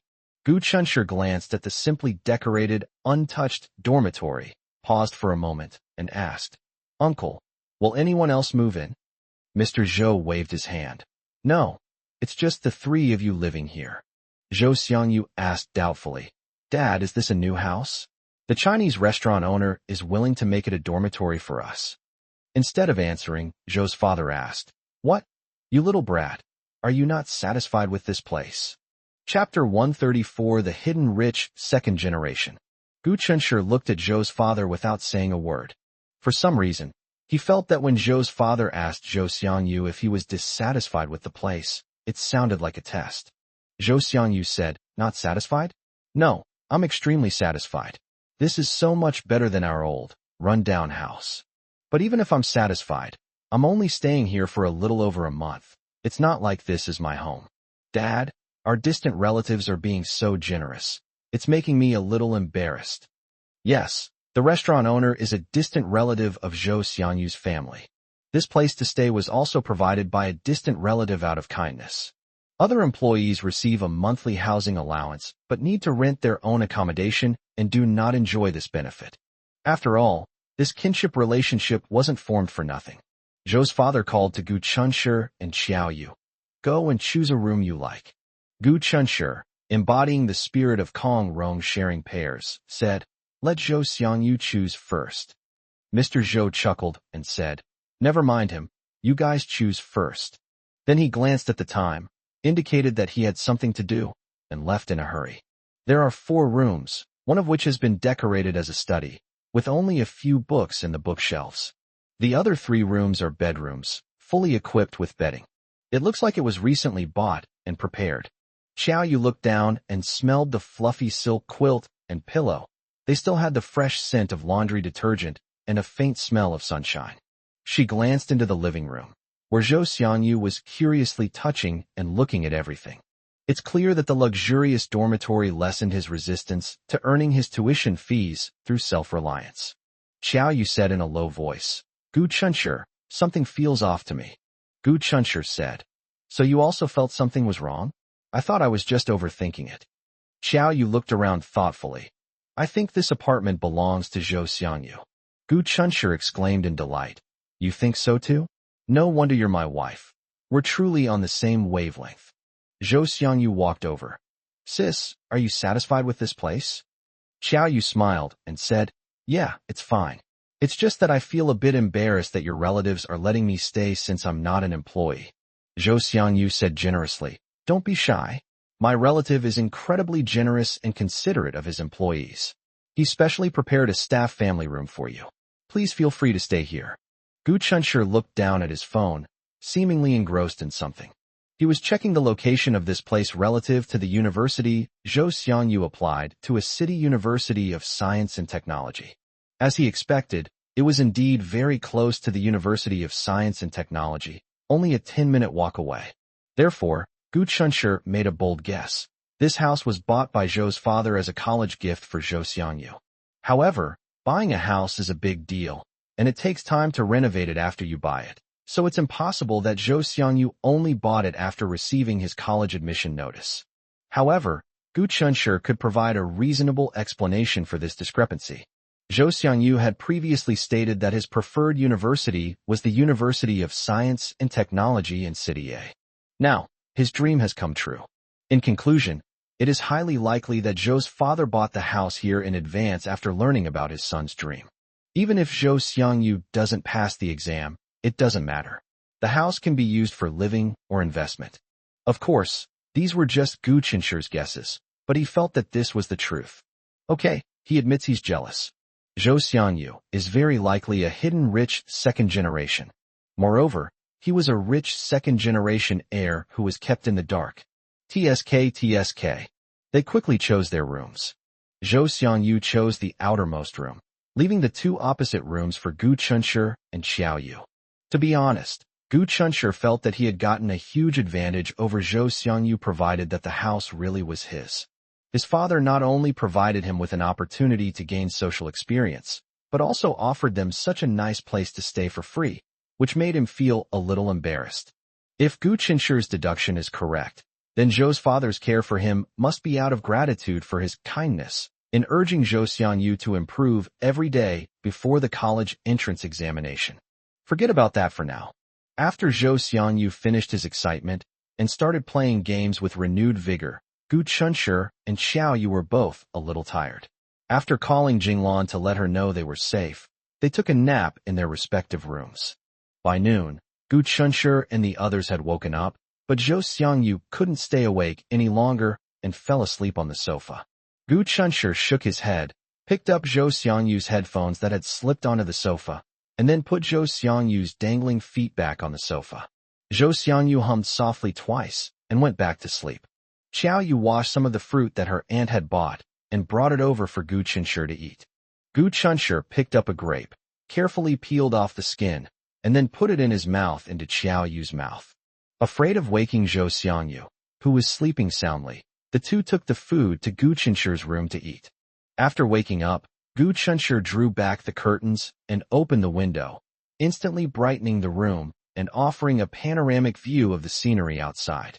It's one kind of scenery during the day, but at night it becomes a completely new one. Enjoying the cool breeze, admiring the scenery outside the window, eating sweet and sour grapes, and sitting next to my beloved girl. Life is wonderful. Xiao Yu suddenly said. Too small, still too small. Gu Chunshur asked blankly, what's too small? He looked down at the grapes. His mother must have bought premium grapes. Each one was round, plump, and quite large. This house is nice, but it's too small for a family to live in, and there's no yard. Xiao Yu commented seriously. Gu Chunshur then realized that Xiao Yu was referring to the houses here. He couldn't help but laugh. This 4-bedroom, 2-living-room house is worth tens of millions in City A, where land is incredibly valuable, and his wife still doesn't like it. She has pretty high standards. But at the same time, he looked down at the grapes in his hand and thought of a funny point. Wouldn't this be considered sour grapes? Xiao Yu stared at him with her clear eyes and said in a low voice, Hey, Gu Chunshur, are you secretly laughing at me for being a sour grapes? Gu Chunshur almost choked on his own saliva. Oh my god, does his wife have mind-reading abilities? He suddenly felt like he was naked in front of her, and she could see everything about him. Looks like I won't have a chance to hide money anymore. Fortunately, he didn't have any bad habits, so there seemed to be no need for him to hide money. Xiao Yu smiled. His eyes narrowed slightly, and a starlight shimmered in his eyes. Gu Chunshur leaned closer. I tasted the sweetness of the grapes on her lips. Gu Chunshur. Husband. That's right. From now on, when no one is around, you must call me husband. Don't forget next time. Gu Chunshur asserted his authority as husband. Xiao Yu nodded seriously. Gu Chunshur touched her little face. We'll buy a house with a yard in the future. My mom will grow vegetables, and you can grow flowers, and our children can run and play all over the yard. Chapter 135 Fear of Shortening Lifespan. The two dreamed about the future, and then Gu Chunshur asked her what she wanted to eat for lunch. After becoming a summer worker at the Chinese restaurant, the restaurant provides meals and accommodation. However, they have already enjoyed the accommodation included policy ahead of time, and the meals included policy means that the restaurant will provide meals after they start working. They are not officially on duty yet, so naturally they don't get any meals. Besides, Xiao Yu will definitely have to cook for himself. They're already getting a great deal by being able to stay here for free. They have some food now, but it's mostly snacks and fruit, not a proper meal. When he's out and about, Gu Chunshur can make do with whatever he can, but he can't let Xiao Yu make do with that. Besides, there's someone fast asleep on the living room sofa. The two didn't disturb Zhou Xiangyu. They took the key left by Zhou's father before leaving, left the community, ate a bowl of rice noodles nearby, and took the opportunity to familiarize themselves with the surrounding environment. Considering that Zhou Xiangyu might not wake up for a while, and that the packed rice noodles would get soggy, they walked a little further to find a fast food restaurant and packed a meal for Zhou Xiangyu. When they got back, they found that Zhou Xiangyu had woken up. They are searching for them room by room. Seeing them return, she immediately said with a pitiful expression, Sister, Lao Gu, I thought you two had secretly gone out to play and left me at home because you thought I was a third wheel. Gu Chunshur explained, I went out to get something to eat, and since you were sleeping so soundly, I didn't wake you. Here, this is the lunch I brought for you. Zhou Xiangyu was woken up by hunger. He took the food, sat down, and wolfed it down. While eating, he mumbled, Do you want to go out and have some fun this afternoon? I'll be your guide. Gu Chunshur knew that his parents often took him to City A for tourism. Gu Chunshur used to think they liked this ancient city more, but now. Gu Chunshur asked casually, Zhou Xiangyu, where did you stay when you came here with your parents before? Zhou Xiangyu said, They're all staying at one of my relatives' houses. It looks like your relative's house is quite big. It's all right, just an ordinary 3-bedroom apartment, but it's much bigger than my house. Gu Chunshur asked doubtfully, Don't take offense at what I'm about to say, but you often stay at your relatives' houses. Don't your relatives find it inconvenient? There shouldn't be any inconvenience, right? My relative is abroad and doesn't come back often. Anyway, I've never met this relative of mine. Zhou Xiangyu finished eating and wiped his mouth. Gu Chunshi and Xiao Yu exchanged a glance. Okay, it's confirmed. Zhou Xiangyu is a rich kid who doesn't even know he's a second-generation rich kid. Gu Chunshi wanted to tease Zhou Xiangyu, saying, "You have so many relatives." On second thought, although this guy is often clueless, it wouldn't be good if he suddenly did and realized something from that sentence. Based on Gu Chunshi's unilateral speculation, he believes that the so-called distant relatives' Chinese restaurant is likely the Zhou family's business. But why would Zhou's father keep it a secret from his only son? Gu Chunshi was completely baffled. But Zhou's parents must have had their own considerations. This is their family matter, and he certainly shouldn't interfere. Moreover, these are merely baseless speculations on his part, lacking any supporting evidence. Perhaps he is overthinking things. Hey, you guys still haven't answered my question. How about we go out and have some fun this afternoon? I have to go back to work tomorrow, so I won't have time to play anymore.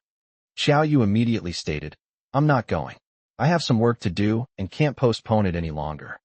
Gu Chunshi said, I don't want to go out. I'm a little tired and want to rest. Zhou Xiangyu tossed the fast food container into the trash can and said happily, That's great. Actually, I didn't want to go out either. The sun is scorching outside. It's much more comfortable to stay here. Gu Chunshi said speechlessly, Are you going to play games again this afternoon? Yes, that's what I was planning. How did you know? Gu Chunshi rolled his eyes. How would I know? Isn't it obvious? Zhou Xiangyu slapped his forehead. Oh, I forgot something. I'm going to make a phone call now. As he spoke, he picked up 2 grapes that Xiao Yu had left for him and went into the room. Gu Chunshi guessed what he had gone to do. At the dinner party the other day, Tang Xiaoxi told him to call her to let her know he was safe when he arrived in City A. Zhou Xiangyu must have forgotten, and he just remembered now.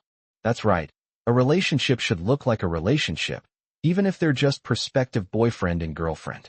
Mei Mei slept well, and the next day Gu Chunshi woke up refreshed at 7 o'clock in the morning.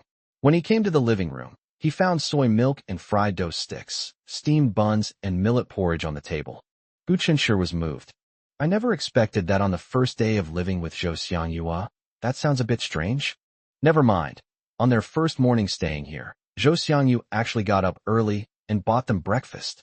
This guy is a good match. Zhou Xiangyu pushed open the door and came out, pointing to the breakfast on the table. Gu Chunshi thought he was going to say, Eat up, don't be shy, but instead he said, Old Gu, you're so kind of you. You actually got up so early to buy me breakfast. Gu Chunshi, if Zhou Xiangyu didn't buy the breakfast, and neither did he, then it seems obvious who bought it. Xiao Yu, dressed in a loose-fitting casual suit, came out of the kitchen. Come and have breakfast quickly, it won't taste good if it gets cold. If Zhou Xiangyu had bought this breakfast, Gu Chunshi would have been very touched. It turns out that Xiao Yu actually bought the breakfast, so Gu Chunshi felt very sorry for her. Yes, he does have a bit of a double standard. But what can he do when Xiao Yu is his precious darling? Gu Chunshi felt a pang of heartache at the thought of Xiao Yu getting up and going out alone, taking the elevator by herself, wandering alone through the vast, unfamiliar neighborhood, buying breakfast, and then coming back alone. Why didn't you wake me up this morning?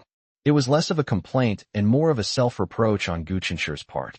She felt guilty that she had hands and feet, yet she was always being taken care of by Xiao Yu. He clearly wanted to take better care of her. Xiao Yu smiled indifferently. You were sleeping well. I didn't want to wake you. I probably slept too much yesterday, so I got up. I had nothing to do, so I went out and bought some breakfast for you guys. Zhou Xiangyu stared blankly. Sis, did you buy this breakfast? Okay, hurry up and eat. Zhou Xiangyu shook his head vigorously. Xiao Yu asked curiously, Don't you like fried dough sticks or xilongbao? I'm sorry, I'm not sure about your taste. These are the only 2 kinds of breakfast sold outside, so I bought a little of each. Zhou Xiangyu said in a panic. No, I'm not a picky eater, I eat everything. But sister, please don't buy it next time. Please remember not to buy it, okay? Xiao Yu asked, bewildered. Why won't you let me buy any more? Zhou Xiangyu said weakly. I'm afraid I'll shorten my lifespan. Chapter 136, A Pleasant Division of Labor. Xiao Yu probably didn't expect that her early morning breakfast would elicit such a strong reaction from Gu Chunshi and Zhou Xiangyu. She saw the heartache in Gu Chunshi's eyes, but she herself didn't think there was anything wrong with it. Wasn't this just an ordinary thing? And she was happy to take care of his life. As for Zhou Xiangyu, cough, sorry, he was just mentioned in passing. She could understand that Gu Chunshi felt sorry for her. He didn't want to be alone. But Zhou Xiangyu's reaction. After washing up, Gu Chunshi sat down to eat breakfast. Looking at Zhou Xiangyu standing to the side, he said helplessly, "Hurry up and eat. We have to go to the Chinese restaurant later. It wouldn't be good to be late on your first day of work." Zhou Xiangyu sat down silently, took 2 bites of the fried dough stick, and then solemnly looked up at Xiao Yu, who was sipping her soy milk, and said, "Sis, don't buy us breakfast anymore. Let me buy it from now on." Xiao Yu asked, puzzled, "What difference does it make who buys it?" "It's different. You're a girl, so I should take care of you. Gu Chunshi is my younger brother, so I should take care of him too. In short, from now on, I'll take care of these errands." Gu Chunshi and Xiao Yu exchanged a silent glance. Well, actually, they find it hard to say it out loud. They've brought their whole family here, and they're probably taking advantage of him immensely. If they then take his care of them for granted. This doesn't seem quite right. Although they could pretend they knew nothing, their conscience simply couldn't be right. Since they would be staying in City A for at least a month, meaning they would be living under the same roof for at least a month, Gu Chunshi was willing to suffer some losses during that month. In fact, he wasn't. He was willing to take on the responsibility of buying breakfast and cleaning, but Xiao Yu refused. Xiao Yu believed that her main purpose in coming here was to take care of him. If she were to be taken care of by him instead, the significance of her coming here would be greatly reduced. At the same time, Zhou Xiangyu disagreed, insisting that even brothers should keep clear accounts. Well, actually, he was afraid that if he took Gu Chunshi's services for granted, his dear sister would get annoyed with him. And why would he, as the younger brother, want to fawn over his wise and powerful older sister? The 3 of them couldn't convince each other, and after a heated discussion, they finally managed to reach a consensus. There are too few breakfast options outside, and they don't taste good. Xiao Yu's culinary skills came in handy at this moment. She just went to the kitchen and saw that it was fully equipped with pots, pans, and utensils, so she would be in charge of breakfast from now on. Gu Chunshi washes the dishes, and Zhou Xiangyu throws away the trash. As for everyone's living expenses, we'll split them equally. After the discussion, it was 8 o'clock, and Gu Chunshi and Zhou Xiangyu went out to their workplace. Xiao Yu saw them off, but Gu Chunshi stopped her. Xiao Yu is very good at fighting, but Gu Chunshi always felt uneasy about leaving her alone in an unfamiliar environment. "We'll open the door ourselves with our keys when we get back, and we won't answer the doorbell if someone rings it. Be careful when you're home alone. Try to buy things online as much as possible. If you can't buy them online, wait for me to come back, and we'll go out to buy them together.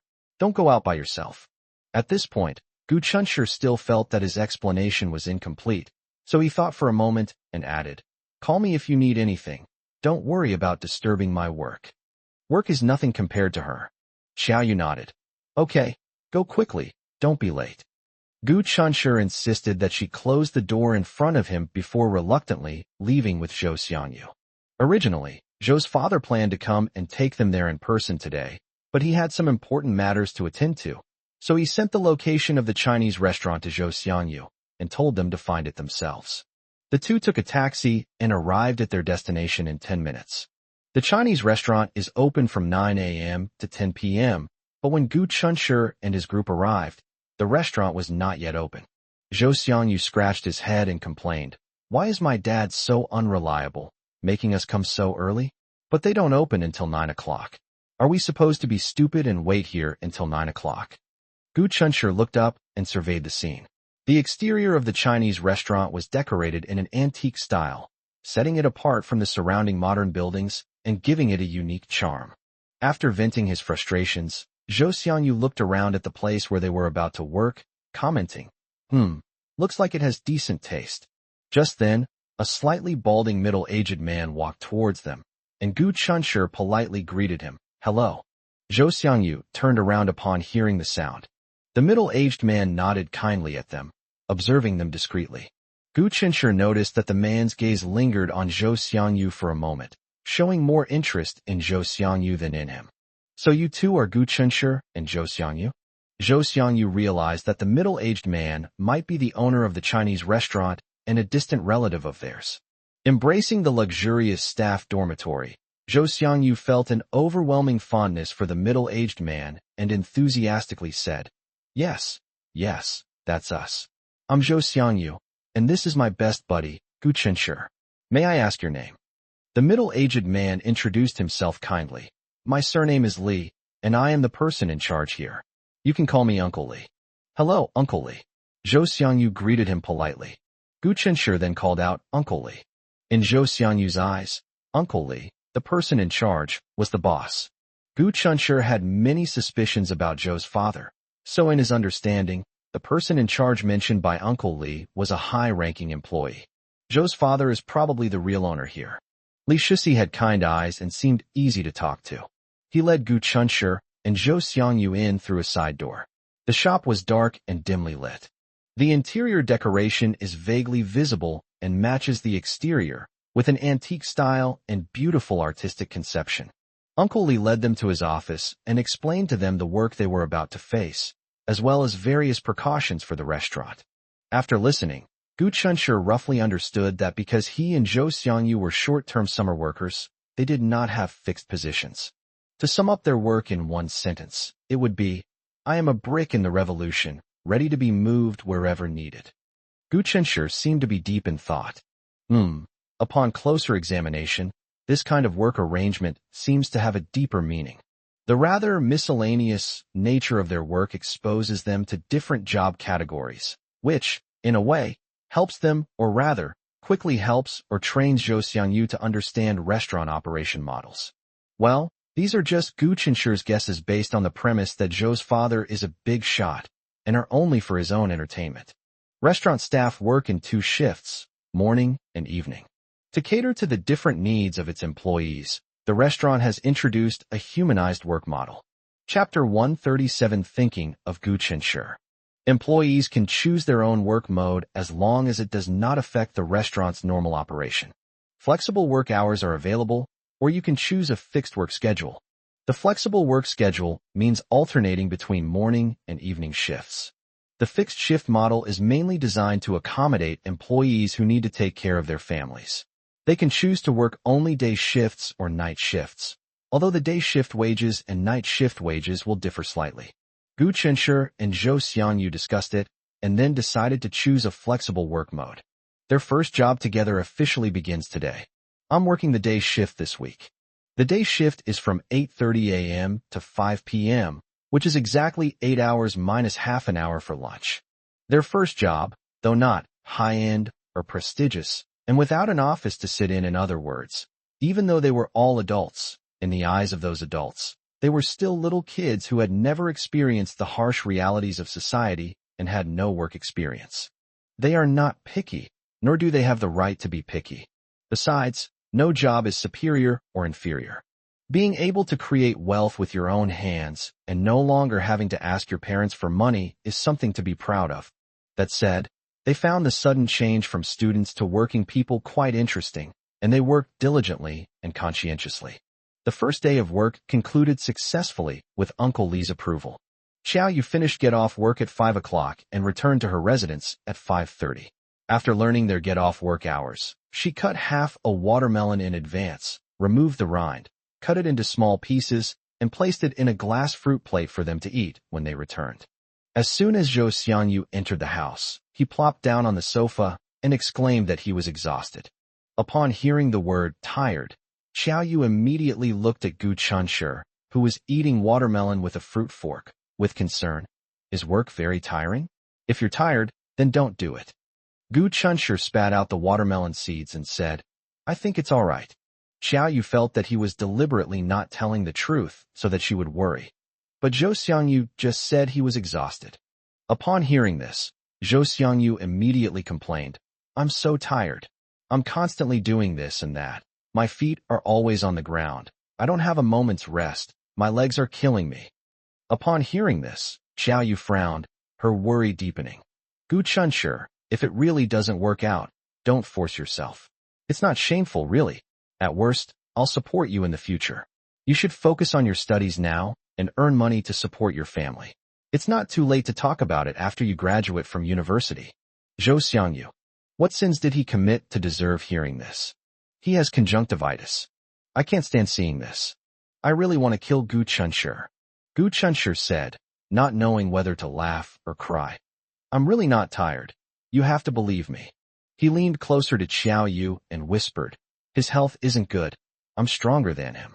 As he spoke, he clenched his fist and made a gesture to show Xiao Yu his arm muscles. Zhou Xiangyu didn't hear what he said, but guessed it wasn't anything nice. She wanted to pounce on him and demand to know what bad things he'd said about her, but then she looked at the powerful older sister with her off-the-charts fighting skills. Forget it, Zhou Xiangyu said, feeling wronged. I'm really tired, okay? All day long. I only had a short break during lunch. Is that Uncle Li really a distant relative of mine? He looks kind and gentle, and I thought he'd be easy to talk to and would take good care of us. But he hasn't let us stop all day. Gu Chunshi had a very positive attitude. We're here to work, not to travel. Of course we have to put in our own labor. Otherwise, why should they pay us wages? Zhou Xiangyu retorted, but we got in through connections, so it's not a big deal to give us a little preferential treatment, is it? Gu Chunshi retorted seriously. Zhou Xiangyu, you know we got in through connections, so we should put in more effort than ordinary employees. Otherwise, won't your distant relatives think we're just here to slack off? Zhou Xiangyu was still a little upset. Think about it again. If we don't work hard, whose face will we lose? It'll be our uncle's face. We're real men. What's a little hardship? Besides, this isn't even that bad. Look at the conditions we live in now, and think about the delicious lunches we have at noon. Zhou Xiangyu stopped complaining. Compared to our parents who work hard every day to earn money to support their families, we are much luckier, aren't we? Gu Chunshi finished speaking unhurriedly. Zhou Xiangyu was silent for a moment, then pounced over and snatched the rest of the watermelon away. All right, you're so good at lecturing. I was just being dramatic, okay? Gu Chunshi turned to the worried Xiao Yu and said, believe me, I've already endured the hardships of the college entrance exam, so this little bit of hardship is nothing to me. Xiao Yu thought about it and realized it was true. Before the college entrance examination, Gu Chunshi studied late into the night every day. As an observer, she felt sorry for him and was exhausted for him. Moreover, there is a saying that goes, no pain, no gain. Although Xiao Yu understood the reasoning, she felt that it was other people's business to suffer and strive for success, and she didn't want Gu Chunshi to suffer too much. She backed down. Then if you feel it's too hard, don't force yourself. Gu Chunshi nodded. Okay, I understand. Xiao Yu has already ordered rice, flour, and cooking oil online, and they've been delivered to her door. She hasn't bought any vegetables yet. She had never bought groceries online before, and was afraid of making a bad purchase. After buying groceries with Aunt Jinglan for a while, Xiao Yu no longer gets ripped off when buying groceries alone. Zhou Xiangyu was sprawled on the sofa playing video games, while Gu Chunshi accompanied Xiao Yu to buy groceries. It's a bit far from the farmer's market, but luckily there's a supermarket outside the community that has everything you need. Gu Chunshi pushed the cart, and Xiao Yu walked beside him. They stopped in the vegetable section for a while, picked out some vegetables, and then went to the meat section. Jinglan bought them some fruit, but there's still some left. She'll buy more when they finish it. Please bring some more household goods. They returned with a full load. After returning home, Xiao Yu went into the kitchen to cook dinner. Gu Chunshi helped her wash the vegetables and then came out to make a video call. Jinglan answered immediately. Son, did you go to work today? How was it? Gu Chunshi smiled and said, very good. Although I've only worked one day, I feel like I've learned a lot of things that I can't learn from books. That's good. Jinglan breathed a sigh of relief, then thought of something and said seriously, you must never tell me the good news and not the bad. If you encounter any grievances or the work is too hard, then quit and come back. Mom can still support you. Gu Chunshi thought to himself, why do my mother's words sound so similar to what Xiao Yu said? Perhaps those who truly care about you don't want to see you suffer any injustice. Just like he didn't want them to suffer any injustice. After chatting with his mother for a while, Gu Chunshi then started talking to his father. Gu Chun was different. He said to Gu Chunshi, Chunshi, you will be a man who shoulders the responsibility of a family in the future. It's nothing to suffer a little. Chapter 138, Saving a Lazy Boy with Culinary Skills. Dinner consisted of scrambled eggs with tomatoes, chicken stew with pumpkin, and seaweed soup. Rice is the staple food. Zhou Xiangyu busily served dishes and rice, then added a plate of compliments. Wow, sis, your scrambled eggs with tomatoes looks so appetizing. This pumpkin and chicken stew is so delicious and visually appealing.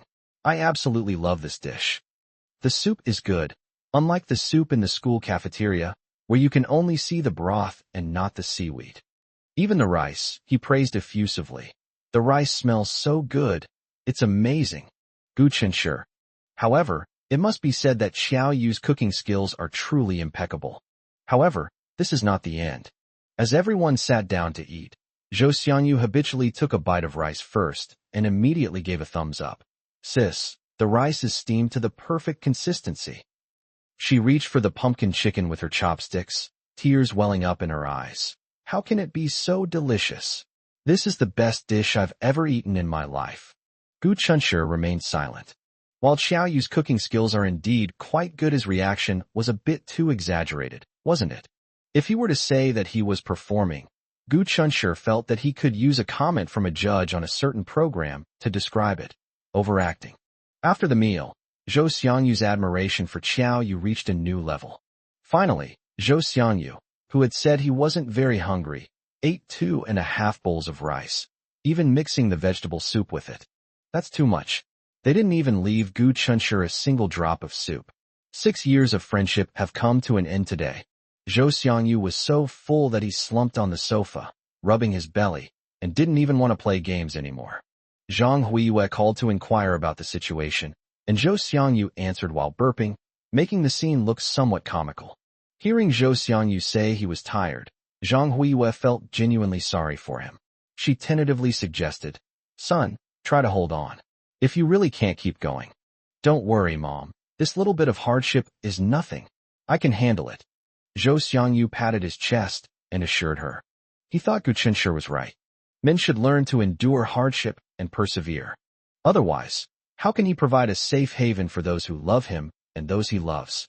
Since I'm not destined to be a rich kid who can just lie around doing nothing, I have to work hard and create a bright future for myself. Zhou Xiangyu was moved by his own actions. This led to the overlooking of a reality. That is, the real reason why he decided to overcome the difficulties and do his first job well was that his older sister's cooking was too delicious. It tasted even better than the fancy work lunch I had today. It's not that the lunches at work are bad, but they lack the taste of home. If Xiao Yu knew that he had inspired a lazy boy to improve himself with just one meal, he would feel a great sense of accomplishment. That evening, Gu Chunshi went to Xiao Yu's room to look at the night view. He had chosen this room for me. It faced a large square, which was now illuminated by neon lights, creating a dazzling and beautiful scene. Although the three of them lived under the same roof, Zhou Xiangyu, the superfluous one, was often negligible. Because aside from mealtimes or post-meal chats, he locks himself in his room and doesn't come out. You could say he was completely absorbed in playing the game, or you could interpret it as him wanting to leave all the space outside his room for Gu Chunshi and Xiao Yu, the young couple. Xiao Yu was very diligent today. She finished all her work during the day, including updating her novel for today. She wanted to save her time for Gu Chunshi.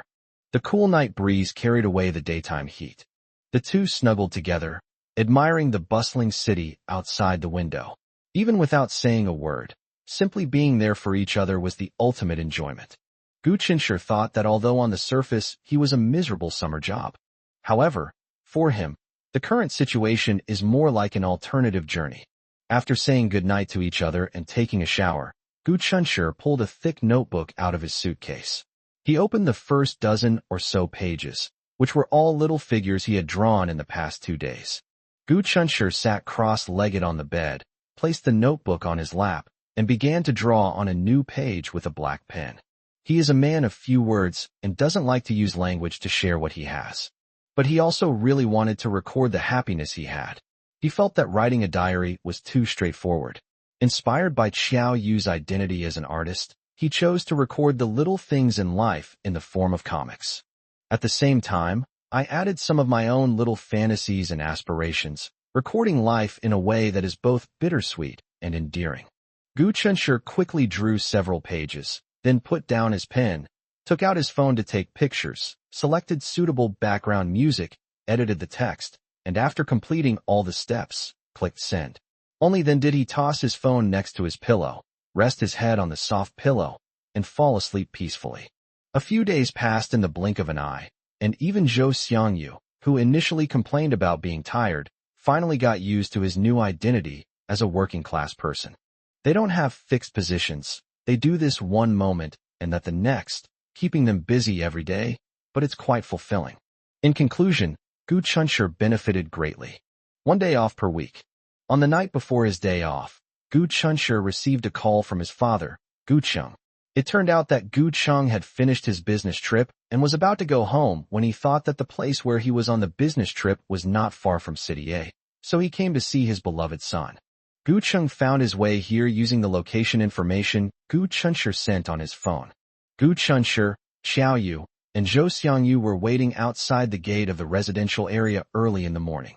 Gu Cheng carried a travel bag on his back, pulled a suitcase, and carried a large shopping bag in his hand, which was full of snacks he had brought for his 3 children. Even if a child grows to be 1.8 meters tall, they are still a child in their parents' eyes. Gu Chunshur took the shopping bag.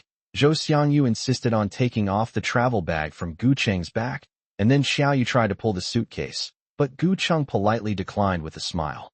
Gu Cheng followed them into the residential area, his expression growing increasingly puzzled as they walked. Your staff dormitories are here? Gu Chunshur replied, Yes, Dad. Gu Cheng thought to himself, the accommodation is nice.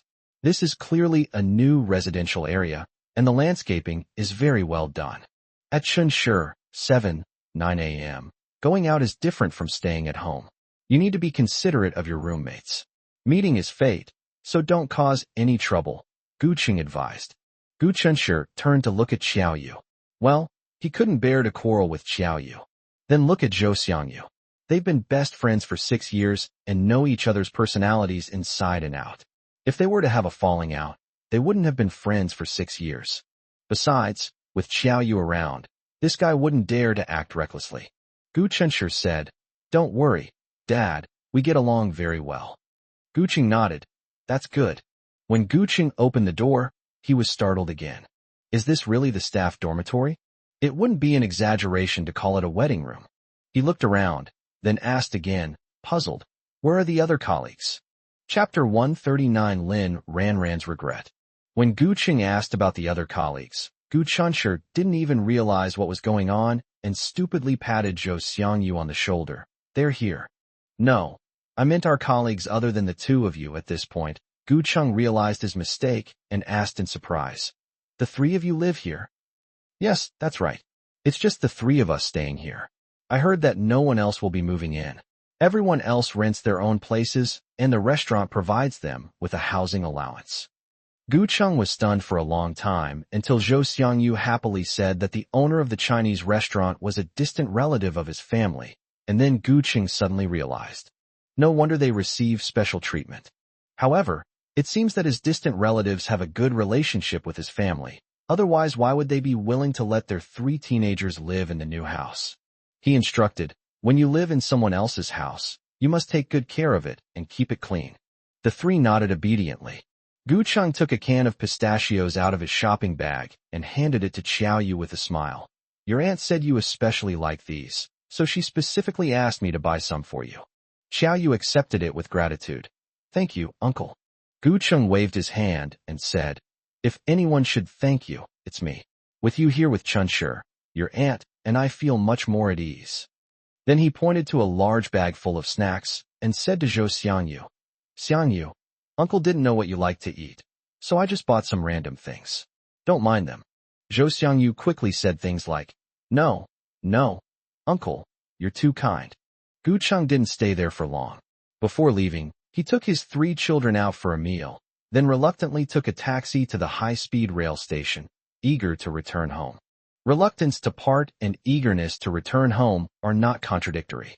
He was reluctant to leave because his beloved son was there, and he was eager to return home because his wife was waiting for him. After their day off today, they'll be starting their night shift tomorrow. Oh right, I forgot to mention, the Hwada University admission letter has been sent home. Jinglan happily took a picture and sent it to me. Gu Chunshi remained calm, while Zhou Xiangyu was incredibly excited, as if he himself had been admitted to the prestigious Hwada University. Under the pretext of making a memento, he asked Gu Chunshi to forward the admission notice to him. Gu Chunshi often went along with him. I sent it to him. As a result, Zhou Xiangyu added a photo of himself and Gu Chunshi on a trip next to the admission notice, with the caption, "My brother and I are still excellent," then posted on WeChat Moments. It must be said that he has mastered the art of riding the coattails of trending topics in the entertainment industry. Unsurprisingly, his WeChat Moments was immediately flooded with posts from his extended family. They all inquired about Gu Chunshi, wanting to introduce their own, their neighbors, or their colleagues' daughters to this talented young man who had been admitted to Hwazhong University of Science and Technology. Just as Zhou Xiangyu was being bombarded with questions from his extended family, his classmates started popping up one after another. There were those who offered polite congratulations to Gu Chunshi and Zhou Xiangyu on their good results, such as Tang Xiaoxi, who always supported Zhou Xiangyu, and Jing Shu, who was gentle to everyone. Some, like Wang Zishan and Zhu Mingming, were furious and told Zhou Xiangyu to be careful when walking at night. In the dead of night, Zhou Xiangyu looked at the comments on his WeChat Moments, enjoying the attention he received while secretly chuckling to himself. Meanwhile, in Country M, far across the ocean, a new day quietly dawned as the sun rose. Sunlight streamed through the gaps in the pale pink curtains, falling on the girl on the bed. Lin Ranran sat half upright on the bed, her gaze fixed on a photo in her WeChat Moments. The photo was probably taken in autumn, with a large expanse of bright red maple leaves in the background.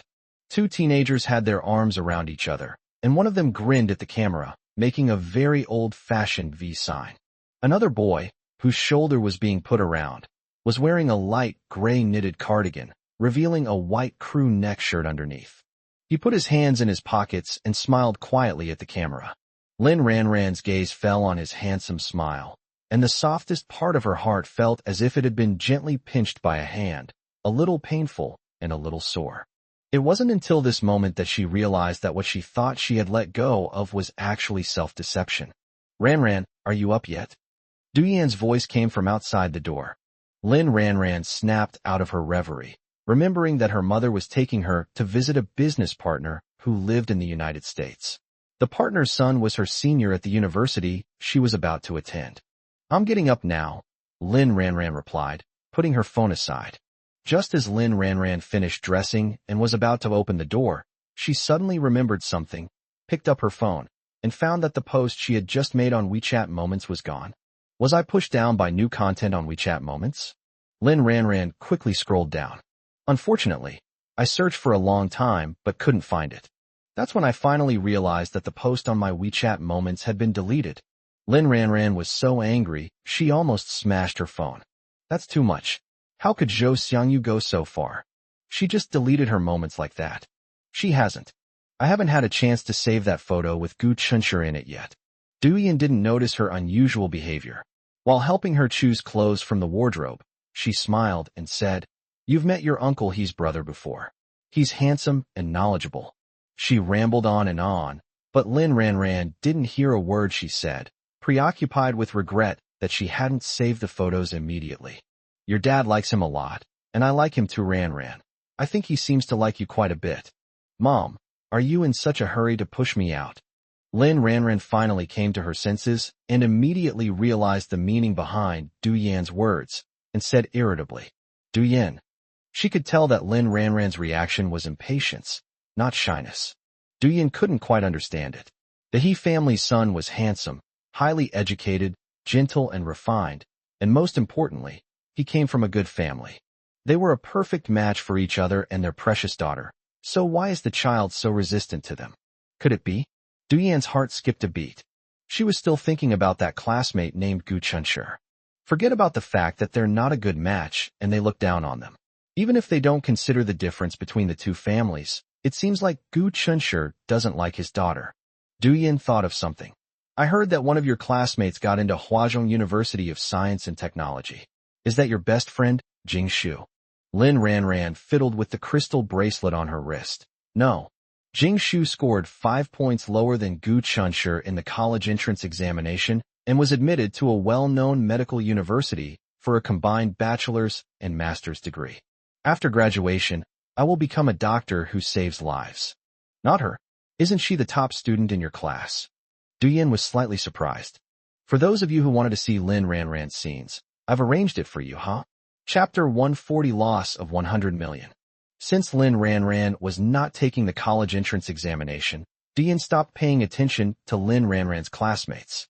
She learned by chance that one of Lin Ranran's classmates had been admitted to Huazhong University of Science and Technology. Then, they naturally assumed that student was the top student, Jing Shu. Du Yin asked in confusion, who passed the exam? They're really successful. Lin Ranran was silent for a moment, then uttered a name, Gu Chunshi. It's Gu Chunshi? Du Yin was shocked and felt a little uncomfortable. As for why she felt unwell, it might be related to the fact that she had offended Gu Chunshi before. Although he personally went to apologize afterward, it was clear from the child's attitude that he had not forgiven himself. However, since they wouldn't have any further contact in the future, Du Yin didn't think it was a big deal at first. But when they learned that Gu Chunshi had been admitted to Huada University, things seemed to change. Because every student at Huada University is an outstanding individual. Entering the University of Washington signifies a bright and promising future. That means Gu Chunshi has an immeasurable bright future ahead of him. If Gu Chunshi were a nobody, Du Yin wouldn't have thought anything of it. But if Gu Chunshi grows into a heavyweight figure, and their family loses the right to associate with him because of their past grievances, then they might as well just be an ordinary junior. Du Yin felt very uncomfortable, as if she had lost 100 million yuan. Business people place great importance on personal connections. Even if they can't be used to our advantage, it's better than having one more enemy. Interestingly, just 2 days after Gu Qing left, Zhou Xiangyu's mother, Zhang Huiyue, arrived. Zhang Huiyue finally met Xiaoyu, the female boss Zhou Xiangyu had mentioned. Her eyes lit up, and she praised Xiaoyu endlessly.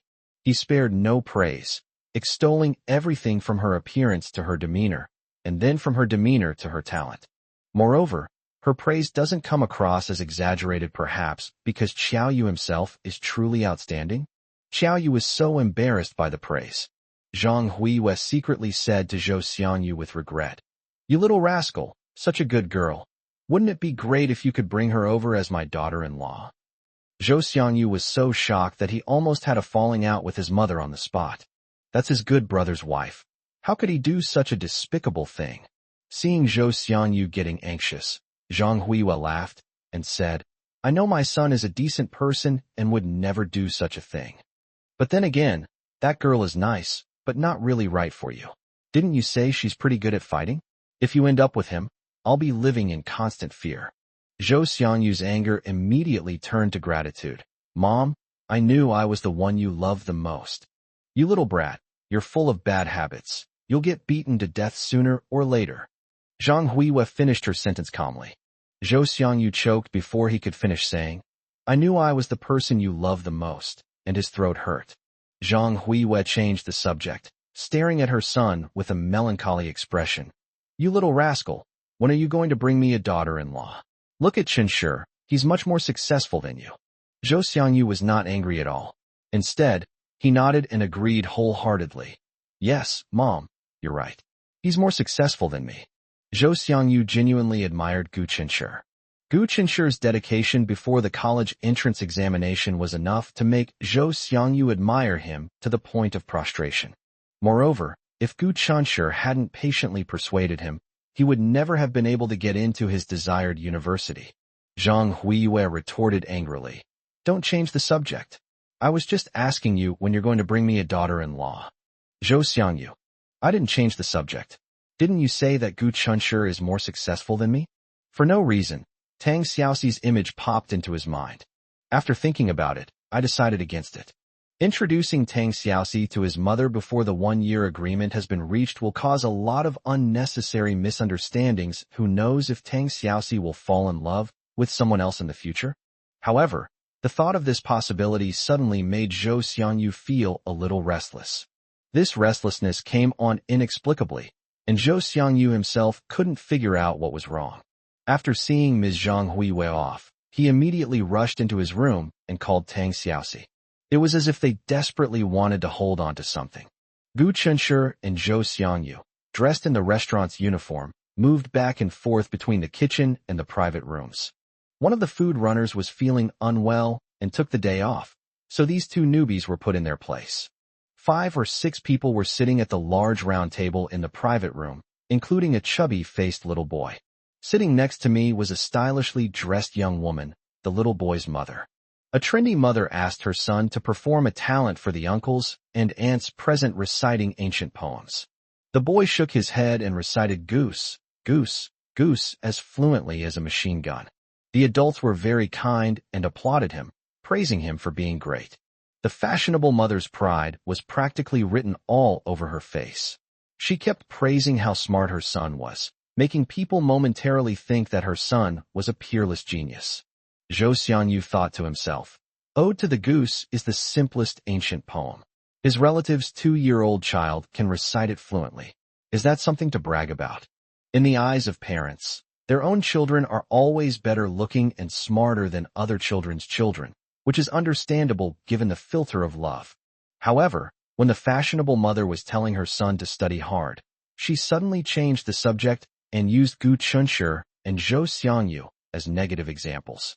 Son, you must study hard in the future and get into a prestigious university. Otherwise, you'll end up like them, only able to serve food and drink for others. Gu Chunshi. Zhou Xiangyu. No, it's none of our business how you educate your own children, but why are you dragging us into it? Gu Chunshi was relatively calm, but Zhou Xiangyu was a little angry. But for God's sake, I'll just have to bear with it. To everyone's surprise, the fashionable mother went even further, saying, If you do hard and tiring work and still can't earn any money, you won't even be able to find a wife in the future, and you'll be a failure your whole life. The boy grinned at Gu Chunshi and his companion, clapping his hands and singing, No one's a good man if he can't find a wife. No one's a good man if he can't find a wife. Zhou Xiangyu was about to reach his breaking point. What kind of God is this? At this moment, he wished he could throw the college acceptance letter in his fashionable mother's face and slap her hard. Little friend, let me teach you a lesson. Don't judge a book by its cover, Gu Chunshi said with a smile to the little boy. Gu Chunshi's gentle counterattack quickly brought Zhou Xiangyu, who was on the verge of losing control, back to his senses. He immediately chimed in. Yes, kids, didn't your teacher teach you the saying, don't judge a book by its cover? The author's eyesight isn't great, so there are often typos. Thanks to the readers who pointed out these bugs. The author will correct them immediately after seeing them, or you can help the author find the mistakes. Chapter 141 Slapping Faces is so satisfying. Dear readers, this chapter is a combination of 2 chapters, and the word count is the same as 3 chapters. The fashionable mom probably didn't expect that they wouldn't be content to remain silent bystanders and would actually dare to fight back. He immediately felt embarrassed. But the 2 boys had humble and polite smiles on their faces, and what they said made perfect sense, leaving one speechless. However, she was unwilling to swallow her anger and said sarcastically, That's true, but if it weren't for not doing well in school, who would come here to do a job serving others? Damn it! Zhou Xiangyu's barely suppressed anger surged up again. Gu Chunshi continued to smile. Madam, no job is superior or inferior. There is an old saying that goes, the working people are the most glorious. A casual retort revealed the fashionable mother's condescending and disdainful nature. Incidentally, I also stepped on the fashionable mom's inexplicable sense of superiority. The others in the room looked at the fashionable mother with slightly strange eyes. Gu Chunshi noticed that most of them had a mocking look on their faces, as if they were watching a show. The man next to the fashionable mother looked displeased, as if he was blaming her for talking too much. Therefore, it can be inferred that the man and the fashionable mother were a couple. The fashionable mother looked extremely uncomfortable, but remained silent. Zhou Xiangyu, still not satisfied, added, "That's right, we don't steal or rob. We're worried about our parents working hard, so we came out during the summer vacation to earn our own tuition. How can that be called being unambitious?" One of the customers, worried that the atmosphere might become too awkward, smiled and asked to ease the tension, "Are you students?" Zhou Xiangyu was just waiting for someone to ask him this question, because if he asked it himself, it would seem a bit deliberate, but if he didn't, the fashionable mother's attitude would make him unhappy. He unconsciously straightened his back and glanced at his fashionable mother. "Yeah, freshman year of college. Not bad. At such a young age you already know how to ease your parents' burden and earn your own tuition. Well done." The man gave Zhou Xiangyu a thumbs up in approval. The matter should have ended there, but the fashionable mother, perhaps feeling she hadn't regained her composure, gave a disdainful smile. There are too many college graduates nowadays, and their degrees have lost their value.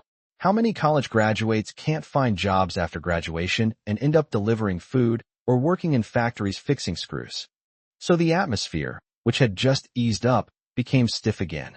Just then, the fashionable mother continued to make her presence felt, feigning concern as she asked, "Young man, which university do you go to? A first-tier university is barely acceptable, but if it's a second or third-tier university, there's no point in going. It's better to enter the workforce early, learn a trade to support yourself, rather than wasting several years of tuition fees."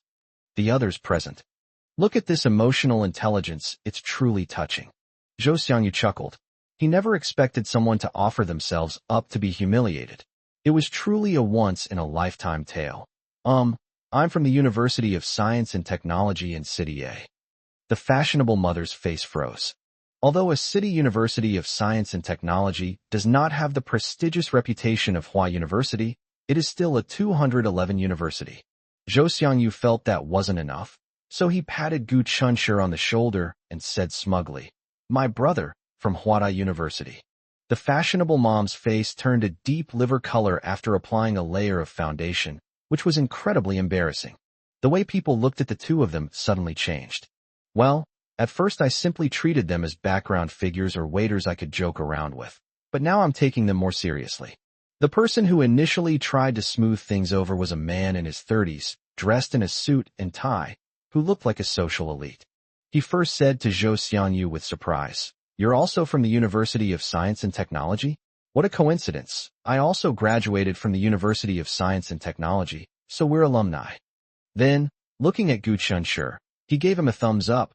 "My dream back then was to attend Huada University, but unfortunately, I wasn't capable enough, little brother. You're amazing." Gu Chunshi said a few modest words, and after confirming that they didn't need anything, he and Zhou Xiangyu left the private room. Zhou Xiangyu said excitedly, "Did you see that woman's face just now? It was so damn satisfying. What a piece of trash, looking down on people like that." Gu Chunshi was relatively calm. "There are all kinds of birds in a big forest. This can be considered as giving us a lesson in advance." Zhou Xiangyu nodded. "Old Gu, it's lucky you were here today. Otherwise I might not have been able to control my temper and would have rushed up to argue with her. I think you just need to remember one sentence, and you won't get too agitated the next time you meet someone like that." "What did you say?" "Don't argue with idiots." "Don't argue with idiots?" Zhou Xiangyu repeated, then laughed loudly. Yes, Lao Gu, you're absolutely right." Gu Chunshi took a break from his busy schedule and sent a message to Xiao Yu. Before going to work, Gu Chunshi told her not to wait for him and to wash up and go to bed by herself. But he knew that Xiao Yu would definitely not obediently listen to him. Xiao Yu replied instantly, "Okay, work hard. Love you." The words, "I love you," filled Gu Chunshi with excitement and power. Tang Xiaoxi went on a trip. After get off work, as they changed out of their uniforms, Zhou Xiangyu said something out of the blue. It seems that Zhou Xiangyu and Tang Xiaoxi are together, but it also seems that they aren't. In short, because of that agreement, things are a bit incongruous. Gu Chunshi once half-jokingly inquired about the situation. "How are things between you and Tang Xiaoxi? Do you say good morning and good night every day?" Zhou Xiangyu replied, "Say it, wasn't this agreed upon?" The tone was just like when you're doing a quest in a game. This was the first time he had brought up Tang Xiaoxi on his own initiative. Summer vacation is peak tourist season, and high school graduates who have been working hard for 3 years need a spontaneous trip to relax their tense minds. Oh, where did she go on vacation? Gu Chunshi asked subconsciously. Zhou Xiangyu said with some annoyance, I don't know. I asked her, and she told me it was a secret. What's so secret about going on vacation? What does she mean by that? Gu Chunshi had a sudden thought. Could it be? Tang Xiaoxi's travel destination is City A? The reason for choosing this location is because Zhou Xiangyu is here? Old Gu, did you hear what I said? Why is she keeping it a secret from me? Sigh, girls' minds are so hard to fathom. Gu Chunshi thought for a moment. Has she arrived at the tourist destination yet? Zhou Xiangyu said. No. She said she came with her cousin. Her cousin had something to do and would be delayed for a few days. They will set off in a few days and can arrive by plane on the same day. As they spoke, they changed their clothes, greeted Uncle Li, and walked out the door together. Just as Gu Chunshi was hesitating whether to tell Zhou Xiangyu his speculation, someone walked over and greeted them with a smile. Young man, off work? Zhou Xiangyu looked at the person with a puzzled expression. Who are you? Gu Chunshi recognized the person. He was the man who smoothed things over in the private room. The man was very talkative and took the initiative to strike up a conversation, introducing himself. My name is Chung Karen. I am 31 years old, and I am currently working in City A. Chung Karen wanted to strike up a conversation with them. Considering he was a customer of the Chinese restaurant, Gu Chunshi, despite being eager to return home, patiently stopped. As an adult who has been in society for several years, Chung Karen naturally knew that it was inappropriate to strike up a conversation with strangers in the middle of the night. After learning the direction of their residence, he smiled and said that it was on his way, pointed to the white car parked on the side of the road, and asked if they wanted a ride. The Chinese restaurant is a 10-minute drive from the residential area where Gu Chunshi and his family live. They usually take the bus to and from get off work. It's past 10 p.m. now, and I don't know if I can catch the last bus. Gu Chunshi and Zhou Xiangyu exchanged a glance. It would be foolish not to take a ride offered to you. They were all tall and strong, and not delicate girls who needed to be careful to avoid perverts. They weren't afraid at all. If Chung Karen overestimates himself and tries anything funny, Gu Chunshi won't even need to get involved. Zhou Xiangyu can handle it all by himself. Besides the fact that getting a ride with Chung Karen was indeed convenient, there was another reason why they were willing to get into a stranger's car. They wanted to know Chung Karen's purpose. The purpose of initiating a conversation with those two little brats. Their young age doesn't mean they're stupid. As Zhou Xiangyu closed the car door, he suddenly remembered something and asked, Have you been drinking? Chung Karen sat in the driver's seat, fastening her seatbelt as she replied with a smile. Don't worry, I'm a law-abiding citizen, and besides, I value my life very much. Zhou Xiangyu said, That's good. The vehicle started smoothly. Chung Karen is very talkative. He took the initiative to suggest that he and his friends had started a small media company together. Zhou Xiangyu spoke his mind. How's business? Are you making money? Chung Karen chuckled self-deprecatingly. Market competition is too fierce. I can barely make ends meet. Zhou Xiangyu comforted him, saying, This is a new company of yours. As the saying goes, everything is difficult at the beginning. Perseverance will lead to victory, and things will definitely get better. Chung Karen smiled and said, Thank you for your kind words. After getting on the bus, Gu Chunshi remained a quiet listener. This is what he does best. At the same time, he silently tried to figure out Chung Karen's intentions. Chung Karen will definitely make this clear during the journey back. Gu Chunshi was a little curious and also a little expectant. Chung Karen steered the conversation to their work. You must be tired from work every day? Zhou Xiangyu honestly replied. It was quite tiring at first, but I've gotten used to it now, and it's not so bad. Chung Karen laughed, then suddenly changed the subject. While there's no inherent hierarchy in work, I think it's a bit of a waste of your talents to have you running errands in a restaurant. Gu Chunshi's expression remained unchanged, and he thought to himself, Is it coming? Zhou Xiangyu, however, failed to grasp the underlying meaning in his words and successfully steered the conversation away from Chung Karen's topic as soon as he opened his mouth. May I ask who that woman who said we're useless is? He holds grudges. He's still a bit angry when he thinks about it now. Chung Karen said somewhat awkwardly. She's my friend's family member. I'm sorry. She's a bit, please don't take it to heart. Zhou Xiangyu said understandingly. This has nothing to do with you. You don't need to apologize to us on her behalf. Chung Karen then suddenly realized, the topic has gone off track. He quickly steered the conversation back on track, and to save time, he didn't mince words this time. Gentlemen, why don't you try changing jobs? Zhou Xiangyu didn't understand. What do you mean? Gu Chunshi, who had been silent until now, finally spoke up. You want to poach us to your company? Chung Karen smiled approvingly. Talking to smart people is so much easier. That's right. You are all top students. It's a waste of your talents to work in a restaurant. Gu Chunshi spoke frankly. But we are all students who have just left the protection of our parents and have no work experience. The implication is, why did you come to us? Just because we got into a pretty good university? But there are many things that textbooks never teach. In society, they are complete novices who know nothing and have to start from scratch. Chung Karen said. Who doesn't start from scratch and accumulate experience little by little? After saying that, he sighed and said honestly. The company has been open for 3 years and has persisted for 3 years, but it's almost at the point where it can't go on anymore. Zhou Xiangyu thought to himself. So you're about to go bankrupt, and you still want to poach us? What? Do you expect us too soon to be college students to turn the tide, save your little company, and make it profitable? That's giving us way too much credit. Perhaps Chung Karen himself realized this, and he laughed self-deprecatingly. Maybe I'm just desperate and grasping at straws. Anyway, meeting is fate, so there's no harm in giving it a try provided you're willing to help me. Gu Chunshi asked in confusion. How do you want us to help you? It turns out that Chung Karen's company was facing the risk of bankruptcy due to cash flow problems. After unremitting efforts, she recently got an opportunity to take on a large order. If this deal goes through, their company can be saved, gain a foothold in the market, be reborn, and create other possibilities.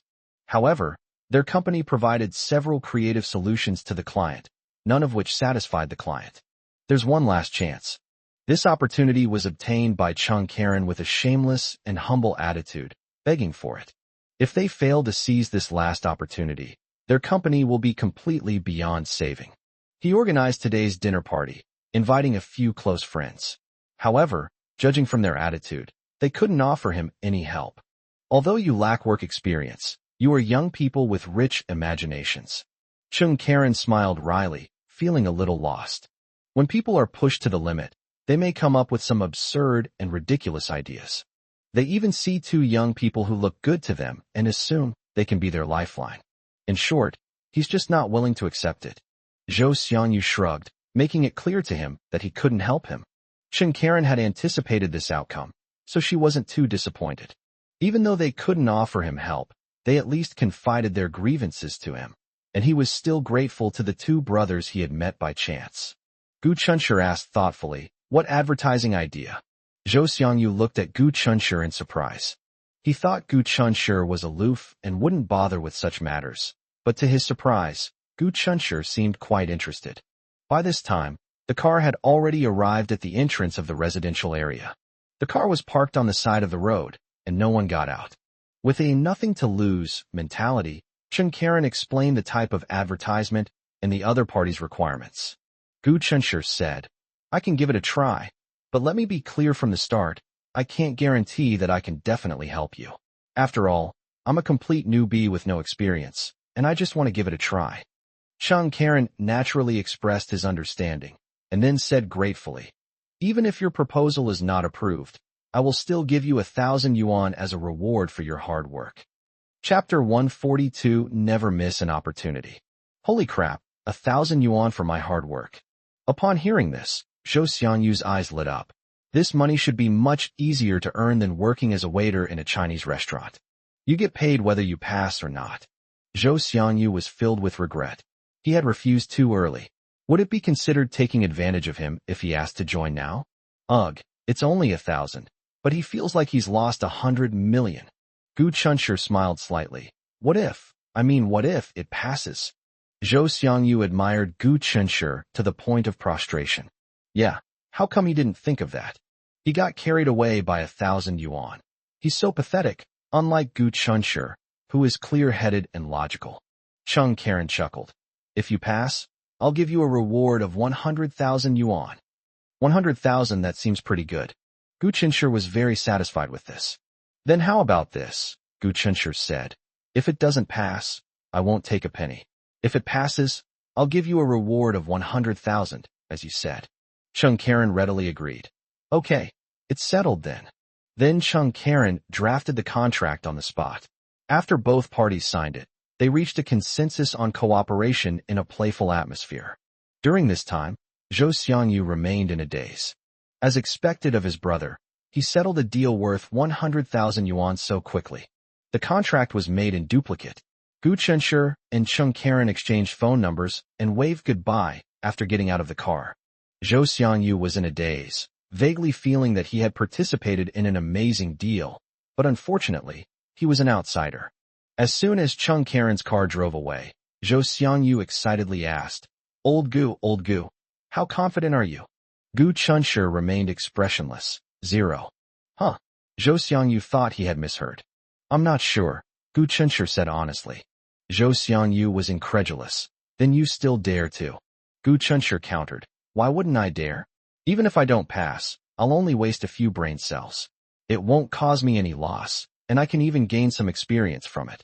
Conversely, I could potentially receive a reward of 100,000. Why not? Even if the chance is small, it's still a tiny bit better than trying your luck by buying lottery tickets, right? And look at Chung Karen.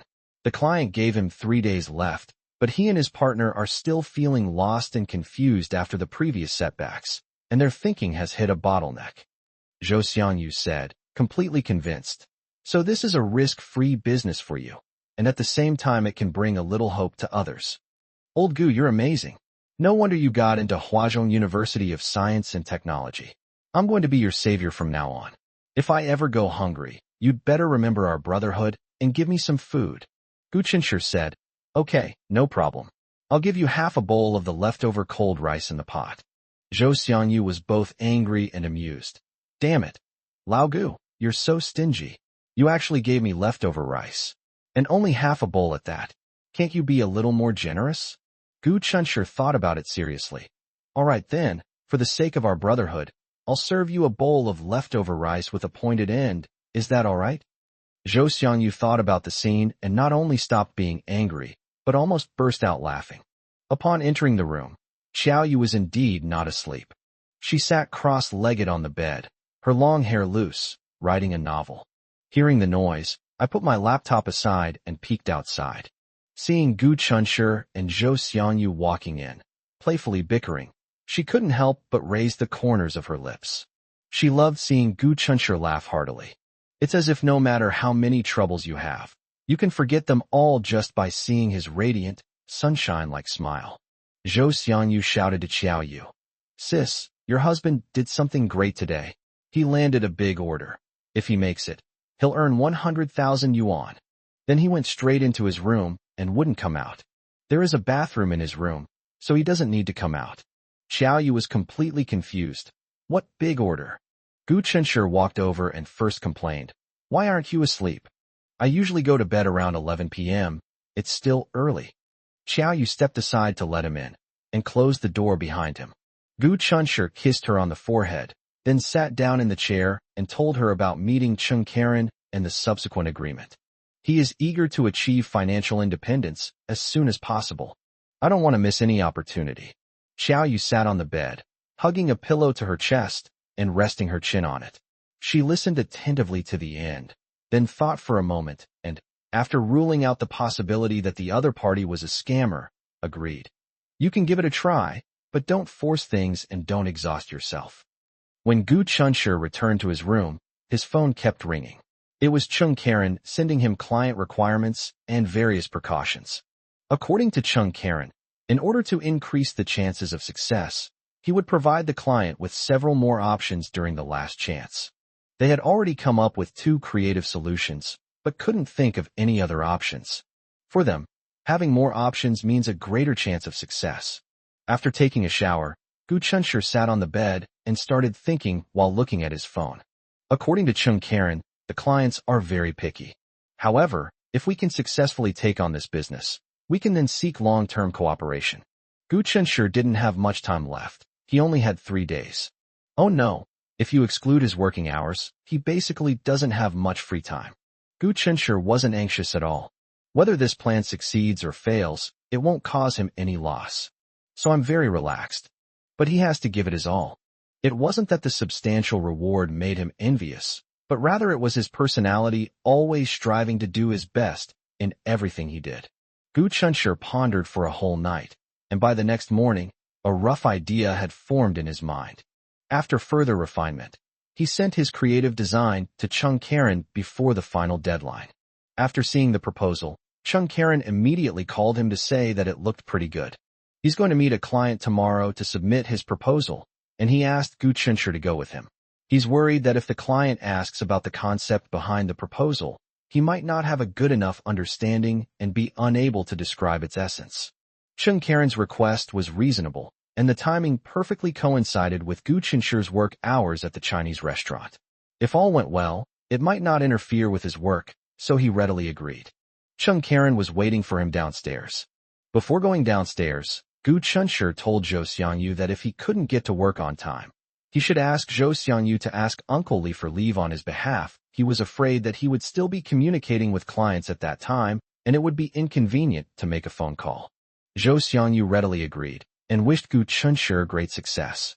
Before leaving, Xiaoyu secretly kissed him on the cheek. Honey, good luck. Chapter 143 Fearless in the Face of Battle.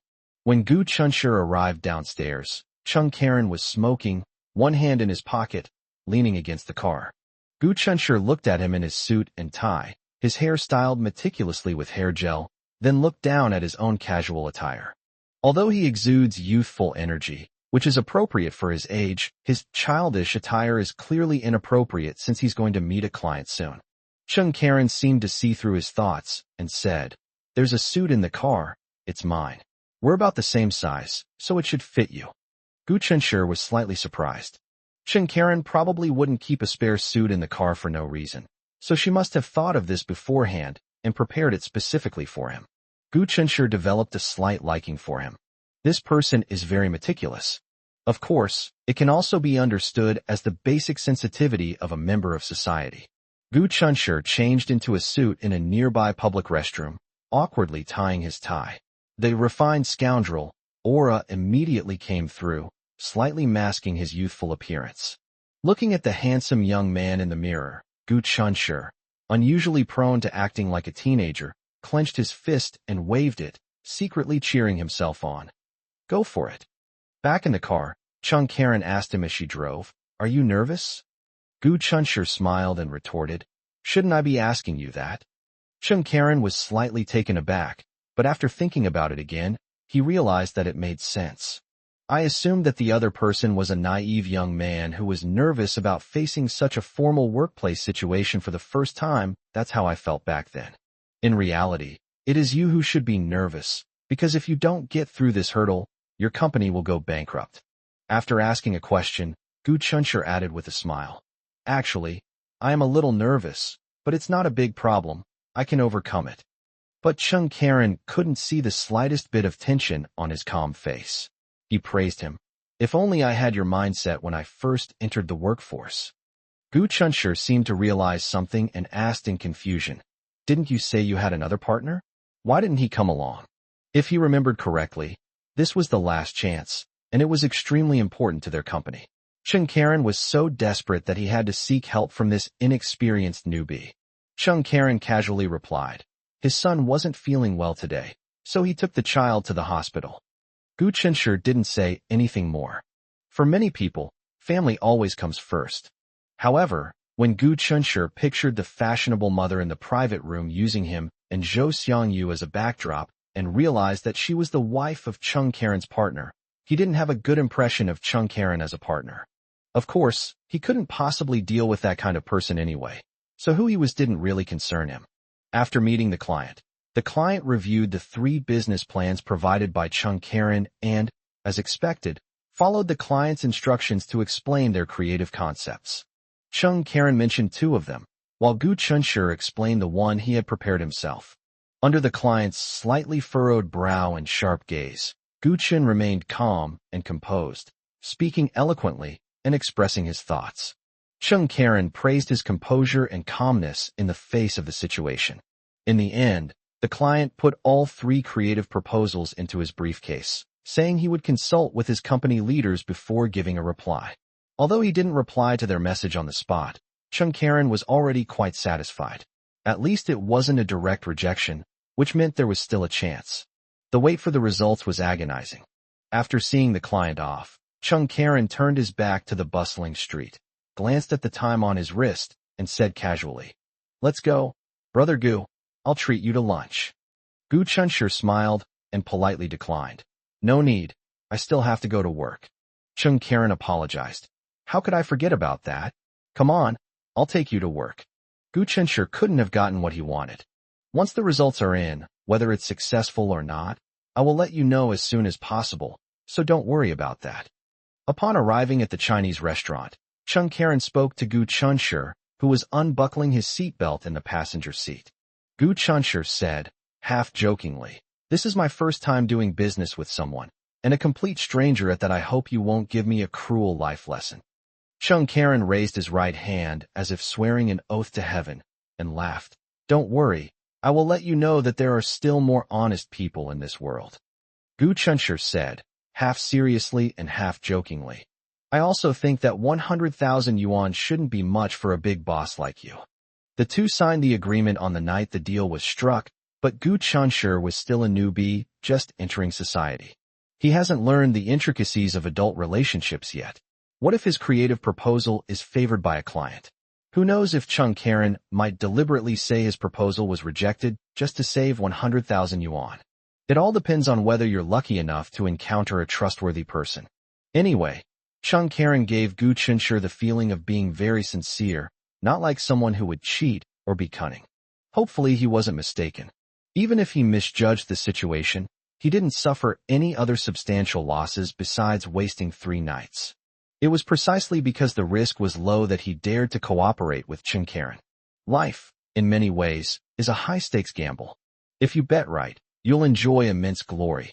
If you bet wrong, you might face ruin and death. Gu Chunshur is cautious by nature. When faced with a situation where he has to gamble, he will try to choose the gamble with the lowest risk. Hopefully, his first gamble in life won't disappoint him. Chung Karen added, "If nothing unexpected happens, the client should be able to give us a reply within 2 days." Gu Chunshur nodded. "All right, then I'll wait for good news." But, after saying that, he got out of the car and walked towards the Chinese restaurant without looking back. Looking at his slightly spirited back, Chung Karen thought to herself, "It's so good to be young." However, he himself is still young, but after years of working in society, he has become much more weathered. Chung Karen stepped on the gas and drove away. With more than half an hour to go before Gu Chunshur's shift, he changed into his restaurant uniform, sat in a chair for a while to lazy, and made a video call to Xiao Yu. Xiao Yu answered immediately. Gu Chunshur couldn't help but laugh, which showed that she wasn't really immersed in her work. Seeing him smile, Xiao Yu smiled back, her eyes crinkling. "Do you have good news to tell me? Did everything go smoothly?" Gu Chunshur told the truth. "There is no result yet. The client said he needs to go back and ask his superiors to make a decision. It should take about 2 days to get the result." Xiao Yu said, "The fact that it wasn't immediately rejected means there's still a glimmer of hope, which is good news. But even if we fail, it's nothing. Whose life is always smooth sailing? Failure is the mother of success." Chapter 144 Sense of Achievement. Xiao Yu looks so cute when she's seriously comforting others. Gu Chunshur smiled with relief. In fact, despite his calm and collected demeanor, it was impossible for him not to be nervous at all. Deep down, he harbored a strong desire to prove himself. He wanted to demonstrate his excellence to Xiao Yu through this collaboration with Chung Karen. Even though others might think he was already quite outstanding for getting into a prestigious university, it wasn't enough for him. He needs to be even better. Only then can he be worthy of such an outstanding girl. When Zhou Xiangyu arrived at work, he naturally asked him about the situation as soon as possible. Gu Chunshur told him the truth. Zhou Xiangyu patted Gu Chunshur on the shoulder. Brother, you've always been awesome. Even if you failed this time, it doesn't mean you're not awesome. Gu Chenshi. This guy's way of comforting people is so down to earth. 2 days passed in the blink of an eye. During this period, Chung Karen did not contact Gu Chenshi even once. Gu Chenshi remembered that he had clearly said that he would be notified no matter what the outcome was. Gu Chenshi thought about calling Chung Karen, but then thought better of it and decided against it. Chung Karen's statement that he would get back to him within 2 days was just his own guess, not a promise from the client. So perhaps Chung Karen's judgment was wrong, and the client did not give him a reply so quickly. Gu Chenshi decided to wait a little longer. Just as he was about to toss his phone aside and prepare to go to sleep, it rang. The caller was Chung Karen. The creative proposal has been approved. It's yours. Gu Chenshi felt a surge of excitement. So he really could do it. He then asked suspiciously, "What's wrong with you?" Chung Karen's voice sounded particularly hoarse and tired through the microphone. "It's nothing. My throat's been a bit sore lately. I think I caught a cold," Chung Karen explained casually, then added, "Are you on the early or late shift tomorrow? I'll come to the Chinese restaurant to find you and pay you in person." After agreeing on a time, Gu Chenshi put down his phone. An indescribable sense of accomplishment transformed into overwhelming joy, making him impulsively almost throw off the covers and get out of bed, wanting to share this good news with Xiao Yu, his parents, Zhou Xiangyu, and even the whole world as soon as possible. He finally earned his first money through his own intelligence and wit. Ha. However, he quickly calmed down. Calm down. He needed to remain calm until he received the money. Gu Chenshi sat back down on the bed. To be on the safe side, let's wait until he has received the 100,000 yuan before announcing the good news. While Gu Chenshi was working diligently at the Chinese restaurant, Uncle Li ran over to him and said, "Little Gu, a customer has specifically asked for you. Go and see what's going on." Gu Chenshi glanced at the time, feeling somewhat puzzled. Chung Karen arrived before we even reached the agreed location? Of course, it's not that he can't come early. But in Gu Chenshi's subconscious, a busy person like Chung Karen should have a strong sense of time and wouldn't be too early or late. Without thinking much, Gu Chenshi walked towards the place Uncle Li had indicated. He was stunned when he saw the female customer sitting at the table calmly touching up her makeup. Not Chung Karen? But he didn't recognize this woman at all, so could it be a mistake? Gu Chenshi looked completely bewildered. The woman noticed someone approaching, closed her makeup box, and looked up. At this moment, Gu Chenshi felt that she looked familiar, and after thinking for a while, he realized who she was. That fashionable mom who used them as negative examples to teach her own children to study hard. Gu Chenshi was even more confused. What does it mean that this woman specifically asked to see him? The fashionable mother glanced at Gu Chenshi, who was wearing a restaurant uniform, and asked suspiciously, "Are you really from Huada University?" Gu Chenshi. This woman called him over with such seriousness, just to confirm this matter?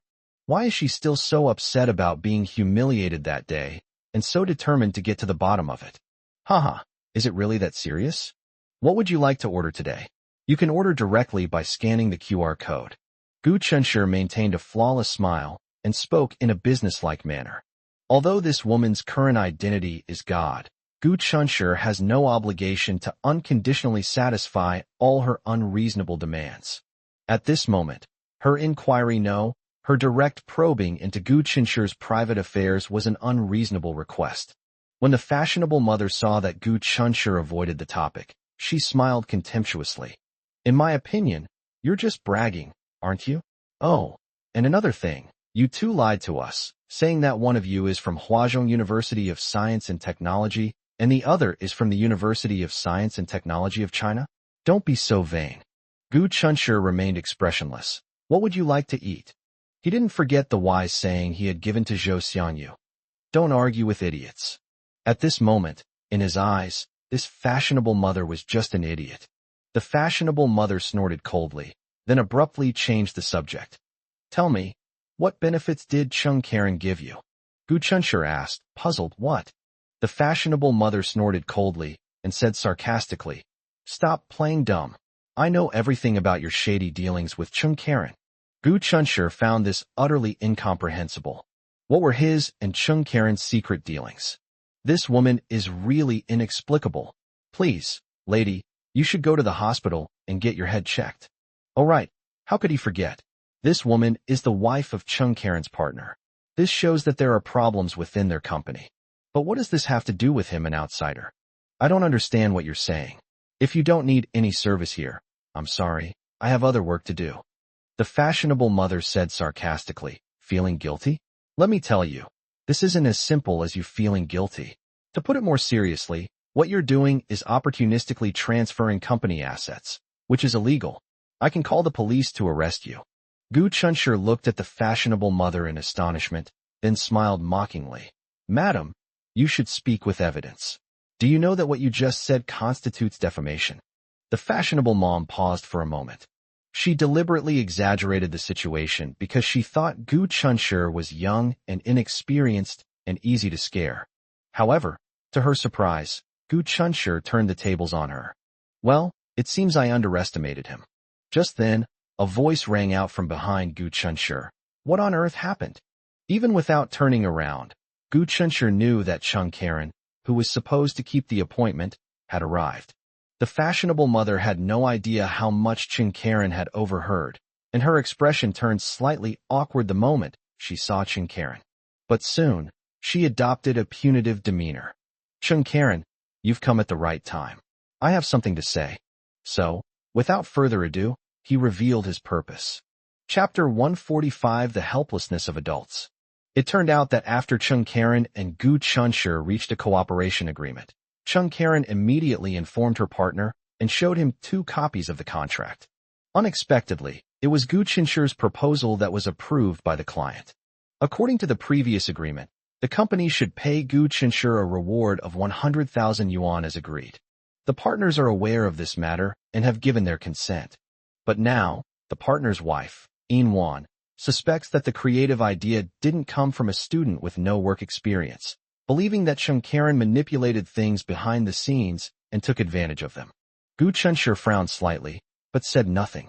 Because this was actually an inside story of Chung Karen's company, he was dragged into it, and was completely innocent. Wan said matter-of-factly, Chung Karen, my husband's company is having problems. Do you think I have the right to interfere? After a long silence, Chung Karen asked, Does Zhang Yijuan know you're here today? Zhang Yijuan is his partner. Wan said, There are some things he's embarrassed to say because of our past relationship, so I'm the only one who can say them. This statement may seem like an irrelevant answer, but it actually answers Chung Karen's question. Chung Karen fell silent again, then smiled after a long while. Since you have raised this question, and I really have no evidence to prove that I didn't collude with others to take advantage of you. How about this? The 100,000 yuan will come from my personal account, not the company account. Wan remained silent, but it was clear that she was satisfied with Chung Karen's answer. Having achieved her goal, Wan left with a haughty expression, carrying a bag worth tens of thousands of yuan. Gu Chunshur looked back at the woman's back, his feelings a mix of emotions. What a short-sighted woman. After a brief encounter, Gu Chunshur could sense that Chung Karen was an excellent partner who kept his word and devoted himself wholeheartedly. Yet this woman actually went so far as to create a rift between herself and Chung Karen over a mere 50,000 yuan the price after it was split evenly. How incredibly stupid of her. Chung Karen smiled and invited him to sit down. Don't worry about her. Anyway, you won't be shortchanged by a single penny of the 100,000 yuan reward that's rightfully yours. Gu Chunshur sat opposite him, watching silently as Chung Karen took out a document and a black pen from his briefcase. Send me your bank card number, I'll transfer the money to you, and then you sign this, and we'll be even. Gu Chunshur did as instructed. I received a bank transfer notification on my phone. Chung Karen looked unwell, extremely tired, and had a hoarse voice, coughing occasionally. Gu Chunshur suddenly felt a pang of sympathy for him and couldn't help but ask, You and your partner. Chung Karen paused for a moment, then smiled and said, We'll just have to do what needs to be done. We're university alumni, and we used to be so close we could share everything, but as time goes by, people change, so maybe we can't blame him. Chung Karen fell silent again. Gu Chunshur sensed the helplessness of adults from his silence, and the passing of something. Although he is an adult, he has not yet had the chance to fully experience the complexities of the world. Chung Karen's departing figure looked somewhat lonely. At the same time, Gu Chanshi also saw a trace of determination. People with different values cannot work together. It seems that Chung Karen and his partner will soon be having their farewell dinner. People die for wealth, birds die for food. Even close brothers should keep clear accounts. The ancients were right. However, Gu Chanshi then thought that fortunately, his only good brother was a simpleton and suspected to be a rich second generation, so they should not have any conflicts of interest in the future. I was thinking about this on my way home from get off work. Zhou Xiangyu hummed a song, looking quite cheerful. He has completely adapted to the life of a working man, and after a day's work, he no longer cries out in distress. As he walked, he suddenly stopped and looked at Gu Chanshi with a puzzled expression. "Old Gu, you're acting strange today?" Gu Chanshi asked, puzzled. "What's wrong?" Zhou Xiangyu racked his brains for a moment to think of how to say it. "Well, the feeling I get from your current state is that you seem to have suddenly become much more profound. Anyone who didn't know you would think you'd been through a lot of ups and downs. And another thing, the way you're looking at me, something's not right." Gu Chanshi raised an eyebrow. "What's wrong with it?" Zhou Xiangyu subtly distanced himself from him. "It looks like you're about to beat me up any second, but Lao Gu, I haven't offended you. Why would you want to beat me up?" Gu Chanshi chuckled. "You already said you didn't offend me, so why would I hit you?" Zhou Xiangyu felt relieved. "Old Zhou," Gu Chanshi suddenly said seriously, "do you think we might ever have a falling out?" Zhou Xiangyu wanted to say, "Yes, yesterday when you were fighting me for the soup, I really wanted to cut ties with you." But he soon realized that Gu Chanshi was not joking. Zhou Xiangyu asked nervously, "Old Gu, what's wrong? Don't scare me like that." "It's nothing. I just suddenly realized that all good things must come to an end." Pa. Don't say things like that. "Old Gu, our brotherhood will last forever, and there will never be a day when we part ways." Looking at the solemn Zhou Xiangyu, Gu Chanshi thought of how Zhou Xiangyu had been beaten up instead of standing up for him in his previous life, and suddenly laughed. There is certainly a lot of darkness in this world, but there is far more beauty, isn't there? Gu Chanshi suddenly cleared his throat. "Your brother here has made it big. I made 100,000 yuan today. Isn't that awesome?" Zhou Xiangyu's eyes widened suddenly. "Holy crap, really? I almost forgot about this." "You've almost forgotten about this, which clearly shows you don't believe I have the ability to earn that 100,000 back." Gu Chanshi shook his head, then showed him the bank card payment information. Zhou Xiangyu checked the number of zeros at the end several times, looking even more excited than Gu Chanshi. "Awesome. I didn't expect you to actually make this money. Haha. Lao Gu, you're awesome." Gu Chanshi generously said, "I'm rich now. Just tell me what you want, and I'll give it to you as long as it's within my means." Zhou Xiangyu's eyes lit up. "You said it yourself." Then, with a malicious grin, he stroked his chin, his eyes darting around, making Gu Chanshi feel a stomachache. It seemed this kid was going to rip him off big time. However, he is a man of his word and a true man, and he is happy to be taken advantage of by Zhou Xiangyu. Zhou Xiangyu pointed to a shop in his line of sight. "I want ice cream. Chocolate flavor." Gu Chanshi was both amused and exasperated. After making such a big fuss, all this was just for this? Inside the ice cream shop, Gu Chanshi wanted to call Xiao Yu to ask if she wanted some. But then she thought that she would probably be afraid that he would spend money and say that she wouldn't eat it. So she simply didn't ask and bought 3 servings directly. Chapter 146: Life Needs Romance. Across from the ice cream shop is a flower shop.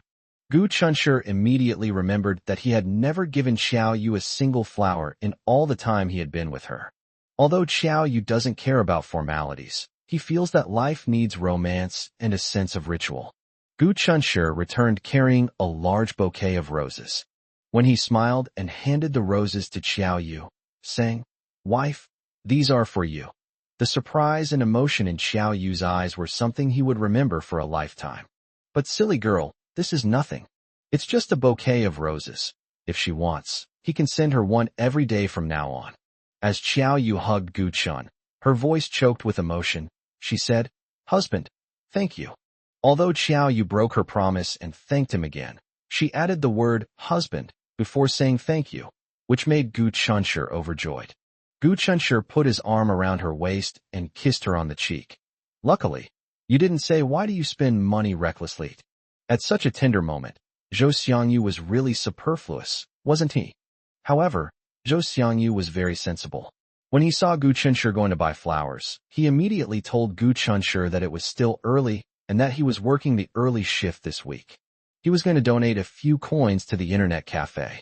Before Gu Chunshi could react, she waved and left while happily eating her ice cream. Xiao Yu happily found a vase, put the roses in it, placed it in front of the bedside table, then sat back down on Gu Chunshi's lap, wrapped her arms around his neck, and said with a rare hint of coquetry in her eyes, "Honey, I really like the flowers." Gu Chunshi rubbed his nose against hers, then chuckled and said, "Let me guess. Are you going to say next that flowers can't be eaten or drunk? They wither in a few days, and we shouldn't buy them anymore. It's a waste?" Xiao Yu couldn't help but laugh and said reproachfully, "Are you a tapeworm in my stomach? How did you know that was exactly what I wanted to say?" Gu Chunshi said mysteriously, "Because I have the eye of penetration." But honestly, wait, let me guess again. Gu Chunshi interrupted her with a smile. "What you're trying to say is that I'm still a student, and I'm spending my parents' money. Even if I earn some money during the summer vacation, it's hard-earned money. In short, I can't spend money recklessly, right?" Xiao Yu.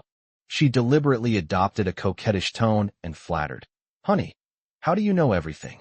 You're so amazing." Gu Chunshi felt his bones melt, as if he were floating on air. "Honey, I've made some money," Gu Chunshi said proudly. "My first pot of gold, 100,000 yuan. Xiao Yu exclaimed in surprise. "That creative proposal you told me about a while ago has been approved? Honey, you're amazing." Gu Chunshi said smugly, "How can I be worthy of you if I'm not good enough as your husband? But I'm rich now, not a lot, but a lot for me right now. How much money have my parents spent on me since I was born? So I want to transfer some money to them so they can buy food, drinks, and other necessities." Xiao Yu naturally agreed with both hands. Gu Chunshi is a man of action. He immediately transferred 80,000 yuan to Jinglan's bank card.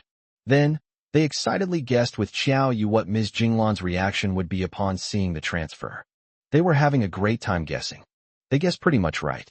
After dinner, Jinglan took a break from her busy schedule to watch some videos when a text message notification popped up, saying that her bank card had received a transfer of 80,000 yuan. Jinglan initially thought it was a scam text message, but upon closer inspection, she realized that she had indeed just received a transfer of 80,000 yuan from her eldest son, Gu Chunshi. Jinglan was surprised and uncertain, so she quickly showed it to Gu Chung. The elderly couple initially guessed that Gu Chunshi had paid his salary, but they quickly dismissed this idea. First of all, Gu Chunshi has been in City A for less than a month, so he should not be paid. Secondly, even if he did receive a salary, it couldn't possibly be 80,000 yuan a month. The two were completely baffled and immediately made a phone call to find out the truth. Gu Chunshi then explained the whole story. The extraordinary encounter left Gu Chung and Jinglan completely bewildered. After Gu Chunshi finished speaking, he couldn't help but ask, "Dad, Mom, isn't your son awesome?" In the video, Jinglan, shocked yet proud, exclaimed, "Needless to say, the son I gave birth to must be amazing." Gu Chung said with relief, "Chunshi, Dad is proud of you. But you can keep this money for yourself. You don't need to send it to us." Gu Chunshi knew they wouldn't want her money. But the more this happened, the more he wanted to treat them even better. He solemnly announced, "Dad, Mom, from today onwards, you can keep the money you earn for yourselves. Don't worry about me. I can support myself from now on." Gu Chunshi was unaware that his beloved mother, Jinglan, cried after the phone call ended. "Honey, our son is all grown up now. He doesn't need us two old folks anymore." Jinglan felt a pang of sadness. Well, when children are young, we look forward to them growing up quickly. However, when children are fully grown and no longer need our protection, we feel quite lost. Humans are sometimes a contradiction. In the end, it all boils down to the fear that the children will fly far away and forget to look back at these two old folks who are watching them with bated breath. Gu Chung comforted her, saying, "It's a good thing that the child can become independent early. All right, keep that money and save it for the child to get married in the future." The faint sadness in Jinglan's heart vanished, and she said happily, "Yes, we'll save it to marry Xiao Yu." But I overheard Xiaoyu say before that she wants to live with us two old folks in the future.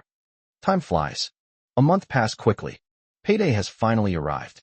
Although a month's salary isn't much, it's not a small amount for these two newbies. 6,000. Zhou Xiangyu was overjoyed and immediately shared the good news with Tang Xiaoxi. He even planned to post it on his WeChat moments to receive more praise. But then he suddenly remembered the 100,000 yuan that Gu Chunshi had earned in 3 nights, and immediately became more low-key. After dropping them off at their lodgings, Zhou's father never showed up again. In Zhou Xiangyu's words, the small, rundown shop was both annoying and didn't make any money. Zhang Huiwe had visited 3 or 4 times, each time bringing them lots of food and drinks. She even bought Xiaoyu a flowing white dress, making no attempt to hide her affection for him. Zhou Xiangyu not only wasn't jealous, but he also naively thought that his mother, the most beautiful woman in the universe, was right. Zhou Xiangyu's sister deserves to be pampered and loved. Xiaoyu has never worn a skirt. She looks good even in a burlap sack. But after receiving the dress from Zhang Huiwe, Gu Chunshi really wanted to see how her skirt would flutter. Xiaoyu, who always grants Gu Chunshi's requests, will naturally grant his wish. Chapter 147. 2 Strange Customers. Although it was only for Gu Chunshi to see, Xiaoyu, who had never worn a skirt before, was still incredibly shy. Zhang Huiwe is a fashionable mom who always dresses herself up beautifully. Her fashion sense is impeccable. The white dress she chose for Xiaoyu was made of cool linen, with a round neck and lantern sleeves, and a slightly cinched waist that accentuated Xiaoyu's slender figure. Xiaoyu walked out of the bathroom hesitantly and asked uncertainly, "Does it look good?" Even though she knew Gu Chunshi would say it looked good. Gu Chunshi sat on the edge of her bed, his hands behind his back on the soft bed, his upper body leaning slightly back. He looked up at Xiaoyu with a slight smile on his lips. "Beautiful. My wife is the most beautiful girl in the world. Honey, spin around here so your husband can see." Xiaoyu awkwardly spun around. "It looks really good," Gu Chunshi exclaimed sincerely, then picked up his phone. "Wife, you stay where you are. I'm going to take a beautiful picture of my wife." Xiaoyu stood there shyly, not moving. With a click, the photo was taken. Xiaoyu gracefully walked over, lifting the hem of her skirt, and slumped into Gu Chunshi's arms. She offered him a sweet kiss. Another day of going to work, following the usual routine. 2 girls walked into the Chinese restaurant, looking around curiously. However, unlike others, they weren't looking at the store's sophisticated interior design, but rather at the people inside. My gaze swept over the male waiters in their dark blue restaurant uniforms. A waiter approached with a professional smile. "What would you like to order, gentlemen?"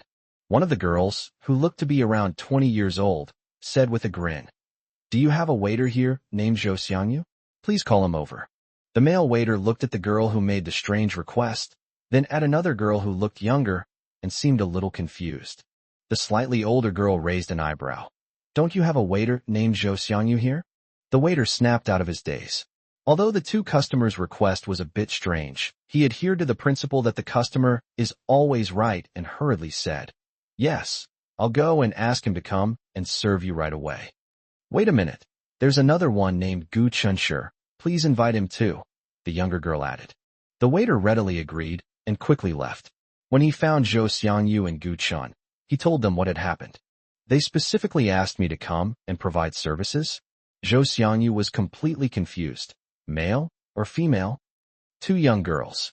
Upon hearing this, Gu Chunshi immediately understood what was going on. It should be. Zhou Xiangyu's focus was different from others. Is she a beautiful woman? The male waiter chuckled, and after his laughter subsided, he said sourly that she was a beautiful woman. Zhou Xiangyu, beaming with pride, said to Gu Chunshi, who seemed lost in thought, "Old Gu, did you see how charming I am? I can charm a lot of people wherever I go. Look, they're even coming to me on their own." Gu Chunshi just smiled and remained silent. At this point, he had already concluded that it was Tang Xiaoxi who had specifically requested their services. He was already imagining in his mind what kind of reaction Zhou Xiangyu, that blockhead, would have when he saw Tang Xiaoxi fall from the sky. Haha, he's getting a little impatient. Zhou Xiangyu, who was initially feeling smug, suddenly became a little uneasy as he walked towards the seats of the two beautiful girls. He whispered to Gu Chunshi, "Old Gu, do you think it's a betrayal of Tang Xiaoxi if other girls like me?"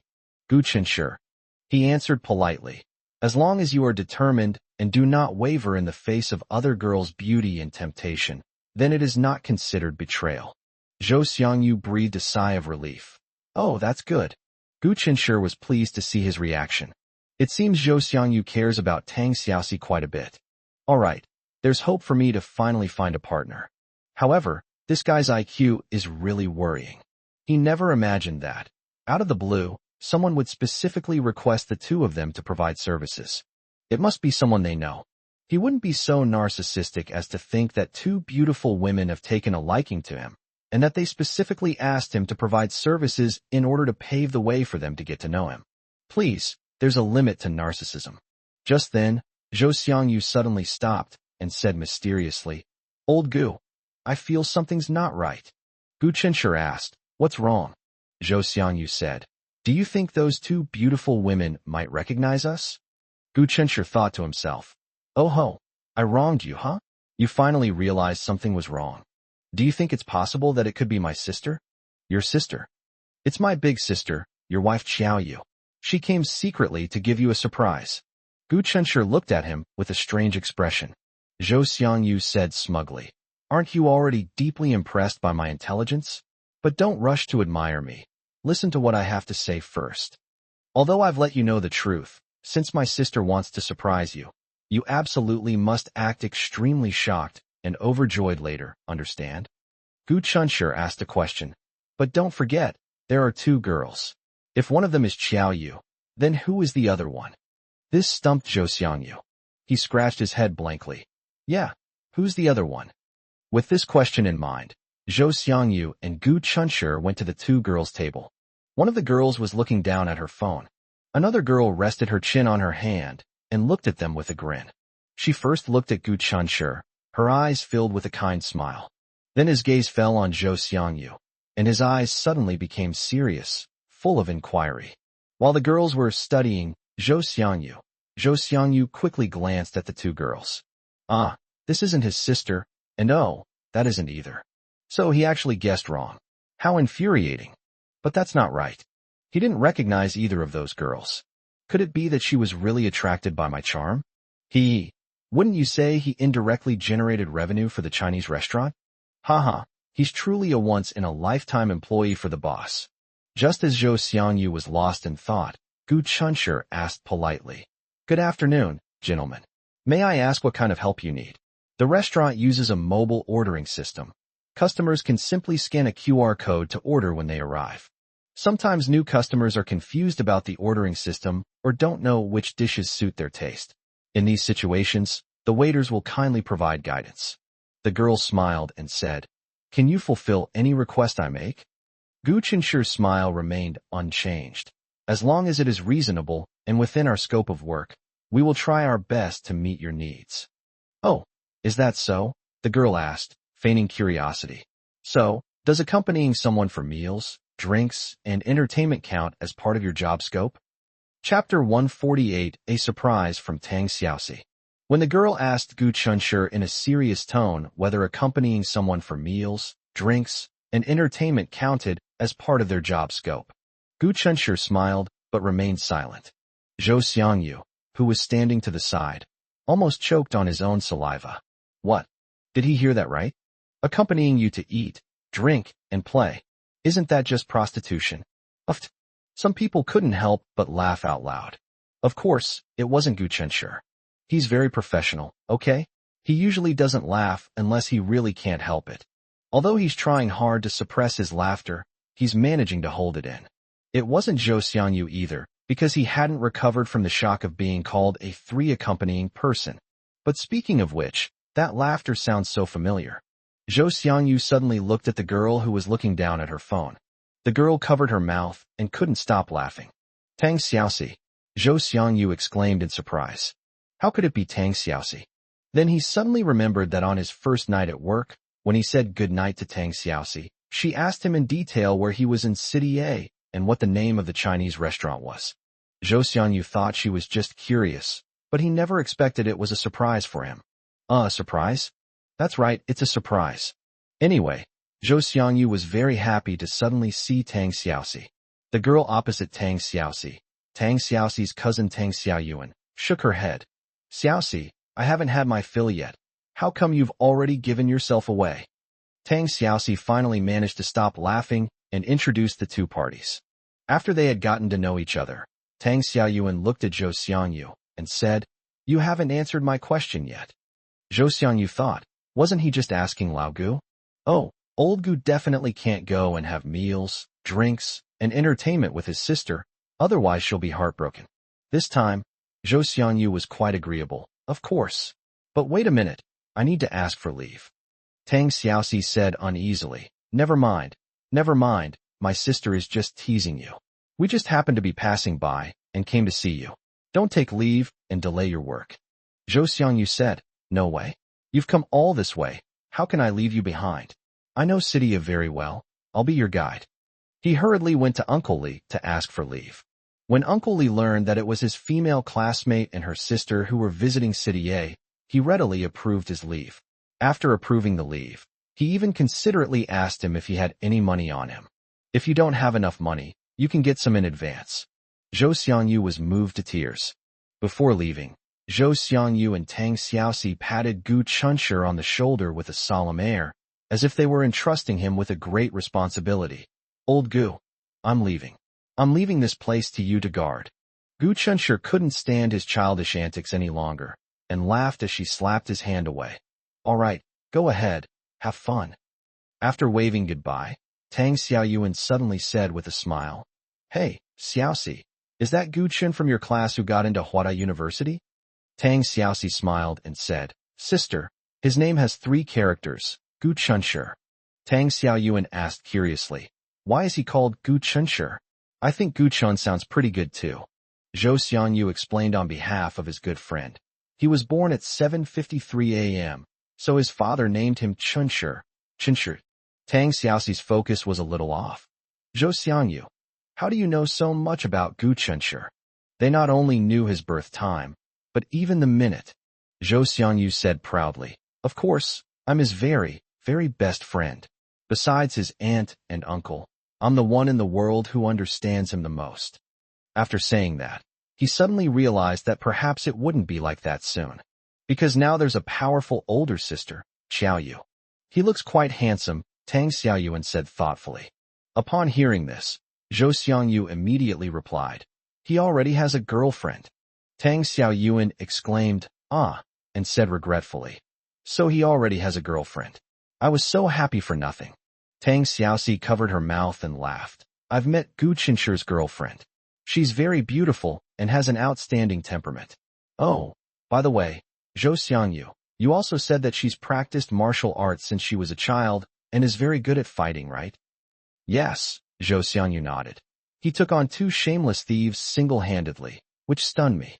Then, Zhou Xiangyu embellished the scene, leaving the 2 girls stunned. Tang Xiaoyuan, for some unknown reason, chuckled to herself. Zhou Xiangyu was baffled. He described Xiao Yu's heroic deeds in such vivid detail that he himself was excited and his blood was boiling. But what was Tang Xiaoxi's cousin laughing at? His smile was so sarcastic. Tang Xiaoxi asked the question that had been bothering him. Sister, what are you laughing at? Tang Xiaoyuan laughed as she said, Your classmate Gu Chunshi, let alone cheating, probably won't even dare to steal a glance at other beautiful women on the street. They finally understood what made her laugh. If you marry such a capable wife, and you still dare to be unfaithful, wouldn't you be ruined? Zhou Xiangyu said confidently. No way. I know my buddy best. Lao Gu isn't that kind of person. Tang Xiaoyuan picked up where he left off, asking seemingly casually. So, are you that kind of person? Of course not. Zhou Xiangyu blurted out, only realizing belatedly that her question wasn't quite right. Zhou Xiangyu felt a chill run down his spine. I always feel that if I hesitate even the slightest bit when answering, the consequences will be unimaginable. Zhou Xiangyu weakly raised his hand to wipe the cold sweat from his forehead. Look up at the bright, shining sun in the sky. What kind of weather is this? It's both cold and hot. When Xiao Yu saw Gu Chunshi returning home alone after get off work that evening, she asked in confusion, "Where's Zhou Xiangyu?" Gu Chunshi wanted to hold her in his arms, but then he immediately thought of the smell of cooking oil and sweat on his body, so he gave up. Tang Xiaoxi and her cousin came to City A for a trip, and he took half a day off to spend time with them. Xiao Yu asked, "Then why didn't you go?" Gu Chunshi was surprised that Xiao Yu would ask such a question. "They are girls. If I really take time off to go play with them, will you be angry with me?" Xiao Yu replied decisively, "Yes." Gu Chunshi couldn't help but laugh. He would be more flustered if she weren't angry. Gu Chunshi habitually kissed her forehead, then went to take a shower. After showering, he stayed in Xiao Yu's room and cuddled with her. Gu Chunshi lifted Xiao Yu onto his lap, and Xiao Yu wrapped her arms around his neck and nestled in his arms, being incredibly obedient. Fortunately, Gu Chunshi was a gentleman who could remain unmoved even with a woman in his arms. Otherwise, at this very moment, with such a beautiful scene, a lovely woman in his arms, a lone man, and a lonely woman, it would seem like a waste to do nothing on such a wonderful night. Although Gu Chunshi is young, he is still a vigorous and energetic man. He wasn't without improper thoughts, but his strong sense of responsibility firmly suppressed them. Chapter 149, My part-time job experience comes to a perfect end. Gu Chunshi's upright character is the result of his parents' extremely positive values. At the same time, Gu Chunshi did not forget the warning his mother had given him before he came. Even though Gu Chunshi and Xiao Yu are certain of each other in this life, after learning that Xiao Yu would be coming to City A with Gu Chunshi, Jinglan had a private talk with Gu Chunshi, telling him that he must not bully Xiao Yu, or he would not be spared. Although Jinglan didn't say it very directly, Gu Chunshi understood what she meant by bullying. Even if Jinglan didn't say anything, Gu Chunshi knew what was going on. Some things can't be rushed. At this moment, simply holding Xiao Yu and whispering sweet nothings to him has already given him immense satisfaction. The two didn't have much time together before Zhou Xiangyu returned. As soon as I got back, I opened the refrigerator, took out a bottle of chilled mineral water, gulped down half of it, and exclaimed that I was exhausted. Today he accompanied two girls to visit various famous attractions in City A. In addition to acting as their guide, he also gentlemanly helped them carry their things. After running around all afternoon, I splurged in the evening, insisting on treating them to dinner and then taking them to their hotel. In short, he was exhausted. In the past, he would never have done something so time-consuming, laborious, and expensive. But now, he couldn't let Tang Xiaoxi lose face. Gu Chunshi came out of Xiao Yu's room. "How many days will Tang Xiaoxi and the others stay here?"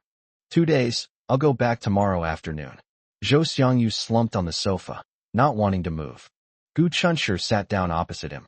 "So, are you going to be a guide again tomorrow?" Zhou Xiangyu shook his head. "I'm not going. I was originally planning to take another day off to accompany you, but Tang Xiaoxi was worried that I would get too tired, so she wouldn't let me go." He had barely finished speaking when his phone rang. Zhou Xiangyu glanced at the caller ID number, and his previously slumped posture immediately straightened up. "Yeah, I'm back now. I'll wash up and go to bed soon. I'm not tired at all. I'm all muscle for a reason. I'm in great shape. It's not hard work. Yeah. You should go to bed early too. Okay. Good night." Gu Chunshi drank his water slowly and deliberately. He chuckled inwardly. It seems he misunderstood Zhou Xiangyu before. He originally thought Zhou Xiangyu was a blockhead who didn't understand romance. But when she gets tender, she's quite the charmer. He was deeply gratified.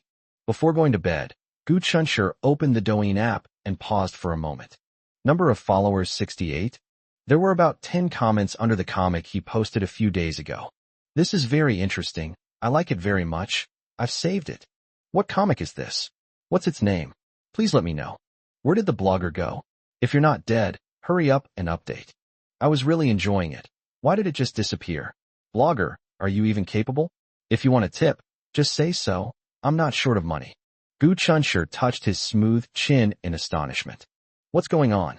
I've been busy working on that creative project these past few days and haven't had time to continue drawing his love diary, nor have I come online to check it out." Actually, he would just leave it alone after each update, not caring whether anyone read it or not. I never expected that the comics I casually drew to record my life and express my dreams and fantasies would actually be enjoyed by someone. This was somewhat unexpected for Gu Chenshi. Gu Chenshi was surprised, but he didn't take it to heart.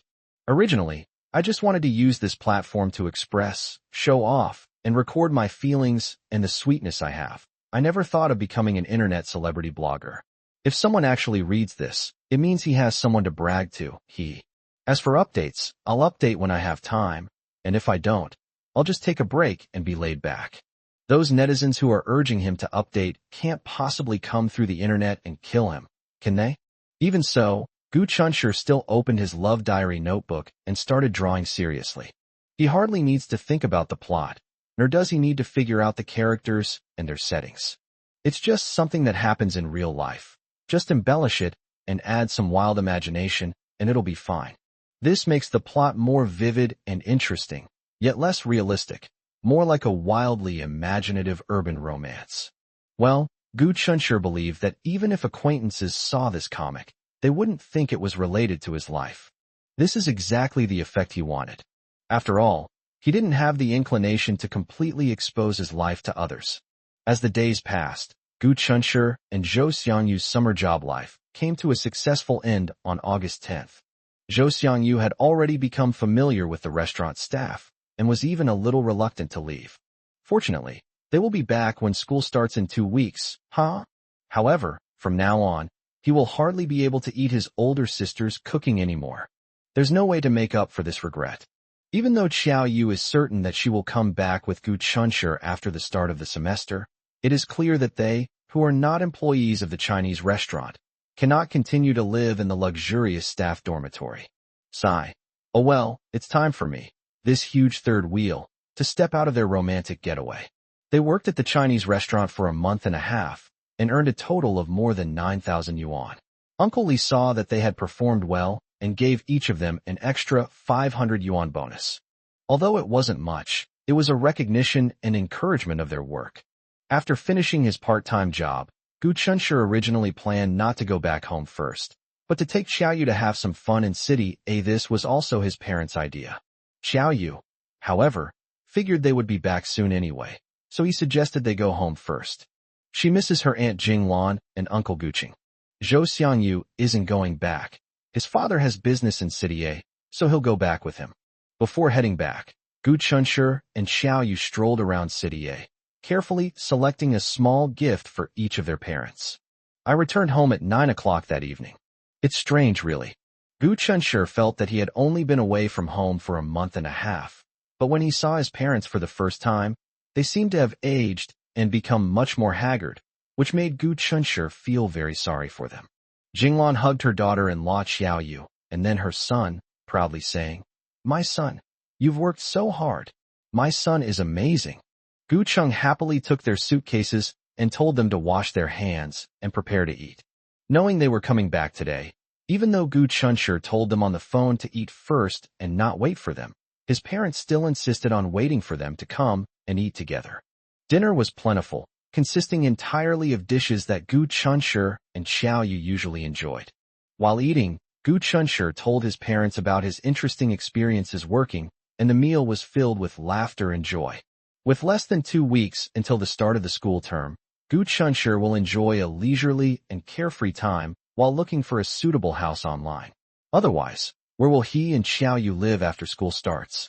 It's possible that if someone makes the right choice when facing a hurdle, their luck will improve. The morning after he returned home, he received a phone call from a number registered in City A.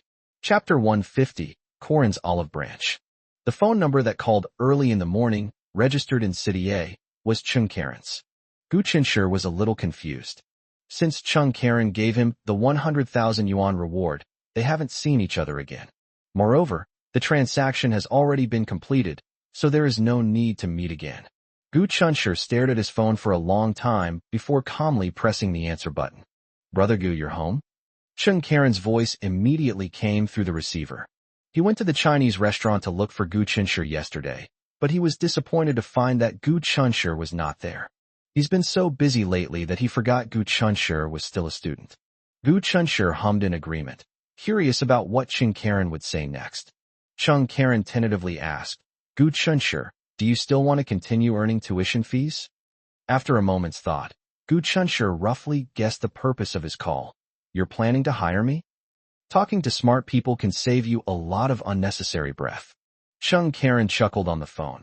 Yes, our company needs talented people like you. Gu Chunshur reminded him. Even if I accept your request, you know I'm still a student and need to go to school. It's impossible for me to work at your company. Chung Karen smiled and said, rules are rigid, but people are flexible. As long as you're willing to come, everything is negotiable. The rules and regulations in the company's employee handbook only restrict ordinary employees. True talent is not subject to this restriction. Chung Karen's words were full of sincerity, but Gu Chunshur flatly refused. Thank you for your appreciation, but I will not consider it. Chung Karen was very disappointed. Then may I ask why you rejected me? Gu Chunshur bluntly said, Brother Chung, let me be honest with you. In my opinion, your character is beyond reproach, but your partner, so to avoid unnecessary trouble, I think it's better to let it go. So that's why. Chung Karen breathed a sigh of relief after hearing Gu Chunshur's reason. If it's just because of my partner, then you don't need to take it to heart. Gu Chunshur immediately understood the meaning behind his words and asked in surprise, You broke up with your partner? Although he had sensed this before and believed that Chung Karen and his partner wouldn't last long, he didn't expect Chung Karen to act so quickly. Chung Karen chuckled. People with different values cannot work together. When his wife came to me, I knew it was time for us to break up. A soft, concealed an indescribable desolation. Gu Chunshur didn't quite understand what would happen when their partnership ended, or what losses would result. But for Chung Karen, no matter how arduous the process was, it was absolutely worth it. In the cool, air-conditioned room, Gu Chunshur sat cross-legged, pondered for a moment while looking at his phone, and asked, Is accommodation included? When Gu Chunshur learned that Chung Karen had decisively broken up with her partner, he began to have feelings for her. He was a student, and someone was willing to relax the conditions and give him the opportunity to learn and gain experience, which he naturally appreciated. However, it would be even better if his off-campus accommodation problem could be solved. Chung Karen was taken aback. You don't live in the dorms? University students generally live on campus, unless there are special circumstances. Gu Chunshur simply said, I won't stay. Chung Karen then asked, Do you live alone, or? Gu Chunshur said directly, I'll live with my girlfriend. Brother Gu, you already have a girlfriend? Chung Karen was quite surprised, then realized that she had made a big fuss over nothing. Gu Chunshur is handsome and academically excellent. A guy as outstanding as him is bound to attract many girls. I'm just a little curious. Gu Chunshur is so outstanding. His girlfriend must be outstanding too, right? He thought for a moment and said, I do have a small house, which my parents bought for me after I decided to stay in City A to work hard. It's just a bit far from Hwada University. If you don't mind, you can come and take a look when you start school. Chung Karen was so straightforward, Gu Chunshur had to be just as straightforward. Without hesitation, he agreed. Okay, thank you. And so the matter was decided amicably. Gu Chunshur put on a short-sleeved t-shirt, got out of bed, pushed open the door, and went out. Without even washing up, he told his father about it. Gu Chung expressed his support for his decision. Being able to gain some experience in society in advance will be of great help to him and other students in the future. Gu Chung was very pleased to see his tall, handsome, and composed son. His son was much more successful than he had been back then. However, for many parents, whether their children will be successful in the future is not the most important thing. Most importantly, it is about whether one can live a healthy and happy life. 2 days later, Gu Chunshur received a short video from Chung Karen on his phone. The photo shows the interior of a house. It's probably the small house that Chung Karen mentioned last time, the one his parents bought for him. It looks clean and bright, not bad at all. But if they get to live in the house, where will Chung Karen live by himself? Gu Chunshur forgot to ask last time. Could it be that Chung Karen moved to another place to convince herself? He felt quite embarrassed. Gu Chunshur couldn't help but ask, Where do you live? Chung Karen, I live at the company.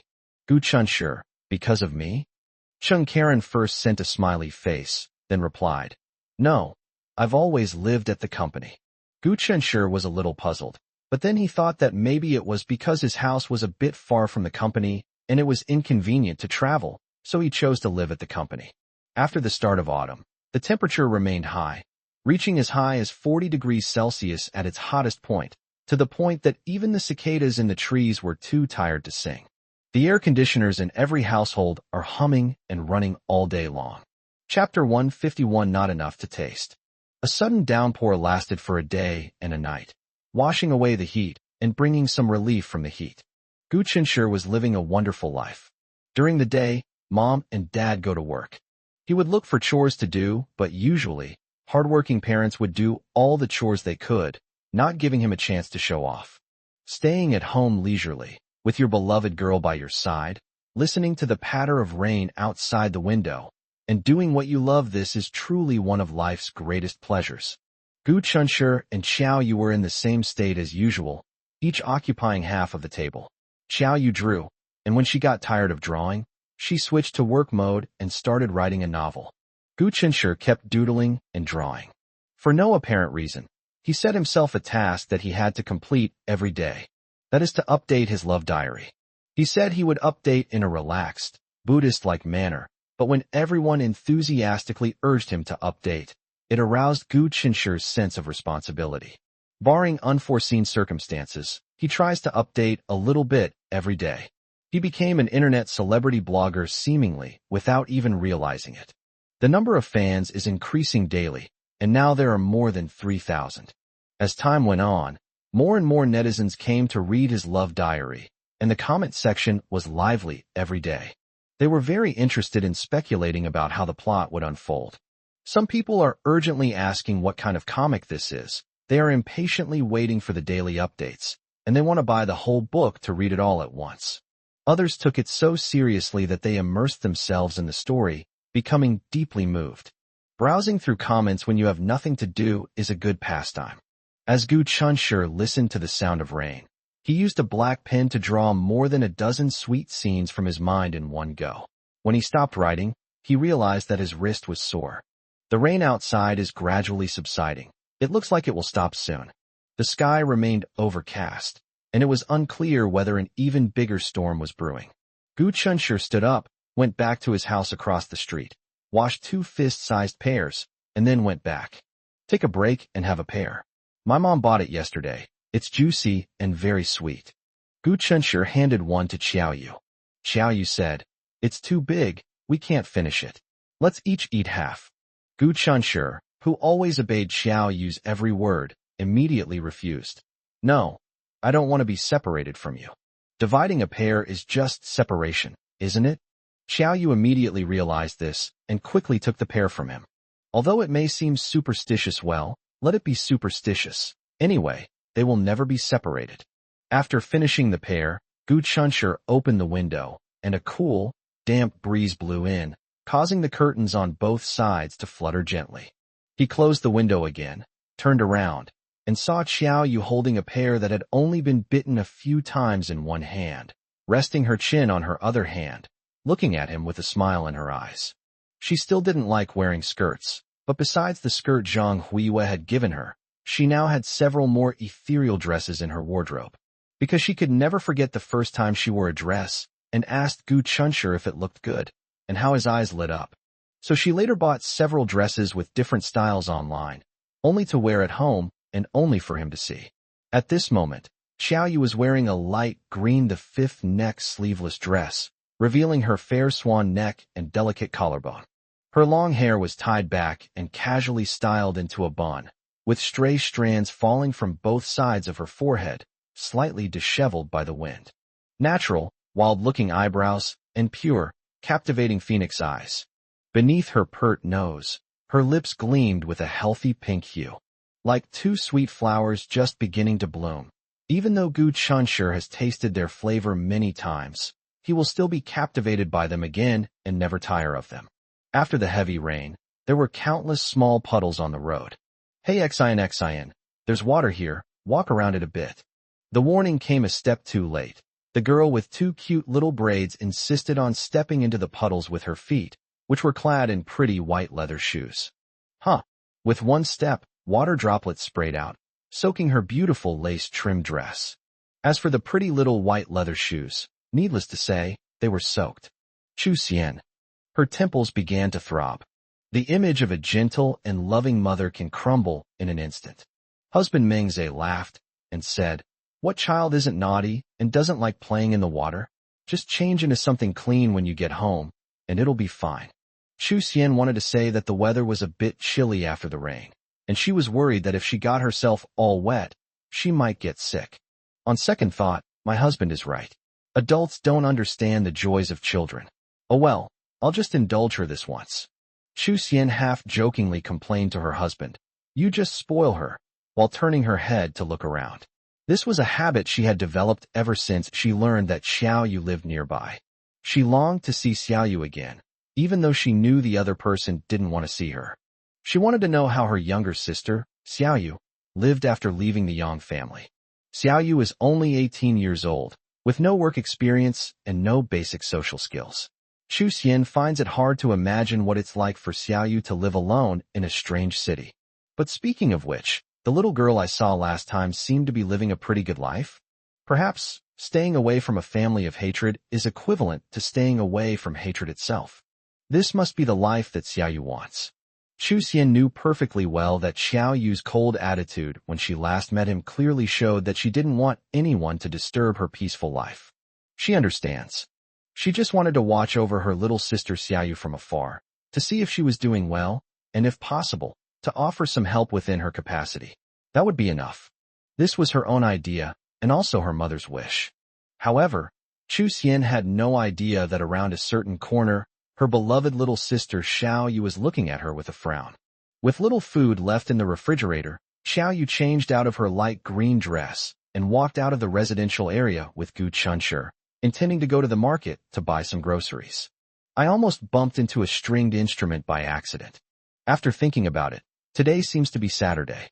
Ever since she learned that Chu Xian's parents-in-law lived in the next neighborhood and would come to visit them every weekend, Xiao Yu would try to stay home on Saturdays and Sundays to avoid running into them. She didn't want Chu Xian to know where she lived. Since Gu Chunshi stopped going to school, she has lost the concept of what day of the week it is. I forgot about it today, and what a coincidence. I ran into her as soon as I went out. The young parents and their beautiful, mischievous daughter make for a heartwarming family scene. Once Chu Xian and his family of 3 had completely disappeared from their sight, Xiao Yu and Gu Chunshi appeared from around the corner. Fortunately, Xiao Yu was going to City A with Gu Chunshi in a few days, otherwise the thought of having to live in fear every weekend would be quite annoying. Of course, she could also appear openly in front of Chu Xian and ask him not to report her current situation to the Yang family. She believed that Chu Xian would definitely agree immediately. Unfortunately, Xiao Yu can no longer trust anyone except the Gu family. When passing by a spicy duck neck shop, Gu Chunshi remembered that everyone hadn't had enough of the spicy duck necks he bought last time, so he stopped and bought a few dozen yuan worth. After buying the duck necks, they continued walking forward. Just then, someone came up to the spicy duck neck shop behind them. While looking in the direction of Gu Chunshi and his companion, the person gestured to the owner to weigh out 20 yuan's worth of duck necks and asked curiously, "Whose children were those 2 who just bought duck necks?" The duck neck vendor deftly weighed the duck neck while chatting with him with a smile. "How would I know? I can't just go and check someone's household registration book when they come to buy vegetables, right? This duck neck shop is newly opened, and the owner is from out of town. Besides, unlike in the countryside, many people in the city don't know each other once they close their doors." The visitor was somewhat disappointed. He carried the duck necks and hurried towards the market. Chapter 152. My husband, Chu Xian. The beautiful girl who had been ripped off in the past has transformed into a grocery shopping expert under the guidance of her kind neighbor, Jinglan. Moreover, she holds grudges. She will never visit a stall that has cheated her before, and she will give the stall a cold glare when the stall owner enthusiastically tries to sell to her. Of course, not all the shop owners she encountered before were unscrupulous. Some shop owners genuinely helped her choose things because they saw that she was a young girl who didn't know how to shop. Xiao Yu became a regular customer of these stalls. As they were selecting vegetables, Gu Chunshi noticed someone approaching out of the corner of his eye and subconsciously looked over. The man was under 30 years old and was holding a cell phone. When Gu Chunshir looked over, he saw that the man had the phone to his ear and was probably on a call. Gu Chunshir couldn't help but glance at him again. Because he wasn't just anyone. He was Chu Xian's husband, whom she had just met. Xiao Yu also saw Chu Xian's husband, Meng Zhe. She frowned almost imperceptibly, but apart from being a little annoyed, she didn't pay much attention to it. Chu Xian knew her, but her husband didn't. However, just to be on the safe side, after leaving the market, Xiao Yu quietly tugged at Gu Chunshir's sleeve, hinting that they should take a detour back. Meng Zhe stood at the entrance of the market with a mix of emotions. Carrying 20 yuan worth of duck necks and 2 potatoes, he couldn't even find a chance to sneak a picture. After a long while, he took out his phone and found a phone number. The phone number was called to his phone a week ago. He mistook it for a sales call and ignored it. However, the opponent persisted and kept attacking. He was furious and, after answering the call, launched into a tirade of traditional Chinese culture. Just as he finished cursing and was about to hang up, a man's cold, mocking voice came through the receiver. You should be glad you're not in front of me right now. Otherwise, I could make you die 100 times over, each time in a different way. The man's voice made Meng Zhe flinch, and the image of a ruthless and powerful outlaw flashed through his mind. Because the man's mocking tone carried an unspeakable brutality, the man seemed certain that Meng Zhe was intimidated by him, and said to himself, "Do me a small favor, and I'll give you $1 million as a reward."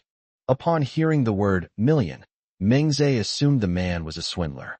He was furious that he had been fooled by such a despicable con man, and was about to unleash another torrent of curses when the man paused briefly before speaking again. "If you think I'm lying to you, send me your bank card number. I'll transfer 500,000 to you first, and another 500,000 after it's all done." With a "I'll see what you're up to" attitude, Meng Zhe sent over the number of his bank card, which was completely empty. "But I never expected this." My phone quickly received a notification that 500,000 yuan had been deposited into my account. Meng Zhe was stunned. Looking at the notification that 500,000 yuan had been deposited into his account, he still suspected that the other party was incredibly powerful and had sent him a fake message. He immediately ran to the nearest bank and asked the teller to help him confirm it. He was completely dumbfounded. The other party actually deposited 500,000 into his account. He walked out of the bank in a daze, and then the other party called again. "Now that the money has been received, it means our contract is complete. Now listen to me. 2 won't do murder or arson." Hearing the man's voice again made Meng Zhe's legs tremble, and he felt a sense of dread that he was doomed. The man sneered coldly. "I haven't finished speaking yet. What are you panicking about?" Meng Zhe stammered. "Help me find someone." The man was silent for a moment before speaking slowly. It couldn't be just about finding someone. Meng Zhe felt there was no way things could be so easy. He tried to calm himself down. "What else?" Unexpectedly, the man said, "No, you just need to find her." "Is there really such a good thing?" Meng Zhe, still dazed, asked. "Whom do you want me to find for you?" The man said, "Her name is Yang Muyu, an 18-year-old girl." Meng Zhe was a little confused. "But I don't know her." "Your wife knows her, and she even saw that girl a while ago. Think carefully and tell me where she lives. As long as the information is confirmed, I will transfer the remaining 500,000 to you immediately," the man prompted. Meng Zhe became increasingly bewildered. Is there a girl his wife, Chu Xian, knows and has recently met? Who exactly is it? The fresh 500,000 in the card, and the other 500,000 promised by the man, made Meng Zhe think seriously. After all, who would turn down money? No, he wanted to call his wife immediately. But the man seemed to have guessed his next move and warned him, "Don't let your wife know I'm looking for Yang Muyu." Meng Zhe understood. He didn't trust his wife and was afraid she would tell Yang Muyu about the person who was looking for him, which would make Yang Muyu wary. Meng Zhe said with a troubled expression, "But I've never met that girl before. How can I help you find her?" The man said, "I have a picture of her here. She should be living near your old house now." After saying that, the man sent over a photo. Meng Zhe glanced at it and realized that it was a girl's profile. Judging from the angle, it was probably taken secretly. The girl was wearing a black long coat and pants, with her long hair hanging down, covering most of her face. She was sitting on a swing, looking down at a book. She's a natural beauty. On his way home from get off work that day, Mengze had a sudden flash of inspiration. He suddenly remembered that Chu Xian had indeed told him a while ago that she seemed to have seen a younger sister she used to be close to. Could it be Yang Muyu? Back home, Mengze suppressed his excitement and, while helping Chu Xian wash the dishes, casually brought up the matter. To his disappointment, Chu Xian did not know where the girl lived or how to contact her. Chu Xian said with a hint of melancholy that Xiao Yu didn't want to be disturbed. So this road was cut off. So, Mengze's only recourse now is to look for the man through the photos he's given him. But this significantly increases the difficulty. The only thing that allowed him to keep going was that Yang Muyu lived not far from here. To get that million, Mengze was as excited as if he'd been injected with chicken blood. He's even more enthusiastic about finding a girl than he was when he was pursuing Chu Xian. He carried the music strings on his back and sent the photos on his phone to his retired parents, asking them to help him look for them when they had free time. However, his parents asked many people on his behalf, and some people said they seemed to have seen her before, but no one knew where she lived. Mengze was unwilling to give up easily. Every day after work, he would use the excuse that his mother was not feeling well to wander around the old house, hoping to run into Yang Muyu. Finally, today he seems to have seen a girl who looks and has the same temperament as the one in the photo. Chapter 153: A rich kid who's foolish and has too much money. Heaven rewards those who persevere. When Mengze brought his wife and daughter to visit his parents, he used the excuse of buying groceries to wander around again. And he actually saw a girl whose figure looked very similar to the one in the photo. Mengze was extremely excited. Unfortunately, when he spotted the girl, she was already quite far away. If the girl is alone, he will immediately chase after her and pretend to strike up a conversation. But there was a tall boy next to the girl, and it wouldn't be good if there was a misunderstanding.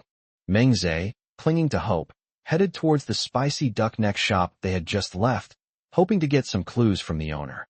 Unfortunately, the owner also knew nothing about it. Judging from the direction they left, they were heading towards the vegetable market. Mengze wasn't flustered and also walked towards the vegetable market. His plan was as follows. First, find them, then pretend to buy groceries and secretly take a picture of the girl.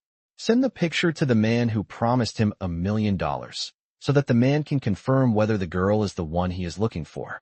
Then, at the same time, they secretly followed them to see where the girl was. Pity. Just as he was about to take a picture, the boy who was with the girl noticed something and looked in his direction, causing him to lose his chance. Then, the two of them just left. By the time he caught up with them to the entrance of the market, they had already disappeared from sight. Mengze was heartbroken. 1 million. 1 million. He can get $1 million if he finds that girl. He comes from an ordinary family and is a struggling office worker with a monthly salary of less than 10,000 yuan. So what does this million mean to him? This represents a huge sum of money that could save him 10 years of hard work. With such an opportunity before him, how could Mengze let it slip away so easily? He took out his phone and dialed the number belonging to a city thousands of miles away, a number he had saved as 1 million. The call was connected quickly. It was noisy at first, but soon it quieted down. The other party was probably in a noisy environment at first, but came to a quiet place after answering the phone. Is there any clue about her? The man's voice was filled with barely suppressed excitement. If you can tell someone's age from their voice, then in Mengze's opinion, the man he's talking to right now must be younger than him. His tone was always mocking with a hint of contempt. He must be quite arrogant normally. Coupled with his previous self-proclaimed title of young master and his extravagant spending, the image of a spendthrift playboy inevitably came to mind. Not yet, Mengze said weakly, then quickly added. But I saw a girl who looks a lot like her today. The man immediately pressed. Then send me her detailed address right now, and I'll be there right away. Mengze's voice weakened again. I still haven't figured out exactly where she lives. You fucking didn't even figure it out. The man got anxious when he heard this and was about to curse. But then, as if he had thought of something, he snorted coldly. This cold snort sent a chill down Mengze's spine. Although he already had 500,000 yuan deposited into his bank account, the fact that someone could call his mobile phone meant that finding him was a piece of cake. So this amount has reached 500,000 in his account, and now it's just a temporary place to rest. and it might be gone any day. Just as Ming Zhe was about to nervously promise to take some time off to properly follow up on this matter, the man who had just given a cold snort spoke up. "Send me your current address." Meng Zhe felt a pang of panic. "Now look what's happened. They're coming to take the 500,000. Meng Zhe quickly said. "Sir, please don't worry. I'll ask my supervisor for leave right away and devote myself entirely to this." "What are you panicking about?" the man sneered. "You think I'm going to take back 500,000? Is 500,000 a mere sum worth me going to ask for personally?" The man continued. "I need to find her myself. Relying on you? Who knows when that will be?" Meng Zhe hesitated. Then, he wanted to ask if he should return the 500,000 yuan that had been deposited into his bank account. The man seemed to have anticipated his question. "Forget about 1,000,000. Meng Zhe felt a chill in his heart. He knew it. "Sigh, I'm so unwilling, but it seems there's nothing I can do about it.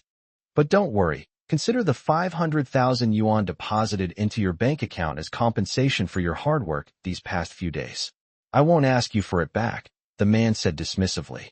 Upon hearing this, Meng Zhe's dejected mood vanished. "There isn't 1,000,000, but there's still 500,000. Even though it's only half the original amount, it's still pretty good."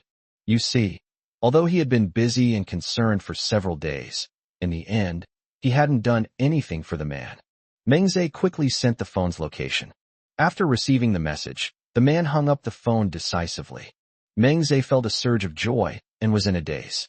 "You just made 500,000 like that? Sigh, I wonder if I'll ever have the chance to meet someone as foolish and rich as him again. If we have a few more, we can have a large, fully paid-off house in the city center." Meng Zhe walked back in a daze, when it suddenly occurred to him that the guy was supposed to come here to find someone in person.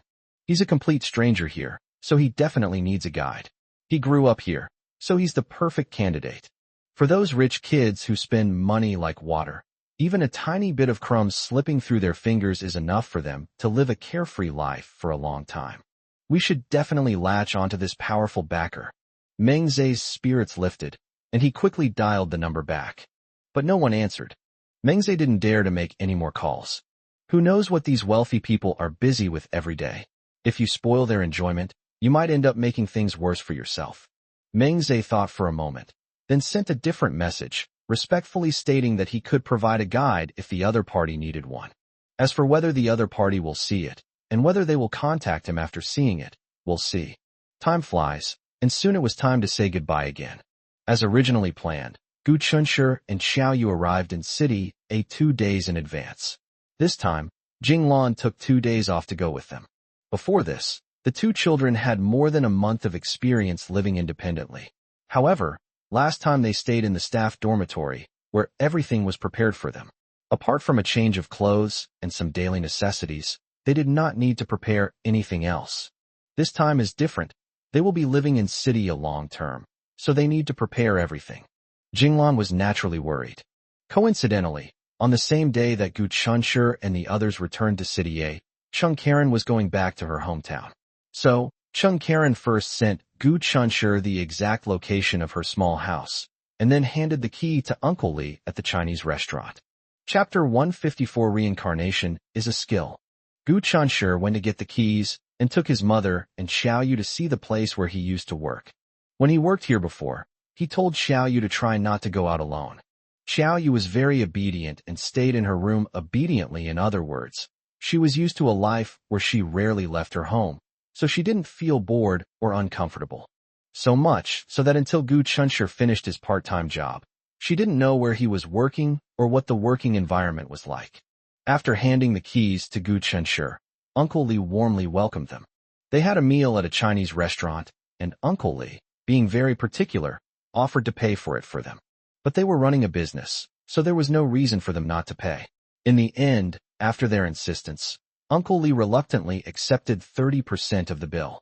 After getting the key, he left the Chinese restaurant and took a taxi straight to the small house that Chung Karen had provided for him. The small apartment is located on the A3 Ring Road, which is a bit far from Huazhong University of Science and Technology, but it is very close to the subway station, so getting around is convenient. The house isn't big, just 2 bedrooms and a living room, about the same size as their house back home, enough for 2 people to live in. Jinglan looked around and was very satisfied with the place where the children would live in the future. She said with some regret, "It's a pity I only took 2 days off, so it seems I won't be able to see your boss. Otherwise, I would definitely thank him in person for providing you with such a nice place to stay." In City A, where land is incredibly valuable, this small house would fetch at least 5 or 6,000 yuan a month if rented out. Chung Karen isn't stupid. Why would she provide Gu Chunshi with a decent place to stay for free? Of course, it's because he has that value. The house was so clean that Jinglan wanted to show off her skills and tidy up the 2 children, but she had no opportunity to do so. It's likely that Chung Karen had someone clean the house thoroughly before giving it to Gu Chunshi. The windows were bright and clean, and even the curtains smelled faintly of laundry detergent. This move greatly increased Gu Chunshi's positive feelings towards Chung Karen. He considers even such small things thoroughly, so how could he not run a good company? After preparing everything they would need for their future life, Jinglan gave them many instructions and left reluctantly. When Gu Chunshi officially began his sweet world of 2 with Xiaoyu, he certainly couldn't have imagined that on the day they set off for City A young man of about 23 or 24 years old, with a cold expression and a hint of arrogance, would appear outside the supermarket near their neighborhood where they often went to buy things. 4 burly men followed behind him.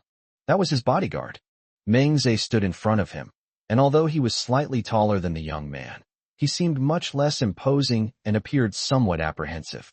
The young man was the one who transferred 500,000 yuan to his bank account without saying a word. Meng Zhe had just secretly glanced at him. Not to mention his top-of-the-line luxury outfit, the watch on his left wrist alone is worth the price of a house. Meng Zhe appeared respectful, but inside he was incredibly jealous. Damn, this guy is so young. He definitely didn't create his own wealth. Reincarnation is a real skill. The young man, Xiao Qi, frowned and looked around with critical eyes. His disdainful look made it seem as if he hadn't come to an ordinary old residential area, but rather to a dilapidated slum. Xiao Qi muttered to himself, a hint of heartache unconsciously showing in his words. She actually lives in such a dilapidated place. With a fawning smile, Meng Zhe said, "Sir, my wife met her in this supermarket, and then she met her again in this area, so she must live nearby." Xiao Qi gave him a cold look. Even Chu Xian doesn't have her contact information? Yes, Meng Zhe sighed. I've tried to subtly inquire with my wife, and I heard that she doesn't seem to want to be disturbed by others. Xiao Qi was silent for a moment, then chuckled self-deprecatingly. She wants to distance herself from Chu Xian, let alone me. So, the fact that I'm here is just to get in her way. Meng Zhe remained silent, but he found it strange. What is the relationship between this rich young man and the girl he's looking for? Look at his lost and dejected look. Could they be a couple? Meng Zhe felt he had found the answer. Yes, that must be it. They were a young couple who had a fight, so the girl ran away to this city to hide, while the boy eagerly followed her. Although it sounds outrageous, he, as a poor nobody, naturally couldn't understand the way these spoiled rich kids thought. But that doesn't seem right either. The girl hid. Shouldn't her parents be the most worried? I don't understand. Forget it. I'm not going to guess anymore. Xiao Qi asked Meng Zhe to book a hotel nearby for him, as he planned to stay there permanently and not give up until he found Yang Miyu. After experiencing a series of events such as the military training at the beginning of the semester, university life has finally settled down. During this period, Gu Chunshi did not see Chung Karen, nor did Chung Karen contact him. To be honest, if Gu Chunshi hadn't returned to the place Chung Karen provided for him every night, he would have almost forgotten Chung Karen's existence. Gu Chunshi felt strange, but in the end she couldn't help but call him. When Chung Karen answered the phone, he sounded quite tired. It turned out that his mother was sick, and he had gone back to his hometown to take care of her day and night. In the end, his mother, worried that it would interfere with his work, sent him back home. When Gu Chunshi called him, he was busy dealing with the work left over from the company during this period, so busy that he miraculously forgot about Gu Chunshi. After I finish these last couple of days, I'll come see you. We can have a nice meal together and then talk about work. Chung Karen extended an invitation. Gu Chunshi agreed. But to everyone's surprise, they met ahead of schedule.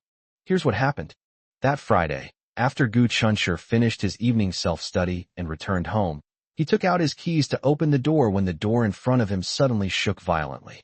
It was as if someone inside had suddenly slammed into the door. But Gu Chunshur knew perfectly well that Xiao Yu was the only one in the room. What happened?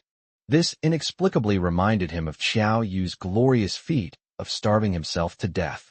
Gu Chunshur became anxious. Did Xiao Yu not eat properly when she was home alone? In a panic, Gu Chunshur hurriedly pushed open the door, and when he saw the scene inside, he was stunned. Xiao Yu stood a little over a meter away from the door, her face tense and her eyes cold. His entire body exuded a murderous aura. Thank you so much for the little gifts. Love you all, moi. Chapter 155 Strange Men and Women. Gu Chunshur slowly lowered his head and saw a slightly obese man curled up at his feet, clutching his stomach and groaning in pain. Gu Chunshur's head buzzed. How did a strange man end up here? Burglary. A pervert who followed us in? How is Xiao Yu? Was he hurt? The man didn't actually see Gu Chunshur standing behind him. His features were contorted in pain, and he groaned as he stared fiercely at Xiao Yu, his eyes fixed on her, and he growled, "You brat." Bang! Before the man could finish speaking, his body suddenly rolled away like a ball and slammed heavily against the wall. Gu Chunshur's eyes turned bloodshot as he kicked the man. Oh shit. Regardless of who this man was, at this moment he wanted to kill him. Anyone who dares to lay a finger on Xiao Yu will be killed. The man's nose was broken, and blood was gushing out, making him look quite horrific. He then noticed that a tall boy, about 1.8 meters tall, had appeared in the room at some point. His arrogant attitude, which had just been threatening Xiao Yu, vanished instantly, replaced by a look of terror. Even if he retained some rationality, recalling what had just happened, he quickly realized that this seemingly gentle and weak girl was just as terrifying. Although the man looked miserable, Gu Chunshur was still not satisfied. At that moment, he felt like killing someone. Gu Chunshur's face was frosty. He rushed forward, grabbed the man by the collar, and raised his fist to smash the man's face. But Xiao Yu stopped him in time.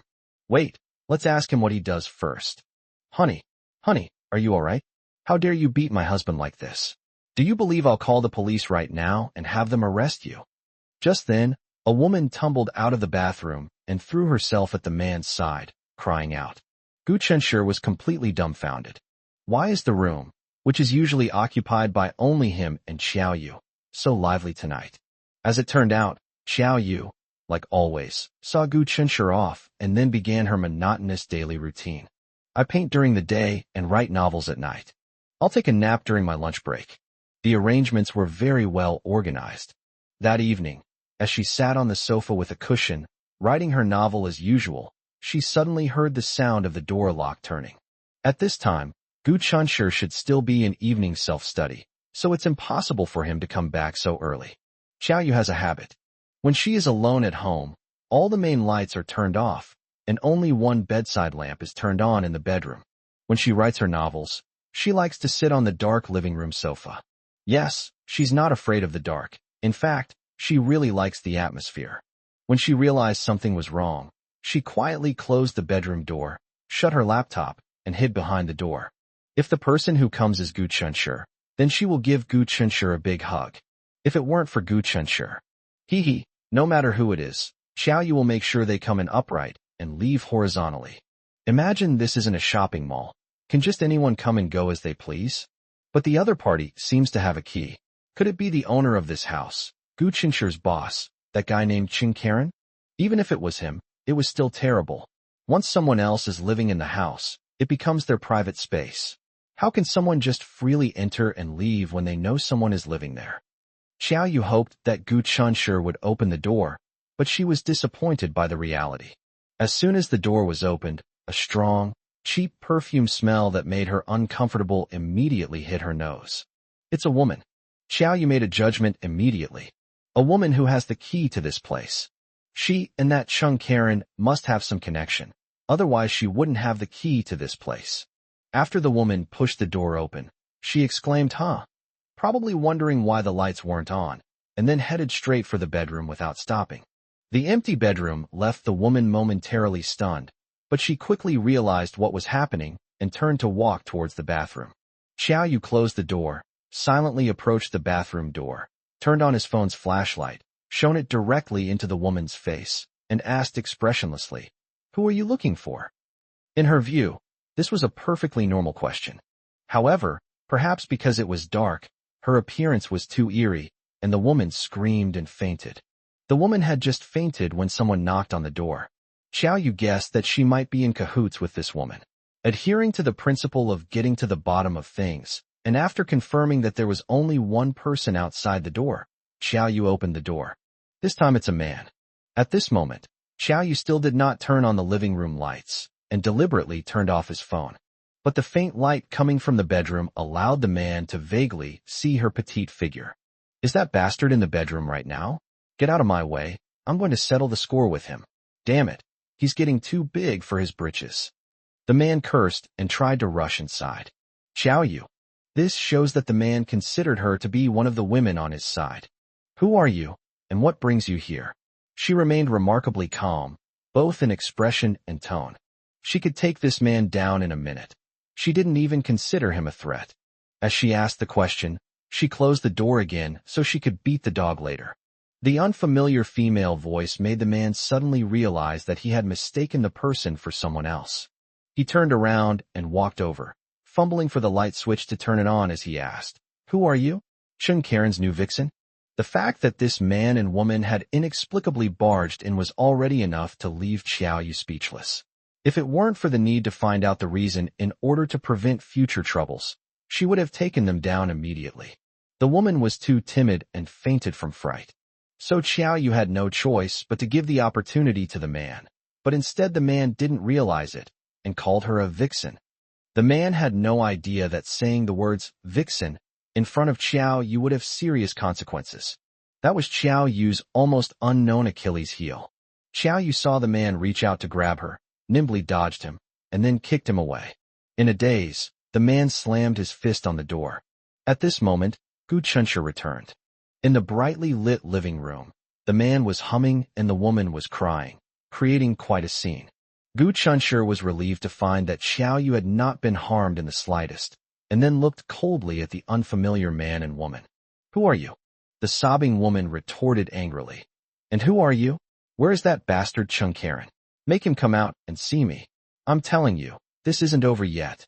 Oh, what a coincidence. Gu Chunshi and Xiao Yu aren't planning to let this go either. The police arrived shortly after the call was made. Chapter 156, A Scumbag Who Plays with People's Feelings? When the police arrived, the woman became extremely agitated and accused the perpetrators first. "Officers, arrest them quickly. Look what they've done to my husband." The two police officers who responded to the call looked at Gu Chunshi and Xiao Yu with suspicion. There are two men and two women here, clearly divided into two opposing factions. On the surface, the man and woman were both in a state of shock.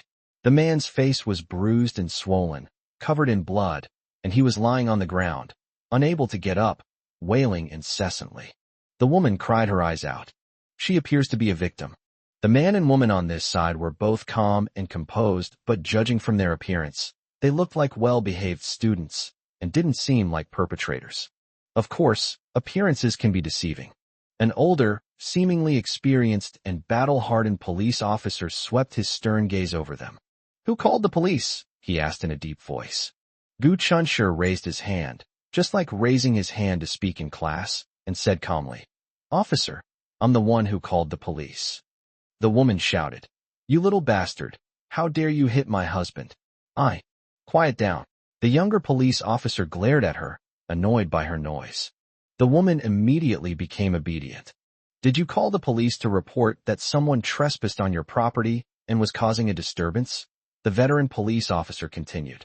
Gu Chunshi nodded. "Yes, we don't know them at all. They just suddenly barged in." Hearing this, the woman couldn't hold back any longer and interrupted him, shouting, "Who said we broke in? We didn't break in. We have our own keys. We used them to open the door and walked in normally." Gu Chunshi. For a moment, he was speechless. "But lady, please tell me, is it perfectly normal for you to use someone else's key to open their door?" The young police officer was confused. "Who lives here?" Gu Chunshi said, "My girlfriend and I." After the police arrived, Xiao Yu, who hadn't said a word the entire time and stood beside Gu Chunshur, pursed her lips. Yes, she really liked Gu Chunshur's answer to the veteran police officer. Even though the phrase "my girlfriend and I" was just a fact, it still filled her with joy. She liked the feeling of being tied to Gu Chunshur. The veteran police officer pointed to the unfamiliar man and woman. Who are they? Gu Chunshur shook his head. We don't know them. The implication is that there were no personal grudges involved. The older police officer turned to the couple and asked, Do you know them? The woman shook her head weakly and said, I don't know her. The veteran police officer asked with a serious expression, Then how did you get the key to this place? The woman hurriedly said, I know the owner of this house. I'm the owner's sister-in-law. Oh, by the way, my husband is his brother-in-law, and my sister-in-law is in a relationship with him. My sister-in-law gave us the keys. Gu Chunshur sorted it out a bit and figured it out. Chung Karen has a girlfriend. The couple were Chung Karen's girlfriend's brother and sister-in-law. The veteran police officer said, Even if the owner of this place is your son-in-law, you can't just enter and leave someone else's room. This constitutes trespassing. The woman panicked. Officer, we didn't know that bastard Chung rented the house to someone else. We just came here to find. No matter who you come to see, this isn't your home, so you can't just use your keys to open other people's doors, the elderly police officer reprimanded. The woman trembled, pitifully wiping away her tears. Officer, I know what we did was wrong, but that bastard surnamed Ching toyed with my little sister's feelings. We, as her brother and sister-in-law, were just angry and came to find him to get to the bottom of things. We really didn't mean anything by it. Gu Chunshur was secretly surprised. Did Chung Karen toy with other people's feelings? The image of Chung Karen, a slightly handsome and mature man, came to mind. Well, although you can't judge a book by its cover. But he still felt that Chung Karen wasn't that kind of person. This couple, on the other hand, had a sharp and mean-spirited look. They didn't seem like good people at all. In the dead of night, Gu Chunshur finally met his second boss, Mr. Chung Karen, at the police station. Chung Karen rushed over and immediately apologized to Gu Chun upon seeing him. He truly didn't expect that his messy personal affairs would implicate Gu Chunshur and Gu Chunshur's girlfriend, and he felt extremely guilty. Turning his head, he saw the couple and made no attempt to hide the disgust on his face. It turns out that he and his girlfriend were college classmates and had been in a relationship for 6 years.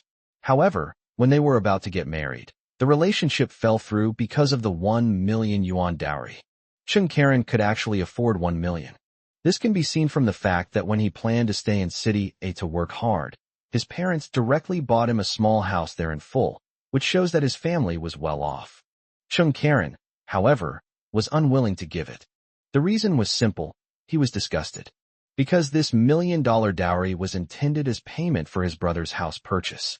The reason is that the older brother is the only son in the family and bears the heavy responsibility of continuing the family line. If the older brother's job isn't going well, then his girlfriend, as his younger sister, has an obligation to help him. That day, Chung Karen sat in his girlfriend's house. Besides his girlfriend's parents, brother and sister-in-law, there were also other relatives, filling the simple living room to the brim.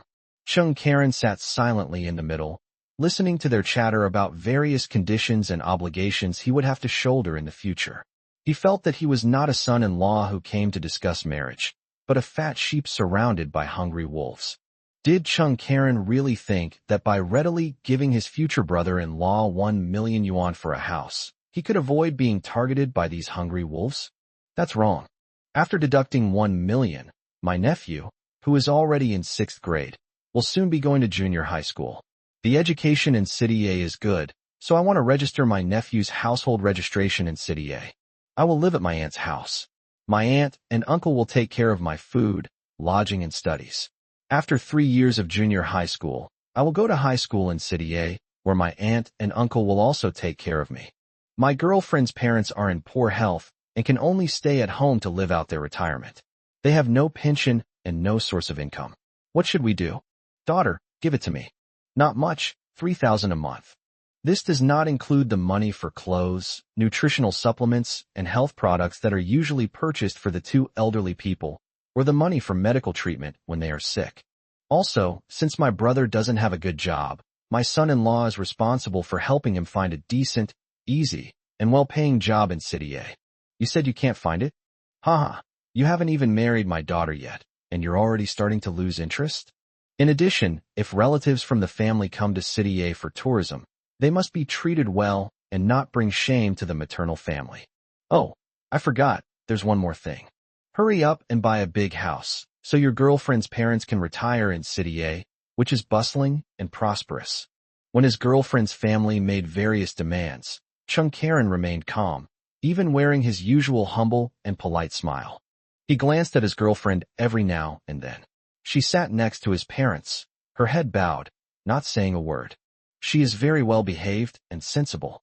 Yes, that's good. Chapter 157. Enjoy a year of fun. After the woman's family finished stating their conditions and things finally quieted down, Chung Karen smiled at everyone and said calmly, "Are you done? Okay, now it's my turn." Under the watchful eyes of everyone, Chung Karen stood up. I looked around at the people in the room. The others looked either arrogant or expectant. Everyone felt that he would sincerely accept everything and promise to do well in the future. Chung Karen's gaze finally landed on his girlfriend. Although she smiled, her eyes slowly turned cold. "I'm sorry, Shun Li. I don't think I'm good enough to meet all these conditions. Go find a better man. Goodbye." Having said that, he turned and left without waiting for anyone to react.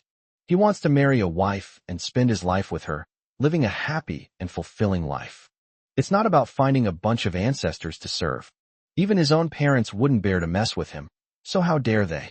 He has a good temper, but that doesn't mean he doesn't. Chung Karen strode over to the car parked by the roadside, opened the door, got in, and sped away. The entire set of movements was performed smoothly, crisply, and without any hesitation. 6 years of relationship, at this moment, is nothing but bullshit. When Shun Li, her parents, brothers, sisters-in-law, and all the relatives who loved to watch the drama finally realized what was happening and rushed out, all they could smell was the lingering exhaust fumes in the air. Chung Karen looked at the couple with disdain and coldness, and said to the police officer, "I have already broken up with my ex-girlfriend. These two people have nothing to do with me.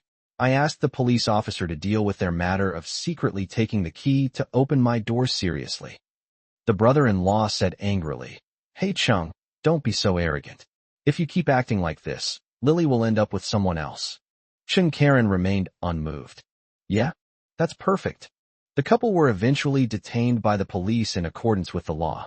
They paid the price for their arrogance and ignorance. "Hey, they can't leave. They beat my husband up like this, and the medical expenses, lost wages, and compensation for emotional distress haven't been settled yet." The woman panicked when she saw them about to leave. The veteran police officer scoffed. "You trespassed on private property, and they were just acting in self-defense, so what's wrong with that?" Gu Chunshur had already stepped out of the threshold, but amidst Xiao Yu and Chung Karen's confusion, he turned back. "Officer," Gu Chunshur said politely, "my girlfriend was home alone when they broke in. They even accused her of being a vixen who ruins other people's relationships, and try to beat her up." Vixen was what Xiao Yu said to Gu Chunshur before the police arrived. Moreover, the brother-in-law did indeed treat Xiao Yu as Chung Karen's new girlfriend, so Gu Chunshur was not exaggerating. "My girlfriend is traumatized, so can I ask them for compensation for emotional distress?" Gu Chunshur looked well-behaved, and Xiao Yu looked well-behaved too. Moreover, the truth has been clarified, and it is indeed the couple who were in the wrong. It is perfectly reasonable for Gu Chunshur to demand compensation for emotional distress. Gu Chunshur didn't ask for an exorbitant amount. Yes, he asked for 20,000. The couple originally wanted to talk to Chung Karen and ask for some benefits. Instead of getting any benefits, he was beaten up badly. Not only did he get beaten up, he also ended up in jail. Not only did they end up in jail, they also had to pay 20,000 yuan in compensation to the people who beat them up. The couple was heartbroken. It felt like someone had taken a knife and ripped a piece of flesh out of their hearts. They're trying to cheat, but don't they even know where they are? Finally, under the righteous and authoritative gaze of the veteran police officer, he obediently took out his phone, scanned the QR code, and transferred 20,000 yuan to Gu Chunshur. Looking at their tearful expressions, Gu Chunshur sneered inwardly. "Damn it. You've already gotten off easy. Chung Karen drove them back in silence the whole way. How embarrassing. Once downstairs, Chung Karen apologized again in a heavy tone. I'm sorry to have troubled you. He was angry that he made his family lose face in front of their relatives. His ex-girlfriend later found him, angrily declared that she wanted to break up with him, and in order to show that she had cut ties with him decisively, she threw the keys at him in a huff. But to his utter surprise, the woman had secretly made a copy of the key. If I had known, he would have just changed the locks. Perhaps tonight wouldn't have happened. Gu Chunshur said understandingly. It's not your fault. Even if you change the locks in advance, it only keeps them out of the door. They will still harass us in other ways. Chung Karen thought about it and realized it was true. That family has absolutely no bottom line. However, they've already learned their lesson enough this time, so I'm sure they won't bother them again. Chung Karen looked somewhat down on her luck under the streetlights. Including today's meeting, Gu Chunshur and he have met a total of 3 times. Perhaps it was because Gu Chunshur had experienced major life events such as his career crisis, his friend's doubts, and his eccentric ex-girlfriend in a particularly magical way that, although they had only met a few times, they felt a sense of mutual appreciation as if they had known each other for a long time. At this moment, Chung Karen felt not only immense guilt towards them, but also dejected, embarrassed, and awkward. With Xiao Yu unharmed and the couple severely punished, Gu Chunshur had already calmed down. This matter is over. You don't need to take it too seriously. Chung Karen said. I'll have someone come over tomorrow and change the locks. Gu Chunshur nodded. The door lock really needed to be changed. Otherwise, who knew if his ex-girlfriend had made 2 extra keys before? Just as she thought of this, she inadvertently caught a glimpse of Chung Karen suppressing a laugh. He was somewhat taken aback. Upon closer inspection, he realized that Chung Karen was indeed trying to suppress a laugh, and it looked like she was having a very hard time doing so. Xiao Yu, standing next to Gu Chunshur, also looked completely bewildered. This night was chaotic and ridiculous, so what was so funny? Chung Karen had been holding it in for a long time, so she simply stopped and burst out laughing. Brother Gu, do you know what? I'm actually feeling really good. Gu Chunshur asked blankly. Feels good? Where does it feel good? Chung Karen finally managed to stop laughing, but the corners of her mouth were still wildly upturned. I've wanted to beat that bastard up for ages, but I was afraid of being blackmailed. The way he looked so pathetic today could give me a whole year of satisfaction. Gu Chunshur and Xiao Yu were both speechless. Dude, don't forget you're a mature man in your early 30s. How can we treat you like an older brother after this? Chung Karen finally finished laughing, instantly reverting to his mature and composed demeanor as a social elite, and sincerely said, Thank you all. I had a very happy day today. Okay, whatever makes you happy. After agreeing to have dinner together the next day, Chung Karen waved goodbye to them. Chapter 158 The Carefree Zhou Xiangyu. The moment she turned to leave, Chung Karen could no longer hide the envy in her eyes.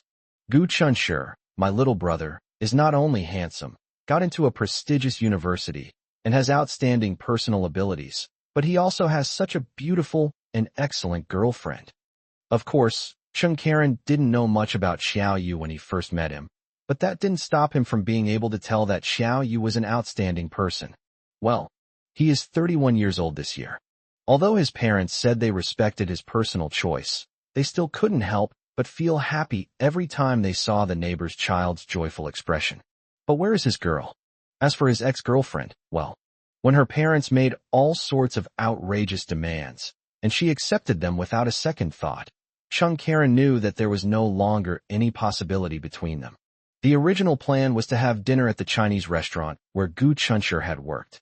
The restaurant had a nice atmosphere and delicious food, and he had been taking his clients there recently. However, considering that the Chinese restaurant was a bit far from here, we chose a nearby restaurant with a good reputation. However, as soon as Chung Karen returned to the company, she received a call from Gu Chunshur.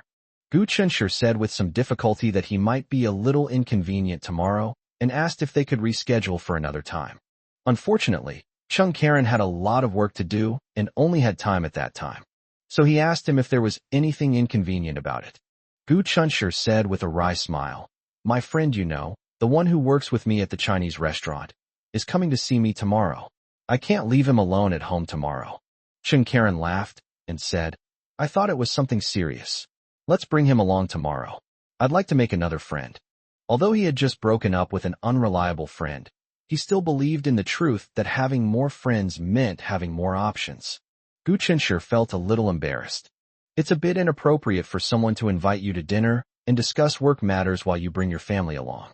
Fortunately, Chung Karen seems to have a good temper and doesn't seem to care at all, huh? Zhou Xiangyu, who was freeloading off the food and drinks, wasn't too happy about it. He wants to eat the food Xiaoyu cooks. Looking at Zhou Xiangyu on the screen, who looked as aggrieved as a 200-pound child, Gu Chunshi said unhappily, "My wife's food is not something you can just eat whenever you want." Zhou Xiangyu retorted defiantly, "She's your wife, but she's also my sister." TSK, look at his self-righteous attitude. If someone who didn't know better saw him, they would really think that Xiao Yu was his sister who came from the same mother. Gu Chenshi was speechless. It felt like someone suddenly appeared and was trying to steal his wife. This feeling is very unpleasant. If Zhou Xiangyu were in front of him right now, he would definitely use Zhou Xiangyu as a punching bag and beat him up. Xiao Yu said from the side, "Then why don't you come earlier tomorrow, and I'll cook for you for lunch." Gu Chunshi said helplessly, "Just keep spoiling him." Xiao Yu covered her mouth and smiled. Was he jealous? She looks so cute when she's jealous. She wouldn't even acknowledge anyone else.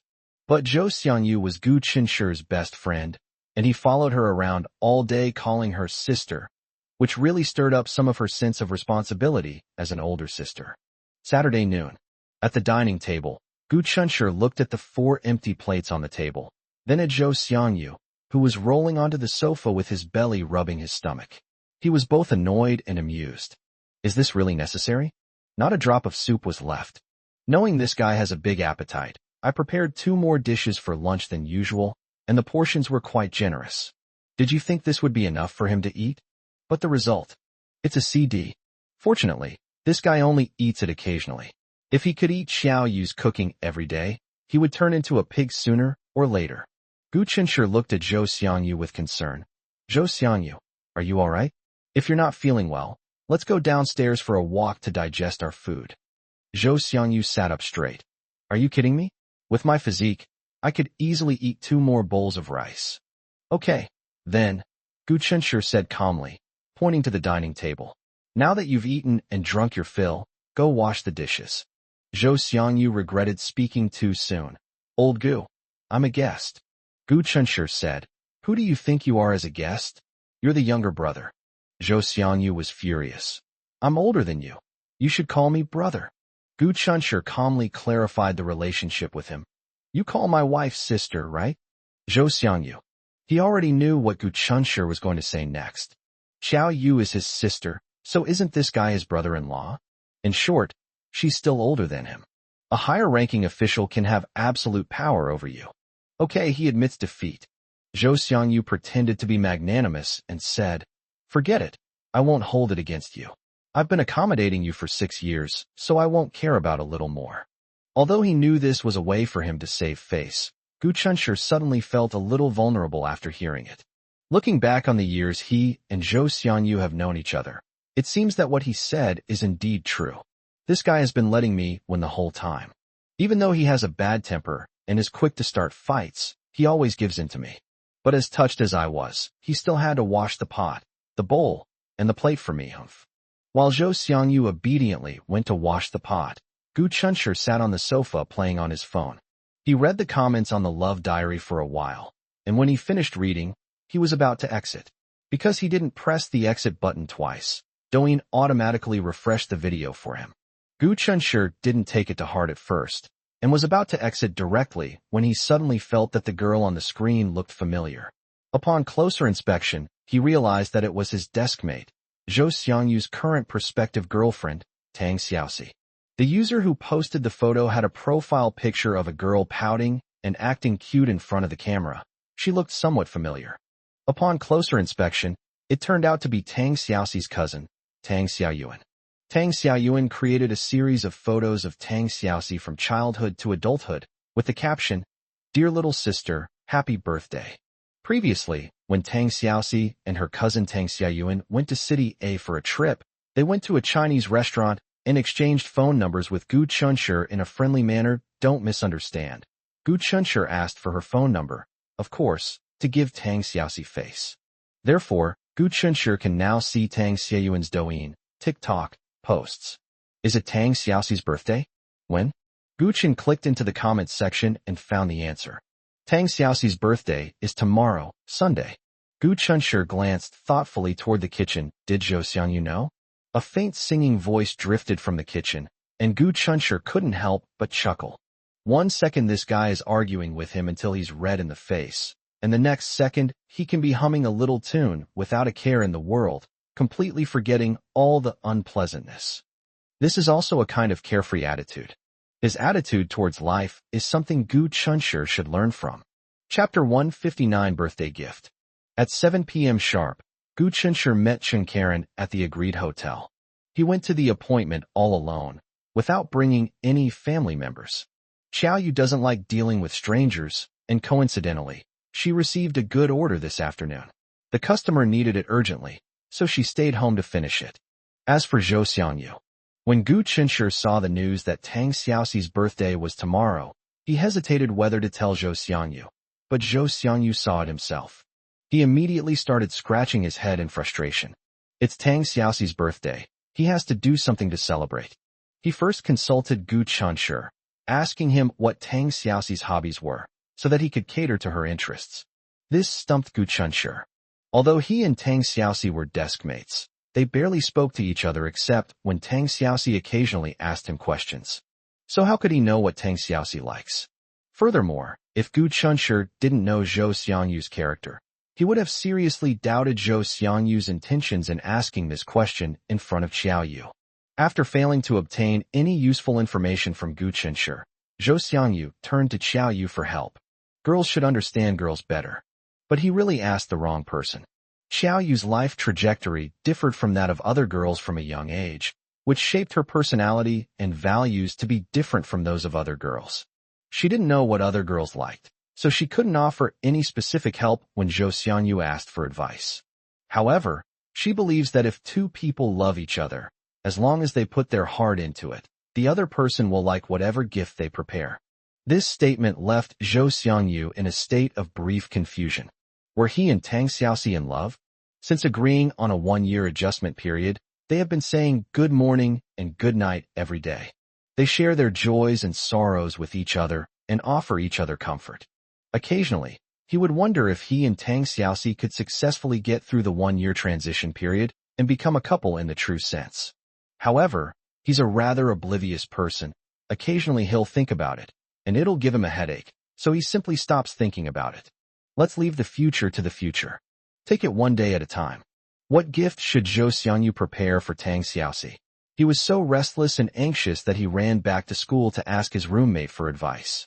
But the advice given by those unreliable roommates was so unreliable and nonsensical, they even suggested giving away your precious first time. Ugh. After thinking about it all night, Zhou Xiangyu felt that Xiaoyu was right. As long as it was prepared sincerely, Tang Xiaoxi should like it. Tang Xiaoxi's school is in a city a few hundred kilometers away from City A, which is not too far. Regardless of whether they can successfully get through this year-long transition period, or even if they don't have this relationship, Tang Xiaoxi is Zhou Xiangyu's only female friend with whom he can talk the most. Once Zhou Xiangyu includes someone in his circle of friends, he will treat that person with utmost sincerity and kindness. This can be fully demonstrated by his attitude towards Gu Chunshir. On Sunday, Zhou Xiangyu, unusually, didn't sleep in and got up very early. In fact, he thought about the gift all night and didn't sleep well at all. Before returning to school last night, Gu Chunshir told him not to play games, to get up early and go early, and to cultivate his relationship with Tang Xiaoxi. But Gu Chunshir was still worried, so he called him at 8 o'clock in the morning to remind him. Zhou Xiangyu had already gotten into the car. He laughed at first, then quickly realized that this was a public place, and it was inappropriate to make a loud noise. He immediately lowered his voice and said with a hint of smugness, "Old Gu, I knew you would call to remind me." Gu Chunshir said sarcastically, "Who told you to be so unreliable?" He's worried sick about old Zhou ending up a bachelor. I got a taste of what it's like to be a dad in advance. When have I ever been unreliable, Lao Gu? You can't tarnish my great image. Zhou Xiangyu retorted. I'm in the car right now, so it's not convenient for me to argue with you. We'll settle this when I get back. Zhou Xiangyu hung up the phone with an air of domineering confidence, then realized that even if Gu Chunshi wronged him, he couldn't really do anything to Gu Chunshi. Otherwise, do you think his sister would let him off the hook? Forget it. Taking a step back will open up a whole new world. Who told me to be so magnanimous?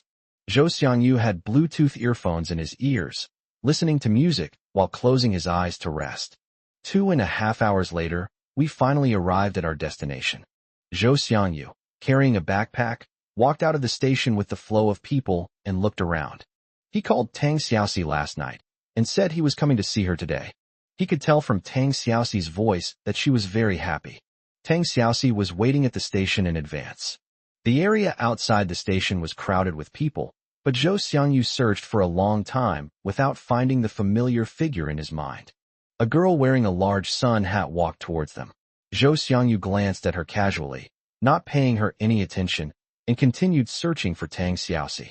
Unexpectedly, the girl suddenly stopped in front of him and grabbed his arm. Zhou Xiangyu was terrified. What's going on? Did they mistake you for someone else? Or is it a staged accident?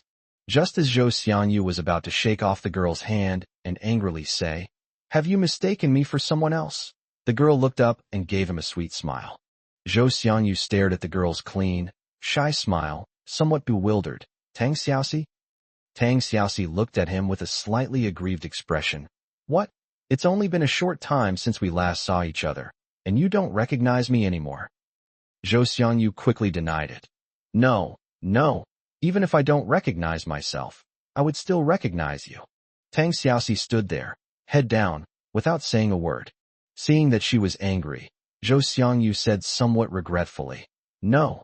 Tang Xiaoxi, let me explain.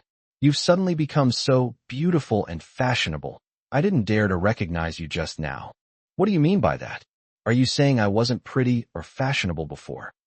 Tang Xiaoxi raised her head, her gaze becoming increasingly resentful. Zhou Xiangyu.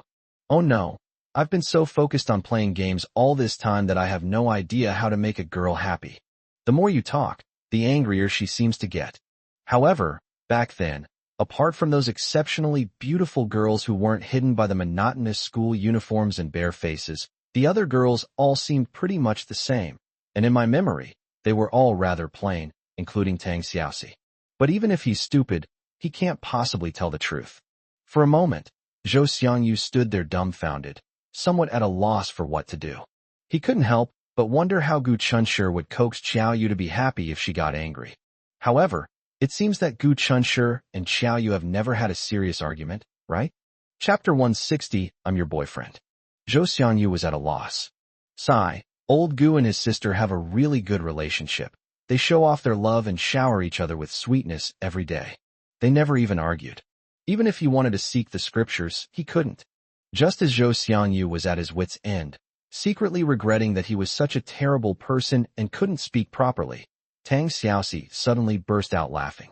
Zhou Xiangyu was even more confused. Zhou Xiangyu, you're still the same as before? You haven't changed at all? Tang Xiaoxi looked at him with a smile. She's kind of adorably silly. Zhou Xiangyu scratched his head. To be honest, he felt that Tang Xiaoxi was different. First and foremost, it's about appearance. After taking off her school uniform, removing her glasses, getting a beautiful new hairstyle, putting on light, innocent makeup, and matching her outfit with her temperament, she's definitely a stunningly beautiful young woman walking down the street. There's a saying, what's it again? It's 30% natural looks and 70% dressing up. That's absolutely true. Zhou Xiangyu wasn't sure if Tang Xiaoxi was still angry with him. Tang Xiaoxi, have you forgiven me yet? Tang Xiaoxi laughed so hard, she almost fell over. Silly boy, I was never angry with you at all. I was just teasing you, and you actually took it seriously? Tang Xiaoxi not only became more beautiful, but her personality also seemed to be much more cheerful than before. But could you please stop calling me by my full name from now on? Tang Xiaoxi bit her lower lip. My parents just call me Xiaoxi. Zhou Xiangyu readily agreed. Okay, then I'll call you Xiaoxi from now on, and you don't have to call me Zhou Xiangyu anymore. Just call me Xiangyu. Tang Xiaoxi nodded, Tang Xiaoxi's dream is to become a glorious people's teacher, so she applied to a normal university. Tang Xiaoxi naturally wanted to give Zhou Xiangyu a proper tour of her campus. The campus is very large, and it's unrealistic to expect to see the entire campus on foot in a short time. Fortunately, there were shared bikes at school, and Tang Xiaoxi swiped her card to buy one. Zhou Xiangyu hadn't ridden a bicycle in a long time. He rode it for a bit to get a feel for it, then circled around before returning to Tang Xiaoxi. He patted the back seat with a hearty laugh and said, "Come on, get on, I'll give you a ride." Tang Xiaoxi obediently sat in the back seat, hesitated for a moment, then carefully hugged Zhou Xiangyu's waist, her face quietly turning red. Zhou Xiangyu was in a good mood. He's a very easygoing person and rarely gets upset. He hummed a song as he pedaled. The campus is beautiful, with artificial hills and flowing water and lush greenery everywhere you look. Some people walked together in twos and threes, chatting and laughing, while others strolled slowly hand in hand with their partners. The two of them rode a bicycle together, looking like a couple deeply in love to others. They rode around the entire campus, and after touring the campus, Tang Xiaoxi led him to meet her roommate. For people live in one dormitory room, one of whom is a local and goes home every weekend. So, besides Tang Xiaoxi, there were two other girls left. Boys are not allowed to enter the girls' dormitory, so Tang Xiaoxi and her roommates arranged to meet at the school library. Zhou Xiangyu, how should I introduce you to them later? Before leading Zhou Xiangyu to meet his roommates, Tang Xiaoxi suddenly became shy. Zhou Xiangyu said casually, "Of course we're classmates and friends." Tang Xiaoxi lowered her head, hiding the disappointment in her eyes. "But they all think you're my boyfriend." Zhou Xiangyu was stunned for a moment, then remembered their previous agreement. "I am your boyfriend now." The light that had dimmed in Tang Xiaoxi's eyes instantly brightened again. She raised her head and smiled sweetly. "Come on, I'll take you to see them." Tang Xiaoxi's two roommates, one of whom looked a little chubby and had a gentle smile, took the initiative to introduce herself. "Hello, I am Tang Xiaoxi's roommate Xiao Xiao. It's nice to meet you." The other girl was very pretty and dressed very fashionably. She looked at Zhou Xiangyu casually, with a hint of arrogance in her eyes, and said coldly, "Hey, my Xiaoxi is a good girl. You can't bully her, or I'll be the first to object." Zhou Xiangyu. He wondered inexplicably, why was he bullying Tang Xiaoxi? This girl is very pretty. Moreover, some of the things he just said clearly meant that he was protecting Tang Xiaoxi. For some reason, Zhou Xiangyu didn't like this girl. I don't know if it was this girl who inexplicably reminded him of Lin Ranran. Oh right. Judging solely from her arrogant demeanor, this girl does resemble Lin Ranran quite a bit. Zhou Xiangyu found the reason why he didn't like her, because he didn't like Lin Ranran. He also couldn't like girls with the same temperament as Lin Ranran. The girl's name was Su Mingli. With her captivating peach blossom eyes, she brazenly looked Zhou Xiangyu up and down several times, giving Zhou Xiangyu a strange feeling that this girl wanted to see even the fine hairs under his clothes. To be honest, Zhou Xiangyu was quite unhappy. Su Mingli looked him over with an expression that suggested he wasn't a living person, but rather a product on a shelf, and she was currently assessing how much she, the product, was worth. That was a very impolite look that infuriated Zhou Xiangyu. If it weren't for the fact that she was Tang Xiaoxi's roommate, he would have definitely blurted out a classic line. "What the hell are you looking at?" Tang Xiaoxi apologized to him privately, saying that her roommate was always like that, and asked him to be magnanimous and not to hold it against her. Zhou Xiangyu still has that much sense of propriety. For Tang Xiaoxi's sake and for the sake of their future dormitory relationship, he decided to treat the girl as if she didn't exist. At noon, they chose a well-regarded restaurant near the school. Zhou Xiangyu is Tang Xiaoxi's boyfriend, and he came especially to celebrate Tang Xiaoxi's birthday, so he's treating her to this meal. Tang Xiaoxi secretly told him that she would pay for the meal later, and he immediately panicked. Whom do you look down on? Can't he afford to treat me to a meal? He hadn't even finished the 20,000 yuan bonus his dad gave him after receiving his grades, and he earned another 10,000 yuan during the summer vacation. After deducting tuition and living expenses, he still had quite a bit of money. Xiao Xiao ordered a chocolate cake for Tang Xiaoxi, and Su Mingli gave her a lipstick. Everything was normal when we got here. Tang Xiaoxi was very happy to have her friends and boyfriend with her on her birthday. But when Su Mingli gave her the birthday gift, the tone suddenly changed. She tossed her hair, giving Zhou Xiangyu a half-smile. "Where's the gift you prepared for Xiaoxi? Don't tell us. Just consider this meal her birthday present." Tang Xiaoxi tried to smooth things over for Zhou Xiangyu. "It's all right. I'm actually very happy that you could come." Su Mingli scoffed. "Xiaoxi, what can I say to you? You haven't even married him yet, and you're already rushing to defend him? Sigh, you mustn't be like some people and become love-struck." Chapter 161: The Girl Who Breasts the Head's amazing face-changing technique. Su Mingli's words instantly turned the originally cheerful and harmonious atmosphere at the dinner table awkward. To ease the tension, Xiao Xiao half-jokingly said, "He's Xiaoxi's boyfriend. Of course Xiaoxi has to protect him." Zhou Xiangyu's feelings for Xiao Xiao grew stronger. Tang Xiaoxi also gave Xiao Xiao a grateful look.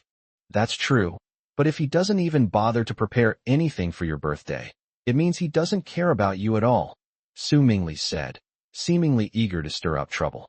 She then looked at Zhou Xiangyu again, a rather unsettling smile on her beautiful face. "Am I right? Tolerate. For Tang Xiaoxi's sake, I'll endure it." Zhou Xiangyu repeatedly convinced himself, managing to keep from losing his temper on the spot. Tang Xiaoxi felt a little uneasy. Zhou Xiangyu is usually very easygoing, so perhaps he didn't prepare a gift for himself. But she didn't care at all. Zhou Xiangyu was willing to sacrifice his precious gaming time and come to this unfamiliar city where she lived, just to celebrate her birthday. To her, that was the best gift imaginable. Su Mingli is being sarcastic towards him right now. What if he gets angry? She knew Zhou Xiangyu's temper all too well. He was quick to start a fight at the slightest provocation. That is, he later became famous and no one dared to provoke him anymore. Tang Xiaoxi felt anxious. This usually introverted girl was willing to offend her roommate to save Zhou Xiangyu's face. Just as she was about to blurt out no, Xiao Xiao preemptively smiled and said, "We are all students now, and our financial resources are limited. It's not appropriate for us to spend our parents' money on expensive gifts." Yes, that's so true. We're all students who haven't entered the workforce and aren't capable of earning a living. Is it really necessary to make such a big deal out of this? Tang Xiaoxi was so moved, she almost cried. Zhou Xiangyu took the backpack and, while zipping it up, said somewhat apologetically, "Tang Xiaoxi, I prepared a gift for you, but please don't mind it." Su Mingli glanced at it and saw that Zhou Xiangyu took out a small wooden box the size of a palm from his bag. She immediately guessed that the contents must be very cheap, and her eyes were full of disdain. "For my last birthday, my boyfriend bought me a set of cosmetics. It didn't cost much, maybe a little over 5,000 yuan, she said casually. "But I had a slight allergic reaction to it, so I've just left it there." Zhou Xiangyu paused as he reached for Tang Xiaoxi's hand. "I really want to get the wooden box back as soon as possible." Compared to other people's luxurious birthday gifts worth 5,000 yuan, his gift is quite shabby. It's completely unpresentable. Zhou Xiangyu was filled with remorse. He made Tang Xiaoxi lose face in front of her classmates. If he had known, he would have spent all his savings to buy her a luxurious gift, something better than 5,000 yuan worth of cosmetics. And what exactly does Su Mingli mean? It's obvious they're deliberately trying to embarrass him. Is this woman crazy? Why keep putting him down when we have no grudge against each other? Hitoe, the gift has already been taken out. Of course, it's impossible to take it back. Zhou Xiangyu said awkwardly. "Tang Xiaoxi, this was a gift from my mother. I liked it very much and have always kept it with me. She even told me that she was saving it for her future daughter-in-law. Please don't mind." Tang Xiaoxi's face turned red instantly, because Zhou Xiangyu said it was given to her future daughter-in-law. Now that Zhou Xiangyu has given this gift to me, does that mean he's already decided on me? At such a touching moment, a certain privileged woman once again came out to spoil the mood. She curled her lip and said, "Something your mother gave you? You have the nerve to give away second-hand stuff?" Tang Xiaoxi's expression froze. Zhou Xiangyu was furious. He really wanted to point his finger at her and curse her ancestors. Xiao Xiao couldn't stand it anymore and said, "Mingli, it's a small gift but a big sentiment. As long as Xiaoxi is happy, that's more important than anything else." I like it. Tang Xiaoxi said quickly as she took the wooden box. Su Mingli, feeling awkward, pursed her lips and remained silent. Tang Xiaoxi opened the wooden box and exclaimed with delight, "Wow, what a beautiful watch. I was just thinking of buying one recently. Thank you, I love it." Su Mingli thought with disdain, such a naive and short-sighted fool. She'll be easily swayed by a few sweet words from any man in the future. She looked down on her 3 roommates from the bottom of her heart. They are rustic and poor. But to save face, you have to keep it up. Besides, it's a free lunch today, so why not take advantage of it? As for the lipstick she gave away, oh, it was a gift from her boyfriend. It wasn't her favorite shade, so it was just going to be a waste to leave it there. She might as well give it away to someone else to do him a favor. Xiao Xiao smiled and said, "Try it on and see if it fits." Tang Xiaoxi nodded shyly. I carefully picked up the watch and put it on my wrist. Su Mingli glanced at it casually, then suddenly froze. "This is the gift that poor guy dressed in cheap clothes just gave me. How could that be?" Su Mingli sat down next to Tang Xiaoxi. To clear up her doubts, she smiled and said, "Xiaoxi, come on, let me help you." Although Tang Xiaoxi was annoyed by her targeting Zhou Xiangyu, she couldn't refuse someone who was smiling at her, and she felt awkward refusing in front of everyone, so she reluctantly reached out her hand. But she silently made a decision in her heart.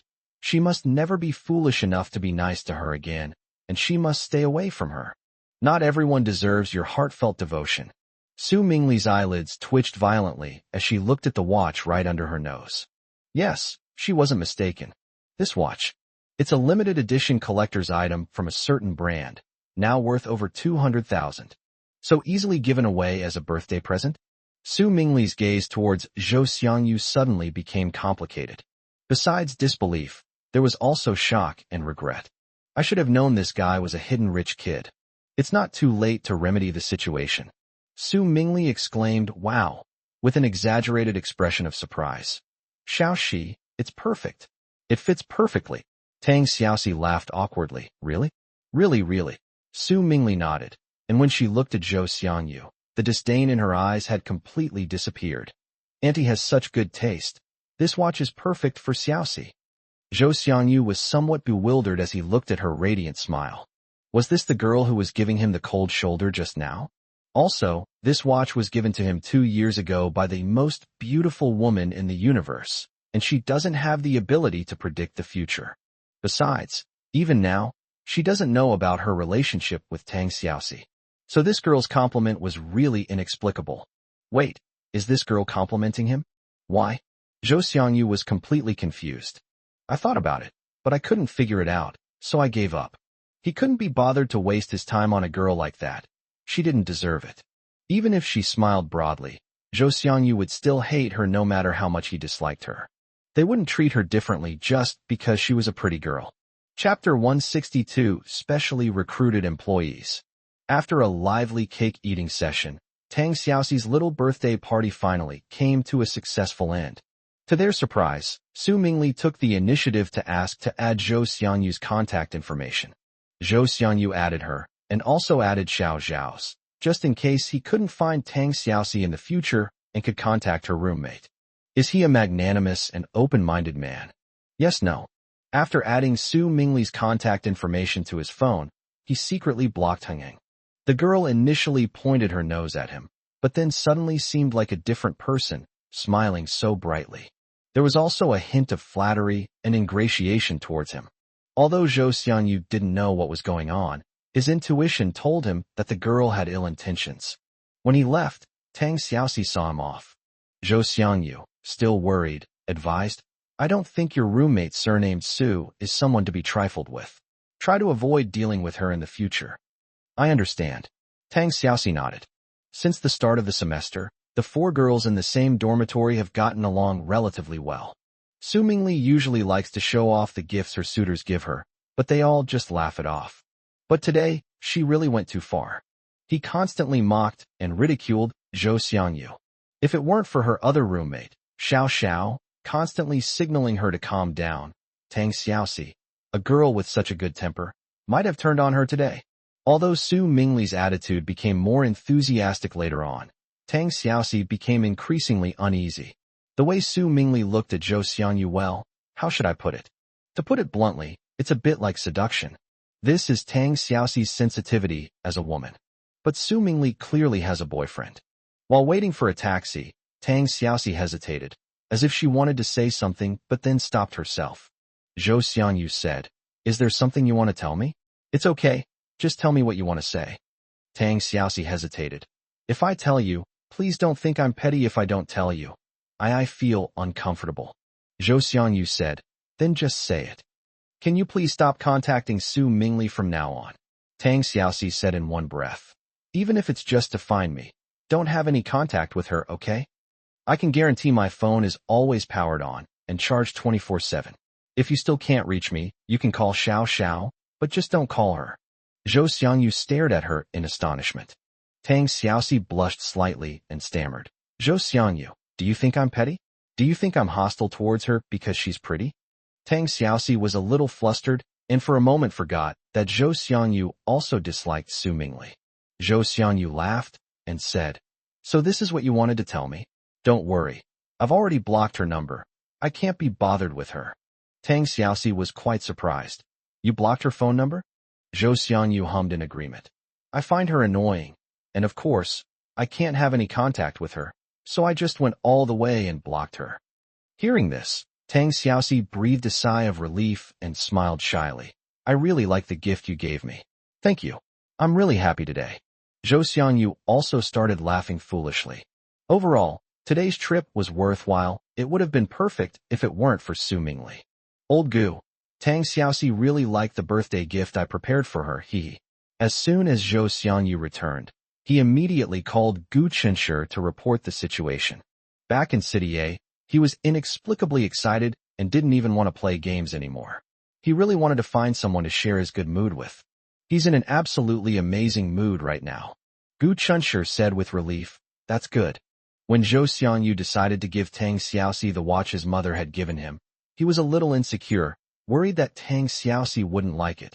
So he specifically called Gu Chenshi to ask if it was suitable. Gu Chenshi told him it was suitable. "I didn't expect Tang Xiaoxi to actually like it so much, haha." Zhou Xiangyu could tell that she genuinely liked him, and wasn't just pretending to like him to avoid overthinking. Zhou Xiangyu was on his bed in the dormitory, sitting cross-legged and eating a big, red apple, bigger than his fist, in just 2 bites. "By the way, how did your talk with that Chung guy go?" Gu Chenshi said, "It's fine. I had dinner with Chung Karen yesterday, mainly to discuss work-related issues." Chung Karen ate the meal in a fluster, barely touching her chopsticks. She received a phone call, apologized, and hurriedly left. He's such a busy person. Fortunately, the work-related matters had already been explained to Gu Chenshi before all the dishes were served. He left a contract before leaving, and as long as Gu Chenshi signed his name on it, he would become the only specially recruited employee of Ziyuan Media Company. Gu Chenshi is a student, so he doesn't need to report to the company and can work from home. The company pays him a basic salary of 5,000 yuan per month, and whenever he completes a project, he will receive an additional commission on top of his basic salary. It has to be said that Chung Karen was very generous in order to keep Gu Chenshi. Perhaps in City A, where the cost of living is high, 5,000 yuan is barely enough to rent a small apartment, let alone afford food and daily necessities. Don't forget, the house Gu Chenshi is living in now was provided free of charge by Chung Karen. Let's take the minimum rent of 5,000 as an example. Adding the basic salary, we'd calculate that Gu Chenshi would be paid 10,000 a month. In addition, Gu Chenshi was just a freshman with little work experience. No need to squeeze onto the subway or bus every day and rush to the office to clock in. No need to worry about how new employees should handle colleague relationships. Earning your college living expenses while lying down, isn't that amazing? Chung Karen is not stupid. Gu Chenshi had already demonstrated his talent in his previous trial run. Right now, it's only because he's still in school that their small company has a chance to get this opportunity. Otherwise, once he's fully developed, trying to poach him from the company at the current price is simply a pipe dream. So on the surface it seems like Gu Chenshi got the better deal, but in Chung Karen's eyes, he actually got the huge benefit. Regardless of whether Gu Chenshi will seek other opportunities in the future, Chung Karen has made up her mind that during Gu Chenshi's university years, She must cultivate a good relationship with him before others discover his talent and do her best to keep him here. Although Chung Karen felt that his taste in choosing business partners and girlfriends was not very good, he had a feeling that he had found the right partner, Gu Chunshi. If he misses out, it will be the biggest loss of his life. Gu Chunshi can balance his studies and work without any problems. Every day, I go back and forth between school and home. He was incredibly adaptable and quickly got used to this lifestyle. Chapter 163, I'm reluctant. Aside from school and work, Gu Chunshi also has time to draw comics and serialize his love diary on Douyin. Originally, he only intended to show off and record his love through comics. As he expected, many netizens were so jealous of his sweet love diary that they felt envious. Surprisingly, they were also healed by his sweet love diary and rediscovered their longing for love. Every day, people keep urging for more updates in the comments section. Fortunately, Gu Chunshi is a responsible man, and this sense of responsibility is reflected in every aspect of his life. To parents, to Xiaoyu, to friends, to work, and to fans. Yeah, he does have fans too, haha. No matter how busy I am each day, I will try my best to maintain a stable update schedule. Xiaoyu only realized that the little figures Gu Chunshi doodled every day were part of a serialized comic when his number of fans skyrocketed to 20,000. She immediately transformed into a little fangirl, eagerly flipping open the notebook and reading it with great interest. That's right, she read the original manuscript directly. She's the female lead in Love Diary, so of course she has this privilege. Gu Chunshi's Love Diary is sweet and fun, interweaving reality with fantasy, creating a brand new story that is not completely detached from reality. Xiaoyu read to the last page in one go. On the last page, under the moonlight, a boy and a girl nestled together on the balcony, with the lights of countless homes behind them.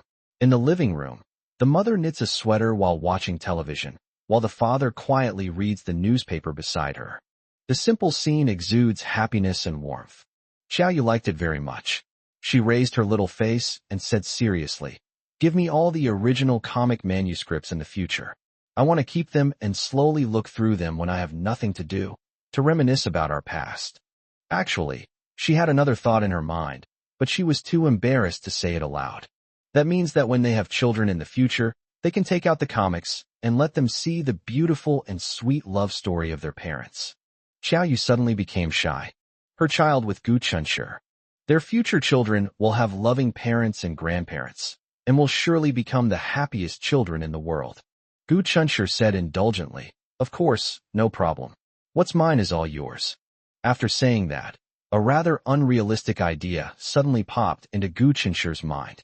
If the Love Diary could be presented as an anime in the future, its reach and influence would be even greater. Wouldn't that make even more people envious? Haha. Although this idea was just a fleeting thought that Gu Chunshi had, and he didn't think about it any further, it was like a seed that had quietly been planted in his heart. Once it takes root and sprouts, perhaps one day it will grow into a towering tree, bearing abundant fruit. Gu Chunshi skipped evening self-study today and left school early. On his way back, he passed a fruit stand and bought a red pomelo and a bunch of grapes. He discovered that Xiaoyu really liked eating pomelos. Ever since he learned this, Gu Chunshi would buy one every few days. Chung Karen's apartment is a walk-up building, on the 3rd floor, so climbing it isn't tiring. Gu Chunshi opened the door and went inside, but didn't see Xiaoyu in the living room. She liked to sit cross-legged in the living room to work. A faint, sweet aroma filled the air. Gu Chunshi walked toward the kitchen knowingly. Besides work, Xiaoyu is most passionate about researching all kinds of food. During this time, I've made all sorts of delicious food for Gu Chunshi. They've spoiled Gu Chunshi's palate, who wasn't picky about food. Gu Chunshi walked to the kitchen door and looked inside, only to find the kitchen empty. Gu Chunshi turned his head to look at the bathroom. The bathroom door was open, so she was definitely not in the bathroom. Gu Chunshi turned and walked towards her bedroom. During the time they lived together, he developed a habit. The first thing he had to see when he came back was Xiaoyu. He felt very uncomfortable not seeing it right now. He walked towards Xiaoyu's bedroom.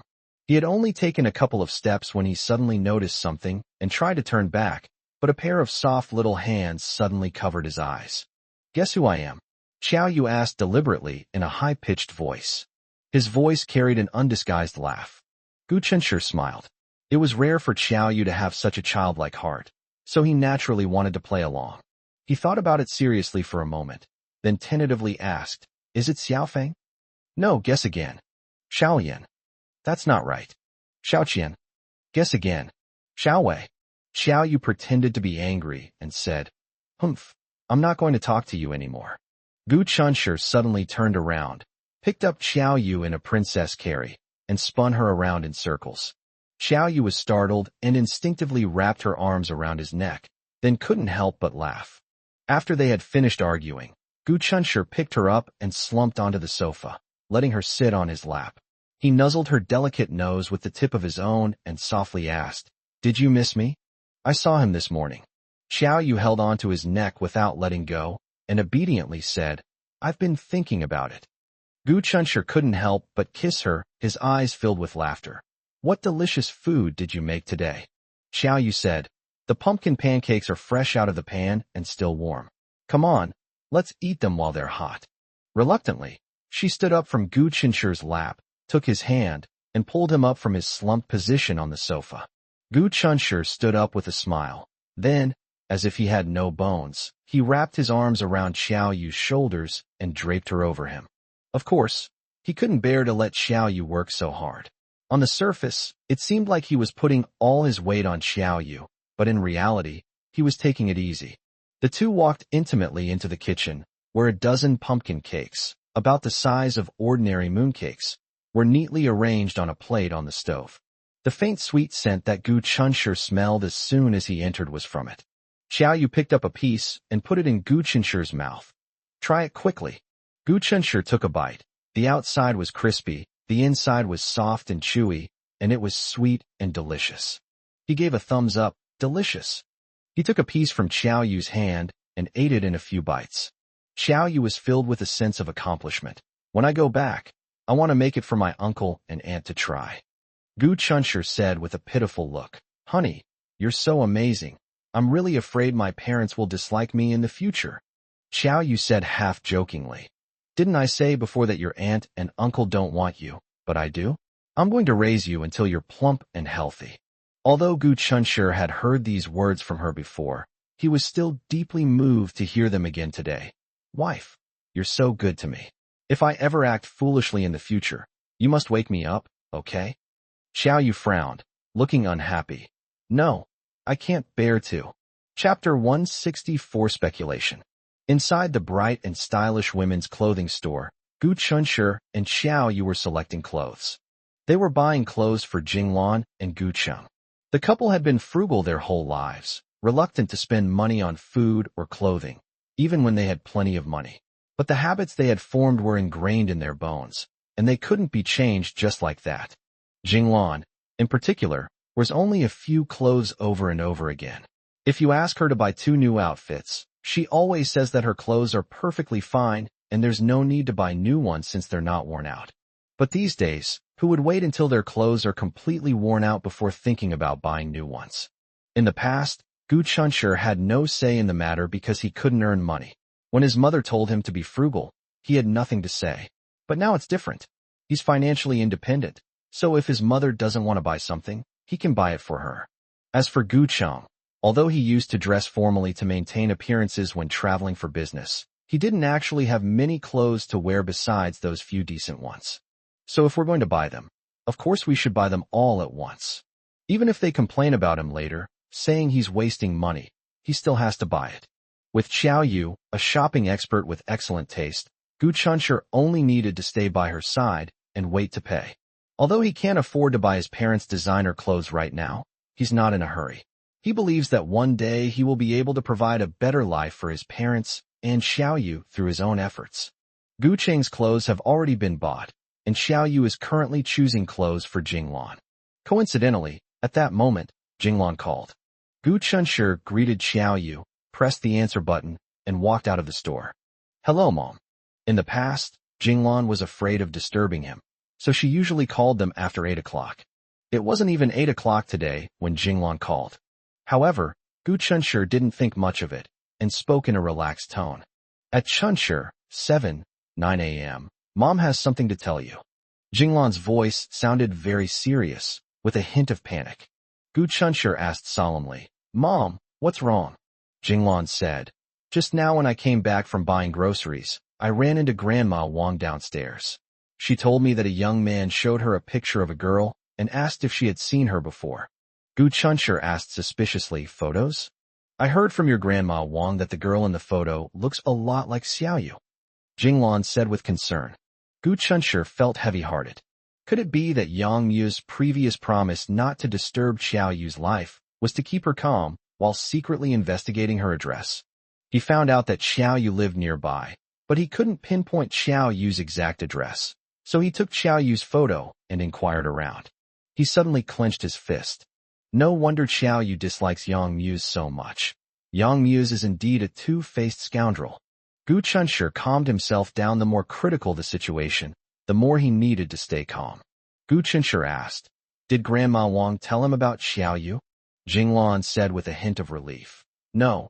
Your Grandma Wang saw that he spoke with a non-local accent and wasn't sure who he was, so she didn't tell him about Xiaoyu. Gu Chunshur breathed a slight sigh of relief. There's a saying that you can hide from the first day of the month, but not the 15th. The Yang family is powerful and influential. If they're determined to find Xiaoyu, it's only a matter of time. But Gu Chunshur enjoys his current life and hates being disturbed.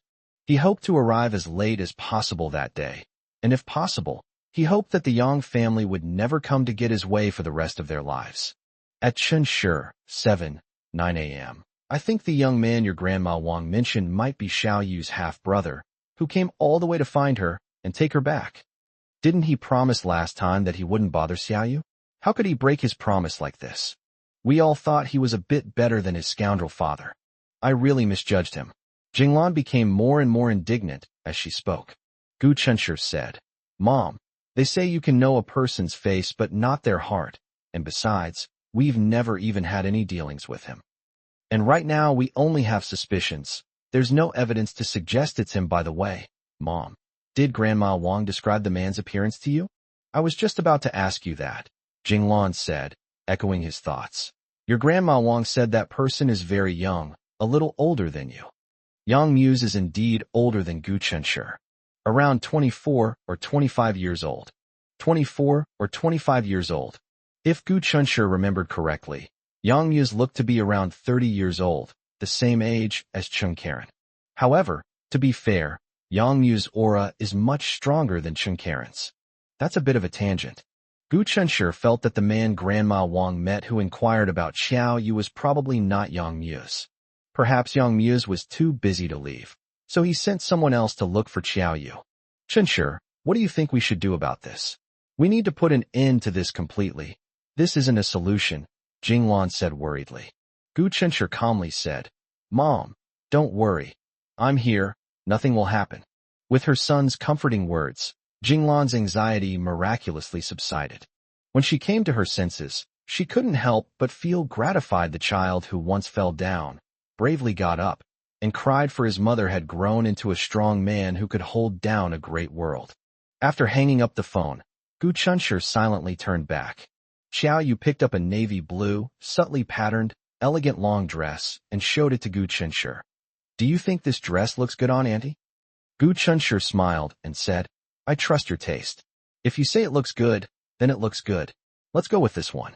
After paying, the two carried their shopping bags and walked back hand in hand. As night falls, the bustling city lights come on, dazzling and radiant. The streets were bustling with activity. Although they live amidst prosperity, they are also miraculously detached from the world. At this moment, in this still unfamiliar city, they are each other's only one. Xiaoyu glanced at Gu Chunshur. In the past, when Gu Chunshur held her hand, he would either hold it loosely or interlock his fingers tightly, but today was different. He gripped his hand tightly, and his palms were even sweating, but he seemed completely unaware of it. As they slowly moved away from the noise, Xiaoyu looked at their long shadows cast by the streetlights and couldn't help but ask softly, What's wrong? Gu Chunshur did not intend to keep this matter from Xiaoyu. I received a call from my mom today. She said that Grandma Wang downstairs, the one who borrowed our bicycle, said that someone is holding a photo that looks a lot like you and asking around about your whereabouts. Upon hearing this, Xiao Yu suddenly stopped in her tracks. Gu Chunshir stopped as well. He looked at her with a slightly worried expression. Xiao Yu's face instantly tightened. Then, expressionless, he took out his phone, found a number, and dialed it directly. Gu Chunshir knew that she thought the same as him, that Yang Muse was behind it all. Xiao Yu's current phone call is definitely to Yang Muse. The call was answered quickly. Xiao Yu said coldly, "You're despicable." Chapter 165. Who is the victim? There was silence on the phone for a long time. Most likely, the person was called despicable as soon as the call connected, leaving the other party stunned. After a long while, Yang Mu's voice came from inside. "Xiao Yu, what happened?" Xiao Yu turned on speakerphone, so Gu Chunshir could hear that Yang Mu's voice sounded puzzled and a little aggrieved. "You don't know what you did," Xiao Yu said coldly. Yang Muse asked blankly, "What did I do?" Xiao Yu didn't beat around the bush and went straight to the point. "Stop pretending. Did you send someone over to find me?" Yang Muse was taken aback, then vehemently denied it. "No. As long as I know you're doing well, that's enough. I said I wouldn't bother you now, and I mean it. You still have a good reputation." At this point, Yang Muse suddenly stopped talking and thought with a wry smile. In this little sister's eyes, he must be just like his father, with no morals to speak of. "Someone's looking for you," Yang Muse realized. Xiao Yu and Gu Chunshir exchanged a glance. Judging from Yang Mu's reaction, it seems that he was unaware of the situation. But maybe he's a good actor? Just like their previous conversation, it was astonishing that they all believed Yang Muse was a man of his word. Now that they think about it, they were too naive. Xiao Yu said, "That's right. Someone came looking for me. Who else could it be but someone you sent?" Yang Muse exclaimed in surprise. "I really didn't send anyone."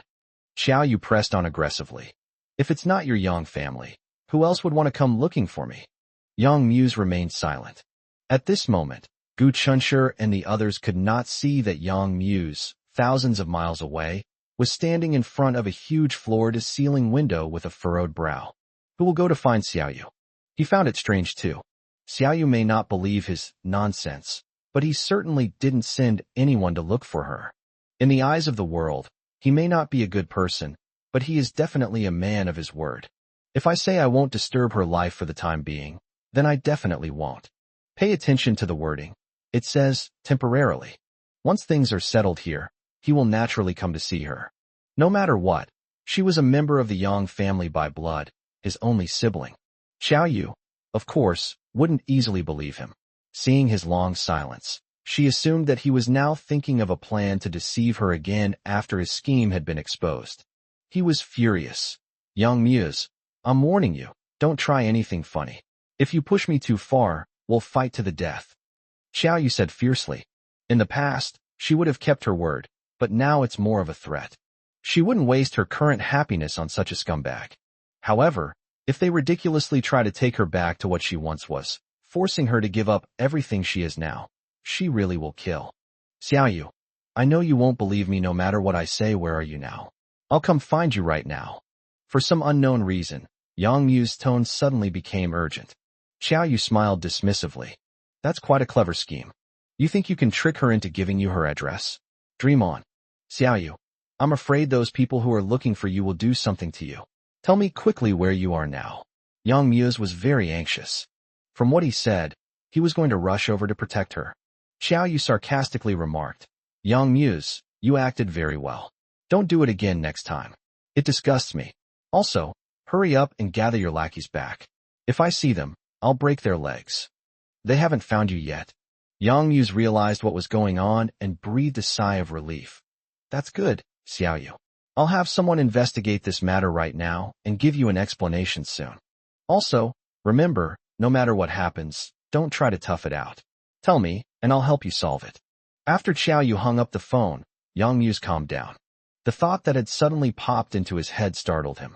But now that I think about it, only he, his grandmother, and his confidant knew about Xiao Yu's affairs. It was impossible for his mother to know. That said, the mother was so angry at the mention of Xiao Yu that she completely transferred her hatred for Xiao Yu's mother onto Xiao Yu herself. After Xiao Qingge's death, Her mother suggested bringing Xiaoyu home, saying that the debts were settled with the death of the person and that she would treat Xiaoyu as her own daughter. The father did not agree, but instead sent Xiaoyu to her grandmother's house through Lan. As it turned out, the father was right. If it weren't for her grandmother's protection, young Xiaoyu would definitely have had a much harder time. When Yang Muse learned that someone had gone to see Xiaoyu, he immediately suspected his own mother. When her mother learned that Xiaoyu had run away from home, she was overjoyed. She secretly told her grandmother that someone like Xiaoyu, who had been raised like a caged bird since childhood, would have a hard time surviving in society. Then, in a sarcastic tone, she said that she was just as beautiful as her fox spirit mother, and that even if she didn't have a skill to make a living, she wouldn't starve to death. The contempt and mockery in his words were self-evident. At that time, Yang Muse had already sensed something was wrong and was secretly investigating something. When I heard my mother say those words, I didn't say anything on the surface, but I felt very uncomfortable inside. Perhaps in other people's eyes, he is a child born of a mother, so he should stand with his mother against the common enemy. In fact, from the day he learned that his father was secretly keeping Qiao Qingge and her daughter outside, he did indeed do just that. He harbored hatred and contempt for Qiao Qingge and the girl she had with her. So no one can understand how complicated his feelings were when he learned that the woman he had hated for over a decade was also a victim. There was shock, regret, sympathy, and embarrassment. He hoped that the clues he had received were wrong, and that everything was as his mother had said, and that his mother was the biggest victim. However, the facts speak for themselves. He couldn't go against his conscience and distort the facts as if nothing had happened. After all, Qiao Qingge was a good teacher whom he respected and deserved to be respected. He was blinded by illusions. He once thought that Qiao Qingge was the same as the women his mother and her relatives described as ruthless in their pursuit of power. Driven by the desire for wealth and status, she used her youth and beauty to climb into her father's bed by any means necessary. In the end, she got everything she wanted, except for the position of the main wife. He enjoyed wealth and honor, as well as his father's affection. He has always believed this. The mother knew about Qiao Qingge's existence, but for the sake of the bigger picture, she kept quiet and endured it, and advised him not to act impulsively, until he accidentally stumbled upon his parents' most intense argument, with his father yelling that he wanted a divorce and his mother pleading with him to give him a complete family. He was so enraged that he stormed into the woman's place and realized that she was also having a hard time. Yang Muse snapped out of his reverie and called his assistant Chao Fei into his office. "Is there any movement from Madame's side?" Yang Muse asked very seriously. Chapter 166, providing her with a safe haven. Chao Fei said, "I have people monitoring Madame 24 hours a day, but I haven't found anything about her." Yang Muse fell into deep thought. Subconsciously, he also felt it couldn't be his mother. He knew his mother well, and she was pleased that Xiaoyu had taken the initiative to leave. She seemed certain that after Xiaoyu left the Yang family, she would end up in a miserable state because she was naive and lacked survival skills. It's also possible to go astray. Even if she wanted to bring Xiaoyu back one day, it would only be to see her make a fool of herself. However, she most likely won't do that. At least in the short term, to be precise. Before Grandma passes away, she won't do that. Xiaoyu is a big problem for her, so naturally the farther away she goes, the better. Seeing Yang Muse's serious expression, Chao Fei sensed something was wrong. "What's wrong, Mr. Yang? What happened?" Yang Muse said, "Xiaoyu just called me and said that someone went to the city where she is now to look for her. She thought I sent someone there." Chao Fei was astonished. "Such a thing is true? But Mr. Yang, I can assure you, it's definitely not someone sent by your wife. Besides the old lady, only you and I know where Miss is." Yang Muse nodded. "Yes, that's right. So I'm really wondering who knows Xiaoyu's whereabouts, and then travels all this way to find her." In Yang Muse's view, there shouldn't be a third person in the world who cares about Xiaoyu, besides him and his grandmother. Yang Muse said, "The news didn't leak from you or me, and it couldn't have come from Grandma either. I had previously told my grandmother not to reveal Xiaoyu's information to anyone, so perhaps the problem lies with Lan and her daughter Chu Xian. Chao Fei, go and investigate this." In City A, the autumn breeze is slightly cool. Xiaoyu's coat was a bit thin, So Gu Chunshur took off his own casual coat and draped it over her shoulders. After hanging up the phone, Xiao Yu, who hadn't said much, immediately protested. I'm not cold. You should go back inside. Gu Chunshur said, I'm not cold either. Xiao Yu stubbornly stripped off the clothes, insisting on putting them on Gu Chunshur. Okay, I was just being presumptuous. Gu Chunshur couldn't refuse her and reached out to take the coat, both amused and exasperated. Xiao Yu, however, followed his arm and helped him put on his clothes. Seeing that Gu Chunshur was not cooperating, she scolded him with a stern face. Be good. Gu Chunshur obediently cooperated. Xiao Yu was finally satisfied, her eyes crinkling with a smile. So good. Baby, I'll be more obedient if you kiss me, Gu Chunshur said seriously. When the two were alone, Gu Chunshur never called her by her name. Most of the time I like to call her my wife, and sometimes I also call her baby, treasure, honey, or dear. At first, Xiao Yu was not used to it, but gradually she accepted it all. Xiao Yu suppressed a laugh and actually leaned closer. A breeze blew by, carrying her delicate fragrance and the wisps of scent from her ear to Gu Chunshur. The delicate fragrance intoxicated Gu Chunshur, and the soft hair tickled his face like ants crawling on it. Xiao Yu's lips landed on Gu Chunshur's face. Is this all right? Xiao Yu chuckled, her breath unconsciously brushing against Gu Chunshur's face. Gu Chunshur chuckled. Xiao Yu didn't stop, gently helping Gu Chunshur put on his clothes. She carefully buttoned up Gu Chunshur's clothes, one button at a time. When Xiao Yu bent down to help him button the last button, Gu Chunshur couldn't resist and leaned down to kiss her on the head. Gu Chunshur squatted down on the ground and smiled at Xiao Yu. Come on up. Xiao Yu was a little confused. What? Gu Chunshur said. Get on, I'll carry you. Xiao Yu finally realized what was happening. No, I have legs, I can walk by myself. Gu Chunshur insisted. No, I've never carried you on my back before. I have to carry you on my back today. Xiao Yu said hesitantly. But I'm a little heavy. Gu Chunshur said. You call that heavy? Wife, you're underestimating your husband.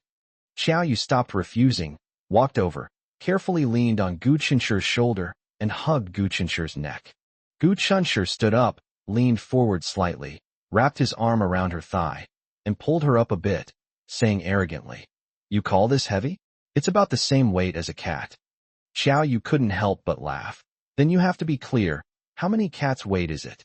Gu Chunshur carried her on his back and strode forward. Who cares how many cats there are? I can carry them anyway. If you feel tired, just tell me, and I'll get down and walk by myself. Xiao Yu leaned on his broad, flat back, feeling completely safe. But at the same time, I'm worried about him getting tired. Gu Chunshur said, What are you talking about? I could carry you like this for the rest of my life, and I wouldn't feel tired. Xiao Yu smiled silently, pursing her lips. Pedestrians came and went on the road, and many people noticed them, casting envious glances at them from time to time. Gu Chunshur pretended not to see it. Anyway, he uses comics to abuse single people on Douyin every day, so he's already used to it. It was about 10 to 20 minutes walk from their place. Gu Chunshur carried Xiao Yu on his back, and instead of getting tired, he felt more and more energetic as they walked. What a joke. Xiao Yu isn't heavy to begin with. At this moment, Gu Chunshur felt an inexplicable sense of pride welling up inside him. He felt that he was doing his part to support Xiao Yu. This feeling is just so wonderful. On the way back, Xiao Yu was worried that he would get tired, so she offered to get off and walk by herself, but Gu Chunshur refused. Gu Chunshur carried her upstairs, and only put her down when he needed to get the key to open the door. Xiao Yu took the opportunity to wrap her arms around his waist from behind, rest her chin on his shoulder, and quietly waited for him to open the door. After Gu Chunshur opened the door, he picked her up and carried her horizontally. Xiao Yu skillfully wrapped her arms around his neck. Gu Chunshur kicked the door shut, carried her to the sofa, sat down, wrapped his arms around her waist, and pressed his cheek against hers, saying, Baby, are you feeling better now? Although Xiao Yu appeared calm and collected, Gu Chunshur could sense that her mood had been affected tonight. I don't show it because I don't want him to worry. Xiao Yu buried her face in his chest, finding a sense of security and comfort in his broad and warm embrace. Much better, she mumbled, complaining. They're so annoying. I just want them all to die somewhere far away. Gu Chunshur rubbed her little head. Don't worry. I'm here. He was just a powerless freshman, yet his words could miraculously calm Xiao Yu's mind. Gu Chunshur wasn't just saying that casually. He must protect her.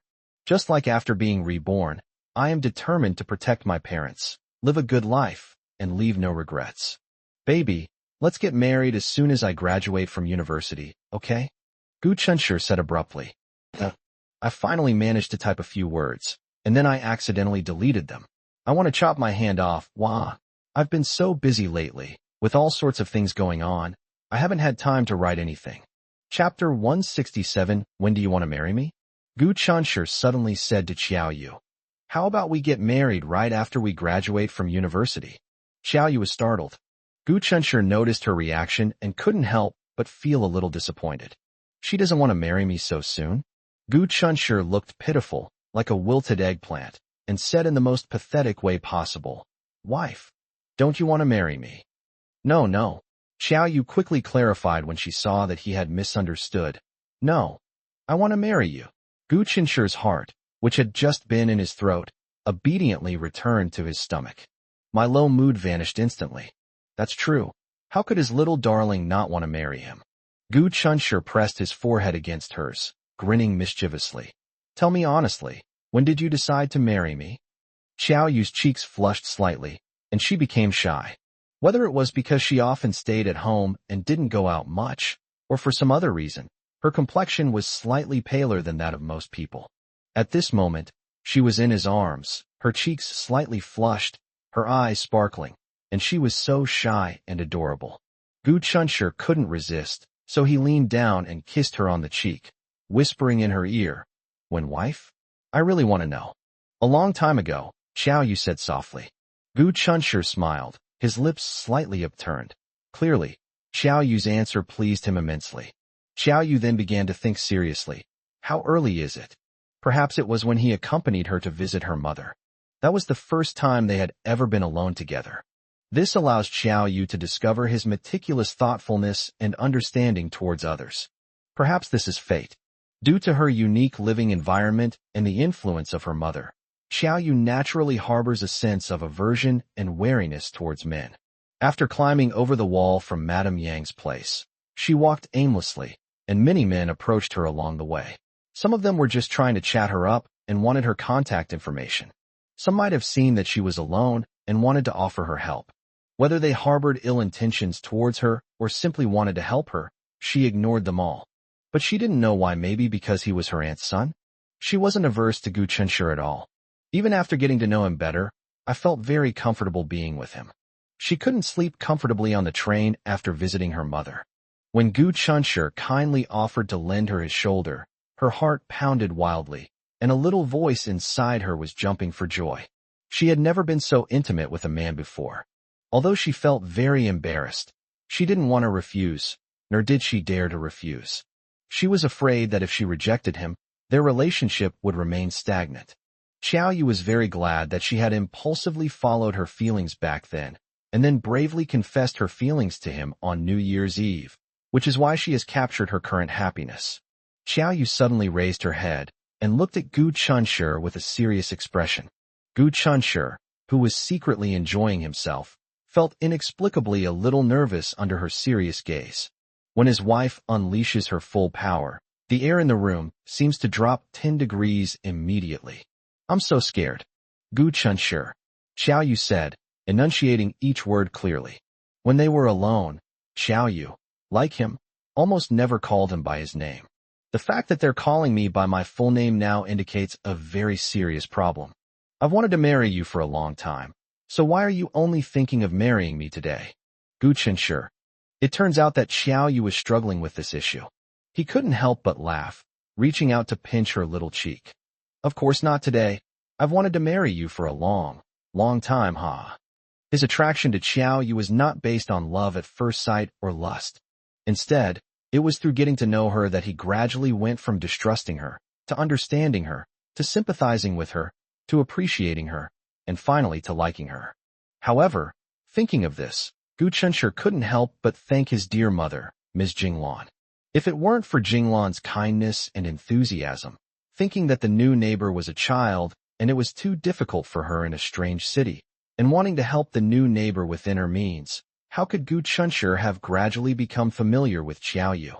Given his personality, if it weren't for his mother's meddling, he believed that even now, he and Xiaoyu might not even have a nod of acquaintance.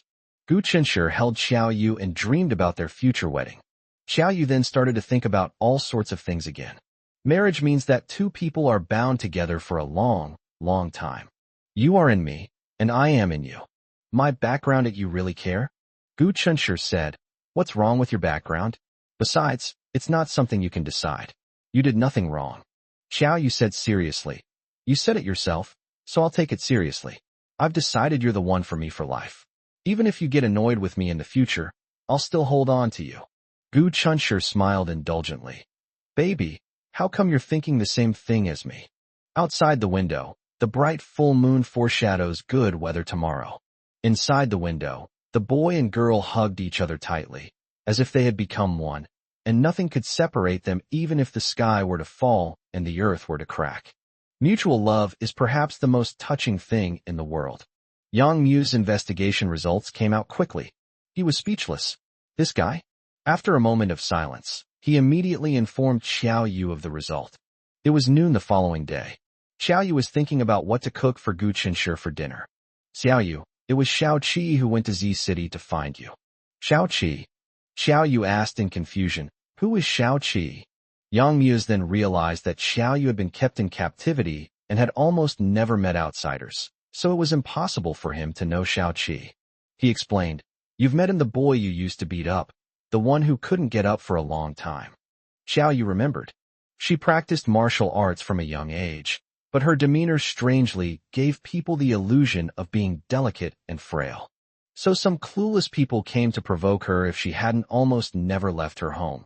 Given her personality of preferring action to words, she probably would have taken down even more people. In her 4th year of living with Madame Yang, she had a boy. That day, upon hearing that Madame Yang had gone out to attend her old friend's grandson's wedding, Xiaoyu, unusually, did not stay cooped up in her room. Instead, she went to the courtyard, sat on the swing, and read a book. Reading is her most important form of entertainment in daily life. As I looked around, I was suddenly struck by a strange feeling.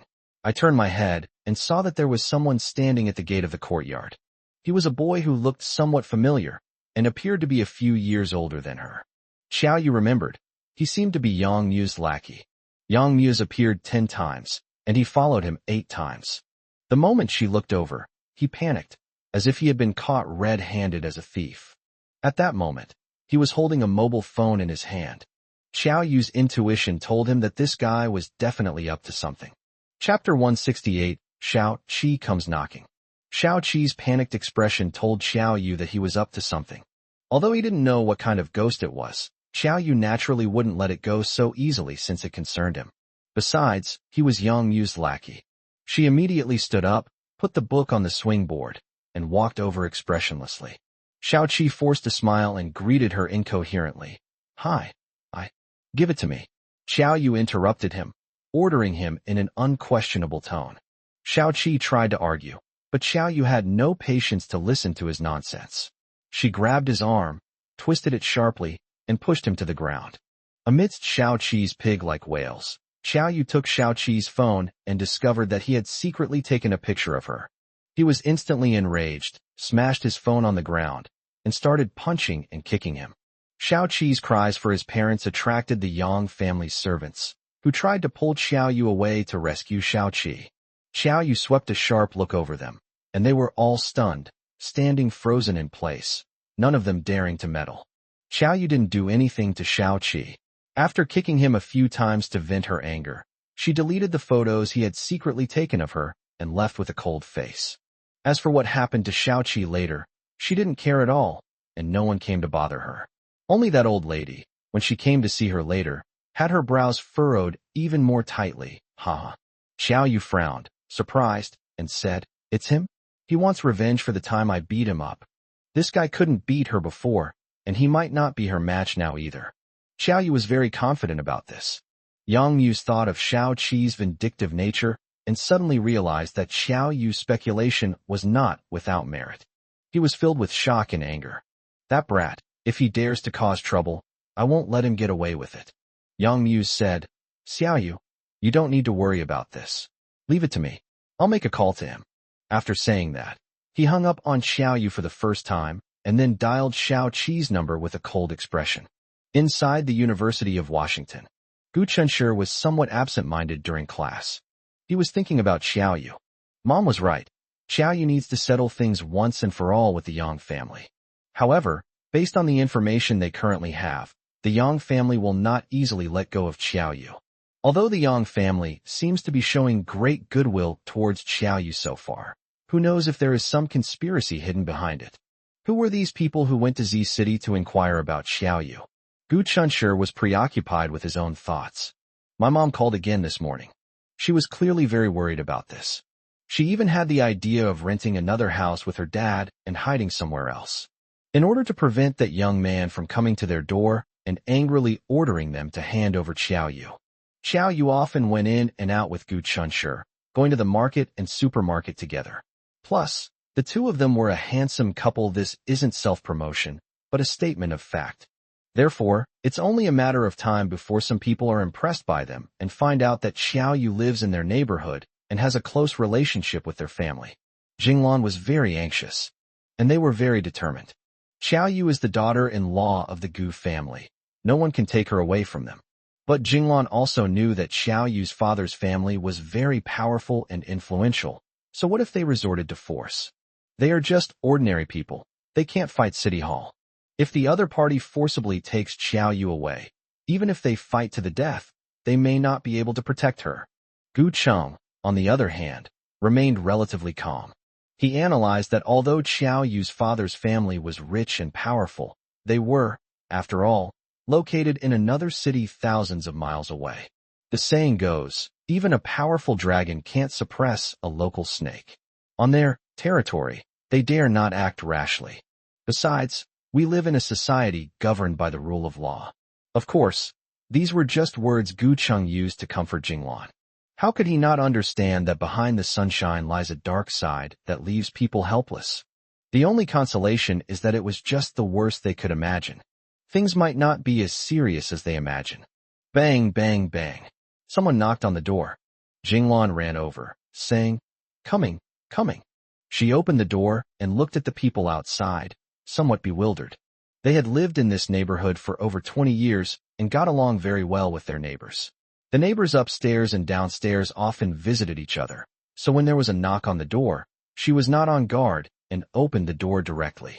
Standing outside their door is a young man who looks to be in his early 20s, a complete stranger. Jinglan asked in confusion, Young man, who are you looking for? As soon as she asked the question, she suddenly realized something and panicked. The worst fears have come true, haven't they? Jinglan panicked for a moment, but quickly managed to calm herself down only superficially. It's 8:30 in the morning, and Gu Cheng has only been at work for a short while. She's working the night shift today and is currently doing housework alone at home. So now she's all alone at home, without anyone to rely on. The young man smiled politely at her and asked, Hello, Auntie, is your neighbor a young girl who is about 18 or 19 years old? Jinglan's head buzzed. Just what I feared most came to pass. She had been clinging to a sliver of hope, trying to comfort herself that perhaps she was overthinking things. But unexpectedly, the young man in front of me is here for Xiao Yu. Jinglan was in a state of utter confusion. She wanted to deny it, but then she thought, since he had come to her door, who knows what information he had? Lying would only make him suspicious. Jinglan said, My eyes are a little blurry. I can't see it very clearly, but it does look somewhat like it. Overjoyed, Xiao Qi immediately abandoned Jinglan and walked towards the door of the opposite room. He had just raised his hand when, for some reason, he slowly lowered it again. After Jinglan closed the door, she stood behind it, secretly watching his every move through the peephole. At the same time, he took out his phone and quickly called Xiao Yu. The reason for not calling Gu Chunshi was that Gu Chunshi might be in class and wouldn't be able to answer the phone. Xiao Yu said calmly, Auntie, don't worry about him. If he wants to knock on my door, let him. Jinglan asked with surprise and doubt. Can we just ignore it? Xiao Yu said confidently. It's all right. While comforting Jinglan, she also took the opportunity to express her disdain for Yang Mu's. Didn't that guy say he was going to call Xiao Qi and tell him to stop bothering her and get back home? And he solemnly assured her that she would take care of herself and that no one would disturb her life again. But Xiao Qi appeared right in front of his aunt, right at her door. Xiao Yu suppressed the anger rising in her heart and dialed Yang Mu's number. If they weren't so far apart, she would have kicked that inexplicable bastard right there and then made him lie in the hospital for 10 days or half a month. What else can I believe in you about? Chapter 169, Xiao Qi recalled. Gu Chunshur had no classes in the afternoon. When he got home, Xiao Yu was on the phone, speaking in a curt tone. Give me Xiao Qi's phone number. She spoke in a commanding tone. But in front of them, Xiao Yu was always gentle and kind. After Xiao Yu successfully got Yang Mu's phone number, little did she expect that Yang Mu would be so angry when he learned that Xiao Qi hadn't obediently returned that he almost smashed the phone. He had finally managed to get closer to Xiao Yu he thought they had, but Xiao Qi interfered, and all his efforts were wasted. Enraged, he dialed Xiao Qi's number again. The man, who usually kept his emotions hidden, now spoke with a chilling tone. Xiao Qi, I want you to get back to Z City right now. Xiao Qi, who had been standing in front of Xiao Yu's door for a long time, rehearsing again and again, and even preparing his expression when he saw Xiao Yu, was so surprised when he received Yang Mu's call that he almost dropped his phone. Prior to this, Yang Mu, who was extremely busy, unusually took the initiative to call him, asking where he was, saying that he had something important to discuss with him and urging him to come back as soon as possible. And how did I answer him? He said he was on vacation somewhere, and obediently indicated that he would fly back immediately. But what is the reality? He had just received definite news about Xiao Yu, so how could he be willing to return empty-handed? Hoping for a lucky break, he ran over to find Xiao Yu first, intending to see him briefly before hurrying back. Having traveled a long way to get here and gone through numerous troubles to search for Xiao Yu for several days, he was truly unwilling to give up if he did not find him. Of course, his goal was not just to see her once. It would be even better if we could take her with us. But Yang Mu's phone call clearly told him that Yang Mu already knew his whereabouts, and that he hadn't said it out right at first to save face for him. Confronting the issue means that your procrastination tactics have been exposed. Yang Mu was furious and told him to get back immediately. It's obvious that the situation is serious. No matter how arrogant Xiao Qi was in front of others, he was more respectful to Yang Mu than he was to his own father. This is a habit of submission developed from childhood. He stammered, trying to explain himself. Brother Mu, I didn't mean anything by it. I just went to Z City for a casual stroll, and then I overheard that Yang Mu might also be in Z City. I just wanted to give it a try, so? Yang Mu sneered. Accidentally? How was it accidental? You accidentally learned of Yang Mu's whereabouts from someone else's husband, whom you've never even met before. Xiao Qi was speechless. Only then did he realize how stupid he had been, ridiculously trying to deceive the insightful and all-knowing Mu Ze with a clumsy lie. Gu Chunshur had no classes in the afternoon and returned home early. Xiao Yu told Yang Mu the results of his investigation. Who is Xiao Qi? Gu Chunshur then realized that the person who came to find Xiao Yu was named Xiao Qi. Xiao Yu said disdainfully, someone I once beat to a pulp. Normally, Gu Chunshur would definitely give Xiao Yu a thumbs up, shower her with compliments, and shout, my wife is awesome. However, he was not in the mood for that at the moment, because that guy might be here to get revenge on his mighty wife. The old saying, a gentleman takes his revenge even after 10 years, was perfectly exemplified by this person. However, it is worth mentioning that he spent a lot of time and effort to travel thousands of miles to another unfamiliar city to seek revenge. Was he narrow-minded, or was the harm Xiao Yu had done to him too serious? Gu Chunshur asked doubtfully. So, that person really wasn't sent by Yang Mu? Xiao Yu said irritably, who knows? That guy deserves to die. It scared her Aunt Jinglan. I really want to beat that dog. Xiao Yu suddenly blurted out of the blue. Gu Chunshur. Who's the dog? Of course it's that guy named Xiao Qi. After getting Xiao Qi's phone number, Xiao Yu initially wanted to call Xiao Qi, but then she thought that she should wait until Gu Chunshur returned and discuss it with him. I am no longer all alone like before. You should think things through carefully before you act. Tomorrow is Saturday, and Xiao Yu and Gu Chunshi discussed buying tickets to go back today, to meet Xiao Qi in person, find out his intentions, and then teach him a lesson. However, Xiao Qi's habit of following Yang Muse around indirectly indicates that he is also a wealthy second-generation heir. When you're out and about, how can you not have a few bodyguards with you? If they rely solely on the two of them and act recklessly, they might suffer losses. If brute force doesn't work, then we'll use strategy. However, Yang Muse did not give them the opportunity to use their intelligence and skills. Jinglan's call came before Yang Muse's call. After Xiao Qi appeared, Jinglan was on high alert and hid behind the door, peeking at Xiao Qi outside through the peephole. She saw Xiao Qi outside the door answer a phone call, his head seemingly never lifting up. He then hurriedly left, glancing up at Xiao Yu's door before he did. Jinglan couldn't see his expression, but she could tell from his dejected back that he was somewhat unwilling. After Xiao Qi disappeared from her sight, she quickly ran to the balcony and waited for a while until she watched Xiao Qi leave the community. Only then did she return with a sigh of relief and quickly called Xiao Yu to inform her. Just as Jinglan ended her call, Yang Muse called. Xiao Yu, I'm sorry, I didn't handle things well at first, but you can rest assured now. I've brought Xiao Qi back. If he dares to bother you again, I will definitely not let him get away with it. At the same time, he sent Xiao Yu a selfie video of Xiao Qi. In Xiao Qi's selfie video, he can be seen sitting in a luxury car, with the scenery outside the window rushing past, and a road sign for a national highway flashing by. He was leaving Z City. Xiao Yu believed him for the time being and said coldly, "And please don't bother me again in the future."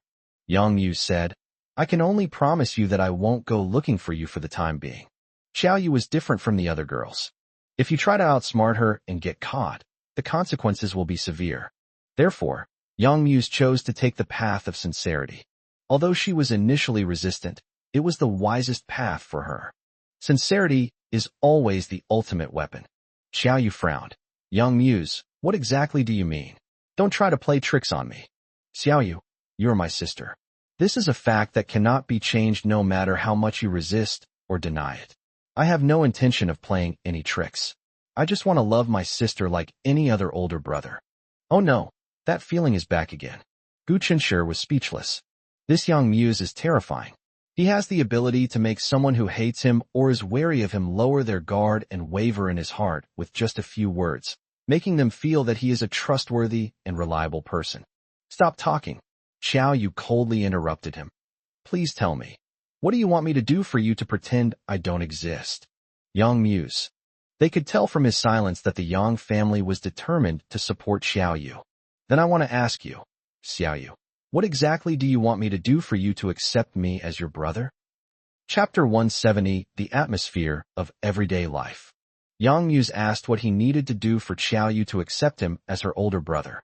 This created a strong conflict with Xiao Yu's demands. One person asked how to make the Yang family pretend that she didn't exist. One asked him what she needed to do for her to accept him as her brother. The two of them were suddenly locked in a stalemate, neither willing to back down. Xiao Yu sneered. I'll accept you if you ask your father to give me back my healthy, clear-headed mother. Gu Chunshi. As expected of his wife, that was a ruthless move. Even a god couldn't bring the dead back to life, make them forget all their pain and regain their sanity. Not to mention Yang Muse. Yang Muse remained silent for a long time. Then, as if having made a momentous decision, slowly said, Well then, Xiao Yu, I don't necessarily need you to come back. As long as you're doing well, that's enough for me. But Grandma, I hope that after things are settled here, you can come back to see Grandma. At that time, I'll have you sign a statement severing our relationship, and from then on, we'll go our separate ways. Is that all right? Xiao Yu countered, Is that really true? Yang Muse said solemnly, Really? But Xiao Yu, I have one more condition. I knew it. Xiao Yu said coldly. Yang Muse continued, I know you don't want anything to do with us, but you have to have your rights, and I don't want to take advantage of you in any way. What do you mean? Xiao Yu asked irritably. Dad made a will in advance, and his property will be divided equally between you and me. Yang Muse further explained, So I have two conditions. One is that I hope you can come back to see your grandmother in the future. She misses you very much. The other is that you can take the property that belongs to you. Xiao Yu looked at Gu Chunshi blankly. Aside from the first condition being somewhat difficult for Xiao Yu to accept, the second condition didn't seem to be a condition at all. Indeed, she is a rather aloof person and doesn't want to have anything to do with people she dislikes, including the universally loved Hong Piao Piao. If she were all alone, she wouldn't have taken a single penny from that old bastard.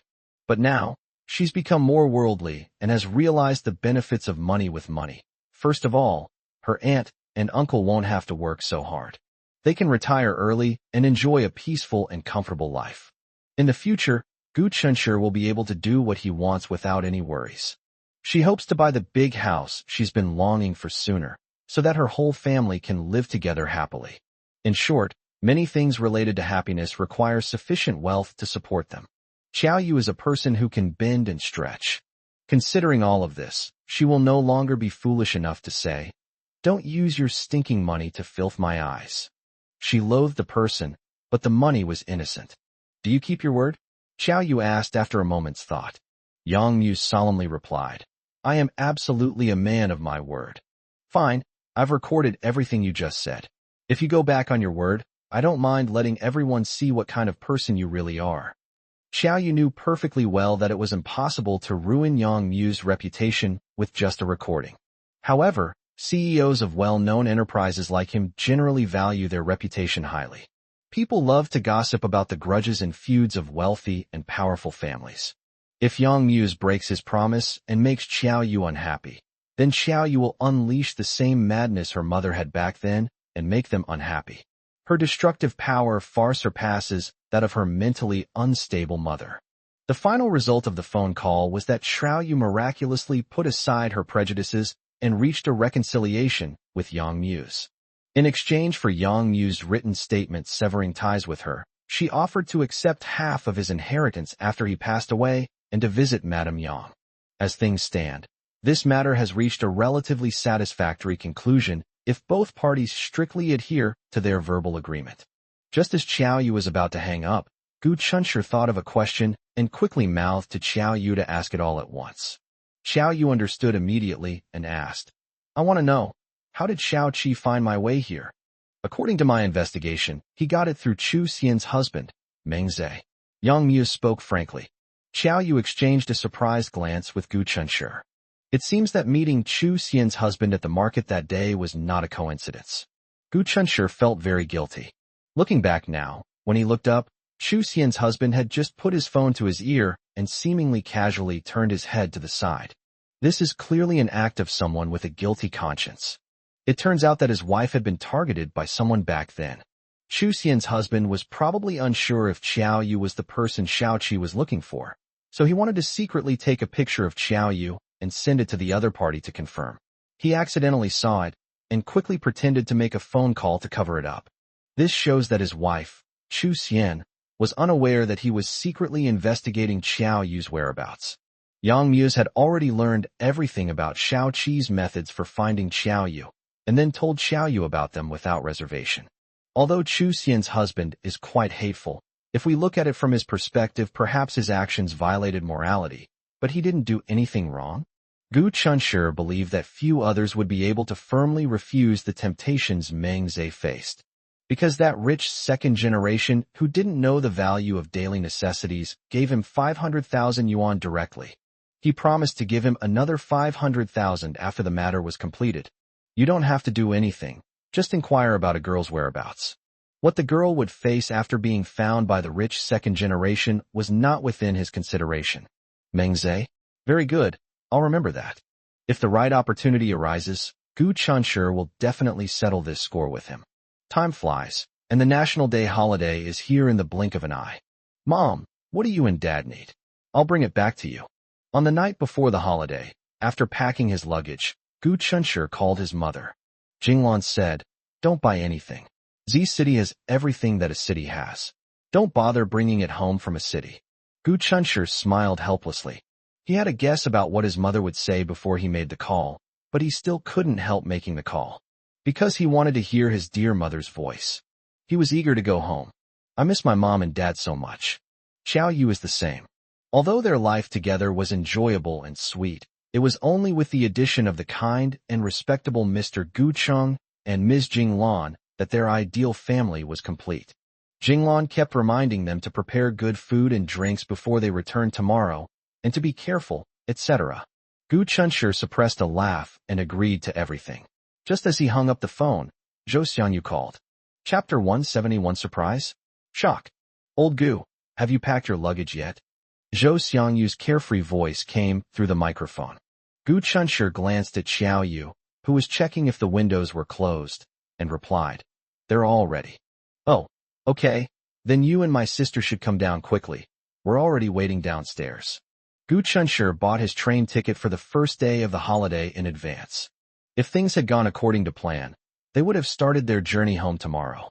Not long after the tickets were booked, Zhou Xiangyu called Gu Chunshur and said that his father was in City A and that he could take them all home on the way.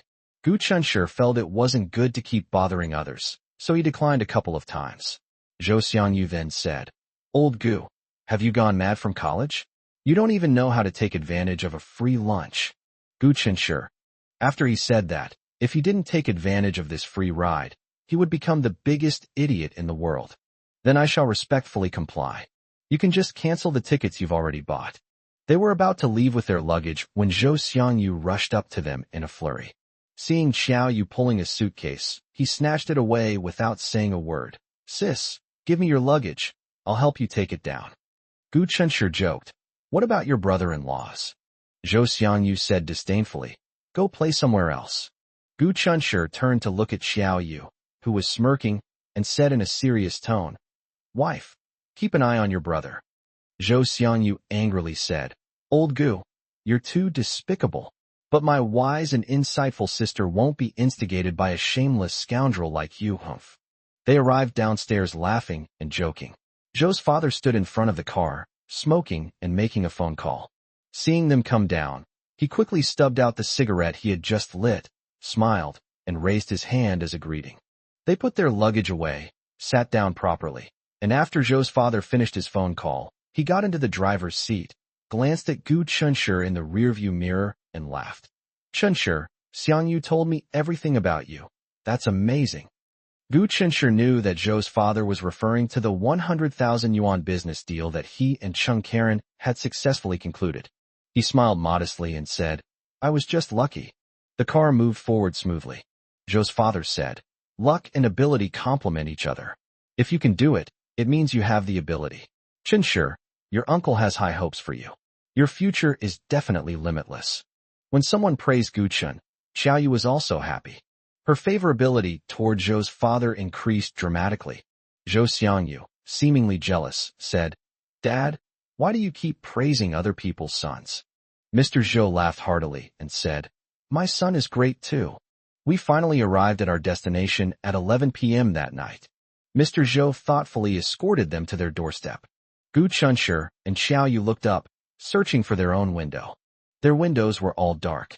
At this time, Mom and Dad are already asleep. Gu Chunshur, in a playful mood, asked, Do you think my parents will think they've seen a ghost if they see me walking out of my bedroom tomorrow?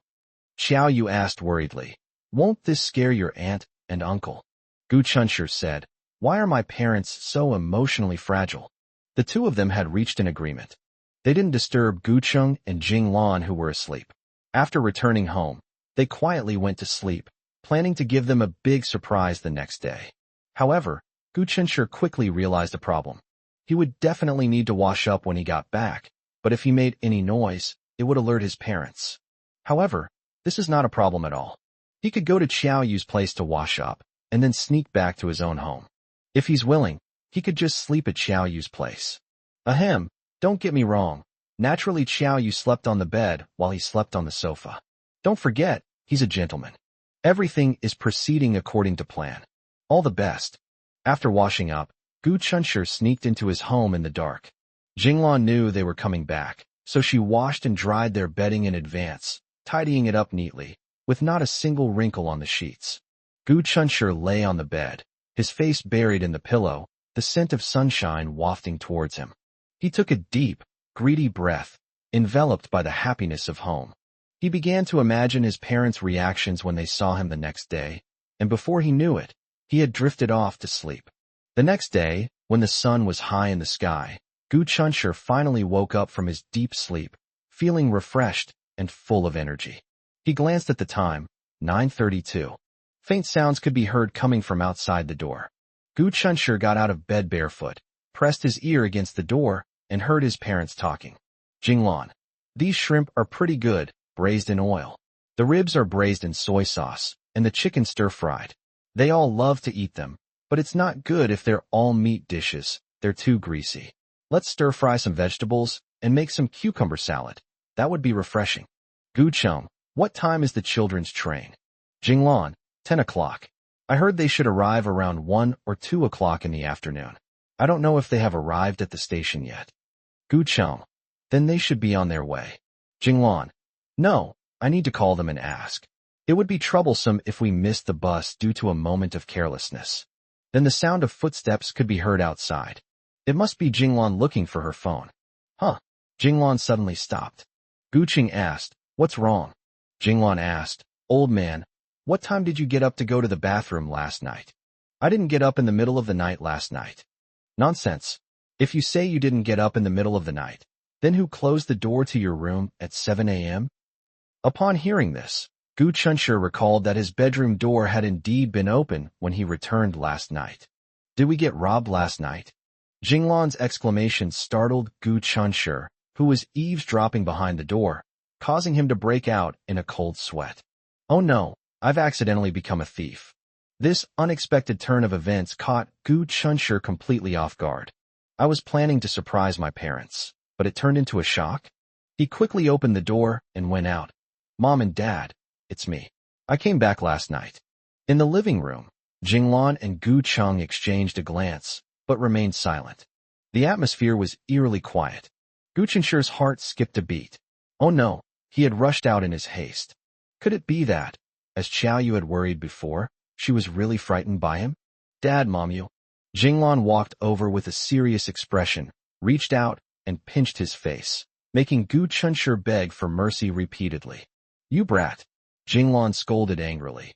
You've learned to play tricks, haven't you? Gu Chunshur was taken aback. Mom, so you knew we were back? Jinglan said. I didn't know before, but now I do, don't I? Gu Chunshur. That makes a lot of sense. 1 second Jinglan was furious. The next she was all smiles and said, my son is getting more and more handsome. Where's my daughter-in-law? I want to go see her. Jinglan turned to leave, but stopped at the door. Never mind. Xiaoyu might not be awake yet. Chapter 172, A Girl's Beauty Changes at 18. Xiaoyu woke up earlier than Gu Chunshur. Although she couldn't wait to meet her Aunt Jinglan and Uncle Guqing, she didn't go out in order to cooperate with Gu Chunshur's surprise. She only opened the door and came out after receiving Gu Chunshur's message that the matter has been exposed and the surprise plan has failed. Xiaoyu, have you been eating properly in City A? You look thinner than before. Jinglan felt sorry for Xiaoyu and took her hand, squeezing her wrist. You're too thin. Xiaoyu said, no, I weigh the same as before, and I eat well every day. You can ask Gu Chunshur if you don't believe me. Gu Chunshur chimed in. Yes, I think she's always been like this. I've never seen her lose weight. Jinglan retorted. You see her every day? Of course you can't tell she's lost weight. I'm the one who can tell. Xiaoyu, you need to eat well these few days at home and gain some weight. Don't be like those girls who keep talking about starving themselves to lose weight. You're already thin enough. I think you'd look better if you gained another 10 pounds. Xiaoyu obediently agreed. Anyway, whatever Aunt Jinglan says is for her own good. No matter how much she nags, she can never get enough. Gu Chung said earnestly to Gu Chunshur, Chunshur, please arrange to meet with Zhou Xiangyu's parents in the next couple of days. Let's treat them to a meal to express our gratitude. Your dad is right, Jinglan continued. When you went to work in City A before, they gave you a ride there, and now they're bringing you back. Even though it's a ride, we can't forget this kindness. Gu Chunshur nodded. I understand. I'll make a call and ask. Zhou Xiangyu's parents seem to be quite busy usually. When Gu Chunshur went to the balcony and called Zhou Xiangyu was still not up. After vaguely understanding Gu Chunshur's meaning, he said nonchalantly, Eating? Oh, Lao Gu. You can tell your uncle and aunt that it's nothing. Just something that happens on the way. Don't worry about it. At Gu Qinshi's insistence, Zhou Xiangyu finally agreed to pass on a message for Gu Chunshi and then give him a reply.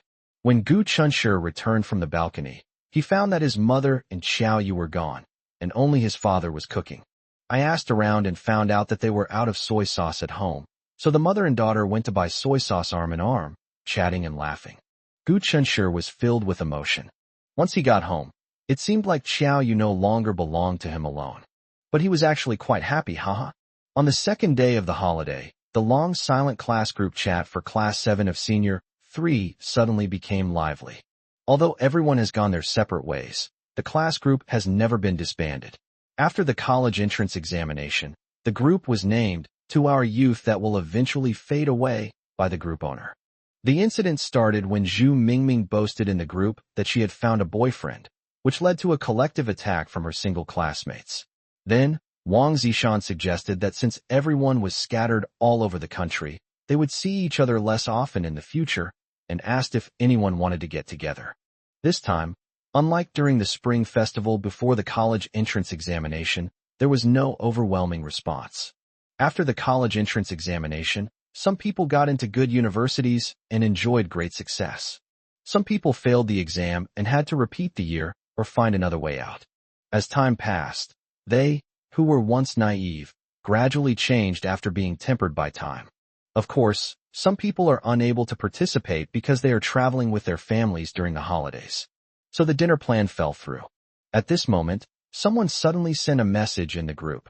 The old teacher was hit by an electric bike going the wrong way a few days ago and fractured his right leg. He is currently resting at home. One stone stirs up 1,000 waves, making the class group chat, which had been quieting down, lively again. The classmate who sent the message is Meng He, who is a doting brother to his younger sister. He brought his younger sister, who is in elementary school, along to a previous dinner party. Meng He and his homeroom teacher lived in the same neighborhood and often saw each other, which is why he knew so much about his teacher's affairs. Our teacher's surname is Li. His given name is Zhang Wo. He is over 50 years old, and he is usually conscientious and dedicated to his students. He was well liked by his classmates, and even the most unruly troublemaker in the class respected him greatly. Everyone asked about the situation, and many people had already started planning to visit their old teacher during the holiday. Since everyone had different free time, they eventually agreed to split into several small groups and visit their homeroom teacher at different times. Gu Qinshi's small gang consists of himself, Zhou Xiangyu, Tang Xiaoxi, Wang Zishan, and Zhu Mingming. They agreed to visit Li Jianguo at 9 o'clock the next morning. When the appointed time arrived, Gu Chunshi arrived at the agreed location alone. Zhou Xiangyu looked behind him and asked, "Where's my sister?" "I went shopping with my mom." Gu Chunshi looked behind Zhou Xiangyu and greeted Tang Xiaoxi with a smile. "Long time no see." Tang Xiaoxi smiled in response. "Long time no see." Tang Xiaoxi was very grateful to Gu Chunshi. If it weren't for Gu Chunshi, she and Zhou Xiangyu would definitely have missed each other. Gu Chunshi looked around. Wang Zishan and Zhu Mingming haven't arrived yet. Zhou Xiangyu said disdainfully, "Those two idiots. I should have known better than to team up with them." Tang Xiaoxi looked at him and opened her mouth as if she wanted to say something. But in the end she didn't say anything. The way she looked at Zhou Xiangyu was a bit strange. Zhou Xiangyu noticed her unusual behavior and asked in confusion, "Xiaoxi, what's wrong? Why are you looking at him like that? Is there something dirty on his face?"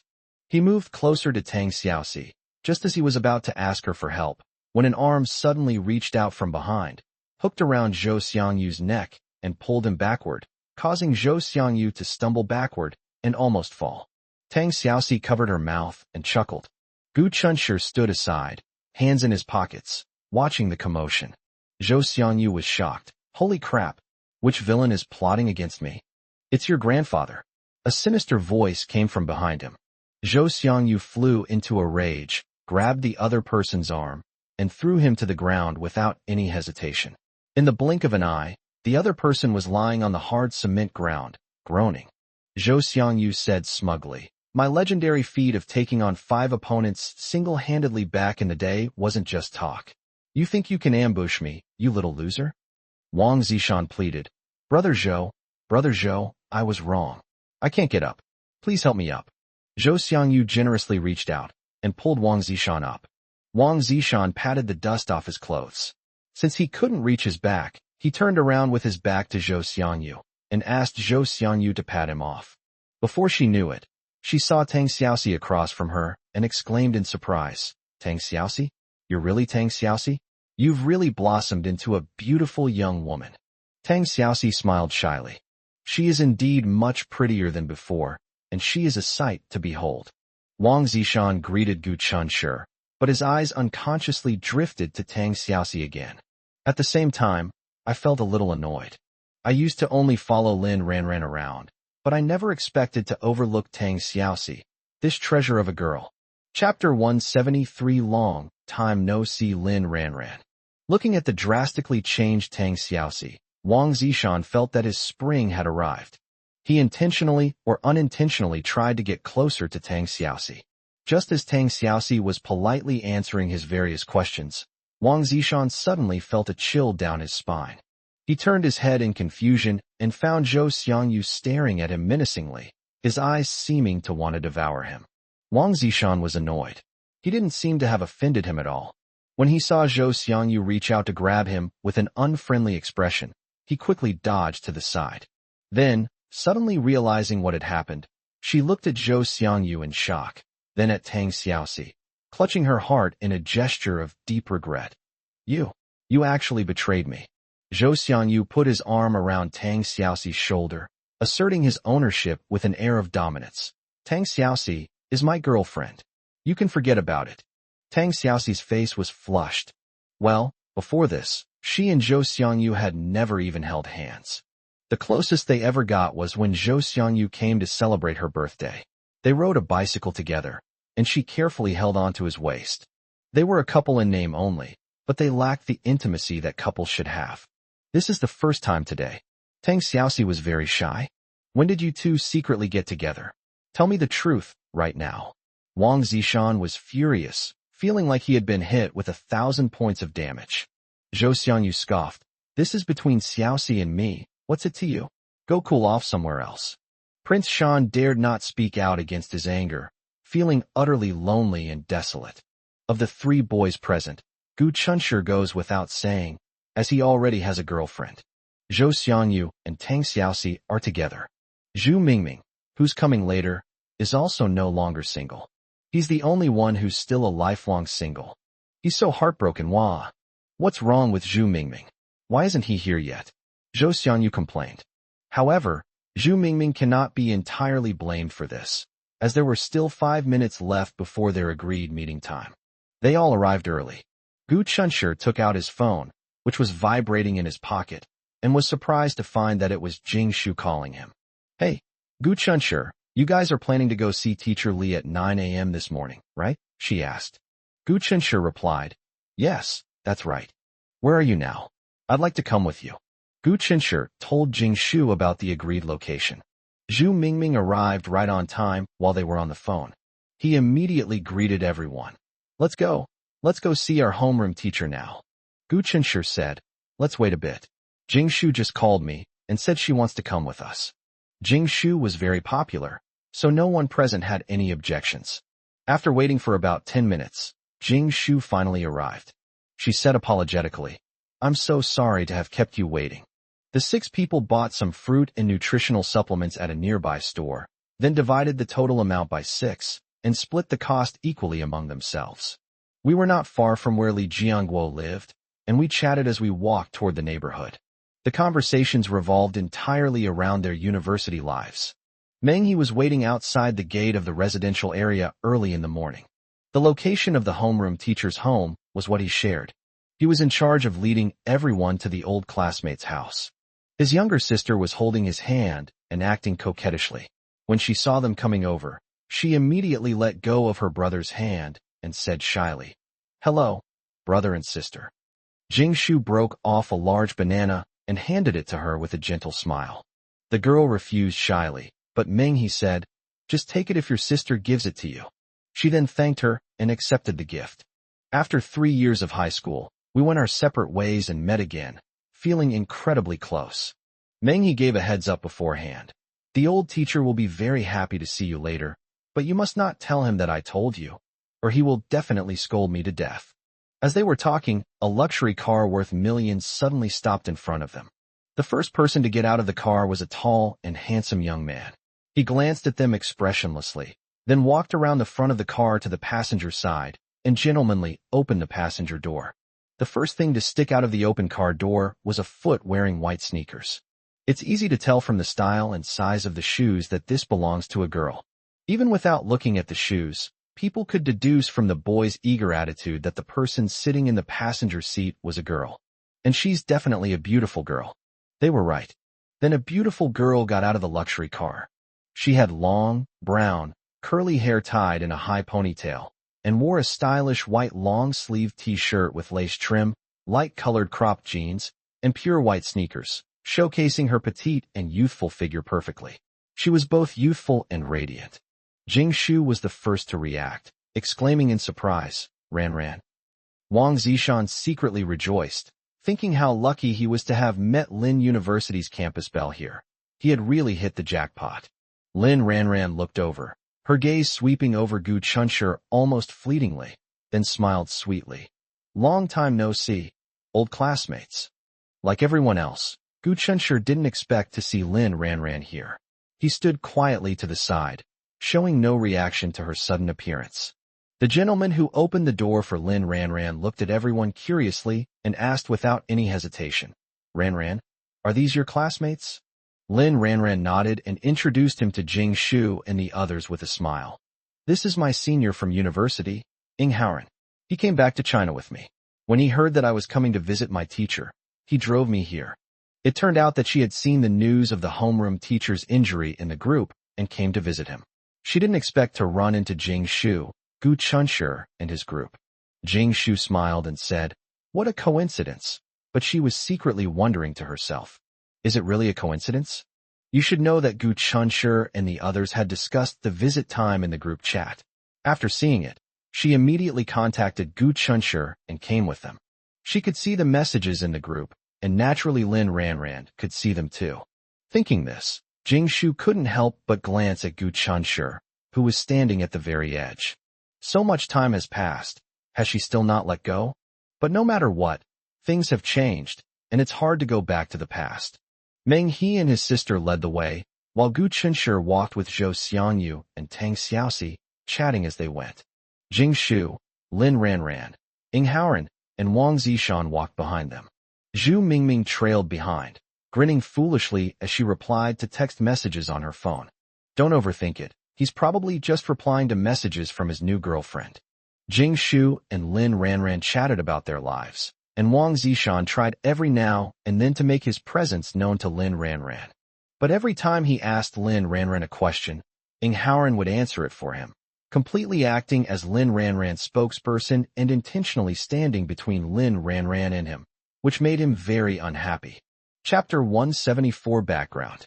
What annoyed Wang Zishan even more was that Ing Haoran, whether he was laughing or talking, always had a faint mockery in his eyes and a sense of superiority that made people uncomfortable. He gave the impression that he was a noble young master who had come out of a castle, while they were beggars on the street with a broken bowl, looking up at him and waiting for him to give them alms. Even though you drive $1 million luxury car and have a top-tier beauty like Lin Ran by your side, I'm not jealous at all. Okay, he confessed. Actually, he was so sour that he almost ground his back teeth to powder. Lin Ran, as usual, intimately linked arms with Jing Shu, chatting as they walked. But my eyes couldn't help but drift towards the back of someone in front of me. No one present gave her the feeling of, it's been a long time since we last met, except for him. When Lin Ran saw him again, it felt like a lifetime had passed. He looked so unfamiliar, but it seemed like this wasn't something that had just happened to her. His appearance remained unchanged, but his demeanor seemed to have changed considerably. He's become much more mature and composed than before. She possesses a confidence and charm that is rare among people her age, making her captivating. Lin Ran saw the message when Meng He first posted about the homeroom teacher's injury in the group chat. She was visiting Ing Haoran's home with her parents at the time and planned to visit her teacher again before going abroad. However, several groups of people in the group started discussing the specific time to visit the teacher. Gu Qinshi's group belongs to the first batch. Lin Ranran, who had originally planned to visit her teacher again later, suddenly felt restless. She also respected her homeroom teacher, Mr. Li Jianguo, and didn't want to visit him later than the other students. Lin Ranran found a legitimate reason and immediately told her parents that her teacher was injured and that she wanted to go and see him. Ing Haoran volunteered to be Lin Ranran's driver and escorted her to her teacher's doorstep. So, she arrived at the exact time. And successfully, he met Gu Chunshi. The moment Lin Ranran saw Gu Chun, she couldn't ignore the fact that she had rushed over so eagerly just to see him. Or rather, she came with an indescribable desire to show off. She wanted Gu Chunshi to know that she could live a good life without him. She is still the same Lin Ranran that everyone loves, and she is never short of suitors. Ing Haoran, who was equally outstanding and had no shortage of suitors, was also one of her admirers. Ing Haoran was also someone she wanted to show off to others. Oh no, to Gu Chunshi. Ing Haoran is very outstanding. Tall and handsome, of course. There isn't a specific model for judging human appearance. If we were to compare Ing Haoran and Gu Qinshi's appearance, Gu Chunshi wouldn't be bad either. To be fair, they each have their own merits and are both good-looking. Next comes family background. The Ing family were business partners of the Lin family. Their family backgrounds were comparable, making them a good match. The two families had a close relationship and knew each other well. Gu Qinshi's parents were ordinary workers, and they couldn't compare to Ing Haoran at all. In other aspects, such as being considerate and gentle, diligent and ambitious, having proper manners, and being a gentleman, Ing Haoran also possesses all the qualities that a good man should have. After this comparison, Ing Haoran's victory seems to be a foregone conclusion. But perhaps what we can't have is always more alluring? When Lin Ranran saw Gu Chun again after several months, she suddenly felt a tightness in her chest, as if he was the only person in her sight. All other people and things seemed to become insignificant backgrounds in an instant, including Ing Haoran. Perhaps Ing Haoran is truly outstanding, his overall strength completely overshadowing Gu Chunshi. But honestly, if you don't take family background into account, Ing Haoran really isn't a match for Gu Chunshi in other aspects. Lin Ranran was distracted. That feeling of every cell in my body silently watching over someone is back again. Even though she knew he hated her, even though he had a seemingly wonderful girl by his side, even though there was no possibility of anything else between them in this lifetime. But she still couldn't stop wanting to see him, to remember his features, and to slowly sketch them in her mind, so that one day she wouldn't be able to remember what he looked like. She didn't know why she was so attached to someone who was destined to be just a passerby in her life. She had her doubts about whether she had been poisoned. A poison called Gu Chunshi. Anything related to Gu Chunshi could easily pique her intense interest. It caused her great pain, yet she was also enjoying it immensely. She felt that if she were ever detoxified, she would feel empty, as if a piece of her heart had been hollowed out, and she had lost something. It's like they're possessed. Gu Chunshi is good in every way. But as a human being, he has flaws, and he is no exception. His biggest flaw is that he treats her like she doesn't exist. Lin Ranran smiled, but her heart was filled with bitterness and confusion. This feeling quietly grew in her heart after she realized she had lost him. At first, she felt very uncomfortable, but over time, she felt that this feeling had become an indispensable part of her life. She even suspected it would stay with her for life. Ranran, my mom said we're going to have lunch at Kaidi. Ing Haoran suddenly turned his head and said to Lin Ranran with affection. Wang Zishan couldn't help but silently roll his eyes. Tui, what's so great about it? It's just eating at a 5-star hotel. This kid is deliberately bringing it up to show off in front of them. If they show any envy, jealousy, or hatred on their faces, then they've fallen into his trap. Even though his heart was churning with turmoil, he remained outwardly calm and composed, leaving no trace of his inner turmoil. This is an old, low-rise building with 7 floors in total, and Li Jianguo happens to live on the top floor, the 7th floor. When everyone reached the teacher's door, apart from Gu Chunshi and Zhou Xiangyu, who were used to climbing stairs, Everyone else was panting heavily. Zhou Xiangyu shoved Meng He aside and started banging on the door. "They're here, they're here." A woman's voice came from inside. Then the door was quickly opened from the inside. The person who opened the door was a middle-aged woman dressed simply. She looked at Zhou Xiangyu with a puzzled expression, and then at the group of boys and girls of similar age behind him. She suddenly realized and said, "You are all old Li's students, right?" Zhou Xiangyu grinned. "Yes, we are all teacher Li's students.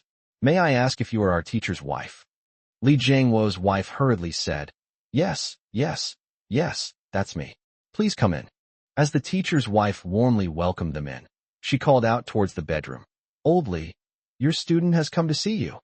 Chapter 175, I can't get enough of it. Teacher Li's house is small, a small 3-bedroom apartment. Although the decor is in an old style from 20 years ago, it is very clean, with no clutter on the sofa or table. Li Jiangwo lay on the bed in the master bedroom, his right leg in a cast, looking at his students whom he hadn't seen for a long time, and was very excited. Everyone crowded into the bedroom, showering the teacher with concern and care. They didn't dare linger there for too long, afraid that if they missed lunch, the teacher would have his wife drag them to stay for lunch, which would be a burden to the teacher. When it was almost time, they all said their goodbyes and left. As expected, the master's wife stopped them and wouldn't let them leave. She wanted them to stay for lunch, and when they couldn't, she scolded them for wasting money and told them to take back the things they had brought. After pushing and shoving for a while, neither of us would give way. Fortunately, they had the advantage of their numbers and managed to keep the small token of their affection that they had casually bought, and escaped unscathed. The group of people went downstairs to the gate of the community. They had been classmates for 3 years, but now they were scattered all over the country, so it was not easy to meet up. Aside from Zhu Mingming, who had an appointment with his girlfriend, apologizing to everyone, and then hurriedly running away, the rest of the people stood outside the community gate and chatted for a while. The boys huddled together, and the girls huddled together, splitting into 2 groups, each chatting about their own things. As for Ying Haoran, the outsider, he stood next to Lin Ranran, occasionally interjecting a few words, and the atmosphere seemed quite harmonious.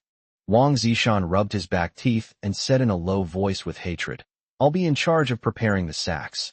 Who among you wants to join us?" Zhou Xiangyu clicked his tongue and said earnestly, "Old Wang, it's not easy for old Zhu to find a girlfriend, so don't put a sack over his head." Wang Zishan said dejectedly, "Who said I was going to put a sack over old Zhu's head?" Zhou Xiangyu asked in surprise. "Then who are you preparing this sack for? Holy crap, you're not preparing it for me, are you? Believe me or not, I'll make you fall down again." Wang Zishan rolled his eyes. "I did want to prepare sacks for you, but I also had to consider whether I had the means to do so. You're smart enough to know what's good for you, kid."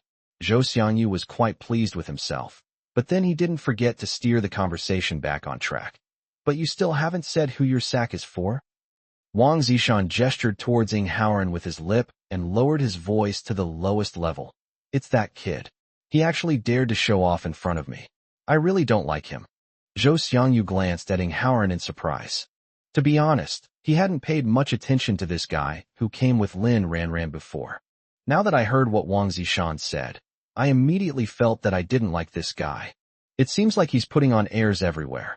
But since they haven't provoked me, and there's no reason for me to make enemies with them, Zhou Xiangyu said in a condescending tone, "Don't like this guy? Then let me teach you a trick. Don't argue with idiots. Once you understand this principle, you won't be so annoyed." "What the hell?" Wang Zishan repeated. "Not arguing with idiots? Ha ha ha. It has to be my brother Zhou. That's right, he's an idiot, a purebred idiot." Zhou Xiangyu gave him a thumbs up. "Old Wang, you grasped it very quickly." Then the 2 of them burst into laughter in perfect unison. Gu Chenshi. His old classmates are still the same as before, unchanged. That's fine too. Zhou Xiangyu and Wang Zishan's slightly exaggerated laughter drew sidelong glances from the group of girls next to them. Lin Ranran's gaze immediately locked onto Gu Chenshi. Zhou Xiangyu and Wang Zishan slapped their thighs and laughed so hard they were doubled over, while he stood quietly to the side with a helpless smile on his face, seemingly detached from the situation. He seemed to sense something and raised his eyelids to look in their direction. Lin Ranran awkwardly looked away. After learning that the scarf was made by him with a month's worth of painstaking knitting, Lin Ranran felt somewhat ashamed to face him. Gu Qinshi's gaze casually swept over Lin Ranran, then inadvertently met the eyes of Ing Haoran, the protector of the flower. In general, a smile is enough to show friendliness in such situations. If possible, we can introduce ourselves further and get to know each other so we can become friends in the future. But just as Wang Zishan said, Ing Haoran didn't seem to think much of them. After accidentally meeting Gu Qinshi's gaze, he looked away with a slightly arrogant expression. This guy doesn't seem easy to get along with. But fortunately, no matter how illustrious his family background is or how awesome he is, Gu Qinsher has no interest in him whatsoever. My phone is vibrating.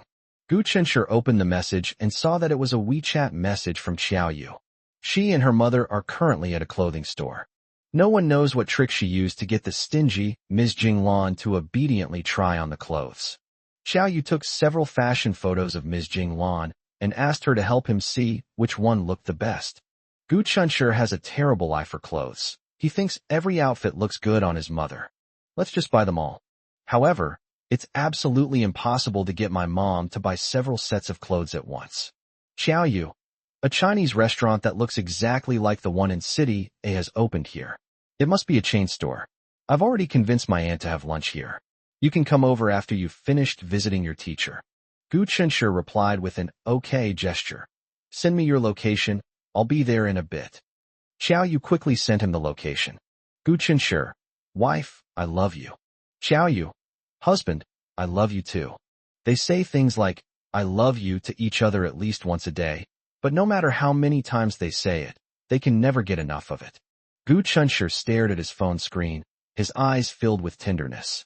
Prince Shan said regretfully, it's a pity we can never go back to the way things were. We don't know when we'll meet again. Zhou Xiangyu said, don't act like a melancholy prince, okay? We all live in Z City, and as long as things don't get complicated, we can easily meet again. Prince Shan. However, Zhou Xiangyu's down-to-earth way of comforting people is quite unique, but it's not very auspicious.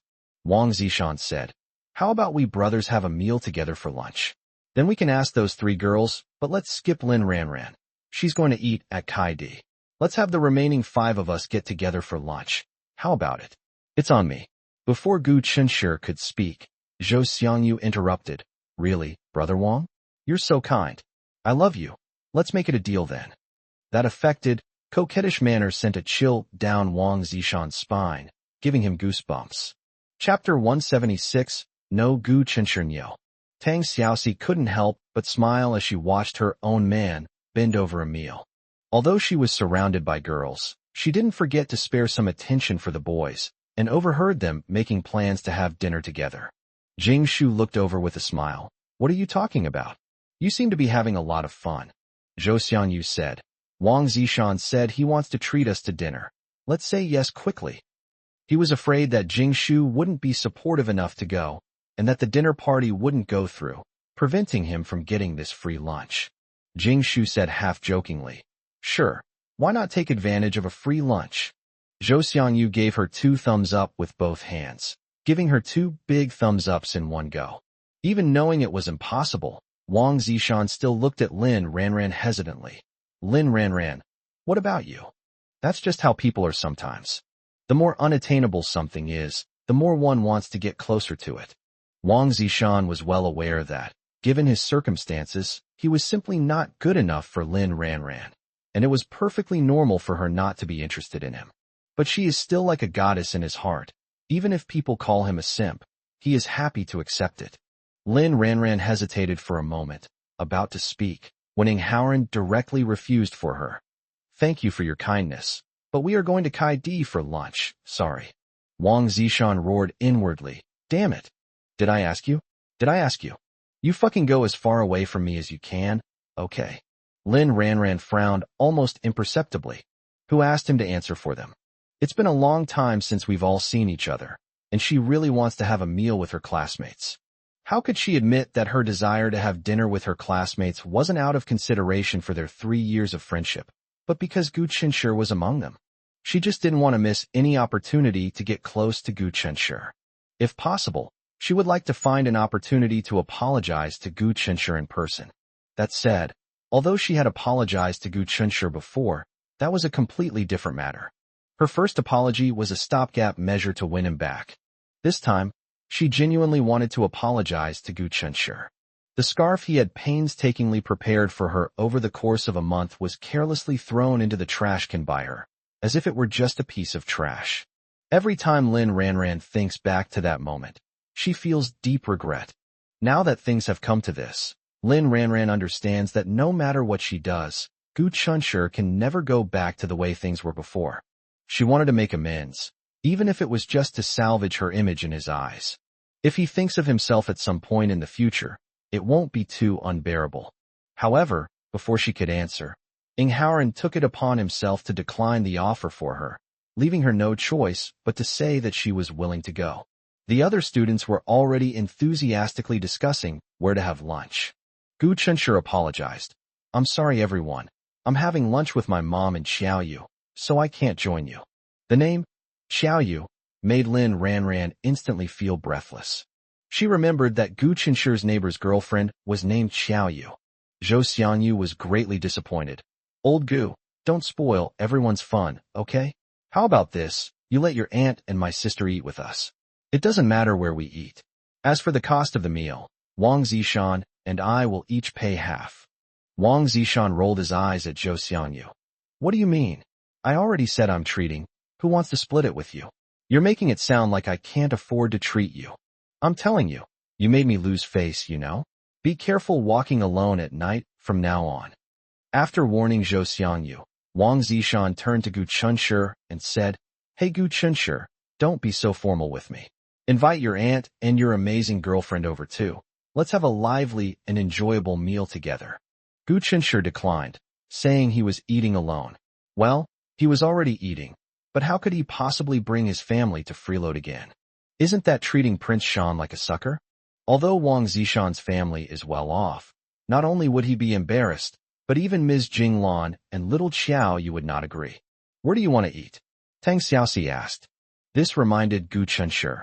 "Oh right, Zhou Xiangyu, a new Chinese restaurant has opened in the city center. Judging from the decoration style and name, it should be a branch of the restaurant where we worked in City A. We plan to eat there for lunch." Zhou Xiangyu immediately felt a surge of warmth. "Really? Then let's go eat there. The prices are fair, the environment is beautiful, the service is good, and the food is delicious." This string of lines sounds like an advertisement. Wang Zishan asked in astonishment. "Gu Chunshur, Zhou Xiangyu, you guys are working?" "Yes, I work during the summer vacation at a Chinese restaurant owned by a relative. My relative is a nice person and took good care of us." Zhou Xiangyu straightened his back. "How about that? Aren't I amazing? I can earn my own tuition fees now." Wang Zishan immediately felt ashamed and said, "My brother Zhou is still the best." Zhou Xiangyu was getting a little carried away, but when he accidentally caught a glimpse of the unassuming Gu Chun out of the corner of his eye, he instantly returned to reality and said modestly, "Actually, it's nothing. No matter how good I am, I'm not as good as old Gu. Old Gu earned 100,000 yuan in just 3 days, no, I mean 3 nights. 100,000 renminbi, not 100,000 happy beans." Gu Chunshur immediately became the focus of everyone's attention. Even Lin Ranran and Ing Haoran, who were standing on the outermost edge and didn't quite fit in, couldn't help but look at Gu Chunshur. However, their feelings were different. Lin Ranran was shocked when she heard that they were going to work as summer workers. What was she doing during summer vacation? Probably traveling the world with her mother and enjoying life. Gu Chunshur is amazing. She made 100,000 yuan in one go. Although 100,000 yuan might only be the price of a few clothes for her, she also knows what 100,000 yuan means to ordinary people. Ing Haoran, however, was thinking about 100,000 yuan. Is it a lot? It's just my allowance for a month. A bunch of poor bastards. How could Ranran have such a classmate? But why does Ranran like to glance at this guy every now and then? Ing Haoran began to secretly observe Gu Chunshur. Gu Chunshur, who preferred to keep a low profile, twitched his lips speechlessly. But then he thought about it again and realized that Zhou Xiangyu was telling the truth. He really was quite impressive. Keep a low profile. He humbly replied, It was just good luck. Jing Shu said frankly.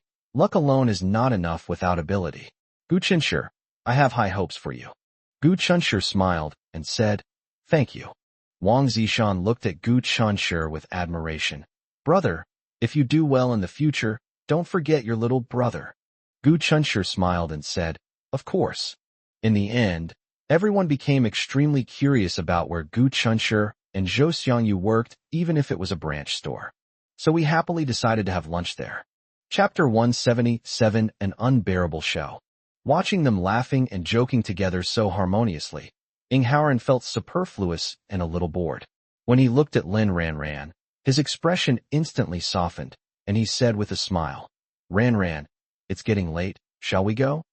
Lin Ranran snapped out of her reverie, gave a soft and waved goodbye to her classmates with a hint of reluctance.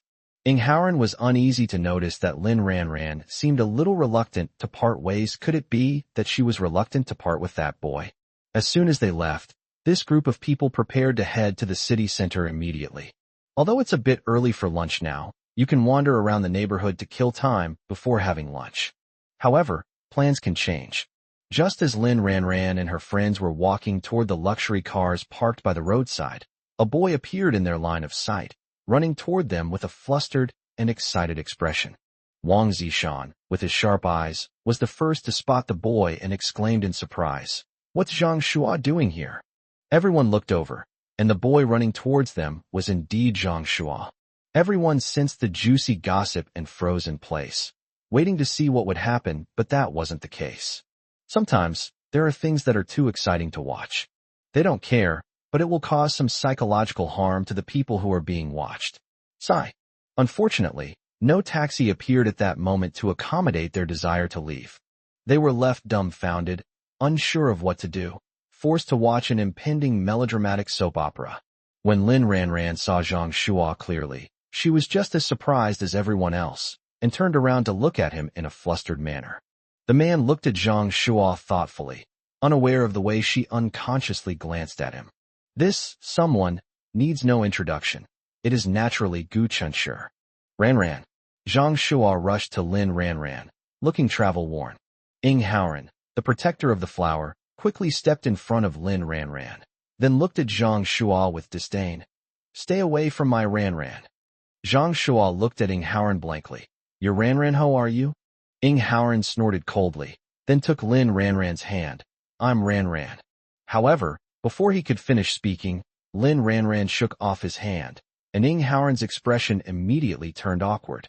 He looked at Lin Ranran in disbelief. Lin Ranran had actually shaken off his hand in front of the other suitors. It's as if they're particularly afraid of being misunderstood. Are you afraid this poor, penniless guy who just ran over will misunderstand? It doesn't seem so. So, you're afraid that the guy with the 100,000 yuan will misunderstand? Ing Haoran was a little embarrassed and angry, but he didn't show it. He smiled and made up for himself. It's a bit hot today. I forgot that my palms were all sweaty. Why are you here? Lin Ranran asked Zhang Shua with a hint of impatience. Zhang Shua saw impatience on the face of the goddess he had been longing for. He was silent for a moment, then smiled bitterly and said, If I hadn't come, how would I have known you had already returned to the country? His dejected expression made Lin Ranran increasingly impatient.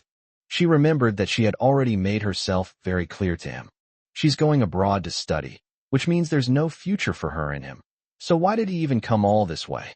Why make her feel so embarrassed in front of Ing Haoran and her classmates? Zhang Shua, I have something to do. Can I contact you by phone when I have some free time? Lin Ranran just wanted to end this awkward situation as soon as possible. Ing Haoran said coldly, Ranran, you don't need to pay attention to this kind of person. Let's go. The luxury car quickly disappeared from their sight. Zhang Shua stood there blankly, motionless. Wang Zishan nudged Zhou Xiangyu's arm and whispered, Brother Zhou, why does he look like a statue right now? Is he all right? Zhou Xiangyu said, They need care right now. You should go quickly. Prince Shan. Yes, he does need care, but he's not a girl. So what's the point of him rushing forward on his own? Zhou Xiangyu added, Old Wang, go get the sacks ready. Damn it, I really can't stand that guy anymore. Although Zhang Shua was in the next class, and they didn't have much of a classmate relationship, They were still alumni of the same school. Now, the alumnus was being looked down upon by a cocky and arrogant guy, which stirred up his chivalrous spirit of righteous indignation. Zhou Xiangyu strode over and patted Zhang Shuo on the shoulder. There are plenty of fish in the sea. Why be hung up on just one? When looking for a girlfriend, never just focus on her looks. That's the easiest way to get hurt. Look at my buddy Lao Gu. He was hurt by Lin Ranran before, but when he woke up, he found a better girl. So I believe that a good girl will be waiting for you in the future. Get your act together and cut your losses. Zhou Xiangyu finished speaking comforting words in one breath, and was surprised I never thought I had such eloquence. Ha ha ha. Damn. I even moved myself. Zhang Shuo was feeling sad, but his words of comfort made him feel a little better. However, he knew his own limitations. He could never have Gu Qinshi's good fortune in finding a girlfriend that everyone envied. Zhang Shuo smiled self-deprecatingly at Zhou Xiangyu. Thanks, brother. I'm much better now. After saying that, he turned to leave, but Zhou Xiangyu suddenly remembered something and grabbed him, asking, Hey, how did you know Lin Ranran was here? Someone must have informed him, otherwise he wouldn't have the ability to foresee the future. Indeed, someone leaked the information to Zhang Shuo. It was unintentional. After Zhu Mingming left, he couldn't wait to make plans with his girlfriend. On the way, he ran into Zhang Shuo, and they chatted briefly. Remembering that Zhang Shuo had been quite close to Linda's campus belle, he said with a mix of sympathy and schadenfreude, Looks like your campus belle is going to be snatched away by someone else. Zhang Shuo got the address and rushed over in a hurry. Therefore, he already knew that Lin Ranran had another boy by her side before he arrived. It's ridiculous that he's trying so hard to improve himself, to become better so that he can be worthy of her in the future. He even fantasized about seeing her again every day. She didn't like me before? Why not be more straightforward? Why let him have illusions? No, you can't blame her for this. She had actually made it quite obvious. Her refusal to give me her contact information already revealed her attitude. He interpreted it in his own wishful thinking, as he wanted it to be. Gu Chunshi watched Zhang Shuo turn away, looking utterly dejected, and his eyelids twitched violently. He remembered how he had been just as dejected in his past life, which was why history cannot repeat itself, not even when it happens to someone else. Gu Chunshi walked over and said, Zhang Shuo, a few of us classmates are planning to have lunch together. Why don't you come with us? Chapter 178 Youth is Wonderful. Gu Chunshi, do you feel sorry for me now and pity me? No, really no, I don't need your pity. Zhou Xiangyu was furious. Zhang Shuo, what's wrong with you? Old Gu was just trying to be kind, and you don't appreciate it. But why are you being sarcastic? So what if you're heartbroken? Lin Ranran never accepted you in the first place. So to put it bluntly, this isn't even heartbreak. What are you pretending to be suffering from infatuation for? Gu Chunshi. When Zhou Xiangyu gets sarcastic, his words can be just as sharp as his punches. Zhang Shuo was stunned for a moment, then suddenly laughed, as if he had just had a sudden realization. Brother, you're right. I was being too sentimental. Want to eat together? Okay, it's on me. Another person came along, eager to pay. Wang Zishan was displeased. It's a deal that I'm treating today. Nobody's allowed to take it from me. Zhang Shuo, you have no right to speak. Let's go. As Jinglan walked out of the clothing store carrying large and small bags, a gust of wind brought her back to her senses. Looking at the shopping bag in her own hand, and then at the shopping bag in Xiao Yu's hand, she immediately regretted her decision. Oh dear, what's going on? She brought Xiao Yu to the market intending to buy her 2 new outfits for the changing season, but ended up buying quite a lot for herself instead. And Xiao Yu paid for everything. There was no way to get a refund, so Jinglan silently calculated the price in her mind and suggested returning the money to Xiao Yu. As soon as she said it, Xiao Yu became unhappy.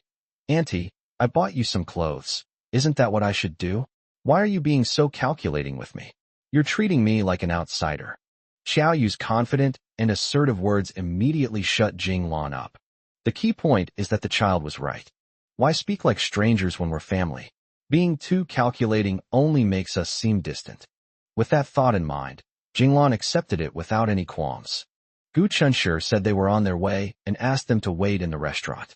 The word "they" made Xiao Yu and Jinglan uneasy. Besides Gu Chunshi, who else will come? It seems like there are quite a few other people. Gu Chunshi's explanation came quickly. My classmate said he wanted to have a meal together, and then chose this newly opened Chinese restaurant. Jinglan quickly took out her phone to check her balance and felt relieved. Enough for this meal. She was the only elder in the family, so she tacitly agreed to treat everyone to the meal. I'm just a little worried that Xiaoyu might feel uncomfortable having to eat with so many people all at once. Xiaoyu said, "Don't worry, Auntie.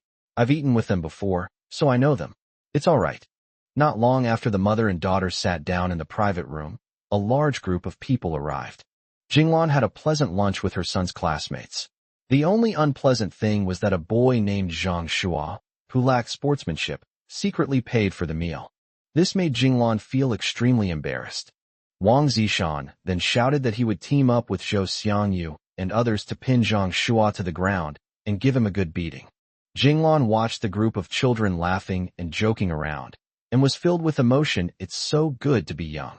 With Jinglan as the parent in charge, everyone felt embarrassed to cause too much trouble, so Prince Shan generously agreed to let him off the hook. Everyone waved goodbye and dispersed. "Auntie, we're not going back for now. We'd like to go somewhere else to have some fun." Zhou Xiangyu came over to greet Jinglan, and Tang Xiaoxi followed behind, politely calling her Annie. Jinglan smiled kindly. Go ahead, hey, Xiangyu. Wait a moment." Zhou Xiangyu stopped in his tracks, puzzled. "Auntie, is there anything else?" Jinglan said, "When are your parents free? Let's get together and have a chat." "Auntie, if you're just trying to thank my dad for bringing Gu Chinshi home, I don't think that's necessary. My parents are very busy and don't have time at all. Besides, it's a small matter and not worth mentioning. Auntie, please don't take it to heart." "I heard your parents are in business?" Jinglan asked. Gu Chinshi found it amusing. Don't assume that he doesn't know just because Jinglan did it discreetly. Jinglan was definitely trying to find out what business Zhou Xiangyu's parents were in and where their stores were by chatting with them. After finding out the details, you might one day go and give them steamed buns or knitted sweaters that you made yourself. Although they may seem inexpensive, they are the things that best show your sincerity. In short, she will do everything she can to repay the favor. Haha, he knows his dear mother too well. Zhou Xiangyu, being carefree and oblivious, couldn't see through Jinglan's shrewdness at all. He casually said, "They opened a small supermarket on Jianjun Road. They don't seem to make much money usually, but they're very persistent and busy." Gu Chunshi and Xiaoyu exchanged a glance, both puzzled. Some things are easier to hide for a while. It's too difficult to keep it a secret for more than 10 years. If the Zhou family is as wealthy and powerful as they speculated, how did they manage to make Zhou Xiangyu so convinced that his parents were just running around in a small, rundown shop every day? This is quite difficult. Unless Zhou Xiangyu never goes to visit his family's shabby little shop. However, the small, rundown shop that Zhou Xiangyu mentioned is located in the same city, so it's highly unlikely that Zhou Xiangyu would never go and take a look. On the other hand, Gu Chunshi also had more faith in his own judgment. Anyway, Zhou's father didn't look like a small business owner running a rundown shop at all. Furthermore, he noticed that the same middle-aged man was the driver when they went to City A and later hitched a ride back. He was taciturn and barely spoke throughout the entire process. Mr. Zhou would occasionally take over driving for a short while, at most an hour or two, before a middle-aged man would take over driving. He was clearly Zhou's father's personal driver. In short, the Zhou family seems incredibly mysterious. Gu Chunshi looked back at the restaurant, whose decor was similar to that of Chinese restaurants in City A, and then looked back at Zhou Xiangyu, who was completely unguarded with his mother. This guy is very likely the young master of this place. TSK. Jinglan chatted with Zhou Xiangyu about everyday things for a while, and then she found out about his family background. Gu Chunshi admired his mother immensely. Zhou Xiangyu and Tang Xiaoxi left together. Jinglan watched their backs and showed the loving affection of an elder. These two children are so good, a perfect match, a match made in heaven. Gu Chunshi chuckled and said, "Mom, you think so too? I also think they're a good match." Jinglan looked at her beloved son and daughter-in-law, beaming from ear to ear. "You two are a match made in heaven." Gu Chunshi put his arms around Xiaoyu, who was silently watching the show, and his mother, pulling the two most important women in his life into his arms. He smiled and said, "Mom, where are we going next? Please give me your directions." Chapter 179, I'll only be your daughter-in-law. When Gu Chunshur asked Jinglan for instructions, he already had the answer in his heart. Really? Let's go check out Xiangyu's little shop and buy some fruit to take over. The fruit itself isn't valuable. What matters is letting people feel your sincere sincerity. Gu Chunshur suppressed a laugh. Mom, no matter how clever you are, I still know exactly what's going on in your mind. Humph. After deducing that Zhou Xiangyu might be a hidden rich second generation, Gu Chunshur became unusually curious about the small, run-down shop Zhou Xiangyu mentioned, and immediately agreed. As long as he's with them, Xiaoyu has no objections no matter where they go. I took a taxi and headed straight for my destination. The small, run-down shop that Zhou Xiangyu mentioned is a small convenience store. Gu Chunshur smiled as soon as he saw the name. Xiangyu Convenience Store. Using Zhou Xiangyu's name directly is simple and straightforward, but it made him feel a deep sense of familiarity. Jinglan carried the imported fruit she had bought in advance and walked inside. Gu Chunshur took Xiaoyu's hand, and the two exchanged a knowing smile before following closely behind. There weren't many people in the store. Behind the counter sat an elderly woman in her 60s, wearing reading glasses and looking at her phone, laughing as she looked. Xiaoya, look at this guy. Isn't he stupid, haha. Zhang Huiyue, who was also sitting behind the counter, peeked out and laughed. That's all just a skit. It's fake. No one would be that stupid. Noticing someone enter, they quickly looked up. Zhang Huiyue didn't recognize Jinglan, who was the first to walk in, and subconsciously treated her as an ordinary customer. But she recognized Gu Chunshur and Xiaoyu, who followed her in. She immediately stood up with a delighted, "Oh," and almost blurted out, "My little darling." As she stepped out from behind the counter with a beaming smile to greet the two of them, she suddenly realized something was amiss and looked at Jinglan, who was smiling at her, with surprise. It was only then that she suddenly realized that Gu Chunshur and this female customer had strikingly similar facial features. Gu Chunshur smiled and introduced the two to each other.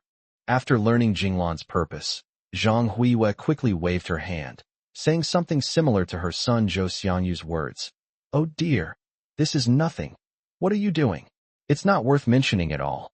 If we're really going to express our gratitude, it should be my husband and I thanking your Chunshur." If Chunshur hadn't urged Xiangyu to study hard, he wouldn't have been able to get into the University of Science and Technology at all. The two mothers showered each other with praise for their sons, chatted endlessly as if they were old friends, and then made a pleasant verbal agreement to have a proper get-together with their families another time. The trip concluded successfully in a joyful atmosphere. On the way back, Jinglan couldn't help but click her tongue. Xiangyu's mother is really beautiful. She looks more than 10 years younger than me, but she is actually only 3 years younger than me. She dresses so fashionably, just like a wealthy lady in a TV series. She has such a good temperament. Xiaoyu said, "Auntie, you are the most beautiful in my heart. My little you is so good at talking." Jinglan smiled, and then changed the subject, looking at Gu Chunshur. At Chunshur, 9 a.m., when I used to go to your parent-teacher conferences, some of the female parents would dress up nicely, but I always went without makeup. Tell me honestly, did you ever think your mom was unfashionable? Gu Chunshur said in surprise. Mom, are you kidding me? How could I think you're unsophisticated? There's a saying that a son doesn't think his mother is ugly. Besides, you're not ugly at all. Jinglan chuckled and replied. The previous line is a dog doesn't mind a poor home, right? The taxi driver said enviously. Sister, look how good your son and daughter are. It's really enviable. Jinglan chuckled and said proudly. That's right. I often feel very proud too. To her, a daughter-in-law is just like a daughter. So Xiaoyu is her daughter-in-law. The driver showered him with praise. If I had children like yours, I'd be laughing in my sleep. Ugh, my brat is always jumping around and running around. He's driving me crazy. The driver was very talkative and chatted happily with Jinglan the whole way. Gu Chunshur and Xiaoyu, the brother and sister duo, obediently became listeners, secretly holding hands tightly. Xiaoyu's hands are usually a little cold. Today is no exception. Gu Chunshur, on the other hand, always seem to have warm hands. It's great for warming your hands in winter. As they chatted, the driver unexpectedly learned that Gu Chunshi was a student at Hwada University. He then mentioned that Gu Chunshi had a cousin who was a senior in high school and was very beautiful. She then enthusiastically offered to introduce him to Gu Chunshi. Gu Chunshi was completely dumbfounded. Xiao Yu wanted to hit someone. Jinglan quickly replied, "Thank you, but it's all right. My son has already found a partner." The driver said regretfully, "Oh dear, that's such a pity. My cousin is really beautiful, like a big star. And the little brother is quite handsome too. He and my cousin are a perfect match." Gu Chunshi, "Brother, please shut up." He could already feel the murderous aura emanating from Xiao Yu. The driver then abruptly changed the subject. "But it's okay. I have a cousin who's incredibly tall and handsome." This time, not to mention Gu Chunshi, even the good-tempered Jinglan wanted to kill someone. Before the driver could finish speaking, Jinglan forced a smile and refused. "No need. Thank you. My daughter has already found a boyfriend."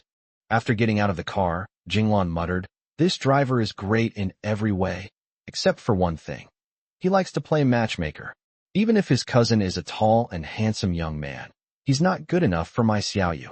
At this point, she added haughtily, "Except for my son."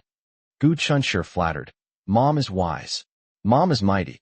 Xiao Yu happily hugged Jinglan's arm. "Auntie, I will only ever be your daughter-in-law in this lifetime."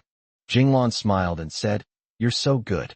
Auntie only wants you to be my daughter-in-law." Gu Chunshi looked at the mother and son with amusement. Suddenly his expression hardened, and he abruptly turned his head to look in a certain direction. Xiao Yu noticed something was wrong with him immediately and rushed over like lightning. Gu Chunshi immediately followed. In the alleyway not far away, a man turned around in a panic and tried to run away. Xiao Yu, who rushed over like the wind, would not give him this chance. He leaped up and kicked him in the back, knocking him to the ground. Gu Chunshi was amazed and wanted to shout, "My wife is awesome. Long live my wife." Gu Chunshi walked over, and after seeing the man's face clearly, he snorted coldly. It turned out to be Chu Xian's husband, Meng Zhe. The sudden situation left Jinglan frozen in place, taking a long time to react. They rushed over and found a man lying at the alley entrance, groaning in pain, while his son and Xiao Yu stood by, expressionless. What was going on? She was completely bewildered. Chapter 180 Meng Zhe's Secret Filming. When they found Meng Zhe, he was holding a phone. Immediately afterward, Xiao Yu kicked him to the ground, and the phone slipped from his hand and fell to the hard cement floor with a thud. Xiao Yu bent down and picked it up, finding that although the phone screen was shattered into a spider web, its basic functions were still usable. Xiao Yu glanced at the screen, his face turning as black as the bottom of a pot. Gu Chunshi peeked over and his face darkened as well. "You were taking pictures of us without our knowledge?" After a series of psychological changes, Meng Zhe has now calmed down and quickly found a seemingly reasonable excuse. "It's a misunderstanding, a misunderstanding. Please listen to me. This really is a misunderstanding." He scrambled to his feet, his cheeks scraping against the ground as he fell, leaving several bloody marks. Jinglan leaned closer to Xiao Yu and saw a picture on his phone screen of her chatting with Xiao Yu and her son. Although the distance was a bit far, the phone's camera was good enough to see everyone's expressions clearly. She immediately remembered that someone had come looking for Xiao Yu and found her at her doorstep, and she flew into a rage, so this guy was one of them too. Gu Chunshi remained silent, thinking to himself, "I'd like to see how you plan to fabricate this." Meng Zhe said awkwardly, "I just bought this phone today. The shopkeeper said the camera had good resolution, so I just took a couple of photos to test the clarity. I'm telling the truth. I accidentally included you guys in the photos. I didn't mean anything by it." Gu Chunshi ruthlessly exposed his lie. "Then why did you rush to run away when you noticed me looking over?" Meng Zhe chuckled awkwardly and continued to explain, "I was afraid you'd think I was a pervert who likes to secretly film others, so." "So your reaction is enough to show that you're guilty," Gu Chunshi sneered. Meng Zhe said in a panic, "Young man, you have to believe me. I'm telling the truth. I live right next door to you. I grew up here too. You can find out what kind of person I am by asking around." Xiao Yu asked in a low voice, "Is it easy to earn $1 million?" Meng Zhe's face stiffened. Xiao Yu continued. What other benefits did Xiao Qi give you? Meng Zhe looked apprehensive. He didn't know the name of the extravagant rich kid, but he knew his surname was Xiao. So he followed him around like a puppy, calling him Boss Xiao. Boss Xiao once boasted that he would not give up until he found the girl he was looking for, but in the end he left in a hurry. That day, he received a phone number with the exact same address as Xiao Qi, instructing him not to do anything for Xiao Qi anymore, nor to disturb the girl's life. The man's intimidating tone on the phone sent chills down his spine, and he repeatedly promised it wouldn't happen again after all. He'd already made 500,000, so he wasn't losing out no matter what. However, 2 days later, another 500,000 yuan appeared in his bank account. Immediately afterwards, he received another call from Xiao Qi. He told him the girl's exact address and instructed him to secretly investigate her living situation and send the information to him promptly. He also promised that if he performed well, he would receive 100,000 yuan per month. Meng Zhe hesitated, remembering the stranger's warning. Xiao Qi told him not to be afraid, and that he would take responsibility if anything happened. Lured by money, Meng Zhe ignored the stranger's warnings and began to take the risk. So Meng Zhe went home after get off work and ran over here, wandering around the neighborhood.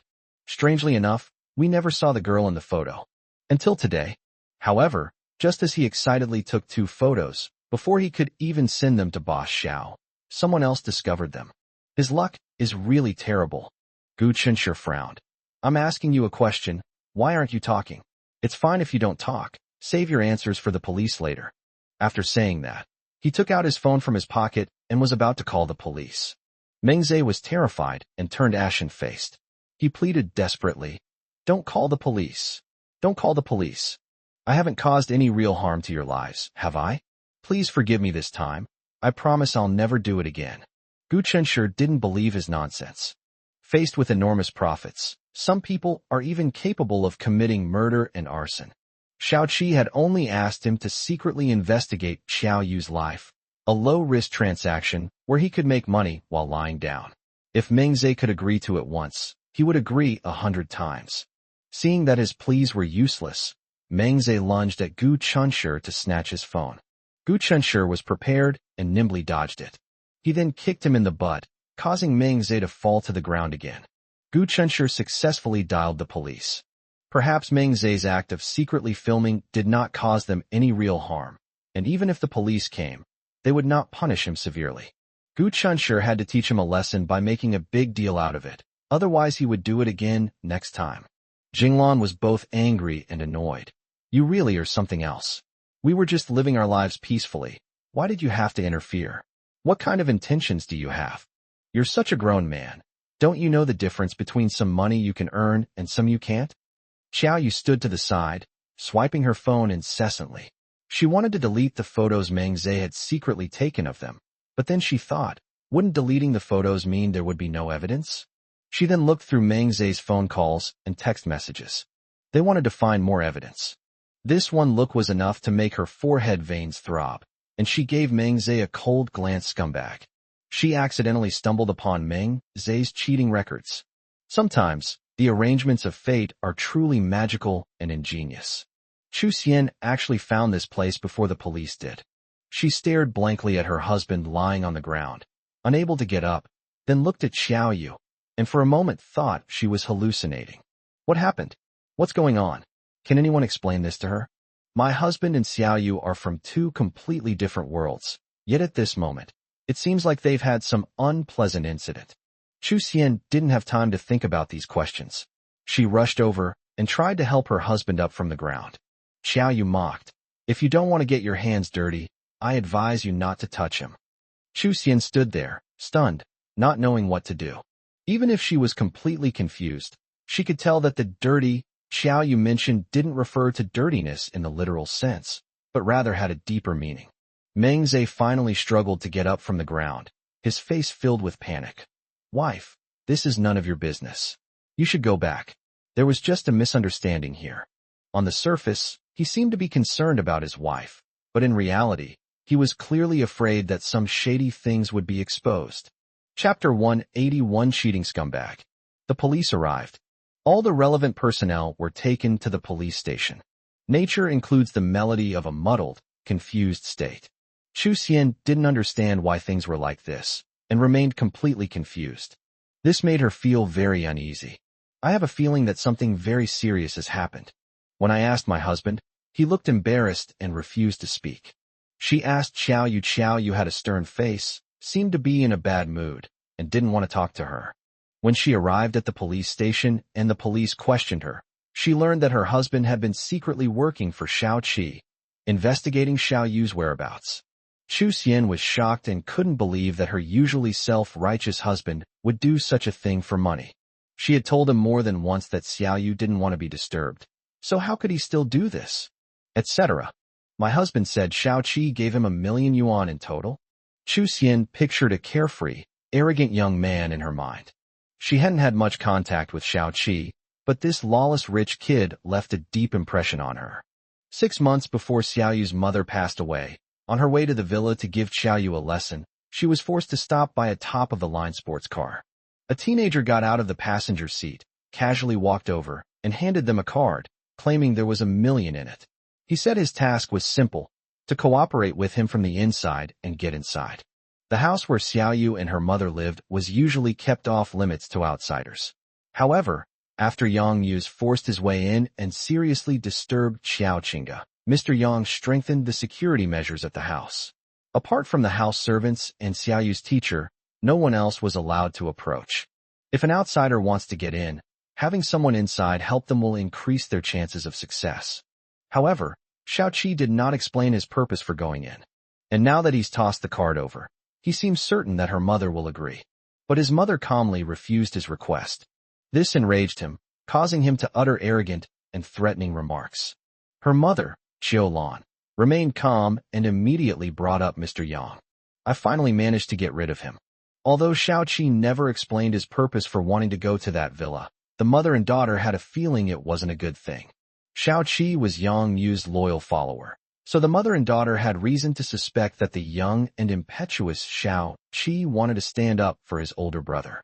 Chu Xian never dreamed that, years later, that rich second generation would forcibly intervene in their lives in this way.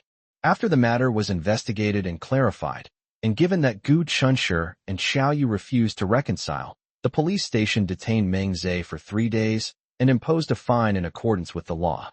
Chu Xian was frustrated and disappointed in her husband, but she had nothing to say to him. Xiao Yu. In front of the police station, Chu Xian caught up with Xiao Yu, then looked at Jing Lan and Gu Chunshi with suspicion. She felt that Jing Lan looked familiar, and she was sure she had seen her somewhere before. This is not surprising. Jing Lan is well liked and has many acquaintances. She can stop several times on her way to buy groceries and chat with several different groups of people. Chu Xian's in-laws live in the next neighborhood, and Chu Xian comes over every weekend, so it's not surprising that she occasionally sees Jing Lan. However, Chu Xian didn't recognize this tall, long-legged guy. She was certain she had never seen him before. She noticed at the police station that Xiao Yu seemed to have a close relationship with them, so close that it was like they were family. Were they the people Xiao Yu met later? Chu Xian was overwhelmed with mixed feelings. While she was surprised, she was also secretly happy for Xiao Yu. Based on her understanding of Xiao Yu, she assumed that Xiao Yu, being alone outside, would lock herself in her room and refuse to communicate with others, just like before. But that wasn't the case at all. This mother and son both seemed to be good people. Xiao Yu and this sunny and handsome boy are a perfect match. The sudden thought that popped into her head made Chu Xian's eyes widen. Xiao Yu looks like a mother and daughter with middle-aged women, but like a couple with men. It wasn't until she met Xiao Yu's eyes that Chu Xian finally came to her senses. But she couldn't help but glance at Gu Chunshi a few more times. Subconsciously, she regarded herself as Xiao Yu's family member, acting as an older sister to help Xiao Yu make a choice. Chu Xian said with shame, "Xiao Yu, I'm sorry, I didn't expect him to be so blinded by greed." Xiao Yu said, "You don't need to apologize to me on his behalf. He doesn't deserve it." The words "he doesn't deserve it" made Chu Xian's heart skip a beat. She then thought of Xiao Yu's words earlier, "Don't dirty your hands," and stammered, "Xiao Yu, what do you mean?" Looking at the bewildered Chu Xian, Xiao Yu couldn't help but recall the happy times he had spent with Chu Xian in the past. It's no exaggeration to say that almost all the happiness she experienced in her childhood came from Chu Xian. The zither was her only playmate during her monotonous childhood. Out of consideration for their past relationship, well, maybe she felt that fickle scumbags deserved to die. She felt obligated to let Chu Xian see the true face of the scumbag. Do you know what licking a lollipop means? Xiao Yu asked. Chu Xian was momentarily stunned. You mean her WeChat name? My husband's cousin. Xiao Yu sneered, said nothing, and turned to leave. Chu Xian stood there blankly.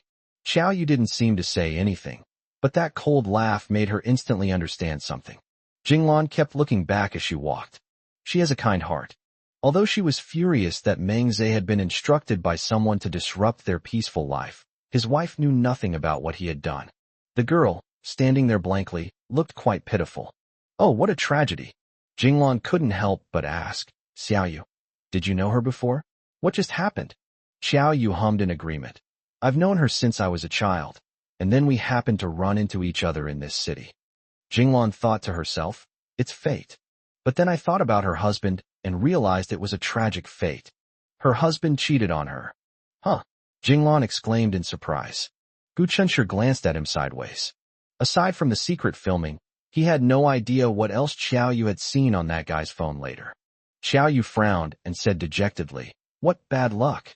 Back home, Xiao Yu felt a surge of anger and wanted to call Yang Muse, but then she thought it wasn't really his responsibility.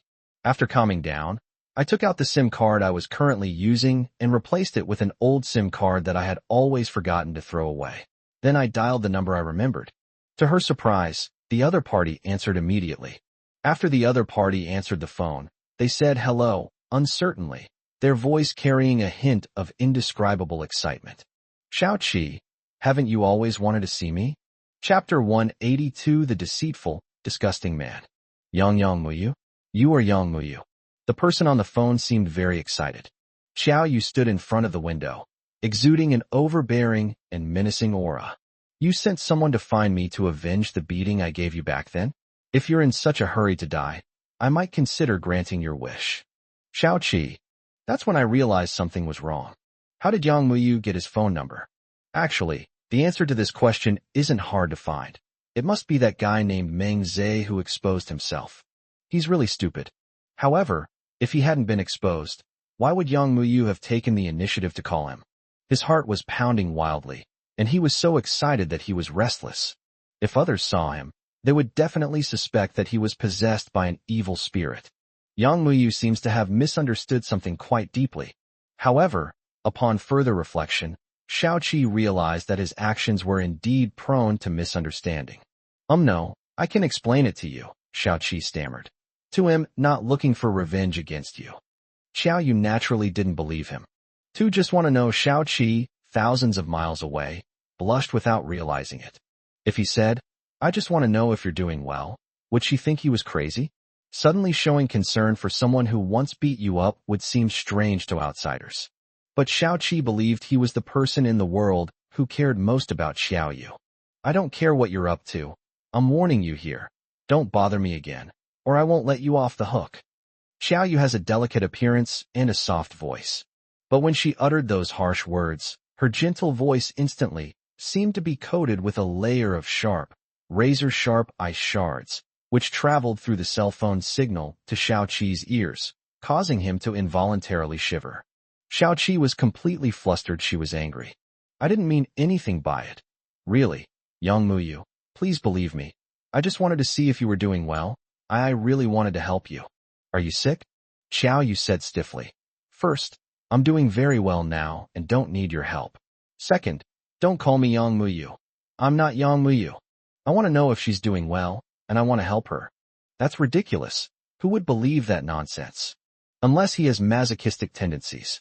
Anyway, if there's a chance in the future, Xiao Yu will definitely give him another good beating. Otherwise, it would be unfair to his shamelessness. Shao Qi said, You're lying. I heard that when you ran away from home, you didn't take anything with you, not even money. You must have suffered a lot. Across the street, Jinglan peeled a red pomelo, carefully removed the peel, placed it on a plate, and asked Gu Chunshur to bring it over to Xiao Yu. Although they don't live in the same room, they are now like a family. The kind of door where you don't even need to knock before entering. Baby, come and eat a pomelo. As soon as Gu Chunshur entered the door, he began to call out.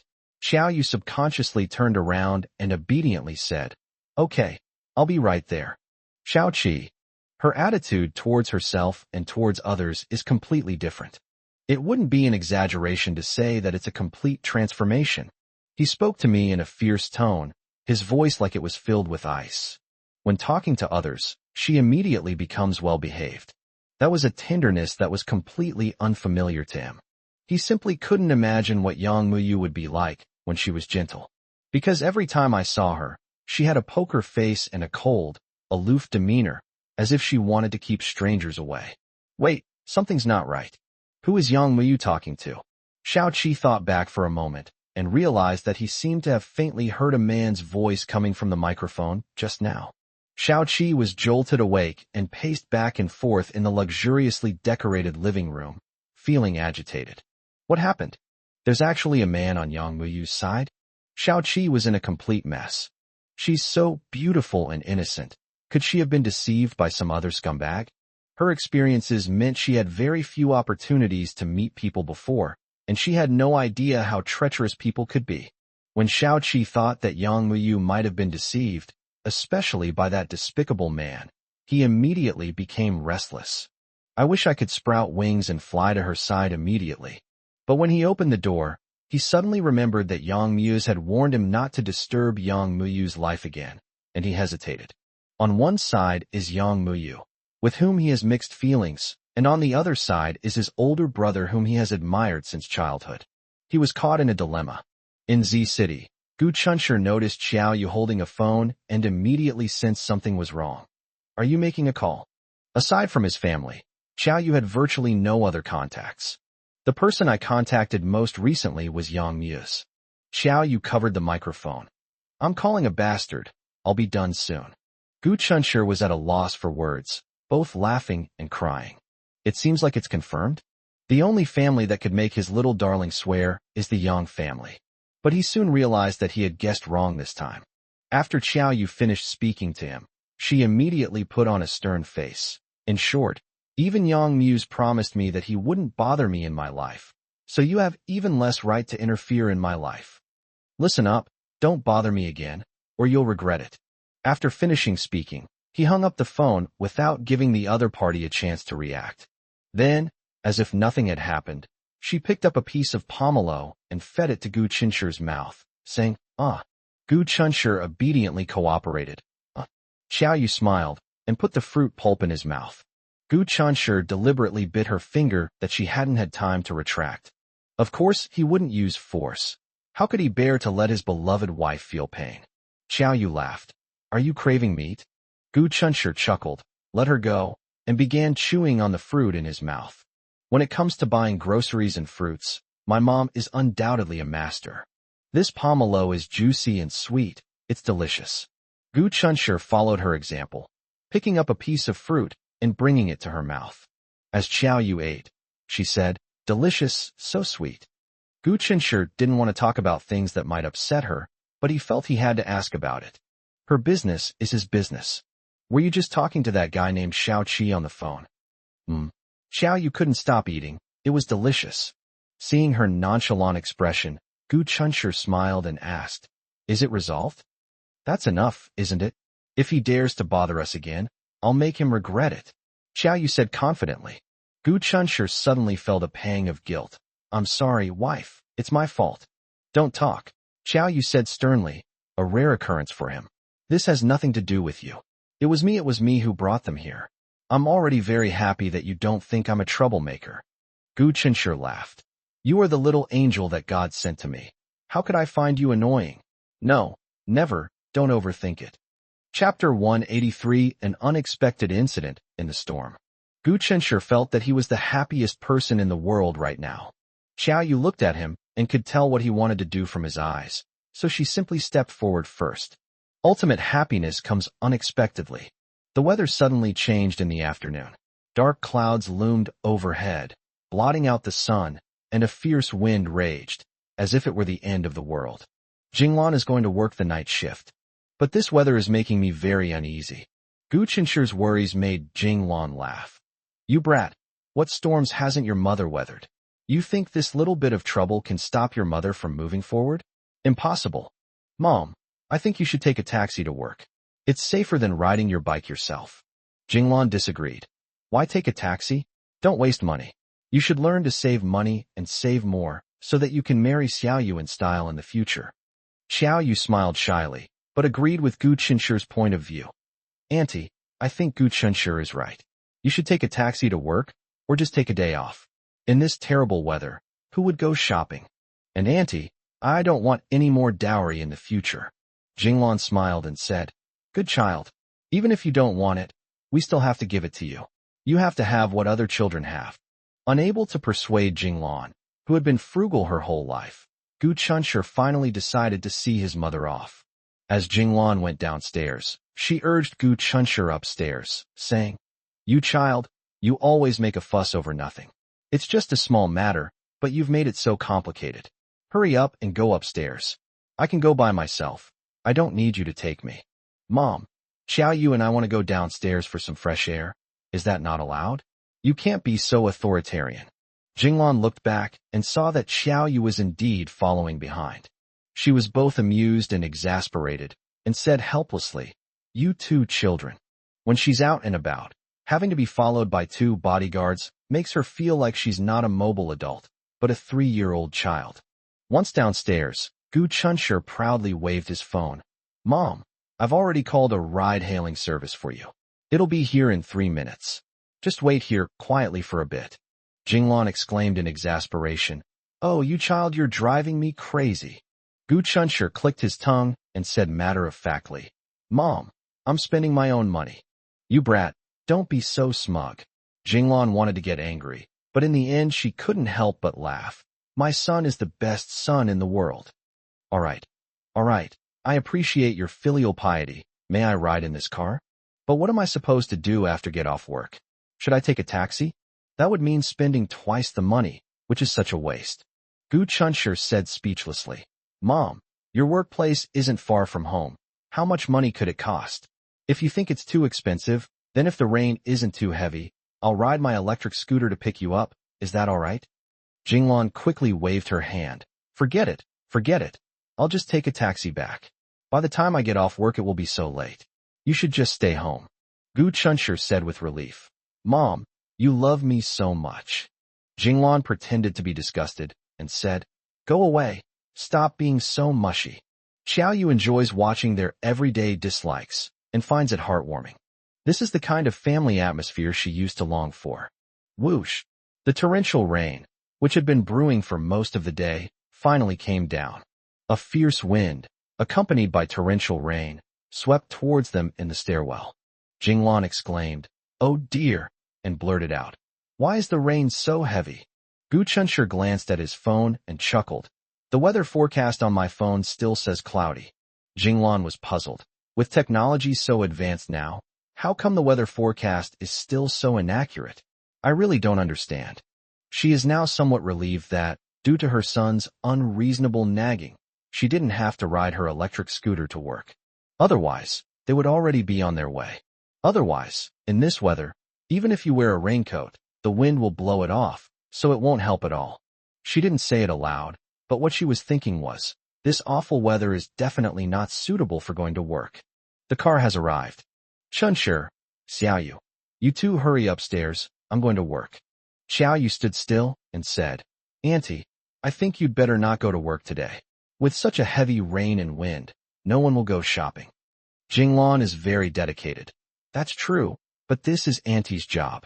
Even if no one is around, Auntie will stick to her post until the very end. He opened the umbrella and urged the two of them to go upstairs again. Gu Qinshi knew he couldn't persuade his dedicated mother, so he opened his umbrella and insisted on escorting her to the car. Jinglan, with a mixture of disdain and gratitude, said, You brat, do you think your mother is a 3-year-old? I can walk by myself. You're not allowed to follow me. After saying that, he walked into the rain. Ouch! At the same time, a cry of surprise came from the rain. Someone's umbrella was blown away by the strong wind, and they fell to the ground. Qinshi, come here quickly. A panicked voice came from behind the rain. It was none other than Jinglan. However, she wasn't the one whose umbrella was blown away, nor was she the one who fell down. Gu Chunshur left with the words, "Stay here and don't come any closer," and rushed into the rain. Xiao Yu stood anxiously in the stairwell, looking over, wanting to go forward and help. The sound of the pouring rain was occasionally punctuated by the occasional bark of a dog. She quickly realized who had fallen. It's Grandma Wang downstairs. Gu Chunshur and Jinglan both had umbrellas. But that didn't stop them from getting soaked to the bone. The wind was too strong, and we needed to help Grandma Wang up from the ground, so there was no way to properly hold the umbrella. When Xiao Yu saw Gu Chun, she simply threw the umbrella aside, picked up Grandma Wang, and ran towards the ride-hailing car waiting at the entrance of the community. Xiao Yu wanted to go over and hold an umbrella for them, even though it wouldn't make much difference. Jinglan, who was following behind, probably guessed what she was going to do. She hurriedly shouted at her in the rain. "Xiao Yu, don't come any closer. The rain is too heavy and you can't hold the umbrella. You'll get sick. We're taking Grandma Wang to the hospital. Be good, go upstairs right now." Xiao Yu became even more anxious. She was worried that Gu Chunshur and Jinglan might get sick since they were soaked by the rain. Xiao Yu wished he were the one getting soaked in the rain. Jinglan was ultimately unable to attend her shift today. Grandma Wang is 64 years old this year. Her husband has passed away, and her only daughter is already married. She is usually quite busy with work. Grandma Wang is retired and lives alone at home. She pays attention to physical exercise, and her physical condition looks much better than that of her peers. Unexpectedly, a sudden downpour caused her to slip and fall, breaking her leg. When her daughter heard the news, she was so anxious she almost cried, but unfortunately, he was away on a business trip and couldn't come back for a while. Chapter 184 Homeless Ghosts. The old saying, "A close neighbor is worse than a distant relative," is perfectly exemplified in the lives of Grandma Wang and her sons Jinglan and Gu Chunshur. Before Grandma Wang's daughter and son-in-law arrived, Jinglan and Gu Chunshur were busy taking care of things at the hospital.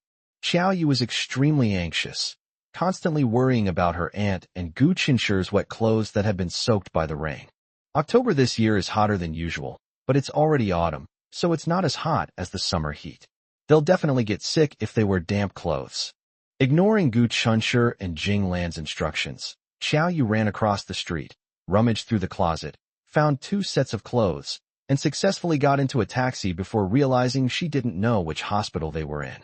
Calls to Jinglan went unanswered, but calls to Gu Chunshur went through without being answered. This made Xiao Yu, who was already feeling uneasy, even more anxious. After learning about the situation, the driver thought they should go to the 4th hospital of Z City, which was the nearest hospital. As soon as Xiao Yu got out of the car, Gu Chunshur called, "Are you at the 4th hospital in Z City?" Xiao Yu looked around and quickly asked, "I've come to bring you some clothes. It's at the 4th hospital, but don't come. The rain is too heavy, we'll be back soon." Gu Chunshur stopped him. Xiao Yu smiled with relief. "Where exactly are you now?" "I'm already in the lobby of the 4th hospital." Jinglan complained that Xiao Yu was disobedient and ran around everywhere, but she had to admit that Xiao Yu was a timely help. Before the rain, the weather was unbearably hot and humid. After being caught in the rain, my body felt like it was covered in a layer of ice. When I first brought Grandma Wang here, I was so busy being nervous and running around that I didn't think anything of it. When we stopped now, we were shivering from the cold. My lips were so cold they turned blue. Gu Chunshur was tall and strong, in his prime, and looked to be in better condition than Jinglan. But it's also cold. The two went to the bathroom to change their clothes and finally felt a little more comfortable. When Grandma Wang's son-in-law, a civil servant, heard the news, he rushed over in the rain to hand over the work and expressed his deepest gratitude to Jinglan and her son. On her way home, Jinglan sneezed loudly. Xiao Yu immediately asked anxiously, "Auntie, have you caught a cold?" Jinglan didn't take it to heart. It's okay. Your aunt isn't that delicate." Even so, after getting off the bus, Xiao Yu still wanted to go to a nearby pharmacy to buy some medicine for a cold, but Jinglan stopped him. "Just make some ginger soup when you get home. We have cold medicine at home, so we don't need to buy any." Gu Chunshur chimed in. "Yes, we have medicine at home, so there's no need to go buy any. Xiaoyu then gave up. The rain had lessened considerably compared to when it started. As soon as they got home, Xiaoyu insisted that they sit down and rest while she went into the kitchen to make ginger soup. She couldn't endure it, so she learned how to endure it online and did it on the spot. However, neither of them behaved in the living room. Jinglan was busy doing laundry, while Gu Chunshi quietly slipped into the kitchen and hugged her from behind. They didn't dare hug for too long, afraid that Ms. Jinglan would see them and they would feel embarrassed. Once the ginger soup was ready, Xiaoyu made sure each of them drank a large bowl before she could finally relax a little. After Gu Chunshi's phone got wet in the rain, he wiped it clean and continued to use it normally, with basically no impact. Jinglan's phone was rather unfortunate. She bought a cheap knockoff phone, which was of poor quality and was ruined after getting it wet. No wonder Xiaoyu couldn't get through to her when he called. When Gu Chun got off work and heard about Grandma Wang's situation, the family of 4 went to the hospital to visit her again. I'll also buy Jinglan a new phone while I'm at it. The rain had stopped by then, and the temperature had plummeted. Wear short sleeves before it rains and long sleeves after it rains. In just a few hours, people experienced the power of 2 extremes of ice and fire. Jinglan meant that her phone only needed to have the functions of making calls, sending text messages, and watching videos, and she wanted to buy the cheapest one. It was met with unanimous opposition from the other 3. Jinglan was outnumbered and ended up buying a phone that cost over 3,000 yuan. Jinglan was heartbroken and exclaimed that it was too expensive. Gu Chunshi lectured her. "Mom, you're wrong about that. You need to understand that the purpose of money is to serve humanity. If you're unwilling to spend this or that, aren't you just a miser?" Jinglan retorted, "Although I admit you're right, thrift and frugality are traditional virtues." Gu Chunshi retorted, "Frugality and thrift refer to the hardships of the past. Now that life is better, we should make ourselves more comfortable as long as we don't indulge in extravagance." Jinglan snorted, "But a phone that costs a few hundred yuan works just as well? You insist that I buy one that costs more than 3,000 yuan. That's called extravagance and waste." Gu Chunshi retorted with reason and evidence. "They are both houses.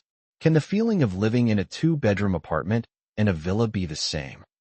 We have the same phone, but your cheap phone, which costs a few hundred yuan, keeps lagging, while your phone, which costs over 3,000 yuan, has a SIM card? Looking at the image quality, can a picture costing a few $100s look as smooth and comfortable as one costing over $3,000? When you go out with those aunties, you snap away taking pictures, and the resulting photos are beautiful and clear. Doesn't that make you look good?" Jinglan. She was speechless. After a long while, she laughed and scolded. "You brat, you've really grown wings. Now even your mother can't argue with you." Gu Chunshi straightened his back. "Mom, I don't agree with what you said. You can't argue with me because your views are wrong." Jinglan roared. "You little brat, how dare you take advantage of me and lecture your mother like that?"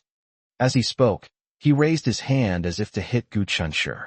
Gu Chunshi ran away quickly. At first, she hid behind her father, but quickly realized that this might cause her father to suffer an undeserved disaster. So she quickly moved to a different spot and ran behind Xiaoyu.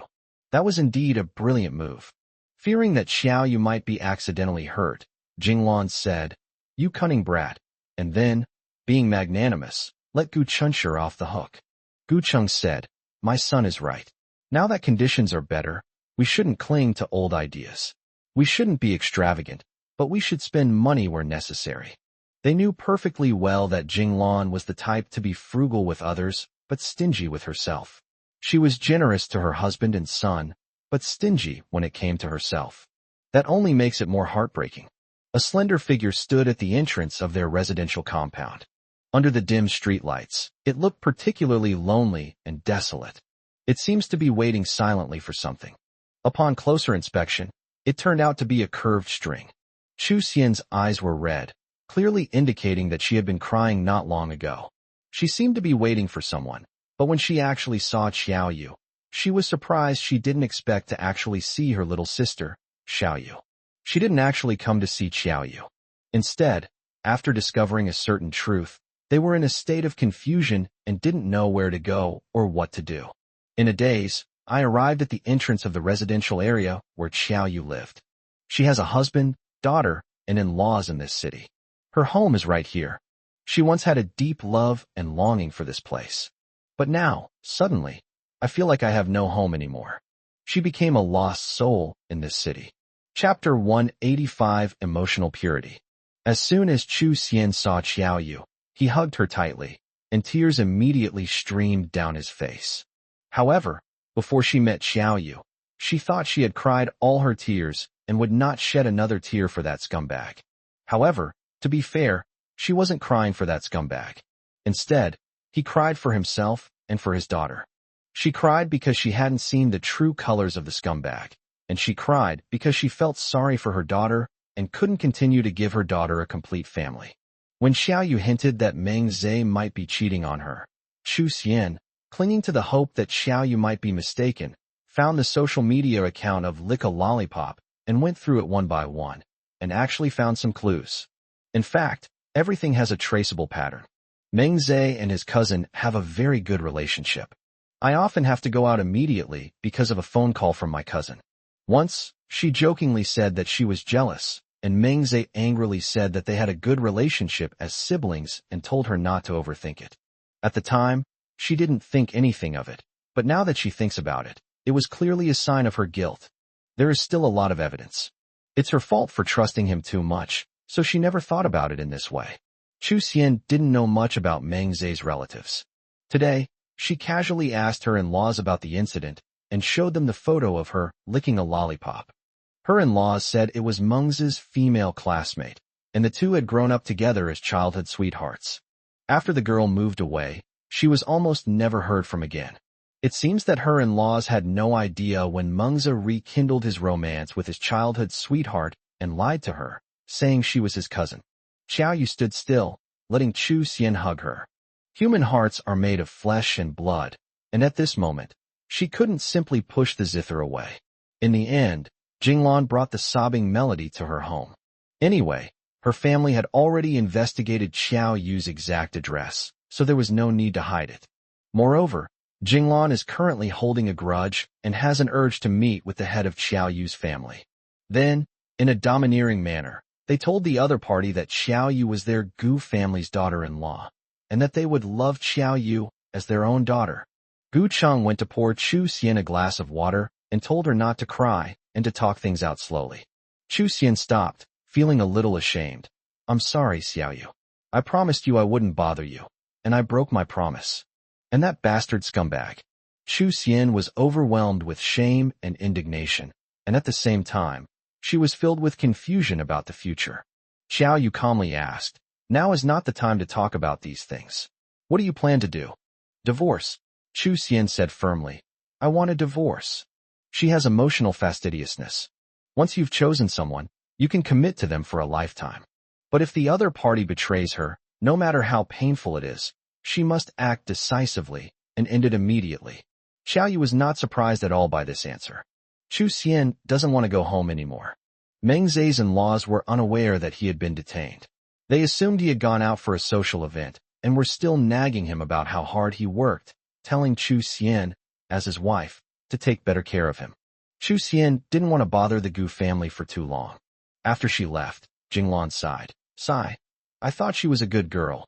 How did she end up with such an unreliable person?" Then he glared at Gu Cheng and said, "Hey, you old bastard, tell me honestly, have you ever done anything to betray me?" Gu Cheng, caught in the crossfire, pointed at Gu Chunshi and said, "Look how outstanding our son is, and you'll know whether I've ever betrayed you or not. Our son takes after me." Jinglan retorted, "Nonsense, my son looks just like me." Gu Cheng surrendered. Fine, whatever you say."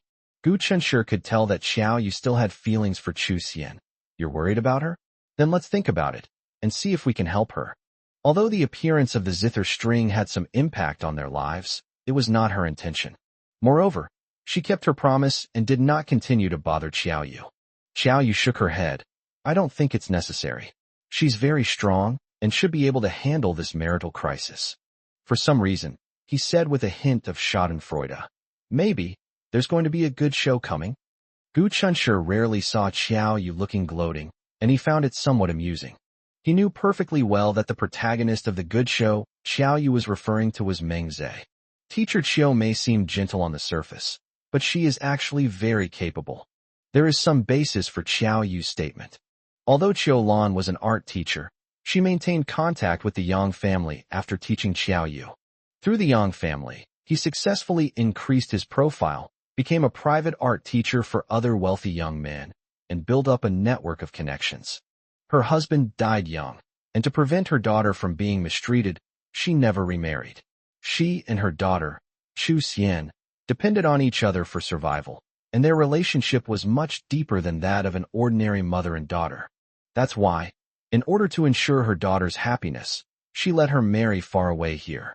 When Chu Xian sadly said that she had no home and didn't want to go back before she left, Jing Lan was worried about what she would do in the future, as living outside with the child was not a solution. Chu Xian mockingly revealed that the apartment they now lived in downtown was a wedding home that her mother had bought for her outright, registered solely in her name, and was her premarital property. And she was glad that her mother refused Meng Zhe's family's request to pay 100,000 yuan and add Meng Zhe's name to the deed, insisting on only writing Chu Xian's name.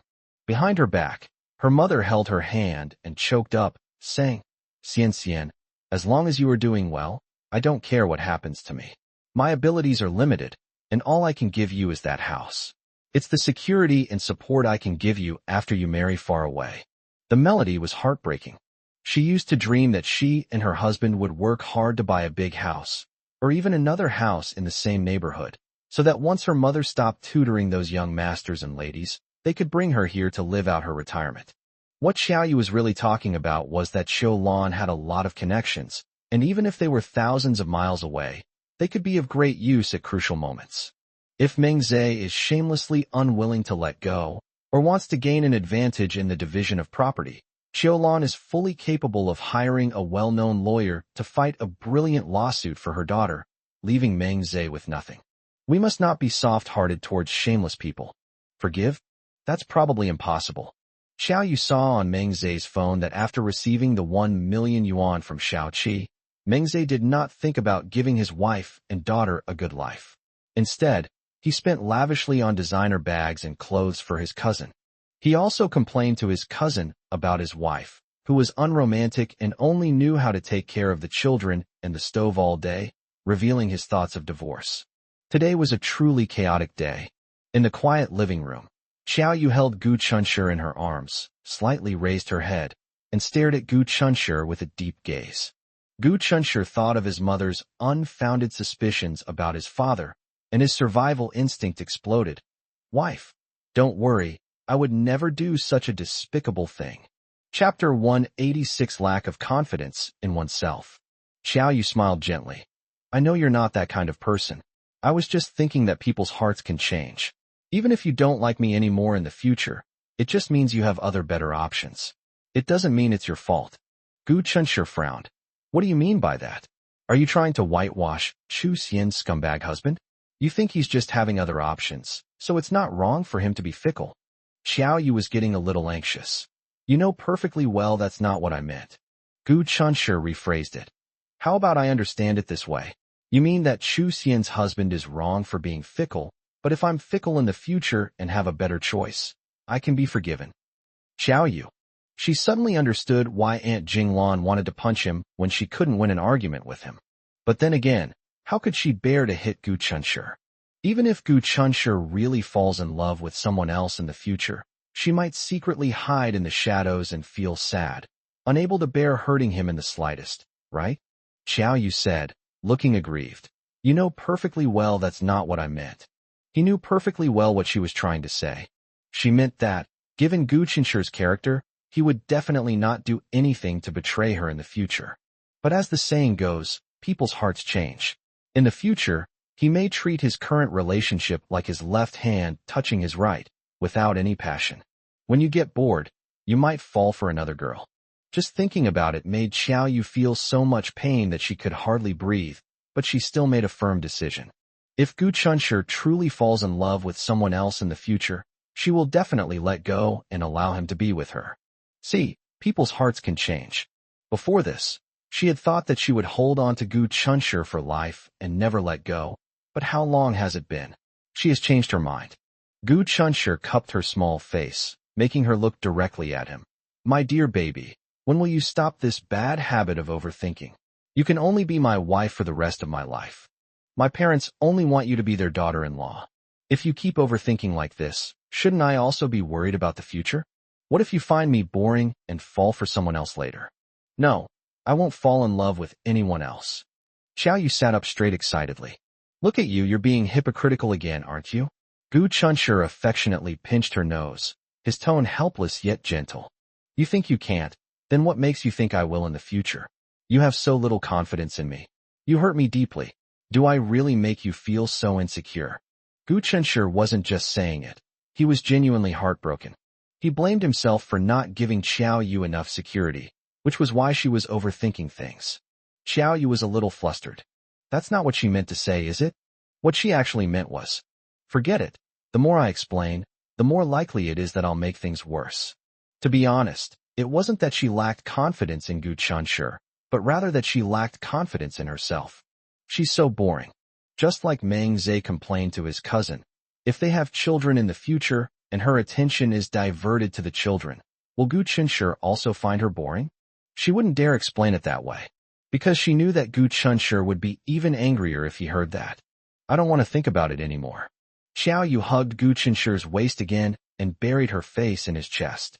The happiness she was experiencing brought Xiao Yu back to her senses. Only then did I realize that I had been worrying too much about what Chu Xian had experienced. Humans live in the present moment. Just cherish and live each day to the fullest. As for the future, who cares? Unbeknownst to her, Chu Xian did not return to the Gu family immediately after leaving. Instead, he found a quiet place and made a phone call to the Yang family. After she calmed down, she thought about things a lot. I'm very afraid that Xiao Qi will continue to cause trouble for Xiao Yu. She, as an outsider, was unaware of Yang Yu's brotherly affection for Xiao Yu. They assumed that Xiao Qi's actions were tacitly approved by Yang Yu's. She thought for a moment, then mustered up her courage to call Yang Yu's. Yang Yu's had previously condescended to call her in order to find out about Xiao Yu's situation. She knew she was an outsider, but she still presumptuously wanted to beg Yang Yu's to let go of Xiao Yu. She could tell that Xiao Yu was doing well now, better than ever before. After the call connected, she said timidly, Mr. Yang. 10 minutes later, Yang Muse hung up the phone with a livid face. Xiao Fei realized something serious had happened and cautiously asked, President Yang, what happened? Make that bastard Xiao Qi get right in front of me right now. Xiao Fei had just agreed to carry out the order when Yang Muse stopped him. Yang Muse gritted his teeth and said, I'll go find him myself. He then strode out. Xiao Fei didn't know how Xiao Qi had offended Yang Muse, but his intuition told him that it must be related to Yang Muyu. He silently lit a candle for Xiao Qi in his heart and hurriedly followed. Both are large families, but the relationship between the Xiao family and the Yang family is like that between Xiao Qi and Yang Muse. One is the younger brother, and the other is the older brother. Yang Muse stormed into the Xiao family home, startling Xiao Qi. He sensed something was wrong and knew that hiding was no longer an option. He forced a fawning smile. Brother, what brings you here? Enraged, Yang Muse kicked the coffee table in front of him to the ground anyway. He was rich enough to afford to pay for the damages even if he smashed the entire Xiao family's property. Xiao Fei shrank back a step, while Xiao Qi was so frightened that he curled up on the sofa and dared not move. Xiao Fei looked at Xiao Qi with sympathy. As a successful businessman, Yang Muse is generally able to control his emotions. This was the first time he had ever seen him so enraged. This shows just how serious the trouble Xiao Qi caused. Yang Muse angrily retorted, Xiao Qi, what did I tell you? Don't bother Xiao Yu's life. Why can't you remember? Xiao Fei thought to himself, it really is related to Mississippi. Xiao Qi hadn't expected things to be exposed so quickly, and he felt incredibly guilty. But thinking of that girl who was practically exiled, he somehow found the courage to retort, Brother, you can't do this. Yang Muse laughed angrily. When did it become your place to tell me what to do? Xiao Qi struggled to overcome his deep-seated fear of his older brother and argued, Brother, I know you've never liked Yang Muyu. But it's not her fault. You're unfair to her by imposing the grudges of the previous generation on her. Young Muse was stunned. Wait, what did he hear from this guy? Xiao Fei was also stunned. Things don't seem to be the way they imagined. Xiao Qi became increasingly agitated. She's just an 18 or 19-year-old girl. She has no life skills, no relatives, no friends. She left her hometown and ran off to another unfamiliar city. Have you ever thought about how she's been living these past few days? Chapter 187, Snatching a Sister? Young Muse remained silent. Xiao Qi, however, believed that his own words had awakened his conscience, and became even more impassioned. I went to see her to find out how she was doing. I wanted to offer her some help. What's wrong with what I did? Young Muse realized what was happening and looked at the self-righteous Xiao Qi with a puzzled expression. Wait a minute. What does it have to do with you whether she's doing well or not? Xiao Qi blurted out. How can it have nothing to do with me? Young Muse smiled enigmatically. Then tell me, what exactly does this have to do with you? Meeting Young Muse's stern yet mocking gaze, Xiao Qi suddenly began to stammer. Yeah, how does it have anything to do with him? Who does he think he is? Too kind-hearted and can't bear to see others suffer. Young Muse sneered. How did she suffer? She's never lacked food or drink since she was little. Our Yang family raised her to be 18 with great difficulty. But this ungrateful wretch thinks she's all grown up and runs away without a word. Even if she's having a hard time now, it's her own fault, and she can't blame anyone else. Besides, she's got hands and feet and received the best education. She's not going to starve. At this point, Young Muse paused. There are many people in this world who are more unfortunate than her. Why haven't I seen you, with your kind heart, lend a helping hand to others? Knowing there was a flaw in his words, Xiao Qi stammered. They're different. They're not like Yang Muyu. How are they different? Yang Muse sneered. Yang Muyu is a person, but the others aren't. Xiao Qi simply closed his eyes and roared fearlessly. Brother, if you don't like this sister, then give her to me. I don't look down on her. I just want to be good to her.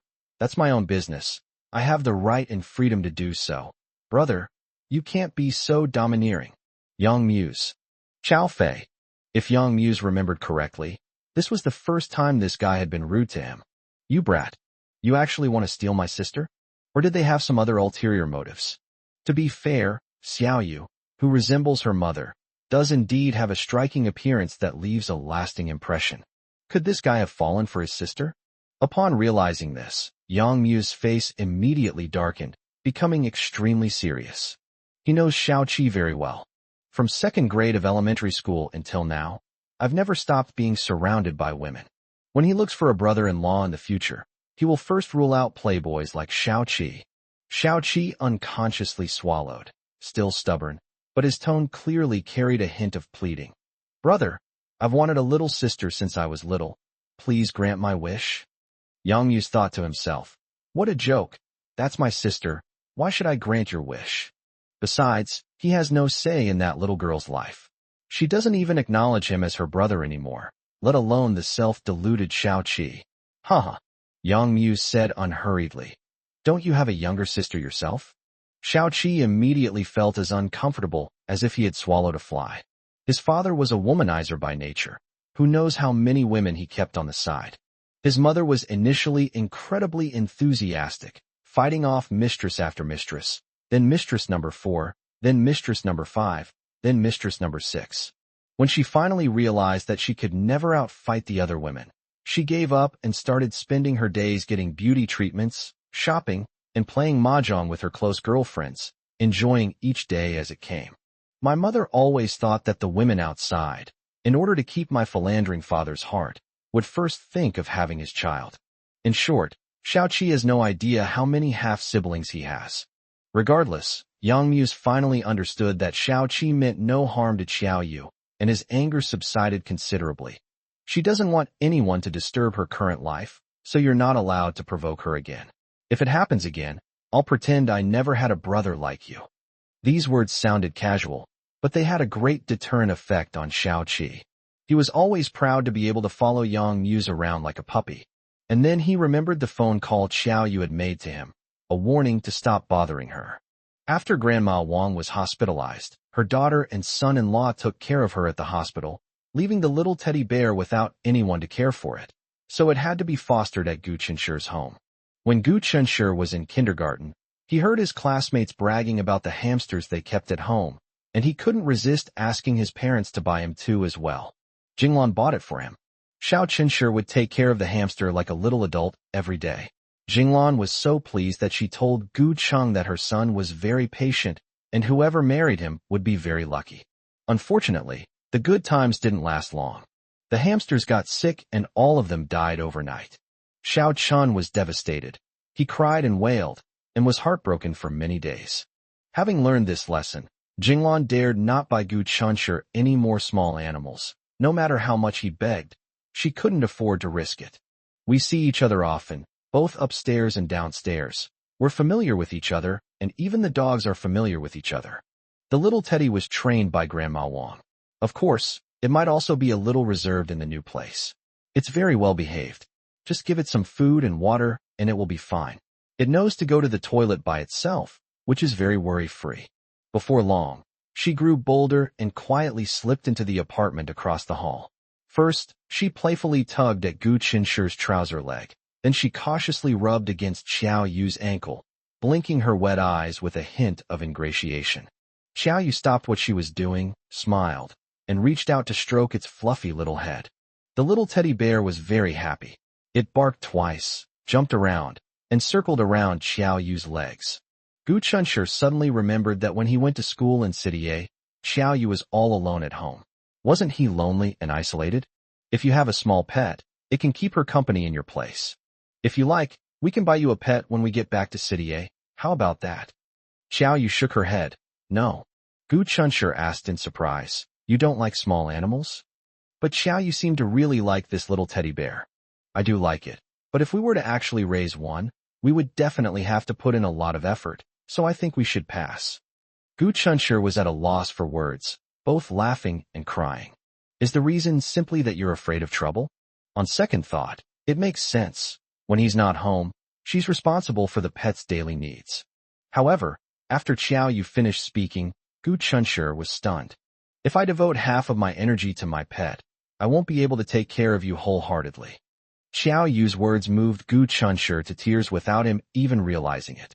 Because in her view, her thoughts were perfectly normal. She stayed in City A to take care of him. If I can't take good care of him, then what's the point of me accompanying him to City A? It's incredibly significant. Gu Chunshi has hands and feet and doesn't need her care.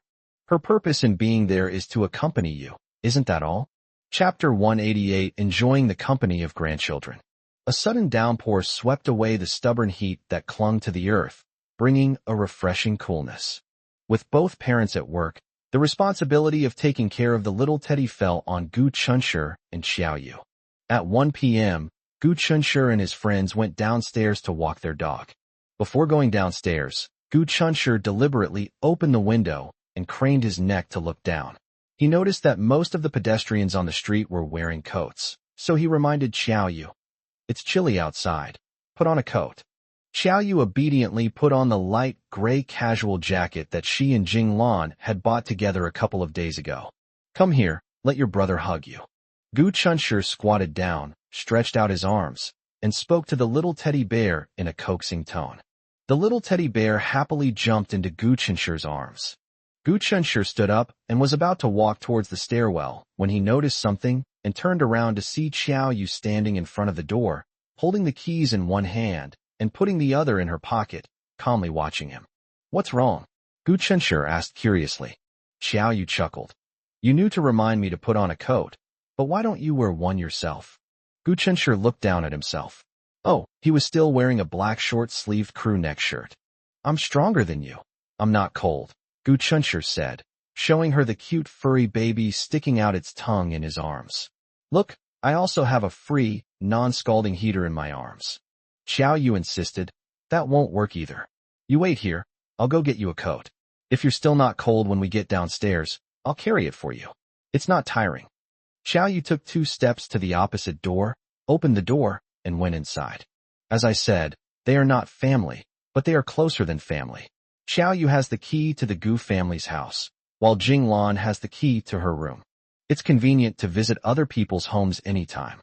However, Jinglan would only go to Xiao Yu's room to help clean after Xiao Yu and Gu Chenshi went to City A. She never entered or left her room casually, and she kept a very good sense of propriety. Xiao Yu easily found her way to Gu Chenshi's room, took a windbreaker from his closet, draped it over her arm, and left.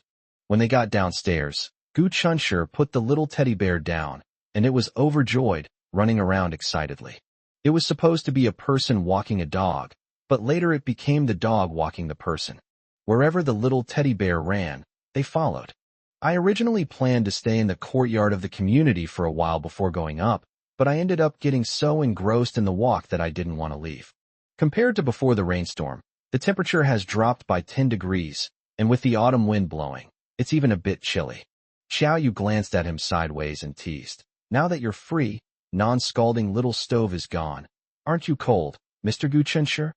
Gu Chenshi checked the temperature. Actually, it's not too bad. All right. Put it on quickly, don't catch a cold. Xiao Yu didn't want to make things difficult for him, so she quickly put the clothes on him. Gu Chenshi put on his coat and turned around to see that the little teddy bear had already run to the gate of the community. It was now turning its head and sticking out its pink tongue at them, as if to say, "Hurry up and catch up." Gu Chenshi and Xiao Yu exchanged a smile, and like doting parents, they followed them out. When the little teddy saw them coming, it barked excitedly and continued running outside on its 4 short legs.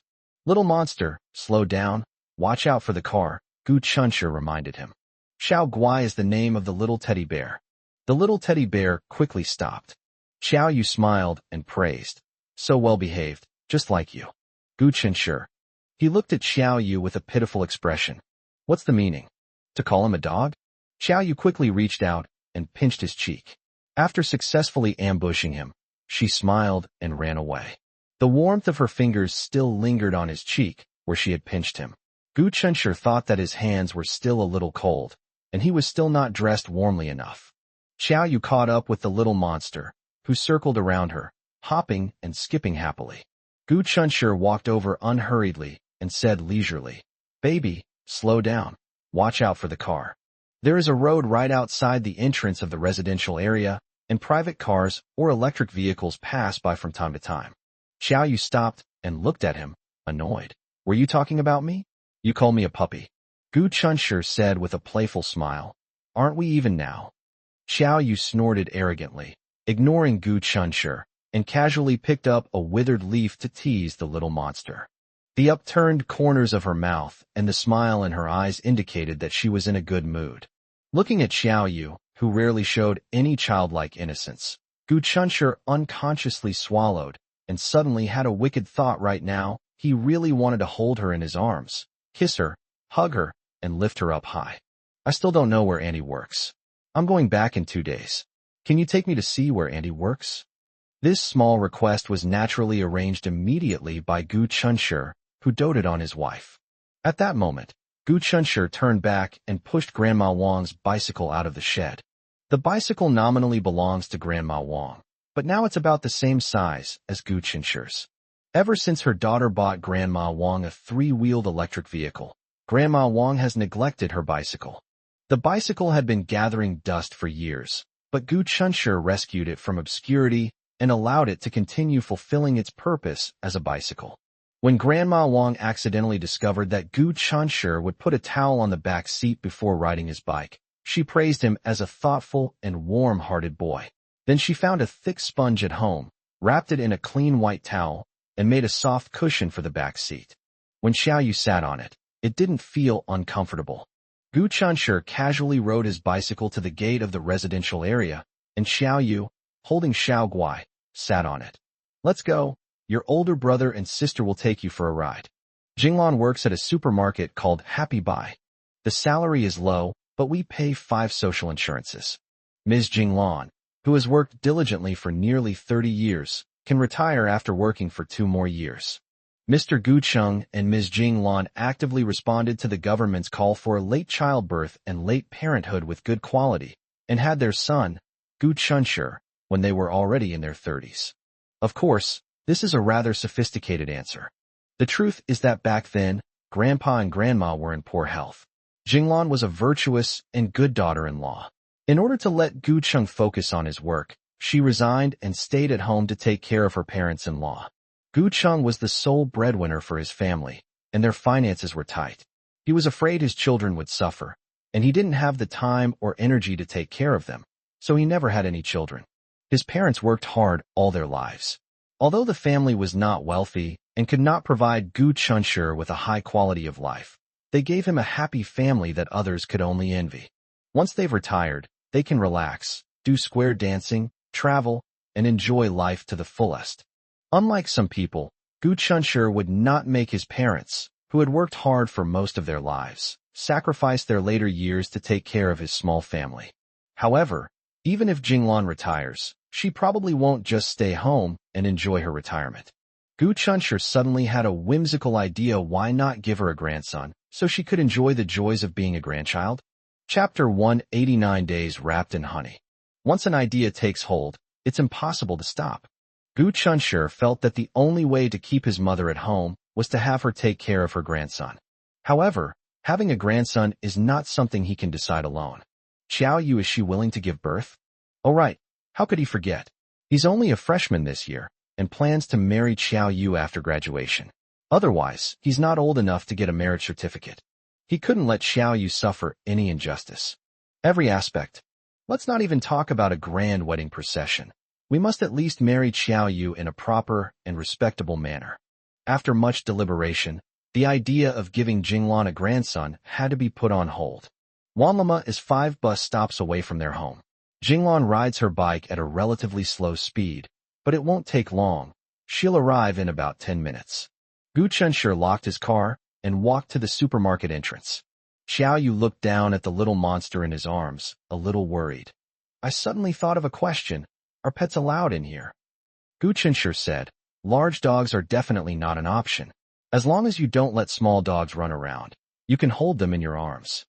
Xiao Yu felt relieved and walked in side by side with Gu Chunshur.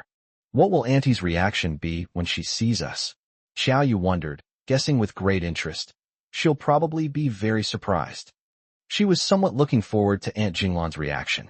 During the holiday, major shopping malls were busier than usual. This place is no exception. Wanlama Supermarket is on the basement level. Gu Chunshur led Xiao Yu down the escalator. There were many shopping carts at the supermarket entrance, and Gu Chunshur casually pushed one over. The way Xiao Yu held Xiao Guai in her arms made her look like a young mother, holding a baby if you ignored her overly youthful appearance. The two people and their dog walked in slowly, just like a family of 3. The supermarket was crowded, and Xiao Yu couldn't help but look around, trying to find a familiar figure among them. They walked around looking at the items, and whenever they saw something suitable, they would casually toss it into their shopping cart. The little monster nestled obediently in Xiao Yu's arms, looking around curiously like a curious baby, its little tongue obediently retracting into its mouth. They browsed through the rows of shelves and soon spotted Jinglan. Jinglan, wearing a green vest uniform from the supermarket, is stocking shelves. A middle-aged woman who looked like a customer was chatting with her nearby. Gu Chunshur whispered to Xiao Yu, "See that? If there were a chat contest, my mom would definitely win first place. No matter where she goes, no matter if the other person is a man, a woman, an old person, or a child, my mom can keep chatting with them." Xiao Yu said enviously, "Actually, I really admire Auntie's personality. She's cheerful, generous, warm, and kind. If it weren't for Jinglan, she would still be lying dead in her rented room. How could she possibly live a normal life? However, strictly speaking, her life now is not exactly normal. Who can live a life that's as sweet as honey every single day?" Only when urged by their companions did the customer reluctantly say goodbye to Jinglan and head towards the cashier. Gu Chunshur walked over with a grin. "Mom, I caught you neglecting your duties at work and chatting with customers. Hush money, or I'll report you to your boss." Jinglan rolled her eyes at him. "Go ahead, I'm not afraid."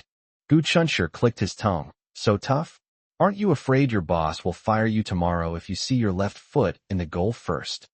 Jinglan laughed and said, "First, our leaders aren't that bored. Second, we're in the service industry, and who does the service industry serve?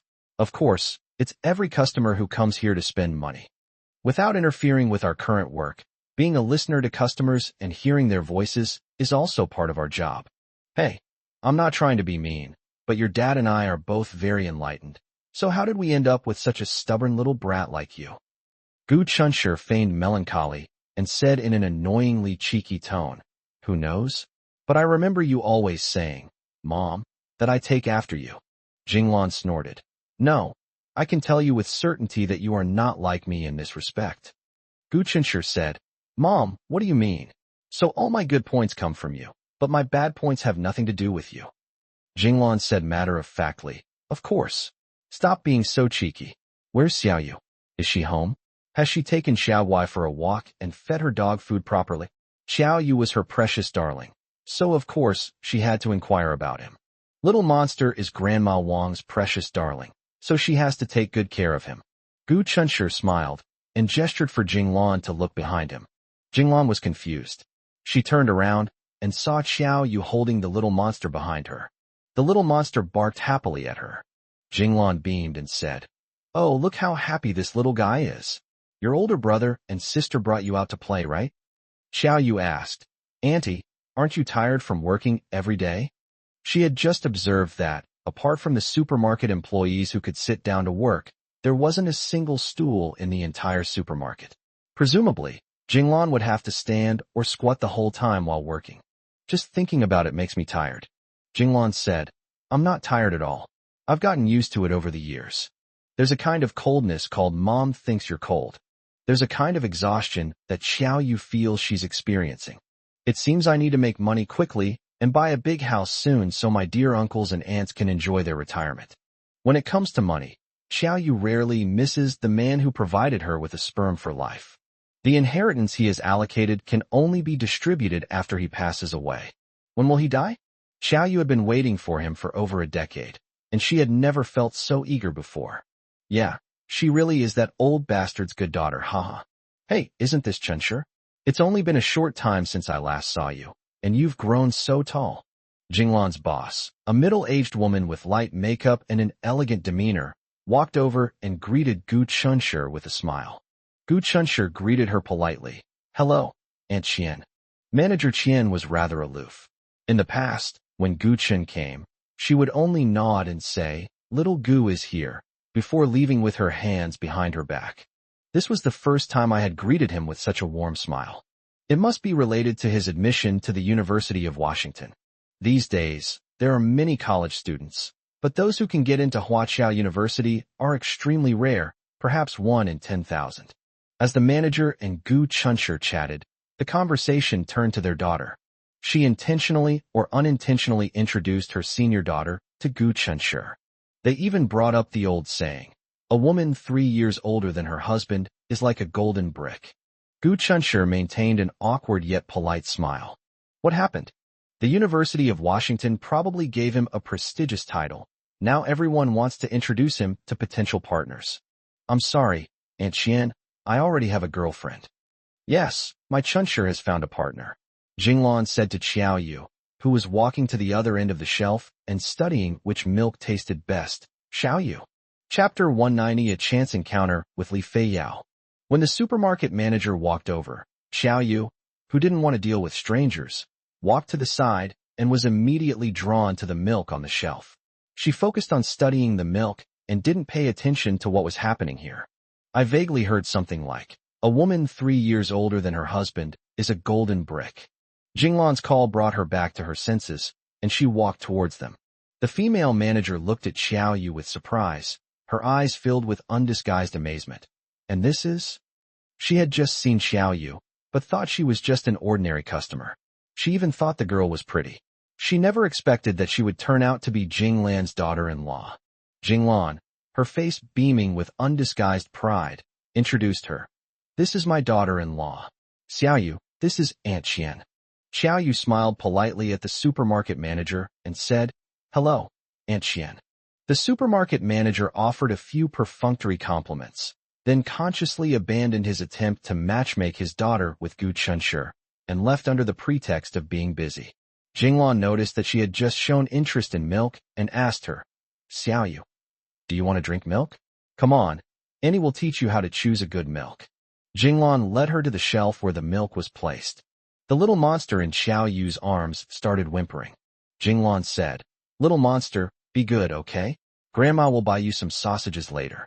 This, grandmother, obviously refers to herself. The little monster calls Gu Chunshi and Xiao Yu brother and sister, but when she gets to Jinglan, she calls her grandmother. That's quite a difference. Gu Chunshi teased, "Mom, are you so eager to become a grandma?" Jinglan chuckled softly and scolded. Looking at the restless little monster, Gu Chunshi suddenly realized, "Does it want to pee?" Jinglan was startled and reached out to scoop the little monster out of Xiao Yu's arms, as if afraid that it would urinate in Xiao Yu's arms if she was too late. At Chunshi, 9 a.m. Hurry, take it to the toilet to relieve itself. Chunshi carried the little monster and walked quickly towards the toilet. He guessed right. The little monster really did need to pee.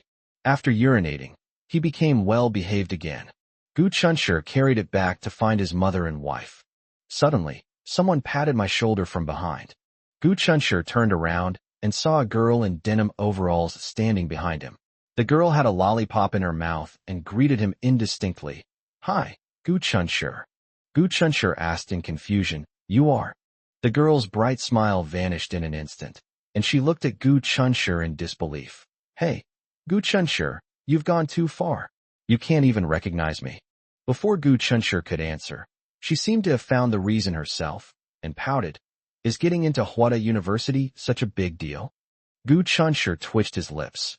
"Actually, I think getting into Hwada University is quite an achievement." He now knew who she was. She was Grandma Li's granddaughter, Li Feiyao. "When did you get back?" "Is Grandma Li back?" "You're back." Li Feiyao was finally satisfied, then complained, "Grandma is at the hotel now. We just went to your house, but no one was home. So I came here to find Aunt Jing myself. Oh, by the way, Grandma's treating everyone to dinner tonight. Let's all have dinner together, don't refuse. It's Grandma's kind gesture. She's been talking about it for days before she came back. You can't spoil her fun." What else could Gu Chunshi say? It's better to obey than to be overly respectful. To be honest, he does miss Grandma Li. "Where's Aunt Jing?" Li Feiyao looked around. Just as Gu Chunshi was about to lead her over, Li Feiyao suddenly leaned closer to him mysteriously and whispered, "Hey, do you know those two beauties over there?" Gu Chunshi turned his head to look over. Who did he see? Huh? Did you see Lin Ranran and her cousin Jiang Xinhua? This world is too small. Come on, my mom's over there. I'll take you to her. Gu Chunshi turned around and said to Li Feiyao as if nothing had happened. Huh? Oh. As they walked, Li Feiyao took a lollipop out of her pocket and handed it to Gu Chunshi. Here, have a lollipop, it's pineapple flavored. Gu Chunshi politely declined. Thank you, but no need. Don't be so polite with me. I remember you used to really like pineapple-flavored fruit candy. Seeing that it was inconvenient for him to hold the puppy, Li Feiyao peeled the fruit for him and put it to his mouth. Gu Chunshi. He loved pineapple-flavored fruit candy when he was little. It's amazing that she still remembers it. Thank you. Gu Chunshi opened his mouth and took the lollipop in his mouth. Li Feiyao said with a grin, Why are you being so polite with me? Oh, I remember you're about 2 months younger than me, but you can still call me little sister. It makes me sound younger. Hee hee. Wow, this little puppy is so cute. Is it yours? I didn't see it last time. Li Feiyao, ever the friendly type, reached out and touched the little monster's head. From behind, Gu Chunshi and Li Feiyao were chatting and laughing, looking very close. Jiang Xinhua looked away and noticed that her cousin's mood was obviously not right. She deliberately said, I didn't expect Gu Chunshi to be so flirtatious. Wasn't that girl you met last time quite nice? How long has it been, and you've already changed your partner? Let's hurry upstairs after we buy what we need, so as not to keeping Howren waiting too long. Lin Ranran gave a faint hum. Trying her best to appear nonchalant, however, Jiang Xinhua had already noticed her dejection. There's a beauty salon on the 17th floor where Du Yin and Ying's mother get beauty treatments. Then there's a movie theater on the 18th floor. Jiang Xinhua was very interested in a recently released movie and suggested that they watch it first and then go to a restaurant for dinner afterward, so they could have both without any problems. What's a movie without snacks? So the two sisters went to the Happy Shopping supermarket on the basement floor and bought a lot of snacks. Ing Haoran was waiting for them at the beauty salon. But who would have thought that they would actually run into Gu Chenshi? What a coincidence. Jiang Xinyue was afraid that her cousin still had feelings for Gu Chenshi, so she deliberately slandered Gu Chenshi without distinguishing right from wrong. The two walked towards the cashier. As they walked, Lin Ranran suddenly said, "Sister, we only took food, not drinks. I'll go back and get 2 bottles of water." Although she was reluctant, Jiang Xinyue still pointed to the shopping lane. "Ranran, are you confused? Didn't we already get water?" Lin Ranran tossed her curly hair to hide her embarrassment. "I suddenly want to drink yogurt." Jiang Xinyue sighed silently, a sigh for Ing Haoran who was waiting on the 17th floor. "All right, go ahead then. I'll wait for you here." Lin Ranran walked into the supermarket. Shoo! After Gu Chenshi led Li Feiyao over, Li Feiyao suddenly raised her index finger at him, telling him to be quiet. Then, crouching low, she quietly walked towards Jinglan. She wanted to give Jinglan a surprise. Gu Chenshi stood there speechlessly, wondering why she still had the mentality of a child. Jinglan is teaching Xiaoyu how to choose milk. One was teaching diligently, and the other was learning diligently, and for a moment, neither of them noticed Li Feiyao quietly approaching. Li Feiyao chuckled silently, stretching out her hands. Judging from her posture, she wanted to cover Jinglan's eyes and play a game of guessing who she was. Just when she was about to succeed, at the critical moment. Woof! Chapter 191. Leave it to time. Dear readers, although I'm posting 2 chapters today, the word count is the same as 3 chapters. 1. Woof! And Li Feiyao's efforts were all in vain. Jinglan and Xiaoyu both looked over. When Jinglan saw Li Feiyao, she subconsciously let out a hum. Li Feiyao, hands on her hips, stormed over to Gu Chenshi and poked the little monster's head with her finger. "You naughty brat." Gu Chenshi instantly transformed into a protective parent, quickly dodging Li Feiyao's clutches. "Hey, if it could understand you, it would have gone to Huada University too." Li Feiyao. "Yes, that's true. Why should I argue with such a cute little dog? I shouldn't." Jinglan wondered if she was seeing things. "Yao Yao? Hey, it's me." Li Feiyao turned around cheerfully and gave Jinglan a big hug, saying in a coquettish tone, "Aunt Jing, I missed you so much."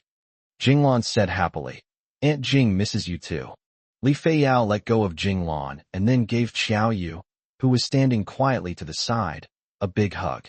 Xiaoyu. She is withdrawn and naturally wary and aloof towards strangers, instinctively wanting to avoid them. However, he quickly realized that the other party was a relative of Gu Chenshi's neighbor and had no malicious intent. If he avoided them, it would inevitably make everyone present feel awkward. So he stood frozen in place and accepted Li Feiyao's warm greeting. "Hello, nice to meet you." Li Feiyao greeted her gracefully, then suddenly lowered her voice and whispered to Xiaoyu, "If your little brother bullies you in the future, just tell me, and I'll teach him a lesson for you." Gu Chenshi, with his sharp ears, overheard this and said speechlessly, "Didn't you just say that I should call you little sister to make you seem younger?" What a fickle woman. His little darling is also fickle, sigh. "I always tend to overthink things." Li Feiyao said matter-of-factly, "That's for outsiders. Now we're all family. I can't pretend to be inferior even if I want to." Not far away, Lin Ranran glanced silently in the direction of the laughter and chatter. Oh, she saw that girl, Gu Chenshi's neighbor. She knew that Gu Chenshi wasn't the kind of person who would change his mind easily. They're still together, and it seems their relationship has grown even closer, like a family. Is it still possible to buy yogurt? What a coincidence, it's right on the shelf next to them. She'd better not buy it. She grabbed 2 bottles of carbonated drinks, but reason told her it was time to leave. She was afraid of being discovered, so she inexplicably made up an excuse to return, saying she suddenly wanted to drink yogurt, because Gu Chenshi was in this supermarket. So suddenly, this seemingly ordinary supermarket became a place she lingered in. Gu Chenshi, the girl in overalls, his female neighbor and her mother, plus a dog, were chatting and laughing harmoniously. No one seemed superfluous, except for himself, who stood not far away silently observing everything. At this moment, it seemed as if there was an invisible barrier between them and herself, and no matter how hard she tried, she could not break through the barrier and merge into them. However, in reality, Her previous failures had robbed her of the courage to try again. Lin Ranran looked dejected.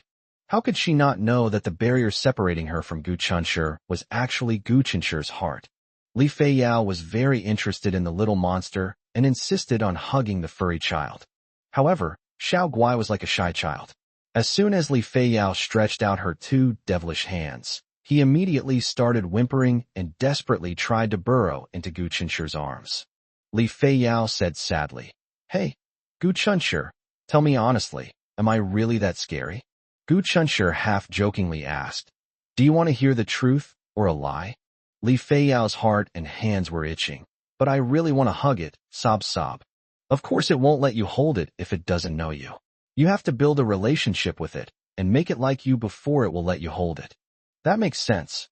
Li Feiyao had found a great way to quickly build a relationship with the little monster and said excitedly, "I'm going to go buy it some delicious food right now." However, this was her first time at this supermarket, and she didn't know where to find products like beef jerky and sausages.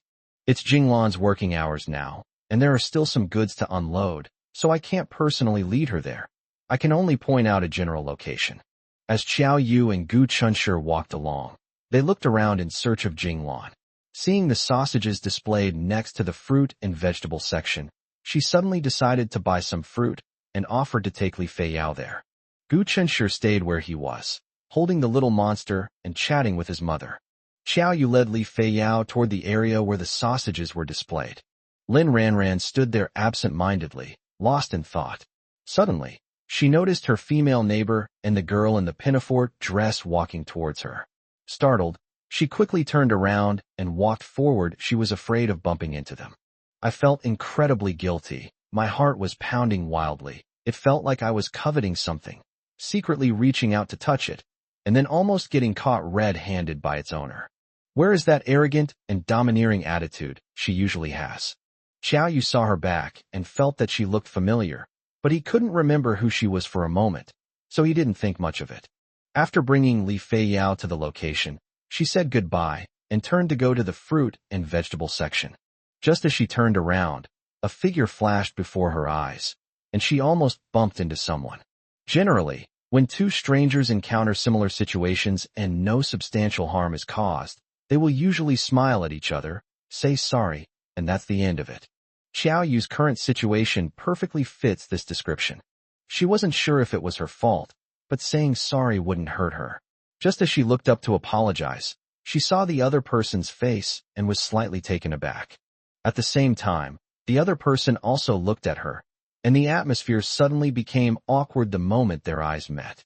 It's worth mentioning that Xiao Yu wasn't embarrassed. It was Lin Ranran who was embarrassed. Sometimes things just happen in a weird way. Lin Ranran was afraid of running into them, but as luck would have it, she did. And in this way, if a third party were present at this moment, they would realize that Lin Ranran was the one responsible for the conflict between them. In her haste to avoid being discovered, she ran forward aimlessly. As she walked, she received a call from Jiang Xinyue, who said that Du Yin and Ying's mother had finished their beauty treatments upstairs and urged them to come up. Lin Ranran then realized that she had taken a long time. She told herself to go out immediately and hurriedly turned around and walked away, almost bumping into Qiao Yu, who had just turned around. Qiao Yu subtly sized up Lin Ranran. "Yes, this girl is very pretty, but I don't think I'm any less ugly than her. Height about the same. Her figurite's obvious, she's a little bit fuller. Aunt Jinglan is right. I am indeed a bit thin." Before this, Qiao Yu didn't pay much attention to her appearance. "I rarely compare myself to other girls like I do now. They're not products on a shelf, so what's the comparison?"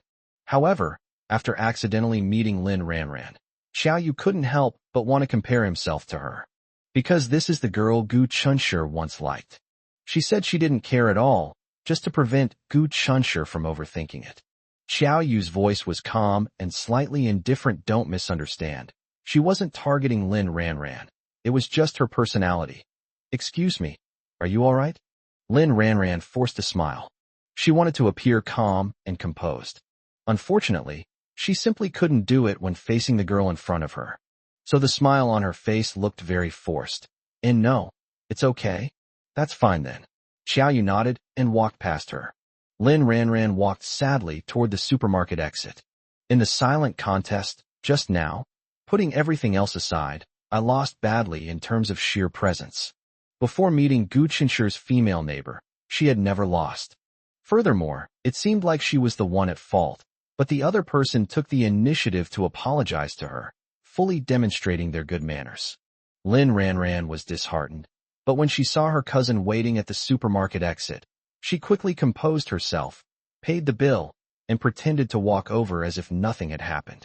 Zhang Xinyue was surprised to see Lin Ranran carrying 2 bottles of carbonated drinks out. If she remembered correctly, Lin Ranran had said she was going to buy yogurt.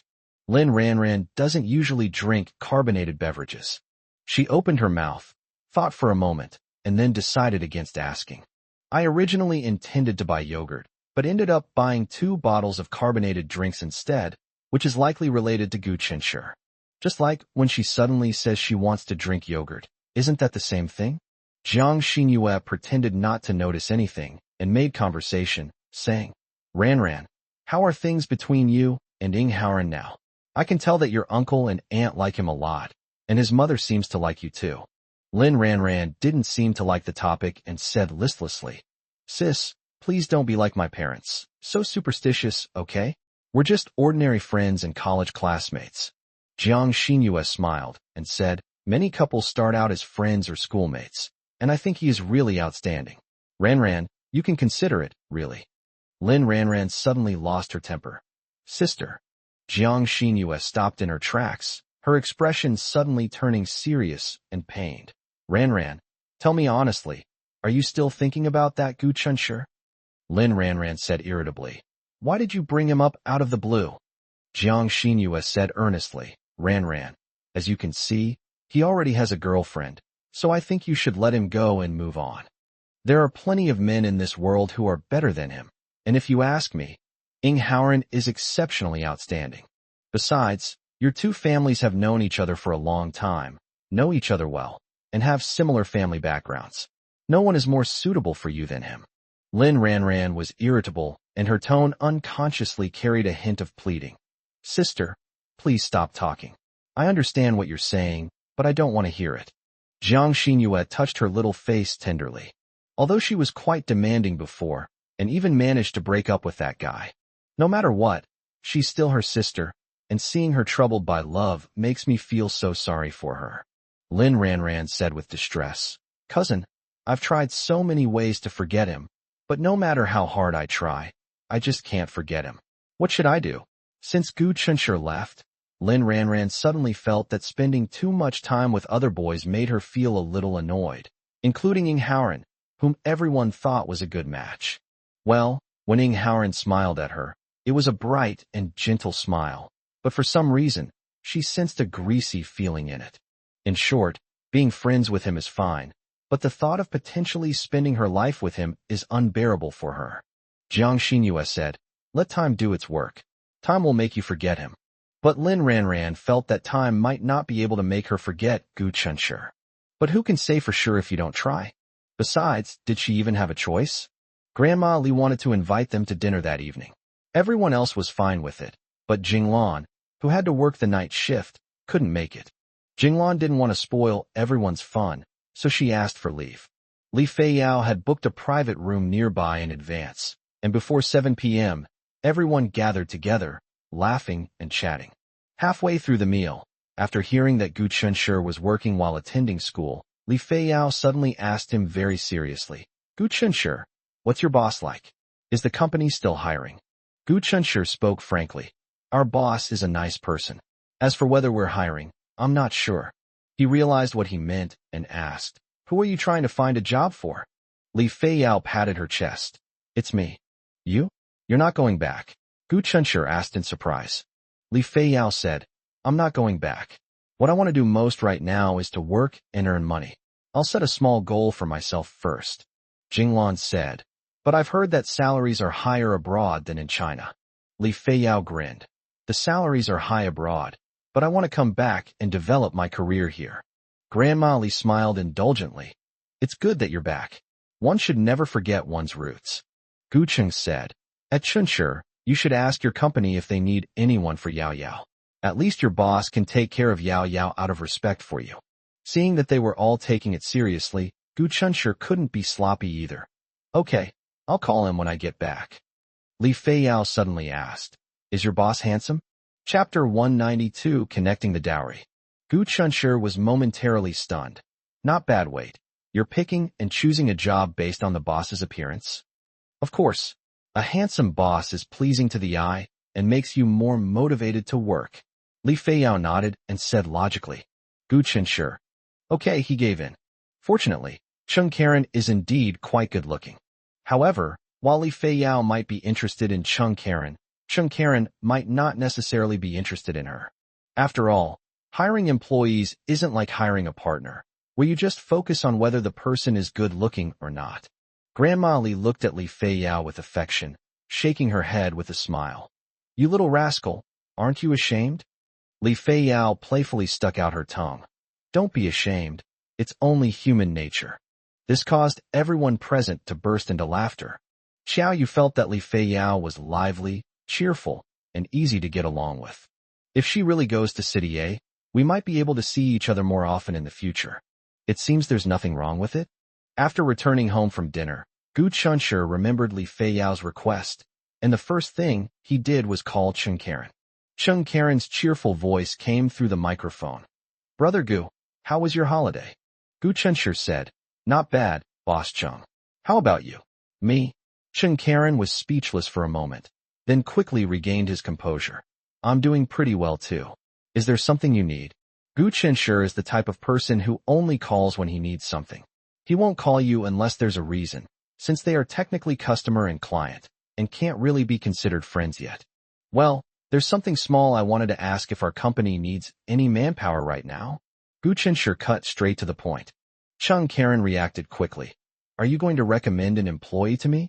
Yes, she is my neighbor's granddaughter. She grew up abroad and now wants to return to China to develop her career. I need to explain something to you first. She's about my age, has no work experience, and is a complete novice. I'm just making this call to you as a formality.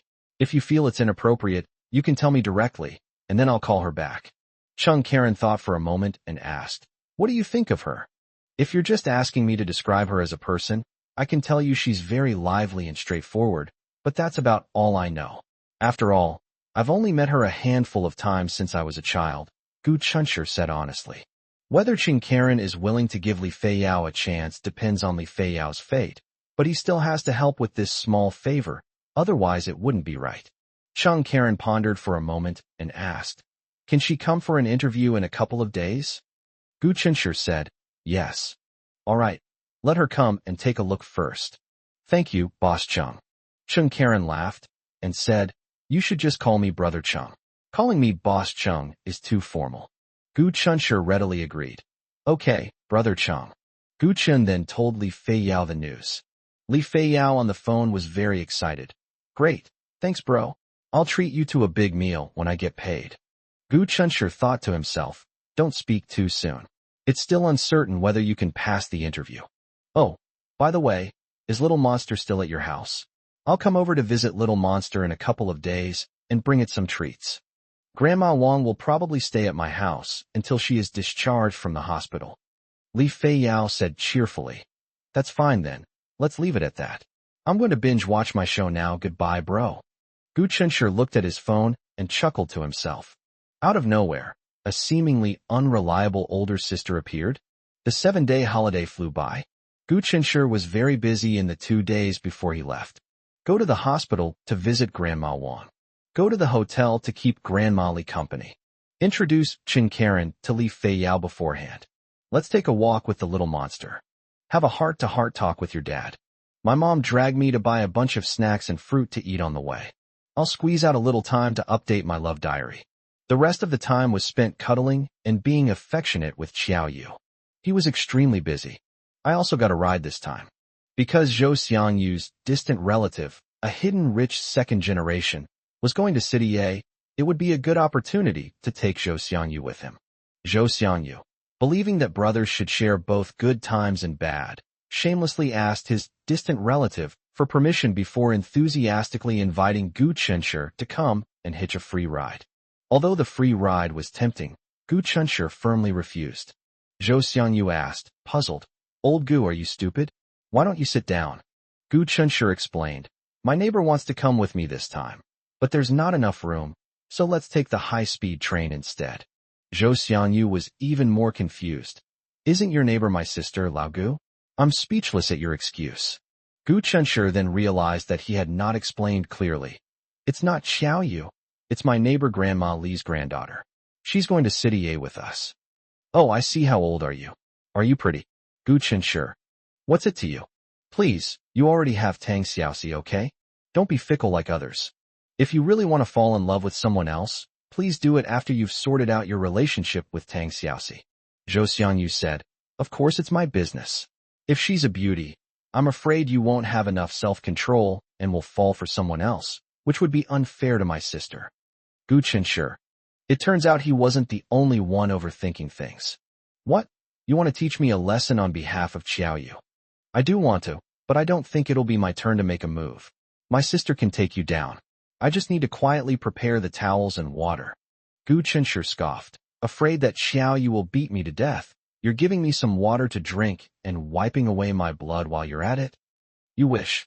I was just worried my sister would get tired of beating you, so I wanted her to wipe her sweat and rehydrate. Gu Chunshi. He felt that this guy could be thrown away. Hey Lao Gu, you still haven't told me if your neighbor's granddaughter is pretty or not. None of your business. Gu Chunshi said irritably, hanging up the phone directly. Before I could even put the phone down, it rang again. Gu Chunshi glanced at the caller ID and exclaimed, oh ho, does this guy think he's been wronged and wants to retaliate with insults? He pressed the answer button. Hey Lao Gu, stop asking me pointless questions like whether she's pretty or not. I think you'll see her in person someday, so go and see for yourselves. No, Lao Gu, my distant relative brought my grandma some homemade pickled cabbage, quite a lot. I wanted to ask her if she likes it. If you like it, I'll bring you some this afternoon. I'll also take some to City so my sister can show off her cooking skills. Gu Chunshi suddenly felt a lump in his throat. Old Gu, old Gu. Zhou Xiangyu called out twice when he didn't get a response. Gu Chunshi calmed himself down and hummed in agreement. Keep it for yourself? Thank you. Zhou Xiangyu said, why are you being so polite with me?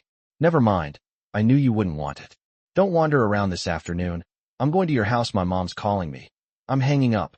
Gu Chunshi stared blankly at his phone, which had already ended the call, and forced a smile. A sudden, indescribable sense of guilt welled up inside me. Zhou Xiangyu had always been completely open and honest with him, but he himself. That shouldn't have happened. Be nicer to him in the future. In the afternoon, Zhou Xiangyu indeed came running over with sauerkraut. The little monster had never seen him before and barked at him. Zhou Xiangyu laughed. Old Gu, when did you get a guard dog? It's just that its physique doesn't look very strong. It's not big enough for me to squeeze with one hand. Little monster, be good, Gu Chunshi said. The little monster obediently lay under the sofa, not making a sound. Chapter 193 Interview passed. Zhou Xiangyu met the girl he had been asking on the phone about whether she was pretty beforehand. With the intention of being kinder to him, Gu Chunshi let Zhou Xiangyu sit on the sofa and rest, while he went to the kitchen to wash fruit for him. Zhou Xiangyu couldn't sit still, so he squatted down to tease the little monster. At first, Xiao Guai was a little afraid of him, but later she timidly crawled out from under the sofa and cautiously smelled his hand. Just then, there was a knock on the door from the outside. Zhou Xiangyu thought it was Xiao Yu and hurriedly went to open the door. When the door opened, I found a strange girl inside. She was petite with ear-length curly hair, wearing a large, long-sleeved, casual crew neck shirt that reached all the way up to her thighs, featuring a large Mickey Mouse pattern, followed by a pair of straight, tanned, beautiful legs. Hey, if you keep looking, I'm going to gouge your eyes out. The girl was displeased. Zhou Xiangyu's eyes moved from the girl's beautiful legs to her face. She was a beauty. A beautiful woman with sharp eyes who seems to have a bad temper. At this moment, the girl narrowed her eyes slightly, revealing a dangerous signal, as if she would jump up and beat him up at any moment. But Zhou Xiangyu wasn't afraid of her at all. Not all girls have his sister's skills. His muscular physique isn't for nothing. He looked down at the girl with disdain. She only came up to his shoulder. Hey, who are you? Li Feiyao, the girl, felt that she had really learned something new. This guy just stared at her legs for ages without any restraint, and now he's asking her who she is in such an arrogant tone. Isn't this ridiculous? Isn't this Guchenshir's house? Who is this guy? Before she could ask a question, the other person spoke up again. Is it appropriate to dress like this when visiting someone's home? Li Feiyao. What's wrong with her dressing like that? Isn't it normal? Oh, so you're upset that she showed her thighs, right? But who was looking at her just now? Zhou Xiangyu continued. And look at your legs, just exposed like that. In this cold weather, aren't you afraid of getting arthritis later? Let me tell you, my grandma. Li Feiyao, unable to bear it any longer, retorted. Are you Tang Sanzang? I can wear whatever I want. What's it to you? Zhou Xiangyu sneered. How is this none of my business? My friend lives here. Don't even think about using those legs to seduce him. He has a girlfriend. Li Feiyao laughed angrily. Are you crazy? The commotion alerted Gu Chunshir, who came out of the kitchen and was stunned to see the two men with red faces and thick necks. 10 minutes later, with Gu Chunshir's mediation, Zhou Xiangyu and Li Feiyao shook hands and made peace. However, Zhou Xiangyu, being cheeky, couldn't resist adding, Don't show your thighs. It's cold. You'll really get arthritis later. Say that again. Li Feiyao was so angry she wanted to hit him. Zhou Xiangyu, say less. Gu Chunshir said helplessly, trying to smooth things over again. He awkwardly smiled and said to Li Feiyao, Sorry, that's just his personality. He's too straightforward and easily offends people. You're the female prime minister. You can tolerate anything, so don't take it to heart. Li Feiyao snorted. I'll let you off this time for Gu Chunshir's sake. He then flashed his newly done long manicure, saying menacingly, Or I'll let you experience its power. Zhou Xiangyu subconsciously touched his cheek, imagining the gruesome sight of his face covered in blood, and couldn't help but flinch. Damn it, Nining Whitebone Claw. He concedes defeat. Li Feiyao was beaming with pride when she suddenly remembered something. Hey, Gu Chunshir, where's Xiaoyu? Gu Chunshir called out to them. Come on, have some grapes, she's working right now. During the holiday, Xiaoyu's workload increased rather than decreased. Xiaoyu is currently very keen on making money, working hard to save up for his dream house. He manages to balance painting and writing novels, and his income is quite good now. Upon arriving in City A, Li Feiyao first stayed at a small hotel near Gu Chunshir. If you pass the interview smoothly, then look around and rent a suitable house. Gu Chunshir started school and couldn't accompany Li Feiyao to her job interview. Cheng Karen sent the company's location to Gu Chunshir, who then sent it to Li Feiyao, who then went to the company herself. Before leaving, Gu Chunshir asked her if she was nervous, and Li Feiyao was in a good mood. If the interview goes well, then of course everyone will be happy. Since she didn't pass the interview, she decided to spend a few days sightseeing in City A, treating it as a vacation. As for work, we'll talk about it later. During a break between classes, Gu Chun checked his phone and found a message. I passed the interview, huh? I'm so amazing, haha. Gu Chunshir. He suddenly realized that Li Feiyao and Zhou Xiangyu, these two sworn enemies, were surprisingly similar in personality. They're all a bit carefree and silly, haha. Gu Chunshir replied to her, Congratulations. Li Feiyao, thank you. To express my gratitude, I'll treat you to dinner tonight, ha. Gu Chunshir. If you really want to treat me, let's wait until you get your first month's salary. Li Feiyao. I might have changed my mind and not invited you then. After a brief chat, Cheng Karen's text message arrived. Cheng Karen, your neighbor is all right. I plan to give her a 3-month trial period to observe her. Gu Chunshir gave him an okay sign in response. Cheng Karen, are you free tonight? Let's have dinner together. Fearing he might refuse, she quickly sent another message. Let's talk about work. Gu Chunshir replied. Okay, you decide the time and place. Cheng Karen, bring your sister-in-law along too. Don't be so formal. Gu Chunshir laughed. A free dinner? Anyone who's being polite is a fool. Li Feiyao sent another text message. Nobody dared to call him. I was afraid he was in class. Li Feiyao. Wow.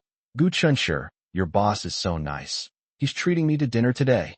Oh, so Cheng Karen invited Li Feiyao along too. That makes sense.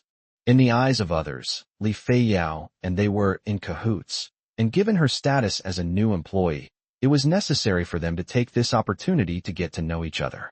But wait, Gu Chunshur was amused by his own thoughts. Why does this feel like a blind date where you need to get to know each other better? Haha. Gu Chunshur was both amused and exasperated. He is my boss. That's true, but now he's your boss too. Li Feiyao suddenly realized. Oh, you're right. Li Feiyao.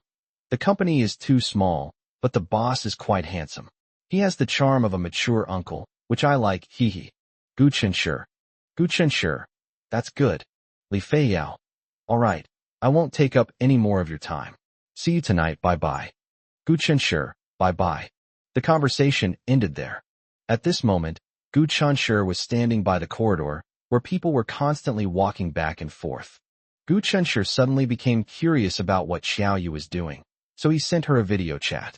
Xiao Yu's beautiful face quickly appeared on the screen. What are you doing, baby?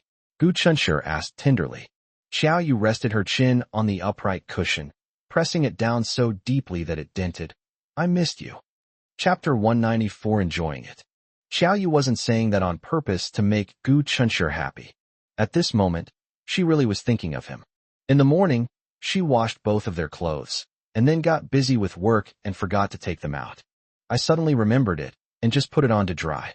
She shook Gu Chunshur's shirt and hung it on the hanger, then tugged at the hem to smooth out the wrinkles, and suddenly felt a surge of happiness. How fortunate it is to be able to take care of the people you love every day. After hanging up the clothes, she walked to the sofa, habitually hugged a cushion, and was thinking about Gu Chunshur's features when Gu Chunshur called. Don't cook dinner tonight. My boss said he's going to treat us to dinner. If you're going to discuss work, then it's not appropriate for me to go. Xiao Yu had a lot on her mind. Gu Chunshur said, not entirely. By the way, Li Feiyao went too, and she passed the interview. Oh, congratulations. Xiao Yu's tone was calm and indifferent. She was not particularly interested in people or things other than the Gu family. However, she had a good impression of Li Feiyao. If I go out for dinner tonight, I definitely won't be back for a while. She still had more than half of her work left to do, so it seemed she had to make the most of every minute. When she started working seriously, she received more and more drawing orders, and her novel writing became easier and easier. Every day, many readers would urge her to update in the comments section. Some people even threatened to climb over the internet to kidnap her, lock her in a dark room, and make her do nothing but write articles. Although the novel's current performance is far behind that of the top authors, it's already quite good for a novice like her who's writing a novel for the first time. Xiao Yu is very satisfied with this achievement. Take it one step at a time, slowly. She is confident that with this experience, she will be able to write novels that more readers will enjoy in the future. The thought of the big house with a yard, her aunt's vegetable garden, and her little flower garden filled her with energy. After reluctantly hanging up the phone, she entered earning mode with high spirits. Gu Chunshur said that he would take care of buying a big house. But how could Xiao Yu let him bear too much hardship? She had to share the burden with him and enjoy it. Your little house looks nice, and the surrounding environment is also good. I'd like to rent a house that's about the same size as yours. It doesn't need to be too big, just big enough for 2 people to live in. When Gu Chunshur returned from school, Li Feiyao had already been sitting in the living room for half an hour. Prior to this, after politely obtaining Xiao Yu's permission, I visited their residence. She's now an intern at Ziyuan Media, so continuing to live in a hotel isn't realistic. Her immediate priority is to find a suitable place to live and settle down. Gu Chunshur couldn't help but feel a little strange after hearing her words. She lives alone, so why would she rent a place that can accommodate 2 people? Could it be that she's used to living in spacious houses abroad and doesn't feel comfortable living in cramped spaces, so she needs to rent a place that can fit 2 people to feel comfortable? Although it was her freedom, Gu Chunshur felt it was too extravagant and completely unnecessary. First of all, she is an intern, and Chung Karen certainly won't pay her a high salary during her internship. If she really rents a house of this standard, after deducting the rent, the remaining money will not be enough for her to live in the high-cost city of A. Of course, perhaps she doesn't rely on this salary for a living. Perhaps she has her own secret stash of money, or perhaps her parents provide her with extra financial assistance. But this clearly contradicts the bold promises she made earlier at the hotel. Gu Chunshur remembers that her goal at the time was to support herself financially through her own abilities. Unless, of course, There is another person living with Li Feiyao, but who could that person be? Oh, there's something I didn't get a chance to tell you. My grandma treats me like a 3-year-old child. She's worried about leaving me here alone and insists on coming to keep me company. So I need to rent a place, at least a 2-bedroom apartment. Li Feiyao peeled the orange and put it in her mouth. The oranges were sweet and sour and very delicious. Gu Chenshi bought them on his way home from school. Seeing that Li Feiyao was visiting his home, he casually took out some food to serve her. Unexpectedly, she couldn't stand the sour taste at all, and her face scrunched up from the sourness. Gu Chenshi exclaimed in surprise, "Grandma Li is coming too. That's great. I'll be able to see her more often from now on." Li Feiyao said jealously, "My grandma said the same thing. She said she'll be able to see you more often in the future. Sometimes I even doubt if you are my long-lost younger brother. My grandma used to talk about you every day, saying how good you were. If I didn't know that my grandma loved me very much, I would have suspected that she was biased towards boys and disliked me, her granddaughter. Later, I saw on Grandma's phone that you'd grown up to be quite handsome, and I thought, since Grandma likes you so much, why don't I just date you? You'll never be her grandson, but you can be her grandson-in-law." Gu Chenshi. How come you dare to say anything? This is really bad." Li Feiyao realized she had talked too much and smiled at Xiao Yu, saying, "Don't worry, that was just my thought in the past. After I found out he already had a girlfriend, I gave up on that idea. You two look like a perfect match, so I won't join in the fun." Xiao Yu smiled slightly. "Thank you." She praised herself and Gu Chenshi as a perfect match, so of course she had to say thank you. Is Grandma Li still in Z City? Gu Chenshi thought she would be leaving for abroad in the next couple of days. "Okay," Li Feiyao nodded. "Once I find a suitable house, I'll go and pick her up during my break." Chen Karen chose a Chinese restaurant as the place to eat. This place is a bit far from Gu Chenshi's residence, so Chen Karen consulted Gu Chenshi's opinion before deciding where to eat. Gu Chenshi thought about how the last meal he had at a nearby restaurant was tasteless and missed the taste of Chinese restaurants. Actually, his main reason was that he wanted to go back and see his former colleagues and Uncle Li, who had taken good care of him, and Zhou Xiangyu back then. Although Uncle Li initially took good care of him, it was very likely because of the young master, Zhou Xiangyu. However, after getting to know him, Gu Chenshi found that Uncle Li was kind and approachable, a kind and respectable elder. After discussing it, the two decided to have dinner at a Chinese restaurant. They arrived at the Chinese restaurant on time at the agreed location. Chen Karen was already waiting in a private room. As Gu Chenshi stepped into the store, he suddenly stopped and turned to look to his left. He saw an acquaintance. Chapter 195 confirmed. Gu Chenshi unexpectedly spotted an acquaintance at the entrance of the Chinese restaurant.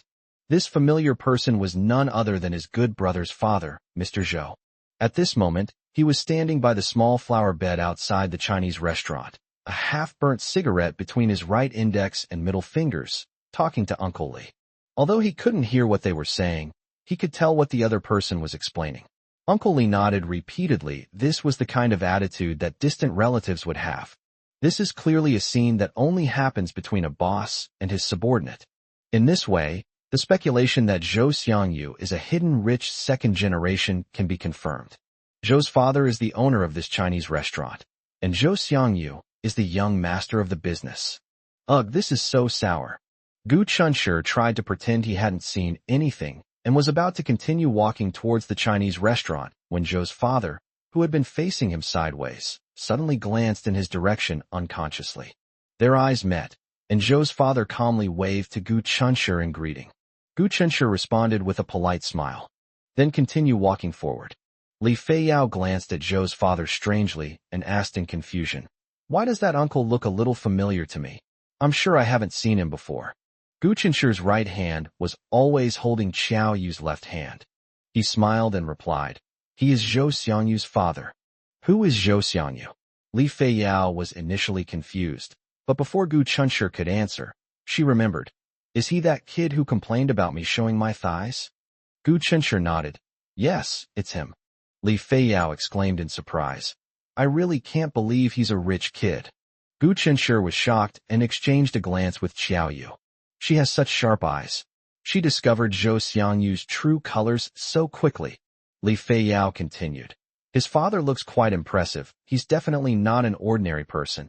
He must be a successful businessman, but why is that Zhou Xiangyu so low-key? He's wearing cheap clothes. He doesn't look like a rich kid at all. Gu Chunshi thought to himself. He's not being low-key at all. He has no idea he's a rich second generation. Upon arriving at the private room, Chung Karen sat alone, looking at documents on her phone. Seeing them come in, she greeted them with a smile. You've come at the perfect time. The food has just been served, so hurry up and eat. The three of them took their seats. Chung Karen and Gu Chunshi talked about the new advertising project they had taken on. Li Fei Yao listened attentively, taking this opportunity to integrate into the work and learn some experience. Occasionally, I will ask a polite question. Chung Karen was a patient boss and answered all his questions one by one. Xiao Yu remained silent throughout, wholeheartedly playing the role of an employee's family member and listener. Wearing disposable plastic gloves, she patiently peeled shrimp with her head down, and then put the peeled shrimp into the small bowl in front of Gu Chunshi. Li Fei Yao was sitting opposite, and seeing this scene, she clicked her tongue inwardly. What a loving young couple. She suddenly felt like peeling shrimp, so she peeled them and quietly put them into her mouth. The shrimp meat is fresh, tender, and bouncy delicious. She had painstakingly peeled these delicious shrimp, and she couldn't bear to give them to anyone else. This shows that her sister-in-law truly loves her brother. Chung Karen's phone rang. Chung Karen calmly glanced at the caller ID. It was a number that hadn't been saved. She hung up immediately. Gu Chunshi felt something was strange. There are so many scam and telemarketing calls these days that most people choose not to answer unfamiliar numbers. If Chung Karen were a regular, law-abiding office worker, then there would be absolutely no problem with him doing this. But he is, after all, a small business owner, and his business dealings are quite frequent. If he doesn't answer the phone, he might miss out on a deal. But the fact that he hung up the phone without hesitation showed that he was certain the call was worthless to him. Gu Chunshi thought for a moment and realized that it was probably a scam or sales call that had been marked many times and was easily recognizable. After Chung Karen hung up the phone, just as she was about to continue discussing the project with Gu Chunshi, her phone rang again. Chung Karen didn't hesitate at all this time, and immediately hung up and blocked her. This time, the client plans to use what's currently trending online. His phone rang again. Chung Karen frowned almost imperceptibly and apologized to them. Excuse me, I need to go outside to take a call. Gu Chunshi's intuition told him that he was in some trouble. Not long after, Chung Karen returned, talking about work as if nothing had happened. The client specifically requested that the currently popular, innocent school beauty be the company's spokesperson and shoot a series of promotional videos. Guess who she is? Gu Chunshi was completely confused. Who? To be honest, he doesn't really know who the current internet celebrities are. He's very busy every day, and because of his personality, he doesn't like to pay attention to certain trending topics that he finds boring. Li Fei Yao couldn't get a word in edgewise. She had just returned to China and wasn't very familiar with the gossip news there. Chung Karen didn't keep them in suspense. It's Du Yuxuan, the campus belle of your Huada University, nicknamed nation's first love sister. Du Yuxuan? Gu Chunshi had indeed heard of this name before. He overheard people talking about this name at school. Chung Karen said. This time the client didn't make too many requests, but Du Yuxuan is quite concerned about her image and has a lot of demands. Chung Karen took out a stack of documents. These are all her requirements. Take a look at them when you have some free time in the next couple of days. Give your opinions and provide some ideas. Gu Chunshi took them and glanced at them briefly. Goodness, there were about a dozen pages. It would take quite a while to look through them all. But this is his job. Otherwise, why would Chung Karen specially recruit him? Halfway through the meal, Chung Karen got up to go to the restroom. A waiter she used to work with ran over to Gu Chunshi and said, Chunshi, Manager Li would like to ask you to come to his office after you finish your meal. Gu Chunshi was puzzled. He wasn't an employee of the Chinese restaurant now, so Uncle Li couldn't possibly have asked him to go there to assign him a job. If we're talking about catching up, it's working hours now, isn't it? Xiao Yu said, why don't you go take a look now? Gu Chunshi thought for a moment and said, okay, tell Brother Chung for me when he arrives. Knowing the way well, they arrived at Uncle Li's office, but upon opening the door, they found that it wasn't Uncle Li sitting there, but Zhou's father. Gu Chunshur was surprised, but on the surface he remained calm and respectfully called out, "Uncle Zhou." Mr. Zhou was also a little surprised, then said with annoyance, "Why did you come so soon? I should have told Xiao Jia not to call you, so as not to delay your meal." Then he smiled meaningfully. "Chunshur, why aren't you surprised to see your uncle here?" Gu Chunshur said, "This is a shop owned by a distant relative of yours, so I'm not too surprised to see you here." Chapter 196, The Showdown. Mr. Zhou chuckled. "The way you put it makes me feel like I'm trying to cover something up here." By saying this, he was essentially admitting his identity. Gu Chunshur said bluntly, "Uncle, you're actually the owner here, aren't you?" Zhou's father said approvingly, "It seems you had your suspicions all along." Gu Chunshur joked, "I accidentally discovered my uncle's identity as a hidden big shot. In order to continue to keep his secret, will my uncle kill me?" Mr. Zhou laughed heartily. No, but I'm not some big shot. There are always people better than you, and there's always a higher level to reach. I wouldn't dare to call myself a big shot." "Uncle, what I don't understand is why you kept it from Zhou Xiangyu." This problem began to trouble Gu Chunshur after he realized that Zhou's father was a big boss. Mr. Zhou stubbed out his cigarette and sighed. "It's a long story. Of course, if I tell you, you might laugh at me for being superstitious." Mr. Zhou kept it brief. It turns out that Zhou's father's family was of modest means. After getting married, he and his wife ran a small business, keeping themselves busy, and their life was pretty good. Zhou's father was a born businessman and soon became dissatisfied with his current comfortable life. Thanks to his keen eye for investment and precise timing, his business has grown smoothly and successfully. At this time, his wife had just given birth to their son, Zhou Xiangyu. Originally, Mr. Zhou's idea was the same as other parents, to do his best to give his child the best of everything. But what happened to a client later left Zhou's father with lingering fears. It turns out that this client has an only son who has been spoiled and pampered since childhood. As a result, this child grew up to be a spendthrift. It's one thing to spend money extravagantly, but who knew that he would secretly develop a gambling habit? He single-handedly emptied out his well-off family. During this period, Zhou Xiangyu, who was less than a month old, fell ill and went to the hospital countless times, but his condition did not improve. Later, through a friend's introduction, he took his child to see a master. After glancing at Zhou Xiangyu, the master said that the child was not destined for wealth and status. He advised that he should live an ordinary life until he came of age and not be raised like a young master. This would ensure that he grew up healthy and could defy fate. Zhou's father and his wife Zhang Huiwei were skeptical, but decided to give it a try. They immediately moved out of the villa they had just bought and returned to the old house they planned to sell. Recalling this, Zhou's father sighed. "It's strange, but on the very night we moved into the old house, Xiangyu drank a little more milk than before. Later, he grew stronger and healthier and rarely got sick. Actually, I don't really believe in these things. I've been taking the medicine prescribed by the hospital, and maybe the medicine is working. But since it concerned our child's health, none of us dared to be careless.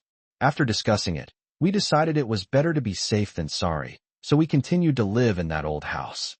They also kept their family situation a secret. Keeping it a secret for 18 years is not an easy thing to do. Fortunately, Zhou Xiangyu was thick-skinned and never suspected anything. Gu Chunshur thought of the Xiangyu convenience store that he and his mother Qiaoyu had been to. Zhou's father laughed and said, "Oh, actually, Xiangyu's maternal grandmother opened it to pass the time because she was lonely." Gu Chunshur suddenly realized, and now he understood everything. Mr. Zhou said, "Actually, he is now 18 years old, so I can tell him about the family situation without any reservations, but I haven't figured out how to say it yet." Since that's the case, Gu Chunshur will naturally continue to pretend he knows nothing in front of Zhou Xiangyu. This blockhead. Returning to the private room with mixed feelings, I found 2 extra fruit platters on the table, each with a generous portion. No need to ask, it must have been sent by Zhou's father. That's the benefit of knowing big shots. After finishing their meal, the 4 of them split into 2 groups and left. Needless to say, Gu Chunshur and Xiaoyu are on the same side. Cheng Karen and Li Feiyao traveled together. Cheng Karen lives at the company, while Li Feiyao lives in a hotel. They don't actually live on the same route. Cheng Karen felt it was getting late and that it wouldn't be safe for Li Feiyao, a young girl, to go home alone, so he offered to take her home. After getting out of the car, Gu Chunshi habitually put his arm around Xiao Yu's shoulder and couldn't help but laugh. The night was a bit chilly, but when Xiao Yu was embraced by Gu Chunshi, his broad chest felt like an unbreakable wall, instantly making her feel much warmer. This sense of security captivated her. Xiao Yu asked, "Tell me about something that made you happy." "It wasn't Uncle Li who called me over today. Guess who it was?" Without hesitation, Xiao Yu replied, "Zhou Xiangyu's father." Gu Chunshi exclaimed in an exaggerated wow. "My wife is so smart." Xiao Yu smiled, pursing her lips. "Then guess what he called me over and said to me?" Gu Chunshi asked again. Xiao Yu said, "I'm coming clean. I've been lying to my son all along. I'm not the owner of this small, run-down shop. I'm a billionaire worth hundreds of millions." Gu Chunshi couldn't help but laugh. "Wife, it's such a waste that you're not a criminal investigator in the Public Security Bureau. That's about it." As they spoke, they ascended the stairs. They live on the 4th floor. The stairs are a bit narrow. It's barely big enough for someone who isn't overweight to walk side by side. When they reached the area between the 3rd and 4th floors, they were startled to find a young woman sitting on the last step of the stairs. The sudden activation of the motion-activated light seemed to startle the woman. She looked up briefly, then blankly lowered her head again. Gu Chunshi and Xiao Yu exchanged a glance, and the former withdrew his arm from hers. The woman sat on the steps without getting up or leaving. The remaining space was only wide enough for one person to barely pass through. As they walked past the women, they couldn't help but glance back. The woman was no more than 30 years old, with her hair tied in a ponytail, dressed smartly, sitting on the stairs with her legs together, holding a small black leather bag in her arms. She looked like a white-collar worker, sitting listlessly on the stairs, completely oblivious to the fact that her clothes would get dirty. It was really strange. He looked like he had suffered a heartbreak. Chapter 197: The Scumbag Who Started a Romance, and Then Abandoned His Wife. Although Gu Chunshi and Xiao Yu found the woman a bit strange, they both tacitly maintained an attitude of indifference. However, things took a somewhat unexpected turn. As they stopped in front of the door, preparing to open it and go inside, the woman sitting there suddenly turned her head to look at them and quickly stood up. The two of them were completely baffled, having no idea what the woman was up to. When Gu Chunshi saw the woman rushing straight towards them, he instinctively shielded Xiao Yu behind him. This was a reflex action. There was no time to even consider that Xiao Yu might not need it at all. However, even though he knew that Xiao Yu was not as weak as she seemed, Gu Chan would still rush to the front to protect her when she encountered danger or suspicious people. The woman rushed up to them and asked, "Who are you?" Gu Chunshi. He suspected that the woman had something wrong with her mind, which was why she asked such a strange question.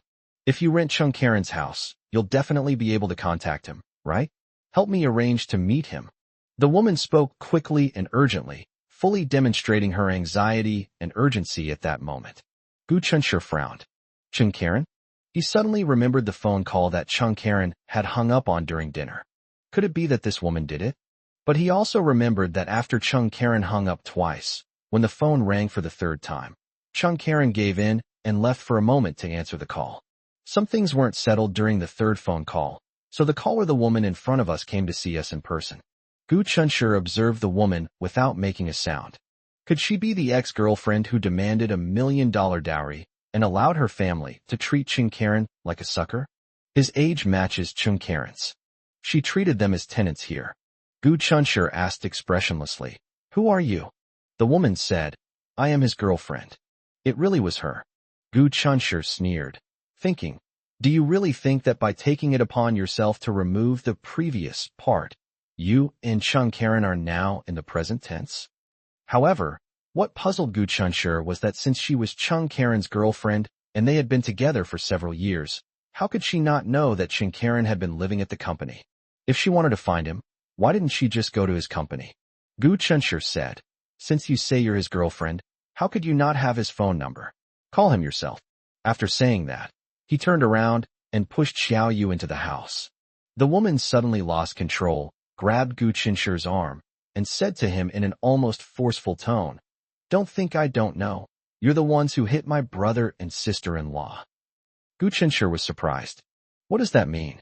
She not only wants to find Chung Karen, but also plans to take revenge for her brother and sister-in-law. He wanted to see what this woman was up to. Gu Chenshur had a very bad impression of her because of her family's messy affairs, and he didn't have much pity for women anyway except for Xiaoyu. He immediately shook off the woman's hand, his expression turning cold as he stared intently at her. Then tell me, what do you want to do? The woman met his gaze, suddenly became timid, and her momentum plummeted. You just need to call Chung Karen over, and I'll let you go. With Gu Chenshur around, Xiaoyu originally planned to be a quiet bystander watching the show. Unexpectedly, this woman actually dared to threaten them? Xiaoyu's anger surged to the top of his head. I would never dare to speak harshly to Gu Chenshur. How dare this woman? She turned and glared at the woman, her eyes like knives. What did you just say? Say it again. Meeting Xiaoyu's icy gaze, the woman felt a chill run down her spine. If it weren't for her unwavering determination to see Chung Karen tonight, she might have fled immediately. She stammered, barely daring to breathe. She didn't dare utter the threatening words. I have connections in City A. What a joke. If she really had connections in City A, would she have resorted to breaking up with Chung Karen to force him to apologize just because he made her family lose face at her relative's house? After learning that her brother and sister-in-law had been beaten, would she be completely helpless except for feeling angry? She had only assumed that the two of them were from out of town and didn't look very old, so she deliberately scared them and used them to make them obediently call Chung Karen over. Unfortunately, although the other party was young, they were not easily fooled. Gu Chenshur said, your brother was detained and fined by the police station for trespassing and attempting to harm us. What? Do you want to try out the accommodations at the police station? The woman bit her lower lip, unwilling to give up so easily, and pleaded through tears. Brother, I really had no other choice, so I resorted to this tactic. Your landlord is a scumbag. I was with him for 6 years, my youth was almost over, but he fell for a young and beautiful girl and dumped me. Gu Chenshur said in a flat tone. That's your business. What does it have to do with me? Woman. She could hardly believe that this tall, handsome boy could be so cold. The world is going to the dogs. She cried even harder, trying to use her tears to soften Gu Chenshur's cold soul and awaken his conscience. You're right. This really has nothing to do with you, little brother, but Ibit, I'm pregnant with that scumbag's child. The woman sobbed. Gu Chenshur was utterly astonished. She subconsciously exchanged a glance with Xiaoyu. What the heck? How come even the baby is out? But look at this woman's abdomen. It's completely flat. Is it because I'm not showing yet that I've only been pregnant for a short time? Although it's true that the right thing to do before a conclusion is reached is not to listen to only one side of the story. Sorry, Gu Chenshur believed what Chung Karen said. So what? Judging from the shameless faces of her brother and sister-in-law, Chung Karen's words were true. Little brother, please help me out. Just find an excuse to get him to come out. The woman pleaded. Then, as if remembering something, she pulled something out of her bag and tried to shove it into Gu Chenshur's hand. This is just a small token of my appreciation. Gu Chenshur saw clearly that she had taken out 2 red bills from her bag, and he was immediately disgusted. Is he the kind of person who's short of $200? Forget 200, even 2,000 or 20,000, no way. Before he could say anything, Xiaoyu's cold voice cut him off. Take your filthy hands off me. Smack. Xiaoyu was not only fast in speech, but also fast in action, reaching out and slapping the woman's hand hard. The burning pain on her hand made the woman scream, and she quickly pulled her hand back as if she had been bitten by a snake. At the same time, 2 red bills floated lightly from his hand. While she was busy crouching down to pick up the money, Gu Chenshur and Xiaoyu stepped across the threshold and closed the door, and the world went quiet. Considering that she might bother them again in the future, Gu Chenshur felt it was very necessary to inform Chung Karen about this matter and ask him to find a solution. In short, we must ensure that no one else inexplicably shows up at their doorstep. Otherwise, he wouldn't feel at ease leaving Xiaoyu alone at home most of the time. Xiaoyu is strong and his personal safety is not a concern, but Chung Karen's ex-girlfriend's endless harassment is going to be a real nuisance to him. Chapter 198. You're not worth that price. After hearing Gu Qinshi's description of the woman's appearance, Chung Karen confirmed that it was his ex-girlfriend, Shunli. He was so angry he almost ground his teeth to powder, and immediately said he would come over right away. Gu Chunshi said, "Brother Chung, don't be in a hurry, I have something to tell you." Chung Karen calmed herself down and said, "Go ahead. Your ex-girlfriend says she's pregnant with your child, what do you think?" "She's talking nonsense." Chung Karen sneered. "Absolutely impossible. Although we've been dating for 6 years, out of respect for her, I've never done anything inappropriate to her." Gu Chunshi breathed a slight sigh of relief. He was willing to believe that what Chung Karen said was true. In that case, the women outside are really shameless enough to achieve their goals. "Then come on over," Gu Chunshi said calmly to Chung Karen amidst the annoying knocking. Shunli regarded them as the only way to see Chung Karen and was unwilling to give up. She disturbed the peace first, so Gu Chunshi can call the police. However, she did not cause them any real harm. When the police arrived, they would at most mediate or give her a verbal warning, but they couldn't really do anything to her. This only addresses the symptoms, not the root cause. The one who tied the knot must untie it. This matter requires Chung Karen's personal intervention. Xiao Yu rolled up his sleeves with a cold face, wanting to teach that ungrateful woman a lesson. Gu Chunshi stopped him, saying, "We don't need to make a big fuss over a woman like this. Chung Karen will be here soon. We can just watch the show." Xiao Yu was persuaded to stop, but then, as if remembering something, she looked at him with a half-smile and said, "You dare to watch your boss's show?" "Why wouldn't I dare?" Gu Chunshi raised an eyebrow, seemingly fearless. "Have we seen enough of his performances already? One more tonight won't make a difference." After saying that, he checked the time. Gu Chunshi doesn't drink, and Chung Karen doesn't drink either when he drives. They chatted about work during dinner and finished eating quickly, without taking up too much time. "It's 9 p.m. now, not too late. Let's watch a play to relax." About 16 or 17 minutes later, Xiao Yu looked out the window and said, "Chung Karen is here." Gu Chunshi sat calmly on the sofa. They arrived pretty quickly. "Li Feiyao is here too," Xiao Yu continued. Gu Chunshi asked in surprise, "What? Li Feiyao is here too? What's she doing here?" He stood up, walked to the window, and looked down. Sure enough, it was there. Under the moonlight, Chung Karen strode towards this side, but the distance was too great to see his expression clearly. Behind him was a taxi that had turned around and was about to leave. The petite Li Feiyao followed closely behind Chung Karen. Gu Chunshi clicked his tongue in amazement. "What is she doing here? Come to watch the show? Isn't this a bit inappropriate?" They watched it, since it was right in front of their house, so why not? But Li Feiyao came all the way here just to watch the show, which seemed a bit inappropriate. Just then, the knocking, which had stopped for a while, started again.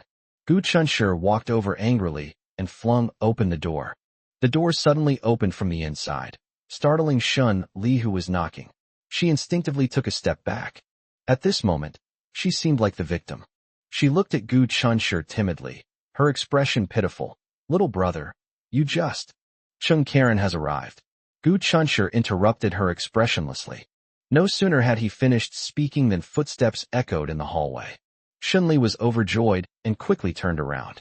Upon seeing Chung Karen, she immediately rushed over and exclaimed, "Karen, you're finally here. What are you doing?" "Stay away from my boyfriend," a disdainful voice suddenly rang out. Shunli stopped in surprise. A strikingly beautiful girl stood behind Chung Karen, her eyebrows furrowed as she glared at Shunli. "In public, please be mindful of your behavior." "Shunli, Gu Chunshi, things seem to be more interesting than I imagined." "Ahem, sorry, Mr. Chung." Xiao Yu had little interest and hadn't originally planned to come out to watch the show. But when he heard Li Feiyao's voice, he stuck his head out in confusion to see what was going on.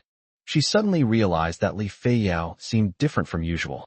Her makeup seemed to have changed, making her overall demeanor more mature and charming, yet still retaining her youthful charm. In short, she doesn't look like an 18-year-old girl. Shunli looked at Li Feiyao with a puzzled expression. Then her questioning gaze fell on Chung Karen's face. "Karen, who is she?" Li Feiyao said, "Are you blind? Can't you see that?" Shunli retorted angrily. "I was asking Chung Karen, not you." Li Feiyao retorted sharply. "Excuse me, Karen is my boyfriend. What do you mean by bothering my boyfriend so late at night? Gu Chunshur subconsciously touched his chin and noticed something. Li Feiyao pretends to be Karen's girlfriend and completely overwhelms Karen's ex-girlfriend, making her feel disheartened and ashamed, and she never dares to harass Karen again. Whether this method works remains to be verified. Shunli, are you ever going to stop? We're over, Karen said sarcastically. Have you forgotten how you threw the keys at me half a year ago? Shunli became anxious. That was just a momentary impulse, not my intention. Karan, I'm a sentimental person. How can you just give up on our 6-year relationship like that? Karen found her ridiculous and nodded, saying, Yes, that's right. You are quite sentimental, so you will take care of everyone's feelings in your family without complaint. They only saw him as a sucker. Shunli sensed the sarcasm in his words and quickly expressed her feelings. Karan, my mother said that a dowry of 1 million is enough. Other conditions can be discussed. It's not that you have to comply 100%. It's just a test for you. You never mind.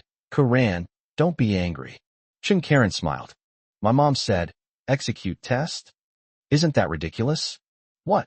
$1 million bride price. Li Feiyao stared in astonishment as she looked Shunli up and down, her gaze as if she were scrutinizing merchandise on a shelf. Do you think you're a commodity? Even if you were, you're not worth this price, ma'am, Li Feiyao commented calmly. Shunli's face turned green. What did you say? Who do you think you are? Li Feiyao put her hands on her hips and said fiercely, Who do you think I am?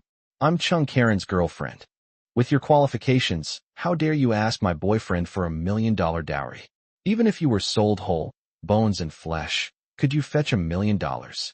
Besides, are you as young and beautiful as me? When I marry my boyfriend, I won't ask him for a single penny of dowry. My dad will also give me a 100 square meter house and a 500,000 yuan car as a dowry. What do your parents give you as a dowry? You're so old, and you have nothing. Aren't you ashamed? Aren't you embarrassed? Gu Chunshur silently gave Li Feiyao a thumbs up. He acknowledged their fighting prowess. Karen said with disgust, Shunli, we've already broken up. From now on, we'll go our separate ways and not interfere with each other. Li Feiyao chimed in. That's right, if you dare to bother my boyfriend again, I won't be as polite as I am now. Shunli looked at her indifferent ex-boyfriend, then at the assertive Li Feiyao, and suddenly broke down. I caught a cold, have a headache, and feel sleepy. I might have tested positive for COVID-19. I was planning to take the day off today, sob. I don't know how tomorrow will be. I might have to take a day or two off. I'm not feeling well enough to write. I hope you guys understand. Chapter 199 Not enough. Think twice before you try to steal my man. Make sure you're better than me on one side, or don't embarrass yourself in front of us. Li Feiyao coldly added a sentence to her hurriedly fleeing back. Then everyone moved to the living room window, which faced the street outside. Before long, Shunli's figure appeared in everyone's sight. Li Feiyao squeezed in front of the window, looking at Shunli crying and running towards the road in surprise, and said with lingering interest, No way, that's it? Brother Chung, I'm not trying to be mean, but your ex-girlfriend's fighting ability is just too weak. I haven't even had a chance to show my skills yet, and she's already given up. It's a pity I haven't fully demonstrated all my skills yet. What if I don't get enough fun? Karen. Li Feiyao said, No, Brother Chung, give me her phone number. I need to give her another good scolding so that she'll completely give up on the idea of bothering you again. Karen smiled and said, I think it's unnecessary. She probably won't bother me anymore. Anyway, thank you for tonight. People need face, and trees need bark. Before this, the reason why Shunli shamelessly came to pester him was because she mistakenly thought that he still had feelings for her.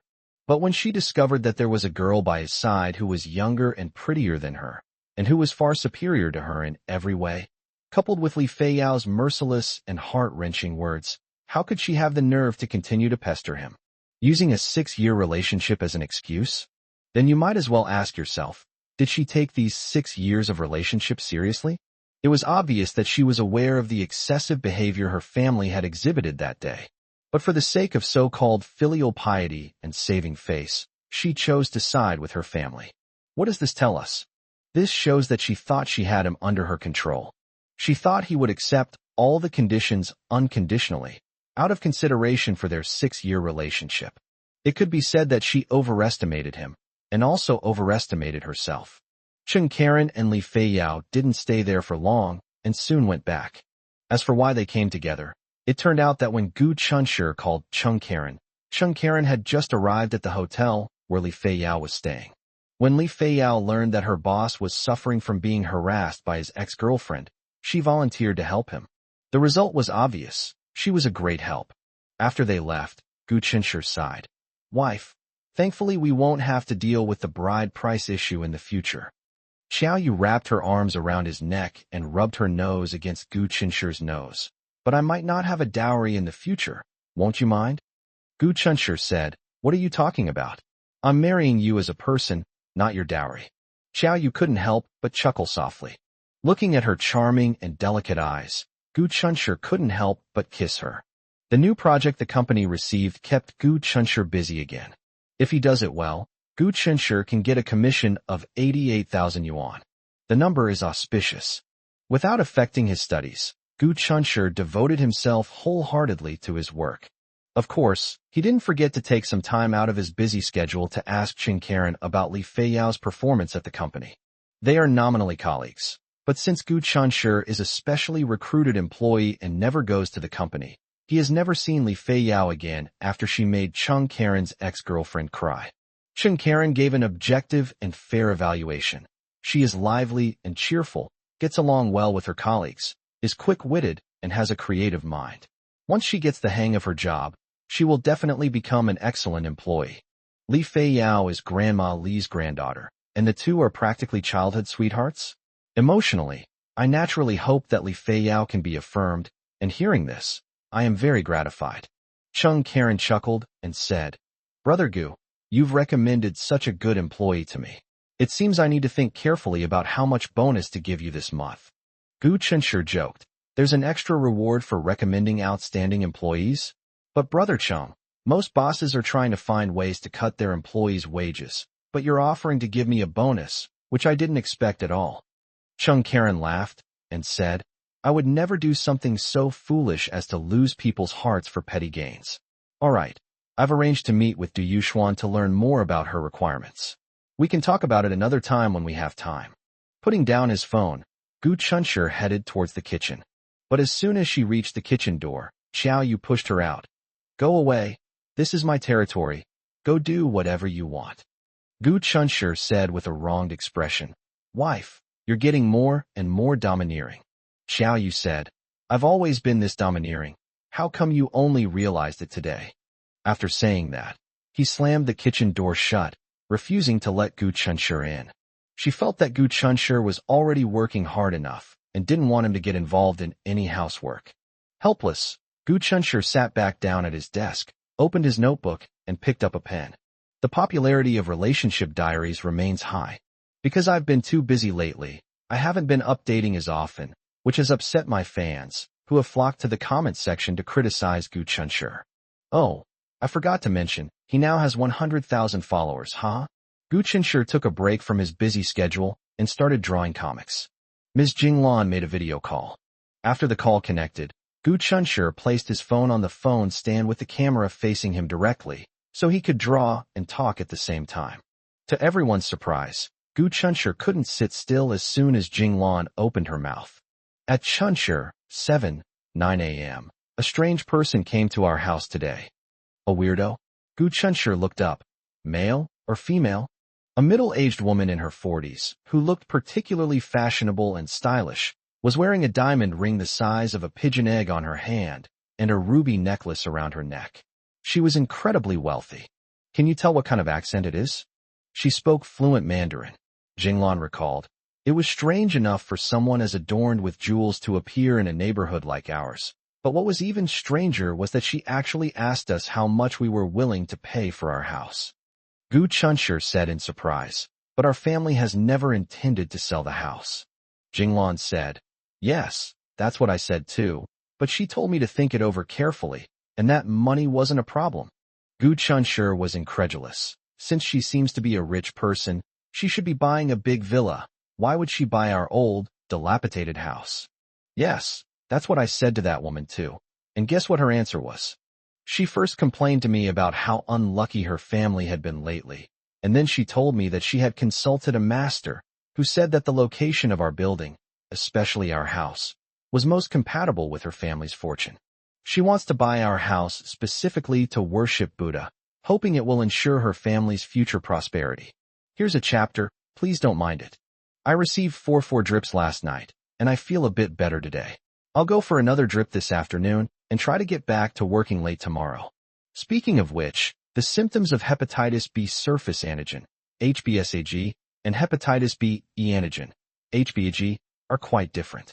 I always follow the trend and get infected every time. I'm so unlucky. Chapter 200 Strange Homebuyers. After hearing Jinglan's words, Gu Chunshur inexplicably thought of Zhou's father. Back then, because Zhou Xiangyu had been ill for a long time, they listened to the advice of a certain master and pretended that their family was very poor, raising Zhou Xiangyu in poverty, and they still are to this day. And now a woman comes along who wants to buy his house and change the family's fortune. Isn't that too much of a coincidence? Gu Chunshur didn't believe there were too many coincidences in the world. The woman even advised me to use the money from the down payment to buy a better house and enjoy life, and pressed me on how much I would be willing to sell. Is this person crazy? We really don't understand the world of the rich. Jinglan complained. She left me a business card before she left, telling me to think it over carefully. She also told me that the price didn't matter and that I should call her when I was sure. Gu Chunshur asked, "Does my dad know?" Jinglan said, "I called your dad and told him about this strange thing, and he also found it very strange. There's no such thing as a free lunch, Mom. You have to stay calm," Gu Chunshur said seriously. Jinglan burst out laughing. "You brat, is your mother the kind of person who's only after money? There's an old saying that there's no such thing as a free lunch. I don't believe that woman's nonsense. Wait a minute." On the phone screen, Jinglan suddenly looked towards the door with a surprised expression. Gu Chunshur, who was on the other end of the phone, also heard the knocking sound through the receiver. "Someone's knocking on the door. I'll go see who it is." Jinglan took her phone and walked towards the door. She glanced out through the peephole, and her expression suddenly changed. At Chunshur, 9 a.m. The woman knocking on the door is the one I just told you about who wants to buy our house. She's right outside our door. What do you think we should do? Jinglan lowered her voice, which carried a hint of unease. This woman is really strange. Who knows what her purpose is? Let her knock all she wants. Or I'll just pretend I'm not home. She'll leave when she knocks for a while, and no one opens the door for her, Jinglan said in a low voice. Gu Chunshur felt that this method was not a long-term solution. One could evade it for a while, but not for the whole year. Besides, this is their home. Why are they hiding? That's really strange. Gu Chunshur came up with a plan. Didn't she say the price was negotiable? Isn't she eager to buy our house? Then you should ask for a bigger price and see what she says. Jinglan was initially delighted, thinking it was a good idea. Then, with a worried expression, he said, "What if she agrees? Will we still be able to sell the house?" Gu Chunshur laughed and said, "Mom, are you crazy? If the price is much higher than the market price, wouldn't it be better to sell it? We can move to a bigger house." Jinglan felt it was unreliable, but I still feel uneasy about it. "Congratulations, Mom. You've passed the test." A big thumbs up. Gu Chunshur gave the camera a thumbs up. Jinglan laughed and said, "You rascal, stop joking with your mother. Hurry up and think of a way to solve this." Gu Chunshur said, "Didn't I just give you a solution? Ask her for an exorbitant price, ridiculously high, the kind she absolutely cannot accept." Jinglan hesitated before saying, "Then how about I ask her for 1 million? Their old, dilapidated house is over 20 years old, a 2-bedroom apartment of 70 square meters, with a market price of just over 600,000 yuan. Asking for 1 million right off the bat, and then asking for hundreds of thousands more, is just outrageous." Gu Chunshur said, No, 1 million is too little. I need more."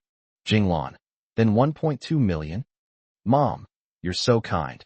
You're not destined to be a shrewd businesswoman in this life. 10 million. Just open the door and tell her right now. If you've thought it through, you can buy our house for 10 million. Jinglan was startled, wondering if she had misheard. "What did you say? 10 million is too much. Will she call me crazy? Gu Chunshur said. She inexplicably went to someone else's house and wanted to buy it. I think she's the one who's crazy. Just ask her for 10 million and say that's what I said. Jinglan felt guilty and breathless. She originally thought that asking for 1 million was already enough, but Gu Chunshur directly asked her to name 10 million, which felt too outrageous. She couldn't say it. How about this? You go open the door now and let me talk to her. Okay. Jinglan opened the door. The woman outside the door immediately smiled broadly and said, Sister, so you're home. Have you thought about what I told you before? Jinglan said, This is not a small matter. I need to discuss it with my son. Oh, we are on the phone right now. You can talk to him now. As long as he agrees, we parents have no objection. Anyway, all the family property will be his in the future, and everything is up to him. Gu Chunshur said to the woman through the microphone, You can buy my house if you want. As you probably know, my family didn't actually plan to sell the house, but since you've come to us, it's not entirely impossible. I already told your mother that the price is negotiable. You can name your price. The woman was delighted. 10 million. Gu Chunshur didn't mince words. The woman's expression stiffened for a moment. How much? Gu Chunshur said, 10 million. Sorry, no bargaining. The woman said, Little brother, you're really joking. Your house is worth at most 700,000, but I'm willing to offer 1 million. What do you think? Gu Chunshur said, I'm sorry, as I just said, the price is 10 million and I won't bargain. I heard from my mother that this house is particularly important to your family's fortune, so I think 10 million isn't much for you. If you really want to buy it, then you should think about it carefully. The woman pondered for a moment and said, In that case, I'll go back and think about it some more. She left. Jinglan slammed the door shut and praised. My son is so clever. This trick really worked, but who exactly is she? I have a feeling she has ulterior motives. Gu Chunshur thought to himself, Mom, you're right. This woman definitely has a problem. It is very likely related to Xiaoyu. Time to eat. Xiaoyu's voice came from the kitchen. Gu Chunshur offered Jinglan a few words of comfort and then hung up the phone. I got up and went to the kitchen to get the food. He wasn't sure what the other party's intentions were regarding someone wanting to buy his house, so he didn't plan to tell Xiaoyu for the time being, to avoid upsetting her liver and causing her to get angry. There are some things he can shoulder for her. A woman, adorned with jewels and exuding wealth, carrying a limited edition designer handbag, climbed into a $1 million luxury car parked by the roadside. The owner's son asked for 10 million. She spoke very respectfully to the person on the phone. That dilapidated house, 1 million is already cheap for them. How dare they ask for 10 million? Why don't they just rob us? Chapter 201 The nation's first love little sister. The woman said, Mr. Yang, I don't think he's genuinely interested in selling. He's deliberately setting a high price to make things difficult for me and discourage me from buying his house.